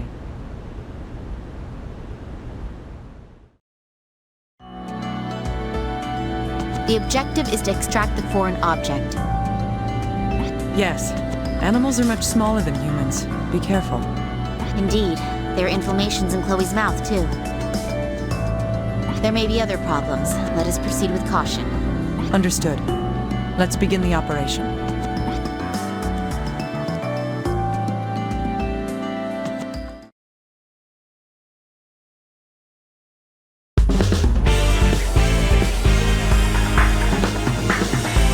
Let's begin the operation. We'll be extracting the foreign object that Chloe has swallowed. No problem. I'm more concerned about the signs of inflammation. Indeed. We don't know what will happen, so let's proceed with caution as we operate.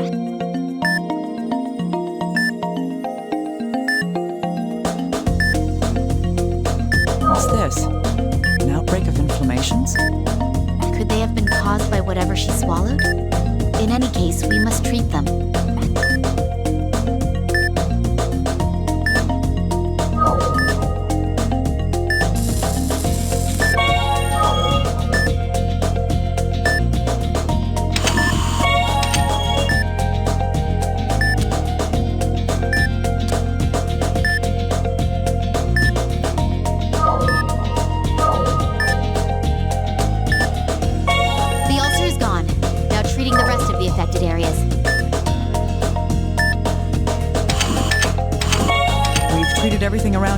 Let's move on to the next area.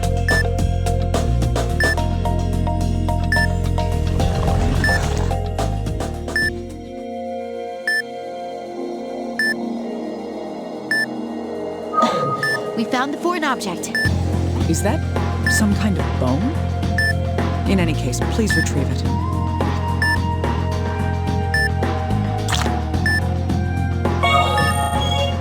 What? A focus under the bone? It's biofilm. It's secreted when microorganisms create colonies. But a colony inside a living organism? I've never heard of such a thing. Considering the pathological change we saw earlier, this worries me. I'm going to retrieve the focus so we can send it in for a biopsy.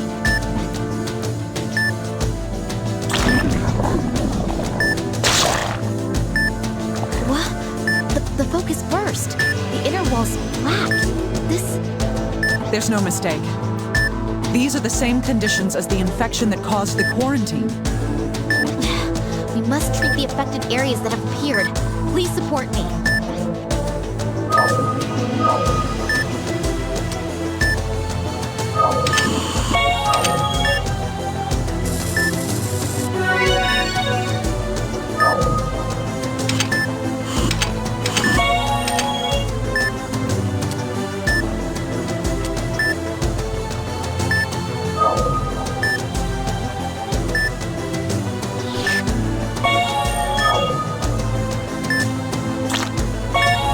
Has it calmed down? You're very skilled, Doctor. More affected areas? Calm down. The discolored area has definitely gotten smaller. Keep treating them like you are now.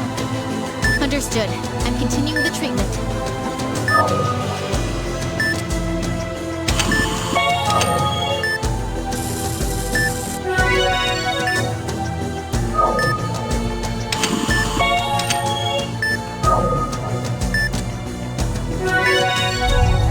It's as we thought. This pathological change seems to be undone by treating the affected areas that form. We can't let it go on. We must treat it. It'll be rough, but there's no other option. Watch for Chloe's vitals. The discolored area has been reduced. Continuing the treatment.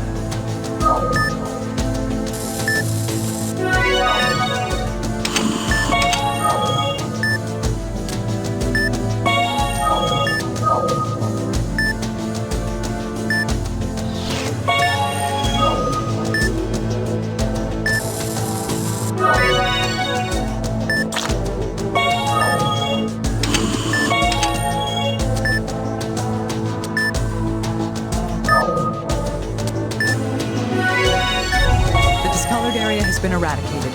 We toughed it out. What was that, though? I don't know. It seems that massive numbers of affected areas form when a colony explodes. Yes. How is Chloe's condition? She hasn't stabilized yet. The same affected area must be elsewhere as well. If so, then the other affected area is... That's right. If we haven't found it by now, it must have reached the large intestine. I'm going to begin searching the large intestine then. Doctor, please keep assisting me. Of course. Why would I stop now? Now, are you ready? Let's go.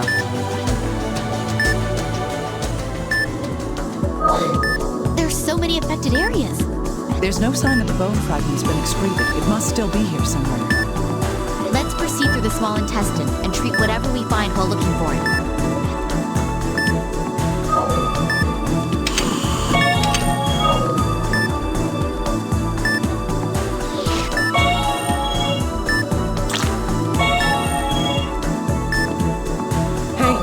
If you pull any more, the endoscope will fall out.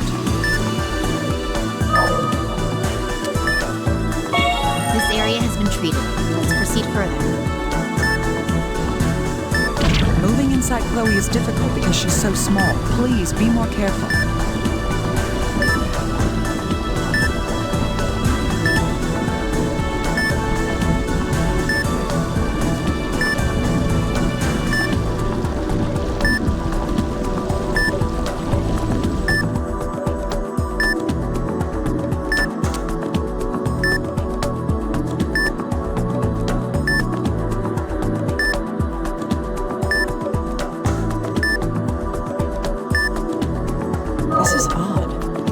so many inflammations occurring here? Strange indeed. Something very odd is happening here.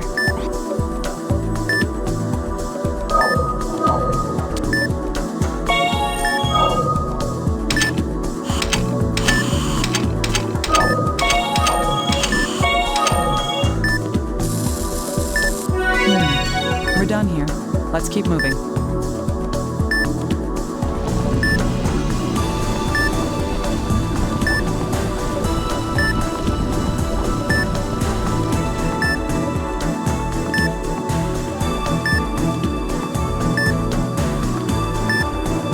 We've located affected areas. I'll begin treatment immediately.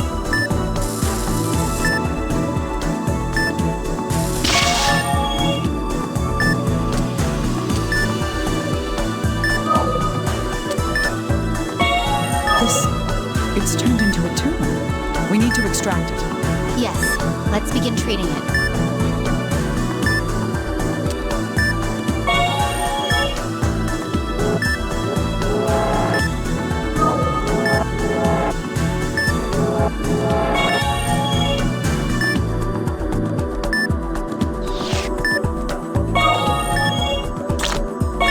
We've treated everything around here. Let's move on to the next area.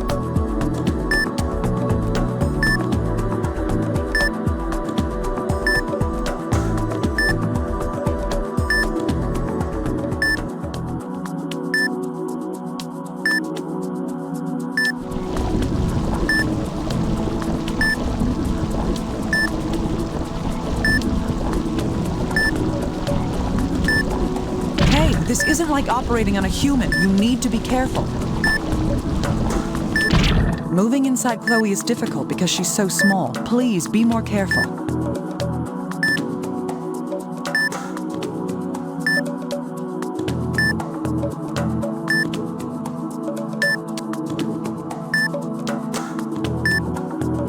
There's affected areas here too. Could you please begin treating them?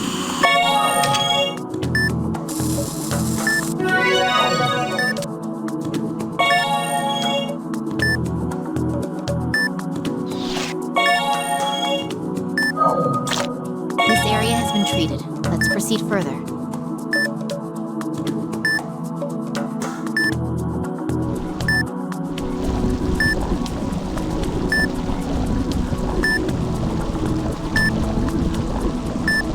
Hey, this isn't like operating on a human. You need to be careful.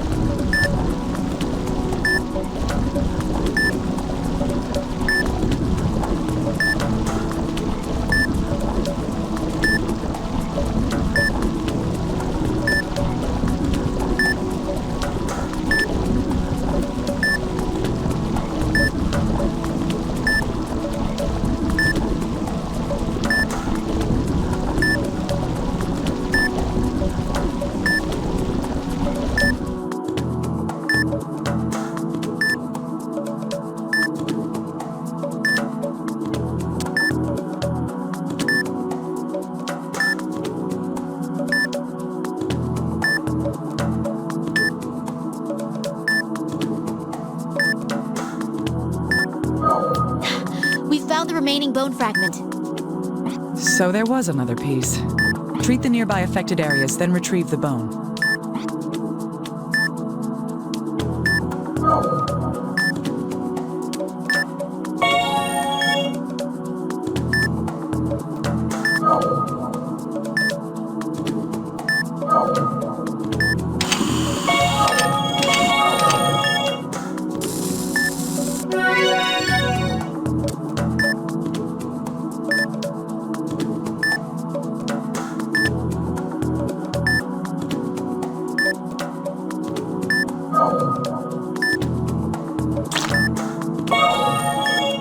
There was a colony over here as well. A pathological change that bursts on contact. Are you ready for this?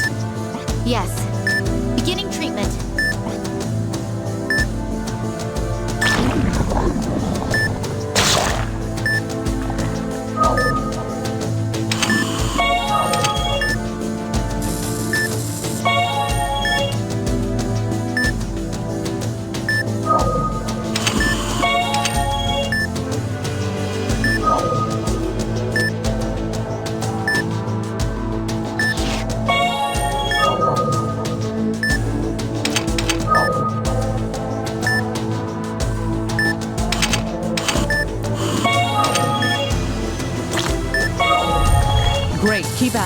discolored area is getting smaller.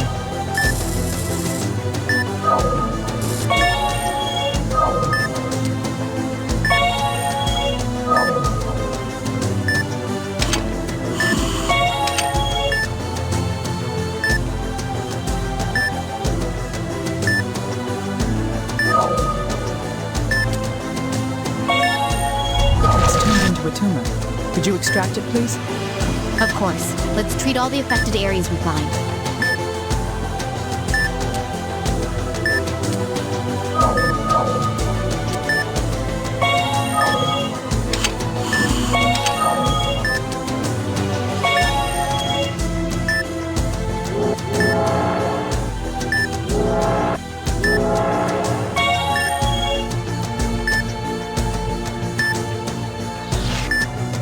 The excised area is hemorrhaging. Cauterize it to perform hemostasis. The tumor has been... The discolored area has disappeared. It seems no more affected areas are forming. We've retrieved the objects that Chloe swallowed. Let's treat the remaining affected areas.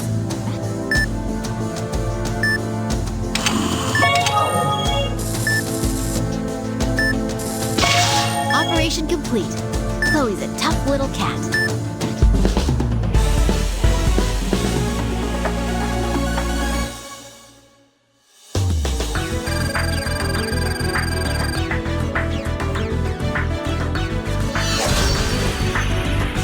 Good. Your skills are amazing. Are you always this impressive? Oh no, I'm still inexperienced. I owe this success to you, Miss Kimishima.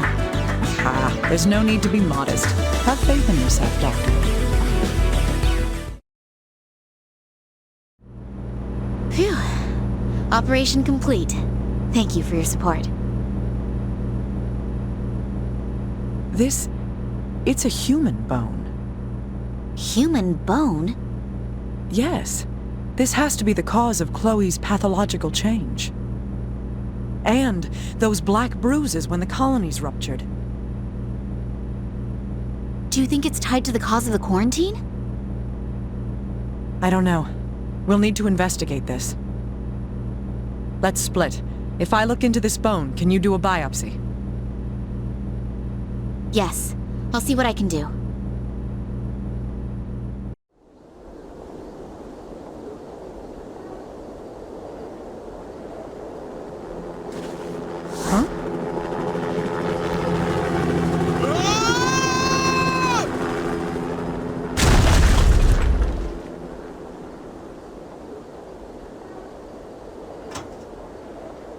That old geezer. Safe my ass. You look like you're having fun. Just what are you doing? Huh? Ah, Naomi. Perfect timing. You seem relaxed. The quarantine's got everyone in a fit. Yeah, I know. I just escaped from the middle of that mess. Huh? What do you mean? Well, let's talk inside. I can't let them find me here.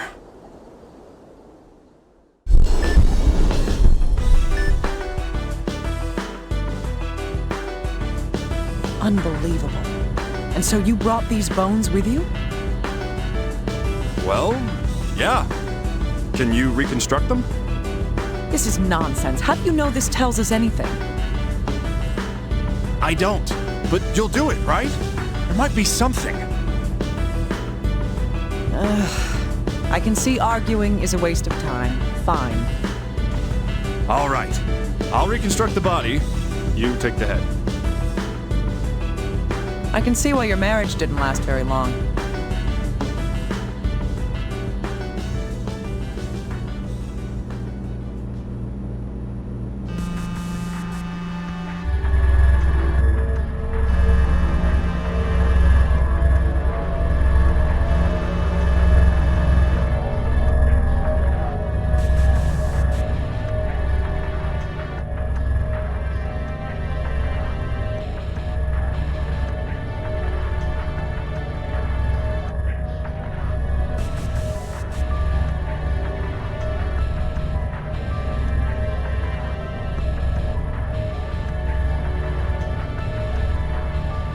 The devil.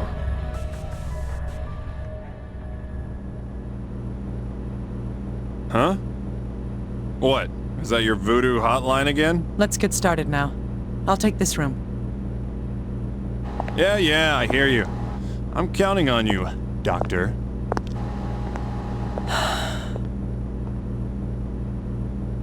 The devil, huh? What did you see?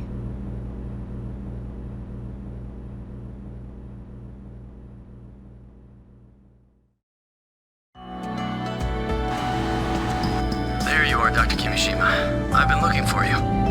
Well, well. What are you doing in a place like this? Don't be that way. I could be pretty useful, you know. I'm sure you could, if you told me what the government knows. I don't really know anything. The army's on the move, though.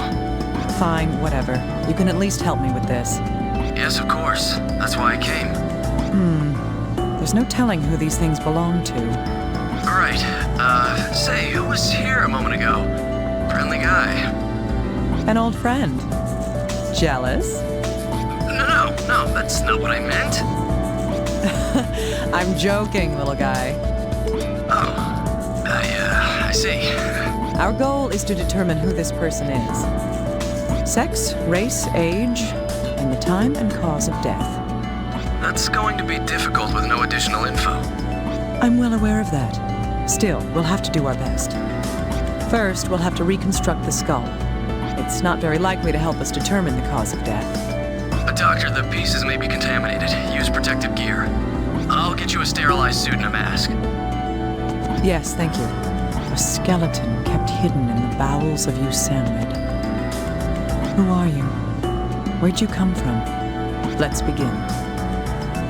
Show me how your light flickered out.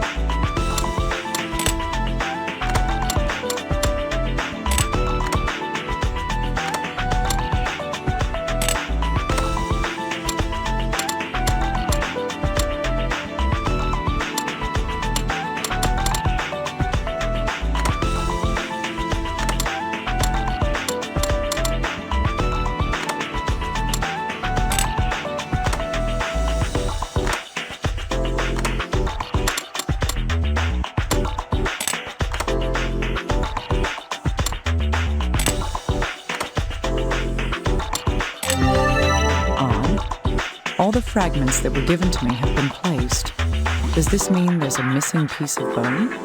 In any case, the skull can't be fully put together in this state. Unless the missing section is found, there's nothing more that can be done to this skull.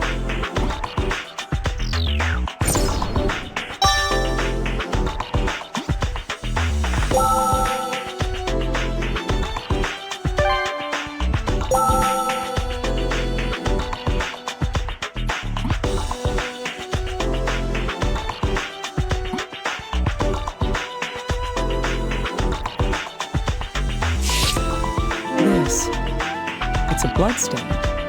Could it belong to this individual? If it was caused by physical trauma, then there's something unusual about it. That would be...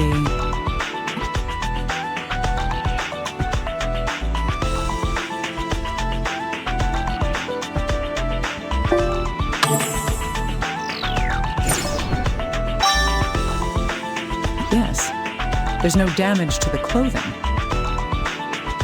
Either there's a reason why, or this blood didn't come from this person.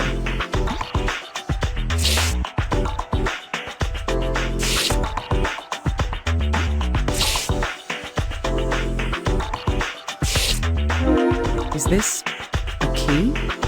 For what, though?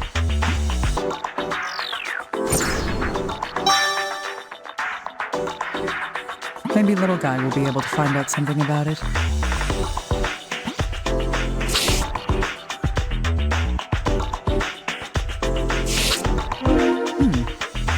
A syringe? And drugs?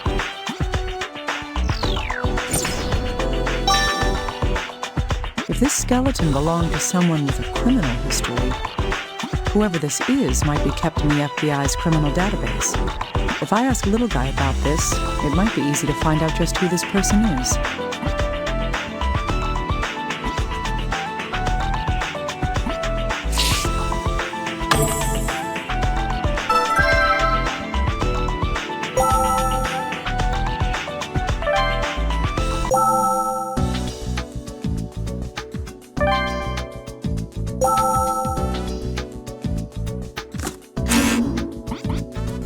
Hey, little guy, can you tell me what this key is for?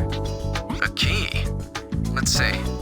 This is a very unique key. It involves magnetism. Magnets? What could a key like that be used for? Probably a safe or something else high security. Oh, there's a number on it as well.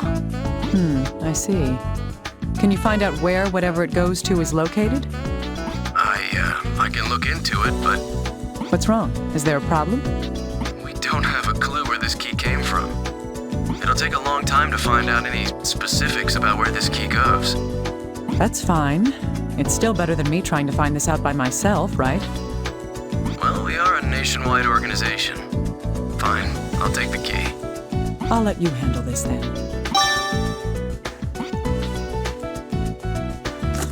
Little guy, I need you to analyze something. Yes, of course. What's this?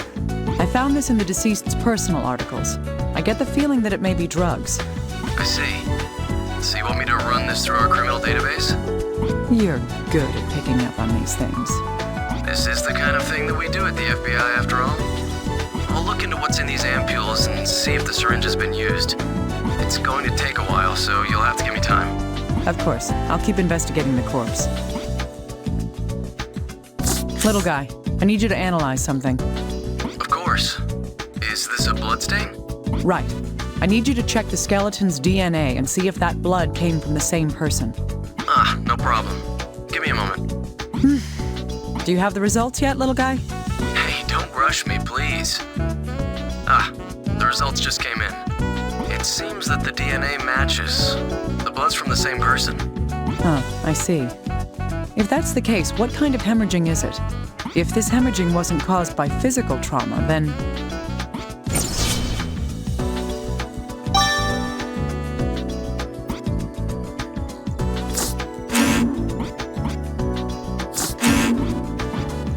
Hey, little... Sure. Haven't I already analyzed this for you, Dr. Kimishima?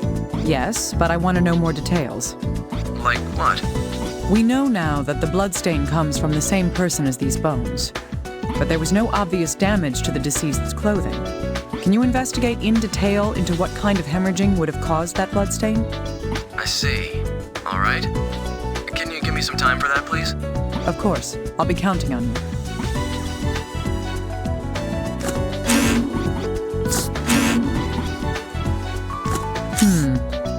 The missing area of skull is the section from the mental tubercle to the angle. Chloe had swallowed pieces of human bone. Don't tell me.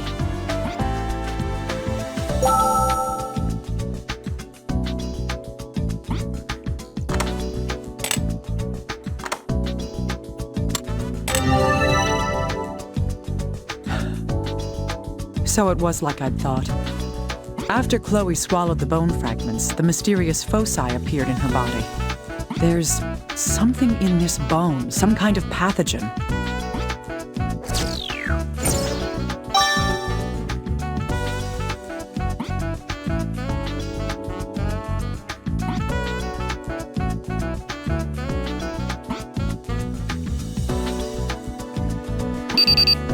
Oh, Dr. Kimishima, that man came by a moment ago. That man? Who are you talking about? The, friendly guy. He said something about having finished reconstructing the body. Ah, you mean Gabe. All right, now we can observe the corpse as a whole. I've gone ahead and put the skull with the rest of the skeleton. You can look at them whenever you like. Good, you're on top of things. Can you tell me what you've observed from it? Oh, right. There wasn't much to get from the body, though. The person was roughly 185 centimeters tall. A histologic examination of the bone detected 15 types of amino acids remaining. There was also a very high concentration of nitrogen. I've sent the results of the analysis to your computer. Please check it out when you need to. Good, I'll look into it. It's possible to examine the body now, too.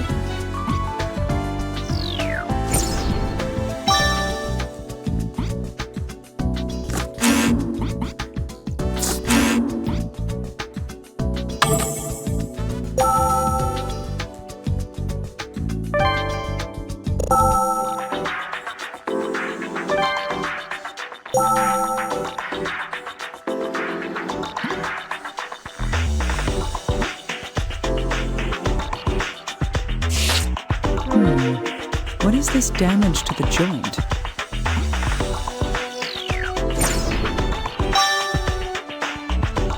It's hard to think that an external force could cause this kind of effect.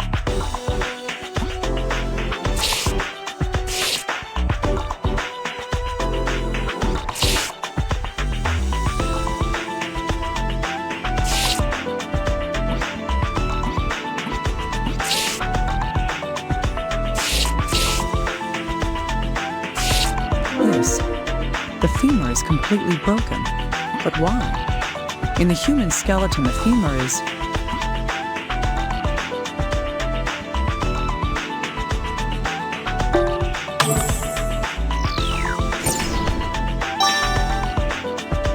Yes, it was the same in the case when that girl Veronica was thrown off the bridge.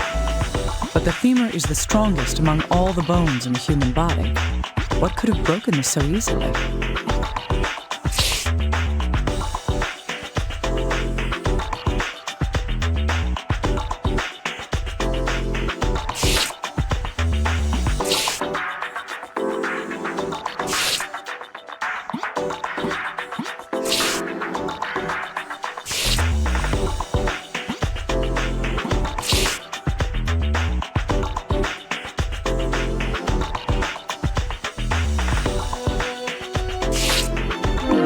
What's this? These scratches on the bone look like an area that's been shaved off.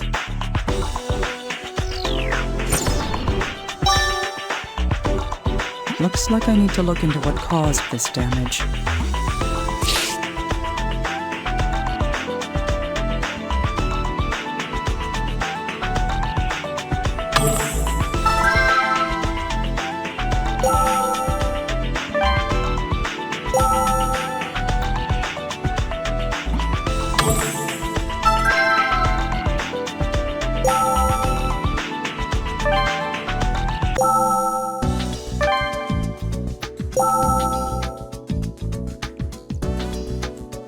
Little guy, can I bother you for a moment? Yes, of course. How may I help you? I want your opinion on this fractured femur. Oh, okay. Just a second. Well, anything? Well... Huh. What's this? This bone is hollow on the inside. I'm not surprised it broke if it was like this. Did this fracture occur while the person was still alive? I can't say about the fracture, but the loss in bone density must have occurred while the person lived. It seems safe to assume that the fracture was caused by the decrease in bone density then.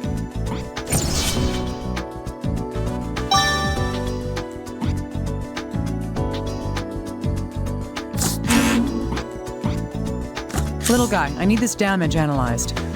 Right away. This... What's the matter? Nothing. A bone abrasion caused this damage. Bone abrasion? What do you mean? Normally, wherever bones meet, there's a layer of fibrocartilage. In this case, the knee, that pad is known as the meniscus. That prevents damage like this from occurring in most people's bodies. The signs of wear I see here are consistent with the bones grinding together. So these abrasions here were apparently caused by...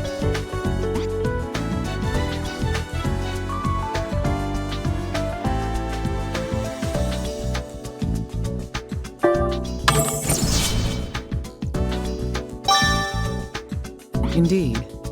This would mean that the meniscus was lost while the person was still alive and moving. But what would cause this to happen?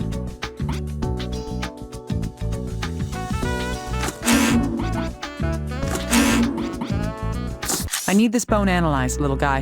Be careful with it. There's a danger of infection. Oh, can you warn me a little sooner next time? Give me a moment, please. Let's see here. Well, did you find anything? No, I've checked it out, but there's nothing especially unusual about it. Is that so? That's odd. What's so odd about that? This is the bone that Chloe swallowed. When she did, the same black focus that the patients in the quarantine zone had showed up inside her body. According to what Gabe said, the serviceman who had been investigating this bone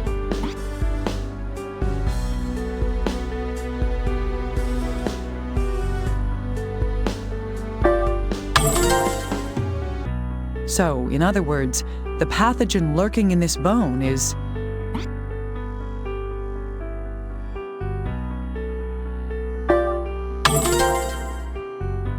Right.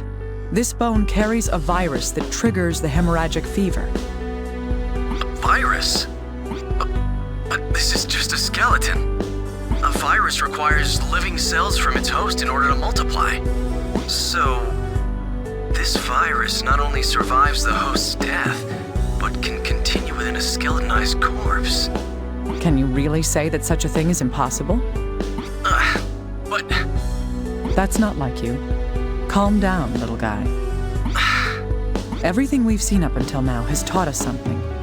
That there are diseases out there in the world that defy all our understanding and what we think of as common sense. All right. Let's assume that it is a virus. That doesn't mean that all the mysteries have been solved. How does this virus live inside this skeleton? And why aren't we infected with the hemorrhagic fever after we've handled the bones? I really can't say at this point. It's possible this person was infected with the virus. Or perhaps the skeleton had been contaminated after death. In any case, we'll need to continue investigating this in more detail. Right. However, I can explain why you and I haven't contracted the hemorrhagic fever. What? How? Well, according to what Gabe was told by the assistant secretary,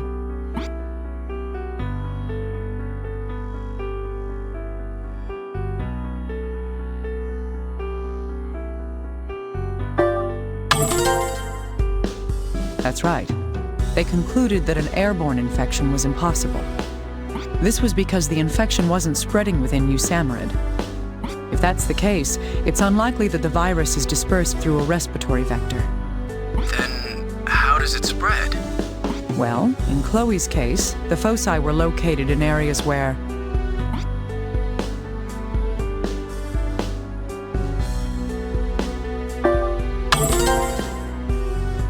Indeed, the black foci only existed in areas that the bone fragments were in contact with. Taking that into consideration, this virus's route of infection is...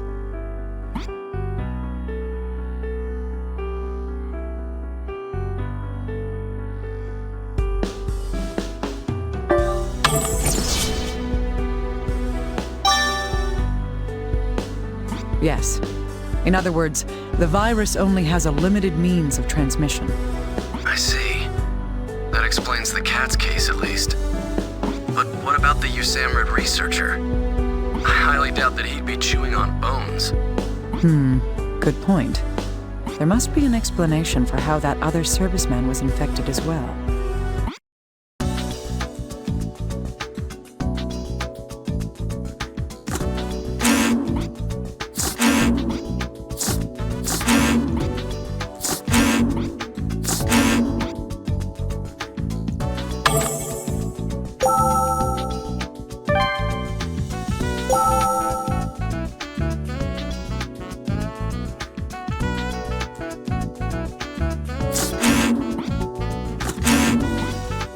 Abnormal decrease in bone density with a lack of cartilage. What we can deduce from these two events is...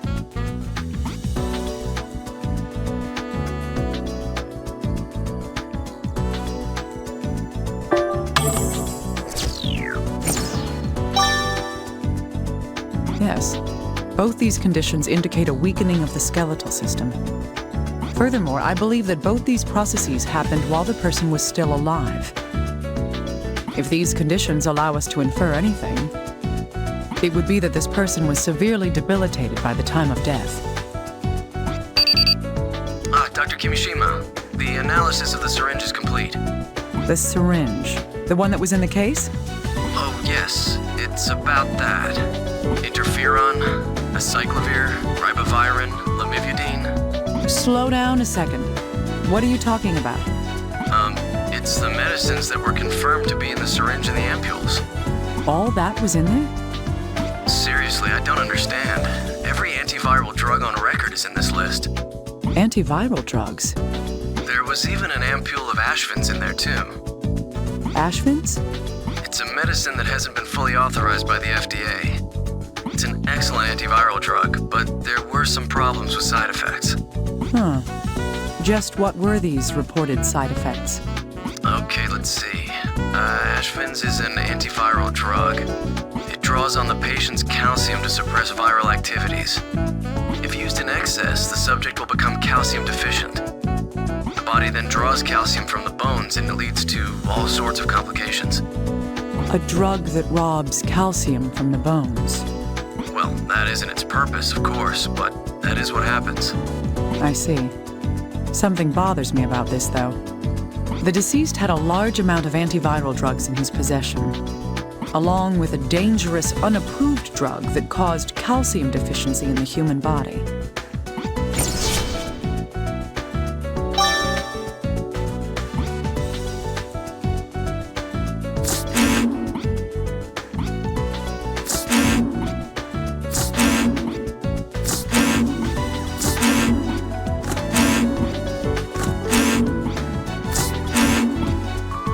Yes, it seems that these can be used together. The large amounts of antiviral drugs found in the corpse's personal effects, and an ampule of Ashvins, a dangerous antiviral reagent. The reason that Ashvins was never approved was because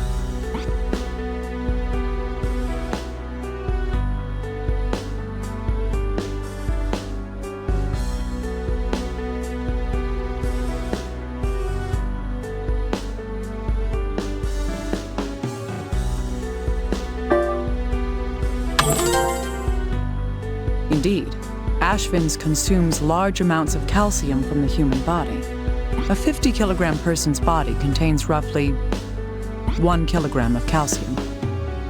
99% of that is in the bones and teeth. In other words, the side effect of the Ashvins drugs is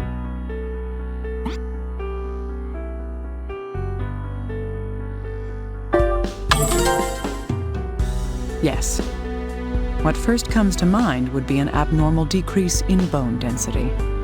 Considering the information that's been gathered so far, this person likely administered the Ashfin's drug to...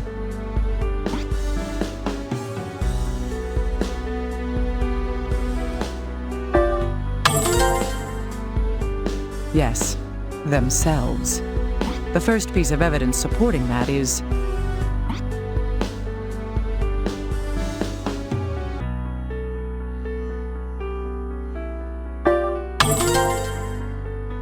the complete fracturing of the femur, the strongest bone in the human body. Continuing on, the second point would be...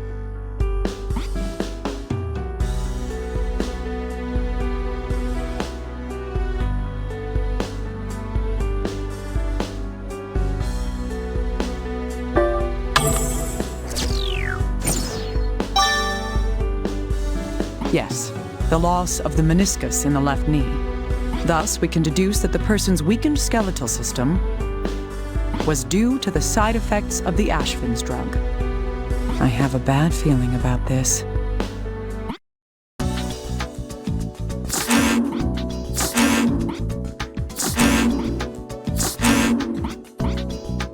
Hey, little guy, can you analyze this marking here? Yes, of course. Let's see. How does it look? Can you learn anything from it? Yes, first of all, the damage was done recently. There's no discoloration on the bone tissue in the area that had been damaged. I see. Does this mean that whatever happened here occurred after the person died? That's right. I don't think it could have happened any other way. From looking at the damaged area, it seems the bone had been shaved away using a tool, like a router. A router? The only reason I would expect that to happen would be...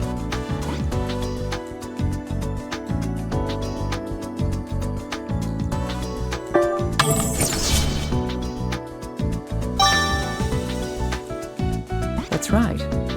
The staff at USAMRID was using this bone for research. There's a good chance they shaved a sample from the bone in order to study it. Yes, you need small fragments for the high-detail analysis. That's likely what happened to this bone. Wait a second. What's wrong? The researcher at USAMRID was infected while he was studying this bone. Using a router on the bone would cause particles of pulverized bone to be ejected in the air. If the researcher came down with the disease after performing that procedure, then...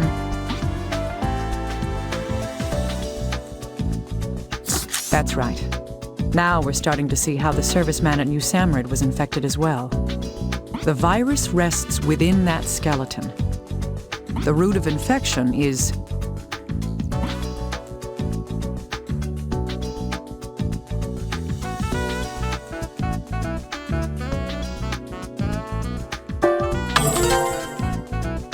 Yes, it's when it comes in contact with a mucous membrane. Reaching a mucous membrane within the mouth or body causes the virus to infect that person. But there's no way that a researcher would lick or swallow a bone. However, the USAMRID staff did collect a bone sample for their research. In order to obtain that sample, the researcher...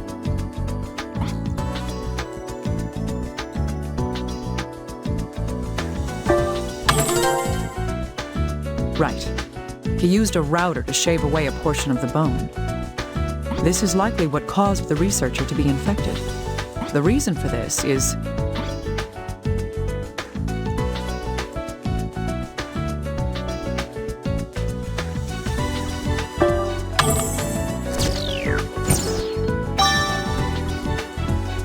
Yes, shaving bone with a router causes particles of bone dust to fly out into the air.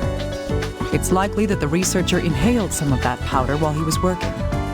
The powder then carried the infection and made contact with the mucous membranes.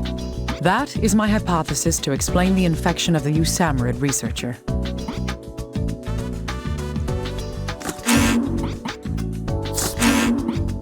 Yes, it seems that these can be combined. These bones passed on the viral hemorrhagic fever via contact with mucous membranes.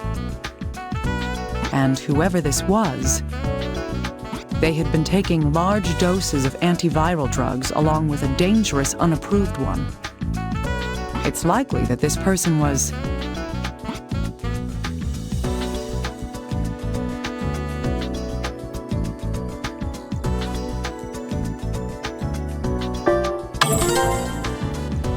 Yes, this individual had been infected with some kind of virus. That virus itself was... If that's the case, then the cause of death was... I should stop making conjectures. I need some hard evidence to back these theories up. Hemorrhagic fever causes hemorrhaging from all over the body, along with other various conditions. If we could find traces of that disease...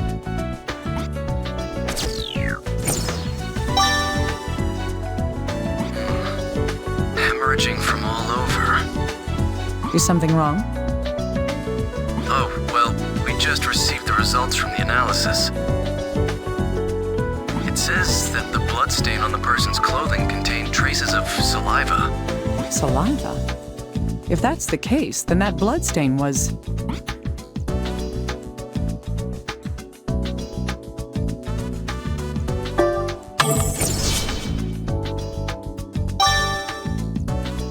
Yes, it came through the mouth, likely by being vomited. That would explain why there were no signs of damage to the person's clothing.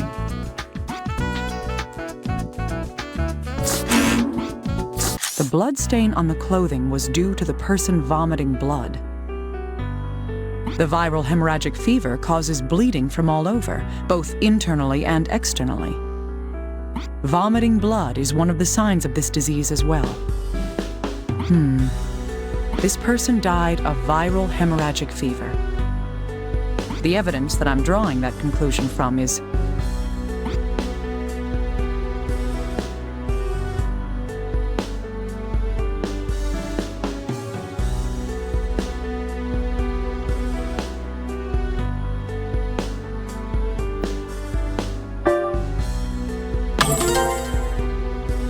That's right. If this person was still alive after having had an attack of vomiting blood, I highly doubt that they'd go on without doing something about the bloody clothes. Thus, the traces of vomited blood on the clothing indicates that this person died soon after this attack.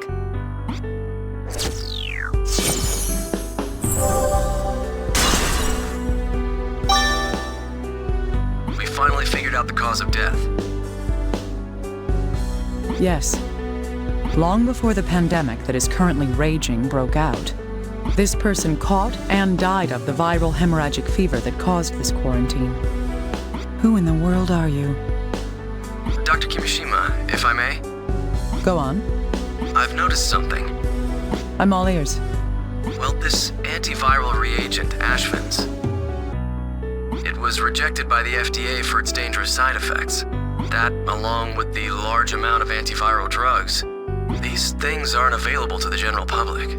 You have a point. Someone who would have access to these things would be...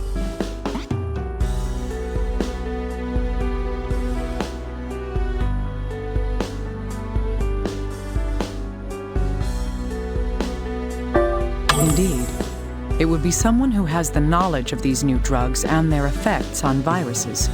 It would also be someone who has the authority to obtain such information from the medical community.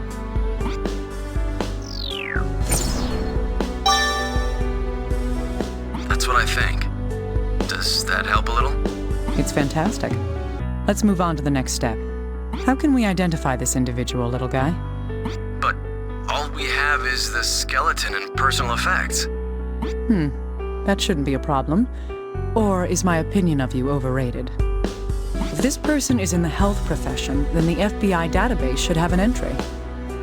By studying the bones, we can narrow down just who this person was. Why'd you ask me if you already knew the answer to your own question? We don't have time for complaining. Look up details about skeletons in our forensics database. Send what you find over to my computer immediately. Yikes. Give me a moment. There, I found them. You want me to send them over to you, right? Now it's time for the grand reveal. Let's compare the skeleton's characteristics with our information. Then we can confirm just who this person is.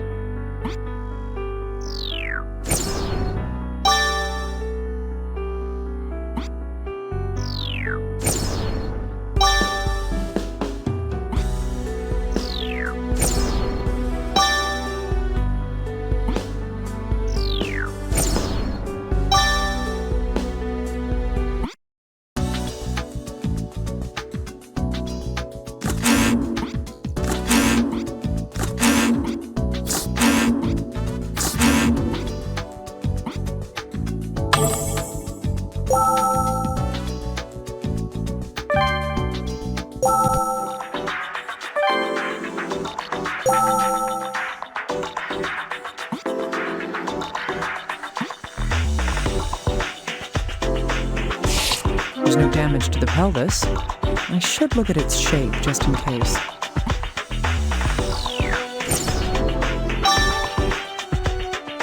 We can determine something from the shape of the pelvis.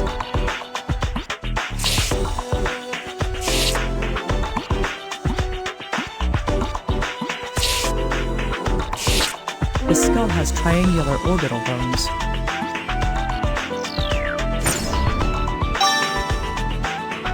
Is there any information that can be deduced by the shape of the orbital bones?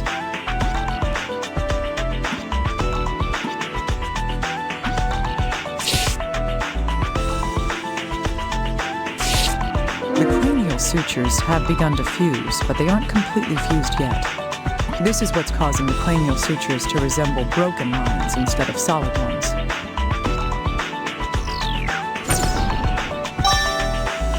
I recall that the cranial sutures can tell something about a body.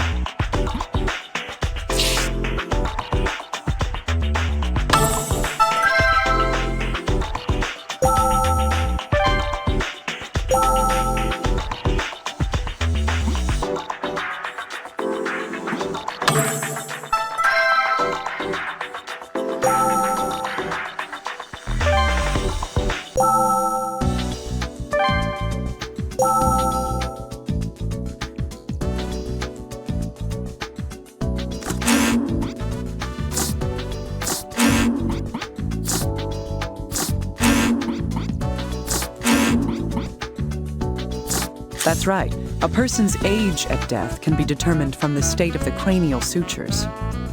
The cranial sutures here have partially fused, indicating that this person's age was...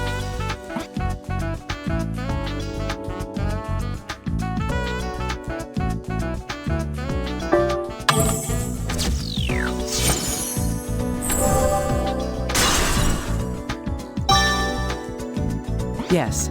The fusing is consistent with that of a person in their 50s. In other words, it means that this person was around 50 years old at the time of death. The German physician Blumenbach established a distinction of 5 major branches of human anatomy. One point mentioned in determining a person's race by skeletal features is the shape of the orbital bones. Comparing this with the materials at hand, this skeleton's race is...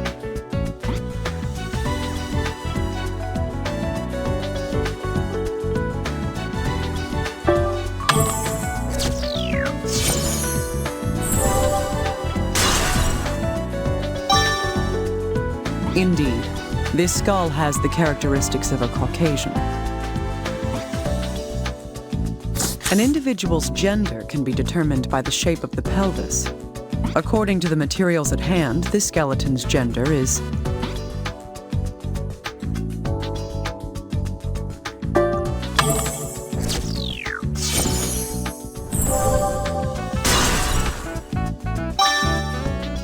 Yes. The pelvis is heart-shaped. Thus, we can deduce that this skeleton is male. 15 types of amino acids were detected in the skeleton. There was a very high concentration of nitrogen as well. If I compare this information with the materials available,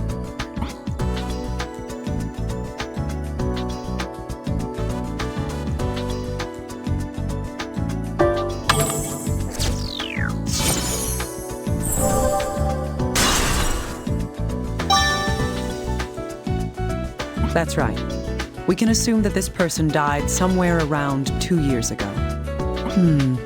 Someone had this disease 2 years ago? Long before this pandemic began?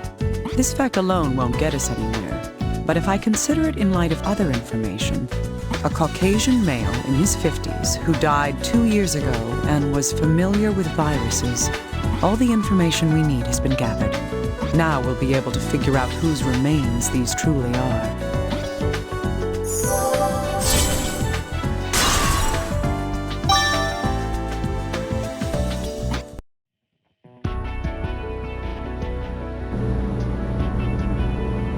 We couldn't identify this body after all. But there is an important fact that I understand now. First, let's sort out what we do now. We'll talk later. First is the time since death. The card with that is...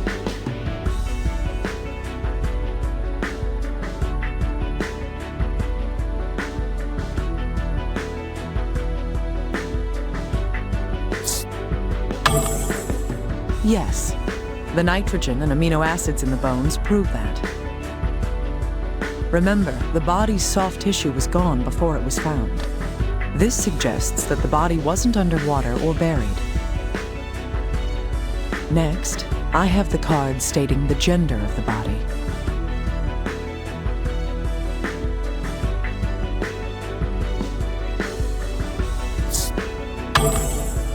Correct.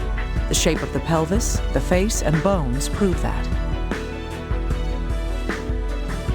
However, he had a thin build. He could hardly be muscular. Next, the age. This card tells our findings.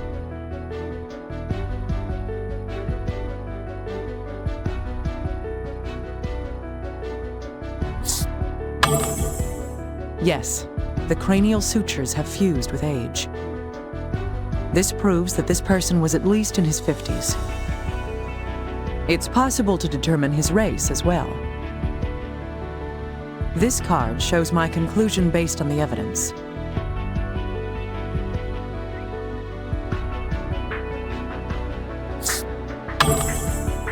Racial differences are mainly exhibited in skull shape. The eye sockets, cheekbones, nose ridge, it's clear. Our next clue is his occupation. Now, this is only speculation. But I believe this card shows what he did for a living.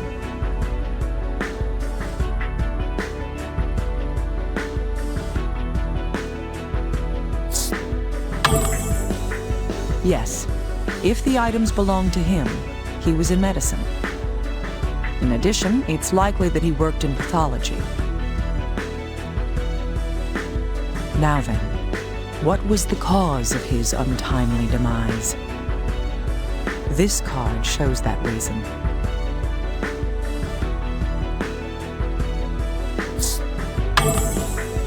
A virus living within a corpse long after the host dies.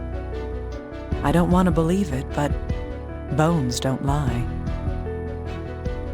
The virus passes into the mucous membranes on contact. He died like the man Gabe diagnosed, hemorrhagic fever. He understood what was happening. He knew why he died. He knew, and it shows in the last words he had to say.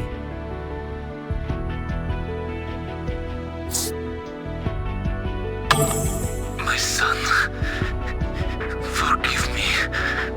I was enticed by the devil. That is the truth, illuminated by the light of this life. With this in mind, I can use the data to find an individual. He's...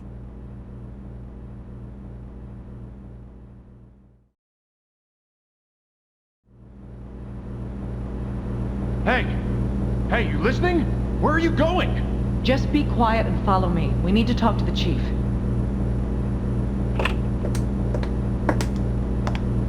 Chief, I'd like to speak with you.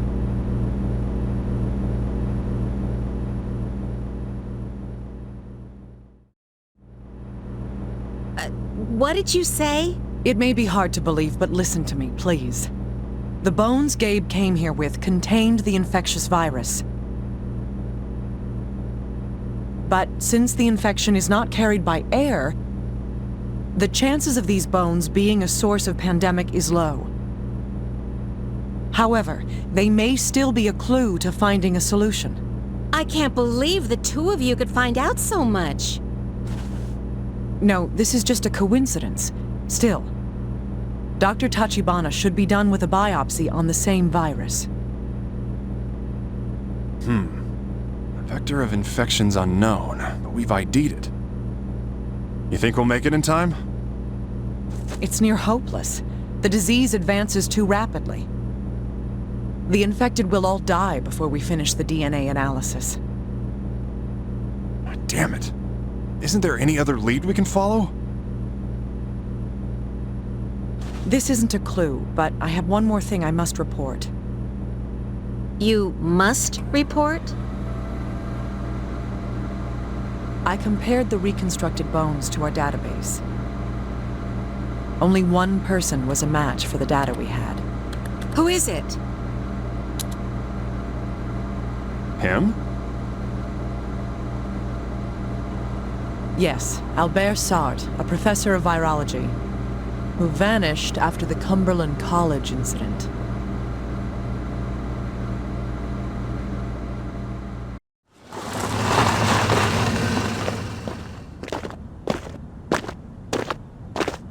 Hey, where are you going? This place... I grew up here. At least until I started that fire. Why did we come here? We're looking for Rosalia Rossellini, right? It's coming back to me. Crybaby Rose. She was so small and was always sad. You know her? What an idiot. I saved her just that one time. But that kid, she remembered me. What do you mean? Nothing. Look, at least we have a lead. Now let's go.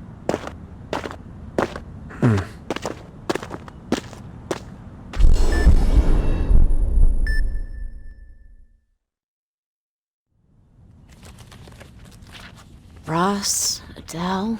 Damn, where is it?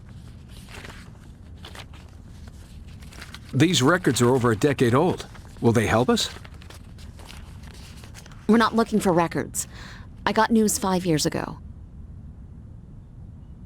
The orphanage said that a letter had come for me.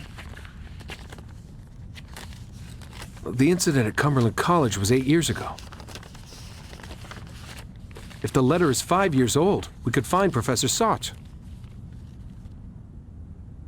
Do you resent him? No. I just want to know what happened. I want the truth. Aaron, Sylvia, these aren't it. Oh, here! Rosalia! Is that really it? Look, there's no mistake. It's her. That idiot. The letter doesn't say anything. No return address. Actually... Huh? Look at the picture. Monarch butterflies. But these flowers in the background are cosmos. So... Monarchs only stay in America until the end of the summer. That doesn't match the cosmos blooming season. Then you're saying... Right. This picture wasn't taken anywhere in America.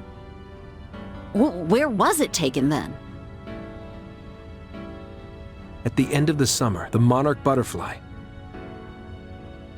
They head south to find Asclepius to feed the larvae.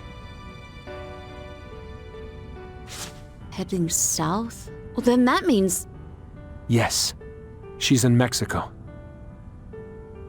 Rose. What the... Ambulances. Tons of them. Damn it, there must be something going on. We have to go.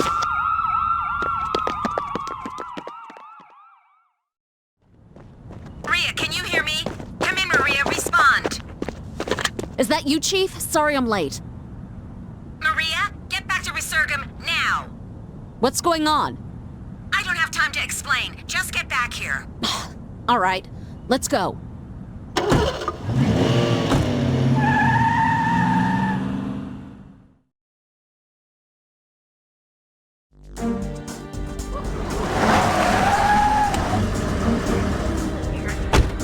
Sorry we're late. Oh, thank heavens. The Army's brought in tons of patients. Listen carefully to me, Maria. Effective treatment varies depending on how far along it is. I'll tell you which medicines to use for each patient. Come. You? Why are you here?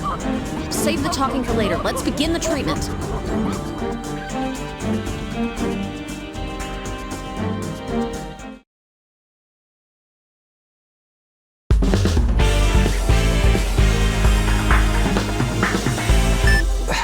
How can there be so many patients? It's not just the infected. The people who are fainting and convulsing are causing secondary injuries. We just have to do this. I'm going to tell you about the medications, so listen carefully. Now, as I mentioned earlier, there is no cure for the virus. However, its activities can be controlled using existing antiviral drugs. We'll be using an immunoglobulin reagent to specify the onset time. First, select the drug. The reagent is in the white vial. Use the syringe to inject it into the affected area. Hey, nothing happened. What am I supposed to do now? Calm down. The drug is also a color reagent. Watch the area until the secondary body's HRP enzyme activity changes color. Are you kidding me? This is so inefficient. Should I check on the other patient until this reaction kicks in?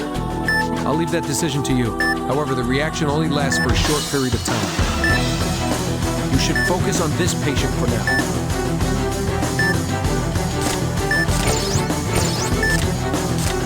All right, the reaction to the reagent has colored the area. Now inject the antiviral drug of the same color as the affected area. Good. The drug is having an effect. That will suppress the virus's activities for a while. Damn, only for a while? It can't cure it completely? Impossible. The conditions will worsen again over time. We have no choice but to re-inject the drug before that happens. So, we have to memorize which drug works on which patient and keep sticking with it. What a goddamn pain in the ass. There's no other way. We have to do this. Don't forget to treat the patient's wounds while injecting the drugs. I found it. Damn it. Let's begin. Get ready for it.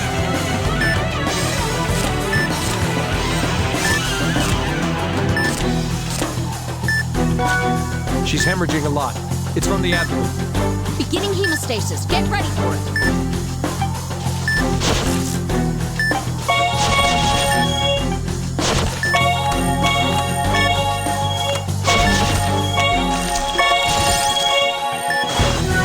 All right, transporter. What? She's flatlining. Charging the AED.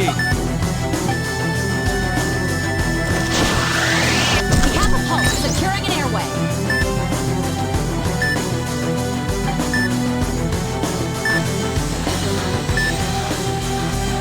Intubation complete. She can be transported now. Damn it, there's just no end to this. Damn it, he's infected.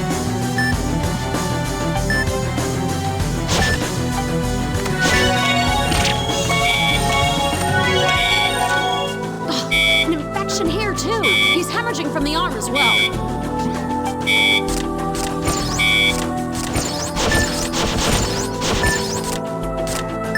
Hurry, come on, hurry. Damn it, vitals don't look good. Hang in there, okay?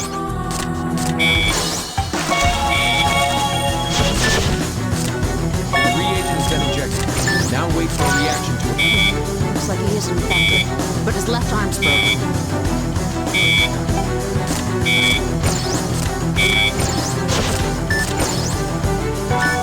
Treat the hemorrhaging and the infection together. Great,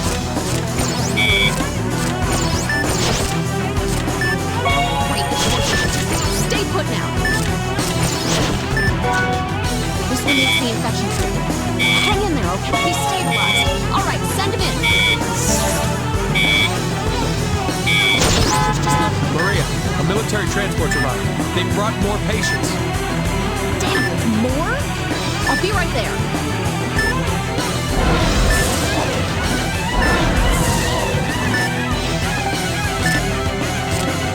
Come on, hurry the hell up already. Treat the hemorrhaging and the infection together.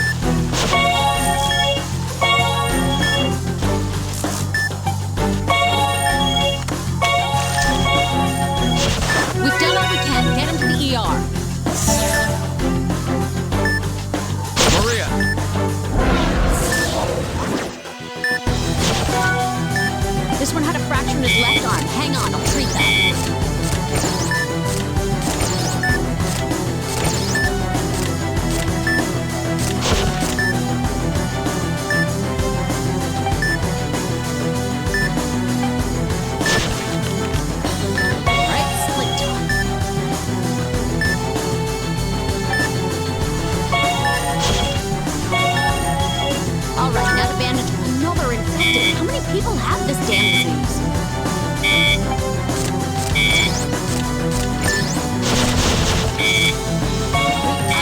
It's taking these results so long!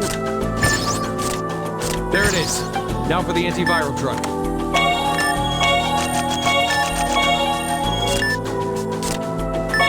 Good. We'll save you no matter what. What's the matter? Come on, talk to me. A girl. There was a girl collapsed in front of the hospital. What? Maria, keep treating her. I'll contact the military and have them search for the girl. Got it. Hey, don't worry. We'll make sure we save that girl, too.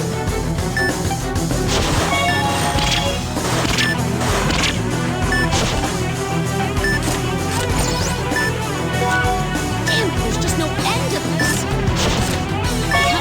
Come on. Hurry the hell up already. This one had a fracture in his left arm. Hang on, I'll treat it. One more area to go. Good. You'll need a full operation to be completely treated. The military's found another victim. It's that girl we heard about earlier. I'll take care of her. Send her over to me.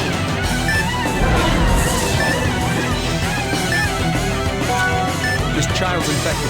Reject the immunoglobulin reagent. Damn, I hate this part. Some damn color already.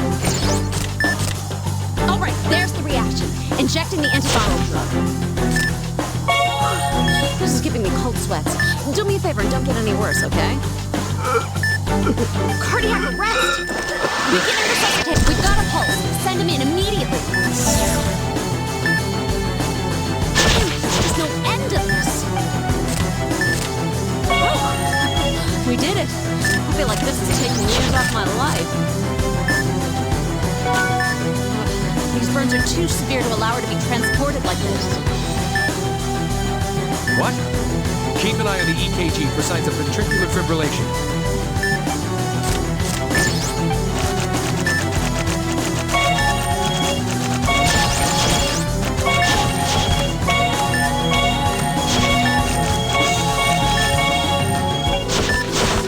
All right, that's the second one treated. We'll finish. Damn it! She's infected with the virus. I gotta inject the reagent.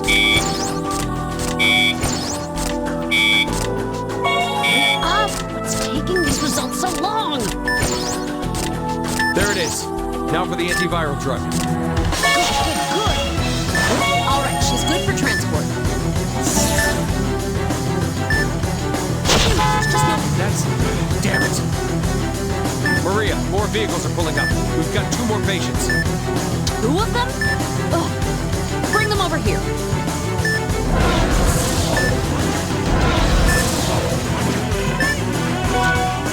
Jeez, glass shards, huh? I'll start extracting them.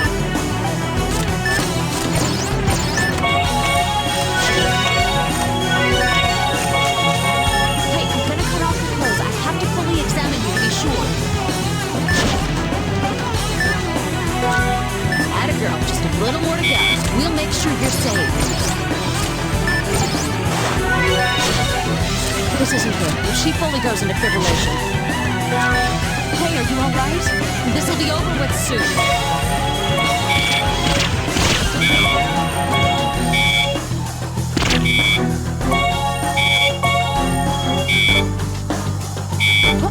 This guy, he's infected.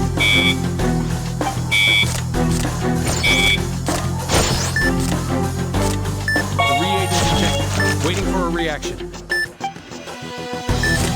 There it is. Get the antiviral dose. All right. Good. That's how it's supposed to go. Good. Let's send this one off for transport. There's just no end to this. Atta girl. Just a little more to go. We'll make sure you're safe. She's stabilized. Now is our chance to transport her. Damn it. There's just no end to this. Come on. Hurry the hell up already. There's the reaction.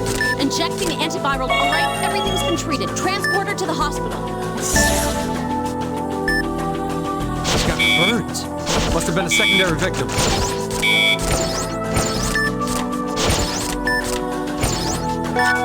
This one's got lacerations. No problem. We can treat these easily.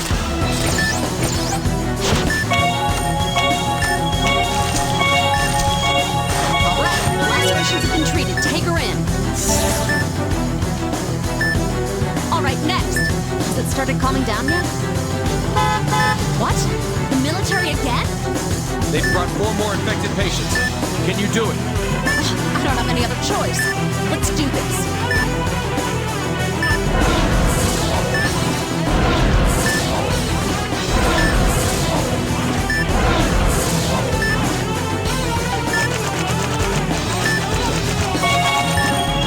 Come on, hang in there. Don't worry, we'll be short in no time. All right, he's ready for transport. Get him into the ER. Infection and hemorrhaging due to secondary injuries. Damn, we have to do this.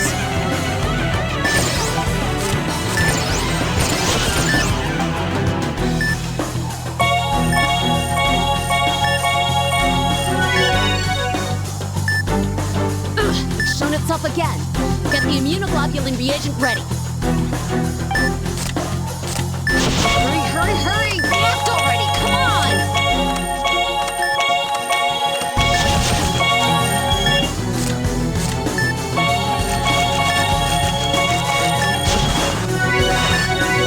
Get ready to administer a blood transfusion. Hurry up! Hands are shaking. Stay calm. All right, perfect. Begin transporting her. Infection under his clothes? Sorry, but I got you. This one's got lacerations and the infection. How far is this damn thing spread? The reagent's been injected. See some color changes. Damn it, it's never ends. I feel like I'm in hell.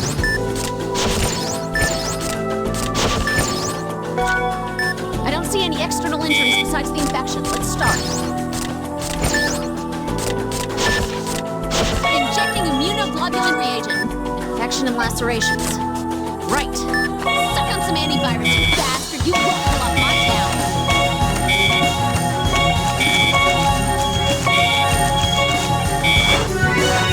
Alright, now to transport. What? Damn it, we've come so far. Starting chest compression.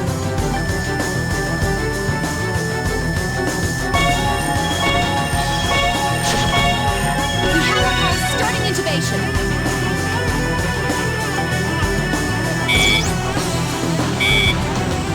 Alright, it's good. Hurry up and transport it. Damn it, it's never ends. I feel like I'm in hell. Do this. What I'm feeling is nothing compared to this. Injecting immunoglobulin reagent. Now we wait for the reaction. The color change has occurred. Time for the antiviral drug. We're not gonna lose now. You're gonna make it. Damn it, it's never ends. I feel like I'm in hell.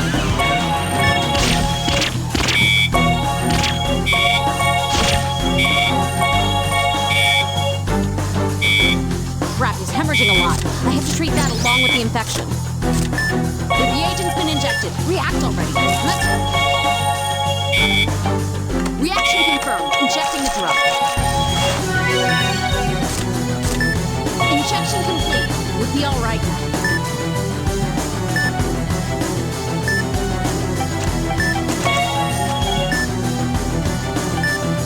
All right, this one's good to go. Take him away. Do this. What I'm doing is nothing. Injecting immunoglobulin reagent. Now we wait for the reaction. The color change has occurred. Time for the antiviral drug. It's ventricular fibrillation. Ready the AED. Huh? I can't. They're all in use. Damn. Well, time for plan B.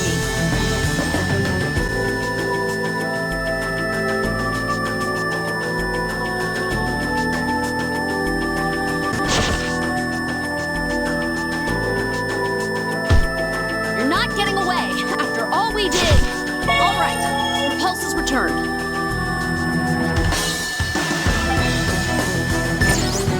Just a little more. We're hooked into it. Treatment complete. This one can be carried out. I'm going in to help the other doctors. You let the others know the patients can be moved. You can count on me. If things get hairy, I'll jump in too. Damn it, how many people out there have this?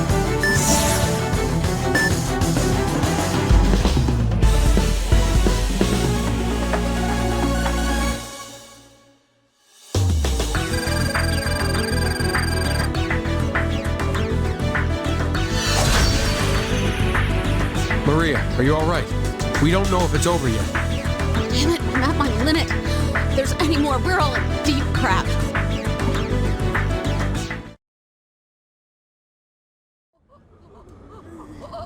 I'm done. Is the transport ready yet? What the hell?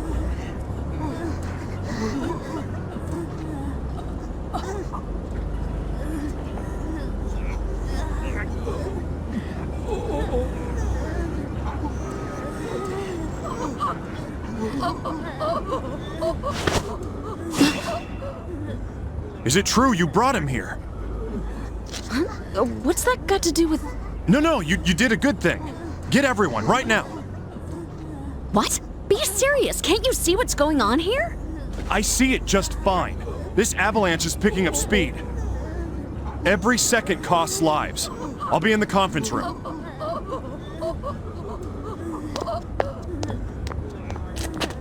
Damn it, what am I supposed to do? Chief! What are you doing? Hurry up and go! I'll take over here.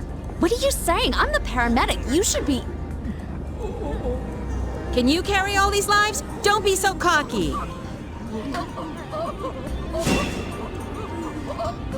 Go, Maria. Don't run away from your responsibilities.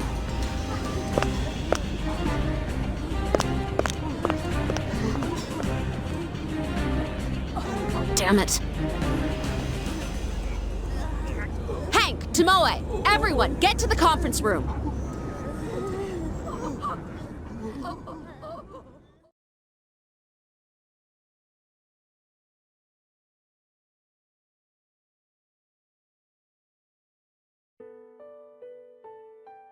I'm sure that you resent me. It's only natural. I robbed you of your past and future.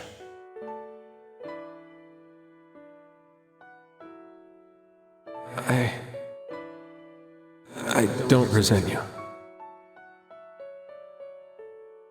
You gave me the life I had to begin with.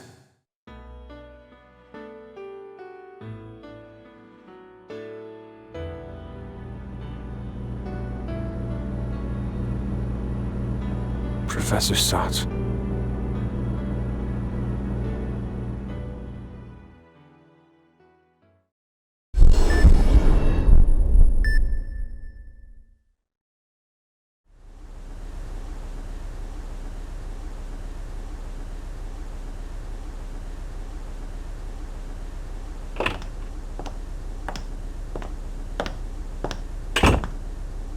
Are you done? Yes. All right. Everybody here? Roni, take it away.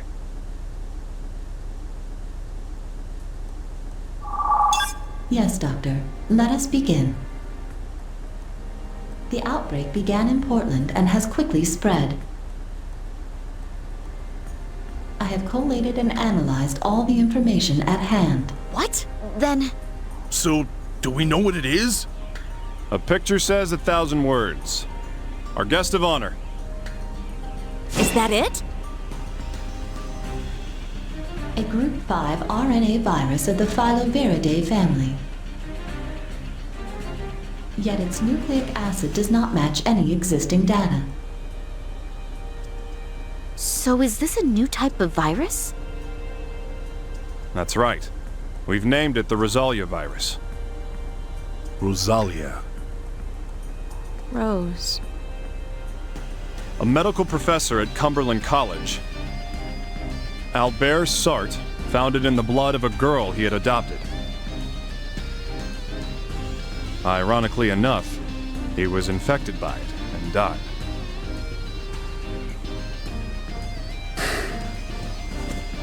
Now listen up.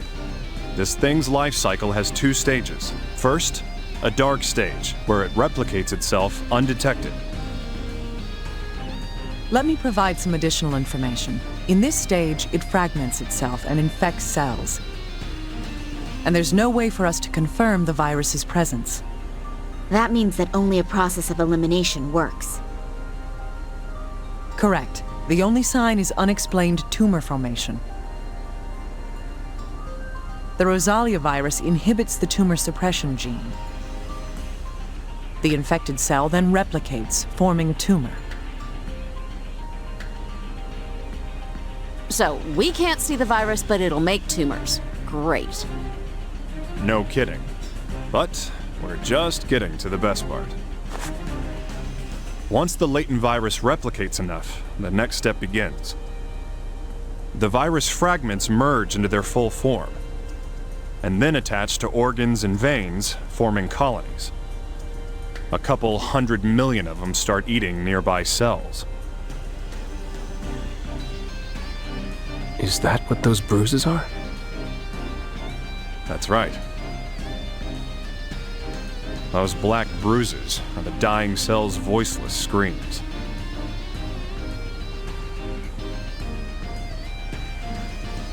It doesn't end there.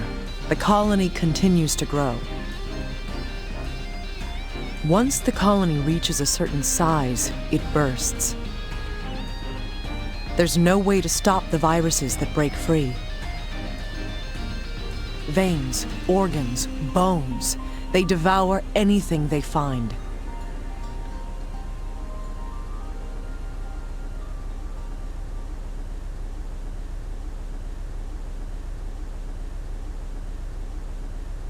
How can we save the infected?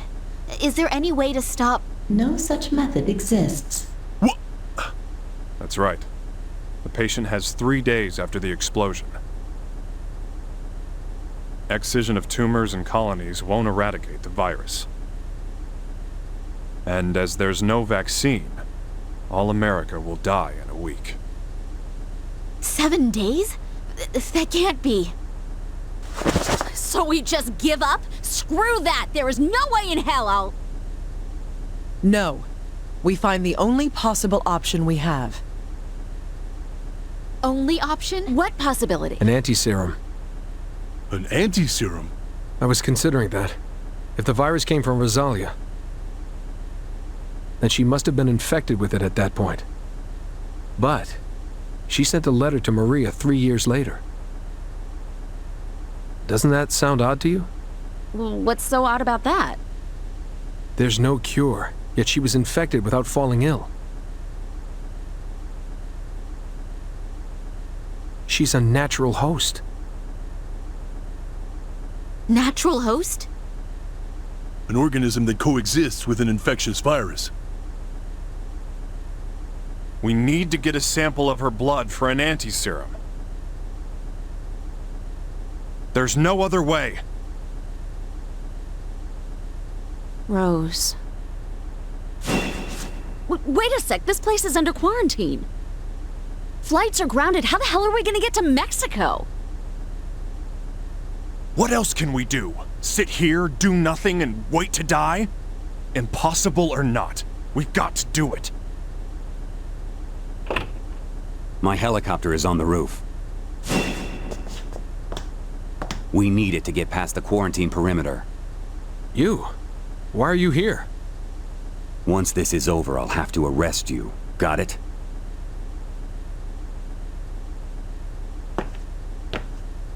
We all owe you one. Thanks.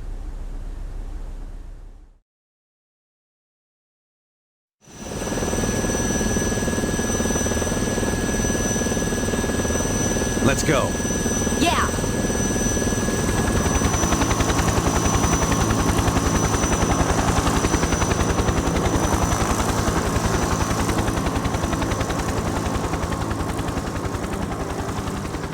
All right then.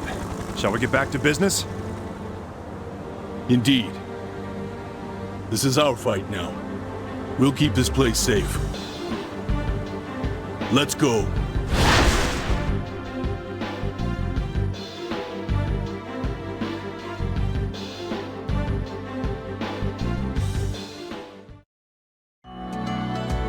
We don't have enough transfusion packs. Hurry, get more! You! Don't glare at me like that. We've got the transfusions. Rosalia bruises on the back. Might be spinal infection. All right, let's start. You're in the way. Move it. What? Hey, guys! Whew. Can't put up with all that noise. What's so funny? I'm glad you're back. I'm going to rely on you. You're always making a big deal out of everything. Come on. Let's hurry and get this over with, partner. Right.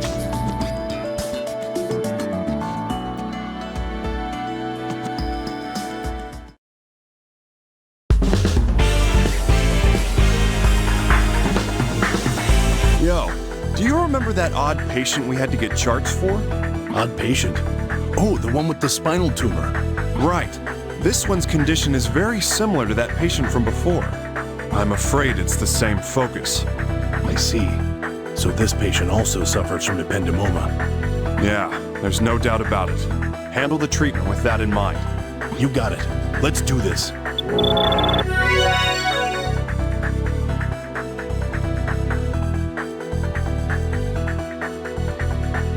All right.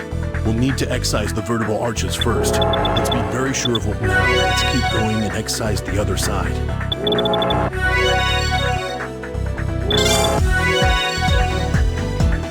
That was pretty good.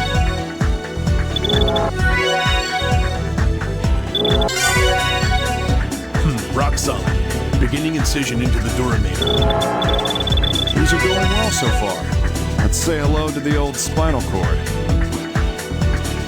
Just as we thought. Let's begin extracting the ependymoma. Start by dividing the posterior median sulcus. Careful now. Good. I'm going to continue the excision. We're dealing with a vital piece of human anatomy, so don't mess up, okay?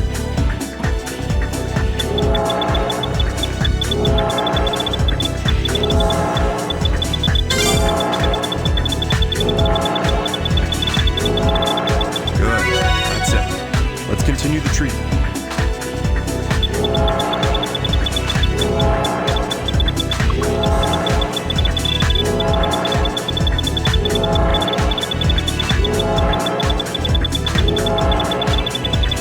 It's going well today.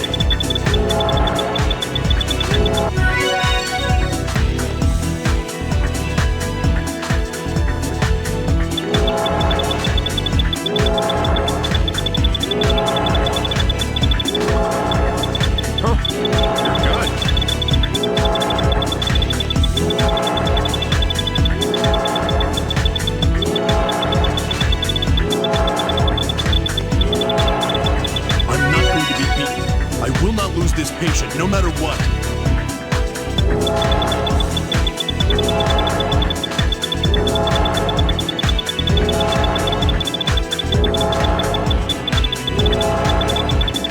Well done.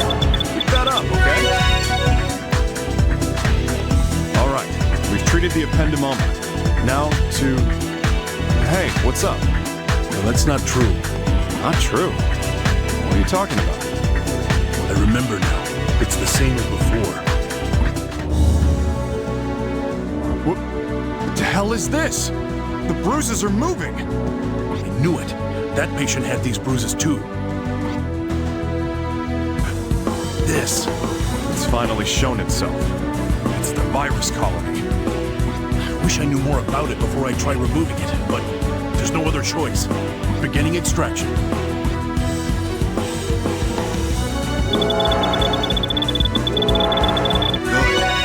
Do it. Keep detaching the blood vessels. Good. Cautiously continue on.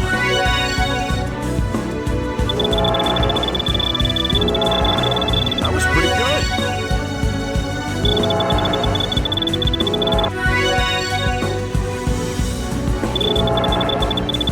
All right, let's proceed. Be careful. Blood vessels have been detached. Extracting the tumor. All right. Extraction complete. That should... No, not yet. Something's coming. Don't relax. Damn! More of them?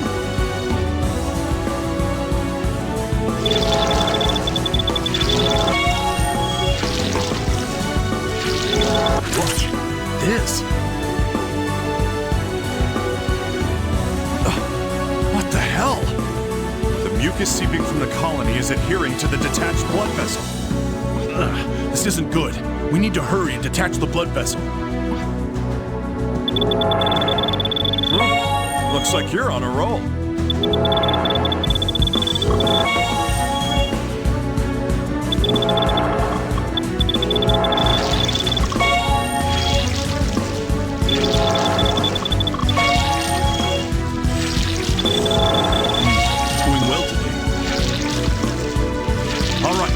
Extract it before it begins adhering. Extraction complete.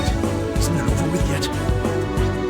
What the? This colony is different from the previous ones. It doesn't matter. Whatever it is, we have to extract it. Hey, wait a sec. We're dealing with an unknown virus. We can't just charge into this thing. What can we do then? There's no time for tests. Hey, give me some credit, huh? I am an expert diagnostician, you know. I'll figure out what it is, while you deal with removing it. Understood. I believe in you, friend. All right, beginning the extraction. I need to detach the blood vessels first.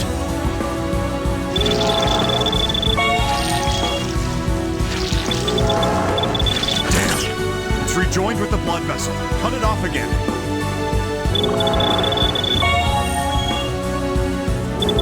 Huh. You're good.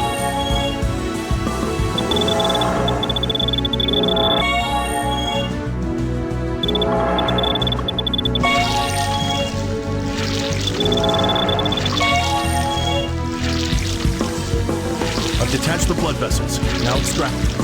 Hang on. I've determined something about it. It's soft tissue. Under these conditions, it can't be. There's no doubt about it. If you try to tear it off, it'll just rip. You'll need to peel it away carefully. That's impossible. If we take too long, the blood vessels will adhere again. It might be impossible, but it's the only way to save this patient. You'll have to extract it bit by bit while it's temporarily detached. Make it sound so easy. All right, I cannot lose.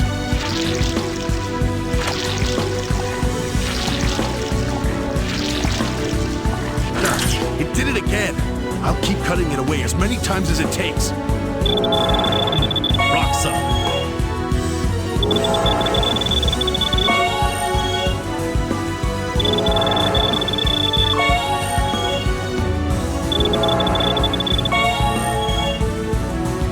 Well done. Keep that up, okay?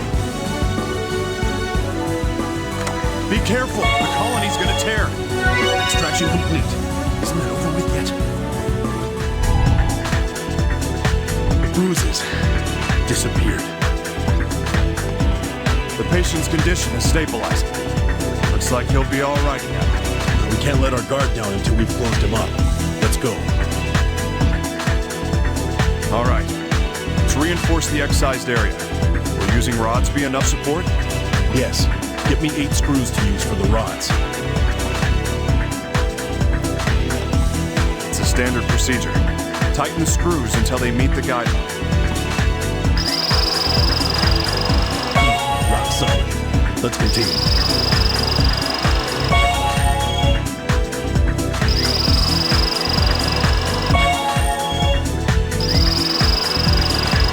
All right, halfway there. Let's treat the other side now.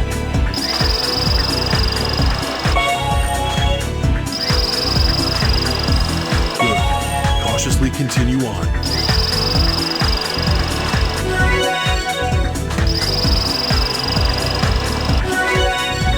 Rock solid. Now for the rods. The rod goes through the screws you just inserted. Watch the guideline.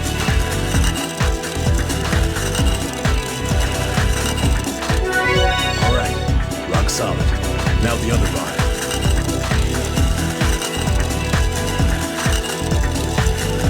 That was pretty good. Both rods have been inserted. Now place the fixators. Treatment complete. Whew. Well done.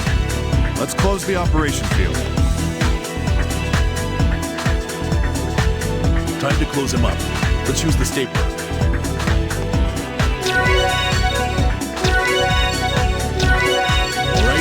All right. Operation complete. We can't get too excited, though. There There are a lot of patients still out there. Right. Let's get this guy out of here and bring in the next patient.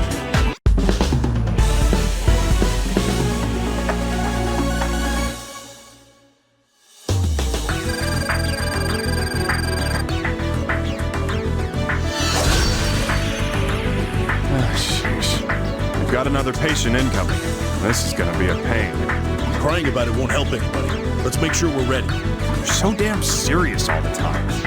Looks like we don't have a choice.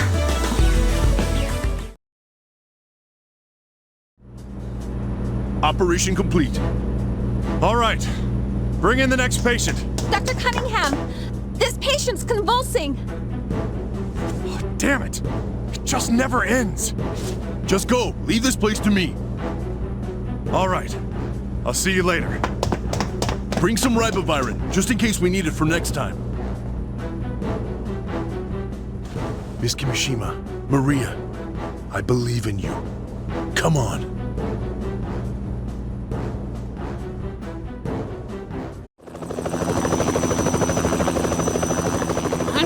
Come on! How much farther? I don't know. I've never flown a chopper to Mexico. We're already in Mexican airspace. Now to find Rosalia. And how do we do that? We don't have a clue where she is. We have to think. How about showing people her picture? Are you kidding me? Do you know how many villages there are? Fine, Agent. Do you happen to have a better plan? Hey, what's that?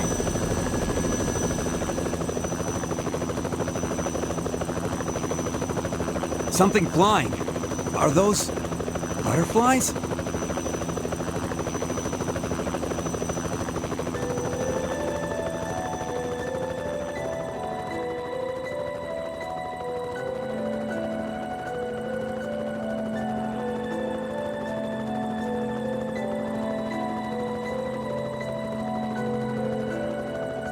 Wow, it's like a golden river flowing through the sky. Danaeus plexipus. Danaeus? What's that? Monarch butterflies. This must be their migration route. They can be seen every year in this season. Beautiful. Monarchs. Monarchs only stay in America until the end of the summer. At the end of the summer, the monarch butterfly, they head south to find Asclepius to feed the larvae. Look at the picture. Monarch butterflies. Yes, she's in Mexico. The butterflies! Hey, buddy, follow those butterflies! What's with you? We can't just jump around at random. It's not random. There was a monarch in Rosalia's photo. It's the same time of year, too. We can follow them. Worth a shot. Right. Agent, follow the trail of butterflies.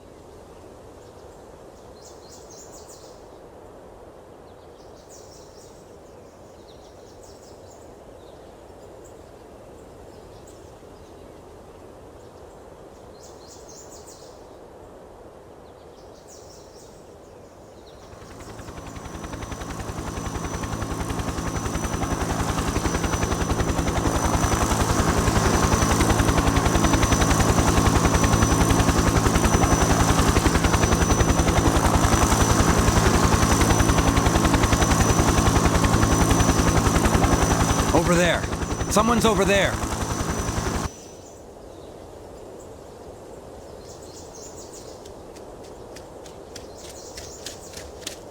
Rose!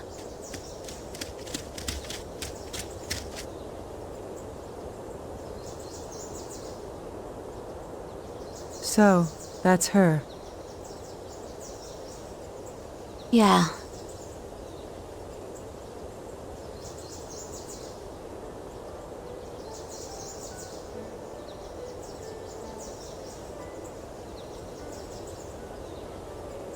She's turned into Adipocere. Damn. You've grown so big, I didn't recognize you. What can we do? We can't get a blood sample from her. Agent Holden, please take Maria and search the facility. What are you going to do? I'll examine her. I might be able to learn something. Hold on! We can't get a serum, can we? It's impossible like this. Then what? Are you going to wait for the world to end? Move. You're in my way. I have my own way to hear her voice, just like you. I'll leave Rose in your hands. Yes. You're Rosalia. I've been looking for you for a while. I wonder, when did people begin to mourn each other's deaths? It's funny. Everyone has to die someday.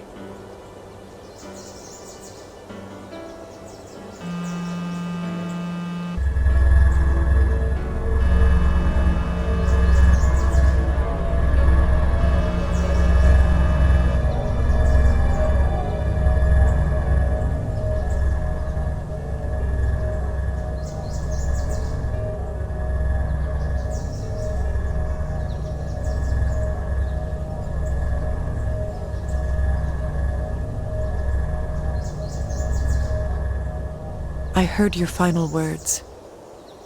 I'll make sure to pass them on with the time I have.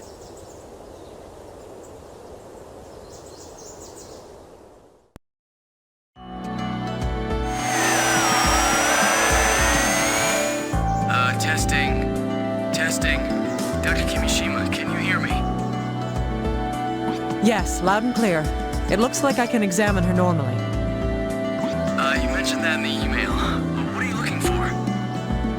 If our information is correct, Rosalia was with Albert Sard. But we find Rosalia's corpse here. Isn't that odd? What's so strange about that? If Gabe brought Albert's corpse back from New Samwood, then he would have died in Backcoat, over 3,000 kilometers away. What happened to these two must be brought to light. But will that make our situation any better? Who knows? Rosalia's corpse has become Adipocere. We can't get a serum. What a mess. This is it then. No. These two must be related to the infection source. Filling in the gaps in the timeline will reveal the truth. That's what I believe. All right. I'll follow you to the very end. Thank you. I'm grateful for that.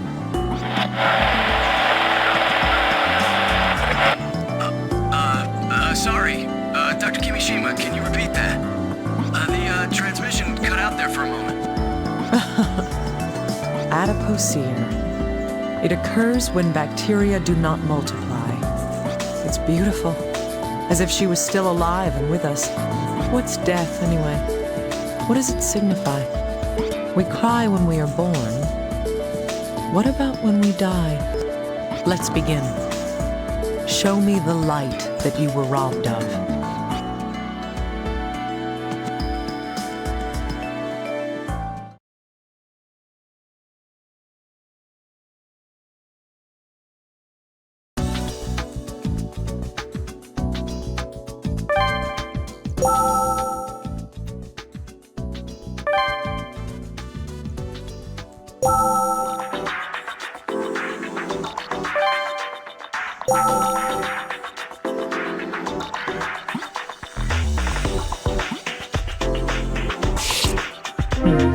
There's a cut on the bottom of her left foot. There's dirt in the area she was bleeding from. This means that...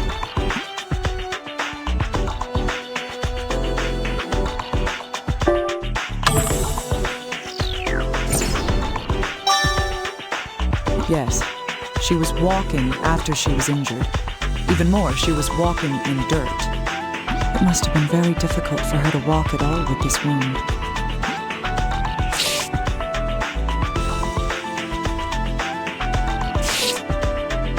This is an indication of having been shot with a gun. The bullet has completely passed through the body. The entrance GSW is where the bullet enters the body. Conversely, the exit GSW is where the bullet exits the body. Normally, the exit wound is larger than the entrance wound. Keeping that in mind, which one is this wound? If it's hard to tell, I could always just compare it to the wound on the opposite side.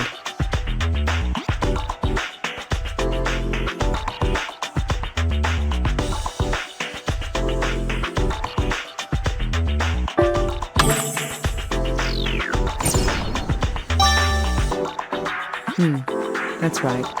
This one would be the exit GSW.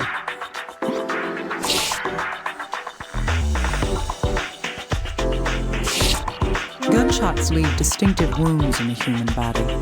It seems the bullet passed all the way through her body. The entrance wound is created where the bullet enters the body, and the exit wound is where the bullet exits the body.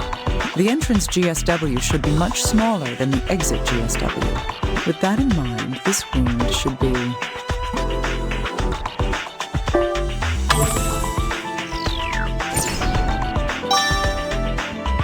That's right. This is the entrance wound.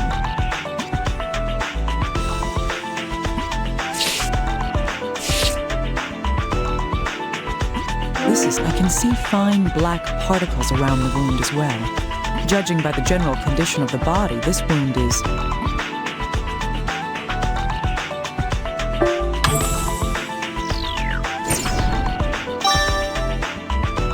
Yes, this is a gunshot wound. But what could these black particles be?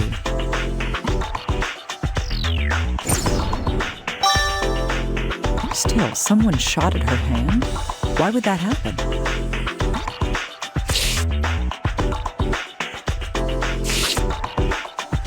Hypostasis is present in the corpse's back.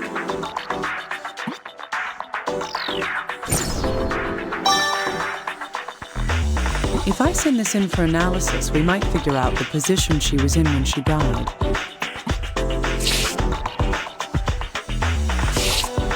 This is a gunshot wound. The bullet passed through the body. The entrance GSW is where the bullet enters the body. Conversely, the norm... Which one is this? Comparing the two wounds...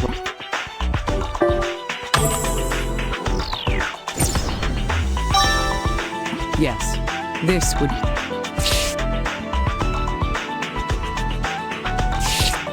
This. It's a bullet. Does that mean Rosalia was shot? It looks as if the bullet passed all the way through her body. The entrance G can normally keeping that in if it's hard to tell.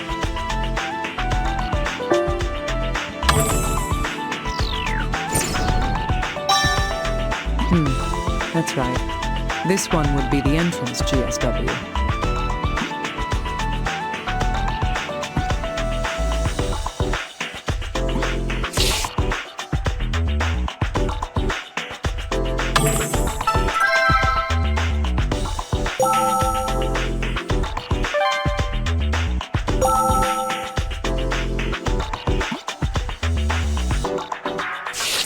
This hole corresponds to the wound on her thigh. So whatever injured her there created this as well. Could this blood have come from the chest wound? There's something odd about it, though.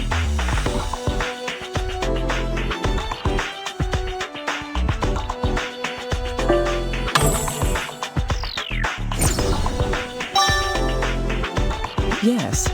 If it was hemorrhaging from the chest, it would only be coming from one area. If it's spattered around this much, it means there's another reason for this hemorrhaging.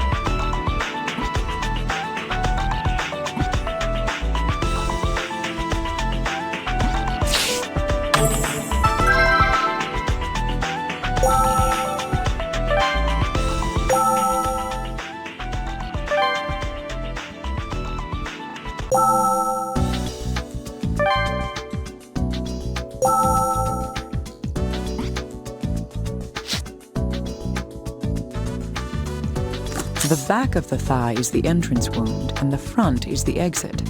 If that's the case, the victim was shot.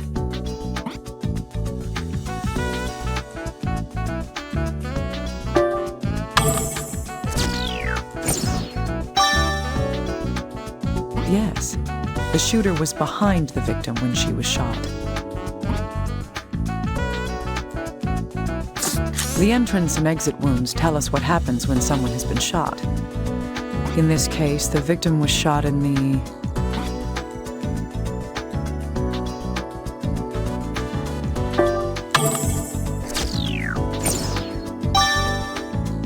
Yes, the bullet entered through the chest, creating the entrance GSW. It then passed through her body and out her back, creating the exit GSW. This proves that she had been shot from the front. In any case, the wound in the thigh isn't the same size as the wound in the chest. Could this mean that two different firearms were used?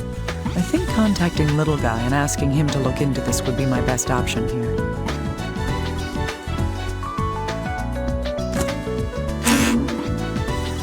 Little Guy, can you analyze these black particles? Okay.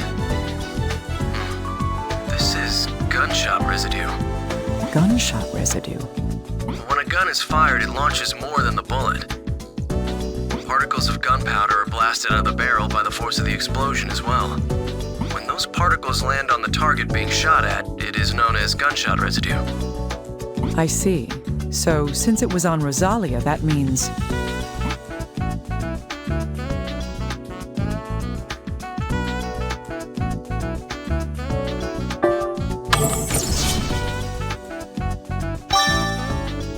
Indeed, it would indicate that she was shot from very close range.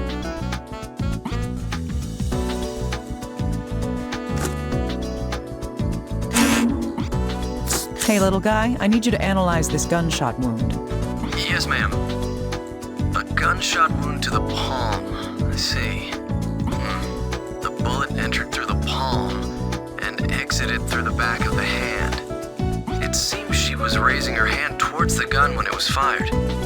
Why would she put her hand up like that?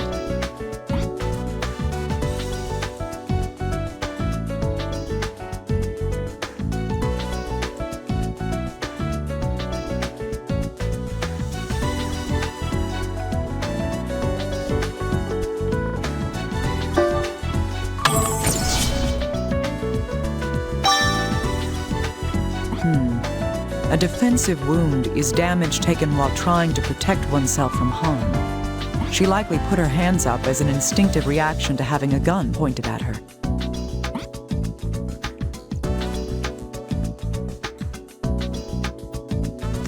Little Guy, could you analyze this hypostasis? Yes, of course. Please send your data over to me. All right, please look at it right away. Okay, I've got it. Let's see here. Well, the hypostasis matches the position Rosalia's body was in when she was discovered. Hypostasis occurs when the blood flow throughout the body has stopped. The blood settles within the corpse, pooling in the areas closest to the ground. Thus, Rosalia's corpse was...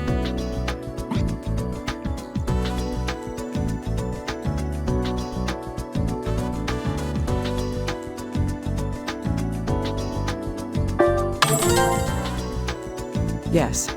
If the corpse had been moved, the hypostasis wouldn't match the position we discovered the body in. That place truly is where Rosalia drew her last breath. Dr. Kimishima, I have a question. Hopefully it's something I have an answer for. What is it? Well, the blue flowers are only growing in that one particular area of the field. Is that correct? Yes, that's right. Rosalia was found in the center of this area of blue flowers. Well, isn't that too much to be coincidence?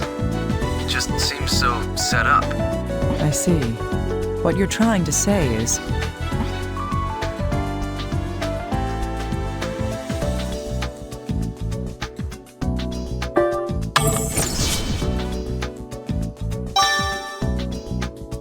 Yes. Doesn't that make more sense? You may have a point. Hypostasis begins to appear roughly 30 minutes after death. It's possible that her corpse was moved here immediately after she died to create the situation. If that's the case, why would her killer do such a thing to her? We're just grasping at straws here. We'll need real evidence and facts in order to solve these mysteries.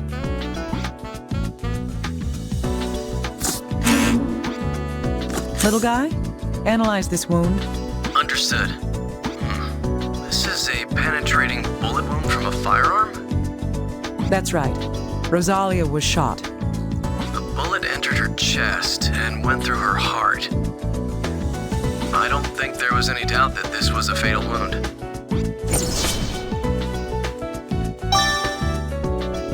I see. The question now is who pulled the trigger?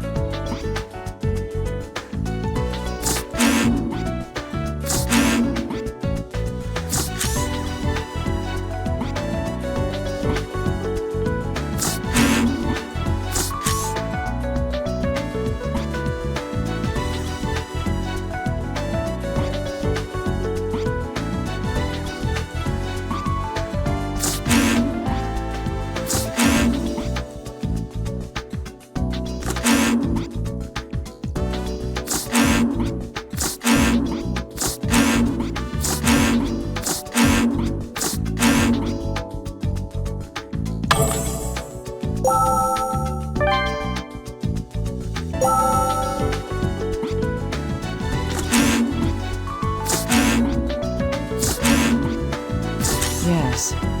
If I think about what happened at the time of the murder, these do have a common link. These fine bloodstains spattering Rosalia's clothing. This hemorrhaging was most likely caused by...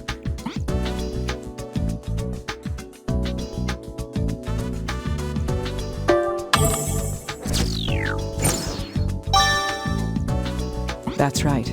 There was a defensive wound on Rosalia's palm. The killer turned his gun on this girl and pulled the trigger. That bullet tore through the hand she held up, ineffectually trying to ward off the blow. It then continued into her body, piercing her heart. The fine bloodstains were from the blood that came from her hand. The events of Rosalia's death are becoming clear. First, the cause of death. The wound that killed Rosalia was...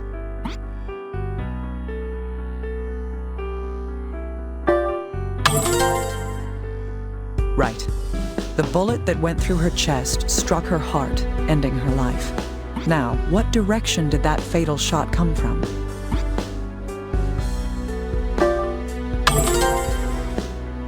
Indeed, the entrance and exit wounds tell us the path of the bullet through her body. Rosalia was alive just before this shot as well. The evidence for this is...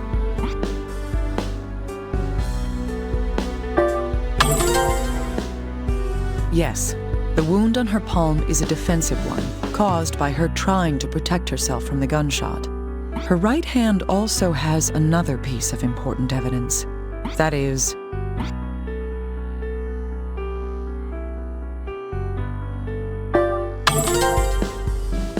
Indeed, the gunshot residue from the shot that killed her. Gunshot residue was left behind when...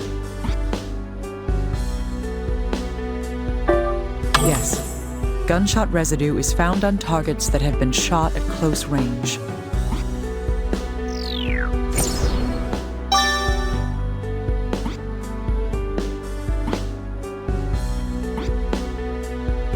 We can tell that Rosalia had been shot in the chest from a short distance away. What would drive someone to be so determined to kill Rosalia?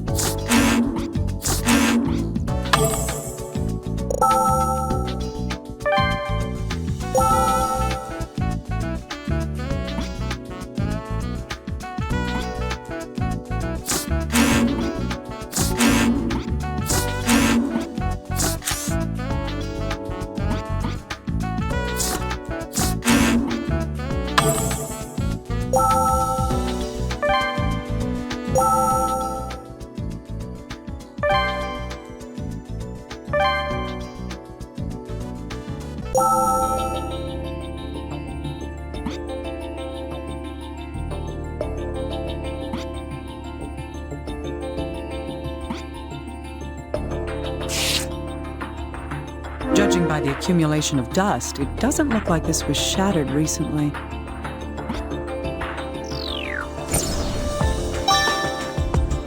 This might not necessarily relate to this case, but it should be looked at, just to be sure.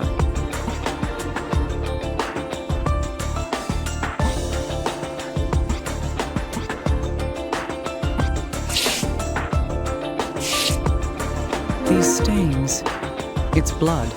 There's a trail of it, too. These weren't cleaned up.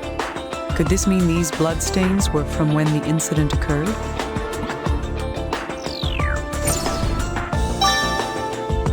Is this blood Rosalia's? Or...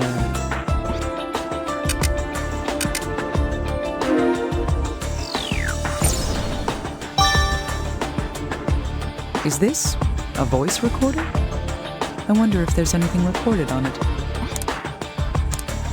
It seems to be broken. I hope the data inside can be retrieved. Is this a bullet case? Not a standard piece of lab equipment.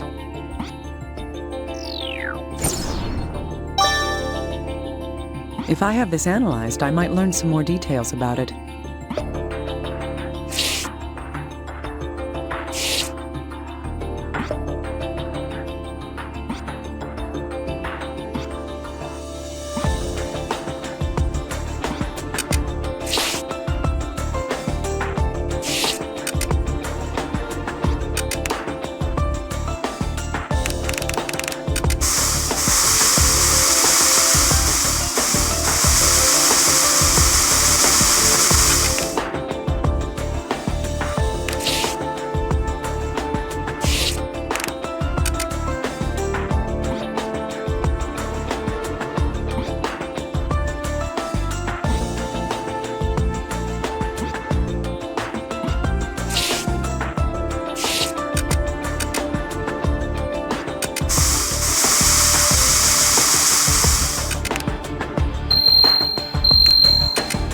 It's a bullet case. What's it doing in a place like this?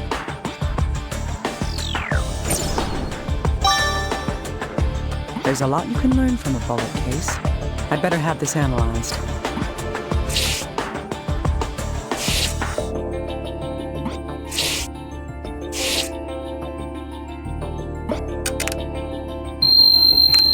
The glass in the door is shattered. This is a blood stain. Could this be related to the case? I should get this analyzed at once.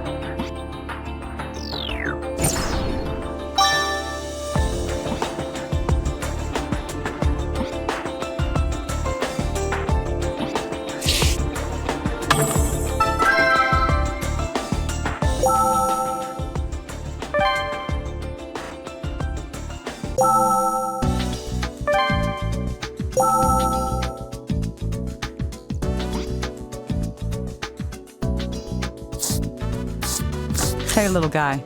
I found a blood stain on the floor here. A blood stain? Isn't it just another one left by Rosalia? Making assumptions is a dangerous habit. I need you to go over this in detail. Got it. I'll have to receive the data from the helicopter's equipment and merge it with what we have here. Then I'll have to use that to come up with analysis results. Is that okay? Will it take time? We're racing against the clock as it is. Yes, but I'll try to hurry it along. There are more and more patients piling up here. All right. Contact me when the results come in. Hey, little guy. I want to know more about this bullet casing. Okay. Let's see here. Well, what can you tell me? First of all, it's a case for a 9mm round. Bullets that size are normally used in handguns.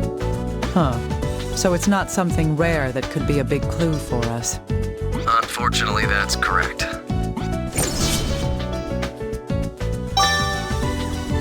But why was a bullet casing on the floor inside a lab? That question might lead us to some important information. Little guy, can I borrow you for a moment? Of course. Do you need something analyzed? I found this bullet casing near the entrance to the room. All right, let me take a look at it. How does it look? Can you tell me anything from it? It's a 9mm round, usually used in handguns all over the world. Okay, I get it. It's not all that special.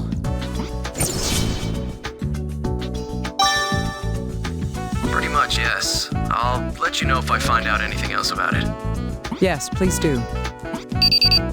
Oh, Dr. Kimishima, I found out something new.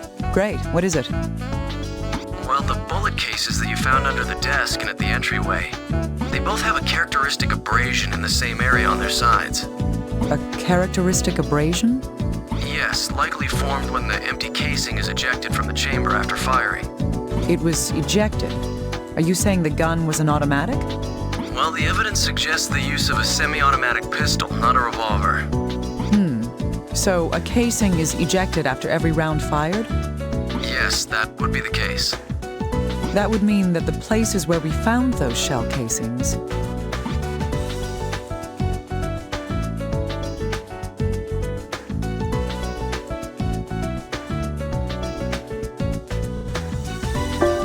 Yes. It means that the gun was fired near those places.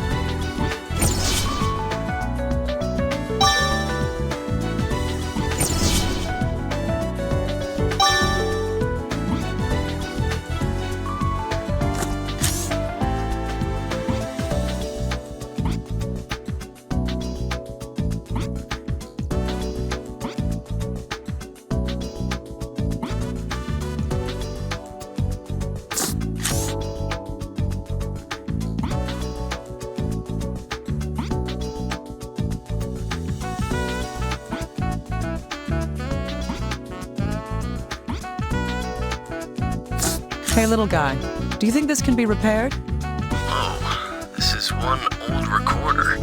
I know. I want to see what's in this. Yikes. This can't be fixed. Not even I could do it. I see. That's unfortunate. Hey, wait a second. I can't fix the machine itself, but I might be able to get at whatever data's been saved on it. That would be great. Can you get on that? Okay, can you connect the recorder to the computer over on your end? All right, 1 second. There.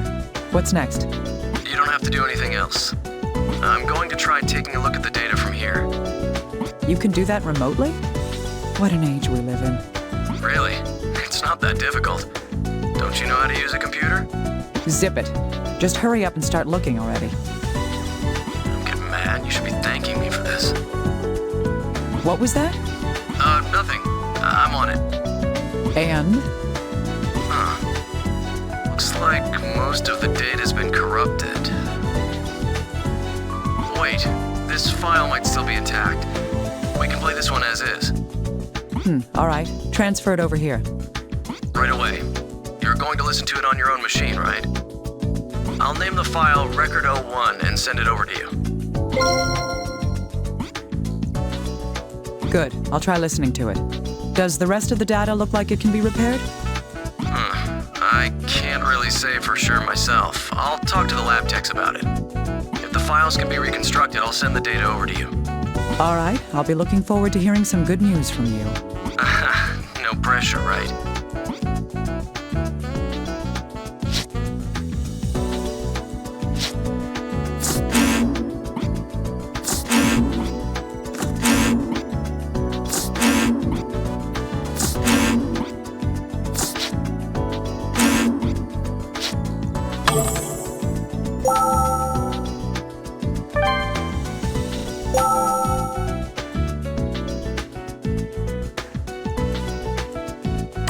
Started August 7th. 2 days ago, I verified the sample collected from the biopsy. I have succeeded in extracting the virus and will begin cultivating it as a sample. Compared to the mononegavirales, there are 24 similarities found, and... Dad, hey, Dad! Sheesh! Rose, give that back. No, it's time for dinner. Oh, is it? I didn't even notice. I'm sorry. Sheesh, you never hear me when you're working. No more work for you until we're done eating. Well, you got me. I accept my defeat. All right, let's go to the dining room. What's for dinner today? Yeah! Dinner! Hey, don't run! You'll trip and hurt yourself. Dr. Kimishima, we've finished the analysis on that bloodstain. You mean the bloodstain that was on the floor? Great. What were the results? Was that Rosalia's blood after all? Actually, about that, it didn't match her DNA. Huh. Then whose? That blood was Albert Sartre's. What? It's Albert's blood? There's no mistake. I compared it with the DNA we examined before. Then, does that mean Albert was also injured, like Rosalia? I don't know about that, but considering that Rosalia had been shot... Was he also shot?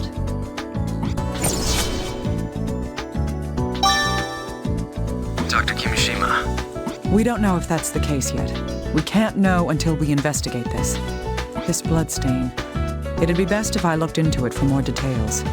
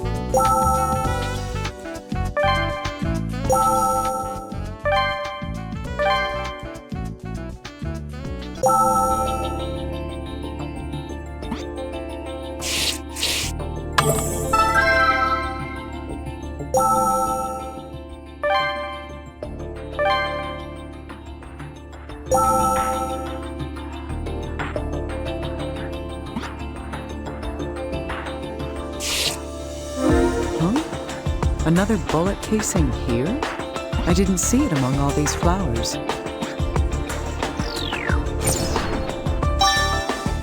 This may be an important clue.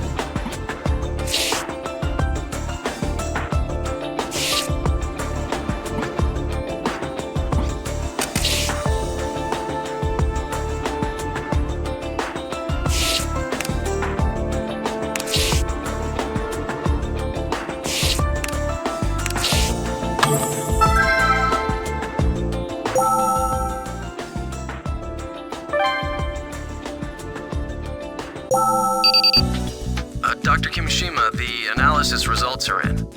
Good. Which analysis was this? It's for the glass from the door at the entrance. Huh, all right. Tell me what you've got. Right. We've analyzed the broken glass. We can determine the direction the glass shattered in from the stress marks on the edges of the fracture. Stress marks? It refers to the marks left on the inner edges of a fracture line when the glass is broken. The direction of impact can be found by studying the stress marks on the fractures. Is that so? And what did you find? Well, the glass wasn't shattered from the outside. The blow that broke it came from inside.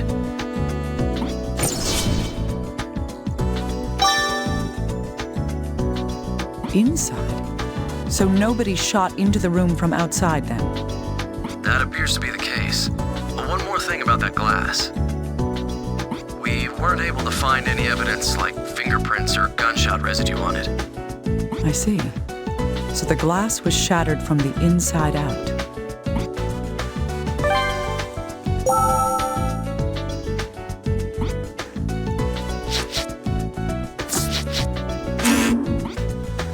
Hey, little guy. I found another bullet casing. It's a real battlefield there, huh? Let's take a look at it. Well, just like the other two shells you found, this one has similar markings on it. It was likely fired from the same gun as the other two.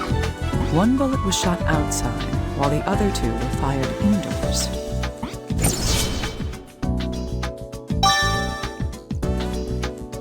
Why was the gun used here?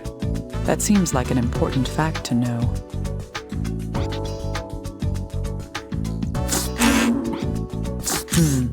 Yes, it does look like those two can be put together. If a bullet was fired near where we found the shell casing, the question is which direction the bullet went. First, we should consider the number of times the gun was fired. Inside, the gun was fired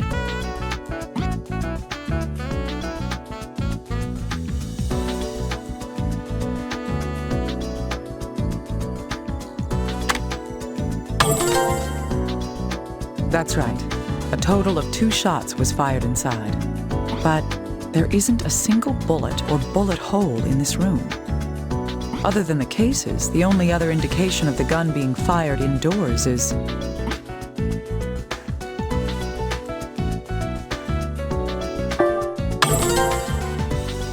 Indeed, the glass at the entrance was shattered from the inside out. There is a possibility that a bullet fired from indoors broke the glass. If so, then the person who fired the gun would have had to be... That's right.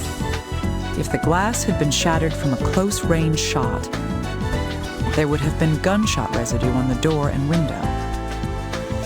Thus, the bullet that broke the glass was fired from further inside the room, near the desk.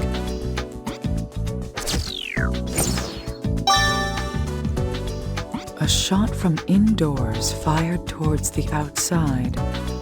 Is what happened here?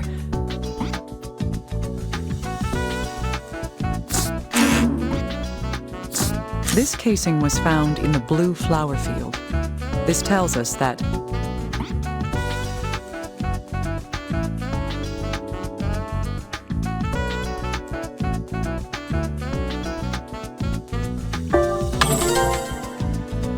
Indeed, it means that the gun was fired here, and this is the place that Rosalia was found dead. The cause of death was a close-range gunshot through the heart. Thus,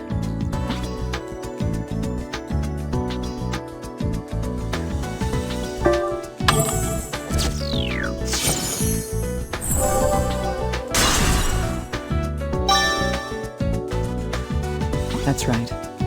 This is where Rosalia was cut down. But who?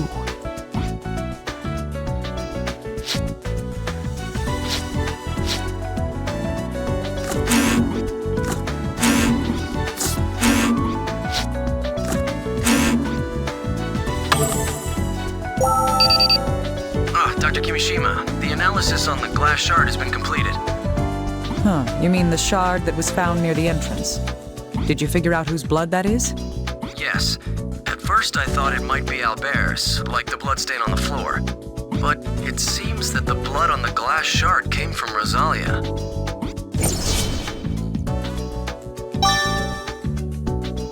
Rosalia's? Yes, the DNA matches, there's no doubt. Rosalia left a bloodstain indoors as well. What in the world does this mean?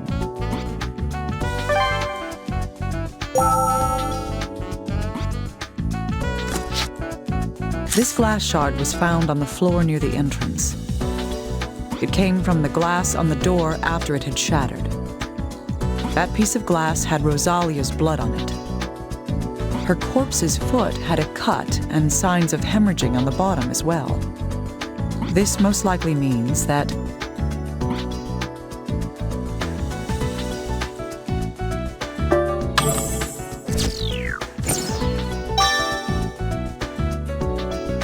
yes, Rosalia stepped on this glass shard and cut her foot. From the amount of hemorrhaging, she must have injured it just before her death.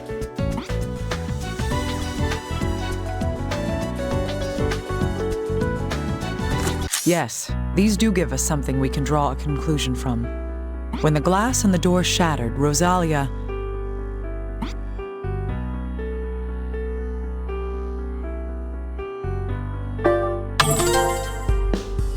That's right. Rosalia cut her foot on the broken glass. This proves that she left the room after the glass broke. Rosalia's foot was cut right before she died. Given the fact that there aren't any more bloodstains from her inside the room, Rosalia headed outside immediately after cutting her foot on the glass. In other words, Rosalia was...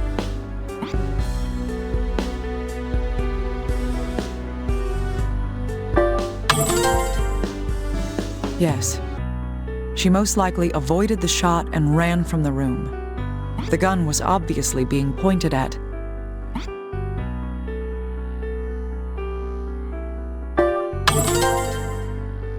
Indeed, the shooter had been aiming at Rosalia all along. That's why she ran out of the room. In doing so, she stepped on the broken glass, injuring her foot. That is what happened at the entrance to this room. 2 shots were fired from inside this room. If neither of them was from someone shooting further into the room, and someone inside was targeting Rosalia... Little guy. What is it? Dr. Kimishima, we've located the lock. The lock?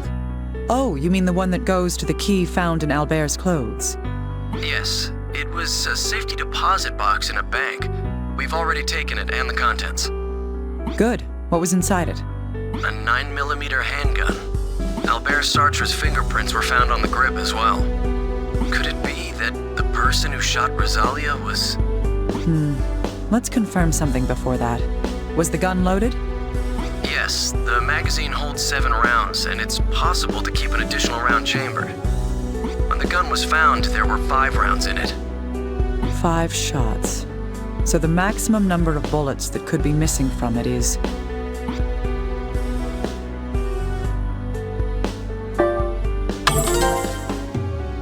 Indeed. And if the gun is missing 3 bullets, then...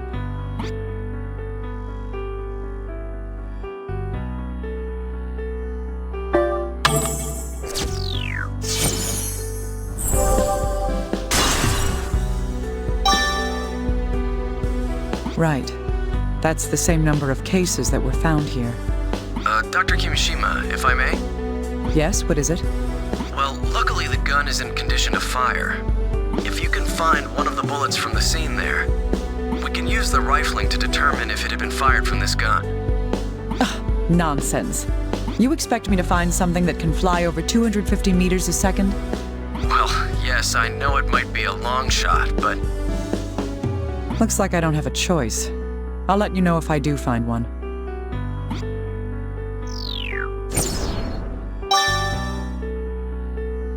Please do. I'll try to come up with a different plan from here.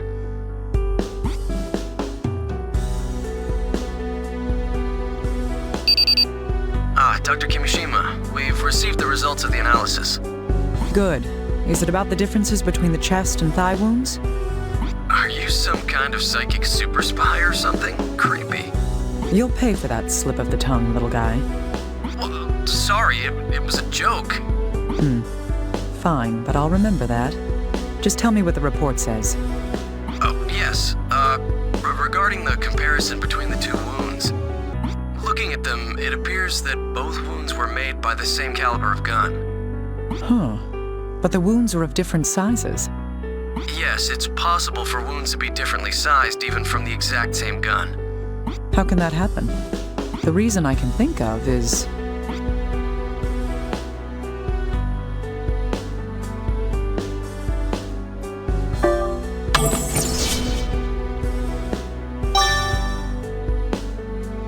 I see. The bullets were shot from different distances, weren't they? Way to go, Dr. Kimishima. Sucking up to me won't spare you from my wrath. Oh. Keep telling me about the report. Right. Comparing the wounds in the chest and thigh. The shot that struck her thigh was from a greater distance. If the chest wound was made from close range, the other shot would have been fired from about 8 meters away. It seems that there's a big difference in the way she received both of these wounds, then.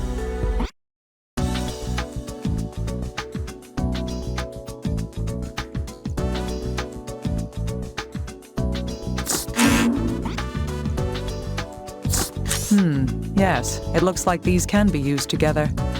Rosalia had a laceration on her left foot and a gunshot wound in her right thigh. She was in no condition to walk. Her foot had been injured by stepping on the broken glass at the entrance to the lab. And when she was shot in the leg,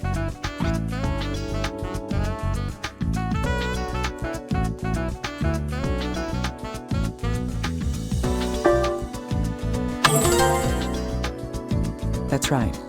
Rosalia collapsed when she was hit in the leg. There's only one place in this lab a shooter could have been standing to shoot Rosalia in the field. That is...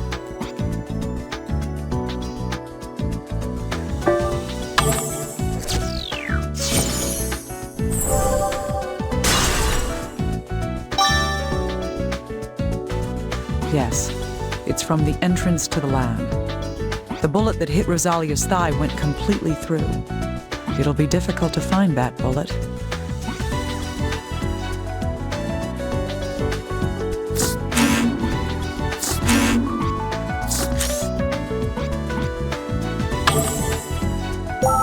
The bullet that ended Rosalia's life. Looking around randomly for it won't get me anywhere. The number of bullets that were fired at this scene is...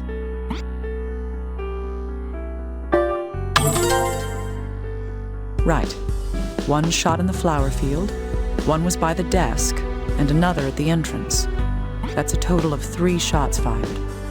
Of these 3, which one was fired last?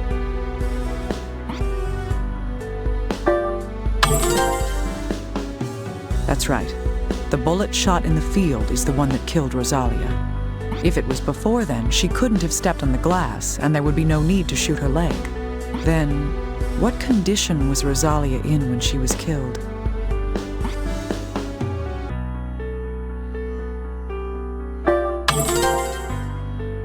Indeed, she was on the ground. Wait, Rosalia was lying on the ground when she was shot. She couldn't have been standing with those injuries to her foot and leg. So the shooter must have been standing above her, shooting down. That's right. The bullet that went through her chest must be...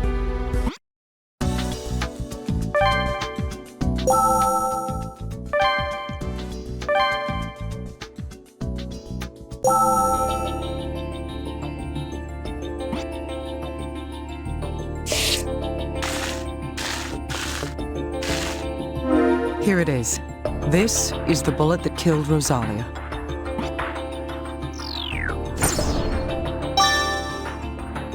The bullet's in good condition. We'll be able to check the rifling on it.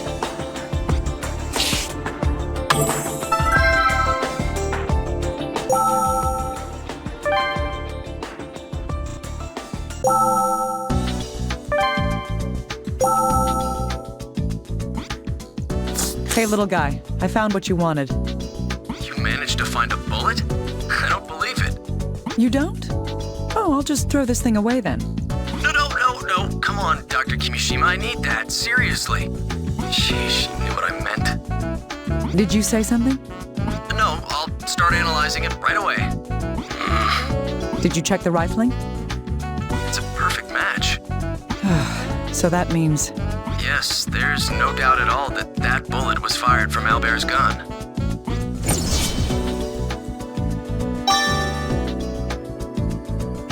What in the world caused all this to happen, though? Ah, yes. We can use these to find a deeper truth. Dr. Sartre left a gun in a safety deposit box. Its rifling perfectly matches the bullet that killed Rosalia. What this shows is...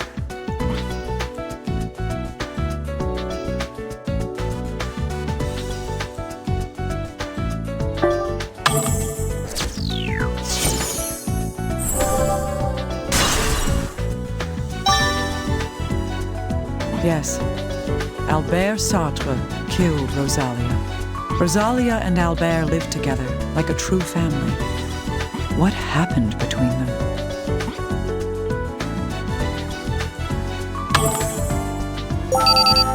Oh, Dr. Kimishima, about the recorder. What is it? We were able to reconstruct one of the sound files. Good. Can you tell when the recording was made? Well, it seems to have been recorded after the one I gave you before. But... What's wrong? Did something happen? It's like Dr. Jekyll and Mr. Hyde. Oh, sorry. Anyway, please try listening to the new recording. I've sent it over to you in the file Record 02. All right, I'll make sure I hear it.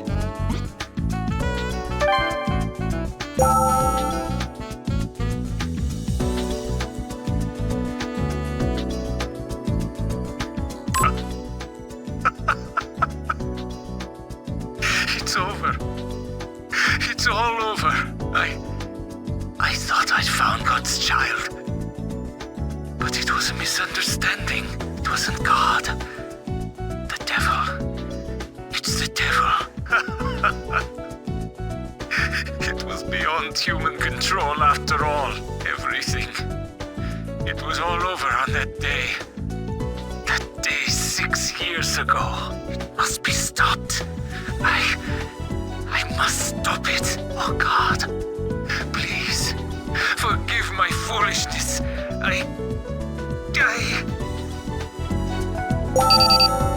Dr. Kimishima, the results of the analysis are in. Good. Which results are we talking about here? Oh, right. The one on Albert's bloodstain. Let's see. Traces of saliva were detected in the components of the bloodstain. Saliva. That means...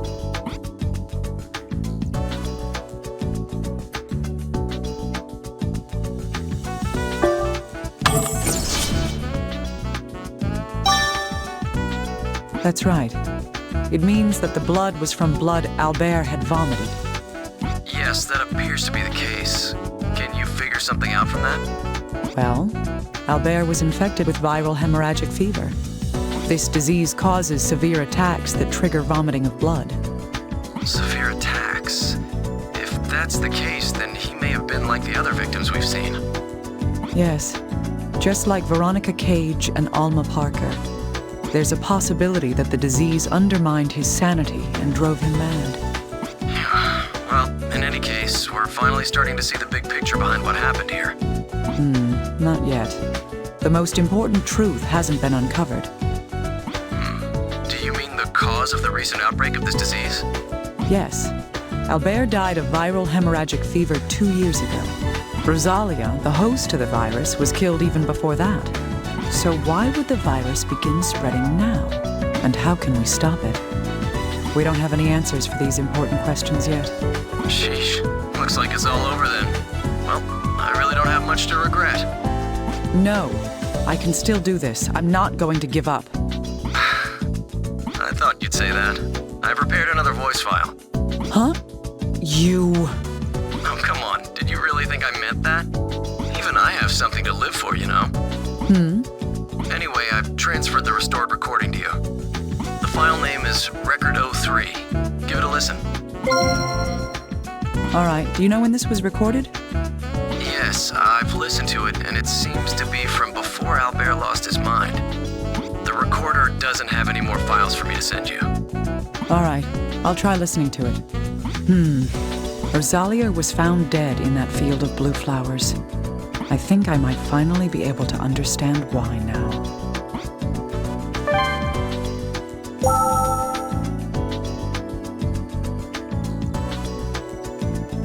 The results of the experiments from the other day are in. It's a disaster. That virus. It's the most vicious and dangerous thing I have ever seen. No matter what attempts I make, nothing can stop their activities. They multiply and devour and destroy everything. How can she still be alive while that monster lives within her? I feel that her blood holds the secret to that. Her blood is the only key to saving all of humanity. I cannot give up. There's nothing more I can do to stall it. One day, this virus will be brought to heel, and I will return to that place, and... Professor Sartre said that Rosalia's blood was the only key. This key that Rosalia had that allowed her to live with the virus was...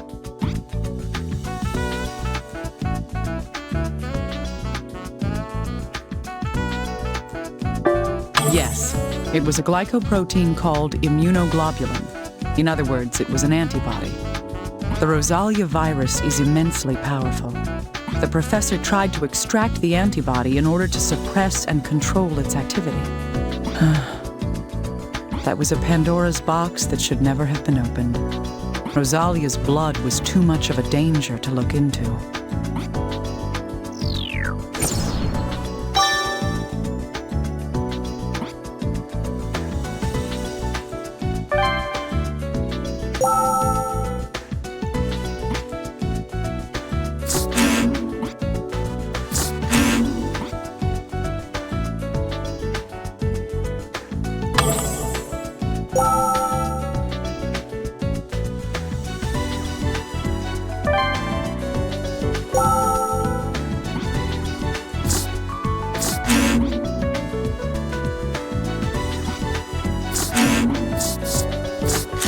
Little guy, I need your help.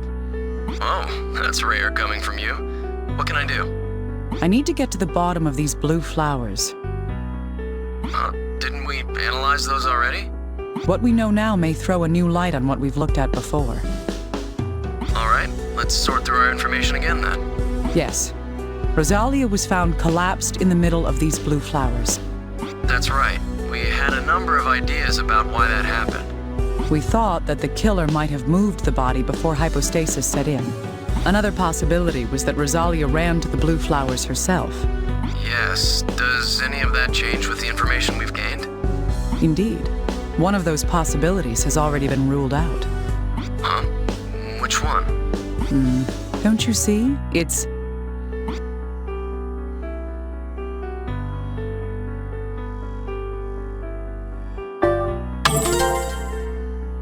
Yes, it's impossible for the body to have been moved after death.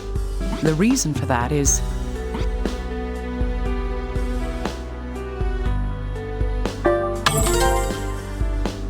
Right.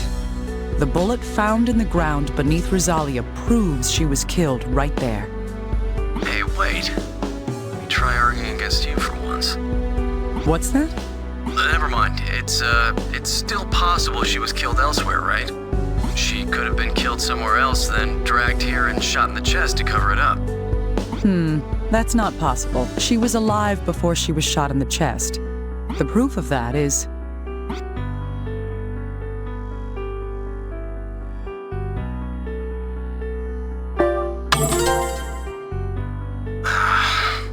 Rosalia held up her hand to try to protect herself from the gunshot.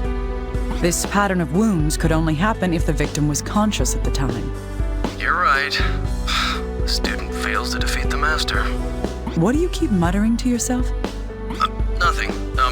Anyway, if that's the case, then that means that Rosalia ran to the blue flowers of her own free will. I wonder why. I still don't have an answer for that. Yet. It might be a good idea to examine those flowers in detail once more.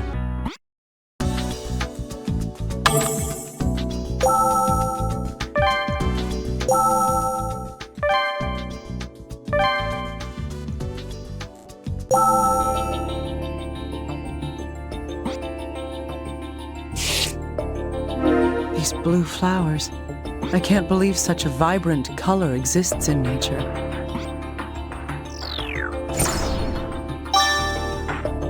I should send a picture of this to Little Guy and have him study it. There could be a reason for why Rosalia had collapsed here.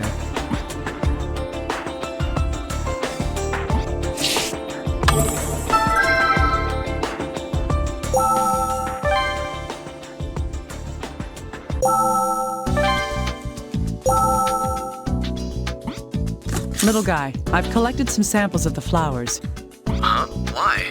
I want to know why Rosalia collapsed there. There's no guarantee that it will help us, but there's a chance we might learn something useful. Okay. It's worth a shot. Good. Thanks for the help. Yeah. Oh, what the? What's the matter? Oh, well, this flowers. It's Asclepius. What are you talking about? The red flowers are the Asclepias. I want you to tell me about the blue flowers. That's what I'm saying. These are Asclepius. What are you saying? Asclepias doesn't have blue flowers. Yes, there are no known breeds of blue Asclepias. But from the shape and the structure, this is an Asclepias blossom. This flower shouldn't exist.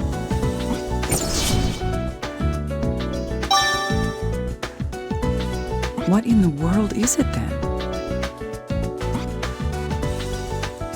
Let's try sorting out the information we have. The blue flowers in the center of the field are Asclepias, just like the flowers surrounding them. Then why are the blue flowers only around Rosalia? The reason for this is most likely...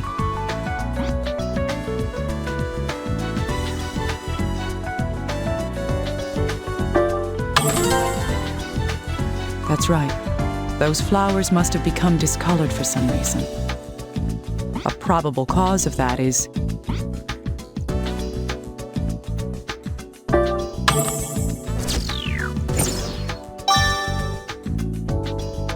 Indeed, Rosalia was shot through the heart.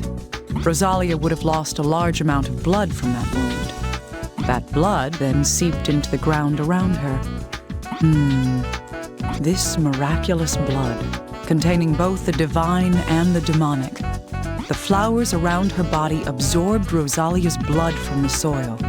That, in turn, caused the flowers to take on this unnatural blue hue. I don't want to believe it, but that's the conclusion that I have to arrive at.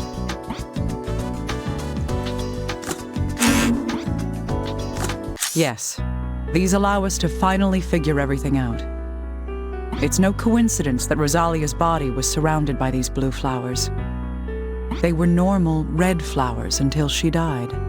When she died, her blood soaked into the ground. The Asclepias flowers absorbed her blood and changed color. Most likely what caused the color change in the flowers was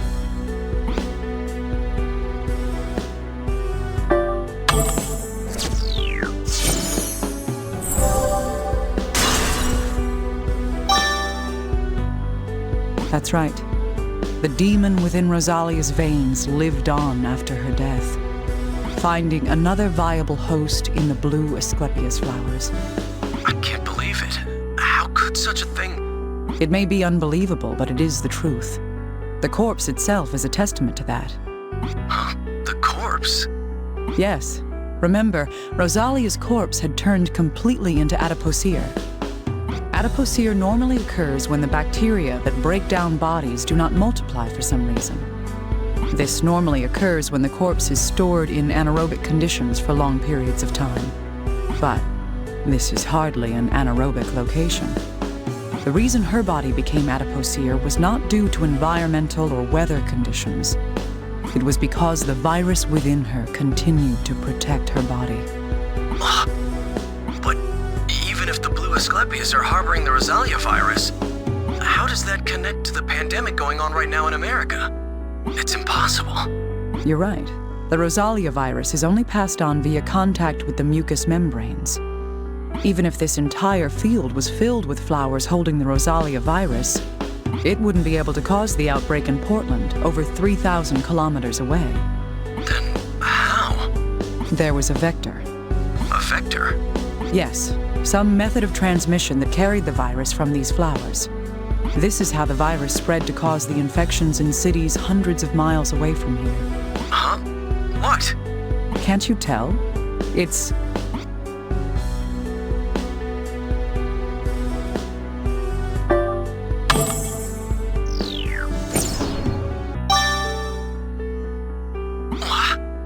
That's right.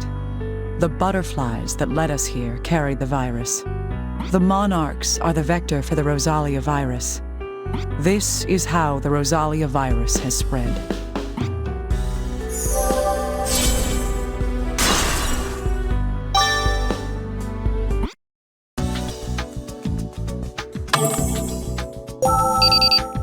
Dr. Kimishima, can I bother you for a moment? Yes, what is it? You might not need this anymore, but I reconstructed another voice file. Another one? I thought you'd said that you'd repaired them all. Yes, this file was actually marked as having been deleted. It still existed in the memory, though, so I was able to reconstruct it. I see. When is that recording from? From looking at the date, it's right before Albert lost his sanity. All right. Still, it's unusual for you to go and do something unnecessary like this. Yeah, well, not sure how to put this. I felt this was something that I needed to pass on to you. Okay, I'll try listening to it. Please do. It'll be file Record 04.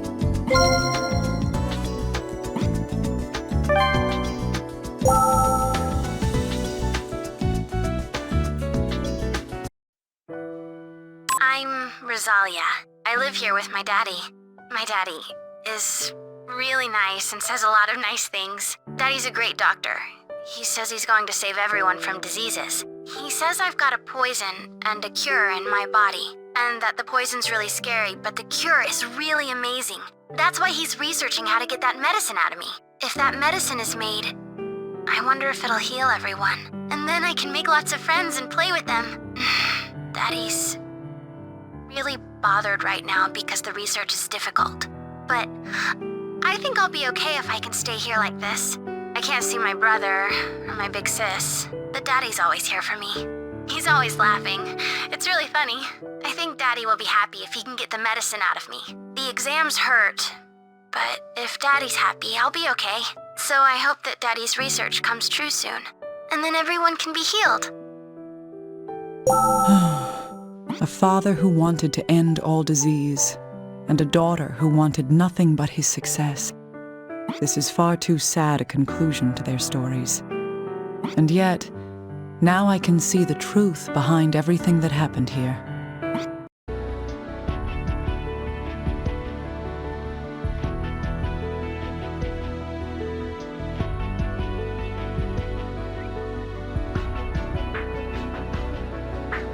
This. I see. I understand now. Let's put together the truth of what happened here.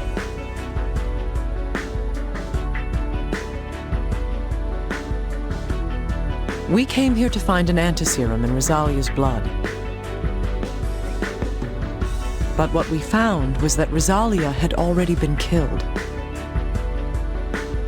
I have in my hands the card stating what killed her.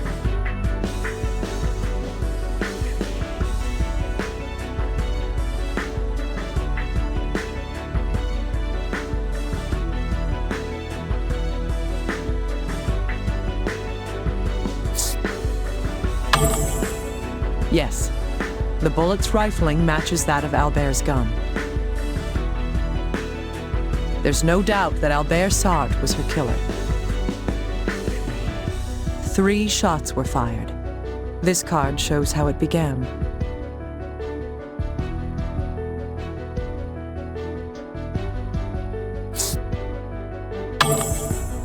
Correct. Albert pulled the gun from his desk and fired. He was aiming at his loving daughter, who stood at the door. However, he missed, and the bullet went through the glass. Whether this is due to hesitation or his condition is unknown. Rosalia fled the room, trying to escape. The blood on the glass shard is from her stepping on it. She ran in desperation, but this prevented her escape.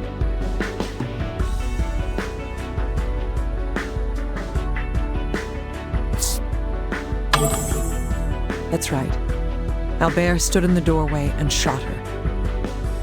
The bullet pierced Rosalia's leg and she collapsed. Albert caught up with the frightened girl as she lay there. And then...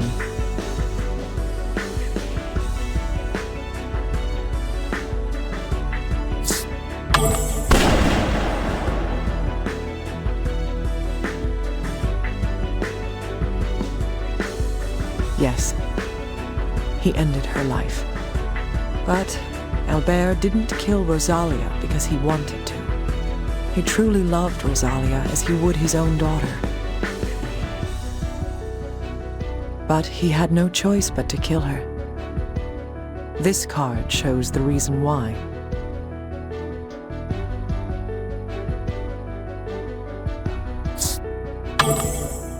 Albert had been infected with the Rosalia virus. However, this virus does more than infect the body. It eats away at the heart and soul, as in my other cases. Because Albert knew of the virus's threat all too well, in order to exterminate it, he killed his own child. And yet, ironically, he may have caused the exact opposite. The blood spilling from the gunshot wound in her chest provided the Rosalia virus with a new host. This is the true cause of the spreading infection.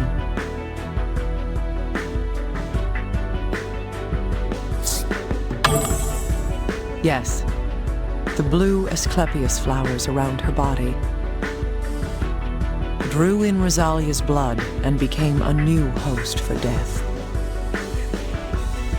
And so, the mass infection began. a certain organism served as a vector for the virus.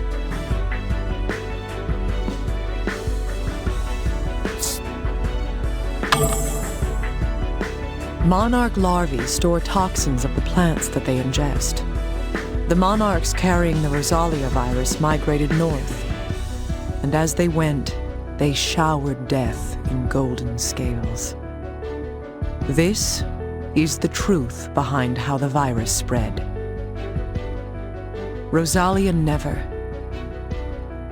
Neither did Albert. No one intended for it to end this way. One sought an end to all disease, and the other his success. But that was the beginning. The evil sealed in Rosalia gained wings and flew. That's what Rosalia's last word meant.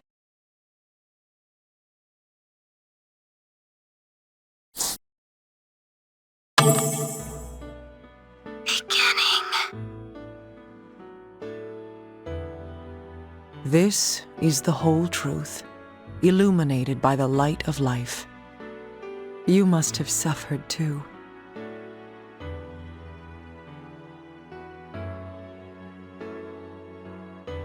Let's end this.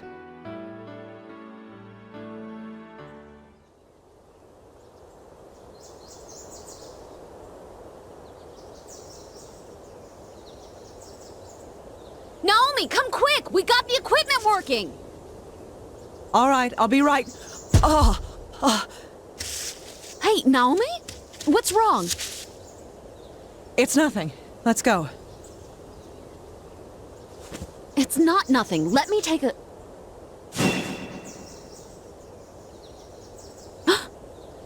You...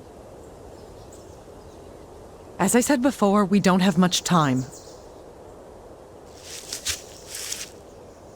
We still have a job to do, and we must accomplish it. Hey, wait! Hey!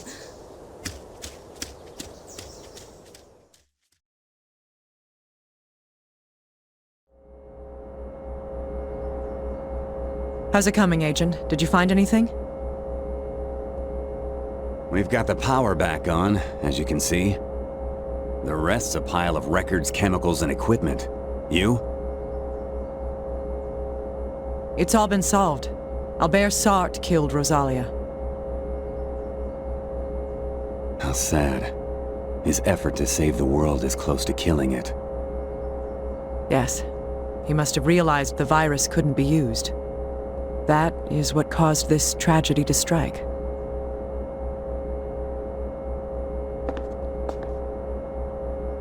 So, did you find a countermeasure to the virus?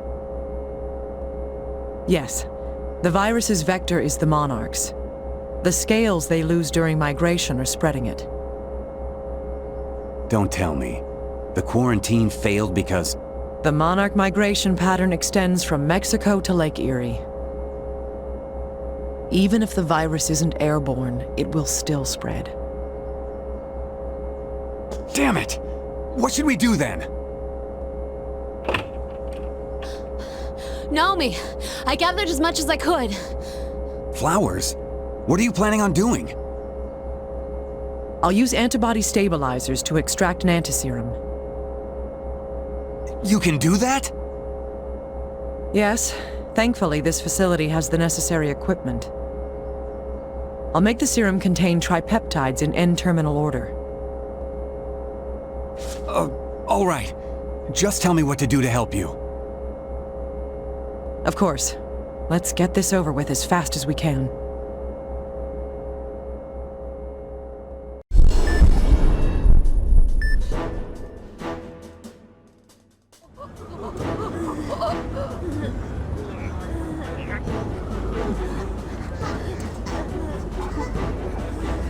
We don't have enough spare interferon! The hemorrhaging won't stop. I need more gauze. Hurry up with the AED! We need to keep this patient alive! All right, please transfer one patient out. Dr. Tachibana, we're ready to begin the operation. Understood. I'll immediately...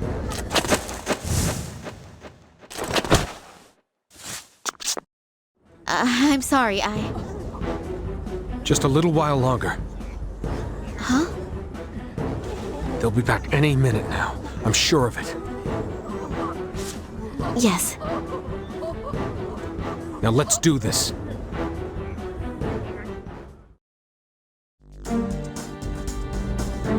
What? The infection is concentrated in both lungs? It's impossible to tell for certain. We'll have to look.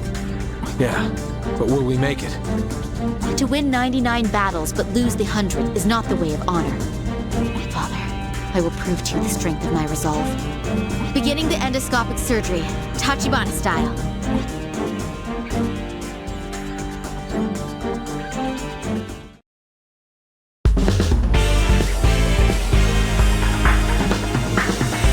Beginning the operation. Let's save her, no matter what. Thankfully, we'll be able to treat at the bronchial level using your endoscope. Move through both lungs and find the areas that have been pathologically changed. Now listen carefully. The colonies within the organ walls are not fully active yet. Spraying an antiviral drug on the colony before treating it will keep it from bursting. We must finish excising the focus while the antiviral drug is still in effect. Understood. We'll need to treat them the moment we find them.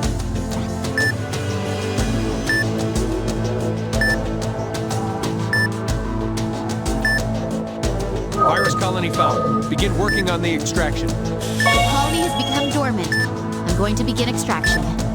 All right. Inject the medicine to begin protuberation.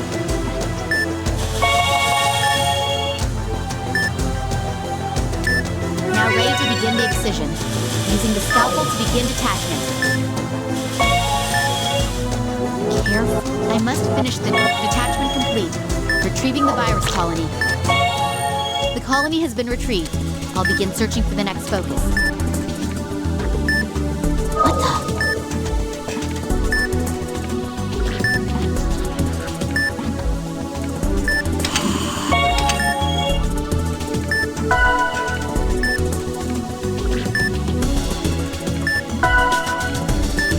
We've located an affected area. The ulcer has been treated. Continue with the procedure. Affected areas here too. The blood pool has been treated. Continuing the procedure. There's still more. Treating here as well. The ulcer has been treated. Continue with the procedure.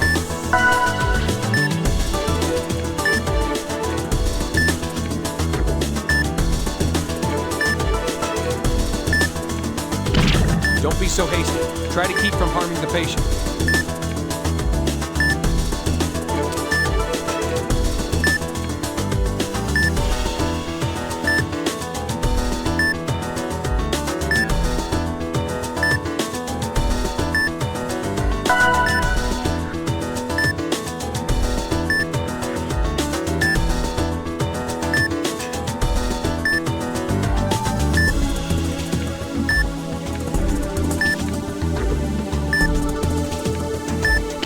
Calm down. We still have time. We'll save her, no matter what.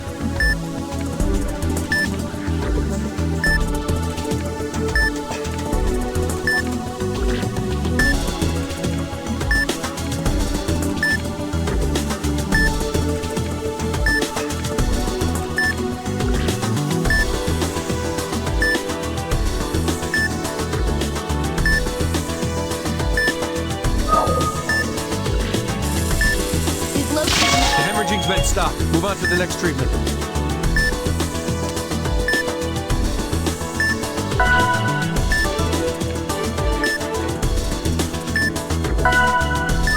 Affected areas here too.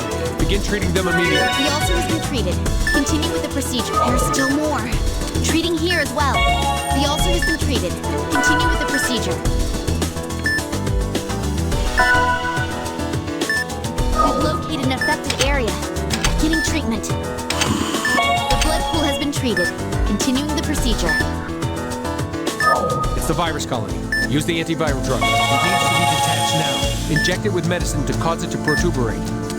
Now using the scalpel to begin detach. Good. Do it carefully. Detachment complete. Let's retrieve it with the forceps. The The nearby affected areas have been treated. There should be more. Let's seek them out.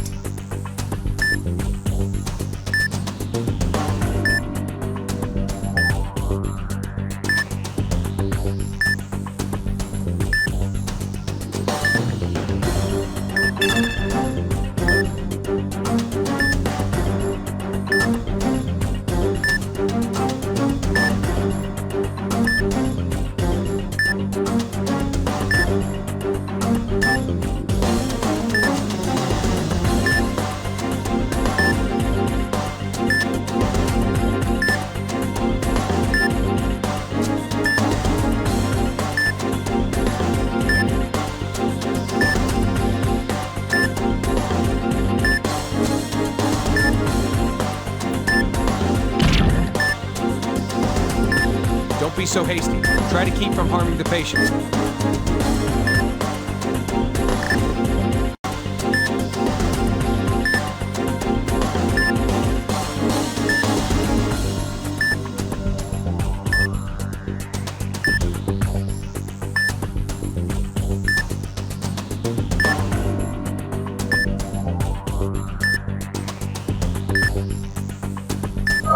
Affected areas here too. Begin treating them immediately. The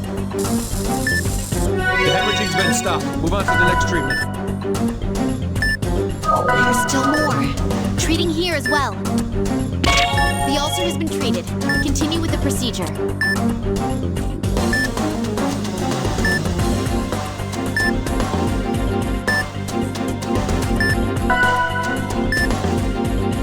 We've located an affected area. Beginning treatment. The hemorrhaging's been stopped. Move on to the next treatment.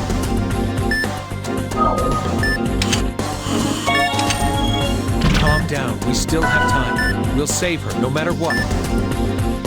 There's still more. Treating here as well. The ulcer has been treated. Continue with the procedure. We've located an affected area. Beginning treatment. The hemorrhaging's been stopped. Move on to the next treatment.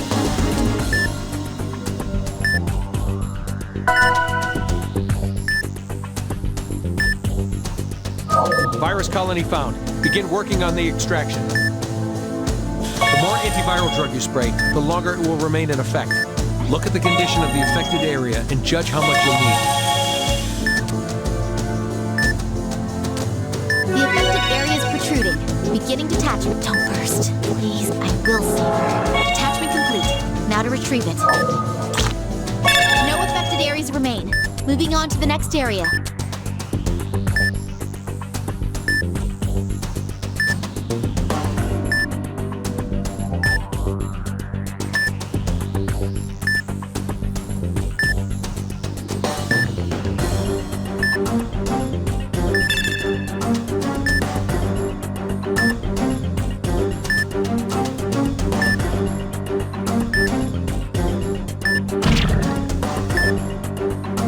Don't be so hasty.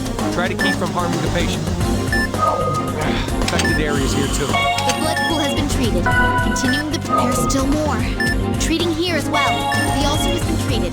Continue with the procedure.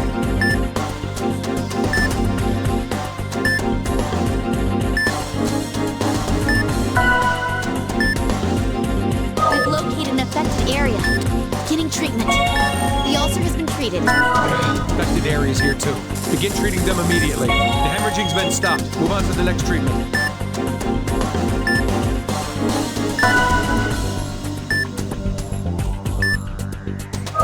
It's the virus colony. Use the antiviral drug. It needs to be detached now. Inject it with medicine to cause it to protuberate.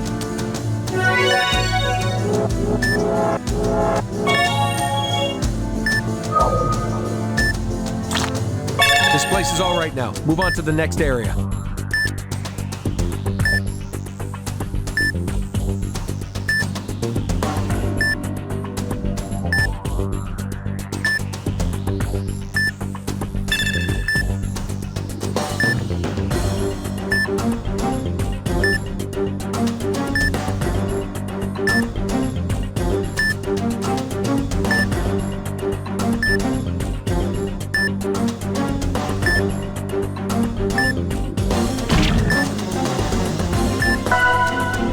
Calm down. We still have time.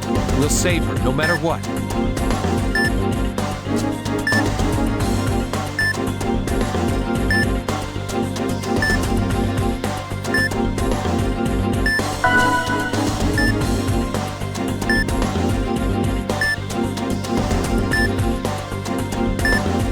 so hasty. Try to keep from harming the patient.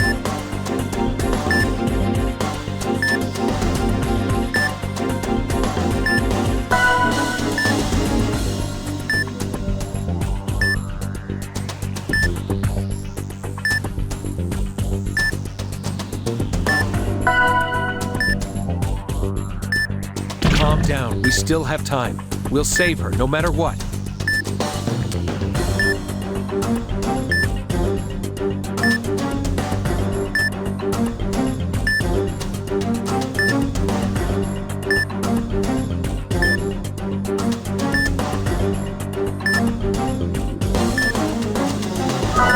We've located an affected area, meaning the blood pool has been treated. Continuing the... Affected areas here too. Begin treating them immediately. The hemorrhaging's been stopped. Move on to the next treatment.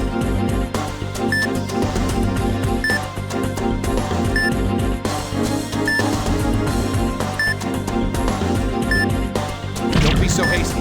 Try to keep from harming the patient. Calm down. We still have time. We'll save her, no matter what. There's still more. Treating here as well. The ulcer has been treated. Continue with the procedure.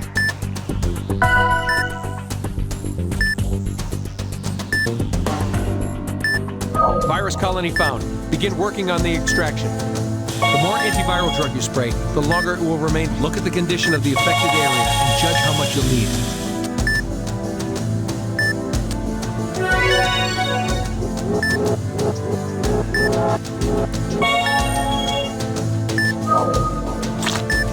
The left lung has been treated. Moving on to the right lung.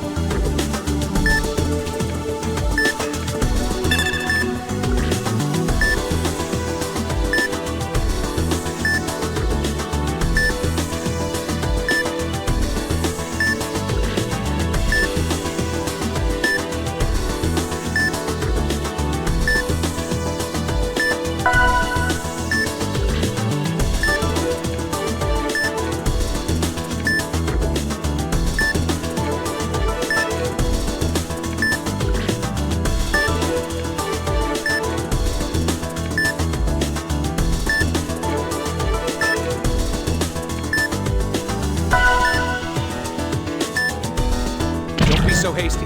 Try to keep from harming the patient.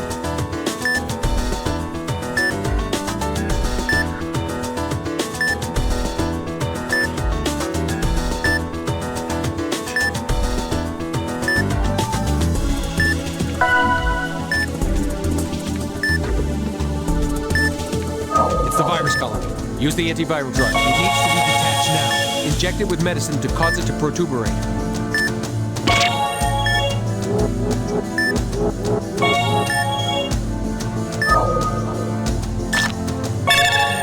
Colony extraction is going well. Hopefully it'll continue to be this way. Right. Let's keep looking for any remaining colonies.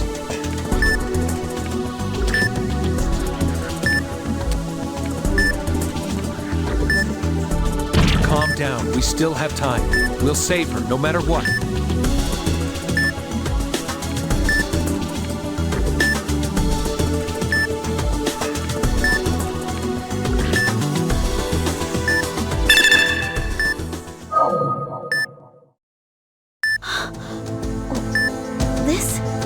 Gotten careless. I didn't even think such a blight could exist. Doctor, we should change this operation to a surgical procedure. If we can extract it whole along with the surrounding tissue... No! The endoscope is the best tool for precise treatment while avoiding stimulating the focus. A surgical procedure may cause it and the other colonies to all burst together. It may be hopeless, but we have no choice. Let's begin by spraying the antiviral drug.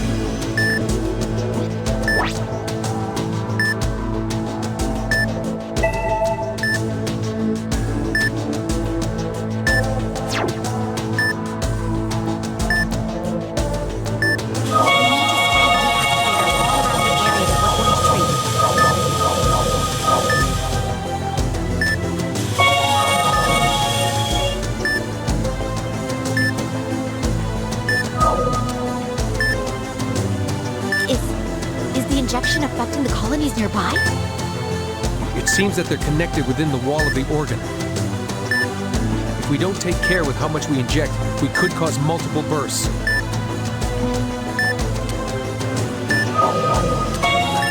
Colony's changing color? Keep going, but be careful.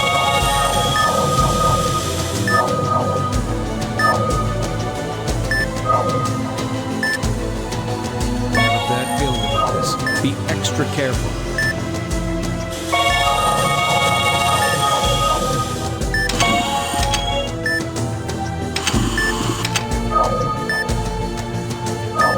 If we inject too much medicine, drain some of it.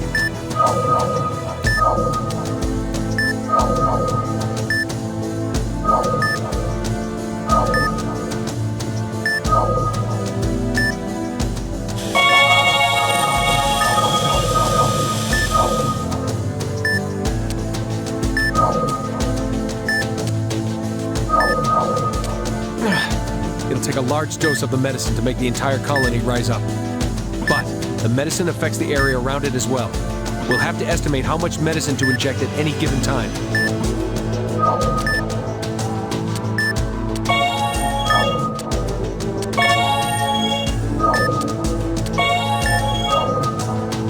All right, the medicine's evenly distributed. Let's begin the excision.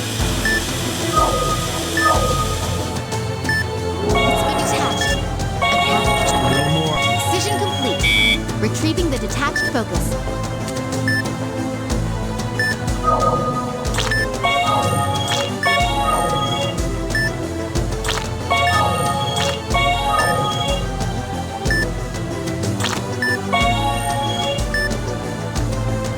Treatment complete.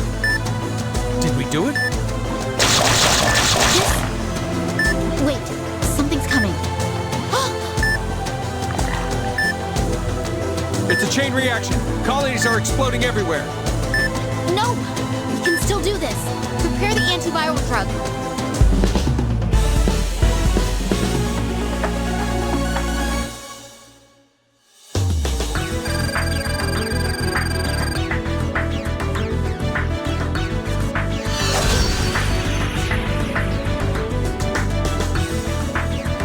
This is it. She won't last any longer. No, we can still save her. Don't give up until it's all over, and not even then. Right, I'm gonna restock our medicine supply. Keep operating.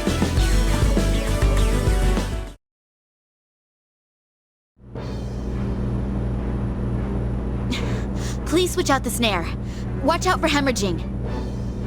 Administer interferon. Watch the vitals. Please, Maria, Miss Kimishima, please come back.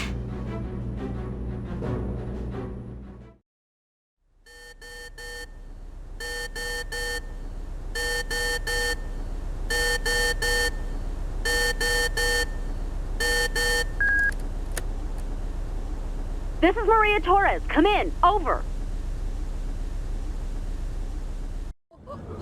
If patients start convulsing, turn their heads aside. Make sure they don't choke on anything like their own vomit. Check on them from time to time to update triage tags. Huh?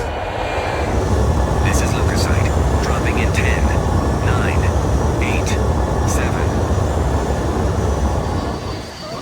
That's... Huh?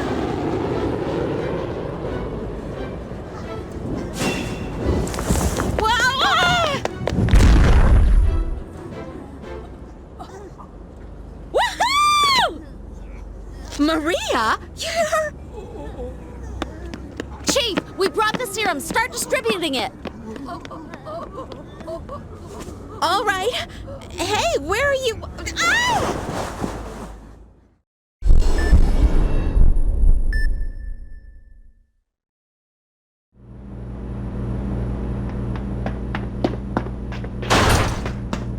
Maria! Tomoe, the serum. Use this. Quickly, set it into the endoscope. All right, it's good to go. I'm starting the treatment at once. Let's end this war.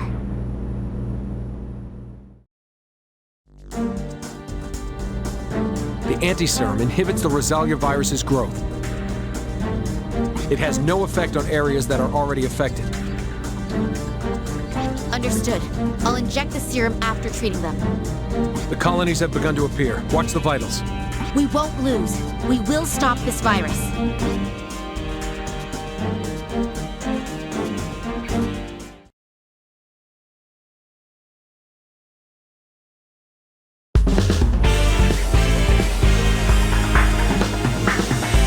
All right, the anti-serum is ready to use. Resume the treatment.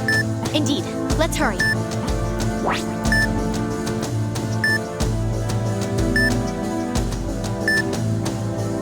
The procedure will be just as I explained it before.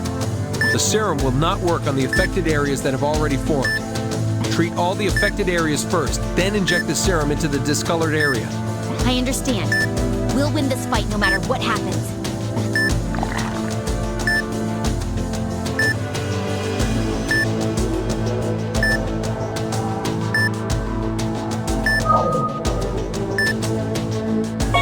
The ulcer's been treated.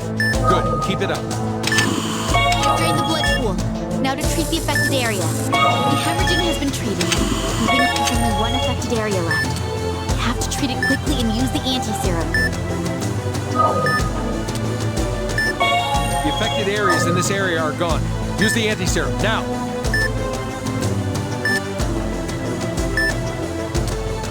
Anti-serum.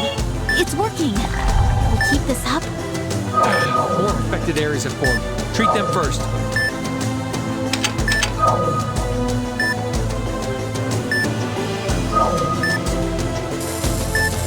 The hemorrhaging's been stopped.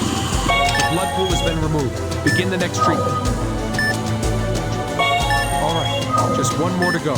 Treat the affected area, and the affected areas have been treated. Inject the anti-serum. The discolored area's gotten smaller. We can do this. Affected areas have appeared. I must treat them. I've drained the blood pool. Now to treat the affected area.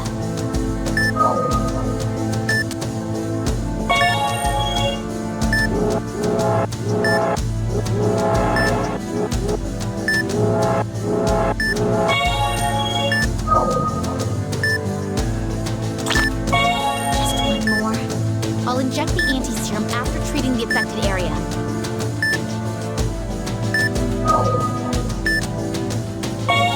We've dealt with all the affected areas. Hurry and use the serum before more appear. The serum's having an effect. Good. Now finish it off. Not going to lose to this. I can do it. The blood pool has been removed. Begin the next treatment. The hemorrhaging has been treated. Moving on.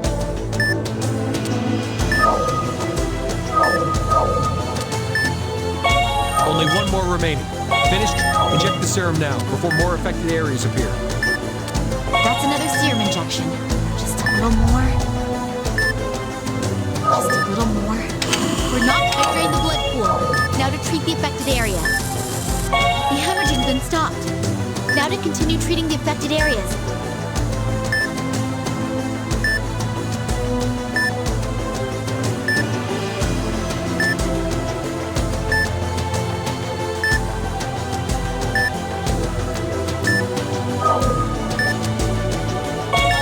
There's only one more area remaining. This is the last discolored area. Hit it with the anti-serum. This is the last one. Leave us in peace. The virus colony has disappeared completely. Operation complete. We really treated her. We really did it.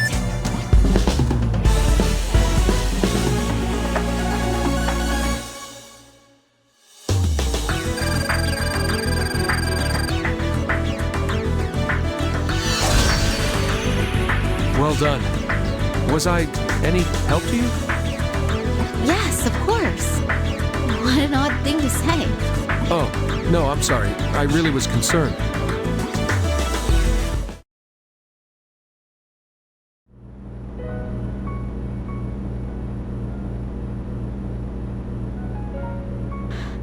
The vitals are stable.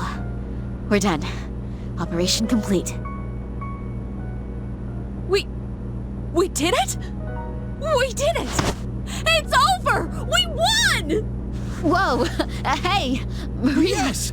Yes, we won! We've won! This is so awesome! It's over. I love you guys! It's all over, Professor Soch. Whoa, he cracked a smile. I didn't know you could. What the? Make up your mind. Are you happy or angry?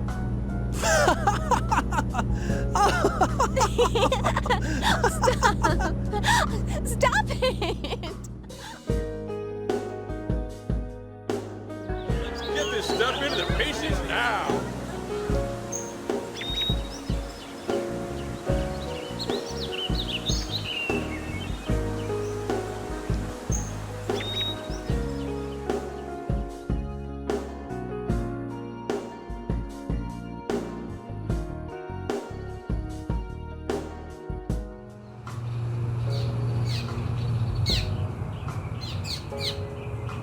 Nice timing. I forgot to ask what you want on your tombstone. I can't die. You owe me, remember? Hey, easy. I never want to look after a fogey like you again. I'm glad to see that you're all right. Surprised? Don't worry. If anything happened, I'd operate on you. That's a good sign. Right. I had something to tell. Aha! There you guys are! Don't hide over here and smile at each other. Join us! Oh no, you're not going anywhere. Start celebrating, damn it! Maria, please, don't push so much. Hey, keep it down, you numbskulls. This is still a hospital. Oh, crap! Chief's fist! Run, everybody!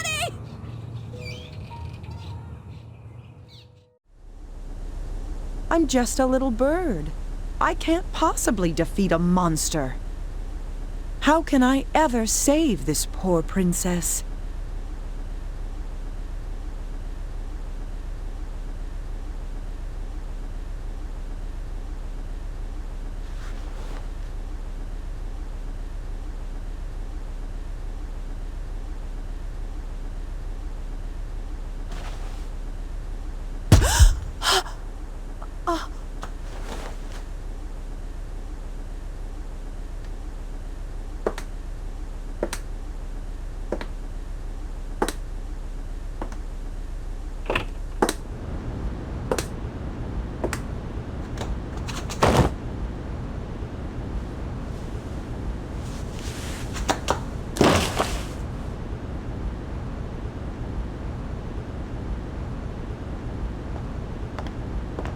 Miss Kimishima?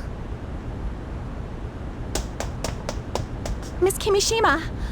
Someone get a doctor!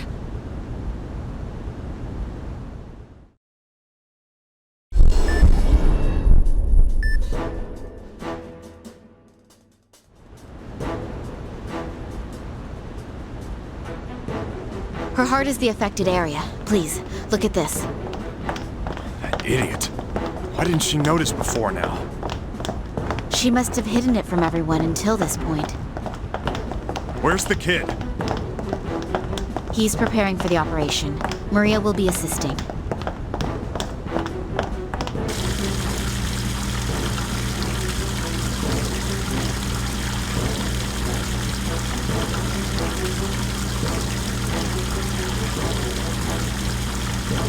A super infection? Yes, she was infected with an unusual agent in the past. Most likely, the gene propagated into her cells and was activated concurrently with the viral infection. So that means it's an evolved form of the Rosalia virus.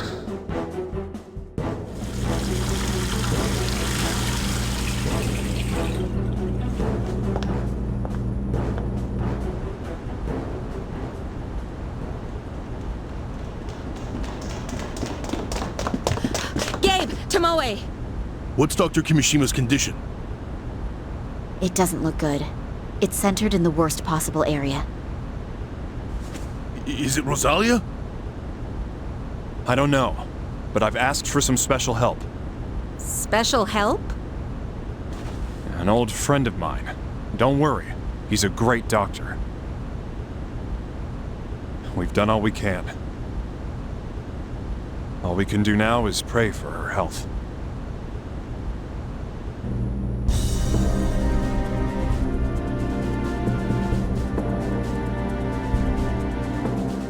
How should it be treated? To be honest, these materials can't tell me everything, but... Listen carefully, please. If the focus is as I predict...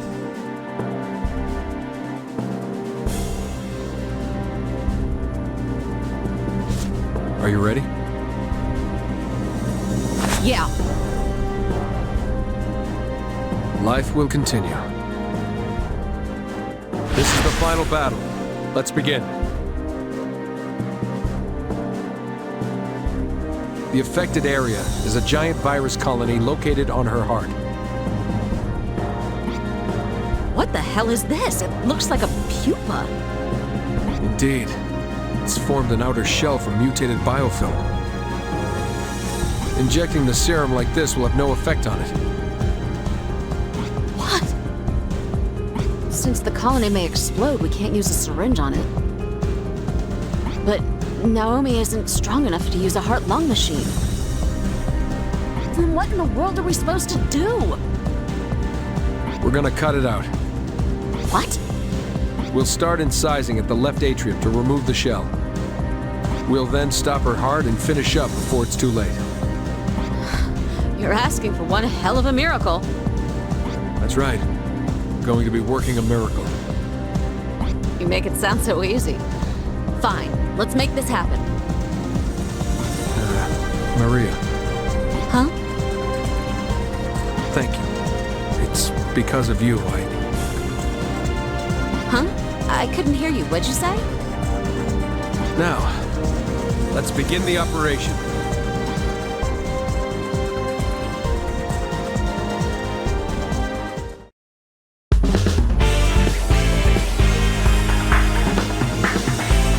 Let's begin the operation. I've made the initial incision, opening her up.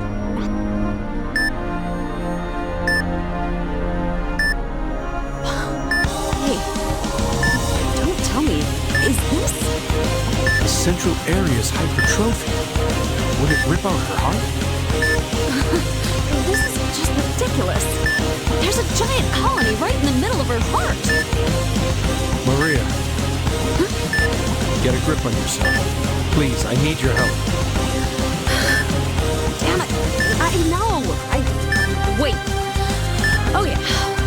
Let me confirm the procedure. Start with the left atrium. And then we'll treat the left ventricle, followed by the right atrium and ventricle. Got it. Hey, look, I need you too. Don't let her die. Do I even need to respond to that? We're a team. Come on, let's do it. Now this is the final battle. Indeed. Beginning the procedure.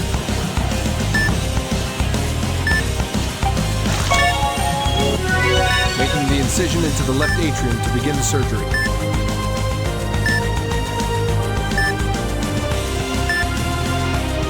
It's huge! This is really bad! The new colonies began to multiply on top of the hardened shell. They're going to continue reproducing more and more. Well, we sure as hell can't let that happen. What do we do? First, we destroy the outer shell with the laser to expose it. We'll deal with the main body at that point. All right. Don't forget to treat the multiplying colony as well. The mucus has been removed. Let's inject the vasoconstrictor. The vasoconstrictor's working. Now, use the orange deactivator. It's working. Now's our chance to exit. The newer colony has been excised. Now extracting it. All right, we don't have to worry about the pieces now. Let's destroy the outer shell. Get the laser ready. The newer colony has been removed. Now to treat the shell. All right, keep using the laser on it. It's getting weaker. The outer shell has been destroyed. This colony is gigantic. All right, the gelator's ready. Use the purple vial. A large colony has been injected with a gelator. The colony's activity is slowing. The gelator's working. All right, we're done in the left atrium. Let's close up this part of her heart.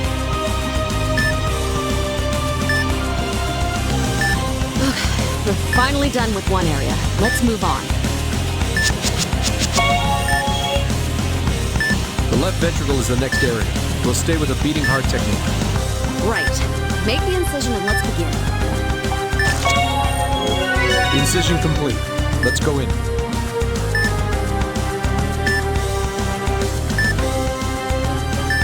Damn it, I can't believe this. There are 2 colonies being created here. No problem. We just have to treat everything here. We'll need to deal with the replicating colonies before attacking. Ready to inject the vasoconstrictor. I need the syringe. The deactivator's taken effect. Mission complete. Readying the drug. One more to go. Continuing treatment. All right, now use the scalpel. Now to extract the focus. Forceps. All of this has been drained. Keep up the good work. Good. Destroy it all. Getting weaker. Pieces of the shell have injured the heart. I'll have to suture it. The heart's been wounded. Make sure you suture it.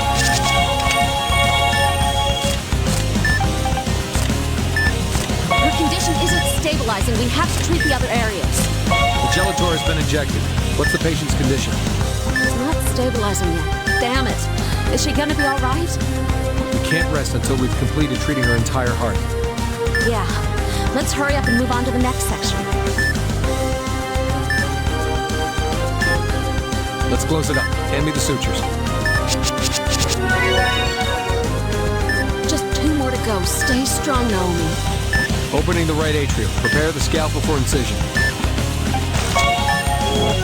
We don't know what'll happen. Let's be careful in there.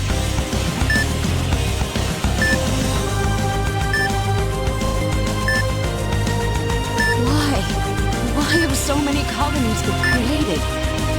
It's evolving. Evolving? It's absorbed a different virus's DNA and is constantly mutating. Now it's creating a new form to adapt to its new environment. It's natural. Huh? But... It may be natural, but we don't have to accept it. I will eliminate this. Let's do it. All right, injecting the vasoconstrictor.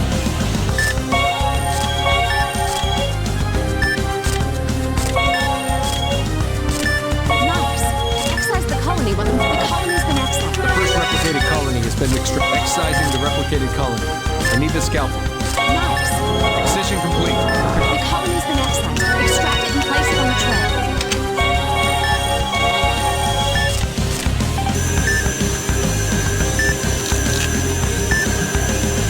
It's getting weaker. Good.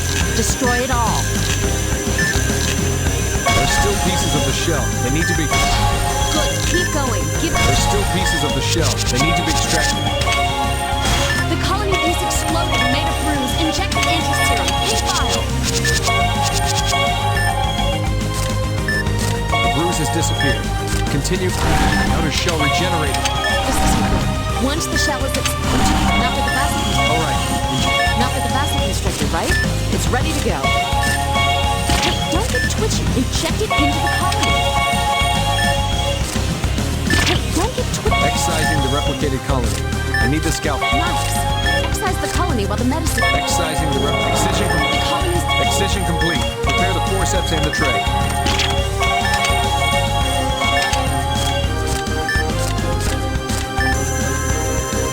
The laser is effective. Continuing usage. We need to extract the shell pieces. All right, that's the first injection. Keep treating the other areas. There's still pieces of the shell. We need to extract the shell pieces. Good, the colony is stopped. Now deal with the other things.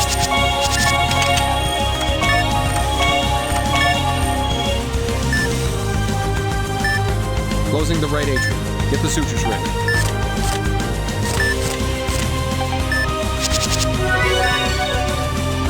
This is the last area. Once we deal with this one.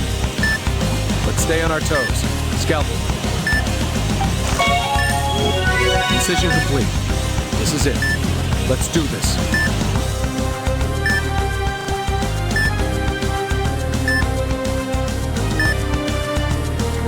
so many of them. Can we treat them all? I believe in you. I'm sure you can do it. Right. I know what you mean. I'll save it. All right. You'll need the vasoconstrictor. You'll need the vasoconstrictor next, right? On. Hey, don't get twitchy. Inject it into the colony. Now to cut the replicated colony from the outer shell. Excise from the outer shell while the medicine is still in. Now to cut the... Excise from the outer... Watch out. Now to extract. Forceps. Watch out. Now to extract. Force one extraction complete. Continuing with the procedure.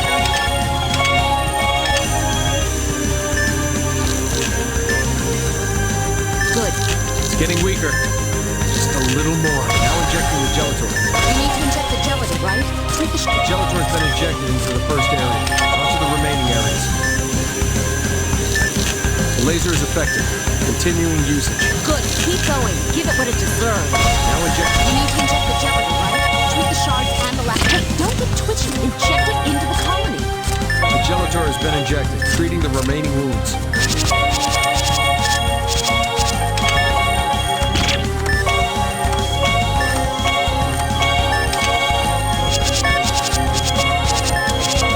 This is it.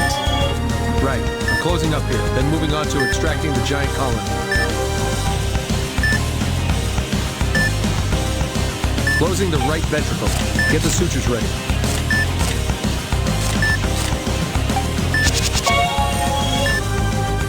The main body's in here, right? Yes. Making an incision to expose the affected area. Incision complete. This is it.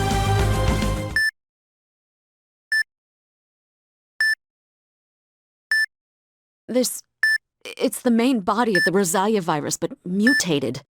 We really are gonna do this, right? Right. The cardioplegic solution is ready for us. Injecting that will stop her heart. All right, let's go over the procedure one last time.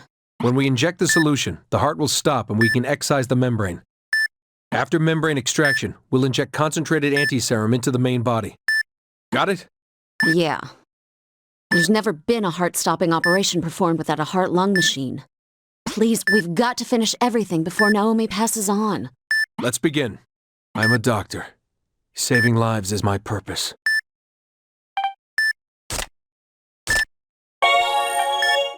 Scalpel. Forceps. Now, injecting the serum. We're not done yet, you monster. This will be the end. Be gone!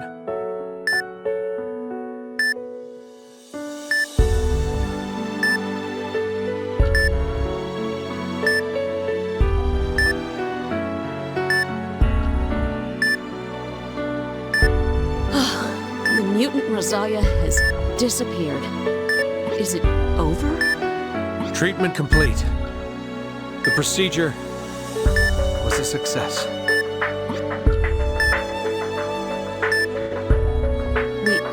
We really saved her. Oh, right. Sutures. Oh, you're done suturing it? Sorry. Yeah. Closing the operation area. You should rest a bit. It's almost over. Let's close the curtain on this. Bandaging the sutured area. This will finally be the end. Operation complete. Let this disease pass from this world.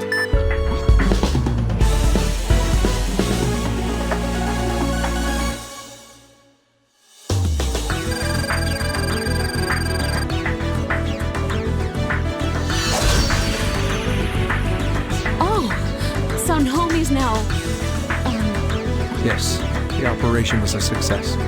She'll wake up soon. You're amazing. Seriously, it was like watching a magic show.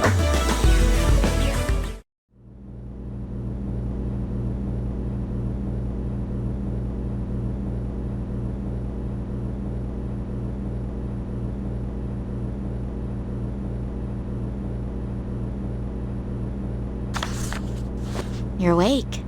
How do you feel? I'm alive? Yes. The focus on your heart was removed. You're safe. I see. And the others? Same as usual. It's like this whole thing was a bad dream. Maria's fighting with the paramedics like always.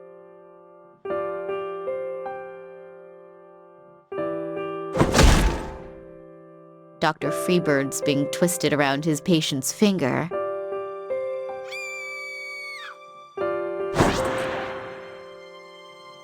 I don't think there's much to say about Dr. Cunningham.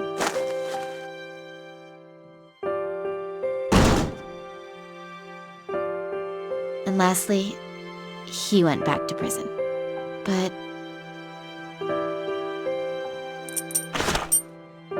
it seems his circumstances have changed somewhat. I see. This world may be brief, but to reject it is dishonorable. Huh? You can't give up. There's someone who still needs you. I know. Even if it is only for a little while longer. I don't know about that. What? Dr. Kimishima, the dormant genetic disease you had has completely vanished.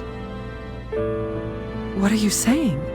I mean, You're not going to die.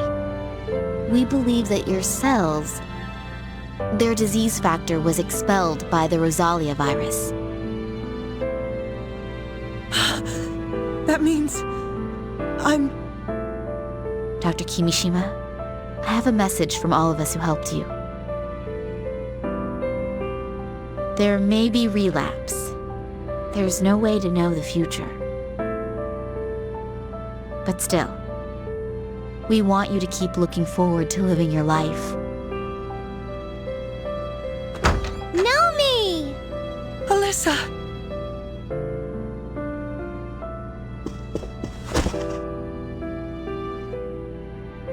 Thank you.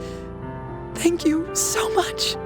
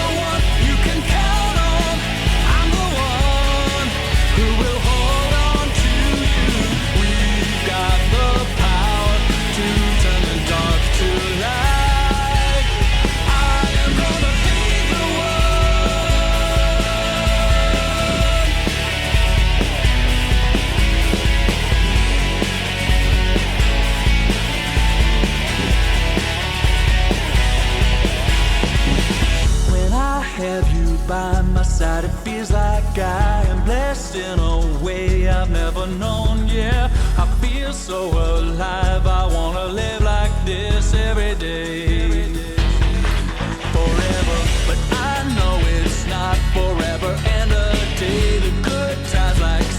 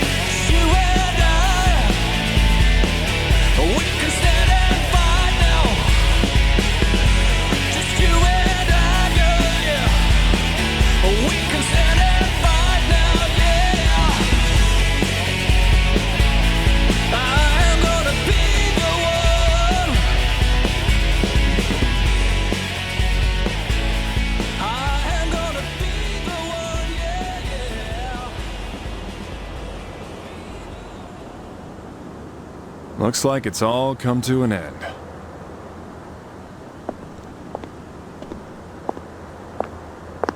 Huh? Oh, you look beat. You want me to examine you? Yeah, well, not surprised you're tired. You did well.